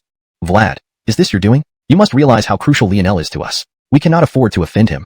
Exactly. Why didn't you admit it when Grand Tutor first asked about the mastermind? Surrounded by these accusations, Vlad felt intensely aggrieved. He had no idea that Hansen had ever been to Xiuxian Pavilion. With so many people coming and going from Xiuxian Pavilion daily, how could I possibly remember everyone clearly? Chapter 302. The real culprit behind the scenes? Vlad was feeling extremely aggrieved. He felt that he was being too obviously framed. Although it was true that Xiuxian residents belonged to their Feng family, there were so many people coming and going every day, and almost all of them were descendants of aristocratic families. How would he have known that Hansen would come to Xiuxian residence? Upon hearing Vlad's argument, everyone else found some sense in it as well. Why don't anyone who hosted a banquet at Xiuxian residence recently? Hearing Louis ask this, Vlad patted his head, his eyes showing signs of deep thought. However, after a long time, he could only shrug helplessly. As you know, Xiuxian residence only entertains descendants of aristocratic families on a daily basis. There have been quite a few banquets lately, about 20 to 30. With so many people, how can I identify the real mastermind? Louis sighed sadly, filled with despair. Would the hard-won cooperative relationship with Lionel be destroyed due to the Rex kidnapping case? Thinking about this, his worries intensified. The heads of other noble families also wore grim expressions. They all dreamed of making a fortune through maritime trade. Louis waved his hand helplessly. Everyone, go back. Investigate within your families whether any of your young ones were involved. If anyone has clues, report to me immediately. We must find the mastermind and hand them over to Lionel. Everyone hurriedly nodded. They were all extremely anxious, not wanting this matter to disrupt their plans for overseas trade. After everyone left, Louis sat dejectedly in his chair. His son Maximilian's face showed a hint of displeasure. The current Lionel isn't even an emperor yet, and we're already flattering her. Imagine how she'll treat us when she becomes emperor. I struck it forcefully against the ground. Maximilian dodged while pleading for mercy. When I acted, relations between our clans and Lionel weren't as good. I acted for the benefit of our clan. At the time, Lionel had defeated the Elmo kingdom, full of pride. Without this chance to curb her arrogance, it would have been disastrous for us. My intentions were good. It's just a series of coincidences. Why do you treat me this way? Louis didn't hold back, breaking the cane in the process. As his anger dissipated, he looked at Maximilian kneeling on the ground with a look of dissatisfaction, shaking his head. How do I explain to you how crucial Lionel is to us now? But since you're my son, I must try to protect you. Sighing heavily, his eyes were filled with sorrow. He had always considered himself the spokesperson for the aristocratic families, mediating disputes among them with high prestige. But now, for his son, he had to compromise that prestigious reputation. Hearing this, Maximilian's face lit up with joy. How does father plan to save me? Will you unite the families against Lionel? Chapter 303. Awful acting. Slap. Before Maximilian could finish speaking, Louis slapped him hard across the face. Maximilian clutched his cheek, looking at his father in disbelief, seemingly unable to accept that he had been struck so forcefully. Besides allying with powerful clans, do we have any other better means? Am I wrong? Maximilian said angrily. Louis glared at him, his eyes filled with fury. You ungrateful dog. How dare you say such things? Do you even know what Lionel means to us now? I plan to pin all the blame on the Feng family. Maximilian's eyes immediately lit up. That is indeed a good plan. Since I invited Hansen to the banquet at Xuanhuan Pavilion, and it is a Feng family property, pushing all the blame onto them might convince quite a few people. He couldn't help but admit that his father was cunning and shrewd. If it were up to him, he would probably have already engaged in a life-and-death struggle with Lionel. Louis snorted coldly. The Feng family is one of the top-tier existences among our powerful clans, which you should understand very well. Once we act against them, it will definitely weaken the strength of our powerful clans significantly. Most importantly, they are innocent in this matter. They might directly join forces with Lionel. Upon hearing this, Maximilian seemed unconcerned. Who dares to join Lionel these days? Have you forgotten what happened to those few families who tried to join Lionel before? They were all wiped out by Lionel. Louis finally came to his senses after being reminded by his son. Lionel had already cut off the path to Maximilian's interference earlier. Lionel's actions against the powerful clans wouldn't have been so harsh. It looks like this was done by Maximilian alone, without Louis's knowledge. If Louis knew about this, he'd likely find another clan to take the fall. Lionel chuckled. Your Highness, Louis has come to visit. Just as they were discussing the Xu family, Louis unexpectedly paid a visit. A look of surprise flickered across Lionel's face, and a smile crept onto his lips as if an idea had dawned on him. He glanced at Vlad sitting beside him. Feng family head, please wait behind the screen temporarily. Let me show you the true face of the Xu family. Hearing Lionel's words, Vlad no longer hesitated, rising to hide behind the screen. Lionel immediately had Vlad's teacup removed, pretending to be alone. Soon, Louis and Maximilian walked in. Louis looked very serious, as if troubled by something, while Maximilian's expression was complicated, gazing arrogantly at Lionel. Lionel found his gaze extremely unpleasant, but didn't say much, instead ordering someone to serve tea to the father and son. Do you have any clues about the real culprit behind the kidnapping of Elmo's resources? Lionel asked bluntly. He knew very well that Louis's visit at this time was certainly regarding the kidnapping of Elmo's resources. Louis sighed, opening his mouth as if to speak but hesitating, seeming reluctant to reveal anything. Lionel sneered and often challenges me in the capital. I suspect he plans to snatch the title of spokesman for the powerful clans from me, so he devised this elaborate scheme. Louis's words were a mix of truth and falsehood. Ralphionne else would have been thoroughly deceived. But Lionel knew that this old man was absolutely lying. Chapter 304. Vlad's framing? At this moment, Vlad was right behind the screen in the hall. Not long ago, Vlad had just proven his innocence. But Louis, that old man, actually pinned all the charges on the Feng family. Wasn't that bullying the innocent? Vlad cast a sidelong glance at the screen and chuckled as he spoke to Louis. The Feng family shouldn't be foolish enough to host the banquet at their own residence, the Xuanhuan residence, right? Wouldn't that leave us with obvious evidence? Might Lord Xu have misunderstood something? The tightly clenched fists of Vlad instantly relaxed. He felt incredibly relieved. Fortunately, he had come to visit Lionel earlier to prove his innocence instead of going through Louis to do so. Otherwise, no matter how many mouths he had, he wouldn't be able to explain himself clearly today. Louis let out a long sigh. Your Highness may not know. Vlad has always harbored desires for our leading position among the aristocratic families. He thinks I'm too old and hopes I'll step down and let him take over. He believes my son isn't capable enough to handle the responsibilities, so he wants me to directly hand over the position to him. How could I possibly agree? I suspect he is trying to take advantage of this opportunity to frame my son. I bet the list of guests at the banquet will include my son's name. Good heavens. What a cunning old fox indeed. Lionel couldn't help but feel deeply impressed. Louis's words formed a perfect loop, putting him in an unbeatable position. Now, he was already 90% sure that Ralphie was the culprit. However, after Lewis's speech, even if Vlad came up with any evidence later, it would be easy to claim it was framed. Lionel looked at him with a smiling face. Meanwhile, he glanced at Ralphie standing beside him.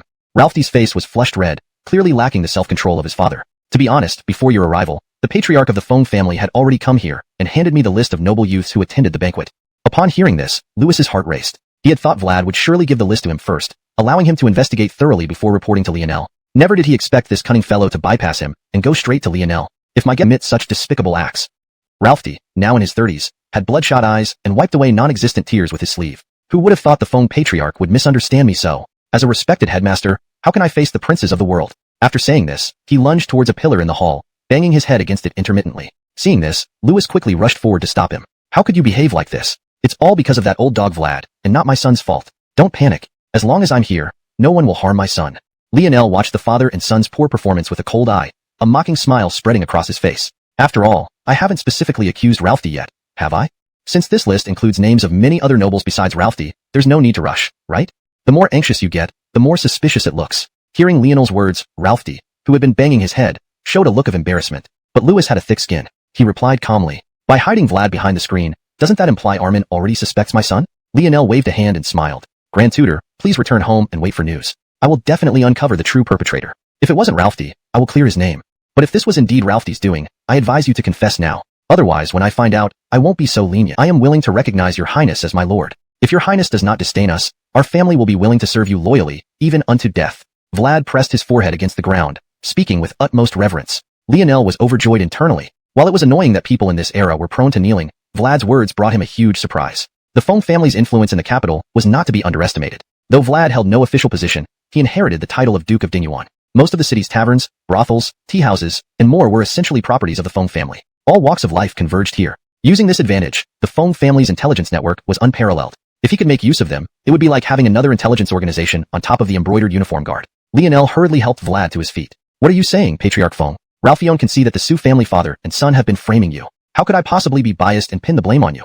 There is no need for this lord talk between us. From now on, I hope we can become partners. There is no hierarchy or subordinate relationship between us. This is mutual support and cooperation based on equality. Hearing this, Vlad was momentarily stunned. In their aristocratic circles, there was always a clear hierarchy. Noble families, though there were a few commoners among them. Ladies and gentlemen, I plan to reform the educational system once more. Lionel smiled as he addressed them. They exchanged glances, and Harry asked curiously, hasn't your highness already implemented the imperial examination system? How do you plan to reform it?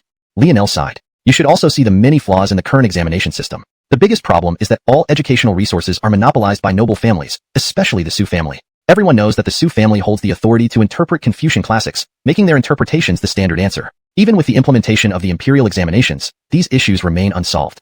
Everyone nodded in agreement. They were all secondary sons from noble families, and the resources they received paled in comparison to those born into primary lineages. As for commoners, obtaining quality education was nearly impossible. They had almost no chance of success. Lionel turned to Elwin nearby. Born into a humble family, Elwin had only managed to study by eavesdropping at a private school of a noble family. Every day, while tending cattle, he listened to bits and pieces of teaching. Despite this, he still managed to score second place in the imperial exams, demonstrating his extraordinary talent. With proper educational resources, Elwin's future potential would undoubtedly be immense. Ensuring everyone's distance, your highness, please command it. Absolutely. Though we are new to office and may not have much money, we can contribute our efforts. Their admiration for Lionel reached its peak. If they were in his position, they might not be willing to spend so much to educate the common people's children. Chapter 306, Securing the Imperial Academy. Seeing the excited looks on everyone's faces, Lionel's expression softened into a gratified smile. He hadn't wasted his efforts in redefining the examination criteria to bring these common-born scholars from noble families onto the political stage. Compared to the legitimate offspring of aristocrats, these people were indeed more concerned about the nation and its people. I don't need your help with compulsory education. It would be an overkill for you to teach basic literacy courses. I plan to assign you to lecture at the Imperial Academy. Lionel explained. The crowd froze. While they were all now academicians with full qualifications to teach at the Imperial Academy, it was currently controlled by noble clans. How could those clansmen allow them to teach without resistance? Wasn't this akin to snatching power? The people of those noble clans weren't fools. How could they permit their easy entry into the academy for teaching? Your highness, this might be quite challenging. The Imperial Academy is tightly controlled by the aristocratic clans now, leaving no room for outsiders to interject, let alone for us to teach their standards. They possessed partial knowledge but lacked depth. Lionel waved his hand with a smile. I have already prepared the required textbooks for you. He then handed out a few small booklets to the attendees. The content was straightforward. Principles of geometry. Foundations of natural science. Though only 2 slim volumes, these booklets encapsulated the core ideas extracted by Lionel, potentially delivering a massive blow to the noble clan's ideological dominance. Initially, Harry and others didn't pay much attention to the two small booklets. However, after flipping through a few pages, they were completely engrossed. From simple arithmetic operations to complex cosmic principles, every concept was clearly explained. Through these booklets, they understood why the sun rises in the east and sets in the west, grasped seasonal changes, and even learned some basic scientific experiments. Harry felt deeply moved after finishing the books. With these booklets, the aristocratic families will certainly face a devastating blow, excitedly exclaimed Harry. Lionel laughed and waved his hand again. That impact isn't enough. I also plan to have Master Barkley teach medicine at the Imperial Academy. Just as he spoke, Barkley stretched lazily and walked out of the hall. He rubbed his eyes and glanced at Lionel. You really treat me like a beast of burden. Lionel chuckled and then presented Barkley with a specifically written Fundamentals of Physiology textbook. Consider this as payment. Are you willing? Barkley was initially unconcerned, but what mischief are you up to this time? The mere suggestion to open maritime trade had already caused him immense headaches. He hoped his son wouldn't propose anything bizarre. Lionel bowed and said, Father, I request to assign several academicians to teach at the Imperial Academy. Maximilian panicked instantly. Not possible. These new academicians are barely literate in classics and espouse heretical views. They'd mislead students if allowed into the Imperial Academy. Maximilian protested angrily. Controlled by noble clans for centuries, the academy was not to be relinquished easily. Chapter 307. The challenge. Maximilian looked defiant, but Lionel ignored him. His gaze was fixed intently on Joaquin. Horatio felt uneasy under his son's stare. The Imperial Academy being dominated by the aristocratic families was a compromise between the imperial court and these powerful clans. Neither side saw anything wrong with this arrangement since many talented individuals had indeed emerged from the academy, and its existence was undoubtedly beneficial to the court. Horatio was also inwardly worried. If he allowed Lionel to take over the academy, would it lead the students down a path of heresy? After all, Lionel had previously changed the grading criteria for the imperial examinations, much to the dissatisfaction. One cannot deny that the academy has produced countless talents for the court. If it deteriorates, it could disrupt the flow of talent to the government, Maximilian said with feigned sincerity, pretending to care for the court's interests. Joaquin's face showed a hint of embarrassment. He knew Maximilian's words were true. While the new examination system proposed by Lionel could also select talents, it only held once a year, leaving some urgent positions unfilled. The emperor felt a headache coming on. Seeing his father's dilemma, Lionel smiled and suggested, why not have a contest? You believe the aristocrat's interpretation of classics is orthodox, and I believe my approach is the right one. Let the court officials and academy students judge. Upon hearing this, Maximilian and his father exchanged glances, feeling relieved. Although most court officials supported Lionel, involving academy students might tip the scales in favor of the traditional interpretations. Of course, despite being the crown prince, how experienced can you be? Even without my father or the academy professors, I alone can debate you into submission. Maximilian boasted. Dovey nodded from his wheelchair. Very well, let's proceed to the academy immediately. He was eager to see how this would unfold. Lionel had offered to involve the Hanlon scholars in the academy and even proposed an open challenge. However, Harry and others were apprehensive. They had just received teaching materials from Lionel the day before and hadn't studied over. Ridiculous. Even using us as judges. Clearly, he isn't clever at all. We're all from the 10 great families. Why would we let the academy go to the crown prince? With so many voices, the students discussed openly, confident the emperor wouldn't punish all of them. Hearing their chatter, Maximilian smiled more broadly, looking at Lionel triumphantly. But Lionel's expression remained calm, unaffected by their words.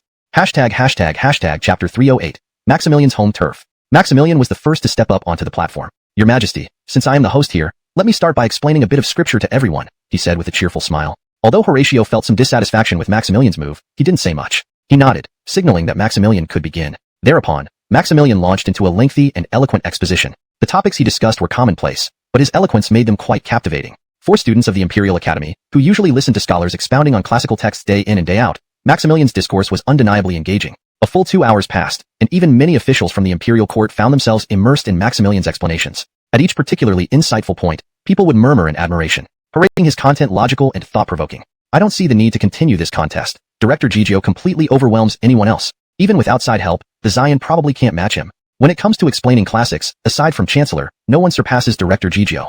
The students buzzed with discussions. The group of officials from the 4 great buildings wore smug expressions, their noses almost reaching the sky. On the other hand, the officials under Lionel looked worried. It wasn't that they didn't trust Lionel's abilities. It was just that the interpretation of classical scriptures was traditionally controlled by powerful families. Lionel had been in remote Xuanhuan for years and hadn't studied these texts, so how could she possibly be a match for Maximilian? But Lionel appeared entirely unfazed. She confidently stepped onto the platform. Harry and others initially intended to support Lionel, but were stopped by her raised hand. Louis was dumbfounded. Could Lionel be an expert in scriptures too? Was she really this arrogant? As for Harry and the rest, they felt a strange sense of relief when Lionel signaled them not to intervene. Maximilian's pressure was immense. They stood no chance in debating scriptures. Louis rolled up his sleeves and had the imperial guards bring out the pre-prepared props onto the platform. Everyone stared curiously at the large chest beside Lionel. Indeed rare, bringing a big box for a scripture debate? The Xian doesn't look like she's here to debate, but rather to flee poverty. Huh, that's funny. Perhaps they concede. Losing to Director Gigio isn't shameful. Only Chancellor can win against him. To me, The Xiuxian on the platform looks like a clown on a stage, ridiculously amusing. These elite students from influential families often challenged authority and believed in shared governance with the emperor, so they showed little reverence for Lionel as Xiuxians. Their jeers did not faze her. She still smiled. You have no idea what this experiment entails, yet you conclude I will definitely lose. Isn't that premature? The Minister of Rights, Fagin, unable to hold back, interjected, stop bragging. You agreed to debate scriptures, not perform experiments. ##### Chapter 309, The Path of Science. For some reason, the officials from the aristocratic families in court did not mock Lionel as the students of the Imperial Academy had. Recently, Lionel had brought too many miracles to them. Everyone believed that the term experiment proposed by Lionel might revolutionize the established Confucian doctrines. Thus, Fagin took a shortcut, arguing that the agreed-upon debate between Lionel and Maximilian was about interpreting scriptures and not about introducing new concepts out of nowhere. Lionel smiled and said, Minister Xue must be mistaken. I clearly stated in court that I wished for both myself and Maximilian to prove our own philosophy appear petty. Gentlemen, my school of thought is simple. It's called science. Science seeks to uncover the laws governing the universe and apply them through our efforts to transform the world. A school of thought? Science? Everyone was stunned. They expected Lionel to interpret existing scriptures, but hadn't anticipated him establishing an entirely new school of thought. Even those officials supporting Lionel were visibly alarmed. Despite opposing the aristocratic families and backing Lionel, they were raised on traditional scripture education. To them, Confucianism was sacred and unchallengeable. They couldn't believe Lionel was abandoning the sacred teachings to establish his own school. This was too bold. Everyone sighed helplessly. If Lionel integrated science within Confucianism, it wouldn't be an issue. But this approach seemed to oppose every scholar in the land. Horatio was internally anxious. Although he knew little about the scriptures, he realized Lionel's actions carried immense risk. A single misstep could see him branded in history as a villain. At this moment, Horatio wanted to dissuade Lionel. Nonsense. The sacred teachings are the ultimate truth. Your so-called science is nothing more than an insult to the teachings of the sages. Get out now. Our Imperial Academy does not welcome such people. Indeed. Don't think being the Xiuxian allows you to act as you please. No matter how Maximilian couldn't contain his ridicule. Do you truly take us for fools? Everyone knows light has no color. It's merely brightness. I know you and I don't always see eye to eye, Your Highness, but you can't treat us as fools. If this is what you plan to teach here, you'd better save yourself the trouble. Ignoring the mockery, Lionel continued, most likely, like Director Su, everyone believes light has no color, but it actually has 7 colors. Bam! Fagin kicked over the table in front of him. Your Highness, this is utter nonsense. As the Xiuxian of Great Liang, how can you display such ignorance? This will become a laughingstock to our enemies. Horatio chuckled. He began to suspect Lionel was intentionally annoying the aristocrats, who would claim light has 7 colors, contradicting common knowledge. Not even a child would commit such a basic error. Chapter 310, The Hall in shock. Everyone thought Lionel was joking with them. No one believed that light could be 7 colors. Looking at the mocking or puzzled gazes of the crowd, Lionel's face remained smiling and exuded confidence. This confidence gradually calmed many who had been worried about him. They knew Lionel's character and abilities. Although what Lionel said seemed like a cryptic language, almost unbelievable, they firmly calmed down. He realized he had lost his composure. But what was happening before his eyes left him somewhat frightened. Lionel could even create a rainbow. This science was truly terrifying. Even the many scholars who originally jeered at Lionel now stared speechlessly, mouths agape. None of them expected Lionel to actually refract light into 7 colors. This is impossible. If light really has 7 colors, why don't we see it normally? This only proves that light is originally colorless. It only becomes 7 colors through some means. Your experiment is baseless. Several smart scholars began to refute Lionel's claim. Lionel explained what a spectrum was with a smile. After listening, the crowd fell silent again. Next, Lionel demonstrated pinhole imaging and convex lens ignition, thoroughly impressing the officials. The Xiuxian truly has remarkable methods. Who would have thought sunlight has such unique principles? Truly astonishing. Especially using that mirror to ignite firewood. It's like a divine skill. This convex lens can indeed focus solar heat. I've now developed a strong interest in science. It's unfortunate my age may make it too late to excel in this field. The crowd discussed excitedly. Their words cut into Ralphie's ears and heart like knives. His eyes turned red, filled with anger. He wanted to refute Lionel, but realized he knew nothing about this so after all. As Lionel said, besides classics, there were other schools like Buddhism and Taoism. Though the Imperial Academy was influenced by their elite families, it officially served the emperor. Therefore, promoting science wouldn't cause much trouble. Lionel had finally mended relations with the powerful families, and Louis didn't want this incident to worsen things. Just as he prepared to drag his son down, Lionel stopped him. These props are flawless. You can check them freely. Ralphie sneered. Don't think I don't know. You must have sorcery. Did you learn witchcraft from the Elmo Kingdom? These props are utterly useless. Ralphie grabbed the triangular prism from the box and held it up. Immediately, colorful rays appeared before him. Without words, he was refuted thoroughly. Well, do you understand this witchcraft too? Lionel asked with a smile. Amid laughter from the officials, Ralphie's face turned beet red. That doesn't prove anything. Though defiant, his voice grew softer and weaker. Lionel shook his head smilingly. If anyone is interested, you can all try these experiments with these props. Chapter 311, Seeking Students' Opinions. The officials, who had been eagerly waiting for this moment, curiously walked up onto the platform one by one. Maximilian's jealousy burned intensely within him. Science will greatly benefit the students of the Imperial Academy. Yes, Practical governance is paramount, and your experimental methods align perfectly with the principles of Confucianism. There's a lot in common between your ideas and Confucian teachings.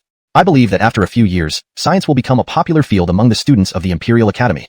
As the crowd discussed, the noble families remained silent, waiting for Lewis's reaction. Gradually, all eyes turned toward Lewis. He stroked his beard, holding a magnifying glass, inspecting his palm lines with amusement. Wonderful. This old minister believes that promoting science would be beneficial to both the nation and its people. It should indeed be introduced at the Imperial Academy. This statement represented the stance of the noble families. They all smiled. Not bad. We agree. A field this extraordinary certainly deserves to be taught at the Imperial Academy. Who knows, our future generations might become famous like Timothy. Timothy was akin to Liu Ban, a legendary master craftsman whose name is recorded in history. Clenching his fists, Maximilian wished he could thrash these fickle nobles. It was disgusting how quickly they turned against him. Just moments ago, everyone had viewed Lionel as a mortal enemy, yet now they were praising him. Wasn't all his effort wasted? He reluctantly approached Lewis. Father, how can we let Lionel's people into the Imperial Academy? This kid has ulterior motives. What if science replaces Confucianism as the dominant study? Daring not to speak loudly, his voice was barely above a whisper. Lewis glared at him. What are you thinking? Both Confucianism and other schools of thought have evolved over time into comprehensive systems. Lionel's science lacks a systematic framework and cannot challenge Confucianism's status at the Imperial Academy. He's showing goodwill. Don't make things up. Despite his father's stern rebuke, Maximilian still harbored resentment towards Lionel. Amidst the flattery directed at Lionel, Maximilian suddenly recalled something and said with a smile. If I remember correctly, we did say we would ask the students of the Imperial Academy for their opinion. Even though all court officials support you now, shouldn't we still consult the students? Hearing this, everyone frowned. The opinions of the students didn't matter. The officials had already agreed, making Lionel's plan certain. Even Lewis had no objections left. Why was Maximilian opposing now? Didn't he know Lionel had collaborated with the noble families? The nobles looked at Maximilian disapprovingly. If this caused trouble with Lionel, affecting their overseas trade plans, they'd punish Maximilian despite Lewis's influence. Enveloped in jealousy, Maximilian missed the hostile gazes. His sole desire, he was the leading figure in classical studies after Lewis. The academic content he had just presented was profound, thorough, and captivating, far surpassing what they usually learned from their usual instructors and schoolmasters. But no matter how well he explained it, the students only grasped it at a comprehension level. However, Lionel's proposed experimental method seemed more rational. At least, they had seen with their own eyes that sunlight indeed has 7 colors, which could be clearly observed through 2 lenses, a truly astonishing phenomenon. Suddenly, someone in the crowd said, I think science is pretty good. At least it leads us to understand this world from a different perspective. Though the voice was soft, it rang out clearly amidst the silence of the gathered students. Maximilian's expression changed dramatically. He glared fiercely at the students, trying to identify who had made such a rebellious statement. But everyone kept their heads down, making it impossible to tell who spoke. Gradually, more people began to speak up. His Royal Highness's scientific methods are indeed thought-provoking. I feel our previous education was too rigid. I wonder if His Royal Highness can come to Taishu himself to teach us. I would willingly take him as my teacher and learn from him. It's true that Chief Sacrificial Wine may have deep expertise in classics, but science also has its unique aspects. Although we are from aristocratic families, we cannot deny that science, from an experimental standpoint, is more engaging. Discussion erupted among the students. Almost everyone felt that science should be taught at Taishu. Maximilian's face turned pale. He never expected this outcome. Had he known, he would rather have let the officials discuss the matter without involving the students. This way, he wouldn't have humiliated himself. Lionel smiled and patted Maximilian on the shoulder. Well, now, Sir Sacrificial Wine, do you feel I have the qualifications to impart knowledge at Taishu? Maximilian closed his eyes, nodding painfully. For him, Taishu was like his own wife. Lionel was now stepping in between them. Isaiah Horatio chuckled and said, since everyone agrees that your proposed science discipline is suitable for teaching at Taishu, I hereby approve it. Lionel quickly thanked the emperor with a smile. Amidst the praise, he left Taishu. Watching Lionel walk away, Maximilian felt secretly distressed but had no recourse. Isaiah Horatio had already issued the decree, and he couldn't disobey. After everyone dispersed, only the instructors and schoolmasters of Taishu remained. They awkwardly glanced at Maximilian. Those most affected by Lionel sending people to Taishu were these educators. Teaching at Taishu, let me introduce you to someone first. He signaled to Kiran to bring the person in. Maximilian was puzzled. Who was worth introducing to him by Lionel? Within moments, Kiran led someone in. Recognizing this person, Maximilian remained baffled. He had never seen this individual before. Your Royal Highness, who is this? Curious, Maximilian asked. Lionel gestured towards Maximilian. He doesn't recognize you, but I think you know him. The person hesitated, then exclaimed upon seeing Maximilian's face. Yes, that's him. This man is the mastermind behind Hansen. Caught off guard, Maximilian felt chills run down his spine. He hadn't expected to walk into a trap. Slamming the table, he pointed accusingly at the stranger. You rogue, don't frame innocent people. I've never seen you before. Why say I'm the one who manipulated Hansen? I see you're spouting lies. Maximilian shouted. Lionel chuckled. With both witness and evidence present, what else can you explain? Feeling helpless, Maximilian knew this conversation was going wrong. He had intended to negotiate, but Lionel had flipped the situation on him. He either mistook me, or is framing me deliberately. While I've hosted banquets at Xueji House, I've never invited Hansen. Maximilian exclaimed. Lionel smirked. Do you think I believe you? You are the prime suspect. Arrest him. Waving his hand, the embroidered uniform guard, including Kiran, rushed forward and shackled Maximilian. Release me. I am the chief sacrificial wine of Taishue, a direct descendant of the Su family. ##### Chapter 313. Louis panics. No matter how loudly Maximilian shouted, this was ultimately the Eastern Palace. No one would come to his rescue. Under Maximilian's resentful gaze, he was finally locked away in the dungeon of the Eastern Palace. He glanced around at the dungeon environment. Darkness without a hint of daylight, moisture hanging heavy in the air. Spending too much time here made Maximilian fear for his longevity. Walking up to the iron bars, he looked at the guard standing not far off. You scoundrel, let me out right now. You should know who I am. I am the legitimate son of the Su family and head of a prominent noble clan. Let me out, and I can reward you with endless wealth and honor, turning you into someone that a prison guard could never aspire to be. He attempted to bribe the guard, hoping to persuade him to set him free. Once outside, he had many ways to gradually get. The Su family's influence extended throughout the capital and the surrounding areas as they frantically searched for Maximilian. Since Maximilian hadn't concealed his trip to the Eastern Palace, there were several witnesses. This young man went to the Eastern Palace and never came out? Upon hearing this news, Louis felt his heart drop. He sensed something was terribly wrong. When did he go to the Eastern Palace? What was he doing there? Louis asked, frowning. However, his subordinate stuttered, unable to provide a coherent answer. Louis sighed. He understood that it must have been because his son didn't accept Lionel's usurpation, so he had gone to confront him. Unbeknownst to him, this was like sending a lamb to the slaughter. Gather all the heads of the prominent noble clans in the capital at my residence immediately. It seems we need to have an open and honest talk with Lionel. The Su family estate quickly became bustling again. Many were curious. Just a few days ago, Louis had convened everyone to discuss the mastermind behind the kidnapping case. Had they found the real culprit? But some also noticed that Vlad was absent. Louis sighed. Ladies and gentlemen, my son has been arrested by Lionel. The high-ranking members of the various noble clans broke out in goosebumps upon hearing this news. What happened? Wasn't Lionel planning to mend ties with us recently? Why is he suddenly targeting Sujijio? When everyone heard this, they were moved by Louis's concern for collective interests even with his own son imprisoned. Master Tutor, please handle it with Lionel. We noble clans are interconnected. Convey our sentiments to her. Yes, we're all on the same side. With a bow, Louis saw them off, then mounted his horse to head to the Eastern Palace, intending to meet Lionel. In front of the Eastern Palace hall, Lionel smiled and looked at Louis. Why has Master Tutor paid a visit at night? She pretended to be unaware. Despite his inner fury and desire to kill Lionel for her two-faced nature, Louis forced himself to remain calm and managed to smile. Zion, was my son visiting the Eastern Palace this afternoon? Lionel nodded. That's correct. Maximilian did come here, but I have locked him in the dungeon for committing a grave crime. Her tone grew increasingly stern. Louis felt a chill run down his spine. He hadn't expected Lionel to admit it so readily, meaning she wasn't planning to let it go easily. Did Zion listen to Vlad's slanderous words? I already said he must be framing him. Lionel snorted coldly. Having taken this step, Master Tutor still plans to cover up and protect your son? I have eyewitness testimony here. Translation ends. #### Chapter 314. You discipline him for me. Louis remained silent, his heavily lined face revealing a hint of embarrassment. He had initially thought that Lionel had found a witness but hadn't seen Ralphie's face. However, he never expected that the person would directly point it out. How could he possibly defend against this? With no choice but to put on a bold front, he said, I think this matter still needs discussion. Is the witness truly giving testimony for your highness? It's also possible that the witness is fabricated. After all, our Su family has been entrenched in the capital for many years and has made quite a few enemies. Please, your highness, be wise. Louis clasped his hands toward Lionel. Even with his thick skin, his cheeks were turning red at this moment. Lionel chuckled. Bring the witness forward. Soon, the informant was brought before the court. Seeing this person, Louis felt an intense urge to strangle him himself. If not for this man, Ralphie wouldn't have fallen into Lionel's hands. Please describe the appearance of the person behind the scenes in detail. Lionel lifted his teacup, gently blowing away the floating tea leaves. The informant trembled as he described the features of the person behind the scenes, which matched Ralphie almost perfectly. Grand Tutor, we have both witnesses and evidence. Are you still planning to protect your son?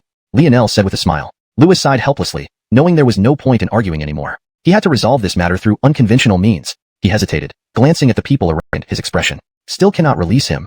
Louis showed signs of anger. Wasn't Lionel toying with him? What does your highness mean? Do you find it amusing to play with me? Louis said angrily. I've already agreed to support your highness's education plan, sacrificing some of our aristocracy's educational monopoly. Isn't that enough? Lionel shook his head with a smile. Not that it isn't enough, but if we release your esteemed son now, he might still hold a grudge and damage the relationship between me and the aristocratic families. Louis smiled. He had thought Lionel was going back on his word. Instead, Lionel was thinking far ahead. Indeed, Ralphie's relationship with Lionel had always been strained. If Lionel released him, Ralphie might act rashly without informing anyone, causing significant tension between the Su family and Lionel. This wasn't what he wanted to see. Keeping Ralphie in Lionel's dungeon meant only temporarily restricting his freedom, which wasn't too bad compared to harsh treatment. Since Zion said so, I am reassured. My son, although middle-aged, still acts impulsively and has been spoiled by me. If the Zion is willing to discipline him, then it is indeed the best outcome.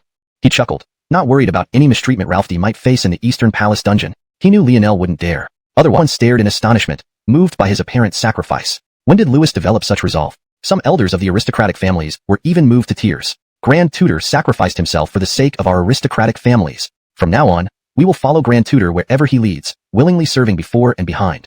Indeed, Ralphion who opposes Grand Tutor is opposing all of us. We will stand together against our enemies. Chapter 315. Seeing the son but not the Su family. Louis watched as everyone expressed their righteous indignation, and he felt extremely pleased. He never imagined that his son's capture would unexpectedly allow him to gain so much goodwill from the people. He looked at everyone with a delighted expression. Everyone, why don't you come over to my residence for a gathering? Let's enjoy ourselves till we're all thoroughly drunk. Louis invited them with a smile. The group then entered Su Mansion, reveling into the night. Meanwhile, in the Eastern Palace dungeons, a guard walked in. Maximilian, looking haggard, hurriedly rushed over. How is it? Did my father ask you to release me? He spoke with hopeful anticipation. However, the guard gave him a cold look and did not respond to his question, instead unlocking the cell door directly. Seeing this, Maximilian felt immensely excited. His father must have come to save him. Aristocratic families would seize this opportunity. They had accumulated vast wealth that they had nowhere to spend. Instead of burying treasures, they preferred to invest in overseas trade. As for the commoners, lifting the maritime ban had little relevance to them. They would still be poor. However, he couldn't refuse their requests over this minor matter. Feeling quite stifled, he nodded. Permission granted. At that moment, Lionel suddenly stepped forward, saying with a smile, "May I visit the shipyards you are building, gentlemen?" Horatio was taken aback, unsure what Lionel was up to. Louis's heart skipped a beat, but did not overthink it. Since the sea vessels were already under production and ready to sail, Lionel's regrets now would be too late. Louis smiled and nodded. "I heard that your highness has also built a shipyard in Hangzhou. Comparing notes would be great." After discussing this, they handled some minor issues before dismissing the court. Lionel stayed behind, watching Horatio and smiling. "Father, do you wonder why I want to join them on their shipyard visits?" Horatio snorted coldly. "Unless you're colluding with those aristocrats to share profits from their marine trade." Horatio was merely speaking sarcastically. He knew Lionel wouldn't do something like that, considering the entire kingdom would eventually belong to Lionel. It wasn't worth aligning with the aristocrats for petty gains. After a long half-month journey, they finally arrived at Liangzhou. Lionel was quite exhausted by the trip. It's time to invent the train. The distance between the capital and coastal provinces is too far. Louis, hearing Lionel's comment, asked puzzled, "Train? I've only heard of horse carriages and donkey carts. Can a fire pull a carriage?" Several nobles around laughed loudly, mocking Lionel's apparent ignorance. Adiel, furious, prepared to rebuke them but was stopped by Lionel. "Don't worry, everyone will soon know the power of trains." Lionel smiled. Chapter 316.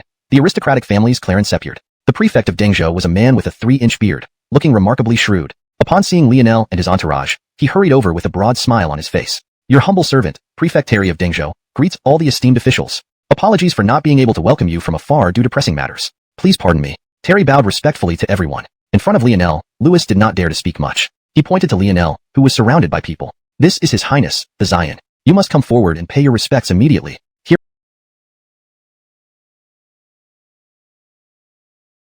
maritime ban. When Lionel saw the shipyard clearly, he was astounded. It was an enormous facility, occupying an extensive stretch of coastline. Compared to the one he built in Hangzhou, this one was more than 3 times larger. Inside the dry docks were dozens of small seagoing vessels, each measuring over 10 meters long. Though numerous, totaling over 1,000, these ships faced significant risks at sea. Even a slight storm could capsize them. Lionel marveled aloud. Tutor Su certainly made a grand gesture. To build such a massive shipyard must have cost a fortune. Lionel asked curiously. Louis's face momentarily revealed a hint of embarrassment, but quickly covered it up. "Not much expense, actually. I have some properties in Liangzhou, and these lands were originally part of our Su family's estate." He laughed, while Terry nodded in agreement. Indeed, Tutor Su purchased a lot of land in Liangzhou long ago. This shipyard was among those purchases. This statement exposed a glaring inconsistency. These shipyards were clearly recently constructed. Previously, the area had been merely a barren coastline with little economic value aside from fishing. If Louis was thinking straight, he wouldn't have bought this land. Lionel noted this discrepancy, waiting until he visited the other 5 aristocratic families' shipyards before returning to the prefectural government office. He looked at the Maritime Trade Office. "You can report any non-compliance. Ralphion caught evading taxes will be fined 10 times the tax amount on their first offense and stripped of their trading rights on the second." Lionel's tone turned icy. Some aristocrats had entertained thoughts of evading taxes by bypassing the office, but Lionel's severe punishment deterred them. It wasn't worth risking their trade privileges for a small profit. After finalizing the agreements, Terry arranged another feast. Satisfied in full, Lionel returned to his residence. He instructed Kieran beside him, "Investigate the relationship between Terry and Louis. I suspect they aren't as simple as they appear. Also, find out who truly owns the shipyard Louis claims to have built." Kieran nodded, and immediately began investigating with his subordinates. Shortly after Lionel retired for the night, a clamor of fighting erupted in the city. "Kill these corrupt officials. They've ruined our livelihoods. We'll fight them to the death. 1 life is worth the price. 2 lives make a profit. We're dead anyway. Might as well die fighting." Hearing the sounds outside, the secret police immediately surrounded Lionel for protection. What's happening? Chapter 317. Unrest. Listening to the sounds of fighting outside the door, Lionel's expression gradually turned serious. During the day, the entire city of Liangzhou appeared peaceful and prosperous. The weaker party here is clearly those fishermen. Terry is about to deploy guards to suppress them. If we don't help, they will surely suffer greatly. Even if there are many fishermen, they stand no chance against armed guards in armor and with bows and arrows. Hearing this, Kirin didn't argue further. Immediately bring all the imperial guards and take control of Dengzhou's defenses. Lionel ordered and led his people out into the streets. The streets were filled with people and torches. Lionel stopped the fisherman rushing past. What's going on here? The fisherman glanced at Lionel's attire, immaculate and not resembling someone from a poor family. His accent also didn't sound local. So the fisherman didn't think Lionel was an official and paused to explain. You must understand. Recently many influential families came to build shipyards and took over our docks. Now, we have to travel at least 30 to 40 miles to go fishing. We wake up at midnight every day and return home only when it gets completely dark. We barely get 1 or 2 hours of rest each day. They are cutting off our livelihoods. We have no choice but to fight this corrupt official to the death. What do we have left to lose anyway? In the darkness, the streets of Dengzhou were illuminated by torches, almost as bright as daylight. Rocketing to the fisherman's grievances, Lionel felt an indescribable surge of anger. Who are you to obstruct official business? Shouted a captain. Kirin looked at him coldly. How dare you? Don't you recognize the Xiuxian? Stop suppressing the citizens now, or you will bear the consequences. Caught off guard, the leader hesitated, but then steeled himself to respond. Your Highness, we act on Terry's orders. These citizens are organized rebels. Please return to your residence to avoid being harmed by these ignorant rebels. A flash of sternness crossed Lionel's eyes. He waved his hand. Since you refuse to understand, I won't be lenient. Take them down. With Lionel's command, the Imperial Guards moved swiftly. The captain tried to resist but was easily overpowered and knocked to the ground. Just then, another group rushed over. Leading them was none other than Terry. Who dares to obstruct official business? Terry roared angrily. This night was destined to be sleepless. He hadn't anticipated that the fishermen would revolt during the visit of Lionel and various high-ranking officials from noble families. If Lionel found out, how could he save face? Thus, he hurried to where Lionel was staying, fearing the fisherman might make a bigger fuss and expose his misdeeds. To his dismay, his own soldiers were subdued. Terry, are you planning to attack me? A chilling voice made Terry's heart tremble. He slumped on his horse, coming back to his senses and dismounting hurriedly. Your Highness, the fisherman paused at his words, staring at him dubiously. One muttered quietly, the Xiuxian? He's still part of the court. Court officials? Humph. We thought you were just a wealthy merchant from elsewhere. You're definitely in cahoots with Terry, sneered a bearded fisherman. Seeing this, Kirin stepped forward, saying loudly, please don't misunderstand. The dock was occupied by a powerful family. His Highness has nothing to do with Terry and will certainly advocate for you. Relieved, the fisherman exhaled. Their naive trust led them to believe him without doubt. If this Xiuxian truly wasn't allied with Terry, they might indeed get their issues resolved. After all, he was the future emperor. Lionel raised his hand for silence, then spoke gently. I understand your anger and concerns. Speak up, and I promise to help resolve your issues. After exchanging glances, an elder fisherman finally spoke. Our demand is simple. We want Terry to return our dock. Yes, return the dock to us, echoed others. Nodding, Lionel turned to Terry, his tone stern. Director son, did you hear that? The fishermen only asked for the return of their dock. They are not rebels. Isn't your previous characterization unfair?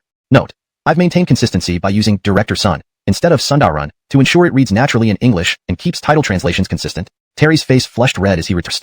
Night descended deeply as Terry hurried back to the yamen after leaving the fishermen's assembly, rushing to find Lewis, who had already heard the commotion but dismissed it as trivial, believing Terry could handle it. Seeing Terry's urgency, a sense of foreboding arose in Lewis. What happened? Panicked, Terry recounted the night's events, especially the intervention of Xiuxian Lionel. Lewis frowned but remained calm. Didn't I order you to eliminate all witnesses? Didn't you act against those fishermen? Terry blushed, embarrassed. Grand Tutor, there were thousands of them. I couldn't kill them all without reason. If this escalates, my position is at risk. Lewis sighed, his disappointment unvoiced. No need to panic, Lord Sunday. Let the investigation proceed. I've prepared everything. No one can prove we seized the fisherman's dock. Relax. Note, for consistency and natural flow in English, Sundarun has been translated as Lord Sund. Terry calmed slightly, trusting Lewis's capabilities. Then I'll leave it to you, Grand Tutor. Bowing respectfully, Terry departed. Watching him leave, Lewis's expression darkened. How foolish, unable to manage such a simple situation. Instead of exterminating the troublemakers, he publicized it. After some contemplation, Lewis decided. For him, sacrifices must some. Lionel's gaze settle on him. He was shaken inside, but maintained a calm demeanor outwardly as an experienced veteran. Beside him, Terry could hardly sit still. Hadn't Lewis told him last night that he had cleaned up all loose ends? How did Lionel still have evidence? He became increasingly restless. Was Lewis planning to throw him under the bus? Your Highness, this matter indeed has its hidden details, Terry said through gritted teeth. He was ready to reveal everything and place the blame entirely on Lewis. After all, as the spokesperson for the prominent families, Lewis would surely not face severe consequences from Lionel. Lewis looked at Terry in shock, inwardly cursing his stupidity. But things being what they were, he had to act first. Your Highness, this was all orchestrated by Terry. Lewis suddenly stood, facing the numerous prominent families and officials. His expression was calm, but his eyes glinted with malice. Terry stood nearby, his face darkening as he felt betrayed by Lewis, yet powerless. Lewis continued. Regarding the forced occupation of fishermen's wharfs, I must clarify that this was entirely Terry's personal action and has nothing to do with the Sioux family. Murmurs rippled through the crowd, everyone looking at Terry oddly. Terry clenched his fists, veins bulging, but he suppressed his anger and remained silent. Lewis went on. I originally intended to purchase land in Dengzhou. It clearly worked. Terry felt helpless and furious. To protect his family, he had no choice but to compromise. Since Sir Sun has acknowledged his mistake, may your highness show leniency. Louis bowed respectfully. This old fox was once again playing the good guy. Lionel watched the two men, inwardly sneering. He knew the matter wasn't as simple as it appeared, but since Terry had taken responsibility, he had to conclude it here. Since Terry has admitted his fault, I will not delve deeper. Lionel said. But you must immediately return the wharfs and compensate for the losses. Additionally, I will report your crimes to the court, where Isaiah will decide your fate. Though Terry was unwilling, he knew this was the best outcome. He bowed respectfully. Thank you for your mercy, your highness. Seeing Lionel had passed judgment, Louis secretly breathed a sigh of relief. He hadn't expected Lionel to accept Terry's confession so easily, feeling both surprised and relieved. In his view, Lionel must have considered the dignity of the prominent families, choosing to save face. The other high-ranking members of the prominent families had similar thoughts. They believed Lionel had carefully cultivated a harmonious relationship with them and wouldn't risk alienating everyone over some fisherman. Since the matter is resolved, please retreat for now. Tomorrow, I will inspect the shipyards to see if they are returned as promised. Lionel addressed everyone. They all bowed and departed. Terry also removed his official hat, bowing respectfully to Lionel. Commoner Sun will handle this immediately and return the port to everyone. Lionel waved his hand. You haven't been dismissed from office. And the Emperor's order hasn't arrived. You remain the governor of Dengzhou. Proceed with your duties. Soon, only a few trusted aides like Kiran remained around Lionel. Kiran looked hesitant, as if wanting to speak, but holding back. Speak your mind. Lionel smiled. Kiran frowned deeply and said gravely, Your Highness, this might not be solely Terry's doing. The Su family must be involved. Should we investigate further? Lionel smiled faintly, his eyes sharp. Do you really think I'd let them off easily? He slowly explained. I already have a plan. Soon, bring Terry here. First, try to pry information from him. Make him spill everything. Upon hearing this, Kiran's eyes widened in surprise. Then comprehension dawned. End of chapter. Chapter 320. The Truth Revealed. Under the cover of night, Terry was escorted by Kiran to Lionel's mansion. His steps were heavy, knowing he would soon face a severe test. Lionel must have summoned him to inquire whether the Sufster son, you've served diligently for over a decade and have always been kind to the people. This incident has already caused anger among the fishermen. Do you really want to betray the trust of those who once believed in you just to protect the Su family? Terry lowered his head even more, enduring intense internal turmoil. Finally, his emotions broke, and tears streamed down his cheeks. Your Highness, this humble servant had no choice, he sobbed. If I reveal the truth, my two sons studying at Taishuan might lose their lives. Upon hearing this, Lionel exchanged glances with Kiran, both laughing unexpectedly. This bewildered Terry. Minister son, you don't know the whole story. Taishuan is now under my control, and the Su family has virtually no influence there. Terry lifted his head sharply, his eyes sparkling with hope. Your Highness, is this true? Absolutely. As the Crown Prince of Daliang, do I have any reason to deceive you? Lionel replied firmly. Terry finally revealed the hidden truth. Once, he had been an idealistic clean official, but as years passed, he grew increasingly worried about his children's future. Approaching retirement age, he wanted to ensure a path for his sons. Then the Su family approached him with an enticing offer. They wanted to build a shipyard in Dengzhou. Terry whispered. They also hoped to occupy the fishermen's docks. That area has the best coastline in Dengzhou, perfect for shipbuilding, causing a commotion. Lionel waved and acknowledged the people with a smile. Xian, long live. Thank you, Xian, for helping us. Grateful voices rose one after another. They knew without Lionel's intervention, they would likely never regain their docks. Lionel helped up in Jeff, saying softly, Elder, please rise. It was my duty. Louis had been waiting early, walking through the crowd with a heavy heart, knowing there was no turning back. Facing Lionel, he said, Minister Chin, regarding the return of the docks, I am willing to return all the piers north of the shipyard entrance for 3 miles. Lionel raised an eyebrow and looked at the fishermen's representatives. What do you think? The fisherman spoke up. 3 miles is too little. Our original range covered at least 10 miles. How can we be satisfied with just 3? This is the best coastline in Dengzhou, at least 10 miles long, shared by us fishermen. Why should the Su family monopolize it? Lionel turned to Terry. Minister son, can you confirm, 10 or 3 miles? Louis felt secretly relieved. With evidence against Terry in his possession, he assumed Terry would support him. Unexpectedly, Terry stood firmly on the fisherman's side. Your Highness, the fishermen are right, he stated firmly. The original dock range was indeed 10 miles. Stunned, Louis couldn't believe Terry would so swift. You promised 10 miles of land to the fishermen, which is too much. Could it be reduced? Louis asked tentatively. Lord Su, please speak clearly. Lionel waved his hand impatiently. Perhaps just 3 miles? After all, my shipyard construction has cost me a significant amount. Giving away so much land would mean sacrificing 5 years' worth of profit. Louis suggested cautiously. Lionel shook his head. Lord Su, you may not understand. As the Xian regent, my reputation is crucial. I've already promised the fishermen. If I go back on my word now, my reputation will plummet. Louis grew anxious. Your Highness, I understand your predicament, but the shipyard also supports thousands of workers. If too much land is given away, how can we sustain operations? Don't you consider these thousands of workers? Lionel frowned silently, but inwardly, he sneered. Workers? According to his knowledge, Louis's shipyard didn't even pay wages. The workers received only 2 meals a day. If this counted as costs, it wouldn't even cover Louis's daily expenses. Lord Su, I'm not after this land for personal gain, but a ruler must stand by his words. As the heir, I must be cautious in my promises. Louis gritted his teeth. Your Highness, if you agree to reduce the land allocation, I will offer you part of the shipyard's profits for the next year. This was his bottom line. For the nobility, touching their interests was more painful than flesh wounds. Louis had no choice. Giving up 10 miles of land meant no profit for the first 3 years. Lionel was surprised by Louis's resolve. Lord Su, are you trying to put me in a difficult position? What I need is prestige, not gold. Yet, Lionel firmly rejected the offer. Louis, though anxious, could do nothing. He sighed. If that's the case, then we'll follow your orders. Just as Louis was about to leave dejectedly, Lionel called out to him. Lord Su, please wait. Louis turned, a glint of hope in his eyes. Your Highness, does this mean? Lionel shook his head, cutting off Louis's speculation. Not about the dockland. There's another issue that needs addressing. Louis froze. What else? The compensation for the fishermen. Lionel spoke solemnly. This requires discussion among the nobility. Turning to Kieran, he ordered, gather the heads of the major clans. Tell them it's urgent. Kieran complied immediately. Soon, the senior members of the nobility arrived, including Terry, the governor of Liangzhou. Seated, Lionel came straight to the point. I've gathered you here today to address the fishermen's compensation. The audience was taken aback. One person to establish the Fishermen's Foundation as per your proposal. Louis knew well that offending the fishermen would lead to dire consequences. The riots at the government offices were bad enough. Imagine what would happen if they attacked the shipyard. Better to lose money than face disaster. Stepping out of the shipyard, Lionel addressed the gathered fishermen. Fellow citizens, after discussions, we've secured compensation for you. We're establishing a Fishermen's Foundation to provide free repairs and replacements for your boats. The fishermen's faces lit up with disbelief and joy, soon turning into applause and cheers. Your Highness, you are truly our savior. Thank you for securing the dockland and compensation. You are our greatest benefactor. The fishermen surrounded Lionel, expressing profound gratitude. Boat repairs were expensive, so most fixed their own vessels haphazardly, making voyages perilous. Lionel's foundation was like a lifeline for them. Smiling, Lionel waved. You're too kind. It's my duty.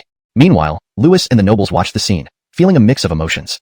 Hashtag chapter 322, departure for Hangzhou. Where's justice? The aristocratic families had spent their money and effort, yet Lionel reaped all the accolades. Louis couldn't help but step forward, forcing a smile as he addressed the fishermen. Thank you all for not thanking us. Our shipyard has also contributed significantly to this cause. Moreover, our doors are always open to the fishermen. However, his words were met with, Your Highness, your grace will be etched in my heart forever. From now on, I vow to dedicate my life to serving your Highness and focusing solely on the welfare of the people. Lionel helped Terry to his feet and gestured for him to sit down. Noticing the puzzled look on Terry's face, he smiled and said, If you have any questions, feel free to ask. Terry hesitated before speaking. Your Highness, there's something I don't understand. Why did you ask the aristocratic families to establish a foundation rather than directly compensating the fishermen? After all, maritime trade would surely bring them immense profits, and they should be willing to spend heavily. Lionel smiled faintly and shook his head. Terry, you only see part of the picture. The aristocratic family's maritime trade doesn't yield much profit. What? Terry looked astonished at Lionel. How can that be? Their fleets are vast, their trade routes extensive, and most importantly, the barbarian lands overseas crave our goods. How could they not make a profit? While maritime trade appears highly profitable, the risks and costs are substantial, Lionel explained. The weather at sea is unpredictable. Encountering bad weather could wipe out an entire fleet. Additionally, pirates and bandits pose a significant threat to maritime trade. Moreover, the maritime why don't we join you? We're eager to observe your shipyard and learn. A hint of hesitation flashed across Lionel's face, which confirmed to Louis and the other aristocrats that Lionel's shipyard must be small and unimpressive. They secretly rejoiced, anticipating Lionel's humiliation in Hangzhou. Since everyone is so interested, let's all go to Hangzhou then, Lionel said with a seemingly reluctant smile. The journey from Liangzhou to Hangzhou wasn't long. 2 days later, the group arrived at Hangzhou. Governor Emmanuel of Hangzhou learned of Lionel's arrival and personally welcomed him 30 miles outside the city. Despite being surprised to see the aristocratic family members accompanying Lionel, he respectfully greeted Lionel. Governor Raku, are the merchant ships at the shipyard ready? Lionel asked. All preparations are complete, Your Highness. They await only your command to set sail. The first batch of goods from the textile factories in the capital has also arrived, Emmanuel replied respectfully. Satisfied, Lionel nodded. Excellent. Prepare a feast for tonight. Tutor and the others have endured a long journey. Let's welcome them with a banquet. Emmanuel hurriedly agreed. However, Louis and the other aristocrats were eager to see Lionel's shipyard. Declining the banquet invitation, they insisted on visiting the shipyard first. Your Highness, we are truly curious about your shipyard. Could we visit first?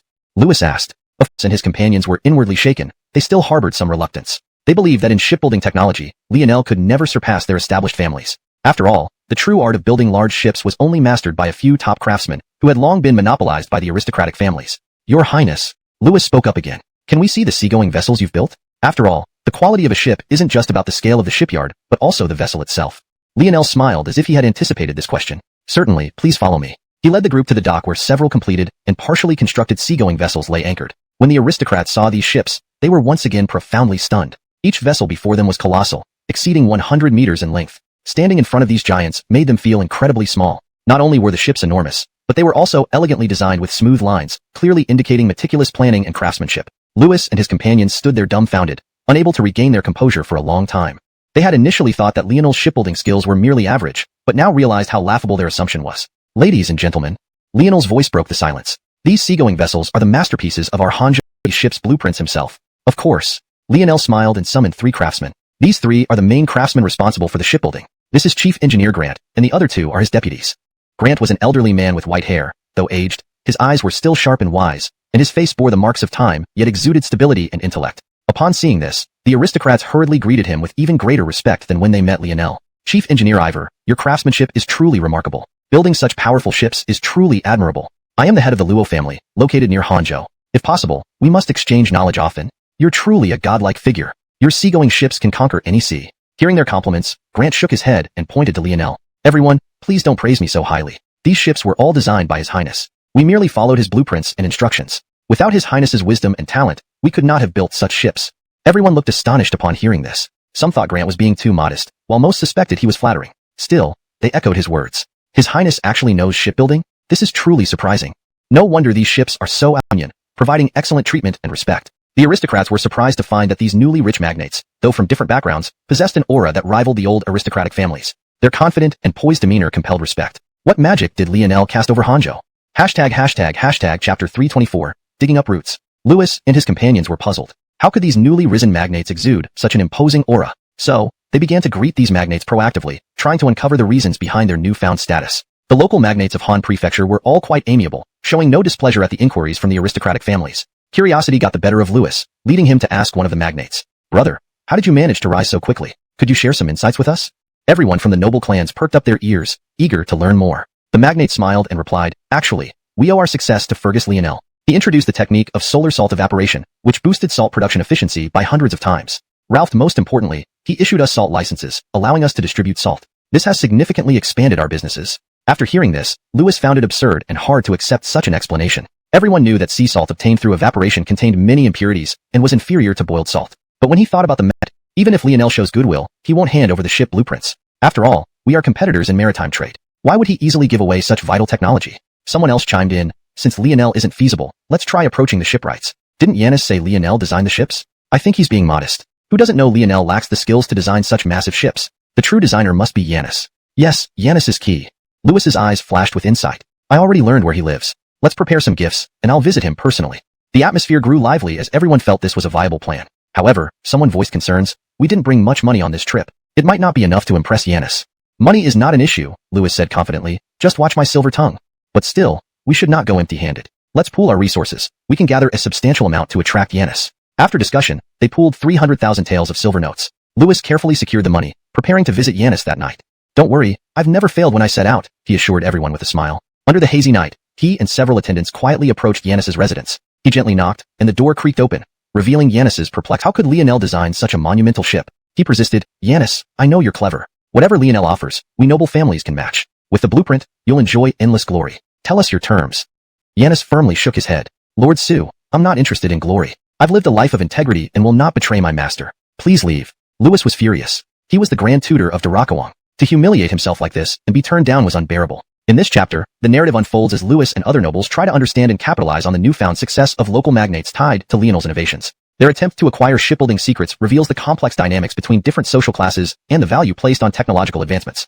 Chapter 325, Theft. Facing the obstinate Grant, Louis felt utterly helpless. He had initially intended to leverage his status as Grand Tutor to pressure him. However, considering that Xiuxian, the current crown prince, stood behind Grant, he had no choice but to suppress his authority and appeal through gentle persuasion. Grant, if you are willing, I can even secure you a position in the capital city's Directorate of Construction.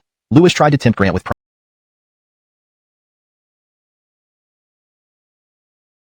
However, once outside, Louis gradually calmed down. He reflected on his actions, realizing he might have been too hasty. The giant seafaring ship was too important to their noble clan.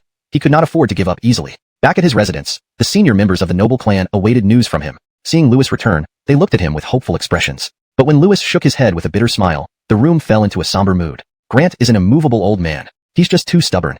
Louis sighed helplessly. It seems there's little hope of obtaining the blueprints from Grant, Louis said, exasperated. The others looked disappointed. Their once promising plan seemed to crumble before their eyes. The room filled with a heavy silence. What should we do now? Someone asked, breaking the silence and seeking Louis's next move. After a moment's thought, Louis replied slowly, since Grant isn't cooperating, we can try going directly to Xiuxian for the blueprints. Are you serious? To go to Xiuxian for the blueprints? Have you lost your mind? Everyone protested, finding Lewis's suggestion wildly impractical. Why would Qianlan give us the blueprints? He's not stupid, someone questioned. Lewis chuckled and explained. We can use Qianlan's weakness to force his hand. Weakness? What weakness? They asked curiously. At the banquet, a local magnate from Hangzhou mentioned that Qianlan confront Qianlan, they had no better options. They nodded in agreement, hoping Lewis's operative would succeed. Desmond, come here, Lewis called out, and a black-clad figure appeared silently before them. Grand Tutor. Desmond was a highly skilled expert, especially in stealth and agility, making him perfect for secret missions. His abilities were well known among the noble clans, and everyone trusted his capabilities. Learning Desmond would undertake the mission, everyone breathed a sigh of relief. Desmond, we know of your skills. We feel confident in trusting this task to you, Lewis reassured, placing a hand on Desmond's shoulder. Desmond smiled proudly. Rest assured, Grand Tutor, I will not let you down. As night fell, Desmond quietly slipped into the shipyard. The place was desolate under the moonlight, with only a gentle breeze bringing a chill. He moved cautiously through unfamiliar corridors, guided by his sharp instincts toward the shipyard's central area. Finally, he reached a hidden room heavily secured. It was clearly a vital location. Ensuring no one was nearby, he used a set of lockpicks to open the door. Entering the pitch-black room, his night vision kicked in, allowing him to see clearly despite the darkness. Grant, if you are willing, I can even arrange for you a prestigious position at the capital works office in the capital. Lewis tried to tempt Grant with high office and generous rewards. Just imagine, in the capital, you will have broader development opportunities and more resources. This is a rare opportunity for you. However, Grant remained unmoved. Lewis stood up angrily and turned to leave. As he departed, he left a final warning. Grant, I hope you won't regret today's decision. However, once outside, Lewis's emotions gradually calmed down. He began to reflect on his behavior, realizing that he might have been too hasty. He never imagined that the one who would ultimately feel remorseful would be himself. The giant seagoing ship was of utmost importance to their prominent families. He could not give up so easily. Upon returning to his residence, the elders of the prominent families awaited his report. Seeing Lewis return, everyone's faces lit up with anticipation. However, when Lewis shook his head with a bitter smile, the room's atmosphere instantly became somber. Grant is an obstinate old man. This guy is just too stubborn. Everyone's spirits plummeted. It seems that getting the plans from Grant is unlikely, Lewis sighed, feeling helpless. The plan they had pinned their hopes on crumbled easily. Disappointment and silence filled the room. So, what do we do now? Someone broke the silence, asking Lewis about the next step. After some contemplation, Lewis slowly replied, since Grant isn't cooperative, we can go directly to Lionel for the plans. Note, I've replaced Qianlan with Lionel to maintain consistency and ensure it reads naturally in English. Are you crazy? Go to Lionel for the plan, execution, or even extermination of 9 clans, to reflect the severity implied in the original text and ensure it reads naturally in English. For consistency, Qianlan should be Lionel throughout the text. Here's the final revision with this change. At the banquet, a local magnate from Hangzhou mentioned that Lionel issued salt permits to them, allowing private salt sales. This is a capital offense, punishable by execution or even extermination of 9 clans. We can use this leverage to force him to hand over the plans. Upon hearing this, everyone's eyes lit up. That's indeed a good strategy. Private salt trading is a capital crime that can lead to extermination of 9 clans. As Xian, Lionel couldn't remain unscathed either. At the very least, he would lose his title. Note, Lan is transliterated as Lan to maintain consistency and readability in English, but some still felt it was too risky. Now that our relationship with Lionel has improved somewhat, wouldn't threatening him cause a major rift? Note, the term Qianlan was corrected to Lionel for proper name consistency and readability in English. Yes, all our efforts would be wasted. We must think twice before acting rashly. Most agreed that openly confronting Lionel wasn't ideal and suggested using this approach as a last resort. Lewis also calmed down, realizing his proposal was indeed radical. There's actually another good idea, to send someone to infiltrate the shipyard and steal the plans. Someone suddenly proposed this alternative. This way, they wouldn't confront Lionel directly and could achieve their goal. Carefully moved between the buildings, guided by his sharp intuition towards the central area, despite his unfamiliarity with the layout. Finally, he arrived at a concealed room. The door was locked with multiple layers, clearly marking it as important. Confirming no one was nearby, Jin easily picked the lock with a few wires. Pushing open the door, the room was pitch black. Yet Jin's years of training had honed his night vision. Darkness did not impede his sight. Chapter 326, Fake Blueprint. Despite searching the entire room, Desmond failed to find the blueprint for the seafaring ship. He couldn't help but feel a twinge of anxiety. Just then, voices from outside the door reached his ears. Everyone has worked hard these past few days. Hang in there a bit longer. The new ship is almost ready to launch, one voice said. Has the blueprint for the new ship arrived? Another asked. It's been delivered and placed inside the closet in the inner room, the first voice replied. Desmond's heart skipped a beat. He quickly hid in a corner of the room. Holding his breath, he waited quietly until the craftsman had gone. When the voices outside faded away, he rushed to open the closet and found a locked box as expected. Without examining its contents, he confirmed it held a blueprint and hurriedly tucked it into his robe. It seemed that for the giant warship?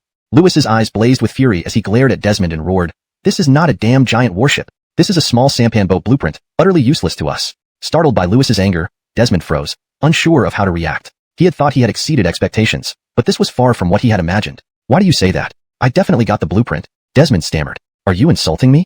Lewis interrupted. "Do you think I can be fooled by a small boat's blueprint?" The other nobles joined in, scolding Desmond for his apparent failure. Curious, Desmond examined the blueprint again and realized it was indeed a sampan boat design. He was stunned. This couldn't be possible. I clearly heard someone say that this blueprint performs 10 times better than the original. Desmond muttered to himself. Lewis sneered, explaining, they probably meant a fishing boat. Earlier today, when I spoke with Lionel, he mentioned researching a more convenient vessel for fishermen. It must be this.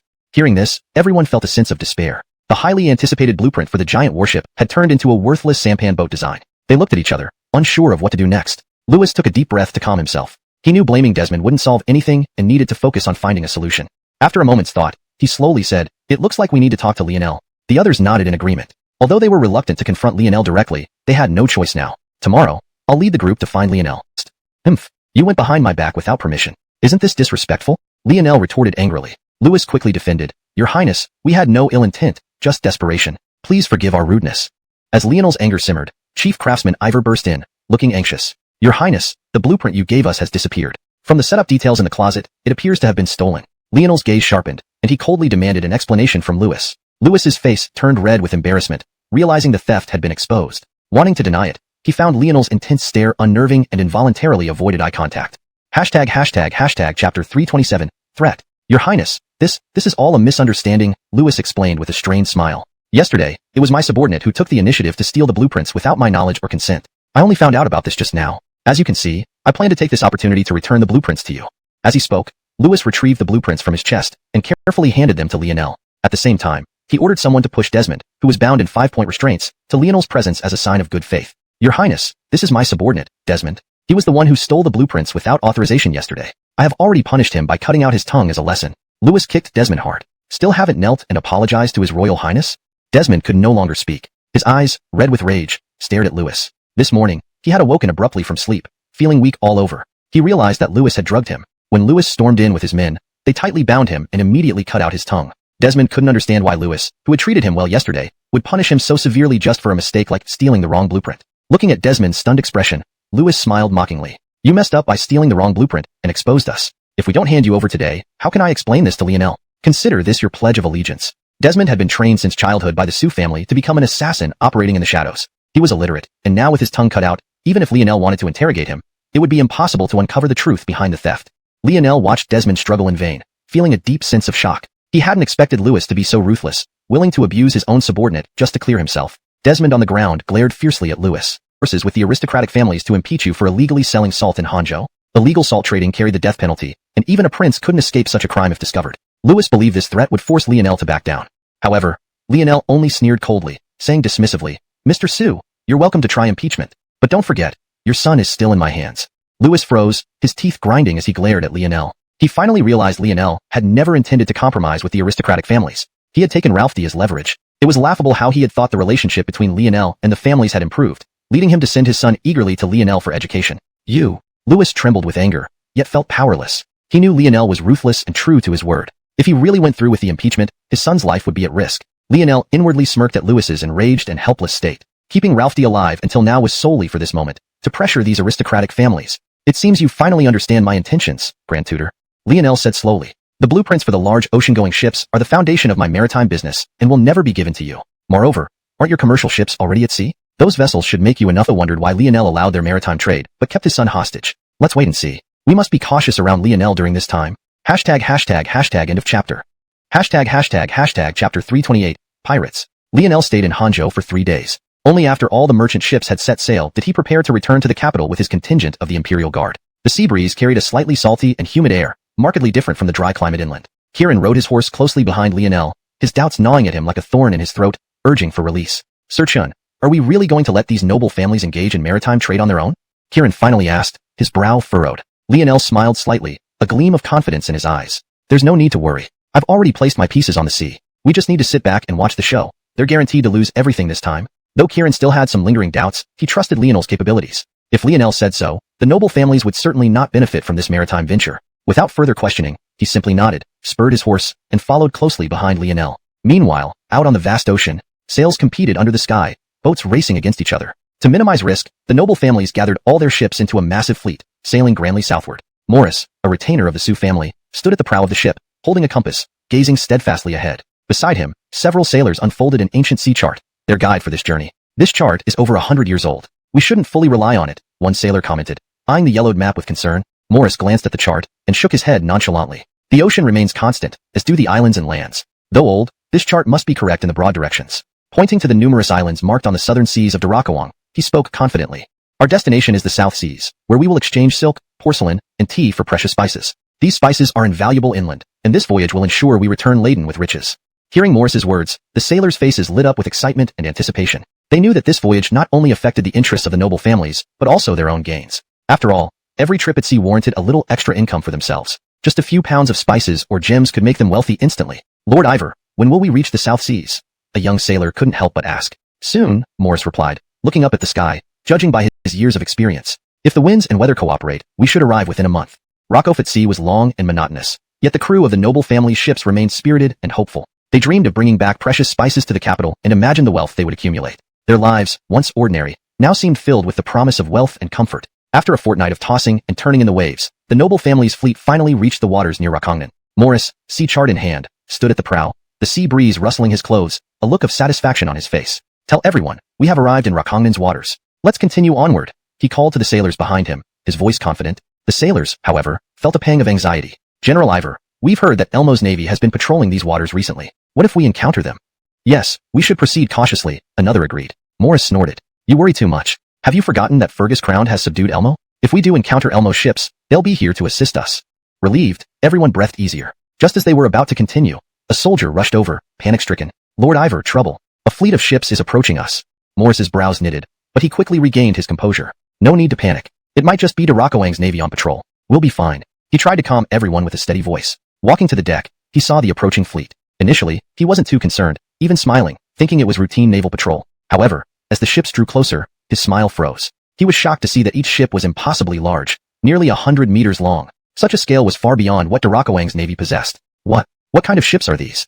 His voice trembled. I don't know, but based on their size and equipment, they aren't ordinary naval warships, a nervous sailor responded. Morris took a deep breath, trying to stay calm. Quickly, he issued orders. Hurry, signal flags. Tell them we are merchant ships seeking friendly interaction. The sailors immediately acted, waving a series of flags. But the opposing ships showed no response. As they got close enough, a flag rose on the enemy ships, a black skull and crossbones flag. Pirates! Morris exclaimed, his face turning deathly pale. This can't be.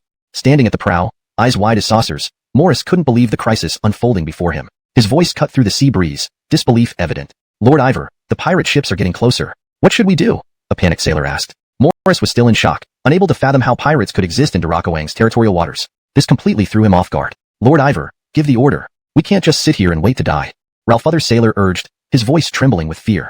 Darakawang had imposed a maritime ban for centuries. Thus, most sailors had only experienced coastal navigation. Pirates were mere legends to them, something they'd never encountered firsthand. The sailors on deck began to panic, whispering among themselves. Faced with unexpected pirates, they were terrified. They looked to Morris, hoping he could lead them to safety. Feeling the weight of their gazes, Morris felt immense pressure mounting. Hashtag chapter 329. Keep the goods, not the people. Keep the people, not the goods. Quick. Have all the ships scatter. Use our agility to weave through the gaps between those massive warships. One must admit that this household general from the Sioux family had undergone systematic naval training. Faced with such a dire situation, he remained calm and composed, even offering the best possible solution.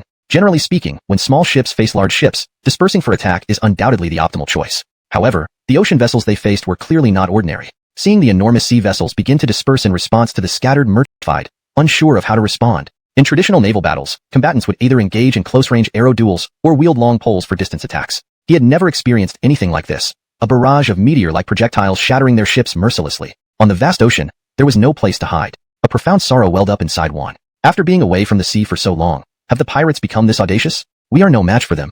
Glancing at his sailors, who were now in frantic disarray, crying out in panic, Juan forced himself to remain calm.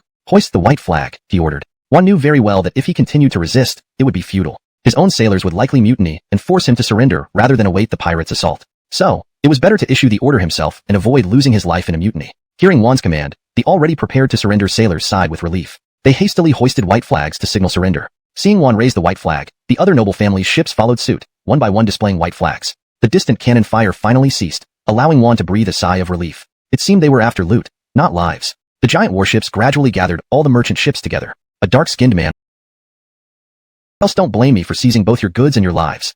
Seeing Rakamahang's anger, Juan dared not say more, only nodding submissively. Soon, all the cargo was moved to the decks. Rakamahang nodded approvingly and ordered his men to load all the goods onto their ships. It took an entire day to empty all the ships, as the noble families had carried an enormous amount of trade goods to avoid potential losses on their maiden voyage. Truly a bunch of suckers. In all my years as a pirate, I've never looted so much.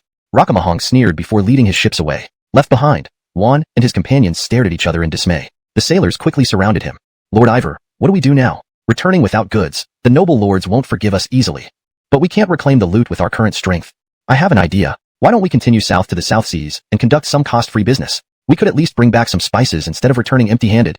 Chapter 330. The helpless navy of Xuanhuan. Hearing his sailors offering various suggestions, Juan shook his head helplessly. Go and rob for spices? How much courage do you think you have? Didn't you see that the pirates from Luzon have such massive ships? Even if we double our forces in the South Seas, we still wouldn't stand a chance. Juan sighed. He had originally thought none of these island nations in the South China Sea would amount to anything.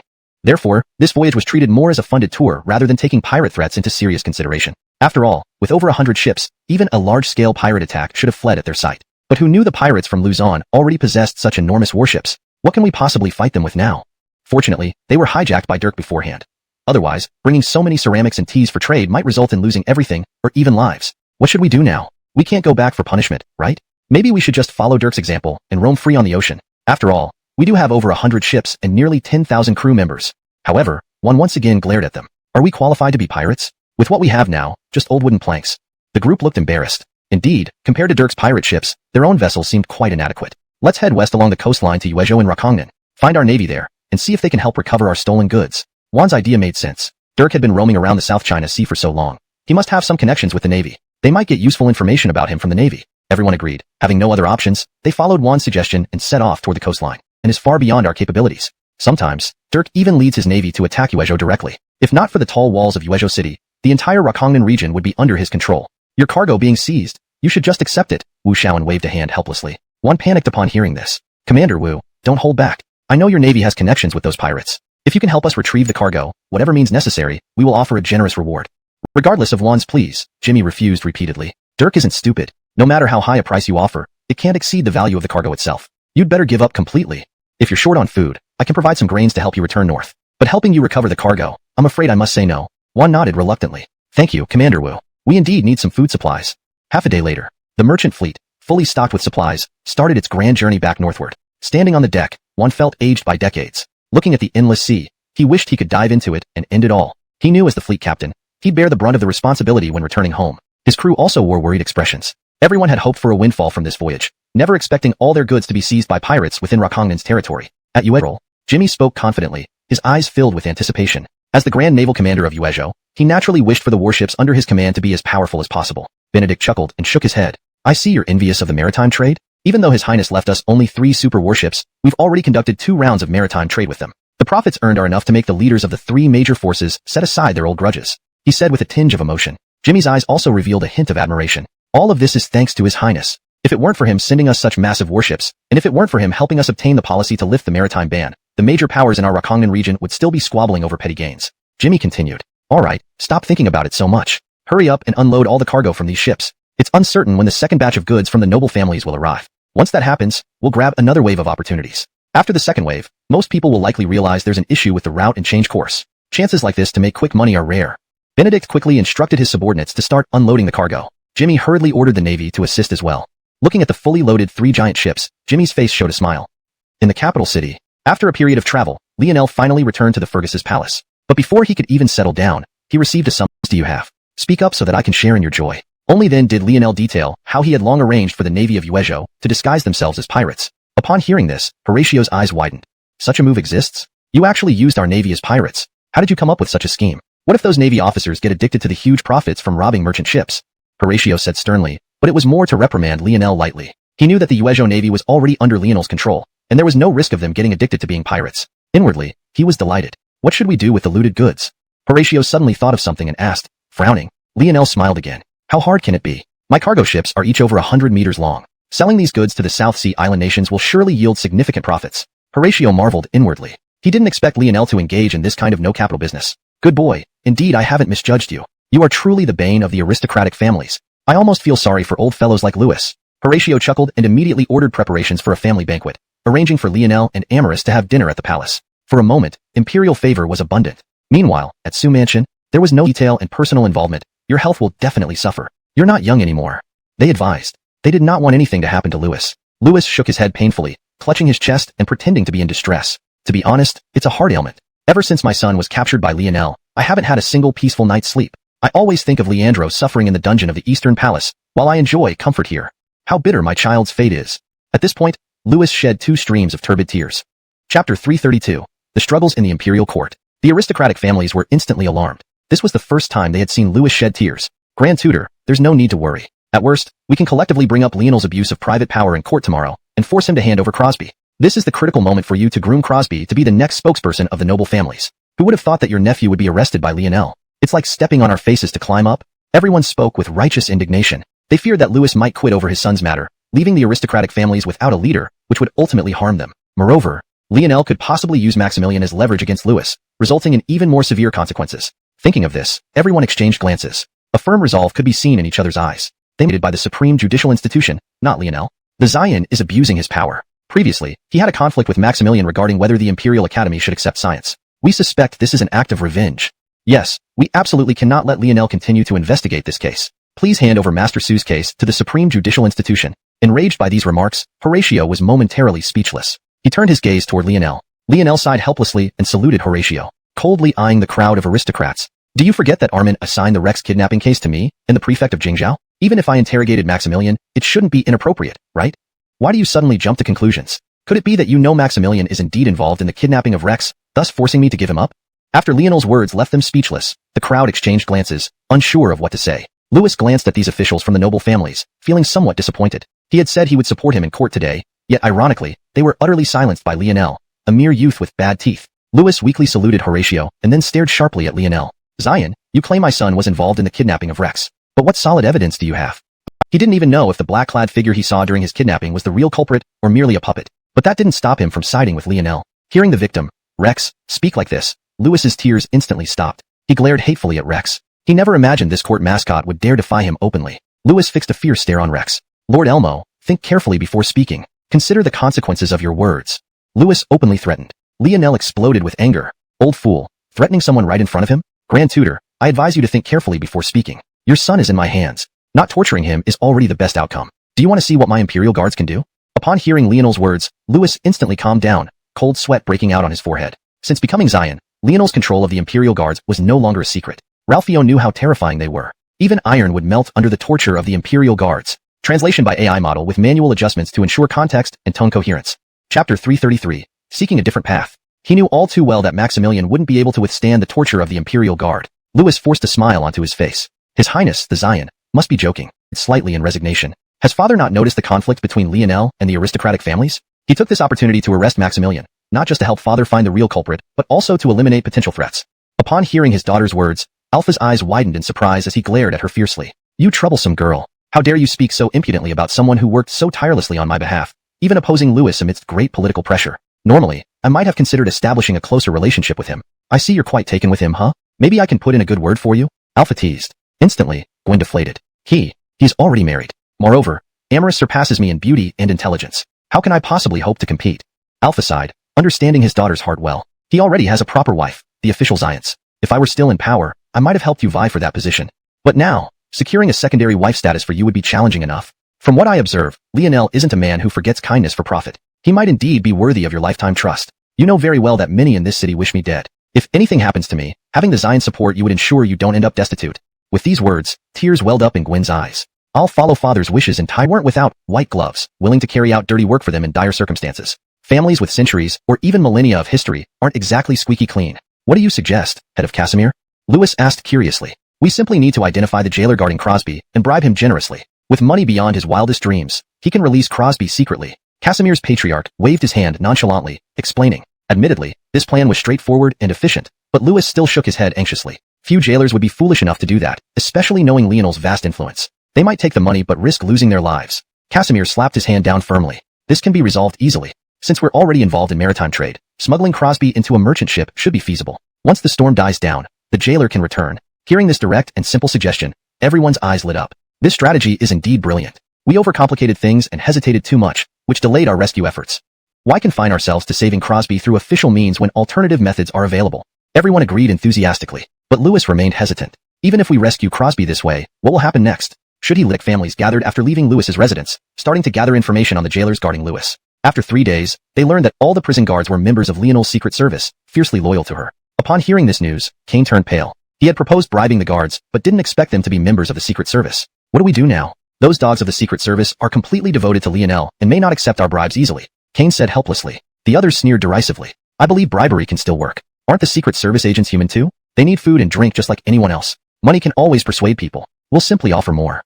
They might act like dogs on the surface, but they're driven by profit. Lionel probably pays them better. Another agreed. We aristocratic families may not match Lionel in power, but when it comes to wealth, we're not far behind, one added. Each family had accumulated vast resources over centuries. Bribing someone into submission wouldn't be a difficult task. Kane immediately acted on this advice. By nightfall, he had 2 secret service jailers in his home. The jailers smiled faintly at the gathering of high-ranking aristocrats. Welcome, esteemed gentlemen. We have long admired the capabilities of the Secret Service under His Royal Highness. All present held official positions in the capital, so they expected the Secret Service members to be intimidated by such deference. But the jailers politely declined. To be honest, the Xiuxian has banned us from drinking alcohol since we joined the Secret Service, even off-duty. We appreciate your hospitality, but we cannot accept. This response sparked hope among the aristocrats. The jailers' reluctance indicated some willingness to cooperate. Kane exchanged glances with the others, signaling understanding. You needn't worry, esteemed gentlemen. You can stay here for the night, and we'll arrange for servants to attend to you. When you're sober, you can return. Yes, none of us will expose your drinking to the Xiuxian. Rockoff is for enjoying, and what good is life without the pleasure of wine?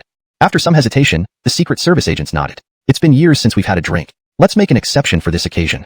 Seeing this, the aristocrats grew more hopeful, sensing success was near. Kane personally poured wine for them, smiling warmly. As the evening progressed, he gauged the mood and spoke. As aristocrats, we seem powerful, but we rely on the Xiuxian's favor. Unlike you, Secret Service agents, who will soon serve directly under the Xiuxian. One of the Secret Service members shook his head. Our jobs aren't easy. We might look good on the outside, helping the Xiuxian, but it's tough work. Kane brightened and asked, I've heard your pay is quite substantial. You must live comfortably, right? The agent laughed but shook his head again. Not really. It depends on the comparison. Compared to ordinary citizens, we are wealthy. But compared to aristocratic families like yours, we are poor. Who doesn't love wealth? Working close to the Xiuxian. We've seen how extravagant your lives are. We're envious. Kane saw an opportunity. He exchanged meaningful looks with the others, all filled with renewed hope. There's no need to hide it. This meeting has a significant proposition. Success might add 2 new noble families to our empire. The Secret Service agents put down their cups, intrigued. Kane, please speak plainly. Your intentions are clear, and we're open to discussion. You are indeed straightforward, Kane acknowledged. Translation ends here for continuity and accuracy. Please provide the rest of the text if needed. Chapter 335. A voracious demand. Preston calmly picked up his wine glass and drank it to the dregs. Then he spoke. You 2 have been on duty in the Eastern Palace dungeons, haven't you? Shouldn't you be guarding Lincoln, the eldest son of the Sioux family? Our request is actually quite simple. We hope you can find a way to release Lincoln. You should understand how important he is to us prominent families. We will certainly repay you generously if this task is accomplished. After speaking, Preston looked at the 2 Jinhui, Imperial Guards, with anticipation. The 2 men's faces flushed with anger, and they retorted sharply. What does Preston mean by this? We are loyal servants of His Royal Highness the Xiuxian. How could we betray him? Lincoln has been identified as the mastermind behind the kidnapping of Marquis Elmo. How can we possibly release such a criminal? Despite their apparent fury, the many noble family members felt relieved. This matter still had room for negotiation. If these 2 had outright refused, they would likely have stormed out without further ado. After the task is completed, we can give each of you 10,000 taels of silver. This sum should show our sincerity. Preston gritted his teeth as he made the offer. However, the 2 Jinhui guards exchanged glances and then burst into mocking laughter. 10,000 taels per person? Do you think we're beggars? Really? Even if we were poor, the combined wealth of both of us would be around 30 to 40,000 taels. We're not just ordinary guards. We hold some authority within the Jinhui. Moreover, once we help you with this, we'll probably be hunted by the Xiuxian. Where in this great realm of Daliang will we have a place to hide? That sum of money makes things very difficult for us. The 2 said disdainfully. Noble families reluctantly nodded in agreement. All right, while 100,000 taels is significant, we can gather enough funds among our families. We only hope you can release Lincoln quickly. The Jinhui nodded and continued. There's one more thing. Once we release Lincoln, Lionel may not tolerate us anymore. What do we do then? Have you considered our future? That's easy. You know our noble families are currently busy with the transportation business. When the time comes, we can send you 2 to small countries in the South Seas to lay low. In a few years, you can return safely, Preston said with a smile. He then immediately arranged for 3,000 taels as a down payment to be given to the 2 Jinhui. The rest will be paid promptly once the task is completed, Preston said solemnly. However, the Jinhui did not trust them. We need all the money up front. You should know we need to bribe others as well. With only 3,000 taels, it'll be challenging to manage. Ralphie's leak of information might prompt the Xiuxian to take action against Lincoln. Seeing the Jinhui becoming more demanding, Preston had no choice but to turn to other noble families for help. They pooled their resources and finally gathered 100,000 taels in banknotes. Preston shakily handed over the banknotes to the 2 Jinhui. Once they confirmed the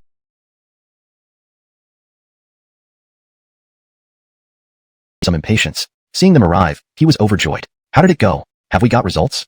Patriarch Casimir chuckled and nodded. Of course there's no problem. The agents from the Jianhui have their own interests as well.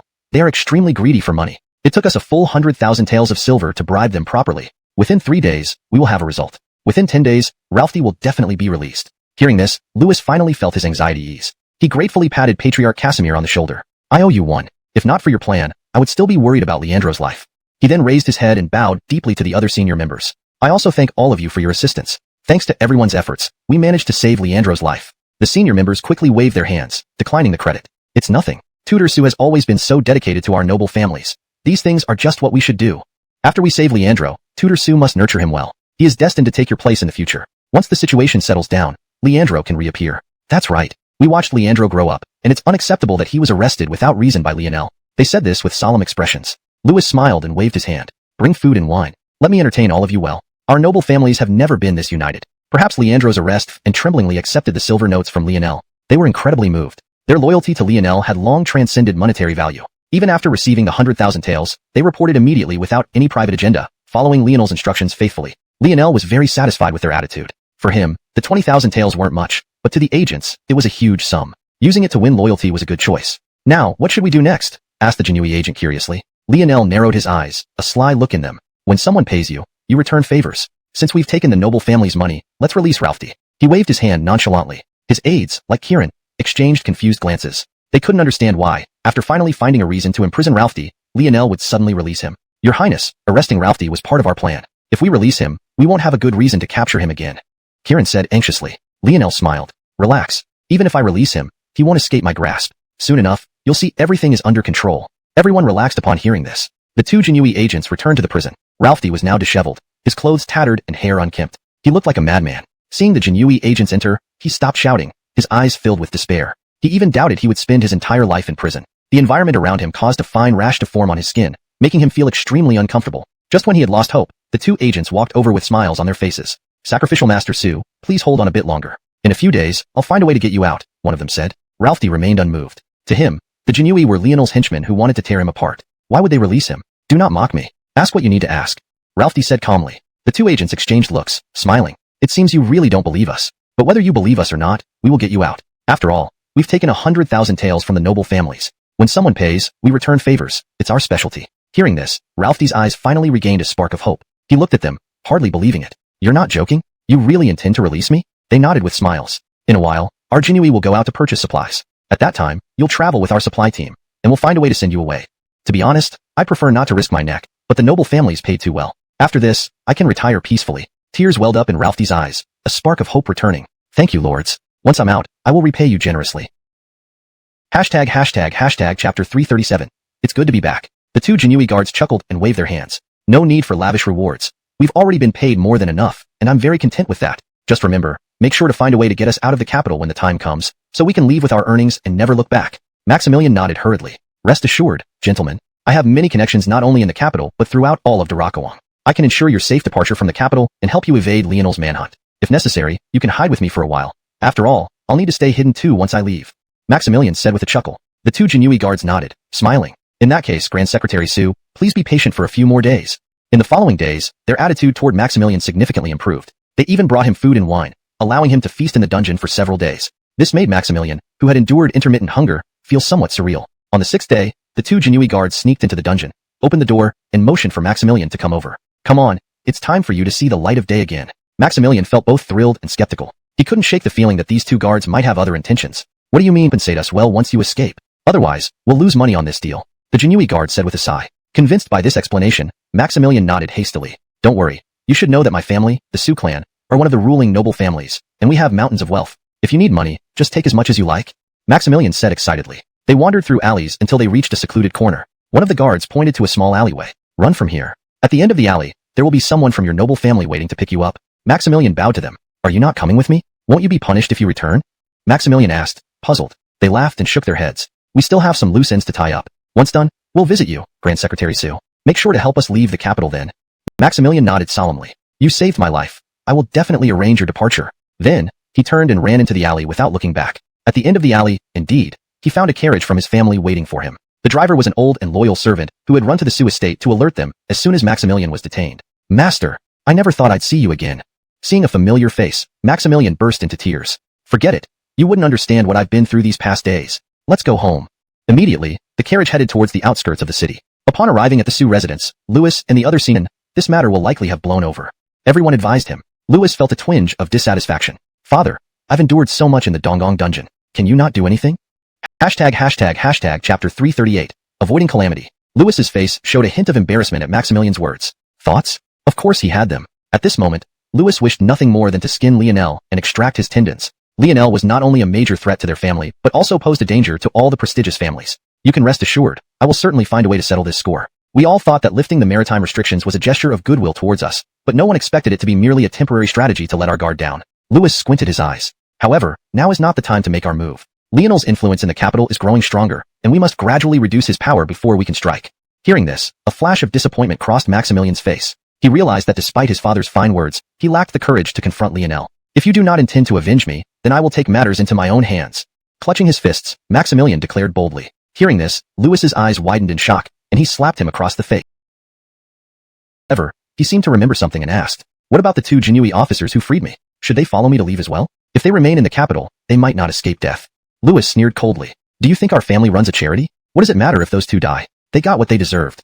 Louis harbored no goodwill towards the two Jinui officers. They had extorted 10,000 taels of silver from their clan and wanted to escape overseas through their channels. Was everything supposed to go their way? Hearing this, Maximilian had already expected as much, but still felt disappointed. He knew very well that his father was ruthless. Once he made a decision, not even 10 oxen could change it. Maximilian gave a salute and left without entering the house again, returning to the carriage. Let's go to Liangzhou.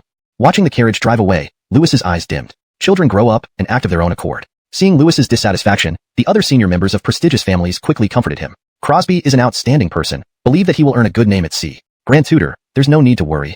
Every generation has its own fate. Crosby has talent, though he is a bit impatient. After this lesson, he will mature. Yes, letting him live at sea for some time will give him more resolve. Their comforting words managed to soothe.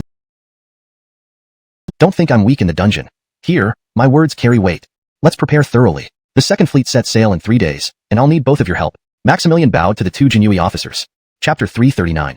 One has already returned? 3 days passed in a flash. After Maximilian had arranged for all the goods to be loaded, he boarded the ship. Gazing at the vast blue ocean before him, he felt a surge of immense pride and passion. Who would have thought that someone like me, a scholar, would also be busy with maritime trade, hustling for a living? He said this with a tinge of sentimentality, feeling an urge to compose a poem. But just as he started to think of something to say, a sailor rushed in suddenly. Master, many more ships have appeared in the port. Over 100.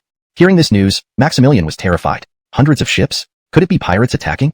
He asked, uncertain and nervous. The sailor shook his head, revealing a bitter smile. Not pirates. They are our first batch of trading ships. Maximilian breathed a sigh of relief. For a moment, I thought it was something serious. It seems they came from afar. Looking up, he saw Maximilian approaching. His heart pounded with anxiety, but he hurriedly approached Maximilian and bowed respectfully. Maximilian looked down arrogantly at Juan. What happened? Why did you return so early? Did you sell all the goods on board?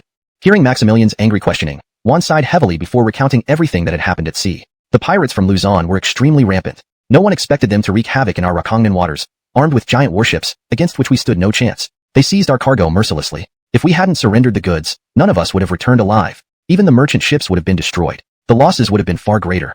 Juan said helplessly. Hearing this, Maximilian flew into a rage. He whipped Juan across the face with his riding crop, leaving a bloody mark. The sailors around Juan felt a mixture of anger. Had Juan not made the decision to hand over the goods, they would have likely died at the hands of the pirates. But Maximilian didn't see it that way. In his eyes, the cargo belonged to the Sioux family and other noble families, and Juan was merely a servant. How could he have the authority to make such a decision? They should have fought to protect the goods. Maximilian gave a cold look at Juan.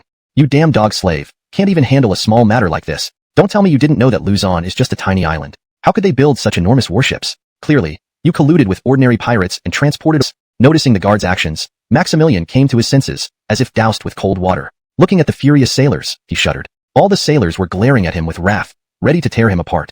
He involuntarily shivered. General Ivor, you've worked hard. Let me personally inspect these pirates. I refuse to believe they can stop so many of our ships. With a cold snort, Maximilian prepared to leave. Seeing this, Juan panicked. Apsel and his band of pirates were reckless and incredibly powerful. If Maximilian went, given his personality, he probably wouldn't come back. One could not stand idly by and watch Maximilian walk into certain doom. Chapter 340. Choosing the path to the tiger's den. Young master, you absolutely must not go. Clinton grabbed Ralphie's sleeve. Ralphie cast an angry glance at Clinton. Truly absurd. You lost the goods for no reason, and now you're saying I can't conduct trade? Even though I might not be as familiar with the sea as you are, I still need to witness it personally.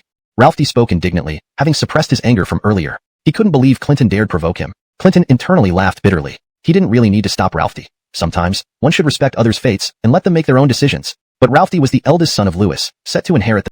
Louis had been incredibly kind to him, always showing respect. Despite Ralphie's rudeness, he couldn't just watch him march to his doom. After much deliberation, Clinton knelt down abruptly. Young master, please do not go. Dirk and his pirates are merciless. Their warships are formidable, and they wield thunderous power. Going there would mean delivering our cargo straight into their hands. Losing the cargo is secondary, but you mustn't come to harm. Please heed my advice. Seeing Clinton kneel, the sailors stared angrily at Ralphie. Ralphie hesitated now, doubting himself. Behind him, 2 Imperial guards seemed to sense his dilemma, smiling and encouraging him. Do you actually believe Clinton? Who can shoot out lightning? If they could control thunder, why hide as pirates? They could attack our country. To speak bluntly, if they controlled thunder, landing ashore would garner countless followers and overthrow our empire easily. It's best to investigate further. Since you can't stay here anyway, why not go and find out? Encouraged, Ralphie's eyes lit up. You're right. I can't stay here. Lionel might already be issuing warrants for my arrest. Staying means death. I might as well sail. It's settled. Seeing Ralphie spurred on by the guards, Clinton sighed bitterly. Ralph, who are these two? Ralphie snorted. That's none of your concern. He approached his hometown. Despite this, he resolutely entered the city walls and made his way to the Sioux family residence. Upon hearing that Clinton had returned, Louis hurried out to greet him. However, seeing Clinton's dejected appearance and empty hands, Louis's expression darkened instantly. What happened? Why are you back with empty hands? Where is the cargo? Louis asked coldly. Clinton gave a bitter smile. Your Excellency, I have failed to live up to your trust. He then recounted everything about how all the goods were seized by Urban. Louis listened calmly as Clinton finished speaking, his anger gradually subsiding. To him, Clinton's return to the capital to report on the situation after losing the cargo was proof enough of his loyalty. It's just some lost cargo. There's no need to worry about it. Our prestigious families may lack many things, but not money. The lost goods are like a drop in the ocean for us. But this Urban you mentioned does indeed require our attention. From what you're saying, his strength seems far superior to even our combined merchant fleet of prestigious families. Louis asked curiously. Clinton nodded. Yes, their warships are extremely large, nearly 100 meters long. Ralph, they have strange weapons that can sink our ships from a distance. We were no match for them at all. Hearing Clinton's explanation, Louis suddenly thought of Lionel's gigantic... The news struck Louis like a thunderbolt. He was fully aware of the gravity of the situation. Pirates roamed the South China Sea, likely having their own network of informants throughout the region, which allowed them to intercept merchant ships. Even though the sea was vast, Maximilian's ship, leading a large convoy of noble families' merchant ships, was a huge target, a sitting duck. His worries grew even deeper. What should we do now? Why didn't you stop him forcibly? You had plenty of sailors under your command. I think you clearly intended to let him go to his doom. Louis glared at Clinton, fury evident in his eyes. Compared to his earlier calm demeanor, he seemed like a different person. Clinton hung his head guiltily. Sighing helplessly, Louis knew scolding Clinton would do no good now. Quickly gather all the heads of the prominent families so we can discuss a plan together, Louis instructed his steward. Soon enough, the heads of various influential families assembled once more. Seeing Clinton standing beside Louis, they all wore expressions of anticipation. Assuming he had sold all the goods and brought back gold or precious spices, Louis was going to divide the spoils. But seeing their expectant faces, Louis sighed, knowing someone had to take responsibility. Although he was angry at Clinton for not stopping Maximilian, he understood the loss of cargo had little to do with requested. I've also preserved the paragraph structure and tone to stay true to the original text. Hashtag chapter 342. Opposition voices. Everyone fell into a state of anxiety. They all knew that although Louis had just reprimanded Maximilian not long ago, it was only out of frustration over his son's shortcomings. The bond between father and son was incredibly strong. Despite any excessive actions by Maximilian, he remained the most proficient in classical literature among their prestigious families. If anything happened to Maximilian, it would take a great deal of time and effort to cultivate the next leader for their prestigious clan. After hearing everyone's concerns, Louis shook his head bitterly. It's difficult. Just traveling from the capital to Dengzhou would take at least a month round trip. By then, Crosby might already be in the South China Sea. Louis said with profound sorrow. He understood his son's character. If he encountered pirates, Maximilian would likely look down on them, leading to arrogance and possibly provoking the pirates' anger. This could result in both him and his cargo being detained. Worse yet, if he revealed his identity, the pirates might even extort the Sioux family. This is troubling. According to Clinton, the pirate...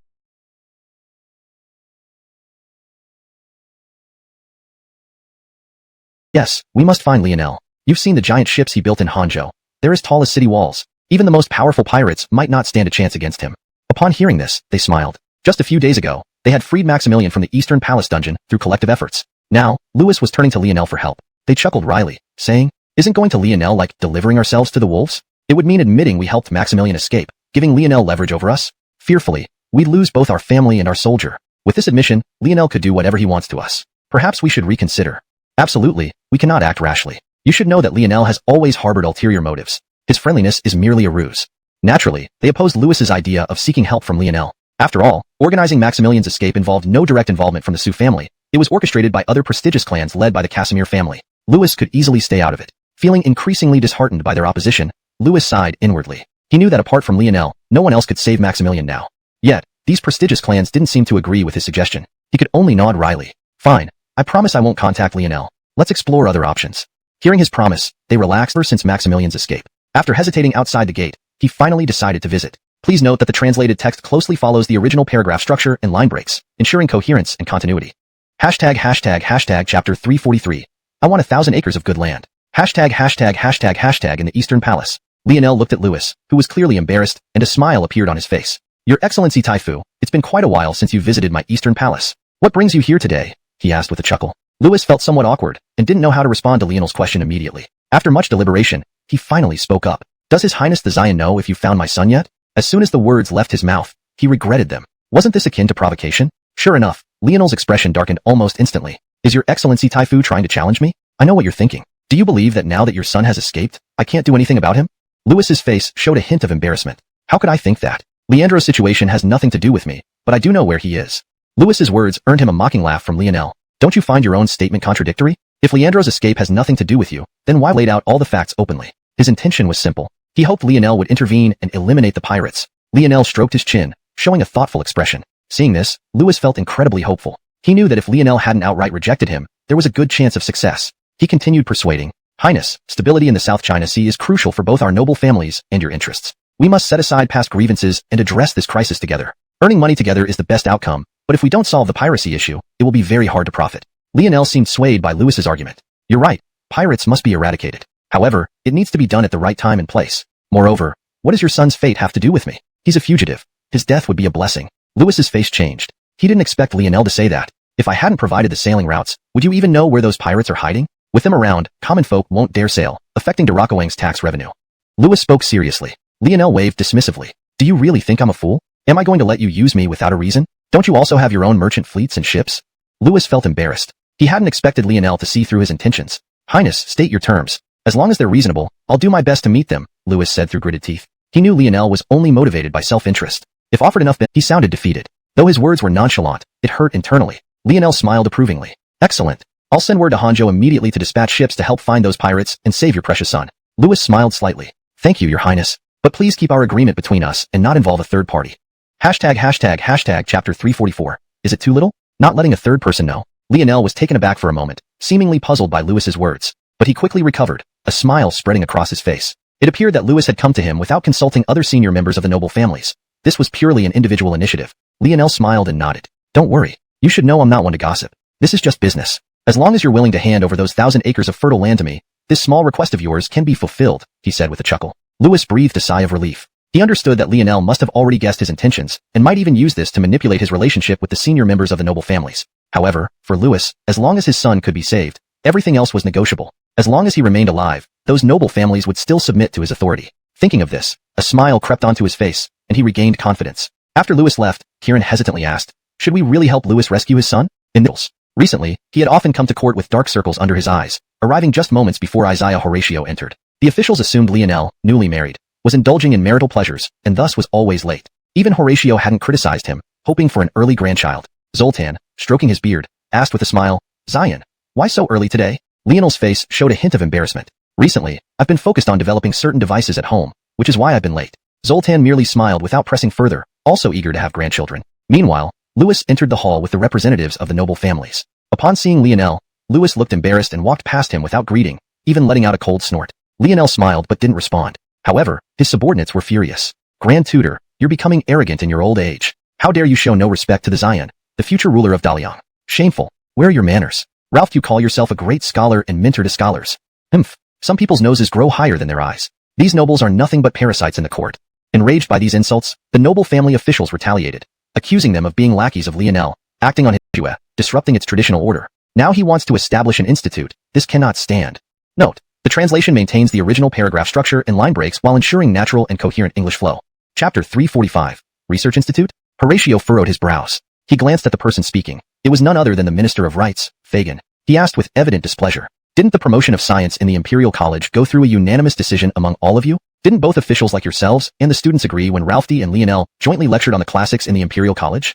Fagin's face showed a trace of embarrassment. Initially, their noble families thought that Lionel was actively showing goodwill towards them, so they did not give it much thought and openly allowed Lionel to spread scientific knowledge within the Imperial College. However, Who would have expected that Lionel would now confront their noble families once again? The structure of the court has been established since the founding of our nation by Xiuxian, reaching a mature and complete state. How can we randomly add or remove institutions? Fagin changed the direction of his criticism. Numerous officials from powerful clans began voicing support for him. That's right. The Directorate of Construction has existed since ancient times, with its functions already thoroughly defined. Why should an institute like this research place be added? It looks like you're just trying to get undeserved benefits. Your Majesty, you mustn't agree to what Lionel says. If this door is opened, Lionel will come up with all sorts of unreasonable demands in the future, even creating new institutions to establish another government. Lionel, you really can't wait. Are you eager to sideline the Izia's power now? They spoke righteously as if they were incredibly loyal ministers. Hearing their words, Lionel's face flashed with a smile of disdain. Enough. Lionel coldly snorted. Everyone immediately fell silent, watching Lionel coldly. Though they knew very well that in Horatio's eyes, Lionel was undoubtedly the best candidate for the throne. Had Lionel cooperated properly with them, perhaps everyone might have let things slide and played the part of a wise minister. However, Lionel unexpectedly stabbed them in the back, leading to uncontrollable rage within all hearts. They wished to reject every suggestion Lionel proposed, at least to frustrate him. The demon and Isaac, seeing this scene, felt secretly delighted. Both exchanged glances and remained silent. They originally thought that with Lionel's earlier show of goodwill towards the aristocratic families, these families would turn around to support Lionel. With Horatio's strong backing and additional support from these families, the two princes would have no chance against Lionel. But they never expected Lionel to break ties with the noble families once more. They chose to sit back and watch as Lionel argued with the noble family officials. You keep talking about how the Directorate of Construction was set up by our ancestors and cannot be changed. But before it was established, wasn't it Xiuxian who broke the established rules and created a new institution? Hearing Lionel's argument, everyone was speechless, unable to find a way to refute it. After all, he spoke the truth. Horatio stroked his beard, smiling and nodding. All right, it's merely adding an institution. It's not a big deal. There's no need to make it such a serious issue. If this research institute Lionel proposes can benefit the people, I don't see any problem with it. Approved. Upon hearing Horatio's words, a smile appeared on Lionel's face as he observed the angry faces of the aristocratic officials. His eyes gleamed with satisfaction. The officials, seething with anger, could not find a way to stop Lionel. They looked towards Louis, hoping he would step forward. However, Louis seemed indifferent, standing quietly as if everything happening had nothing to do with him. What a joke. Not long ago, he had made a deal with Lionel, trading a frightened the crowd instantly. Not bad, Grand Tutor. Your insight surpasses ours. Indeed, Lionel has already presented this matter publicly, indicating the research institute is inevitable. Our efforts to dissuade are probably futile. If he really comes up with something beneficial, it's good for us too. Otherwise, we can continue impeaching him in court. Everyone discussed excitedly, their eyes regaining excitement. Louis sneered. With his accumulated wisdom, fooling the elites of these noble families was child's play. However, he privately held contempt for the concept of the research institute. In his view, no matter how many ideas Lionel had, he was still just one man. Could he alone develop anything significant? Let's disperse. Please think of ways to rescue Liangzhou after you return home, Louis said with a frown. Chapter 346, Louis's Dilemma. The representatives of the noble families all wore smiling faces. They replied with assurance, certainly. In reality, however, none of them were genuinely concerned about rescuing Ralphie. Many even believed that Ralphie was already doomed. After all, in the vast ocean, everyone knew it was impossible to catch up with Ralphie's ship. If Ralphie was captured by that mysterious pirate, given his character, he would hardly cooperate with the pirate's demands. That would undoubtedly invite a fatal outcome. Why should they waste their efforts on a dead man? Louis watched as the high-ranking officials from the noble families left with smiles. You can rest assured. As you know, once I promise something, I always give it my best effort. But, at this, a trace of hesitation crossed Lionel's face. Louis tensed up, eyeing Lionel anxiously. If your highness has any issues, please don't hesitate to speak. If there's anything I can assist with, I will never refuse. After all, you're working so hard to save my son. Wouldn't it be unfair if I didn't cooperate? Louis chuckled diplomatically. Lionel sighed. I'm doing everything possible to help you. Unfortunately, even with our fleet's speed, we can't catch up to a ship that left a month ahead of us. I fear that before we even reach the xuanhuan waters, your son might already be in the hands of Apsel. Louis was conflicted internally but maintained composure. I trust your highness's capabilities. As long as Liangzhou isn't killed by Apsel, everything is negotiable. I hope your highness can mediate on our behalf. No matter what Apsel demands, I will do my utmost to satisfy him. Deep down, Louis knew Lionel's fleet wouldn't catch up to Ralphie. He could only hope that Lionel's powerful warships would intimidate Apsel during negotiations, minimizing their losses. Lionel nodded reassuringly. Rest easy. With such formidable warships, we don't even need to engage. Just a display of power should make those pirates understand. Relieved, Louis looked gratefully at Lionel. Thank you, your highness. If Liangzhou returns safely, in addition to the 1,000 acres of good land promised earlier, there will certainly be other rewards, ensuring you won't labor in vain. Louis added. Lionel waved it off with a smile. One thing at a time. Since we've struck a deal, I won't ask for more. As Louis left, Lionel's expression turned stern. He knew Louis wasn't suddenly an ally just because they struck a deal. The noble families would always be opposed to him. After Louis departed, Lionel immediately instructed his aide Kieran. Prepare the carriage. I'm going to the Office of Work Supervision. The Office of Work Supervision specialized in crafting various tools and instruments. During Lionel's early days in the capital, he had even been its supervisor for a time. It remained a close department to him. Arriving hastily at the office, Supervisor Memphiso eagerly awaited him. Your Highness, you've finally come. Hearing today in court about your plans to establish a research institute within our office excited me beyond measure.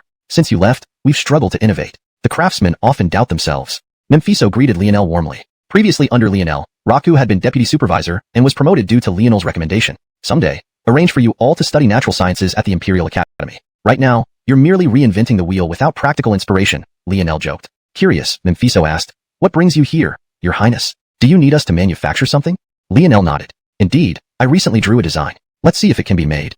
Handing over the blueprint, Lionel trusted Raku completely, not worrying about leaks. Raku examined the complex drawing, filled with intricate components. Baffled, he called in his master craftsmen. However, they too struggled to understand it.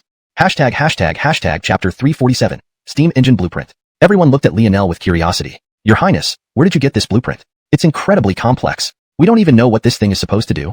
Perhaps it's for boiling water? I see there are water inlets and exhaust ports inside, but it seems overly complicated just for that purpose. I think it's something similar to a water mill, using water power to drive the bearings.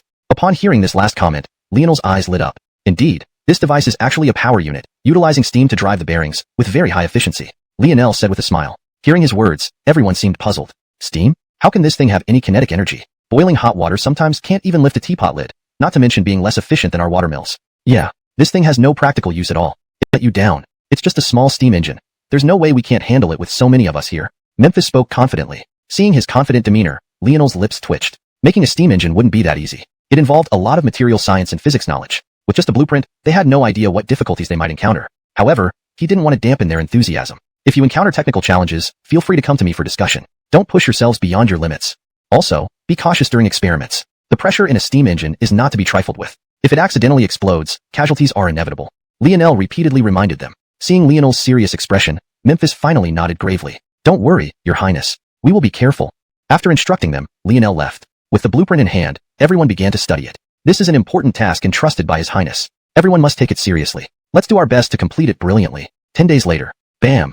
A loud explosion reverberated throughout the entire capital city. Everyone stared in astonishment toward the Directorate of Construction Works. Note, the term xuanhuan is translated as Directorate of Construction Works for consistency and clarity in the context. The rest of the translation, everyone, calm down. This isn't a fire. It's the Directorate of Construction Works researching the steam engine. Go back home. The smoke you're seeing is just steam. It won't catch fire. The city guards reassured them. The citizens of the capital became even more curious. Steam engine? What was that? While they knew Lionel had established a research institute within the directorate, no one understood its exact purpose. Judging by the explosion earlier, the steam engine project seemed to have failed. Within a few hours, news spread throughout the city. Senior members of several powerful families met at Inigo's residence again. They excitedly told Louis. Indeed, Grand Tutor Su guessed correctly. Who would have thought Lionel's research institute would really fail? They say they were working on a machine called a steam engine, which exploded this morning. That noise and the white mist made everyone feel warm and cozy. This is karma. Lionel is nothing but a failure. To think he could develop anything substantial. Past achievements were mere lucky accidents, or perhaps the work of his advisors, who were credited to him. Louis gave a bitter smile. He had only been trying to placate them before. Lionel never undertook anything without confidence. Since he said he wanted to establish a research institute, he must have been certain of success. Though today's steam engine incident was an accident, Lionel would surely find other ways. Still, he went along with the others' sentiments. Lately, there's no need to focus on Lionel. Let's concentrate on dealing with the pirates and the road. What nonsense is this? Our troops are all cavalry and infantry, lacking ships suitable for naval combat. How could we possibly wipe out the pirates? He immediately rejected their suggestion, and everyone looked at each other, unsure of what to do. Ultimately, it was Nigel who spoke up. If nothing else works, we should consider asking Lionel for help. No matter what conditions he sets, our prestigious families can pool resources to get him to send troops to eliminate the bandits. Upon hearing Nigel's words, Louis was momentarily stunned. So, you were all playing me? I spent valuable farmland to request Lionel's assistance, and now you're all pooling funds. Seeing there were no other options, they reluctantly agreed with Nigel's proposal. Let's think carefully. We're only using Lionel after all. What he wants is money, and we, the prestigious families, certainly don't lack it. Yes, considering it now, seeking Lionel's help might not be such a bad idea. The crowd chimed in agreement. Sighing, Louis turned to them and said, since this is the case, I'll go speak to Lionel on behalf of our families. Please bear with me as I humble myself for the greater good. Everyone's expressions brightened, expressing their gratitude. Then we leave it to you, Lord Chancellor. Given the situation, Lionel will likely test us, so please endure. Stroked his beard in satisfaction. Pretending to be conflicted, he finally nodded, passing the cost of the land onto the prestigious families while gaining their loyalty. A win-win situation. In the meantime, let's wait and see. As you know, Lionel is a man who works for pay. This issue should be resolved smoothly. Louis chuckled. Everyone breathed a sigh of relief, looking forward once again to the immense wealth from maritime trade. At the Bureau of Public Works, a thick mist enveloped the area. Hundreds of Imperial guards wielded large fans to disperse the steam, taking hours to clear the air. Lionel examined the defunct prototype, shaking his head. Your Highness, we've discovered that steam power is indeed formidable, but the metals we used for the engine are too soft to withstand the pressure. Jim approached, somewhat awkwardly explaining. Lionel stepped closer, examining the ruined steam engine. It matched the design he provided. These are mostly wrought iron pieces, nowhere near steel quality. Embarrassed, the craftsman exchanged looks. Your Highness, this is the best iron we have. The rest is ordinary wrought iron, not nearly as strong, Jem admitted. They had chosen the strongest materials available, with considerable effort put into crafting the engine from wrought iron. Even if possible, the cost was prohibitively high. Smiling, Lionel shook his head. It seems Lionel asked for a pair of gloves, intending to enter the furnace to inspect its structure. Upon seeing this, everyone was momentarily stunned. Your Highness, although the furnace has been extinguished, it's still very dirty inside. Moreover, no one can guarantee that there isn't a risk of collapse. How can you take such a dangerous risk? Memphis anxiously advised. Lionel rolled his eyes. If I don't enter the furnace to check, how can I know where the problem lies? Just as Lionel and Memphis were arguing about entering the furnace, several officials from influential families serving in the Ministry of Works approached with smiles on their faces. They originally intended to examine why the steam engine failed but unexpectedly ran into Lionel. They learned from the artisans that Lionel planned to help the Jianzhou Bureau produce affordable refined steel. These officials from the Ministry of Works, whose families were involved in the steel trade, laughed heartily. They were all too familiar with iron and steel production. Your Highness, you might as well not waste your efforts. Our aristocratic families have expertise in metallurgy surpassing the Jianzhou Bureau. After centuries of effort, the existing steel is already the lowest cost and highest quality product. Didn't you open 2 factories in the suburbs, one of which is an ironworks? According to reasoning yourself, our family's craftsmen have spent countless years to achieve the current level of metallurgy. You think you can advance it by yourself? Impossible. It was a classic case of sour grapes. Lionel ignored them and directly entered the blast furnace. Memphis and other artisans from the Jianzhou Bureau followed closely behind. Inside the blast furnace, Lionel detected a burnt smell. He recognized it as the odor of incomplete coal combustion, carbon monoxide. However, before entering, he had already dispersed much of it using the bellows, so poisoning wasn't a concern. Glancing at the ventilation port, Lionel shook his head. The problem lies here. The vent is too short. It must be longer to allow air into the furnace. The artisans expressed their confusion. If the vent is too long, won't the internal air fail to circulate properly? This is already the most reasonable length we've designed. Extending it might cause poor air exchange. Don't worry. When the furnace heats up, the pressure inside differs from the outside, so you don't need to worry about the extended vents causing ventilation issues. Lionel waved his hand. Now, immediately extend all the vents by at least 3 meters. Also, the chimney needs to be taller. Taller is better. Lionel adopted the famous blast furnace steelmaking method from the future, known for its high efficiency and low cost. Following his instructions would undoubtedly yield suitable steel for manufacturing steam engines. Chapter 350, Sour Grapes Mentality. The entire Bureau of Construction began to operate at full speed. Lionel, emerging from the kiln, immediately ordered his men to destroy all the existing ventilation openings and even tear down and rebuild the chimneys. Seeing this scene, many officials from the aristocratic families couldn't help but smile smugly. Truly amusing. They actually believe that modifying the ventilation openings and chimneys will raise the temperature of the flames? If it were really that simple, our iron smelting techniques wouldn't have stagnated for hundreds of years. Exactly. His Royal Highness is being too optimistic. If only these 2 methods were enough, I would advise His Royal Highness to stop wasting time.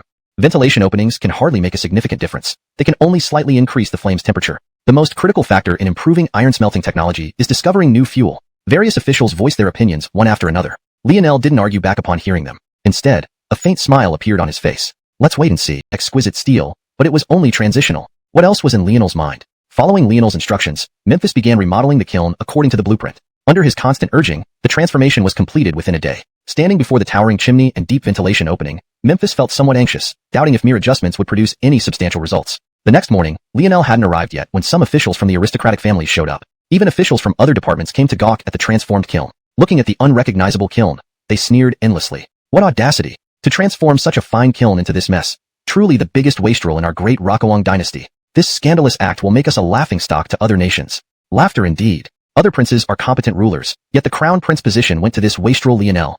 Their mockery was unabated, and those from the Bureau of Construction glared angrily but dared not speak much, given the high status of these officials. Suddenly, murmurs arose from the crowd as Amador and Arsene approached arrogantly. Seeing this, the aristocrats quickly surrounded them. Your Highnesses, you've finally come. Lionel, the crown prince, has made such a disgraceful decision, going against heavenly order. Our country emphasizes respect for elders. As your older brother, I have the right to speak. Look at what has become of the Bureau of Construction's kills. You've disrupted everything here, and all craftsmen have abandoned their duties to serve in your research institute. Note, this translation retains the paragraph structure and line breaks of the original text, ensuring a coherent flow consistent with the prior content. Chapter 351, A Furious Rebuke. The demon spoke with deep sorrow and frustration. The surrounding officials stroked their beards one by one, all showing expressions of agreement. The demon is absolutely right. He has been reading in the Imperial Academy since childhood, and is always well-read and courteous. Among the princes, he is undoubtedly the most outstanding. The demon is more understanding of the bigger picture. The Xian, a distinguished prince, actually pays no attention to agriculture and immerses himself in craftsmen's affairs. I've never heard of such a thing.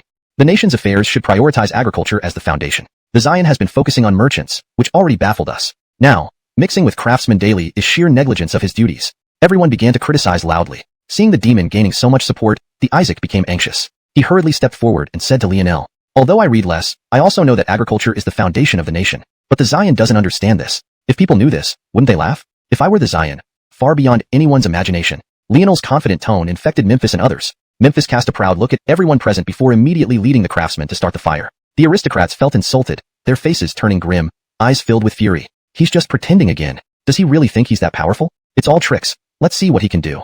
Let's just watch quietly. I don't believe the furnace won't explode. They mocked coldly. As time passed, boiling iron slurry was poured into the kiln. Waves of heat came forth. These aristocratic officials, usually pampered, were drenched in sweat, their faces shining with oil. But no one left. Everyone was waiting to see Lionel's humiliation. Open the ventilation holes and chimney. At Lionel's command, the vents were opened fully. As scorching waves of heat kept coming, the flame color inside the boiler kept changing. Memphis was visibly excited. He looked at Lionel with reverence. "Your Highness, it really worked." Blue flames appeared. Astonished, the aristocrats realized Lionel truly stabilized the flame required for refining steel through modifying the vents. They crowded around the boiler, watching the blue flames flicker, as if mocking them. Their faces turned pale. Blue flames are extremely rare and unstable. Sometimes certain special fuels could produce blue flames, but maybe to the Isaac. "Yusef, you love martial arts. Why not test this sword for me?" The Isaac, glancing at the gleaming sword, showed fleeting excitement. After hesitating, he finally accepted the sword. "I won't play along. Make sure this sword has no issues." Chapter 352. The reversal of the aristocratic families. Seeing the Isaac's excited expression, Lionel nodded. "If you can really shatter this treasured saber, I'll hand over the board of manufactures to you. What do you think?"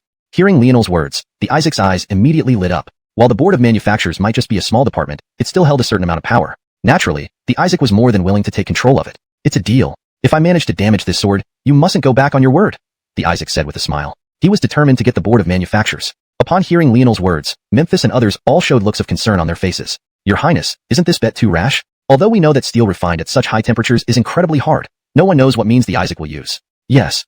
Unbelievably, the steel forged by Lionel using the blast furnace method was this strong. People from the board of manufacturers cheered upon seeing this. Though the blueprints were provided by Lionel, they had poured their heart and soul into it. Seeing such remarkable results, everyone felt extremely excited. "Isaac, now you have nothing more to say, right? This was your own experiment.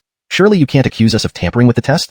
What a pity. Originally, His Highness the Xian intended to share the blast furnace steelmaking technology with everyone, but it seems those aristocratic families sneered at it. So, it looks like this technology will remain exclusive to the board of manufacturers. Hearing this, the faces of many aristocratic families turned grim. Had Colm not criticized the Xian's method earlier, they wouldn't have mocked him. Lionel might have even shared the blast furnace technique out of joy. Feeling the peculiar gazes of others, Colm's face flushed red. "Just a moment. Just checking the hardness tells us nothing. Its toughness and other properties could easily be questioned." As the Minister of Works, he found numerous excuses easily.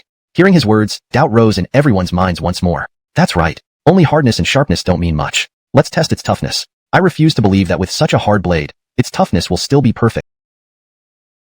With a scornful smile. "When I first drew the plans for the blast furnace, you all sneered at me. Now, seeing its benefits, you swarm like cats drawn to fish. Can all the good things in this world be taken by you for free?" Hearing Lionel's rebuke, no one showed any remorse. Instead, they shamelessly said, "We indeed offended you earlier, but as the Xian, you shouldn't be so petty, right? You already planned to release the technology. Why torment us? Wouldn't it be better if everyone profited?" Chapter 353. New spokesperson. Looking at the despicable faces of numerous aristocratic families, Lionel felt a wave of disgust. Now they recognize me as the Xian? Previously, I indeed planned to make the blast furnace steelmaking technology public. After all, for me, it's just a transitional technology, not really a way to get rich. But unfortunately, I have seen the ugly faces of your aristocratic families, so there's no way I can possibly hand over the technology to you. I advise you all to give up on this idea." Lionel waved his hand impatiently, signaling someone from the Bureau of Public Works to drive them away. Memphiso immediately laughed and said to everyone, "I'm truly sorry, everyone. Soon we will be conducting steam engine research in the Bureau of Public Works, which is too dangerous. Please leave now." Despite Memphiso coming forward to chase them away, has to pass through me first. Why should you worry? Hearing Lionel's words, Memphiso breathed a sigh of relief. It seems the title of Research Institute Vice President works well. Lionel chuckled. "All right, hurry and lead your people to continue researching the steam engine. You must develop it as soon as possible. This will absolutely cause an upheaval in society. At that time, perhaps your name will go down in history." Go down in history? Memphiso was stunned. For craftsmen like them, even in official positions, they were at the bottom of the hierarchy. Scholars, farmers, artisans, merchants. Artisans, by social status, were barely above merchants. Hearing Lionel's words, many craftsmen became extremely motivated. "Brothers, did you hear what the Xian said? If we successfully develop the steam engine, our names might appear in history books. Let's work hard, pull the bellows forcefully, and keep the furnace burning bright, he said with excitement. Tian family residence. Colm looked at the numerous officials from various aristocratic families gathered together, seeming to come specifically to question him. Seeing this, Colm couldn't help but feel enraged. What do you mean by this? Are you crowding into my house to demand an apology? When mocking Lionel, everyone participated. Why should I alone bear responsibility for this? We need 2 other princes to join forces. Given that Armin now opposes us aristocratic families, if all those impeaching the Bureau of Public Works were from our side, Armin would suspect us. But involving other princes will likely lower Armin's vigilance. Everyone nodded in agreement. Minister Tian is correct. You don't need to worry. When Lionel overshadowed everyone today, including the other 2 princes, they definitely resent him. If they can embarrass Lionel, these 2 will gladly help. Immediately, someone went to the residences of the Second and Isaacs to invite them to jointly impeach the Bureau of Public Works. Coincidentally, the Isaac was at the demon's residence. Both princes exchanged glances and grinned widely upon seeing a senior from an aristocratic family. Of course, we'll help. After all, whoever opposes Lionel, we're willing to assist. Thus began their joint plot against Lionel. Chapter 354. For the benefit of the country and people or to the detriment of both. Just before the high-ranking official from one of the noble families could reveal a delighted expression, the Nash abruptly shifted his tone. But, we certainly can't help you for free. You should know that everything has its price. Upon hearing this, the noble was inwardly indignant. These 2 princes had already been marginalized during court sessions. The chase chuckled. He licked his lips, eyes gleaming with a murderous intent, staring intently at the noble family representative. The noble felt goosebumps rise on his skin and hurriedly nodded. Please rest assured, your highnesses. We will do everything possible to restore the Arwen status. But tomorrow, during the impeachment proceedings against the Director General of the Office of Imperial Works, we earnestly request that both princes offer full support. The Nash waved a hand and smiled. Naturally, it's a mutual agreement. You should trust our credibility. The noble bowed his head, pursing his lips. Although their family was adversarial to Lionel, compared to these 2 princes, they would rather do business with Lionel. After all, his reputation was well known. After further discussion, they finally drafted an agreement and officially signed both parties' names. Early the next morning, they arrived at the imperial court brimming with confidence. They stared fiercely at officials allied with Lionel, as if their gazes were daggers piercing through every one of them. Zoltan saw this and felt puzzled. What new trouble had Lionel stirred up that made the nobles and the 2 princes look so hostile towards them? At this moment, Lionel strutted confidently into the court. Upon seeing the cold stares, he sneered. Seems like someone's jealousy is burning fiercely again. Lionel scanned the private officials and 2 princes, then walked to his position without further ado. As the Director General of the Office of Imperial Works, Memphis held a 4th-rank office. Unlike Lionel, he wasn't thick-skinned. To impeach Memphis was momentarily speechless. The noble officials watched him angrily, wishing he could be more assertive. If Lewis hadn't temporarily lacked the energy to lead their clan and seize the steel-making method from Lionel, Colm wouldn't have been given this task. Facing the lethal glares from numerous noble officials, Colm clenched his teeth and finally spoke. Your Majesty, there's more to this than meets the eye. If the blast furnace method were shared with all the people, it would undoubtedly benefit the nation and people, potentially enhancing our national strength. But if the blast furnace method remains exclusively under the control of the Office of Imperial Works, it would harm the common folk. Many noble officials nodded approvingly upon hearing Colm's words. But both Lionel and Horatio were dumbfounded by this argument. Good grief, such specious reasoning? The blast furnace method was sketched out by Lionel and completed by the Office of Imperial Works. Yet, Colm turned around and pinned the blame on the Office of Imperial Works. Chapter 355. Missing the point. Memphiso glared at Colm with an ashen face. He couldn't believe that Colm would twist things so completely. Tian Xiangshu, you must take responsibility for it. If you can't provide a clear explanation, I will punish you. Horatio coldly remarked. Colm shuddered, glancing at the surrounding officials from the aristocratic families and the 2 princes who remained silent with lowered heads. A hint of fear crept into his heart. Only now did he understand why Lewis enjoyed such reverence from the aristocratic families. Opposing the imperial power on behalf of the aristocracy wasn't something an individual could easily handle. As Minister of Works, he already held a position of high rank and power. Even if he couldn't compare to Lewis's Grand Tutor status, he still stood second only to the Emperor, above countless others. Yet, even he felt overwhelmed by Horatio's imposing presence. Seeing Colm hesitating, Horatio furrowed his brow and asked, Colm, will you speak or keep stammering? I don't have much time to waste on you. If you have nothing else, step down. Horatio said impatiently. Your Majesty, everything I have said against the Construction Bureau is true, not a word false. Colm replied, hardening his resolve. He knew very well that he had already climbed aboard this ship. Hesitation now would only lead to abandonment by the aristocratic families, making him despised by both sides. Seeing Colm finally finding his rhythm, the aristocratic officials breathed a sigh of relief. If Colm could stand up, their reliance. However, seeing Lionel's resolute expression, he couldn't bring himself to criticize too harshly. So he simply chuckled and said, I'm aware of the steam engine project. If it can succeed, it will certainly be a significant boost for Xuanhuan. Besides, the Construction Bureau currently has no urgent projects, so let them continue their research. Horatio smiled, obviously siding with Lionel despite knowing that using precious refined steel for a seemingly impractical project was unwise. Colm cast a glance at the assembly upon hearing Horatio's words. He realized that no matter how logically sound his arguments were, they served only as a stepping stone. His goal was to unite all the aristocratic families. Recognizing his signal, the The officials collectively rallied their spirits. This was the first time they dared to pressure Horatio without Louis's backing. Your Majesty, the Construction Bureau must be punished to appease public outrage. The Xiuxian must be deposed to calm the national anger. Ever since Lionel established a separate research institute within the Construction Bureau, he spends his days consorting with artisans, neglecting state affairs. Since he shows no interest in governance, there's no need for him to supervise the country. Recently, with your Majesty's favor, Lionel has overstepped his bounds. Ostensibly, it's the Construction Bureau that wastes resource-ocratic family. You know Grand Tutor is getting old, and Maximilian might be buried in the vast sea. Who knows, you could very well become our future spokesman. Don't embarrass us in front of Armin. We need to stick together. Hurry up. We know you're eloquent. Just take a stance. All of us aristocratic families will back you up. Colm got swept up by the excitement. Future spokesman of the aristocratic families? Thinking of himself commanding respect like Louis, Colm's eyes started to gleam eagerly. If he really became the spokesman, his Tion family could surpass the Sue family in status within the aristocracy. Ralph T himself could possibly become one of the three excellencies. Driven by adrenaline, Colm no longer felt fear. Instead, his gaze toward Joaquin turned excited and combative. Your Majesty, as the Minister of Works responsible for national engineering, how can I sit idly by while Lionel leads the Office of Works astray? On my conscience, everything I say is for the people of Daliang, without a hint of personal motive. This righteous statement made Harry feel indignant. In Harry's heart, Lionel was their revered mentor. Being falsely accused by the aristocrats, Harry had to defend Lionel. Enough. You villain. You keep talking about serving the people, yet your real goal is to get the high furnace steel method from Xiuxian, isn't it? I advise you to give up that idea. Trouble. But to Colm, those looks seemed like encouragement. A smirk appeared on Colm's face. Your Majesty, in this court, Lionel is undoubtedly the greatest villain. He used public resources and funds from the treasury along with existing equipment to apply the high furnace steel method exclusively for his metallurgical plant. It's clearly to make massive profits for himself. Your Majesty, please issue orders immediately to confiscate Lionel's steel plant and entrust it to the Ministry of Revenue. This way, our treasury will grow richer. Colm spoke earnestly. Ralph, what if I refuse? By now, Dovey had caught his breath. Pointing at Colm, he ordered, be quiet. As a senior official, you should know the high furnace steel method developed by Lionel brings immense benefits to Daliang. How can you compare yourself to him? A Minister of Works who does nothing but occupy a position.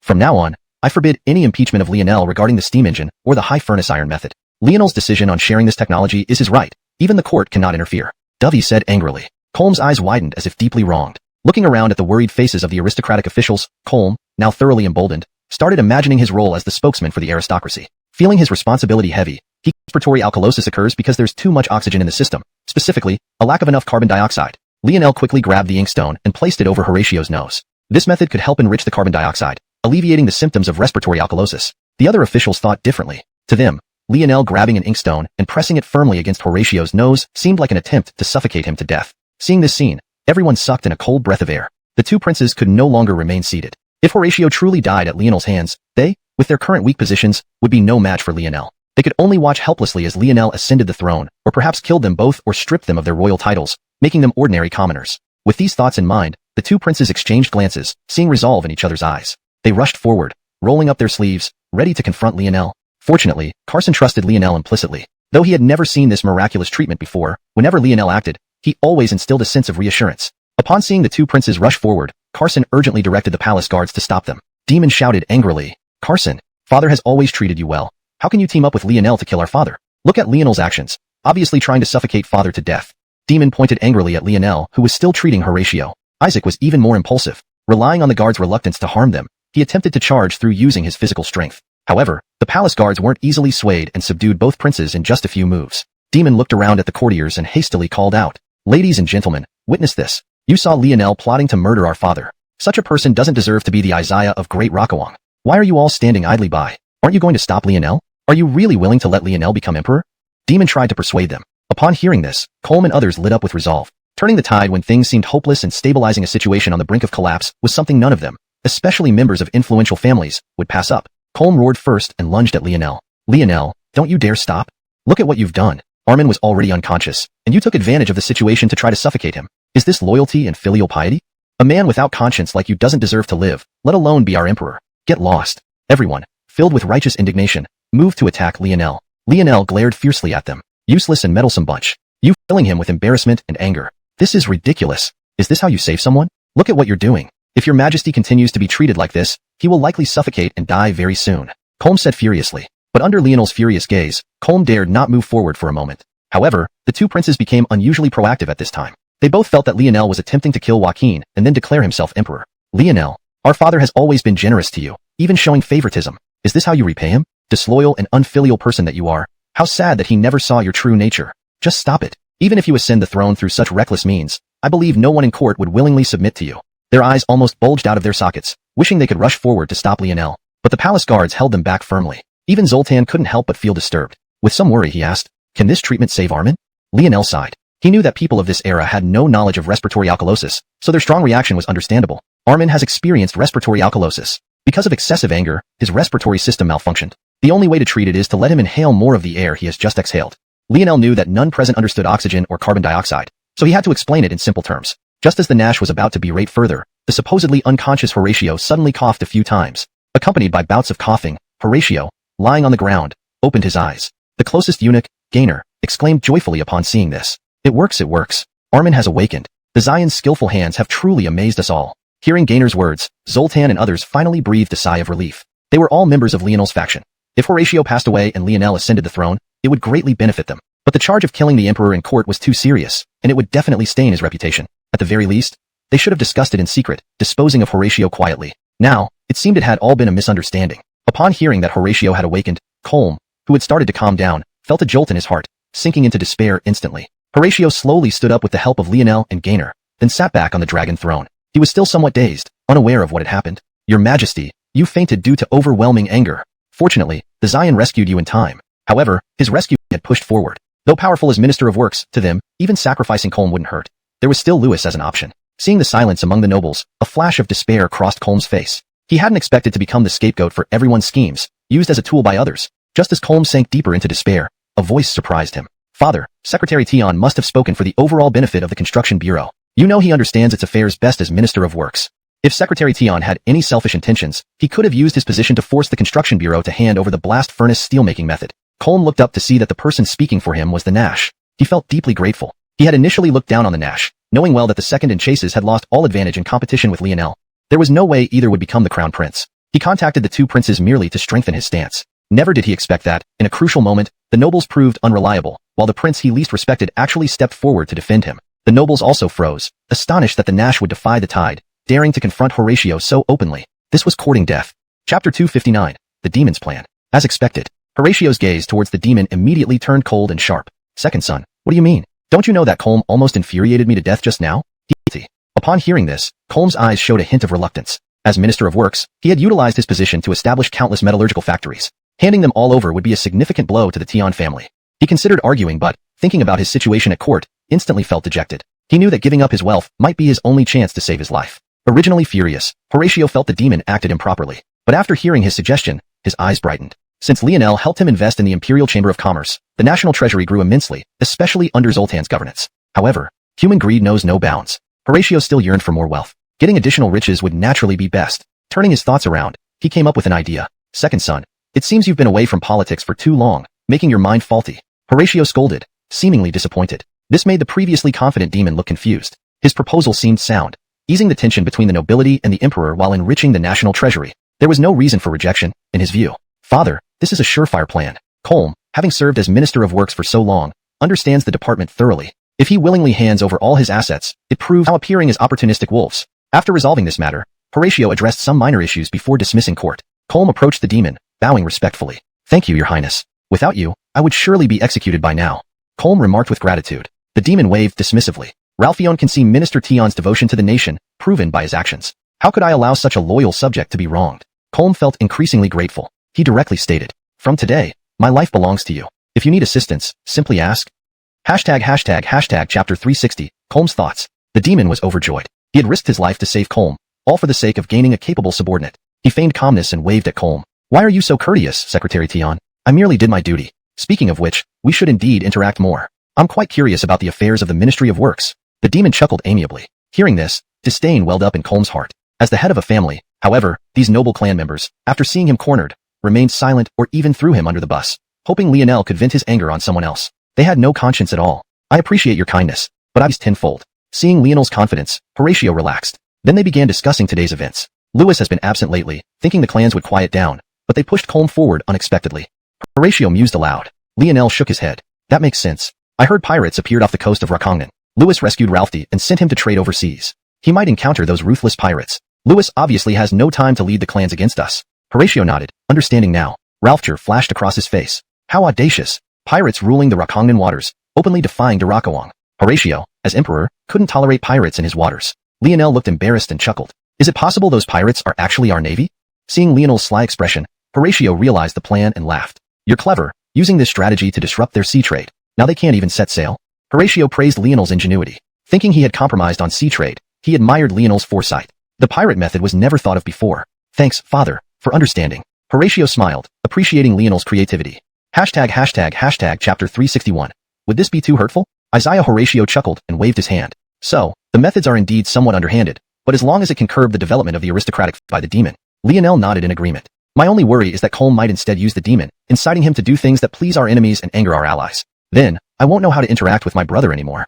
Lionel's words were quite blunt. The implication was clear. He was warning Horatio that if the demon were ever influenced by others and acted against him, Lionel wouldn't hold back. Horatio understood the deeper meaning behind these words. After some thought, he instructed Carson beside him, deliver a message to the demon for me. Carson nodded hastily. Tell him to put aside those schemes. I won't pursue Colm's matter further. With his intelligence, he can't possibly lead the empire to prosperity. He might even invite the Mongolians and Jean to attack us. Carson's face flashed with embarrassment at these harsh words. Would this be too hurtful? Horatio glared fiercely at Carson. Hurtful? I'm merely stating the facts. Deliver my exact words to him without any omissions. Carson left on his errand, and Horatio turned back to look at Lionel with a chuckle. Don't worry. As long as I am around, there won't be major conflicts among you brothers. My authority still has its influence. Lionel couldn't help but grimace at this. If Horatio's words were truly so effective, the Emil wouldn't have fled to Elmo and betrayed the country, resulting in his loss of royalty. To scold you. Hearing this, the demon's excitement vanished instantly. However, he didn't take Carson's words seriously. He believed it was due to his efforts in defending Colm today. A mere reprimand would suffice. He had gained a capable ally after all. Seeing Carson's troubled face, the demon feigned nonchalance. Sir, don't hesitate. Convey father's words exactly as they were told. Don't hide anything. Reluctantly, Carson sighed and relayed the Isaiah's message. The previously calm demon's face contorted like a bitter gourd as he heard Carson speak. What does father mean by saying my intelligence isn't up to par? He's insulting me. His face changed from greenish-white to red with fury, pointing at Carson's nose and shouting. Carson's face turned deathly pale. Demon, please think clearly. I represent the Isaiah. If you insult me, aren't you indirectly mocking Armin? The demon calmed down instantly, breaking into a cold sweat. Sir, don't misunderstand me. I have no such thoughts. It's just that father's words are too hurtful. I am his son. How could he humiliate me like this? He sighed, expressing his grievances. Chapter 362. Sharing subordinates. Carson looked at the demon with an icy expression. Ralphger surged within him, and he wished he could immediately punish the demon on the spot to show him the consequences of disgracing the imperial horse. I need to visit Yusef. Half an hour later, at the Isaac's residence, the demon stared at the Isaac with red eyes, looking like he had suffered an immense wrong. The Isaac was filled with unease, unsure who had offended his elder brother. Zaire, why be like this? Didn't you just gain the loyalty of the Minister of Works in court? This is a significant achievement. Why are you so downcast? Asked the Isaac curiously. You only see part of it, not the whole picture. Just now, Father Isaiah sent Lord Han to criticize me openly, saying my intelligence is inadequate and that I might be used by Colm. It makes me indignant. Are our minds really inferior to Ned's? Raged the demon. With just one sentence, he had dragged the Isaac into the situation. Though Dover criticized his intelligence, the demon shifted it to ours. The Isaac, who had a volatile temper, flared up at these words, his hair bristling as he slammed the stone table in front of him. Father Isaiah truly looks down on us. We're all his children. Why does he favor Ned while being so harsh on us? Ralphger practically blazed in his eyes. Douglas, standing nearby, felt something was amiss. Dover, despite disliking the demon, wouldn't have said these things without cause. The demon must have done something that infuriated Dover enough to issue such warnings. Douglas hesitated about warning the Isaac against loyalty to him. It would significantly boost his position. Though still slightly rational, the Isaac turned to Douglas for advice. Douglas subtly nodded. In his view, sharing power to control Colm wasn't harmful to the Isaac. Understanding this, the Isaac grinned at the demon. Since Zaire is generous, I accept. However, restoring Daryl's status may require the backing of noble clans. The demon confidently replied. Indeed, noble clans owe Colm favors. Let's send him to rally them and fight for Daryl's status in court. It will surely work. Chapter 363. Colm lets go of grievances. At the Tion residence, Colm glanced at the two princes who had come to visit him together, his eyes revealing a hint of contemplation and disdain. Did the demon really think that by saving his life, he could now give orders? He even brought the Isaac along to ask for help? Though Colm despised this deeply in his heart, he still put on a smile. After all, having experienced estrangement from the aristocratic families, uniting with these two princes might not be a bad idea. Despite their royal titles, they were rather foolish, perhaps even easy to manipulate. Thinking of this, Colm's smile deepened. Quickly, serve our esteemed guests the finest tea from our household. Do not neglect them in any way, he instructed the maids beside him. Seeing the importance Colm placed on their visit, the demon couldn't help but show a proud smile, inwardly congratulating himself for making the right move. Smiled. The demon bowed to Colm. Our interests align. We all want Lionel off the throne. In the future, much will depend on your mediation between us and the noble families. Rest assured, though their cold attitude has disappointed me, I'll certainly do what I can for you, your highness, Colm replied firmly. The nobility, he admitted, were skilled actors, easily fooling the princes. After the visitors left, Colm's expression turned grim. Restoring the Emil's title? That is indeed troubling. Just then, a steward walked in, bowing respectfully. Master, several members of the noble families are here to apologize. A smirk crossed Colm's face. These people needed someone to rally around after Louis lost interest in court affairs. He was their best bet. Yet, their previous actions deeply disappointed him. After deliberating, he finally agreed to invite them in. Although their lack of support angered him, this was the perfect time to leverage their presence. Many officials from noble families arrived with gifts, expecting to be turned away, but were surprisingly allowed entry. They left their presence and, facing Colm's stern look, forced smiles. Sir Tian, it's truly wonderful news that Armin followed the demon's advice and freed you, one said. Not helping you earlier wasn't out of disregard. Armin's mood is unpredictable. Our interference might have endangered you more, another explained. What Secretary Tian said is right. Now that Chancellor Tai has been distracted by his son's affairs and lacks the energy to lead us against the court, this is precisely the time for us to stand united. How can we let petty issues cause conflicts? One person responded. Secretary Tian, rest assured, from now on, we will never betray you again. You have worked diligently for us and risked your life opposing Lionel and even the Emperor. We will be your support from behind, another chimed in. Just please do not repeat what happened in court yesterday, where you spoke so boldly that you even made the Emperor faint. Otherwise, it will be hard for us to clean up the mess, someone else warned. As they brought up the incident from the previous day, there was a collective sigh of disappointment. Colm had indeed gone too far by openly accusing Horatio of being a traitor in front of all the officials, even causing the Emperor to faint. Colm's face turned slightly red with embarrassment upon hearing their criticisms. Yesterday, he had gotten carried away, believing himself to be an iron-willed loyalist and confronting Horatio head-on. I promise I'll control my emotions and won't let our aristocratic families suffer because of me, Colm assured them. Upon hearing this, everyone sighed in relief and raised their teacups. Since that's the case, we thank Secretary Tian for not be as capable as Louis. Upon hearing their words, a hint of displeasure flashed in Colm's eyes. He could see their doubts about his ability but chose not to comment further. Instead, he calmly said, Do you all remember our promise to help the two princes, especially to restore the status of the Emil? Everyone looked thoughtful. Are you planning to repay the demon's favor by helping the Emil? Unfortunately, this task is incredibly challenging. You know Lionel isn't easy to deal with, and the Emil has offended him. How can Secretary Tian be so impractical? The Emil is highly intelligent and could be a great asset if his princely status is restored, but with the current Zion's momentum, it's extremely difficult. They tried to persuade him otherwise. Without Louis, they were hesitant to take drastic actions and hoped Colm could maintain the current situation. Colm frowned at their words. You should all understand that Lionel has already developed the blast furnace steelmaking method. If he fully implements it in his steel mills, it will severely impact our steel trade. I don't mind since the Tian family has already handed over all its steel operations, but the rest of you are different. Waiting until Louis recovers might be too late. His words struck a nerve. Everyone knew he was right. Blast furnace steelmaking was superior in both cost and quality compared to traditional methods, posing a significant threat to steel trade. While Colm had nothing to lose, the other families risked substantial losses, making this an urgent issue. But even if we restore the Emil's status, how would that help us? Can he steal Lionel's blast furnace technology? Someone asked skeptically. These two matters seemed unrelated. Colm smiled. They had walked into his trap. Did you know the Emil also has insiders within the Board of Works? Shock rippled through the room. No one expected that the Emil had planted people inside the Board of Works. This is absolutely true. As the Minister of Works, I am well informed about personnel changes at the Board of Works, Colm stated firmly.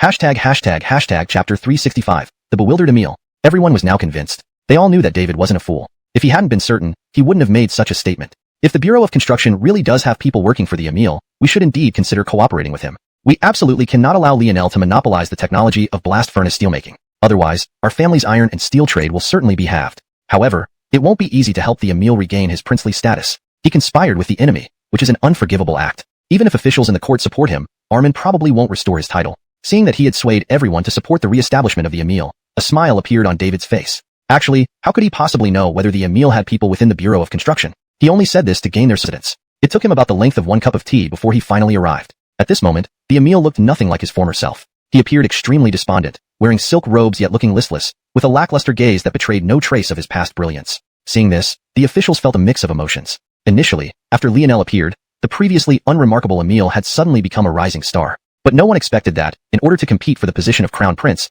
he would go as far as visiting the Elmo Kingdom and conspiring with the enemy to use their army to aid his rise. This was already a capital offense. If not for Horatio's mercy, he would have lost his head long ago. Upon seeing these officials, the Emil showed no arrogance, greeting everyone humbly. He too was filled with complex feelings. Earlier, Maximilian had approached him, proposing to help restore his title and even assist him in becoming the Crown Prince. Under Maximilian's plan, Rex was kidnapped, but due to poor planning, the operation failed, exposing his identity and leading to his capture by Lionel. Now, having barely escaped prison, he likely couldn't return to the capital, Dagong, ever again. Feeling bitter and drowning his sorrows in alcohol, the Emil didn't expect Minister of Works David to suddenly invite him to a banquet. Plans will fully support the Emil in reclaiming what's rightfully yours. The Emil was bewildered. Though David was influential, wasn't Louis the true leader of the noble clans? Why had David taken the lead? Seeming to notice his confusion, David did not explain further. He glanced at the nobles, who spoke up one by one. Lord Tion's stance represents ours. Rest assured, Emil. We will support you in the court, for it ultimately belongs to Armin, not the Xian. We believe Armin hopes for someone capable to counterbalance Lionel. Your ability is evident, and we trust he will restore your title. Their words left the Emil deeply moved. He never expected that even stripped of his princely status, he still had so many followers.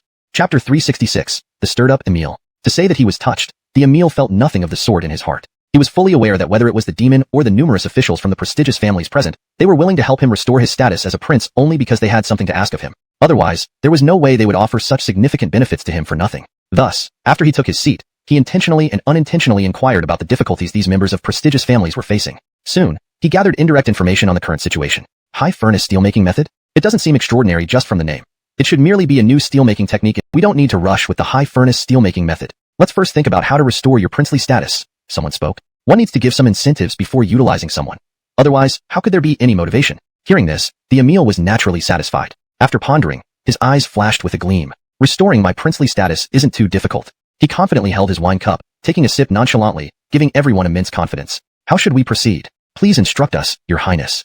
Colm asked out of curiosity. First, restoring the Emil's status would make things easier and also test the Emil's capabilities. You should know that Armin stripped me of my princely status due to treason. If I can clear my name, wouldn't that be enough? Ralph away. I didn't confess when I was escorted back to the capital. The Emil explained. Back then, after being captured by Lionel, he was sent back to the capital underguard and interrogated by Horatio. However, the Emil never admitted to treason, claiming he accidentally fell into Gwyn's trap. Thus, Horatio couldn't justify executing him and directly demoted him to commoner status. After listening to the Emil, everyone had a wry smile. Of course, proving his innocence would restore his status, but the challenge was enormous. Coldness flickered in the Emil's eyes. Everyone shuddered. Indeed, it seems feasible. Since Scott is here for wealth, we can promise him some benefits. But none of us know when he'll arrive in the capital. We can't just wait here. We should also deal with Gwyn, they reminded. A gentle smile appeared on the Emil's face, though it looked chilling and filled with malice to the rest. Of course, Gwyn must be dealt with. That despicable traitor advised her father to surrender, leading to my downfall. She bears undeniable responsibility. Chapter 367, Matchmaking Visit. To say the Emil harbored resentment toward anyone, it undoubtedly was the Elmo family. Gwyn and his father chose to surrender to Lionel, leading to his plans falling short of success. Earlier, when Maximilian sought cooperation with him, he proposed kidnapping the Elmo family and forcing them to sign a decree to incite rebellion in Elmo territory. But fate proved unpredictable. Maximilian's chosen ally, Hansen, turned out to be incompetent and was quickly exposed. This led to their strategy's failure. Now, he couldn't bear to think about how much he wished to get rid of Gwyn and her father once and for all. Everyone could sense his overwhelming hatred from his tone. After hesitating, they finally spoke. Currently, both Sean and Gwyn are under Lionel's protection. You know how powerful the Imperial Guards are. It will be very difficult for us to make a move. Colm advised earnestly. Let me handle this for you, Your Highness. With my silver tongue, Sean will surely hand over his daughter willingly. The Emil's eyes brightened. He knew Nigel's capabilities. With him on the task, everything should go smoothly. If so, then I'll leave it to you, Preston. Once Gwyn and I succeed, I'll certainly invite you to our wedding feast. Nigel was elated internally. If he could help the Emil, he would definitely be favored when the Emil ascended the throne. Without joining Colm's banquet, he bid farewell and headed straight to the Elmo Manor. Meanwhile, at the Elmo Manor, Sean was pondering how to arrange things between his daughter and Lionel. As a father, he understood his daughter very well. By now, Gwyn was probably infatuated with Lionel and wouldn't consider anyone else. If he didn't resolve Gwyn and Lionel's relationship soon, Gwyn might do something rash. Just as he was deeply troubled, the butler informed him of Nigel's visit. Nigel? Sean's expression showed confusion. He was no longer naive about the capital's politics. He knew Nigel came from a prominent family but was unsure why he visited. Still, out of courtesy, he invited Nigel in. Nigel entered with a smile. My lord, since your arrival in the capital, we haven't had the chance to socialize. I came today to catch up, hoping I'm not intruding. Actually confident, felt anger rise as his proposal was rejected. Chapter 368, Persuasion. Lord Elmo, don't you dare to refuse my well-intentioned advice. I am acting out of goodwill by offering to be your matchmaker. Nigel said with a frown. You know very well your current predicament. You are virtually isolated in the capital. Though Crown Everett has been demoted to a commoner, his influence still remains. Many officials in the capital have received favors from him. If you want to mend relations between the capital's officials and yourself, arranging for your daughter to marry Crown Everett is undoubtedly the best choice. Nigel couldn't understand why Alpha would refuse his suggestion. Clearly, it was beneficial for Alpha. Unbeknownst to Nigel, Gwyn already had her heart set on someone. Lionel, an extraordinary man. Though Crown Everett possessed some talent, he was no match for Lionel. Compared to him, Alpha naturally saw Crown Everett as inferior, leading to his outright rejection of Nigel's request. Alpha sneered coldly. When Crown Everett first arrived in our state of Elmo, he was destitute and looked extremely pitiful. We thought, given that he was the Arwen of the Great Rockawang, he would lead our armies to break through Rakongnan. But who knew he repeatedly fell for the Crown Prince's traps, only to be captured alive. Now he's even been stripped of his princely title. A man like this, lacking in righteousness, filial piety, and intelligence, which princely status could be restored, and your daughter could become a princess consort. Continuing, Nigel urged on. Hearing this, Alpha realized Nigel's true intent was simply to restore Crown Everett status. He scoffed inwardly, but put on a grateful expression. Thank you for reminding me, Preston. Otherwise, I wouldn't have known that marrying Du to Crown Everett is such a great deal. I will persuade Du. Within 3 days, I'll give you a satisfactory reply. Alpha stood up and bowed respectfully to Nigel, as if genuinely thankful for his advice. Nigel smiled in return. Excellent. With your cooperation, I'm satisfied. Your Elmo family may be captives, but you were once royals. Who knows? One day you might become one of our top aristocratic families. Nigel left promptly to report back. After he departed, Alpha immediately called out Gwen. Curious, Gwen asked, Father, do you have something to discuss with me? Smiling, Alpha nodded. Indeed, your marital prospects have come to light. Before he could finish, Gwen's face lit up with joy. Did Lionel agree? Alpha sighed. It's not Lionel. It's Crown Everett who sent word proposing marriage. Are you interested in Crown Everett? I know you're devoted to the Crown Prince, but his status is too lofty. Even if he wanted you, you are of Elmo lineage with royal blood. He might reject you because of it. Marrying Crown Everett, you'd stand firm in the capital. Once he regains his title, you'll become a princess consort, a higher position than a concubine to the Crown Prince. Priscilla was busy drawing diagrams, further refining his research on the steam engine. After all, the blueprint for the steam engine in his mind was rather vague, only giving a general impression, and still required continuous refinement through experimentation. His Highness, Lord Elmo is here to pay a visit. Xiao Ralphsy said respectfully. Lionel froze, putting down his pencil. What does he want? Quickly, invite him in. Despite his confusion, Lionel still had Alpha brought in. After the two exchanged formal greetings, neither knew what to say at first, leading to a somewhat awkward silence. Lionel broke the silence first. I wonder why Lord Elmo has come this time? He was curious. Lately, Alpha seemed more settled. He understood the situation in the capital well, knowing who could be provoked and who could not. Rokov had become increasingly comfortable for him, especially with the protection of the secret police, ensuring he needn't worry about kidnapping or assassination. Lionel did not know why Alpha was here. A trace of embarrassment appeared on Alpha's face, unsure how to start. It was his first time acting as a matchmaker, and even more so, introducing his own daughter. Do you, His Highness, have any plans to take a concubine? Alpha clenched his teeth and finally spoke, though instantly regretted it. Asking such a thing shortly after Lionel's marriage might seem untitled ambitions for the people of Elmo. But now, it seems you're one to seek advantages through opportunism. Do you intend to sacrifice your daughter's happiness for the stability of your title? Lionel frowned. To him, when liking him seemed highly improbable. Her time in the secret police dungeons was filled with hardship, and she likely dreamed of him nightly due to fear instilled during her captivity. Under such conditions, how could she like him? It must be Alpha's ploy to win his trust. Upon hearing this, Alpha instantly understood Lionel's misunderstanding. Your Highness, to be honest, my daughter has had feelings for you, but kept them hidden deeply. She knows the vast gap between your positions, which made her hesitant to express her feelings.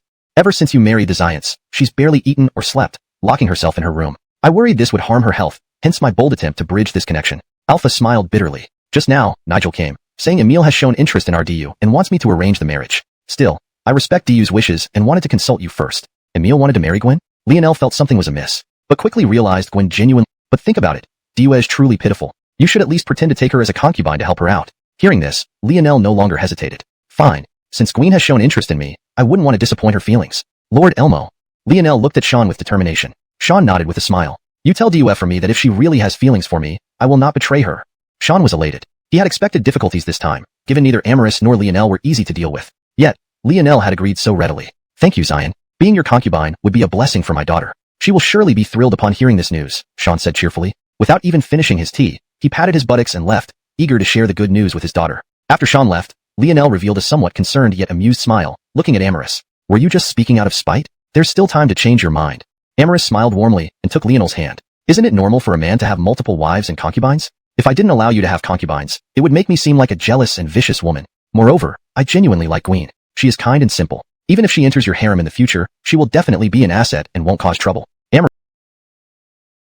thought about teasing her further, but saw her expression falter. She clutched her chest and slumped into a chair, tears welling up in her eyes. Sean panicked, wishing he could slap himself for teasing her so carelessly. Knowing how genuine her feelings for Lionel were, he hurriedly clarified, Lionel agreed. Not only Lionel but Amaris agreed too.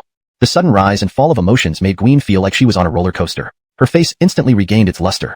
Father, are you really not lying? Lionel is the current crown prince and will be the emperor of Darakoang. Why would he look favorably upon a prisoner like me? Sean had felt uneasy saying Lionel might reject her, but now seeing her disbelief, he shrugged helplessly. No matter what he said, his daughter couldn't muster confidence. You should consider this. With Lionel's demeanor and strength, why would he hesitate due to your status? You underestimate your lover too much? Moreover, you're the former Elmo Kingdom's #1 beauty. So many talented young men have been captivated by you. If not for your identity as the witch god Sek's holy maiden, the threshold of our palace would have been trampled with marriage proposals. Sean spoke affectionately, cherishing his late-born daughter deeply. Gwen blushed profusely, her heart pounding harder. To think she would also become Lionel's concubine. This fully satisfied. The banquet at Tian's residence had not even ended. Everyone was still excitedly toasting each other. Upon seeing Nigel arrive, the faces of those present lit up with pleasure. They knew this fellow would definitely bring good news. Colm asked impatiently, "How did it go? Did they agree?" Nigel stroked his beard and chuckled, nodding. "Wouldn't I succeed if I took charge? I simply explained the pros and cons to the Elmo family. Immediately, they started flattering me and requested I act as an intermediary, insisting on marrying their daughter to His Royal Highness Emil. This matter is more than half done." The Emil felt overjoyed. He had no particular feelings for Gwen beyond necessity, and her appearance didn't particularly appeal to him. He preferred mature women. However, forming a matrimonial alliance with Gwen would make her family want to secure their own future, thereby helping clear his name. Once that was done, he could be reinstated as a prince. No matter how strong Lionel's influence in the capital was, he was confident he could topple the Xiuxian from his position. This time, we owe much to Minister Casimir. If anyone else had handled this, it wouldn't have been so smooth, said Colm with a chuckle. Nigel excelled at such clandestine operations. A look of pride appeared on Nigel's face. If he could facilitate this completely, when the Emil regained his title, he too would bask in the glory. If the Emil became the Xiuxian, it would be an unparalleled boon for him. The Emil filled a cup of wine and raised it toward Nigel. "Thank you, Minister Casimir. If I regain my status as a prince, I will certainly reward you handsomely." With that, he drank the wine in one gulp. Nigel, delighted, quickly raised his cup and drank as well. "Your Highness jests, it is also an honor to assist you. Please don't be so formal," he replied with a smile, quite pleased with the Emil's attitude. Knowing gratitude was always a good sign.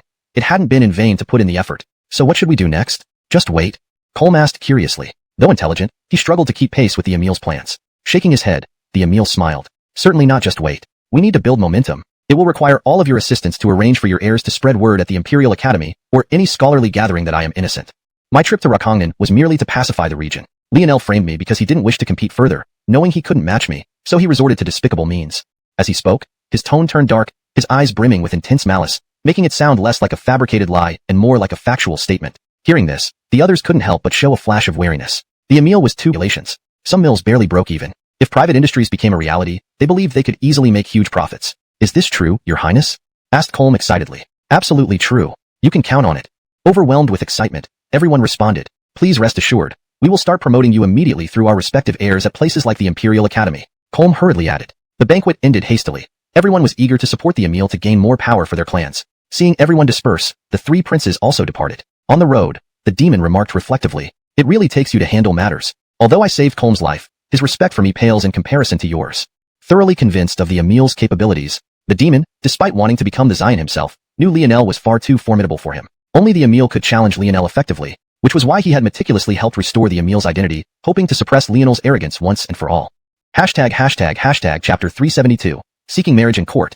"Zaire is jesting. If not for your help, I would likely have no hope of turning my situation around," said the Emil as he patted the demon's shoulder with a smile. "We'll work together to bring Lionel down, and then each use our abilities to vie for the throne." The demon was taken aback. By now, he had little ambition left for the crown prince position. He knew very well that his intelligence and leadership skills were far inferior to those of Lionel or the Emil. Even if they managed to dethrone Lionel, it wouldn't be his turn to be crown prince. But unexpectedly, the Emil had given him an opportunity. After toppling Lionel, they could compete fairly for the throne. A spark of ambition flickered in the demon's heart once more. Looking at his two brothers with excitement, he declared, "No matter which one of us becomes emperor in the future, we must never harm the other two brothers. Whoever breaks this vow will be punished by heaven and earth." His expression was solemn, and the two younger brothers nodded gravely in agreement. Despite the Emil's calculating nature, he was deeply moved by Zaire's offer of help during his time of crisis. If he successfully reclaimed his prince status, the Emil was confident he had a 50% chance of bringing Lionel down and becoming crown prince himself. At that point, he certainly wouldn't neglect these two elder brothers. After forming their alliance, the three of them went to the Isaac's residence for a drink. Unbeknownst to them, rumors about the Emil were spreading rapidly throughout the Imperial Academy. "Did you hear? The Emil never actually betrayed to Elmo. Lionel only used that as a pretext to frame him." "That can't be true. Even the Elmo royal family has acknowledged that the Emil sought refuge in their country and offered to help them invade Rakongnan. How could Lionel possess his concern?" Lionel shook his head. "Don't worry, Gwen will never agree. Because tomorrow, I'm going to propose to her in court." Harry's face contorted with bewilderment. The Xiuxian seemed oddly confident. Would Gwen willingly marry the Xiuxian? She was once a princess and now the high priestess of the witch god sect. Would she consent to becoming a concubine? However, seeing Lionel's confident demeanor, he decided not to dampen his spirits. "We'll see how things go. If Gwen agrees to marry your highness, that would be ideal." The next morning, Lionel arrived early at the imperial court. The nobles and even the two princes who attended the court session exuded confidence, showing no signs of demoralization from yesterday's impeachment drama. Especially David. Despite having surrendered all his ironworks to the court, David still appeared eager and even eyed Lionel with a challenging gaze. Feeling perplexed, Lionel merely shrugged and waited for Joaquin to appear. A few moments later, Joaquin walked out from behind the screen with a pleasant smile on his face, glancing at Lionel and Rex. Yesterday, Rex had informed him of the proposed marriage between Lionel and Gwen. To Joaquin, this union brought nothing but joy. Not only did it mean gaining a noble and highly educated daughter-in-law, but Gwen's beauty was unparalleled. Though she was from a fallen kingdom, she was more than worthy of marrying his son. He fully supported this marriage, demonstrated to the great families that his relationship with Lionel was far too deep to be undermined by them. Your Majesty, both my daughter and I feel it is an immense honor to marry into the Xian's family. There is no reason for us to decline. Upon hearing Lord Elmo say this, Nigel turned pale with rage, nearly fainting. Yesterday, Lord Elmo had promised to give him a reply within 3 days. Yet today he was already marrying his daughter off to the Xian. It was a blatant slap in the face. Nigel had confidently assured numerous officials from the great families that he could secure Gwen's marriage to the Emil. Now, Lord Elmo's actions placed him in an indefensible position. Everyone looked at Nigel with suspicion and anger, clearly thinking he had exaggerated his capabilities. This enraged everyone, but their primary concern now was stopping the marriage between Lionel and Gwen. Colm thought quickly and stepped forward. Your Majesty, I strongly disagree with this marriage. With an angry expression, Colm continued, though Lord Elmo's daughter is talented and beautiful, her status is unworthy of the Xian. How can His Highness marry the daughter of a captive? Fagin's eyes brightened upon hearing this. Yes, they could use the pretext of improper etiquette to block the marriage. Our great Rockawang has stood for 500 years without a Xian marrying the daughter of a criminal. Does your Majesty wish to set a precedent? Imagine the mockery we will face from neighboring countries. Please consider the state's reputation, Your Highness. Do not dishonor our country by marrying Gwen. If you must take a concubine, there are many suitable girls among the minister's families. Why insist on the princess of a defeated nation? The room buzzed with similar objections, which angered Lord Elmo. His face turned green with fury. How absurd. When two hearts unite as one, why should you interfere? Even the Xian agrees to this match. What business is it of yours? He couldn't bear their belittlement of his daughter. Rockesoning to them, it seemed as if Gwen would never find another match besides the Emil. Lord Elmo's words sparked immediate rebuttals from the officials. What right does a prisoner have to speak here? What contributions have you made to our great Rockawang? We are the loyal servants of the court. You're merely a surrendered lord. As Lord Elmo, living luxuriously off taxes from commoners, isn't it enough for you? How dare you scheme to marry your daughter into royalty? I even suspect ulterior motives. Do you plan to regain Elmo territory once the Xian ascends the throne through your daughter's influence? Lord Elmo, lacking a solid base of support, was soon overwhelmed. Lionel's faction remained silent, uncertain of Zoltan's stance. After all, Amoris's daughter was the Xian's. What if Zoltan disagreed? To everyone's surprise, Zoltan stepped forward. Many nodded in agreement. You're right. It wouldn't look good to take a concubine so soon. Better wait a year or two. The Xian and Gwen are young. No rush. Consider the Xian's reputation. Best not to take a concubine for now. Hearing this, Horatio hesitated. He hadn't considered public opinion. Looking at Lord Elmo, who appeared resigned, Horatio finally nodded. My lords raise valid points. For now, the Xian should not take a concubine. Hashtag chapter 374. The panicked aristocratic families. Upon hearing Horatio's decision, Rex couldn't help but feel a pang of sorrow. He had thought his daughter's happiness was just around the corner, only to have it ruined by these sticklers for ancient etiquette. Lionel could only shrug helplessly. Truthfully, he wasn't too concerned with the common folks' opinions. After all, their desires were simple. So long as they were fed and clothed, they would call him a good emperor. They wouldn't care how many wives he had. But since Horatio had spoken, he felt it would be unwise to persist. He could always propose again once the steam engine was developed, boosting productivity and providing him with more leverage. The demon wore a smug smile, even giving Lionel a somewhat taunting look. Lionel ignored him. It was merely the petty satisfaction of a small-minded man. Their bond might be stronger than we imagined, said the demon, furrowing his brow with a hint of worry. A flash of anger crossed Nigel's face. It seems he only played along yesterday. Rex never intended to marry his daughter to the Emil. Colm frowned. We should inform the Emil about this. His schemes may offer us a way out. After some deliberation, they decided to have the Emil handle the matter. Once everyone left, Nigel felt increasingly aggrieved. He walked straight to the Elmo residence. Rex, you're being dishonest. At the entrance of the Elmo residence, Nigel glared coldly at the smiling Rex. Rex shrugged helplessly. What do you mean, Preston? What have I done wrong? Rex feigned innocence. Nigel snorted in response. Yesterday, didn't you agree to give me a clear answer within 3 days? Why did you suddenly betroth your daughter to the Xian instead? Do you still consider me important? Nigel seethed with rage. Preston must have misunderstood. Yesterday, I didn't promise to marry my daughter to the Emil. I only said I would try to gain her consent. Now, as you can see, my daughter has no interest in the Emil but is enamored with the Xian. Of course, I must respect her wishes, Rex explained calmly. He knew he owed his stability and safety in Rockawang's capital city to Lionel. He hadn't forgotten the first banquet where the aristocrats wanted him dead. Without Lionel's timely assistance, a condition when they surrendered Elmo, demanding Lionel take her as his wife. What can we do now? Delaying the wedding could give the aristocrats more opportunities to interfere. She voiced her concerns worriedly. Rex shook his head. Even if you don't trust me, surely you trust your beloved? Lionel's abilities are evident. Since he promised to marry you, he will overcome all opposition and ensure nothing goes awry. Rex reassured her confidently. Hashtag chapter 375. The Emil's true strategy. At this moment, in Colm's residence, the powerful families and clans had gathered together. Nigel arrived fashionably late, her face showing some discomfort. Seeing Nigel's embarrassed expression, the demon couldn't help but mock her. Yesterday, Minister Casimir was still confidently telling us that everything was settled. With his silver tongue, he assured us it would be easy to persuade the Elmo family. But who would have thought they'd do something so embarrassing today? Hearing the demon's ridicule, Nigel dared not argue back. Forget it. The matter has already happened. Continuing to quarrel won't solve anything, the Emil generously waved a hand. This gesture earned Nigel a flicker of goodwill. She had disrupted the Emil's plans, yet he still protected her. Following such a prince promised a bright future. Nigel bowed respectfully toward the Emil. Natural fluency. Just as Colm spoke, he suddenly understood the Emil's intention. His face lit up with admiration. So, Xuanhuan and Gwen ending up together actually proves the authenticity of the rumor. Why didn't I think of this sooner?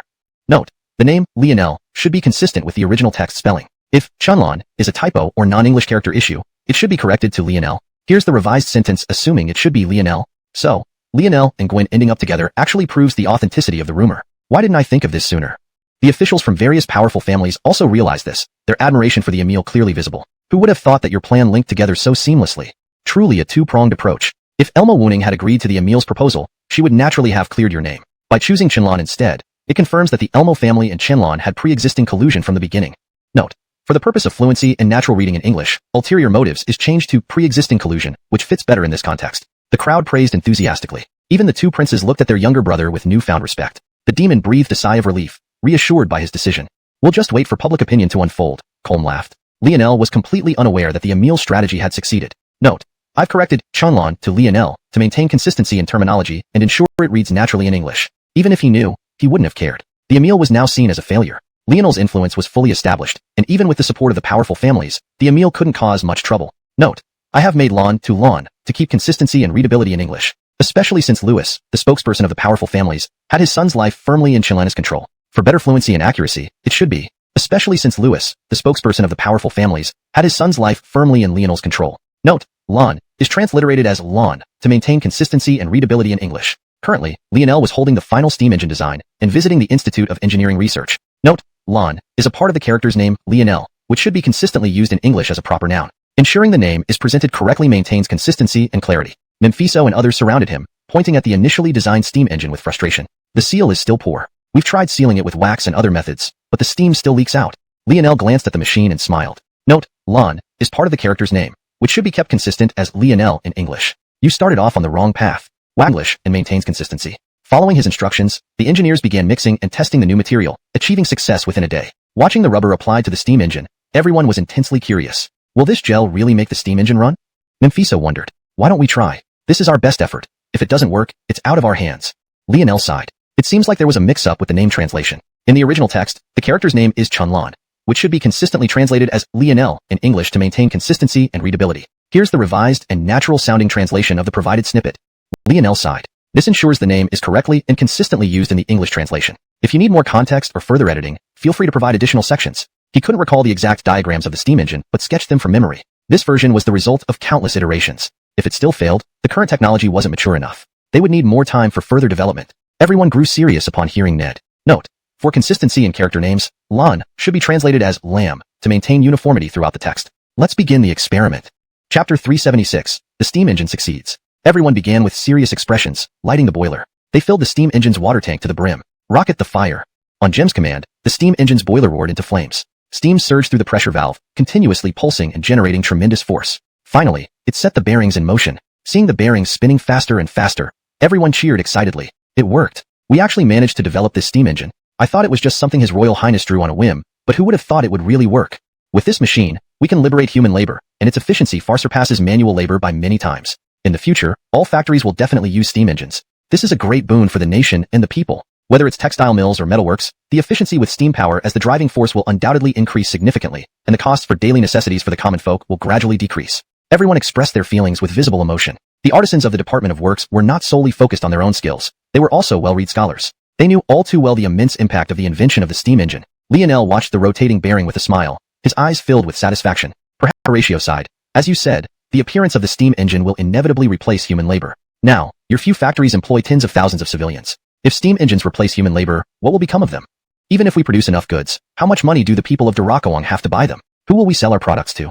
Horatio was deeply concerned. Hearing this, Lionel suddenly realized his father's worries. It was essentially about the fear that the advent of the steam engine could displace workers, turning previously employed peasants into unemployed vagrants, leading to social unrest, people becoming displaced and possibly organizing protests. Lionel also frowned. He hadn't thought this through. In his past life, when the steam engine appeared during the Industrial Revolution, urban economies were already highly developed, especially after enclosure movements forced farmers into cities, swelling the urban population. This allowed the economy to thrive even more. But now, in Durakoang, most of the population was still peasants. City dwellers were either merchants, officials, or aristocrats. Even many wealthy individuals built villas outside the city rather than living inside. The problem of where to sell the products isn't difficult. We've already opened sea routes. Even if we produce more goods, we can sell them to other overseas nations. The formulae and research for the steam engine are in the hands of the Department of Works. How do we sabotage them? He said dejectedly. The representatives of various powerful families looked at Colm questioningly. Have you forgotten, Sir Tian? Don't we still have Fergus Raku? Chapter 377. Go invite the Emil quickly. The Emil? David was momentarily stunned by this statement. The Emil, no matter how brilliant his strategies, had nothing to do with the invention and application of the steam engine, which were solely in Lionel's hands. Given their almost irreconcilable relationship, what could the Emil possibly do? Seeing David's puzzled look, the expressions of the various aristocratic families gradually turned sour. Has Master Tian forgotten? It was you who said that the Emil has many informants in the Directorate of Construction, so we all decided to support the Emil in restoring his status. Since the Emil has already planted insiders, surely it wouldn't be too difficult for him to obtain the steam engine's blueprints? Our only hope as aristocratic families lies on his shoulders. That's right. Only the Emil can help us complete this task successfully. People spoke up one after another. Only then did David realize what was happening. Indeed, he had once misled them, telling them the Emil had planted several people within the Directorate of Construction, leading everyone to unite and support the Emil in restoring his identity. But those words were survived this long due to commerce and industry. While the commercial sector is still manageable, if workshops adopt steam power, we will never stand a chance against Lionel again. Before the Emil could respond, the crowd pelted him with rapid-fire questions. Cold sweat broke out on David's palms. He feared the Emil might slip up and incite the wrath of the nobility. Unexpectedly, the Emil remained calm, shrugging at everyone. To be honest, I don't have any way to steal the blueprints from the Directorate of Construction. Hearing this defeatist response from the Emil, the aristocrats were enraged. They glared fiercely at the Emil and David. What do you mean? With your informants in the Directorate, obtaining the blueprints should be a mere trifle. Why are you unwilling to do it? Or are you and David deceiving us aristocrats? I suspected David has secretly allied with the demon. Rockically, the demon asked David to deceive us into supporting the Emil. They angrily accused him. David inwardly lamented his plight, looking at the slouched Emil.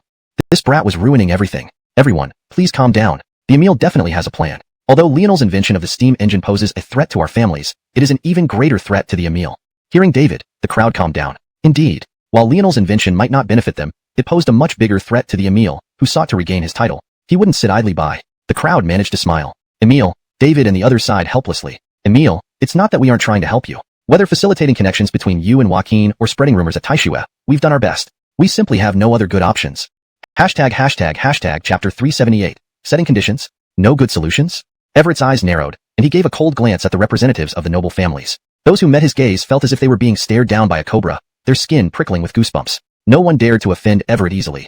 Everyone knew he was a true scoundrel who could unleash a frenzied retaliation if crossed even slightly. Unfortunately, no one could come up with a feasible solution to restore his princely status. Your Highness, why don't you first help us obtain the steam engine blueprints? Once we have the steam engine, we won't have to worry about Lionel squeezing us out in the textile industry. Moreover, with the surge in textile production and maritime trade, the wealth of our noble families can double. Nigel pleaded earnestly. After accumulating immense wealth, it will be easy not only to restore your princely status, but also to request Armand to remove Lionel from the position of crown prince and install you instead. Hearing this, Everett feigned helplessness. Forget it. In about 3 days, Scott will arrive in the capital. By then, I'll need everyone's assistance. I want each of you to prepare a textile workshop for me and the other 2 princes. Everyone knows that after the steam engine appears, textile efficiency will skyrocket, offering a lucrative business opportunity. So, we plan to get involved too. The other 2 princes looked excited and grateful. They never expected Everett to think of them at such a critical moment. This brotherly bond would not be forgotten. Colm was taken aback, but soon realized that this demand wasn't unreasonable. Giving up a single textile workshop meant nothing to the noble families. That's simple. We will collectively provide 3 textile workshops to you,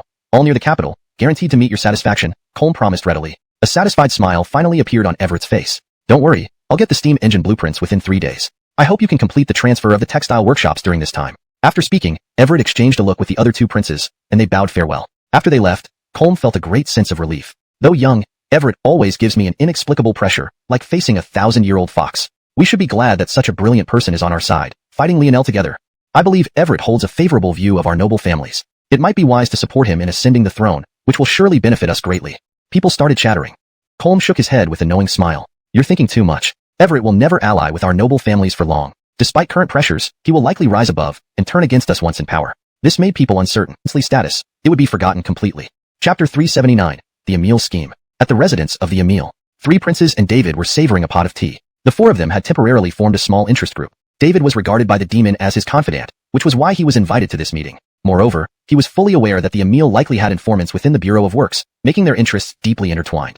Do you have any plans, Your Highness? Are you really going to steal the blueprints of the steam engine from the Bureau of Works? I heard they've classified the blueprints as top-secret documents and are guarded by multiple layers of the brocade uniform guard, David asked with some worry. The Emil put down his teacup and chuckled, nodding in agreement. The blueprints must be obtained, but not now. We'll wait until Lionel integrates the steam engine with the loom, ensuring that textile efficiency increases tenfold. Only then will we make our move. Otherwise, stealing just the blueprints without practical use and not achieving the desired effect would be a waste of effort. David nodded in deep agreement. Your Highness is right. Although Lionel has been touting the high efficiency of the steam locomotive, no one has ever seen it in person. Let's wait for Lionel's experiment to complete before taking action, he added. After a discussion, they decided not to act on the steam engine blueprints for now. Meanwhile, the Second and Isaacs were still reveling in the unexpected acquisition of a textile workshop. Seeing their delighted expressions, the Emil couldn't help but shake his head. It's just a workshop. Is there any reason for you to be so happy? He laughed. If we get the steam engine in the future and the textile efficiency increases tenfold, this single workshop will be equivalent to 10. Why wouldn't we be happy? This time, we really have to thank you, Brother Six. If not for your help, how could we have ended up with 2 workshops out of nowhere? They excitedly replied in unison. The Emil shook his head, smiling. The reason I asked those powerful families for 3 textile workshops was to stabilize them and show them my determination to obtain the steam engine blueprints. Despite his words, the other 2 princes were extremely grateful to the Emil. They had resolved that even if they pulled Lionel from the position of Xian, they would do everything to support the Emil's ascension to the role, never competing with him. After much deliberation, they ultimately decided that David, in his capacity as Minister of Works, would inspect the progress of the steam engine development the next day, to see if it truly worked as rumored, whether it could indeed power a rotating bearing. The next morning, David arrived early at the Ministry of Works and, accompanied by a retinue of officials, headed to the Bureau of Works in grand procession. Jem saw David's arrival but gave him no warm welcome. Just days ago, David had impeached him in court. Had it not been for the Xian's support, Jem might have all sorts of advanced equipment. David, who had never seen such a scene, gazed around curiously. This is the first steam engine we've developed. Xuanhuan stopped at a black metallic structure and explained. A glint of eagerness flickered in David's eyes. Although unsure if the steam engine could bring a tenfold increase in efficiency, possessing this machine would make the noble families treat him with respect. However, he managed to hide his desire well. When Xuanhuan gave the signal to ignite, the machine emitted roaring sounds, and the bearings began turning rapidly. David noticed heavy metal ingots, weighing thousands of pounds, moving effortlessly, showcasing the steam engine's incredible power. He was now convinced that the steam engine could indeed boost workshop efficiency. Since the steam engine has been successfully developed, when will it be integrated with the looms? He asked eagerly. Xuanhuan, reading his thoughts, answered with a sneer. It should be ready in 3 days, but His Highness the Xian said it will only be used in his royal textile factory, and only 3 machines will be placed. You can forget about it. In translating this chapter, I aim to maintain the original narrative style and structure while ensuring natural English phrasing and coherence with the previous story elements. ####Chapter 380. They actually caught someone. Colm's face turned deathly pale. He hadn't expected Memphis to refuse so firmly. Can you represent His Highness, the Xian? The steam engine, development memorials were moved to the Xian's residence for him to handle. Upon seeing Memphis, Lionel looked slightly surprised. Has the steam-powered loom been successfully developed? Memphis shook his head with a smile. Although the Xian has given us the blueprint, it's not that easy to build. I've come to inform you that Colm suddenly visited our research institute this morning, demanding to see the steam engine. That old man truly knows no shame, proposing we release the steam engine blueprints. I refused him outright. I fear he might secretly sabotage our progress. A hint of malice flashed in Lionel's eyes. While he had always despised Colm, he hadn't planned any action against him. But if Colm tried to sabotage the steam engine project, he wouldn't mind destroying another prominent family in the capital. I'll have the Jinui guard the lab area, ensuring they won't succeed easily. These scoundrels only care about their own interests. If steam engine spread unchecked, it could collapse the entire economy of Derakawang. Many citizens would lose their livelihoods. Lionel angrily responded. He decided then and there that if Colm used illegal means to steal steam engine secrets, he wouldn't hold back. Immediately, he ordered Kieran to send Jinui guards to fortify the laboratory. No one was allowed near it. Night fell. Kieran personally led the guards around the lab, not daring to take the assignment lightly. However, he doubted the noble families would be so bold as to directly attempt to steal the steam engine blueprints. While guarding the lab aimlessly, Kieran coldly snorted and kicked him down. Know this dog, I serve the Xian. Trying to steal from the temple's oil, you're asking for death. Hearing this, the intruder's face turned white as a sheet. Spare me, grandfather. I was merely following orders. Please spare my life, and I'll confess everything. Kneeling and pleading, the intruder frantically begged for mercy. Sparing you isn't up to me. Confess to the Jinui prison instead. Take him away. A guard immediately broke the intruder's arms and shackled him with iron chains, dragging him off to the Jinui dungeon. The intruder was utterly terrified. The name, Jinui, struck fear into everyone in the capital. Entering their prison meant losing half your life. Their cruel tortures were enough to make anyone tremble in fear. The intruder watched Kieran in terror, beads of sweat clearly visible on his face. Chapter 381. Not the mastermind. Brother, let's negotiate. How much do you want? I'll pay whatever I can. Just spare my life, and I promise never to steal any more information about the steam engine from the laboratory. The man in black pleaded bitterly. However, Kieran and his men were meticulously trained by Lionel and wouldn't be bought off so easily. Don't try to fool around with me. Do you think I won't chop off your head right now? Kieran sneered coldly. Daring not to say more, the man in black tightly shut his mouth as he was taken to the dungeon by the Imperial guards. Now, tell me, who sent you? In the dungeon, Kieran looked at the man in black, his eyes cold. The man in black forced a fawning smile. Your Excellency, it was Colm who sent me. He is the mastermind. After today's visit to the laboratory, He instructed me to steal the secrets of the steam engine and promised me a large sum of money. The man in black recounted everything he knew without reservation, seeming highly cooperative. Even Kieran didn't expect the interrogation to go so smoothly. After filling out the confession, he made the man in black sign it. The next morning, he presented it to Lionel for review. Lionel glanced at the confession and smiled before tearing it to pieces. It's clear this confession is fake. He's definitely not someone sent by Colm. Kieran was puzzled. Your Highness, when we captured this man in black, he immediately offered money to save his life, showing how much he values it. How could he give a false confession? Kieran asked. Colm isn't a fool. After displaying intense interest in the steam engine today, would he really send someone to steal secrets the same night? Does he have a problem? Lionel chuckled. Let's go. I'll join you in the dungeon to see this mysterious man in black. I don't believe we can't get him to talk. Lionel kicked him to the ground. I hope I don't have to ask again. Lionel's expression was stern. Seeing Lionel's attitude, the man in black's face grew even paler. He hadn't expected such a young man to be so relentless. What I said is the absolute truth. Even if you kill me, it won't change that. The man in black sounded almost angry. Lionel chuckled, then unsheathed his sword from his waist and swiftly cut off the man's arm. The speed was so fast the man didn't even feel the pain. Only after seeing his arm on the ground did he cry out in agony, rolling around clutching his wound. You have 15 minutes. If you don't give me a satisfactory answer in that time, you will die from blood loss. Lionel wiped the blood off his sword on the man's clothes, found a chair, and sat down quietly in the dungeon, watching the man in black writhing on the floor. Apart from the cries of pain, there was silence in the dungeon. After some time, seeing no intention of receiving medical help from Lionel, the man in black's face turned whiter, and he lost strength. He knew if he didn't confess soon, he might indeed die in the dungeon. I'll tell you, everything was orchestrated by Nigel. I am his covertly trained loyal servant, specialized in these clandestine activities. The man in black said helplessly. He stopped screaming. Hearing this, Kieran nearly popped his eyes out. Nigel was behind this. Do you have proof of your identity? Lionel didn't believe him easily, frowning as he questioned. My right little toe is broken. This is a mark of Casimir family torn apart piece by piece, worse than death. The man in black fell to his knees, disregarding the agony of his broken arm. Lionel shook his head with a smile. Dying is easy for you, but we want your death to be meaningful. Barkley walked over and inserted a few needles into the man's severed arm, instantly stopping the bleeding. A look of despair appeared on the man's face as he prepared to bite his tongue to commit suicide. Unexpectedly, Kieran had anticipated this and stepped forward, dislocating his jaw. Let his jaw hang loose like that. Feeding him liquid food should suffice. Lionel finished speaking and then turned to leave. He entered the palace to meet Isaiah Horatio. At this moment, inside the Imperial Study Hall. After listening to Lionel's report, Horatio's expression was grim. This Nigel is truly outrageous. To dare scheme against the steam engine blueprints, this insolence knows no bounds. Upon receiving the news, Horatio was seething with rage. He understood all too well how the widespread use of steam engines would greatly impact society. It infuriated him that these noble families cared more about their own interests than the welfare of common people. Issue my decree immediately, arrest Nigel and interrogate him harshly. I don't believe he won't confess. Receiving Horatio's order, Lionel smiled. Don't worry, father. However, they soon heard the hooves stop at their mansion's entrance. Nigel's face darkened. They were here for him. The plan must have been exposed. Sir, run quickly. I'll hold them off to buy you time. The steward, loyal after decades of service, offered his life for Nigel's escape. Despite internal panic, Nigel remained calm outwardly. Where could I run to? Out to sea like Ralphie? The pirate Apsel is still out there, making seas unsafe. Open the gate and let them in. If they have any demands, we will comply, Nigel said calmly. The steward froze, pleading. Think carefully, sir. These people clearly came for you.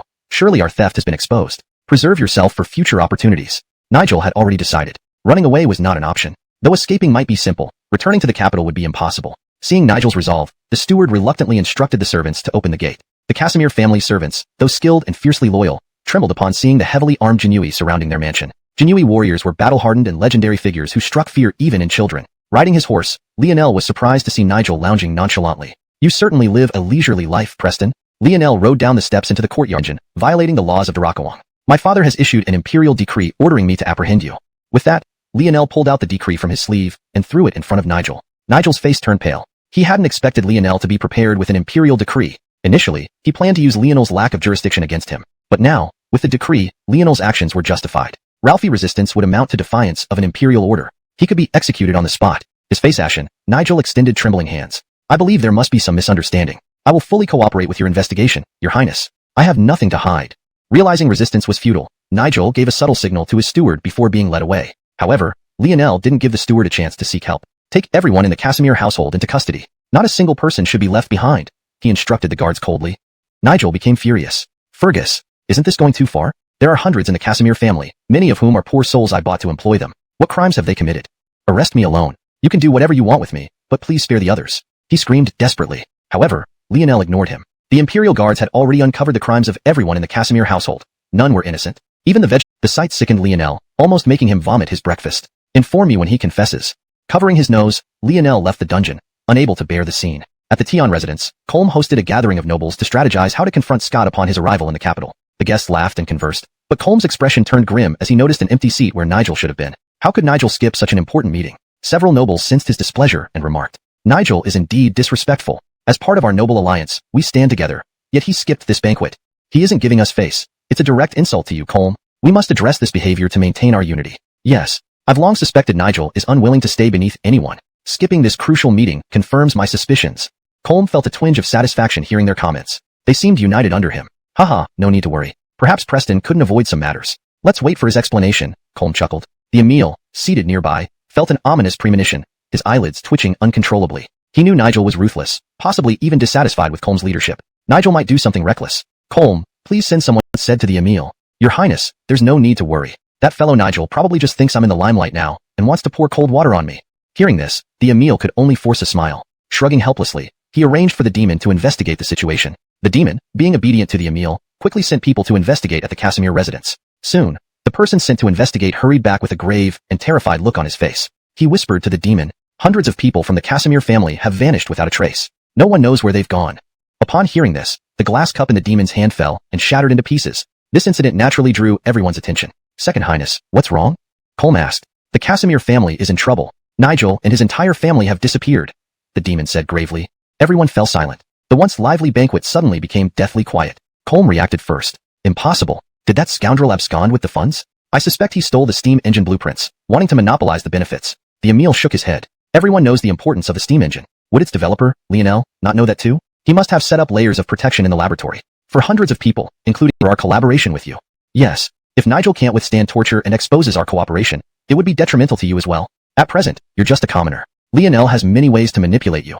Suppressing his anger, the Emil realized the truth. Now bound with the noble families, failing to rescue Nigel could place him in an irreversible predicament. After deep thought, the Emil opened his eyes. It seemed he had a plan. Everyone looked at the Emil expectantly, waiting for his wisdom. "Do you think we can stealthily storm the Genie Way dungeon and rescue someone without anyone noticing?" he asked instead of giving a direct answer. They exchanged glances. "That's impossible. The Genie Way personnel are specially trained and battle-hardened. Their combat skills are formidable. Silently rescuing Nigel is almost unimaginable. Since we have no solution, we turn to you, Sixth Highness. Your intelligence is unmatched. Surely, you have a plan." The Emil shook his head again. "In fact, I also can't silently rescue Nigel from the Genie Way dungeon." Disappointment and resentment surged among them. Why risk opposing the court to help the Emil regain his status if he wouldn't help? But the next words from the Emil ignited hope once more. "While we can't rescue him silently, we can eliminate him quietly. A dead man never out." But the Emil rejected every one of them. "No. You bribed your way out last time to rescue Ralphie from the dungeon. Now Lionel must have heightened his defenses. How could he fall into the same trap again? Barring killing Nigel, I can't think of any other viable solution. If you trust me, follow my plan." The Emil closed his eyes, indifferent to the world around him. The aristocrats hesitated for a long time before finally gritting their teeth and nodding in agreement. "Nigel betrayed us by stealing the steam engine plans, so he was at fault first. There's nothing wrong with eliminating him. Consider it his price to pay. He acted behind our backs on such shady business. Who knows if he harbored ill intentions towards us?" "That's right. Nigel isn't a significant figure among us, so eliminating him isn't a big deal. I believe even the Grand Tutor would support this action." The discussions turned into justifications. The Emil's disdain became more evident. These aristocrats were truly laughable. Despite their ultimate hypocrisy, they always draped themselves in pretense before taking action. Just as the Emil thought he had these people under control, Tian Mansion's steward suddenly rushed in, his face pale and hurried, disregarding any formality. Colm erupted in anger. He was already furious because the Emil made him lose face in front of the aristocrats. Now this steward lost decorum in front of everyone. "Under your leadership, the aristocracy will soon be ruined." Colm bristled inwardly. How could he blame this on me? During Louis's absence, the aristocracy suffered continuous losses under Lionel's pressure. Especially after Lionel introduced high-temperature steelmaking, the aristocracy's steel trade plummeted. Had he not struggled to maintain the situation, they would have collapsed long ago. This is easy for him to say. "Grand Tutor, how can you say that? Without my intervention, our clans might have faced worse fates. At this critical moment for the aristocracy, you hid due to personal matters. Could evasion really help us win against Lionel?" Everyone was stunned by Colm's bold words. Knowing Colm's tendency to get carried away, they never expected him to mock the leader of the aristocracy openly. Offending the emperor was one thing, but offending Louis might see the Tian family expelled from the aristocracy. All watched nervously, fearing Louis's wrath. Even Colm regretted his words slightly, understanding fully how formidable Louis truly was. It would be easy for him to crush him like an ant. ##### Chapter 386. This seat is yours. What's done is done. Even though Colm regretted his words, he could not grovel in front of everyone. He forced himself to remain calm, held his head high, who were unaccustomed to seeing Louis concede. "Although I also hope that June Ralph will return safely, we must be prepared for the worst." Louis sighed profoundly, his eyes filled with melancholy. Everyone remained silent. Ralph, as I grow older, I no longer have the time to groom a successor. If Minister Tian is willing to take this burden off my shoulders, I would be very pleased. He said this with a smile. Only now did they realize that besides grieving over his son, Louis had been contemplating appointing a new spokesperson for the aristocratic families. Such selflessness would be hard for anyone else to match. After all, the Xu family had held this position for over 1,000 years. Handing it over to another clan would undoubtedly harm the Xu family's interests. Colm was utterly shocked. He knelt down, kowtowing. Your Excellency, what are you saying? June Ralph will definitely return safe and sound and continue to lead us toward prosperity. How can someone like me deserve such favor? Though Louis was genuinely praising him, the responsibility was too heavy for Colm to bear. Louis shook his head good-naturedly. If I am not worried, why should you be? Rest assured, I still have plenty of years left, and I'll make sure to support you until you're ready. Realizing that further refusal might seem ungrateful, Colm responded solemnly. I will not disappoint you. Louis then turned to the three princes. Even the astute Emile felt a hint of apprehension before Louis. The Emile's plan is indeed feasible, only deadening on me. But if I lower myself before him, I believe he will agree to release Nigel. Louis looked tragic, evoking tears of gratitude from those around him. No one expected Louis to humble himself so greatly for Nigel. What merits does Nigel have to deserve such humiliation from Your Excellency? Shouldn't we consider our dignity? Your Excellency represents us and maintains our dignity. As a senior statesman spanning 3 dynasties, how can you stoop to such actions? Please reconsider another approach, Your Excellency. But Louis was determined. Gentlemen, as the saying goes, if not me, who? Locking myself away due to my son's misfortune and neglecting the overall interests of the aristocratic families has been my punishment. He looked up dramatically at the ceiling, appearing genuinely troubled. His resolve deeply moved everyone. Chapter 387. The Old Fox Negotiates. Louis was about to continue his act. Of course, the Emile would not expose his true identity. If Louis could indeed get Nigel out of the Jinui prison, it would be a boon for him as well. Seeing this man's excited expression, almost as if he were ready to pour out his heart and soul, a smug smile crept across Louis's face. While it was true that Louis intended to pass on the position of the next leading figure of the great clans to Colm, Colm must remain firmly under their Xu family's control. He would never allow the Xu family to lose its top position among the great clans. Since all of you trust me so much, this old man will go to the Xian's residence now and demand Nigel's Do you have any news about my son? Mentioning Ralph D., Louis's eyes sparkled, clearly not believing his son could be dead. Lionel sighed. You should know that in the vast sea, even the largest fleets are like ants. Finding your son is extremely difficult, but I believe he has not fallen into pirate hands.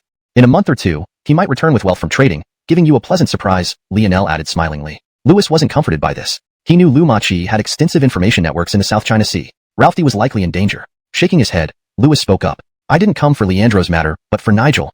Lionel, already expecting this, feigned surprise. Nigel? How did you know he was arrested? This fellow arranged for someone to infiltrate our laboratory and steal secrets. He confessed a lot under my interrogation. Lionel continued calmly, pretending to be clueless despite knowing why Louis came. Hearing this, Louis felt alarmed. Nigel had flexible principles and no scruples. Breaking under torture was normal. What did he confess? Your Highness, frankly speaking, I'm here because of Nigel. Raising an eyebrow, Lionel asked curiously, just a base and unprincipled man.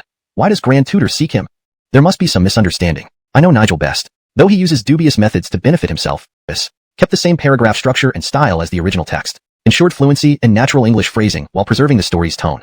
Hashtag Chapter 388. Negotiation and bargaining. Trying to achieve 2 goals with one effort was, of course, impossible. Although he had already extracted a lot of confidential information from Nigel, making him now utterly useless, there was no way he could simply hand this man over for nothing. Upon hearing Lionel's words, Louis did not appear embarrassed. Instead, his face lit up with excitement. If Lionel was willing to negotiate, that meant there was room for discussion. His Highness can put forward your terms, and our aristocratic families will do our best to accommodate them, Louis said with a smile. He knew very well that Lionel was the type who would never give anything without expecting something in return. Such people, though greedy, were straightforward to deal with. As long as his demands were met, Lionel would surely let the person go. So Louis felt confident enough to ask Lionel for his conditions. Problems that could be solved with money were not really problems at all. They had plenty of money. Seeing Louis's self-assured demeanor, Lionel also smiled. Now that Nigel was of no further use, using his life to obtain what he wanted seemed like a very good bargain indeed. It seems you understand my character very well, Grand Tutor. My demand.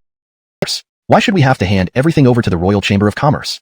Since the introduction of your improved textile machines and blast furnace steelmaking method, our production costs have skyrocketed, and we barely make any profit. If we give control to your Royal Chamber of Commerce, wouldn't we be stripped of the last bit of profit?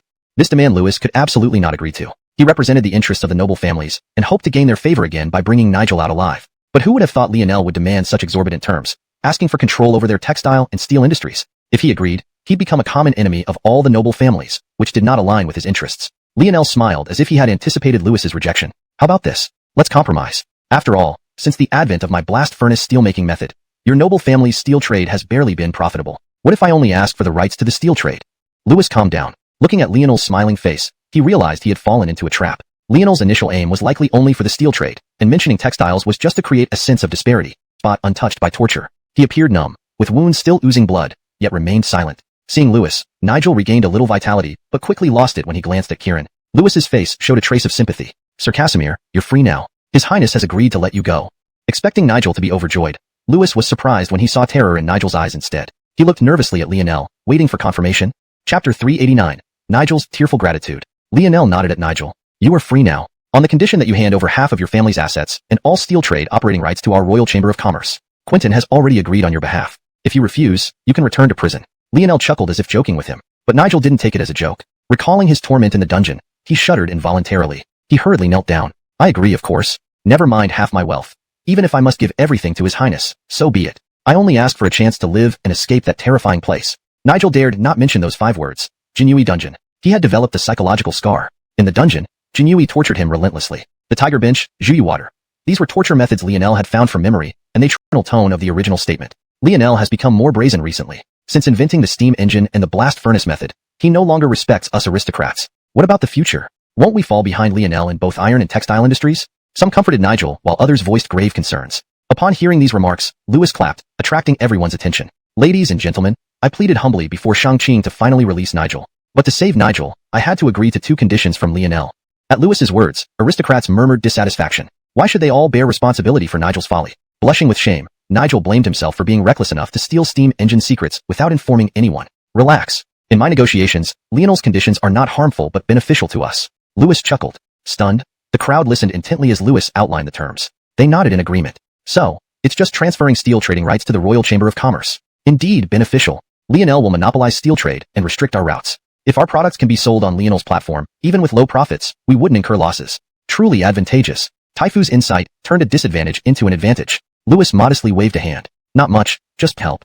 His tone was filled with deep uncertainty. It seemed that in front of Louis, he had lost his usual boldness. Seeing this scene, Louis felt extremely satisfied internally. Though Cole might be rash, he showed great respect for him. In the future, he could certainly become a puppet for their Sioux family. If not for your leadership stabilizing the situation among the aristocratic families, we would have been retreating under Lionel's pressure long ago. You have rendered great service, Louis said with some emotion. I hope everyone starts to gradually look up to Colm and listen to his opinions from now on. Hearing Louis's words, Colm's face lit up with joy, seemingly surprised by Louis's praise. But deep down, he knew very well that Louis was merely trying to stabilize him. After hesitating for a while, he finally spoke. I hear Scott is entering the capital tomorrow. Helping the Emil restore his status might still require his help. Should our aristocratic families take action? He asked directly in front of everyone. Many aristocrats' faces twisted in hesitation upon hearing this. Now that Louis had emerged again, they no longer needed the Emil's assistance. Helping the Emil regain his status was an arduous and unrewarding task. What if the Emil turned around and betrayed them? Colm was inwardly excited. He understood that given Louis's character, he, who used to be the general of Elmo State, vouches for the Emil's innocence, restoring his status will be quite simple. Various voices chimed in. Colm gnashed his teeth in frustration. His hard-earned relationship with the 3 princes might be taken away by Louis. Yet, there was nothing he could do at this moment. Louis's prestige was too powerful. Since it's settled, quickly bring the 3 princes here, let's discuss together. Louis chuckled warmly. Soon, the 3 princes arrived at the Sioux residence. Their hearts were filled with excitement. They thought Louis had control of the situation and the previous promises made by the aristocratic families would be nullified. But unexpectedly, Louis extended an olive branch to them. For them, it was a piece of incredible news. Sixth brother, when you meet Louis, don't act on impulse. Lower your stance, and he will definitely help you restore your princely status. The demon reminded in the carriage. The Emil shrugged nonchalantly. Louis is just dividing us and Colm. Don't think he genuinely wants to help me restore my status. The other 2 princes were speechless. To them, since Louis reached out to them, it showed his sincere intention. But they hadn't expected the Emil to say so. Wouldn't it be too much trouble for Louis if he wanted to drive a wedge between us and Colm? Besides, given his position among the aristocrats and well-considered move, Louis said with a smile, our great families will certainly cooperate fully. After all, Scott has only come to the capital for business. We can collectively concede some benefits to him. I believe he would not refuse our goodwill. That's right, he is merely a former general from a remote and insignificant country. He came to the capital solely for profit. There's no need for us to antagonize him. Several voices chimed in. The demon, noticing that the Emil remained silent, immediately cupped his hands toward Louis. Many thanks to Grand Tutor Sue, and everyone here for your assistance. If my brother can successfully regain his princely status, he will surely support you all greatly in the future. The demon expressed his gratitude with a tearful face. Beside him, the Isaac tugged at the Emil's sleeve, who then gave a perfunctory nod. Although Louis was puzzled by the Emil's attitude, he didn't dwell on it, thinking that capable people often have their quirks. Bring out the best wine and dishes. Today, I shall treat the 3 princes and all my esteemed friends lavishly. We shall not stop until we are thoroughly drunk. Louis said with a hearty laugh. We thank you in advance, Grand Tutor, the demon replied with a broad smile. During the banquet, everyone continually toasted the 3 princes, but unfortunately, none of them could hold their liquor very well. Soon they were all intact. Supporting the Emil's ascension was indeed too advantageous. Colm, upon hearing the Emil's offer, had bloodshot eyes. This was supposed to be his achievement. His resentment grew ever deeper. The Emil pounded the table. A gentleman's promise is as binding as a galloping horse. As learned men, you should understand this principle. If I become Isaiah of Great Rockawang in the future, I will honor my words. Louis wished for nothing more than to have the Emil sign an official document right then and there. But he knew that even if the Emil were drunk, he would never directly write down evidence, as it would put him completely under Louis's control. Louis filled his cup and drained it in one gulp. Your Highness, rest assured, I, Louis, along with the great families, will spare no effort, even risking our lives, to help you regain your princely status and become Xian. All the heads of the great families around him also nodded, indicating their willingness to stand by the Emil. A barely perceptible smile spread across the Emil's face. Then I must thank you all in advance. When I ascend the throne, I will not forget today's promise. After the banquet, the three princes were escorted by guards to their carriages, staggering inside. However, the moment they entered the carriage, all traces of intoxication vanished from their faces and connections to engage in commerce. He had acquired many local goods from Elmo, intending to sell them in the capital for a good price. He was prepared to visit Elmo Yuan and his daughter soon. They were his former masters, and it would be impolite not to pay them a visit. Based on your numbers, you need to pay 1 tael of silver, the city guards announced after counting the members of Scott's caravan. Upon receiving the fee, they allowed them into the city. Seeing the wide streets and bustling shops, everyone seemed like they had wandered into a grand garden for the first time, marveling at the sights. Just then, a voice suddenly called out to Scott. Chapter 392. Scott arrives in the capital. General Juan, it's been a while? Upon hearing this title, Scott was so startled that he nearly collapsed right there on the streets of the capital. Goodness! The title Grand General only referred to his rank in Elmo when he held office there. Now that Elmo had fallen and become part of the territory of Rockawang, how could anyone still dare call him by that title? Wasn't this just pushing him into the fire? Yet, this voice stirred a familiar sensation within him. Turning around, Scott saw none other than the person who had caused him both hatred and anger. Everett? No, shouldn't you now be just an ordinary commoner? I never thought we'd resist interacting with him. With the backing of wealthy families, Everett believed he could easily gain Scott's cooperation. The prince immediately arranged a banquet at his residence. By midday, Scott finally arrived, bringing a few pieces of jade from Rakongnan as gifts. Why such formality between us? Come on in. There's no need to bring anything, Everett laughed, though he instructed his servants to accept the gifts. Scott initially thought it would be a private gathering, but soon more princes and high-ranking officials from powerful clans joined them. He had thoroughly researched the major forces in the capital beforehand, wary of offending anyone unintentionally. The presence of these influential people filled him with confidence about his business prospects. He realized his decision to give Everett face had indeed been wise. How else could he mingle with such significant figures? Just as the banquet was about to begin, another eminent figure arrived, shocking Scott once again. Grand Tutor Su? Looking incredulously at the elderly man, he asked. Ha ha ha. So, you must be General Juan. I've heard tales of your great achievements as the Grand General in Elmo, leading countless battles with remarkable success. Louis said with a hearty laugh. Meeting you today, it's clear these tales aren't exaggerated. Scott hastily waved his hand. Despite his self-awareness, he knew that compared to Grand Tutor Su, even as a Grand General in Elmo, he was insignificant. Why would someone of such stature treat him with such respect? He cast a meaningful glance at Everett. This was likely a calculated move to introduce him to important figures. Pulled him from the capital. Seemingly sensing his hesitation, Louis added, Are you concerned about retaliation from the court? Rest assured, the power of our noble clans will protect you from any repercussions. If you help prove Everett's innocence, we'll ensure your safety. Chapter 393. Scott's choice. Scott hesitated. He certainly knew the identity of Louis, a man who spoke for one of the prominent aristocratic families. Louis held significant influence in the imperial court. Even though Lionel was the current crown prince, he dared not easily move against Louis, especially with the backing of such a powerful family. By simply nodding his agreement, Scott could gain the friendship of many influential families and conduct business in the capital smoothly, making a substantial profit. But then, Scott had just received news that the Elmo family seemed to be trying to arrange a marriage between Lionel and Gwen. If he were to testify for the Emil's innocence, it would likely upset the Elmo family. His heart was deeply conflicted. Everyone, you should know that although I am a defeated general, I have also received favors from Lord Elmo over the years. As far as I know, Lord Elmo seems to have a good relationship with Lionel. Scott finally decided to follow his conscience. He did not want this matter to make things difficult for the Elmo family. Hearing this, the Emil's face darkened immediately. Though he had arranged of everything and give you the best market prices, Louis's words shook Scott's resolve once more. After some hesitation, he nodded. The Emil is right. I'm just a businessman now. Business is business, and past kindness be damned. Scott raised his wine cup with a smile and toasted the Emil and Louis. Satisfied, the Emil relaxed, but his disdain for Scott became increasingly evident. They drank until dusk, discussing their strategy for the next day's court session before parting ways. The next morning, Amador and others arrived early at the court. When Lionel entered, everyone cast unfriendly glances at him, raising suspicions in his mind. Were his brothers planning something? Horatio had already warned them about causing trouble among siblings, but they didn't seem to have learned their lesson. A smirk appeared on Lionel's face. If they were foolish enough to provoke him, he wouldn't hesitate to act. As the bell and drum sounded, Isaiah Horatio walked out. Before he could speak, the second and Isaacs fell to their knees and started sobbing dramatically. Caught off guard, Horatio was momentarily startled before his expression turned furious. What are you doing? How dare you, as princes, behave so unceremoniously here in the court? Ignoring the emperor's anger, they explained tearfully, Father, we cry for our Daryl.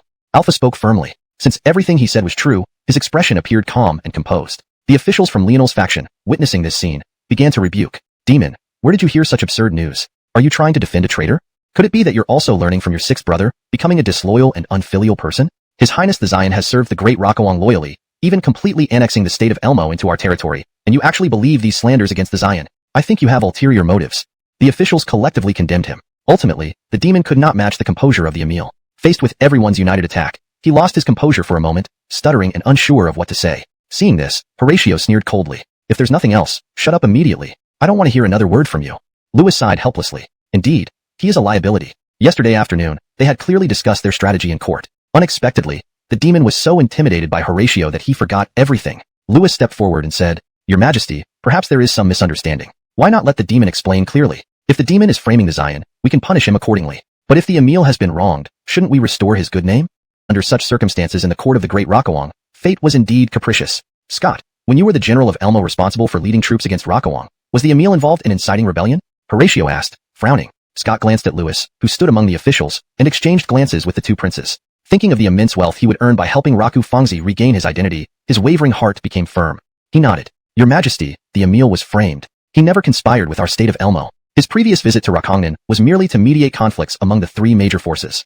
The hall fell into silence. Alpha was undoubtedly the most disappointed. Although Scott was once his subordinate, he had always considered him a friend. Who would have thought that Scott would betray him right here in court? Explain in detail.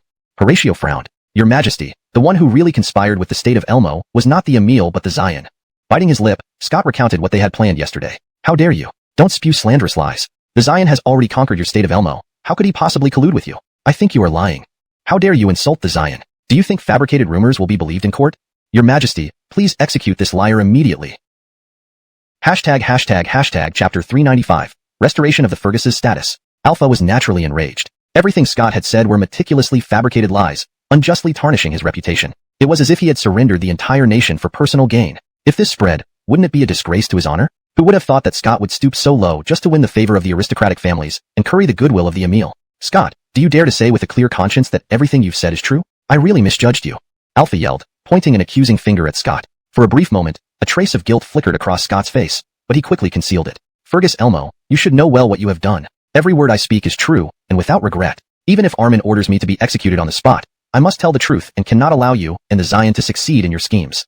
Scott's gaze grew firm as he stared down Alpha angrily, acting as if he were the one wronged. Horatio hesitated. Observing Scott, it seemed like he might indeed be telling the truth. Yet, he knew Lionel could never deceive him. Moreover, the restoration of the Emil's status was endorsed by the aristocratic families, which only raised more suspicions in his mind. He knew these people cared only for their own interests, disregarding the welfare of the great Rokuang. Louis, known for his composure, showed a hint of a smile. Although Horatio promised further investigation into the Emil's case, it was clear to everyone that this was merely providing a way out for Lionel and the Emil. Once the Emil's status was restored, the investigation would likely fade away. After all, the Emil remained the Isaiah's son, and some remnants of affection still lingered. Initially, Lionel's supporters intended to object, but noticing Lionel subtly shaking his head, they decided to hold back, glaring angrily at the triumphant officials from the aristocratic families. After the assembly adjourned, they gathered at the Xian's palace. Your Highness, Ralphion with eyes can see that Scott is a pawn planted by certain princes and the aristocratic families. Why didn't you refute him?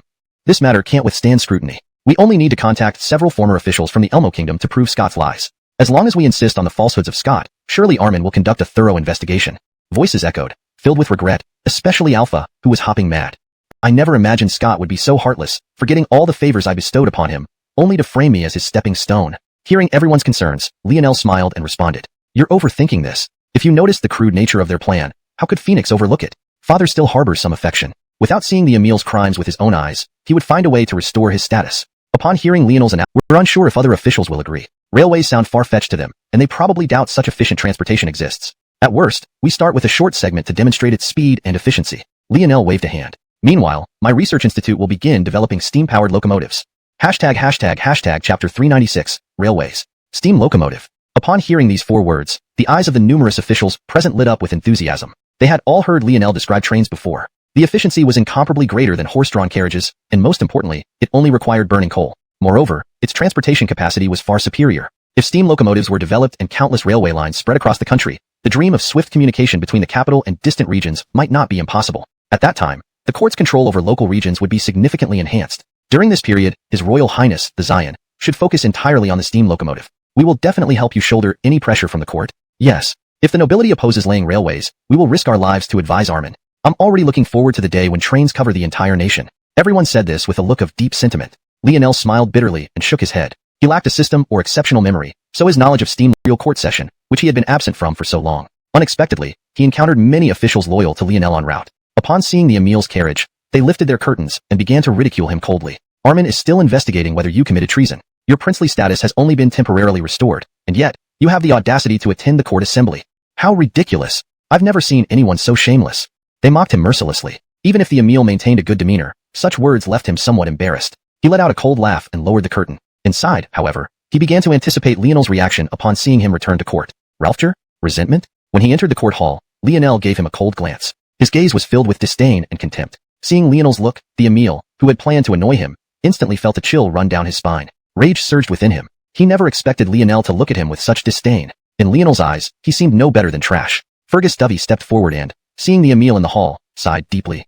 Daryl, although Armin cleared your name in court yesterday, this matter still requires thorough investigation. For now, you are only allowed to observe and may not express any opinions in court. Fergus Dovey knew well that Armin had defended the Emil to clear him, but since the Emil was his blood relative, he could not bear to see him demoted to a commoner. However, he did not wish for the Emil to return to court and oppose Lionel, escalating conflicts to the point of fratricide. Therefore, he forbade the Emil from discussing state affairs. The Emil felt aggrieved but understood that regaining his princely status was already an act of grace by Joaquin. I will abide by Father Isaiah's decree.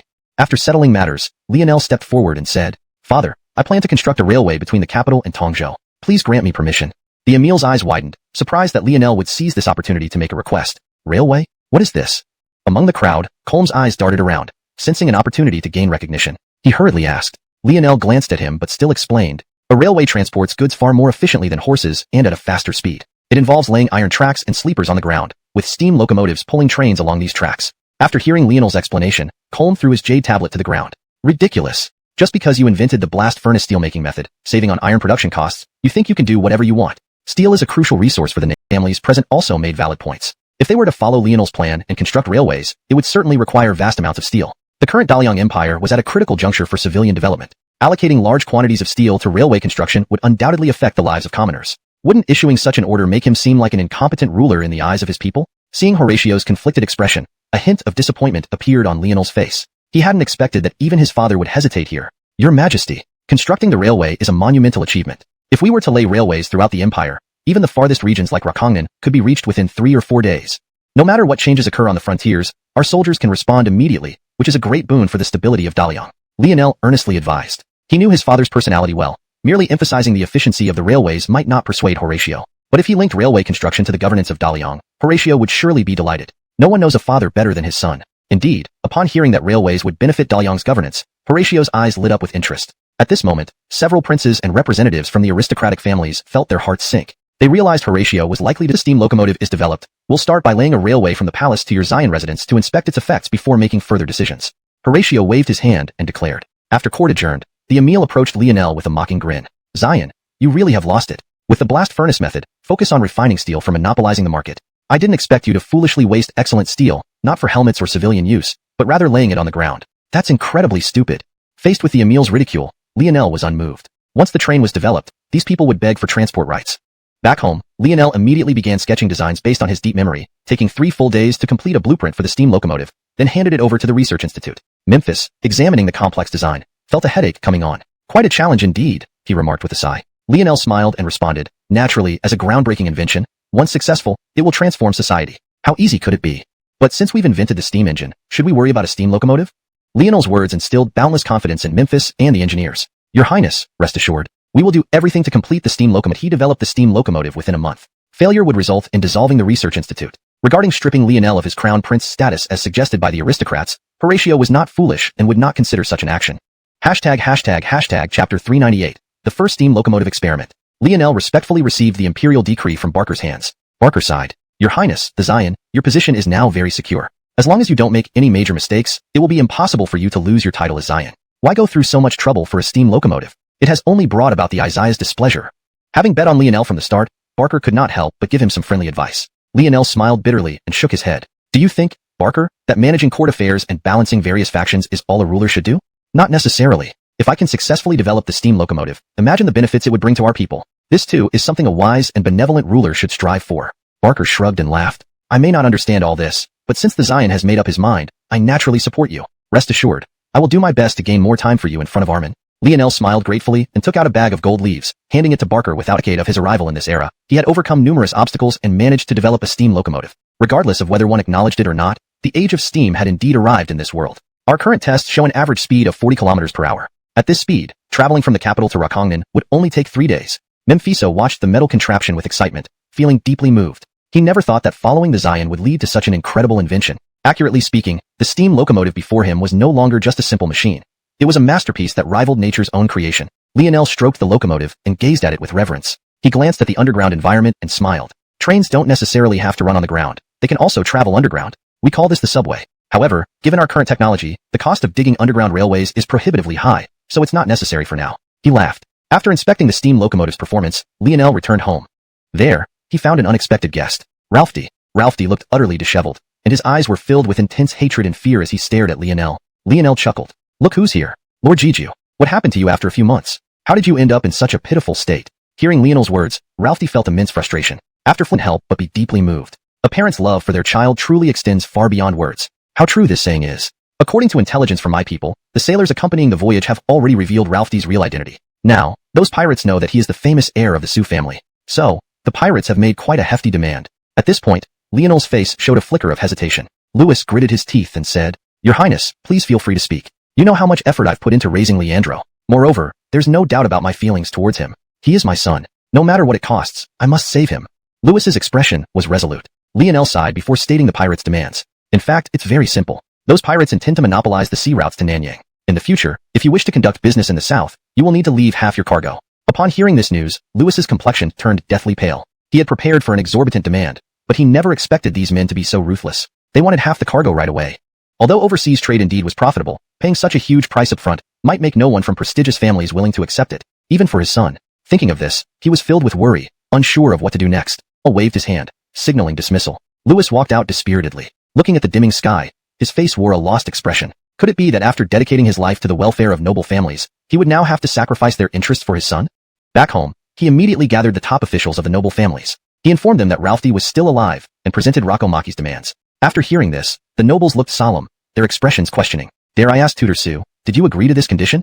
Colm respectfully inquired, bowing toward Louis. Though outwardly composed, inside he rejoiced, knowing Louis loved his son deeply. Learning Ralphie was alive, he would surely spare no effort to save him. Yet if Louis agreed to Rakomaki's terms, it would harm the family's interests, potentially shifting alliances. Hearing Colm's question, seeing his unrestrained joy, Louis understood his intentions. He smiled and shook his head at everyone. Don't worry, I haven't agreed with Lionel. A mere child's life, if lost, is lost. Our noble family's interests should come first.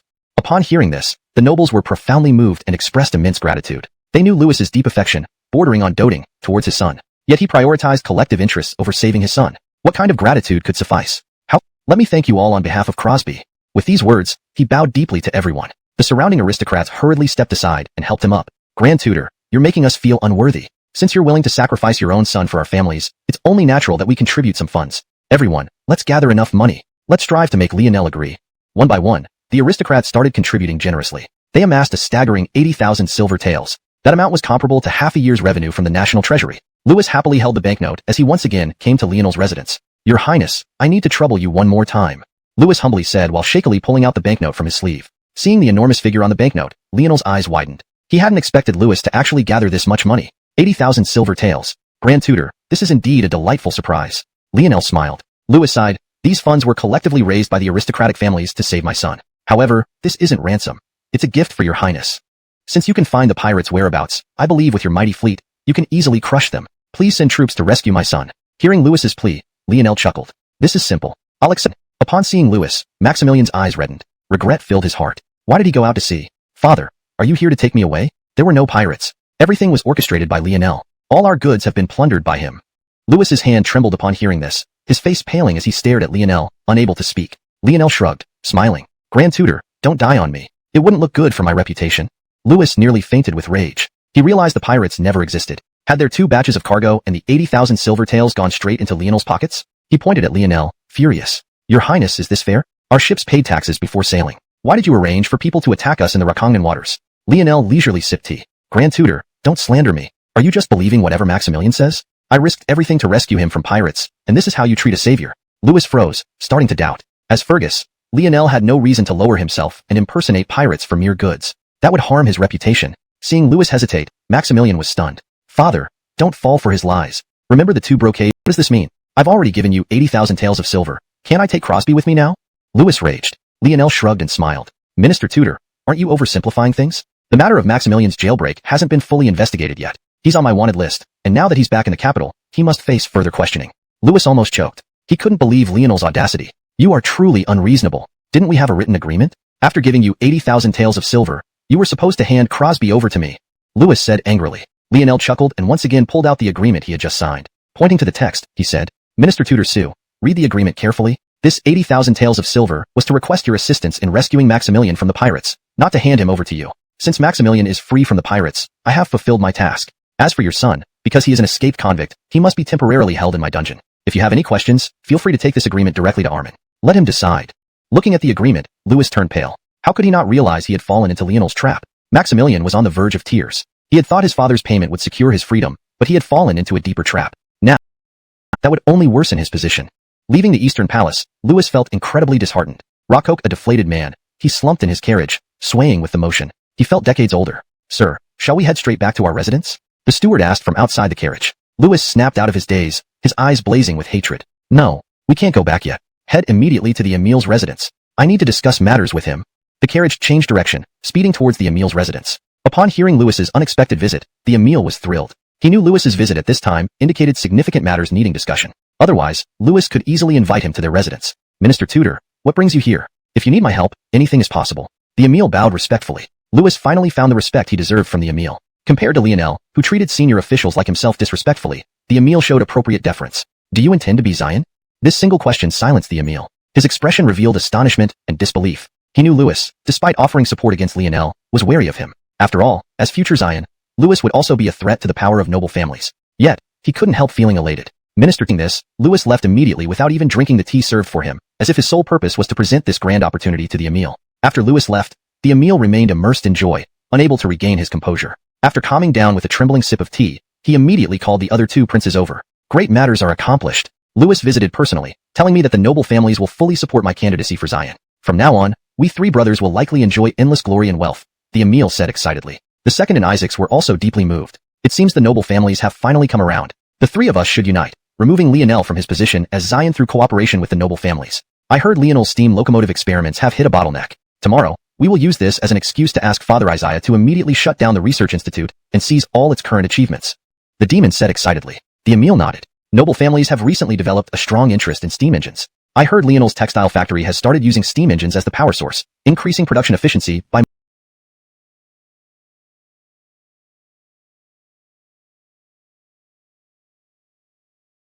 To be honest, our research institute got lucky and completed the steam locomotive development in just one day. Is sixth brother jealous, feeling threatened by such beneficial inventions for the country? Hearing this mockery, the already proud Emil grew increasingly irritated, glaring at Lionel furiously. However, mindful of his lack of political rights, he turned to the other two princes and the noble families for help. The demon felt lost and, facing the Emil's look, didn't know how to respond, showing a trace of helplessness. Since Lionel had already developed the steam locomotive, their incessant complaints only brought them shame. Seeing the demon struggle, the Emil shook his head in disappointment. He knew these elder brothers couldn't be relied upon. Now, he could only hope for support from the noble families. Louis clenched his teeth. Although his son was still in Lionel's hands, being constantly controlled wouldn't rescue his son and might keep him in Lionel's grip indefinitely. With determination flashing on his face, he finally stood up. Xian says the steam locomotive was developed in one day, and I believe him. But whether it works as effectively as he claims still needs to be verified, Louis said with a smiling facade, but clearly targeting Lionel. The Emil felt relieved. At critical moments, the noble families were indeed reliable. Following Louis's lead, other noble officials also expressed doubt about the steam locomotive. The development has already cost a great deal. If it's less efficient than horse-drawn carriages, we won't even recover our capital. Looking at the Xian's confident demeanor, anyone would think the train was already successfully developed. We're not trying to discourage you, but sometimes lab success doesn't translate into practical applications. Please verify the situation before boasting further. Chapter 403, Prodigal Behavior. Hearing the words of the aristocratic families, Lionel's face showed no sign of anger. He had deliberately concealed the progress of the steam locomotive's development to avoid trouble from these powerful plans during the research and development process. Now that the steam locomotive was successfully developed, he felt no need to worry, which is why he brought it up at the Chaotang. However, his silence did not mean that people like Zoltan would let the aristocratic families attack Lionel unchallenged. Seeing Louis and others persistently criticize the royal family in court, Zoltan looked visibly angered. You aristocrats have truly lost all sense of morality. His Highness the Xian has already said that the steam locomotive was successfully developed, Yet you still press on with such relentless attacks. This makes me wonder if you're just tired of living. I could guess even with my toes that your true intention. Please allow me to build a railway between the laboratory and the Xian's residence. Once it's completed, everyone will naturally witness the speed of the train. Horatio hesitated. According to Lionel's plan, building the railway would consume a huge amount of money, using a large quantity of timber and steel. If the efficiency of the steam locomotive was high, it would be fine. But if it were inferior to a carriage, constructing the railway would impose a significant financial burden on Great Liang. If word got out, wouldn't people think he was a profligate ruler? Seeming to notice Horatio's hesitation, Lionel added helplessly, "Father, don't worry about the funding for this railway segment. I will cover all expenses with the Eastern Palace funds." Hearing this, Horatio exhaled in relief. "Since you are confident in the train, then this matter is up to you. There's no need to discuss it further in court." Lionel accepted the command and left. Seeing this, the aristocratic families revealed sneers. After the assembly ended, they all gathered at the institute, observing the workers preparing to start work on the railway. "How foolish you all are to believe Lionel's lies, focusing all your energy on developing the steam locomotive. You'd better spend more time on steam machines for factory production. Your steam train project is bound to fail. Instead of wasting funds on building railways, apply them to agriculture. We know you must be short on money. How about we offer you several 10,000 silver taels, and you give us the steam engine blueprints?" They jeered. Faced with these sarcastic remarks, Jem's expression turned ugly. These people didn't understand the immense power of the steam locomotive, and yet dared to mock their institute. If not for Lionel's orders, he would have shown them the locomotive immediately. "Please leave promptly. We are about to begin laying the railway," Jem waved off impatiently. The aristocrats lingered, surrounding the construction site, eager to see the operation. Jem instructed workers to move precast tracks over the flattened ground, cushioned with shock-absorbing gravel. Neat sleepers were also laid out. Witnessing this, everyone murmured in astonishment. What an incredible sight! Such excellent timber and premium steel, all discarded on the ground. There can be no greater prodigal prince than Lionel. Truly shocking behavior. If Lionel has too much money, he might as well distribute it to those in need. Such wasteful behavior is indeed abhorrent. The crowd grew as local citizens joined, pausing upon hearing the aristocrats' comments. These commoners lacked knowledge of steam locomotives and saw Lionel's actions as sheer extravagance. Noticing the growing skepticism among the crowd, Jem prepared to explain, but Meanwhile, Lionel arrived at the entrance of the Eastern Palace, gazing at the railway that now extended all the way there. A satisfied smile spread across his face. "Not bad. Fortunately, we finished within the scheduled time frame, or I wouldn't know how to explain it to Father Isaiah." Lionel chuckled to Memphiso. Memphiso smiled humbly. "Thanks to His Royal Highness, you provided us with detailed blueprints, explaining every aspect of the railway construction clearly. Only then could we complete the work in such a short time." Lionel waved his hand with a laugh. "No need to be modest. If it weren't for your Department of Works leading the craftsmen to work day and night, the railway couldn't have been built so quickly. It's time to show Father Isaiah and the officials the power of the train." He looked at the railway with some emotion and said. Hastily, Lionel went to the palace to report the news to Isaiah Horatio. Horatio was delighted. "Finally, it's completed. You don't know how much pressure I've faced these past days. The aristocratic families have been urging me to stop the railway project. Now, finally, I won't have to hear their nagging anymore." Horatio laughed heartily. Hearing this, Lionel felt a warm surge in his heart. Father Isaiah can now summon the civil and military officials to witness the true speed of the train. When they see it, those who claim the train is inefficient, I hope it brings a pleasant surprise. Hearing this, no one dared speak. At that moment, three princes approached. Looking at the metal-clad train, they wore mocking expressions. "Greetings, Father Isaiah. Since this is the first train trial, perhaps you should not ride it personally, Father. What if something goes wrong? Lionel might not bear the responsibility." Amador spoke mockingly. This irritated even Horatio slightly. Was the boy wishing for an accident? Evereth tugged at his elder brother's sleeve. Zaire meant it as a joke. "Please don't take offense, Father. He only speaks from concern. No one knows if the first trial will succeed." Horatio's expression grew uncertain. If something did go wrong, it would be a great embarrassment. He might be ridiculed by the whole empire. Lionel saw Horatio's hesitation and said, "Please rest assured, Father. I'll ride with everyone else. The train will definitely run without any issues." They had secretly tested the train multiple times, confirming its high safety standards. It wouldn't derail. With Lionel's reassurance, Horatio no longer hesitated and boarded the train with the civil and military officials. The neatly arranged seats accommodated hundreds of officials without feeling cramped. Horatio nodded appreciatively. "If the train's speed is as fast as you say, its carrying capacity must be impressive indeed. It's all thanks to your Majesty's support that the locomotive could be successfully developed," Lionel said respectfully, not taking any credit for himself. Horatio grew even more satisfied with Lionel's attitude. He then pointed at the other three princes. "I know you still harbor ambitions for the position of Xian. However, you should see Lionel's achievements. Whether it's pacifying Elmo or inventing the steam engine, his contributions far surpass those of ordinary people. You three should put aside your petty schemes. I will not hand over the position of Xian to any of you for now. From this day forward, think about leading a life as mere noblemen." Upon hearing these words, the Emil and the others turned pale. Their looks towards Lionel were filled with fury, resentment, and even despair. Every time they thought Lionel had lost imperial favor, he always managed to pull off an achievement that embarrassed them further. For Horatio to speak like this in front of all officials meant their hopes were dashed entirely. The Emil glanced at Louis, who sat across from him, eyes closed, showing no reaction to Horatio's statement. Heaving a sigh, he bowed before Horatio. "Father need not worry. I absolutely have no intentions. From now on, I will fully support the Xian and ensure his smooth ascension to the throne." The Emil took the lead in declaring his loyalty, and the other two princes, despite their inner reluctance, once you are emperors, won't you rewrite history as you please? His words bolstered their resolve. Tutorsu makes sense, but Lionel controls the Rokuangshao army and has countless secret agents in the capital. We don't have any troops, how can we possibly defeat him? Louis calmly sipped his tea. While you have no troops, our aristocratic families do. But now is not the right time. It appears Armin won't last much longer than a year or two. After he passes, our families will unite our private armies to enter the capital, supporting the Emil's claim to the throne. The Emil felt an overwhelming excitement. With your word, I'm reassured. Once I am emperor, I won't forget the kindness of the aristocratic families and will honor you as supreme father. Supreme father? Those words seemed to touch a nerve in Louis. His mind immediately turned to his imprisoned son in the Eastern Palace, his face betraying a hint of dejection. He knew well that aiding a coup would cost Ralphie his life. Still, he nodded. The Emil's intention is noted. Immediately, the Emil knelt before Louis, respectfully calling him supreme father and offering a cup of tea. Over the following months, Lionel remained busy constructing railways. He established the Great Rokuang Railway Company and built a railway from the capital to Hangzhou. Various goods were transported to Hangzhou's port continuously, nearly having the aristocratic family's business. At the Su residence, the heads of aristocratic families looked angrily at Louis. This is unacceptable. We cannot just sit here idly. Lionel's factor son's life for the noble families. Among the crowd, Colm, after listening to Louis's words, revealed a look of shame on his face. He had been planning to replace Louis as the new leader of the noble clans. But the sacrificial spirit of Louis was enough to make him hesitate. Maximilian was now in Lionel's hands, and everyone knew his life was almost certain to be lost. Unless the noble families were completely at Lionel's mercy, no one tried to dissuade him anymore, but their determination became even more resolute. They looked at Louis with unwavering eyes. Recently, Armin's health has not been good. Although Lionel arranged for Barclay to treat him, it hasn't been very effective. It won't be long before everything changes dramatically. Everyone should start mobilizing your private armies and prepare to act. The crowd, though shocked by Louis's words, nodded in agreement. This matter concerns not only the future of our noble families, but also our heads. Everyone must watch their mouths and not spread unnecessary news. If something goes wrong, I will personally take care of the cleanup. Louis's voice carried a threatening tone. He had decided to abandon his son's life and fight with his back against the wall. If this coup failed due to incompetent subordinates, wouldn't it be a regret for life? Everyone responded affirmatively. At this moment, in the palace, Lionel's grief, Dovey chuckled and grabbed his hand. After my death, the entire capital will likely become unstable again. If your three brothers attack you, don't let past grievances stop you. Let them come down to accompany me. Lionel froze at these words. It seemed the emperor knew those three were not kind-hearted people and had long conspired with the noble clans. How unfortunate that I won't live to see the downfall of the noble clans. This is my greatest regret.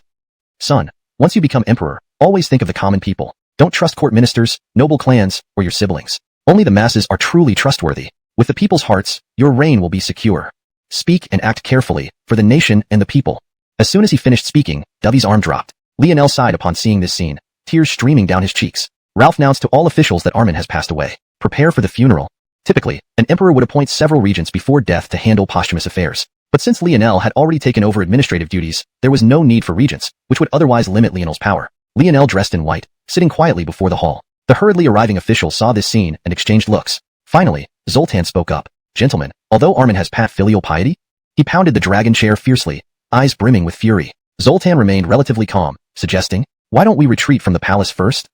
Chapter 407, the grand finale. Lionel shook his head. How could I abandon this legacy that Father Isaiah entrusted to me? If I leave now, wouldn't it just give people something to gossip about? A determined look flashed across his eyes. Ministers, follow me in repelling the enemy. Gradually, everyone was stirred by Lionel's emotions. Your Majesty, rest assured. Since we've chosen to follow you, we will never desert you. You are the rightful ruler of the people, chosen by the late emperor. No matter how powerful those aristocratic families and the rebel princes may be, we will defend the imperial city to the death, not retreating even a step.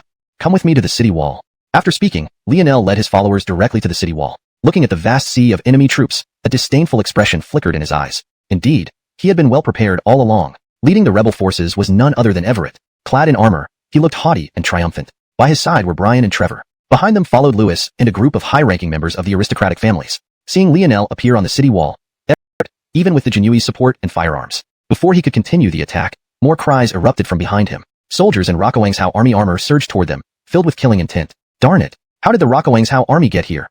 Cried the three princes in panic. They had seen the true might of the Rokuangshao army during previous eastern campaigns. Everyone knew these aristocratic soldiers stood no chance. Quick, retreat, said Everett helplessly. Under his command, the aristocratic families started a frantic withdrawal, but the Rokuangshao army had already formed a tight encirclement, leaving them no escape route. A brutal massacre unfolded at the foot of the imperial city, lasting a whole day until the rebel army was finally exterminated. Only the three princes and high-ranking aristocrats remained, quivering like chickens. Seeing this, Lionel's face twisted with disdain. Weren't you lot quite arrogant before? What happened to your bravado now? Everett crawled toward Lionel, kneeling. We are related by blood. Please spare our lives, your majesty. All of this was orchestrated by the aristocratic families. It has nothing to do with us three. The other two princes also fell to their knees and pleaded for mercy. Louis and the aristocratic elites glared at Lionel angrily. They knew even if Lionel pardoned the three princes, he would never forgive them. Unexpectedly, he voluntarily relinquished power, initiating a parliamentary system across the empire. The populace felt immense gratitude toward Lionel. Everyone remembered his benevolence. 50 years later, Lionel was elderly, sitting in the palace gazing at the drifting clouds, reflecting deeply. By his side, Gwen and Chi-Ralph had lost their youthful beauty. Still looking for a way back home? Asked Chi-Ralph. Lionel shook his head. This is my home now. Images of the past flashed in his mind. A teenage boy journeying alone to Liangzhou, enduring hardships, founding an everlasting empire.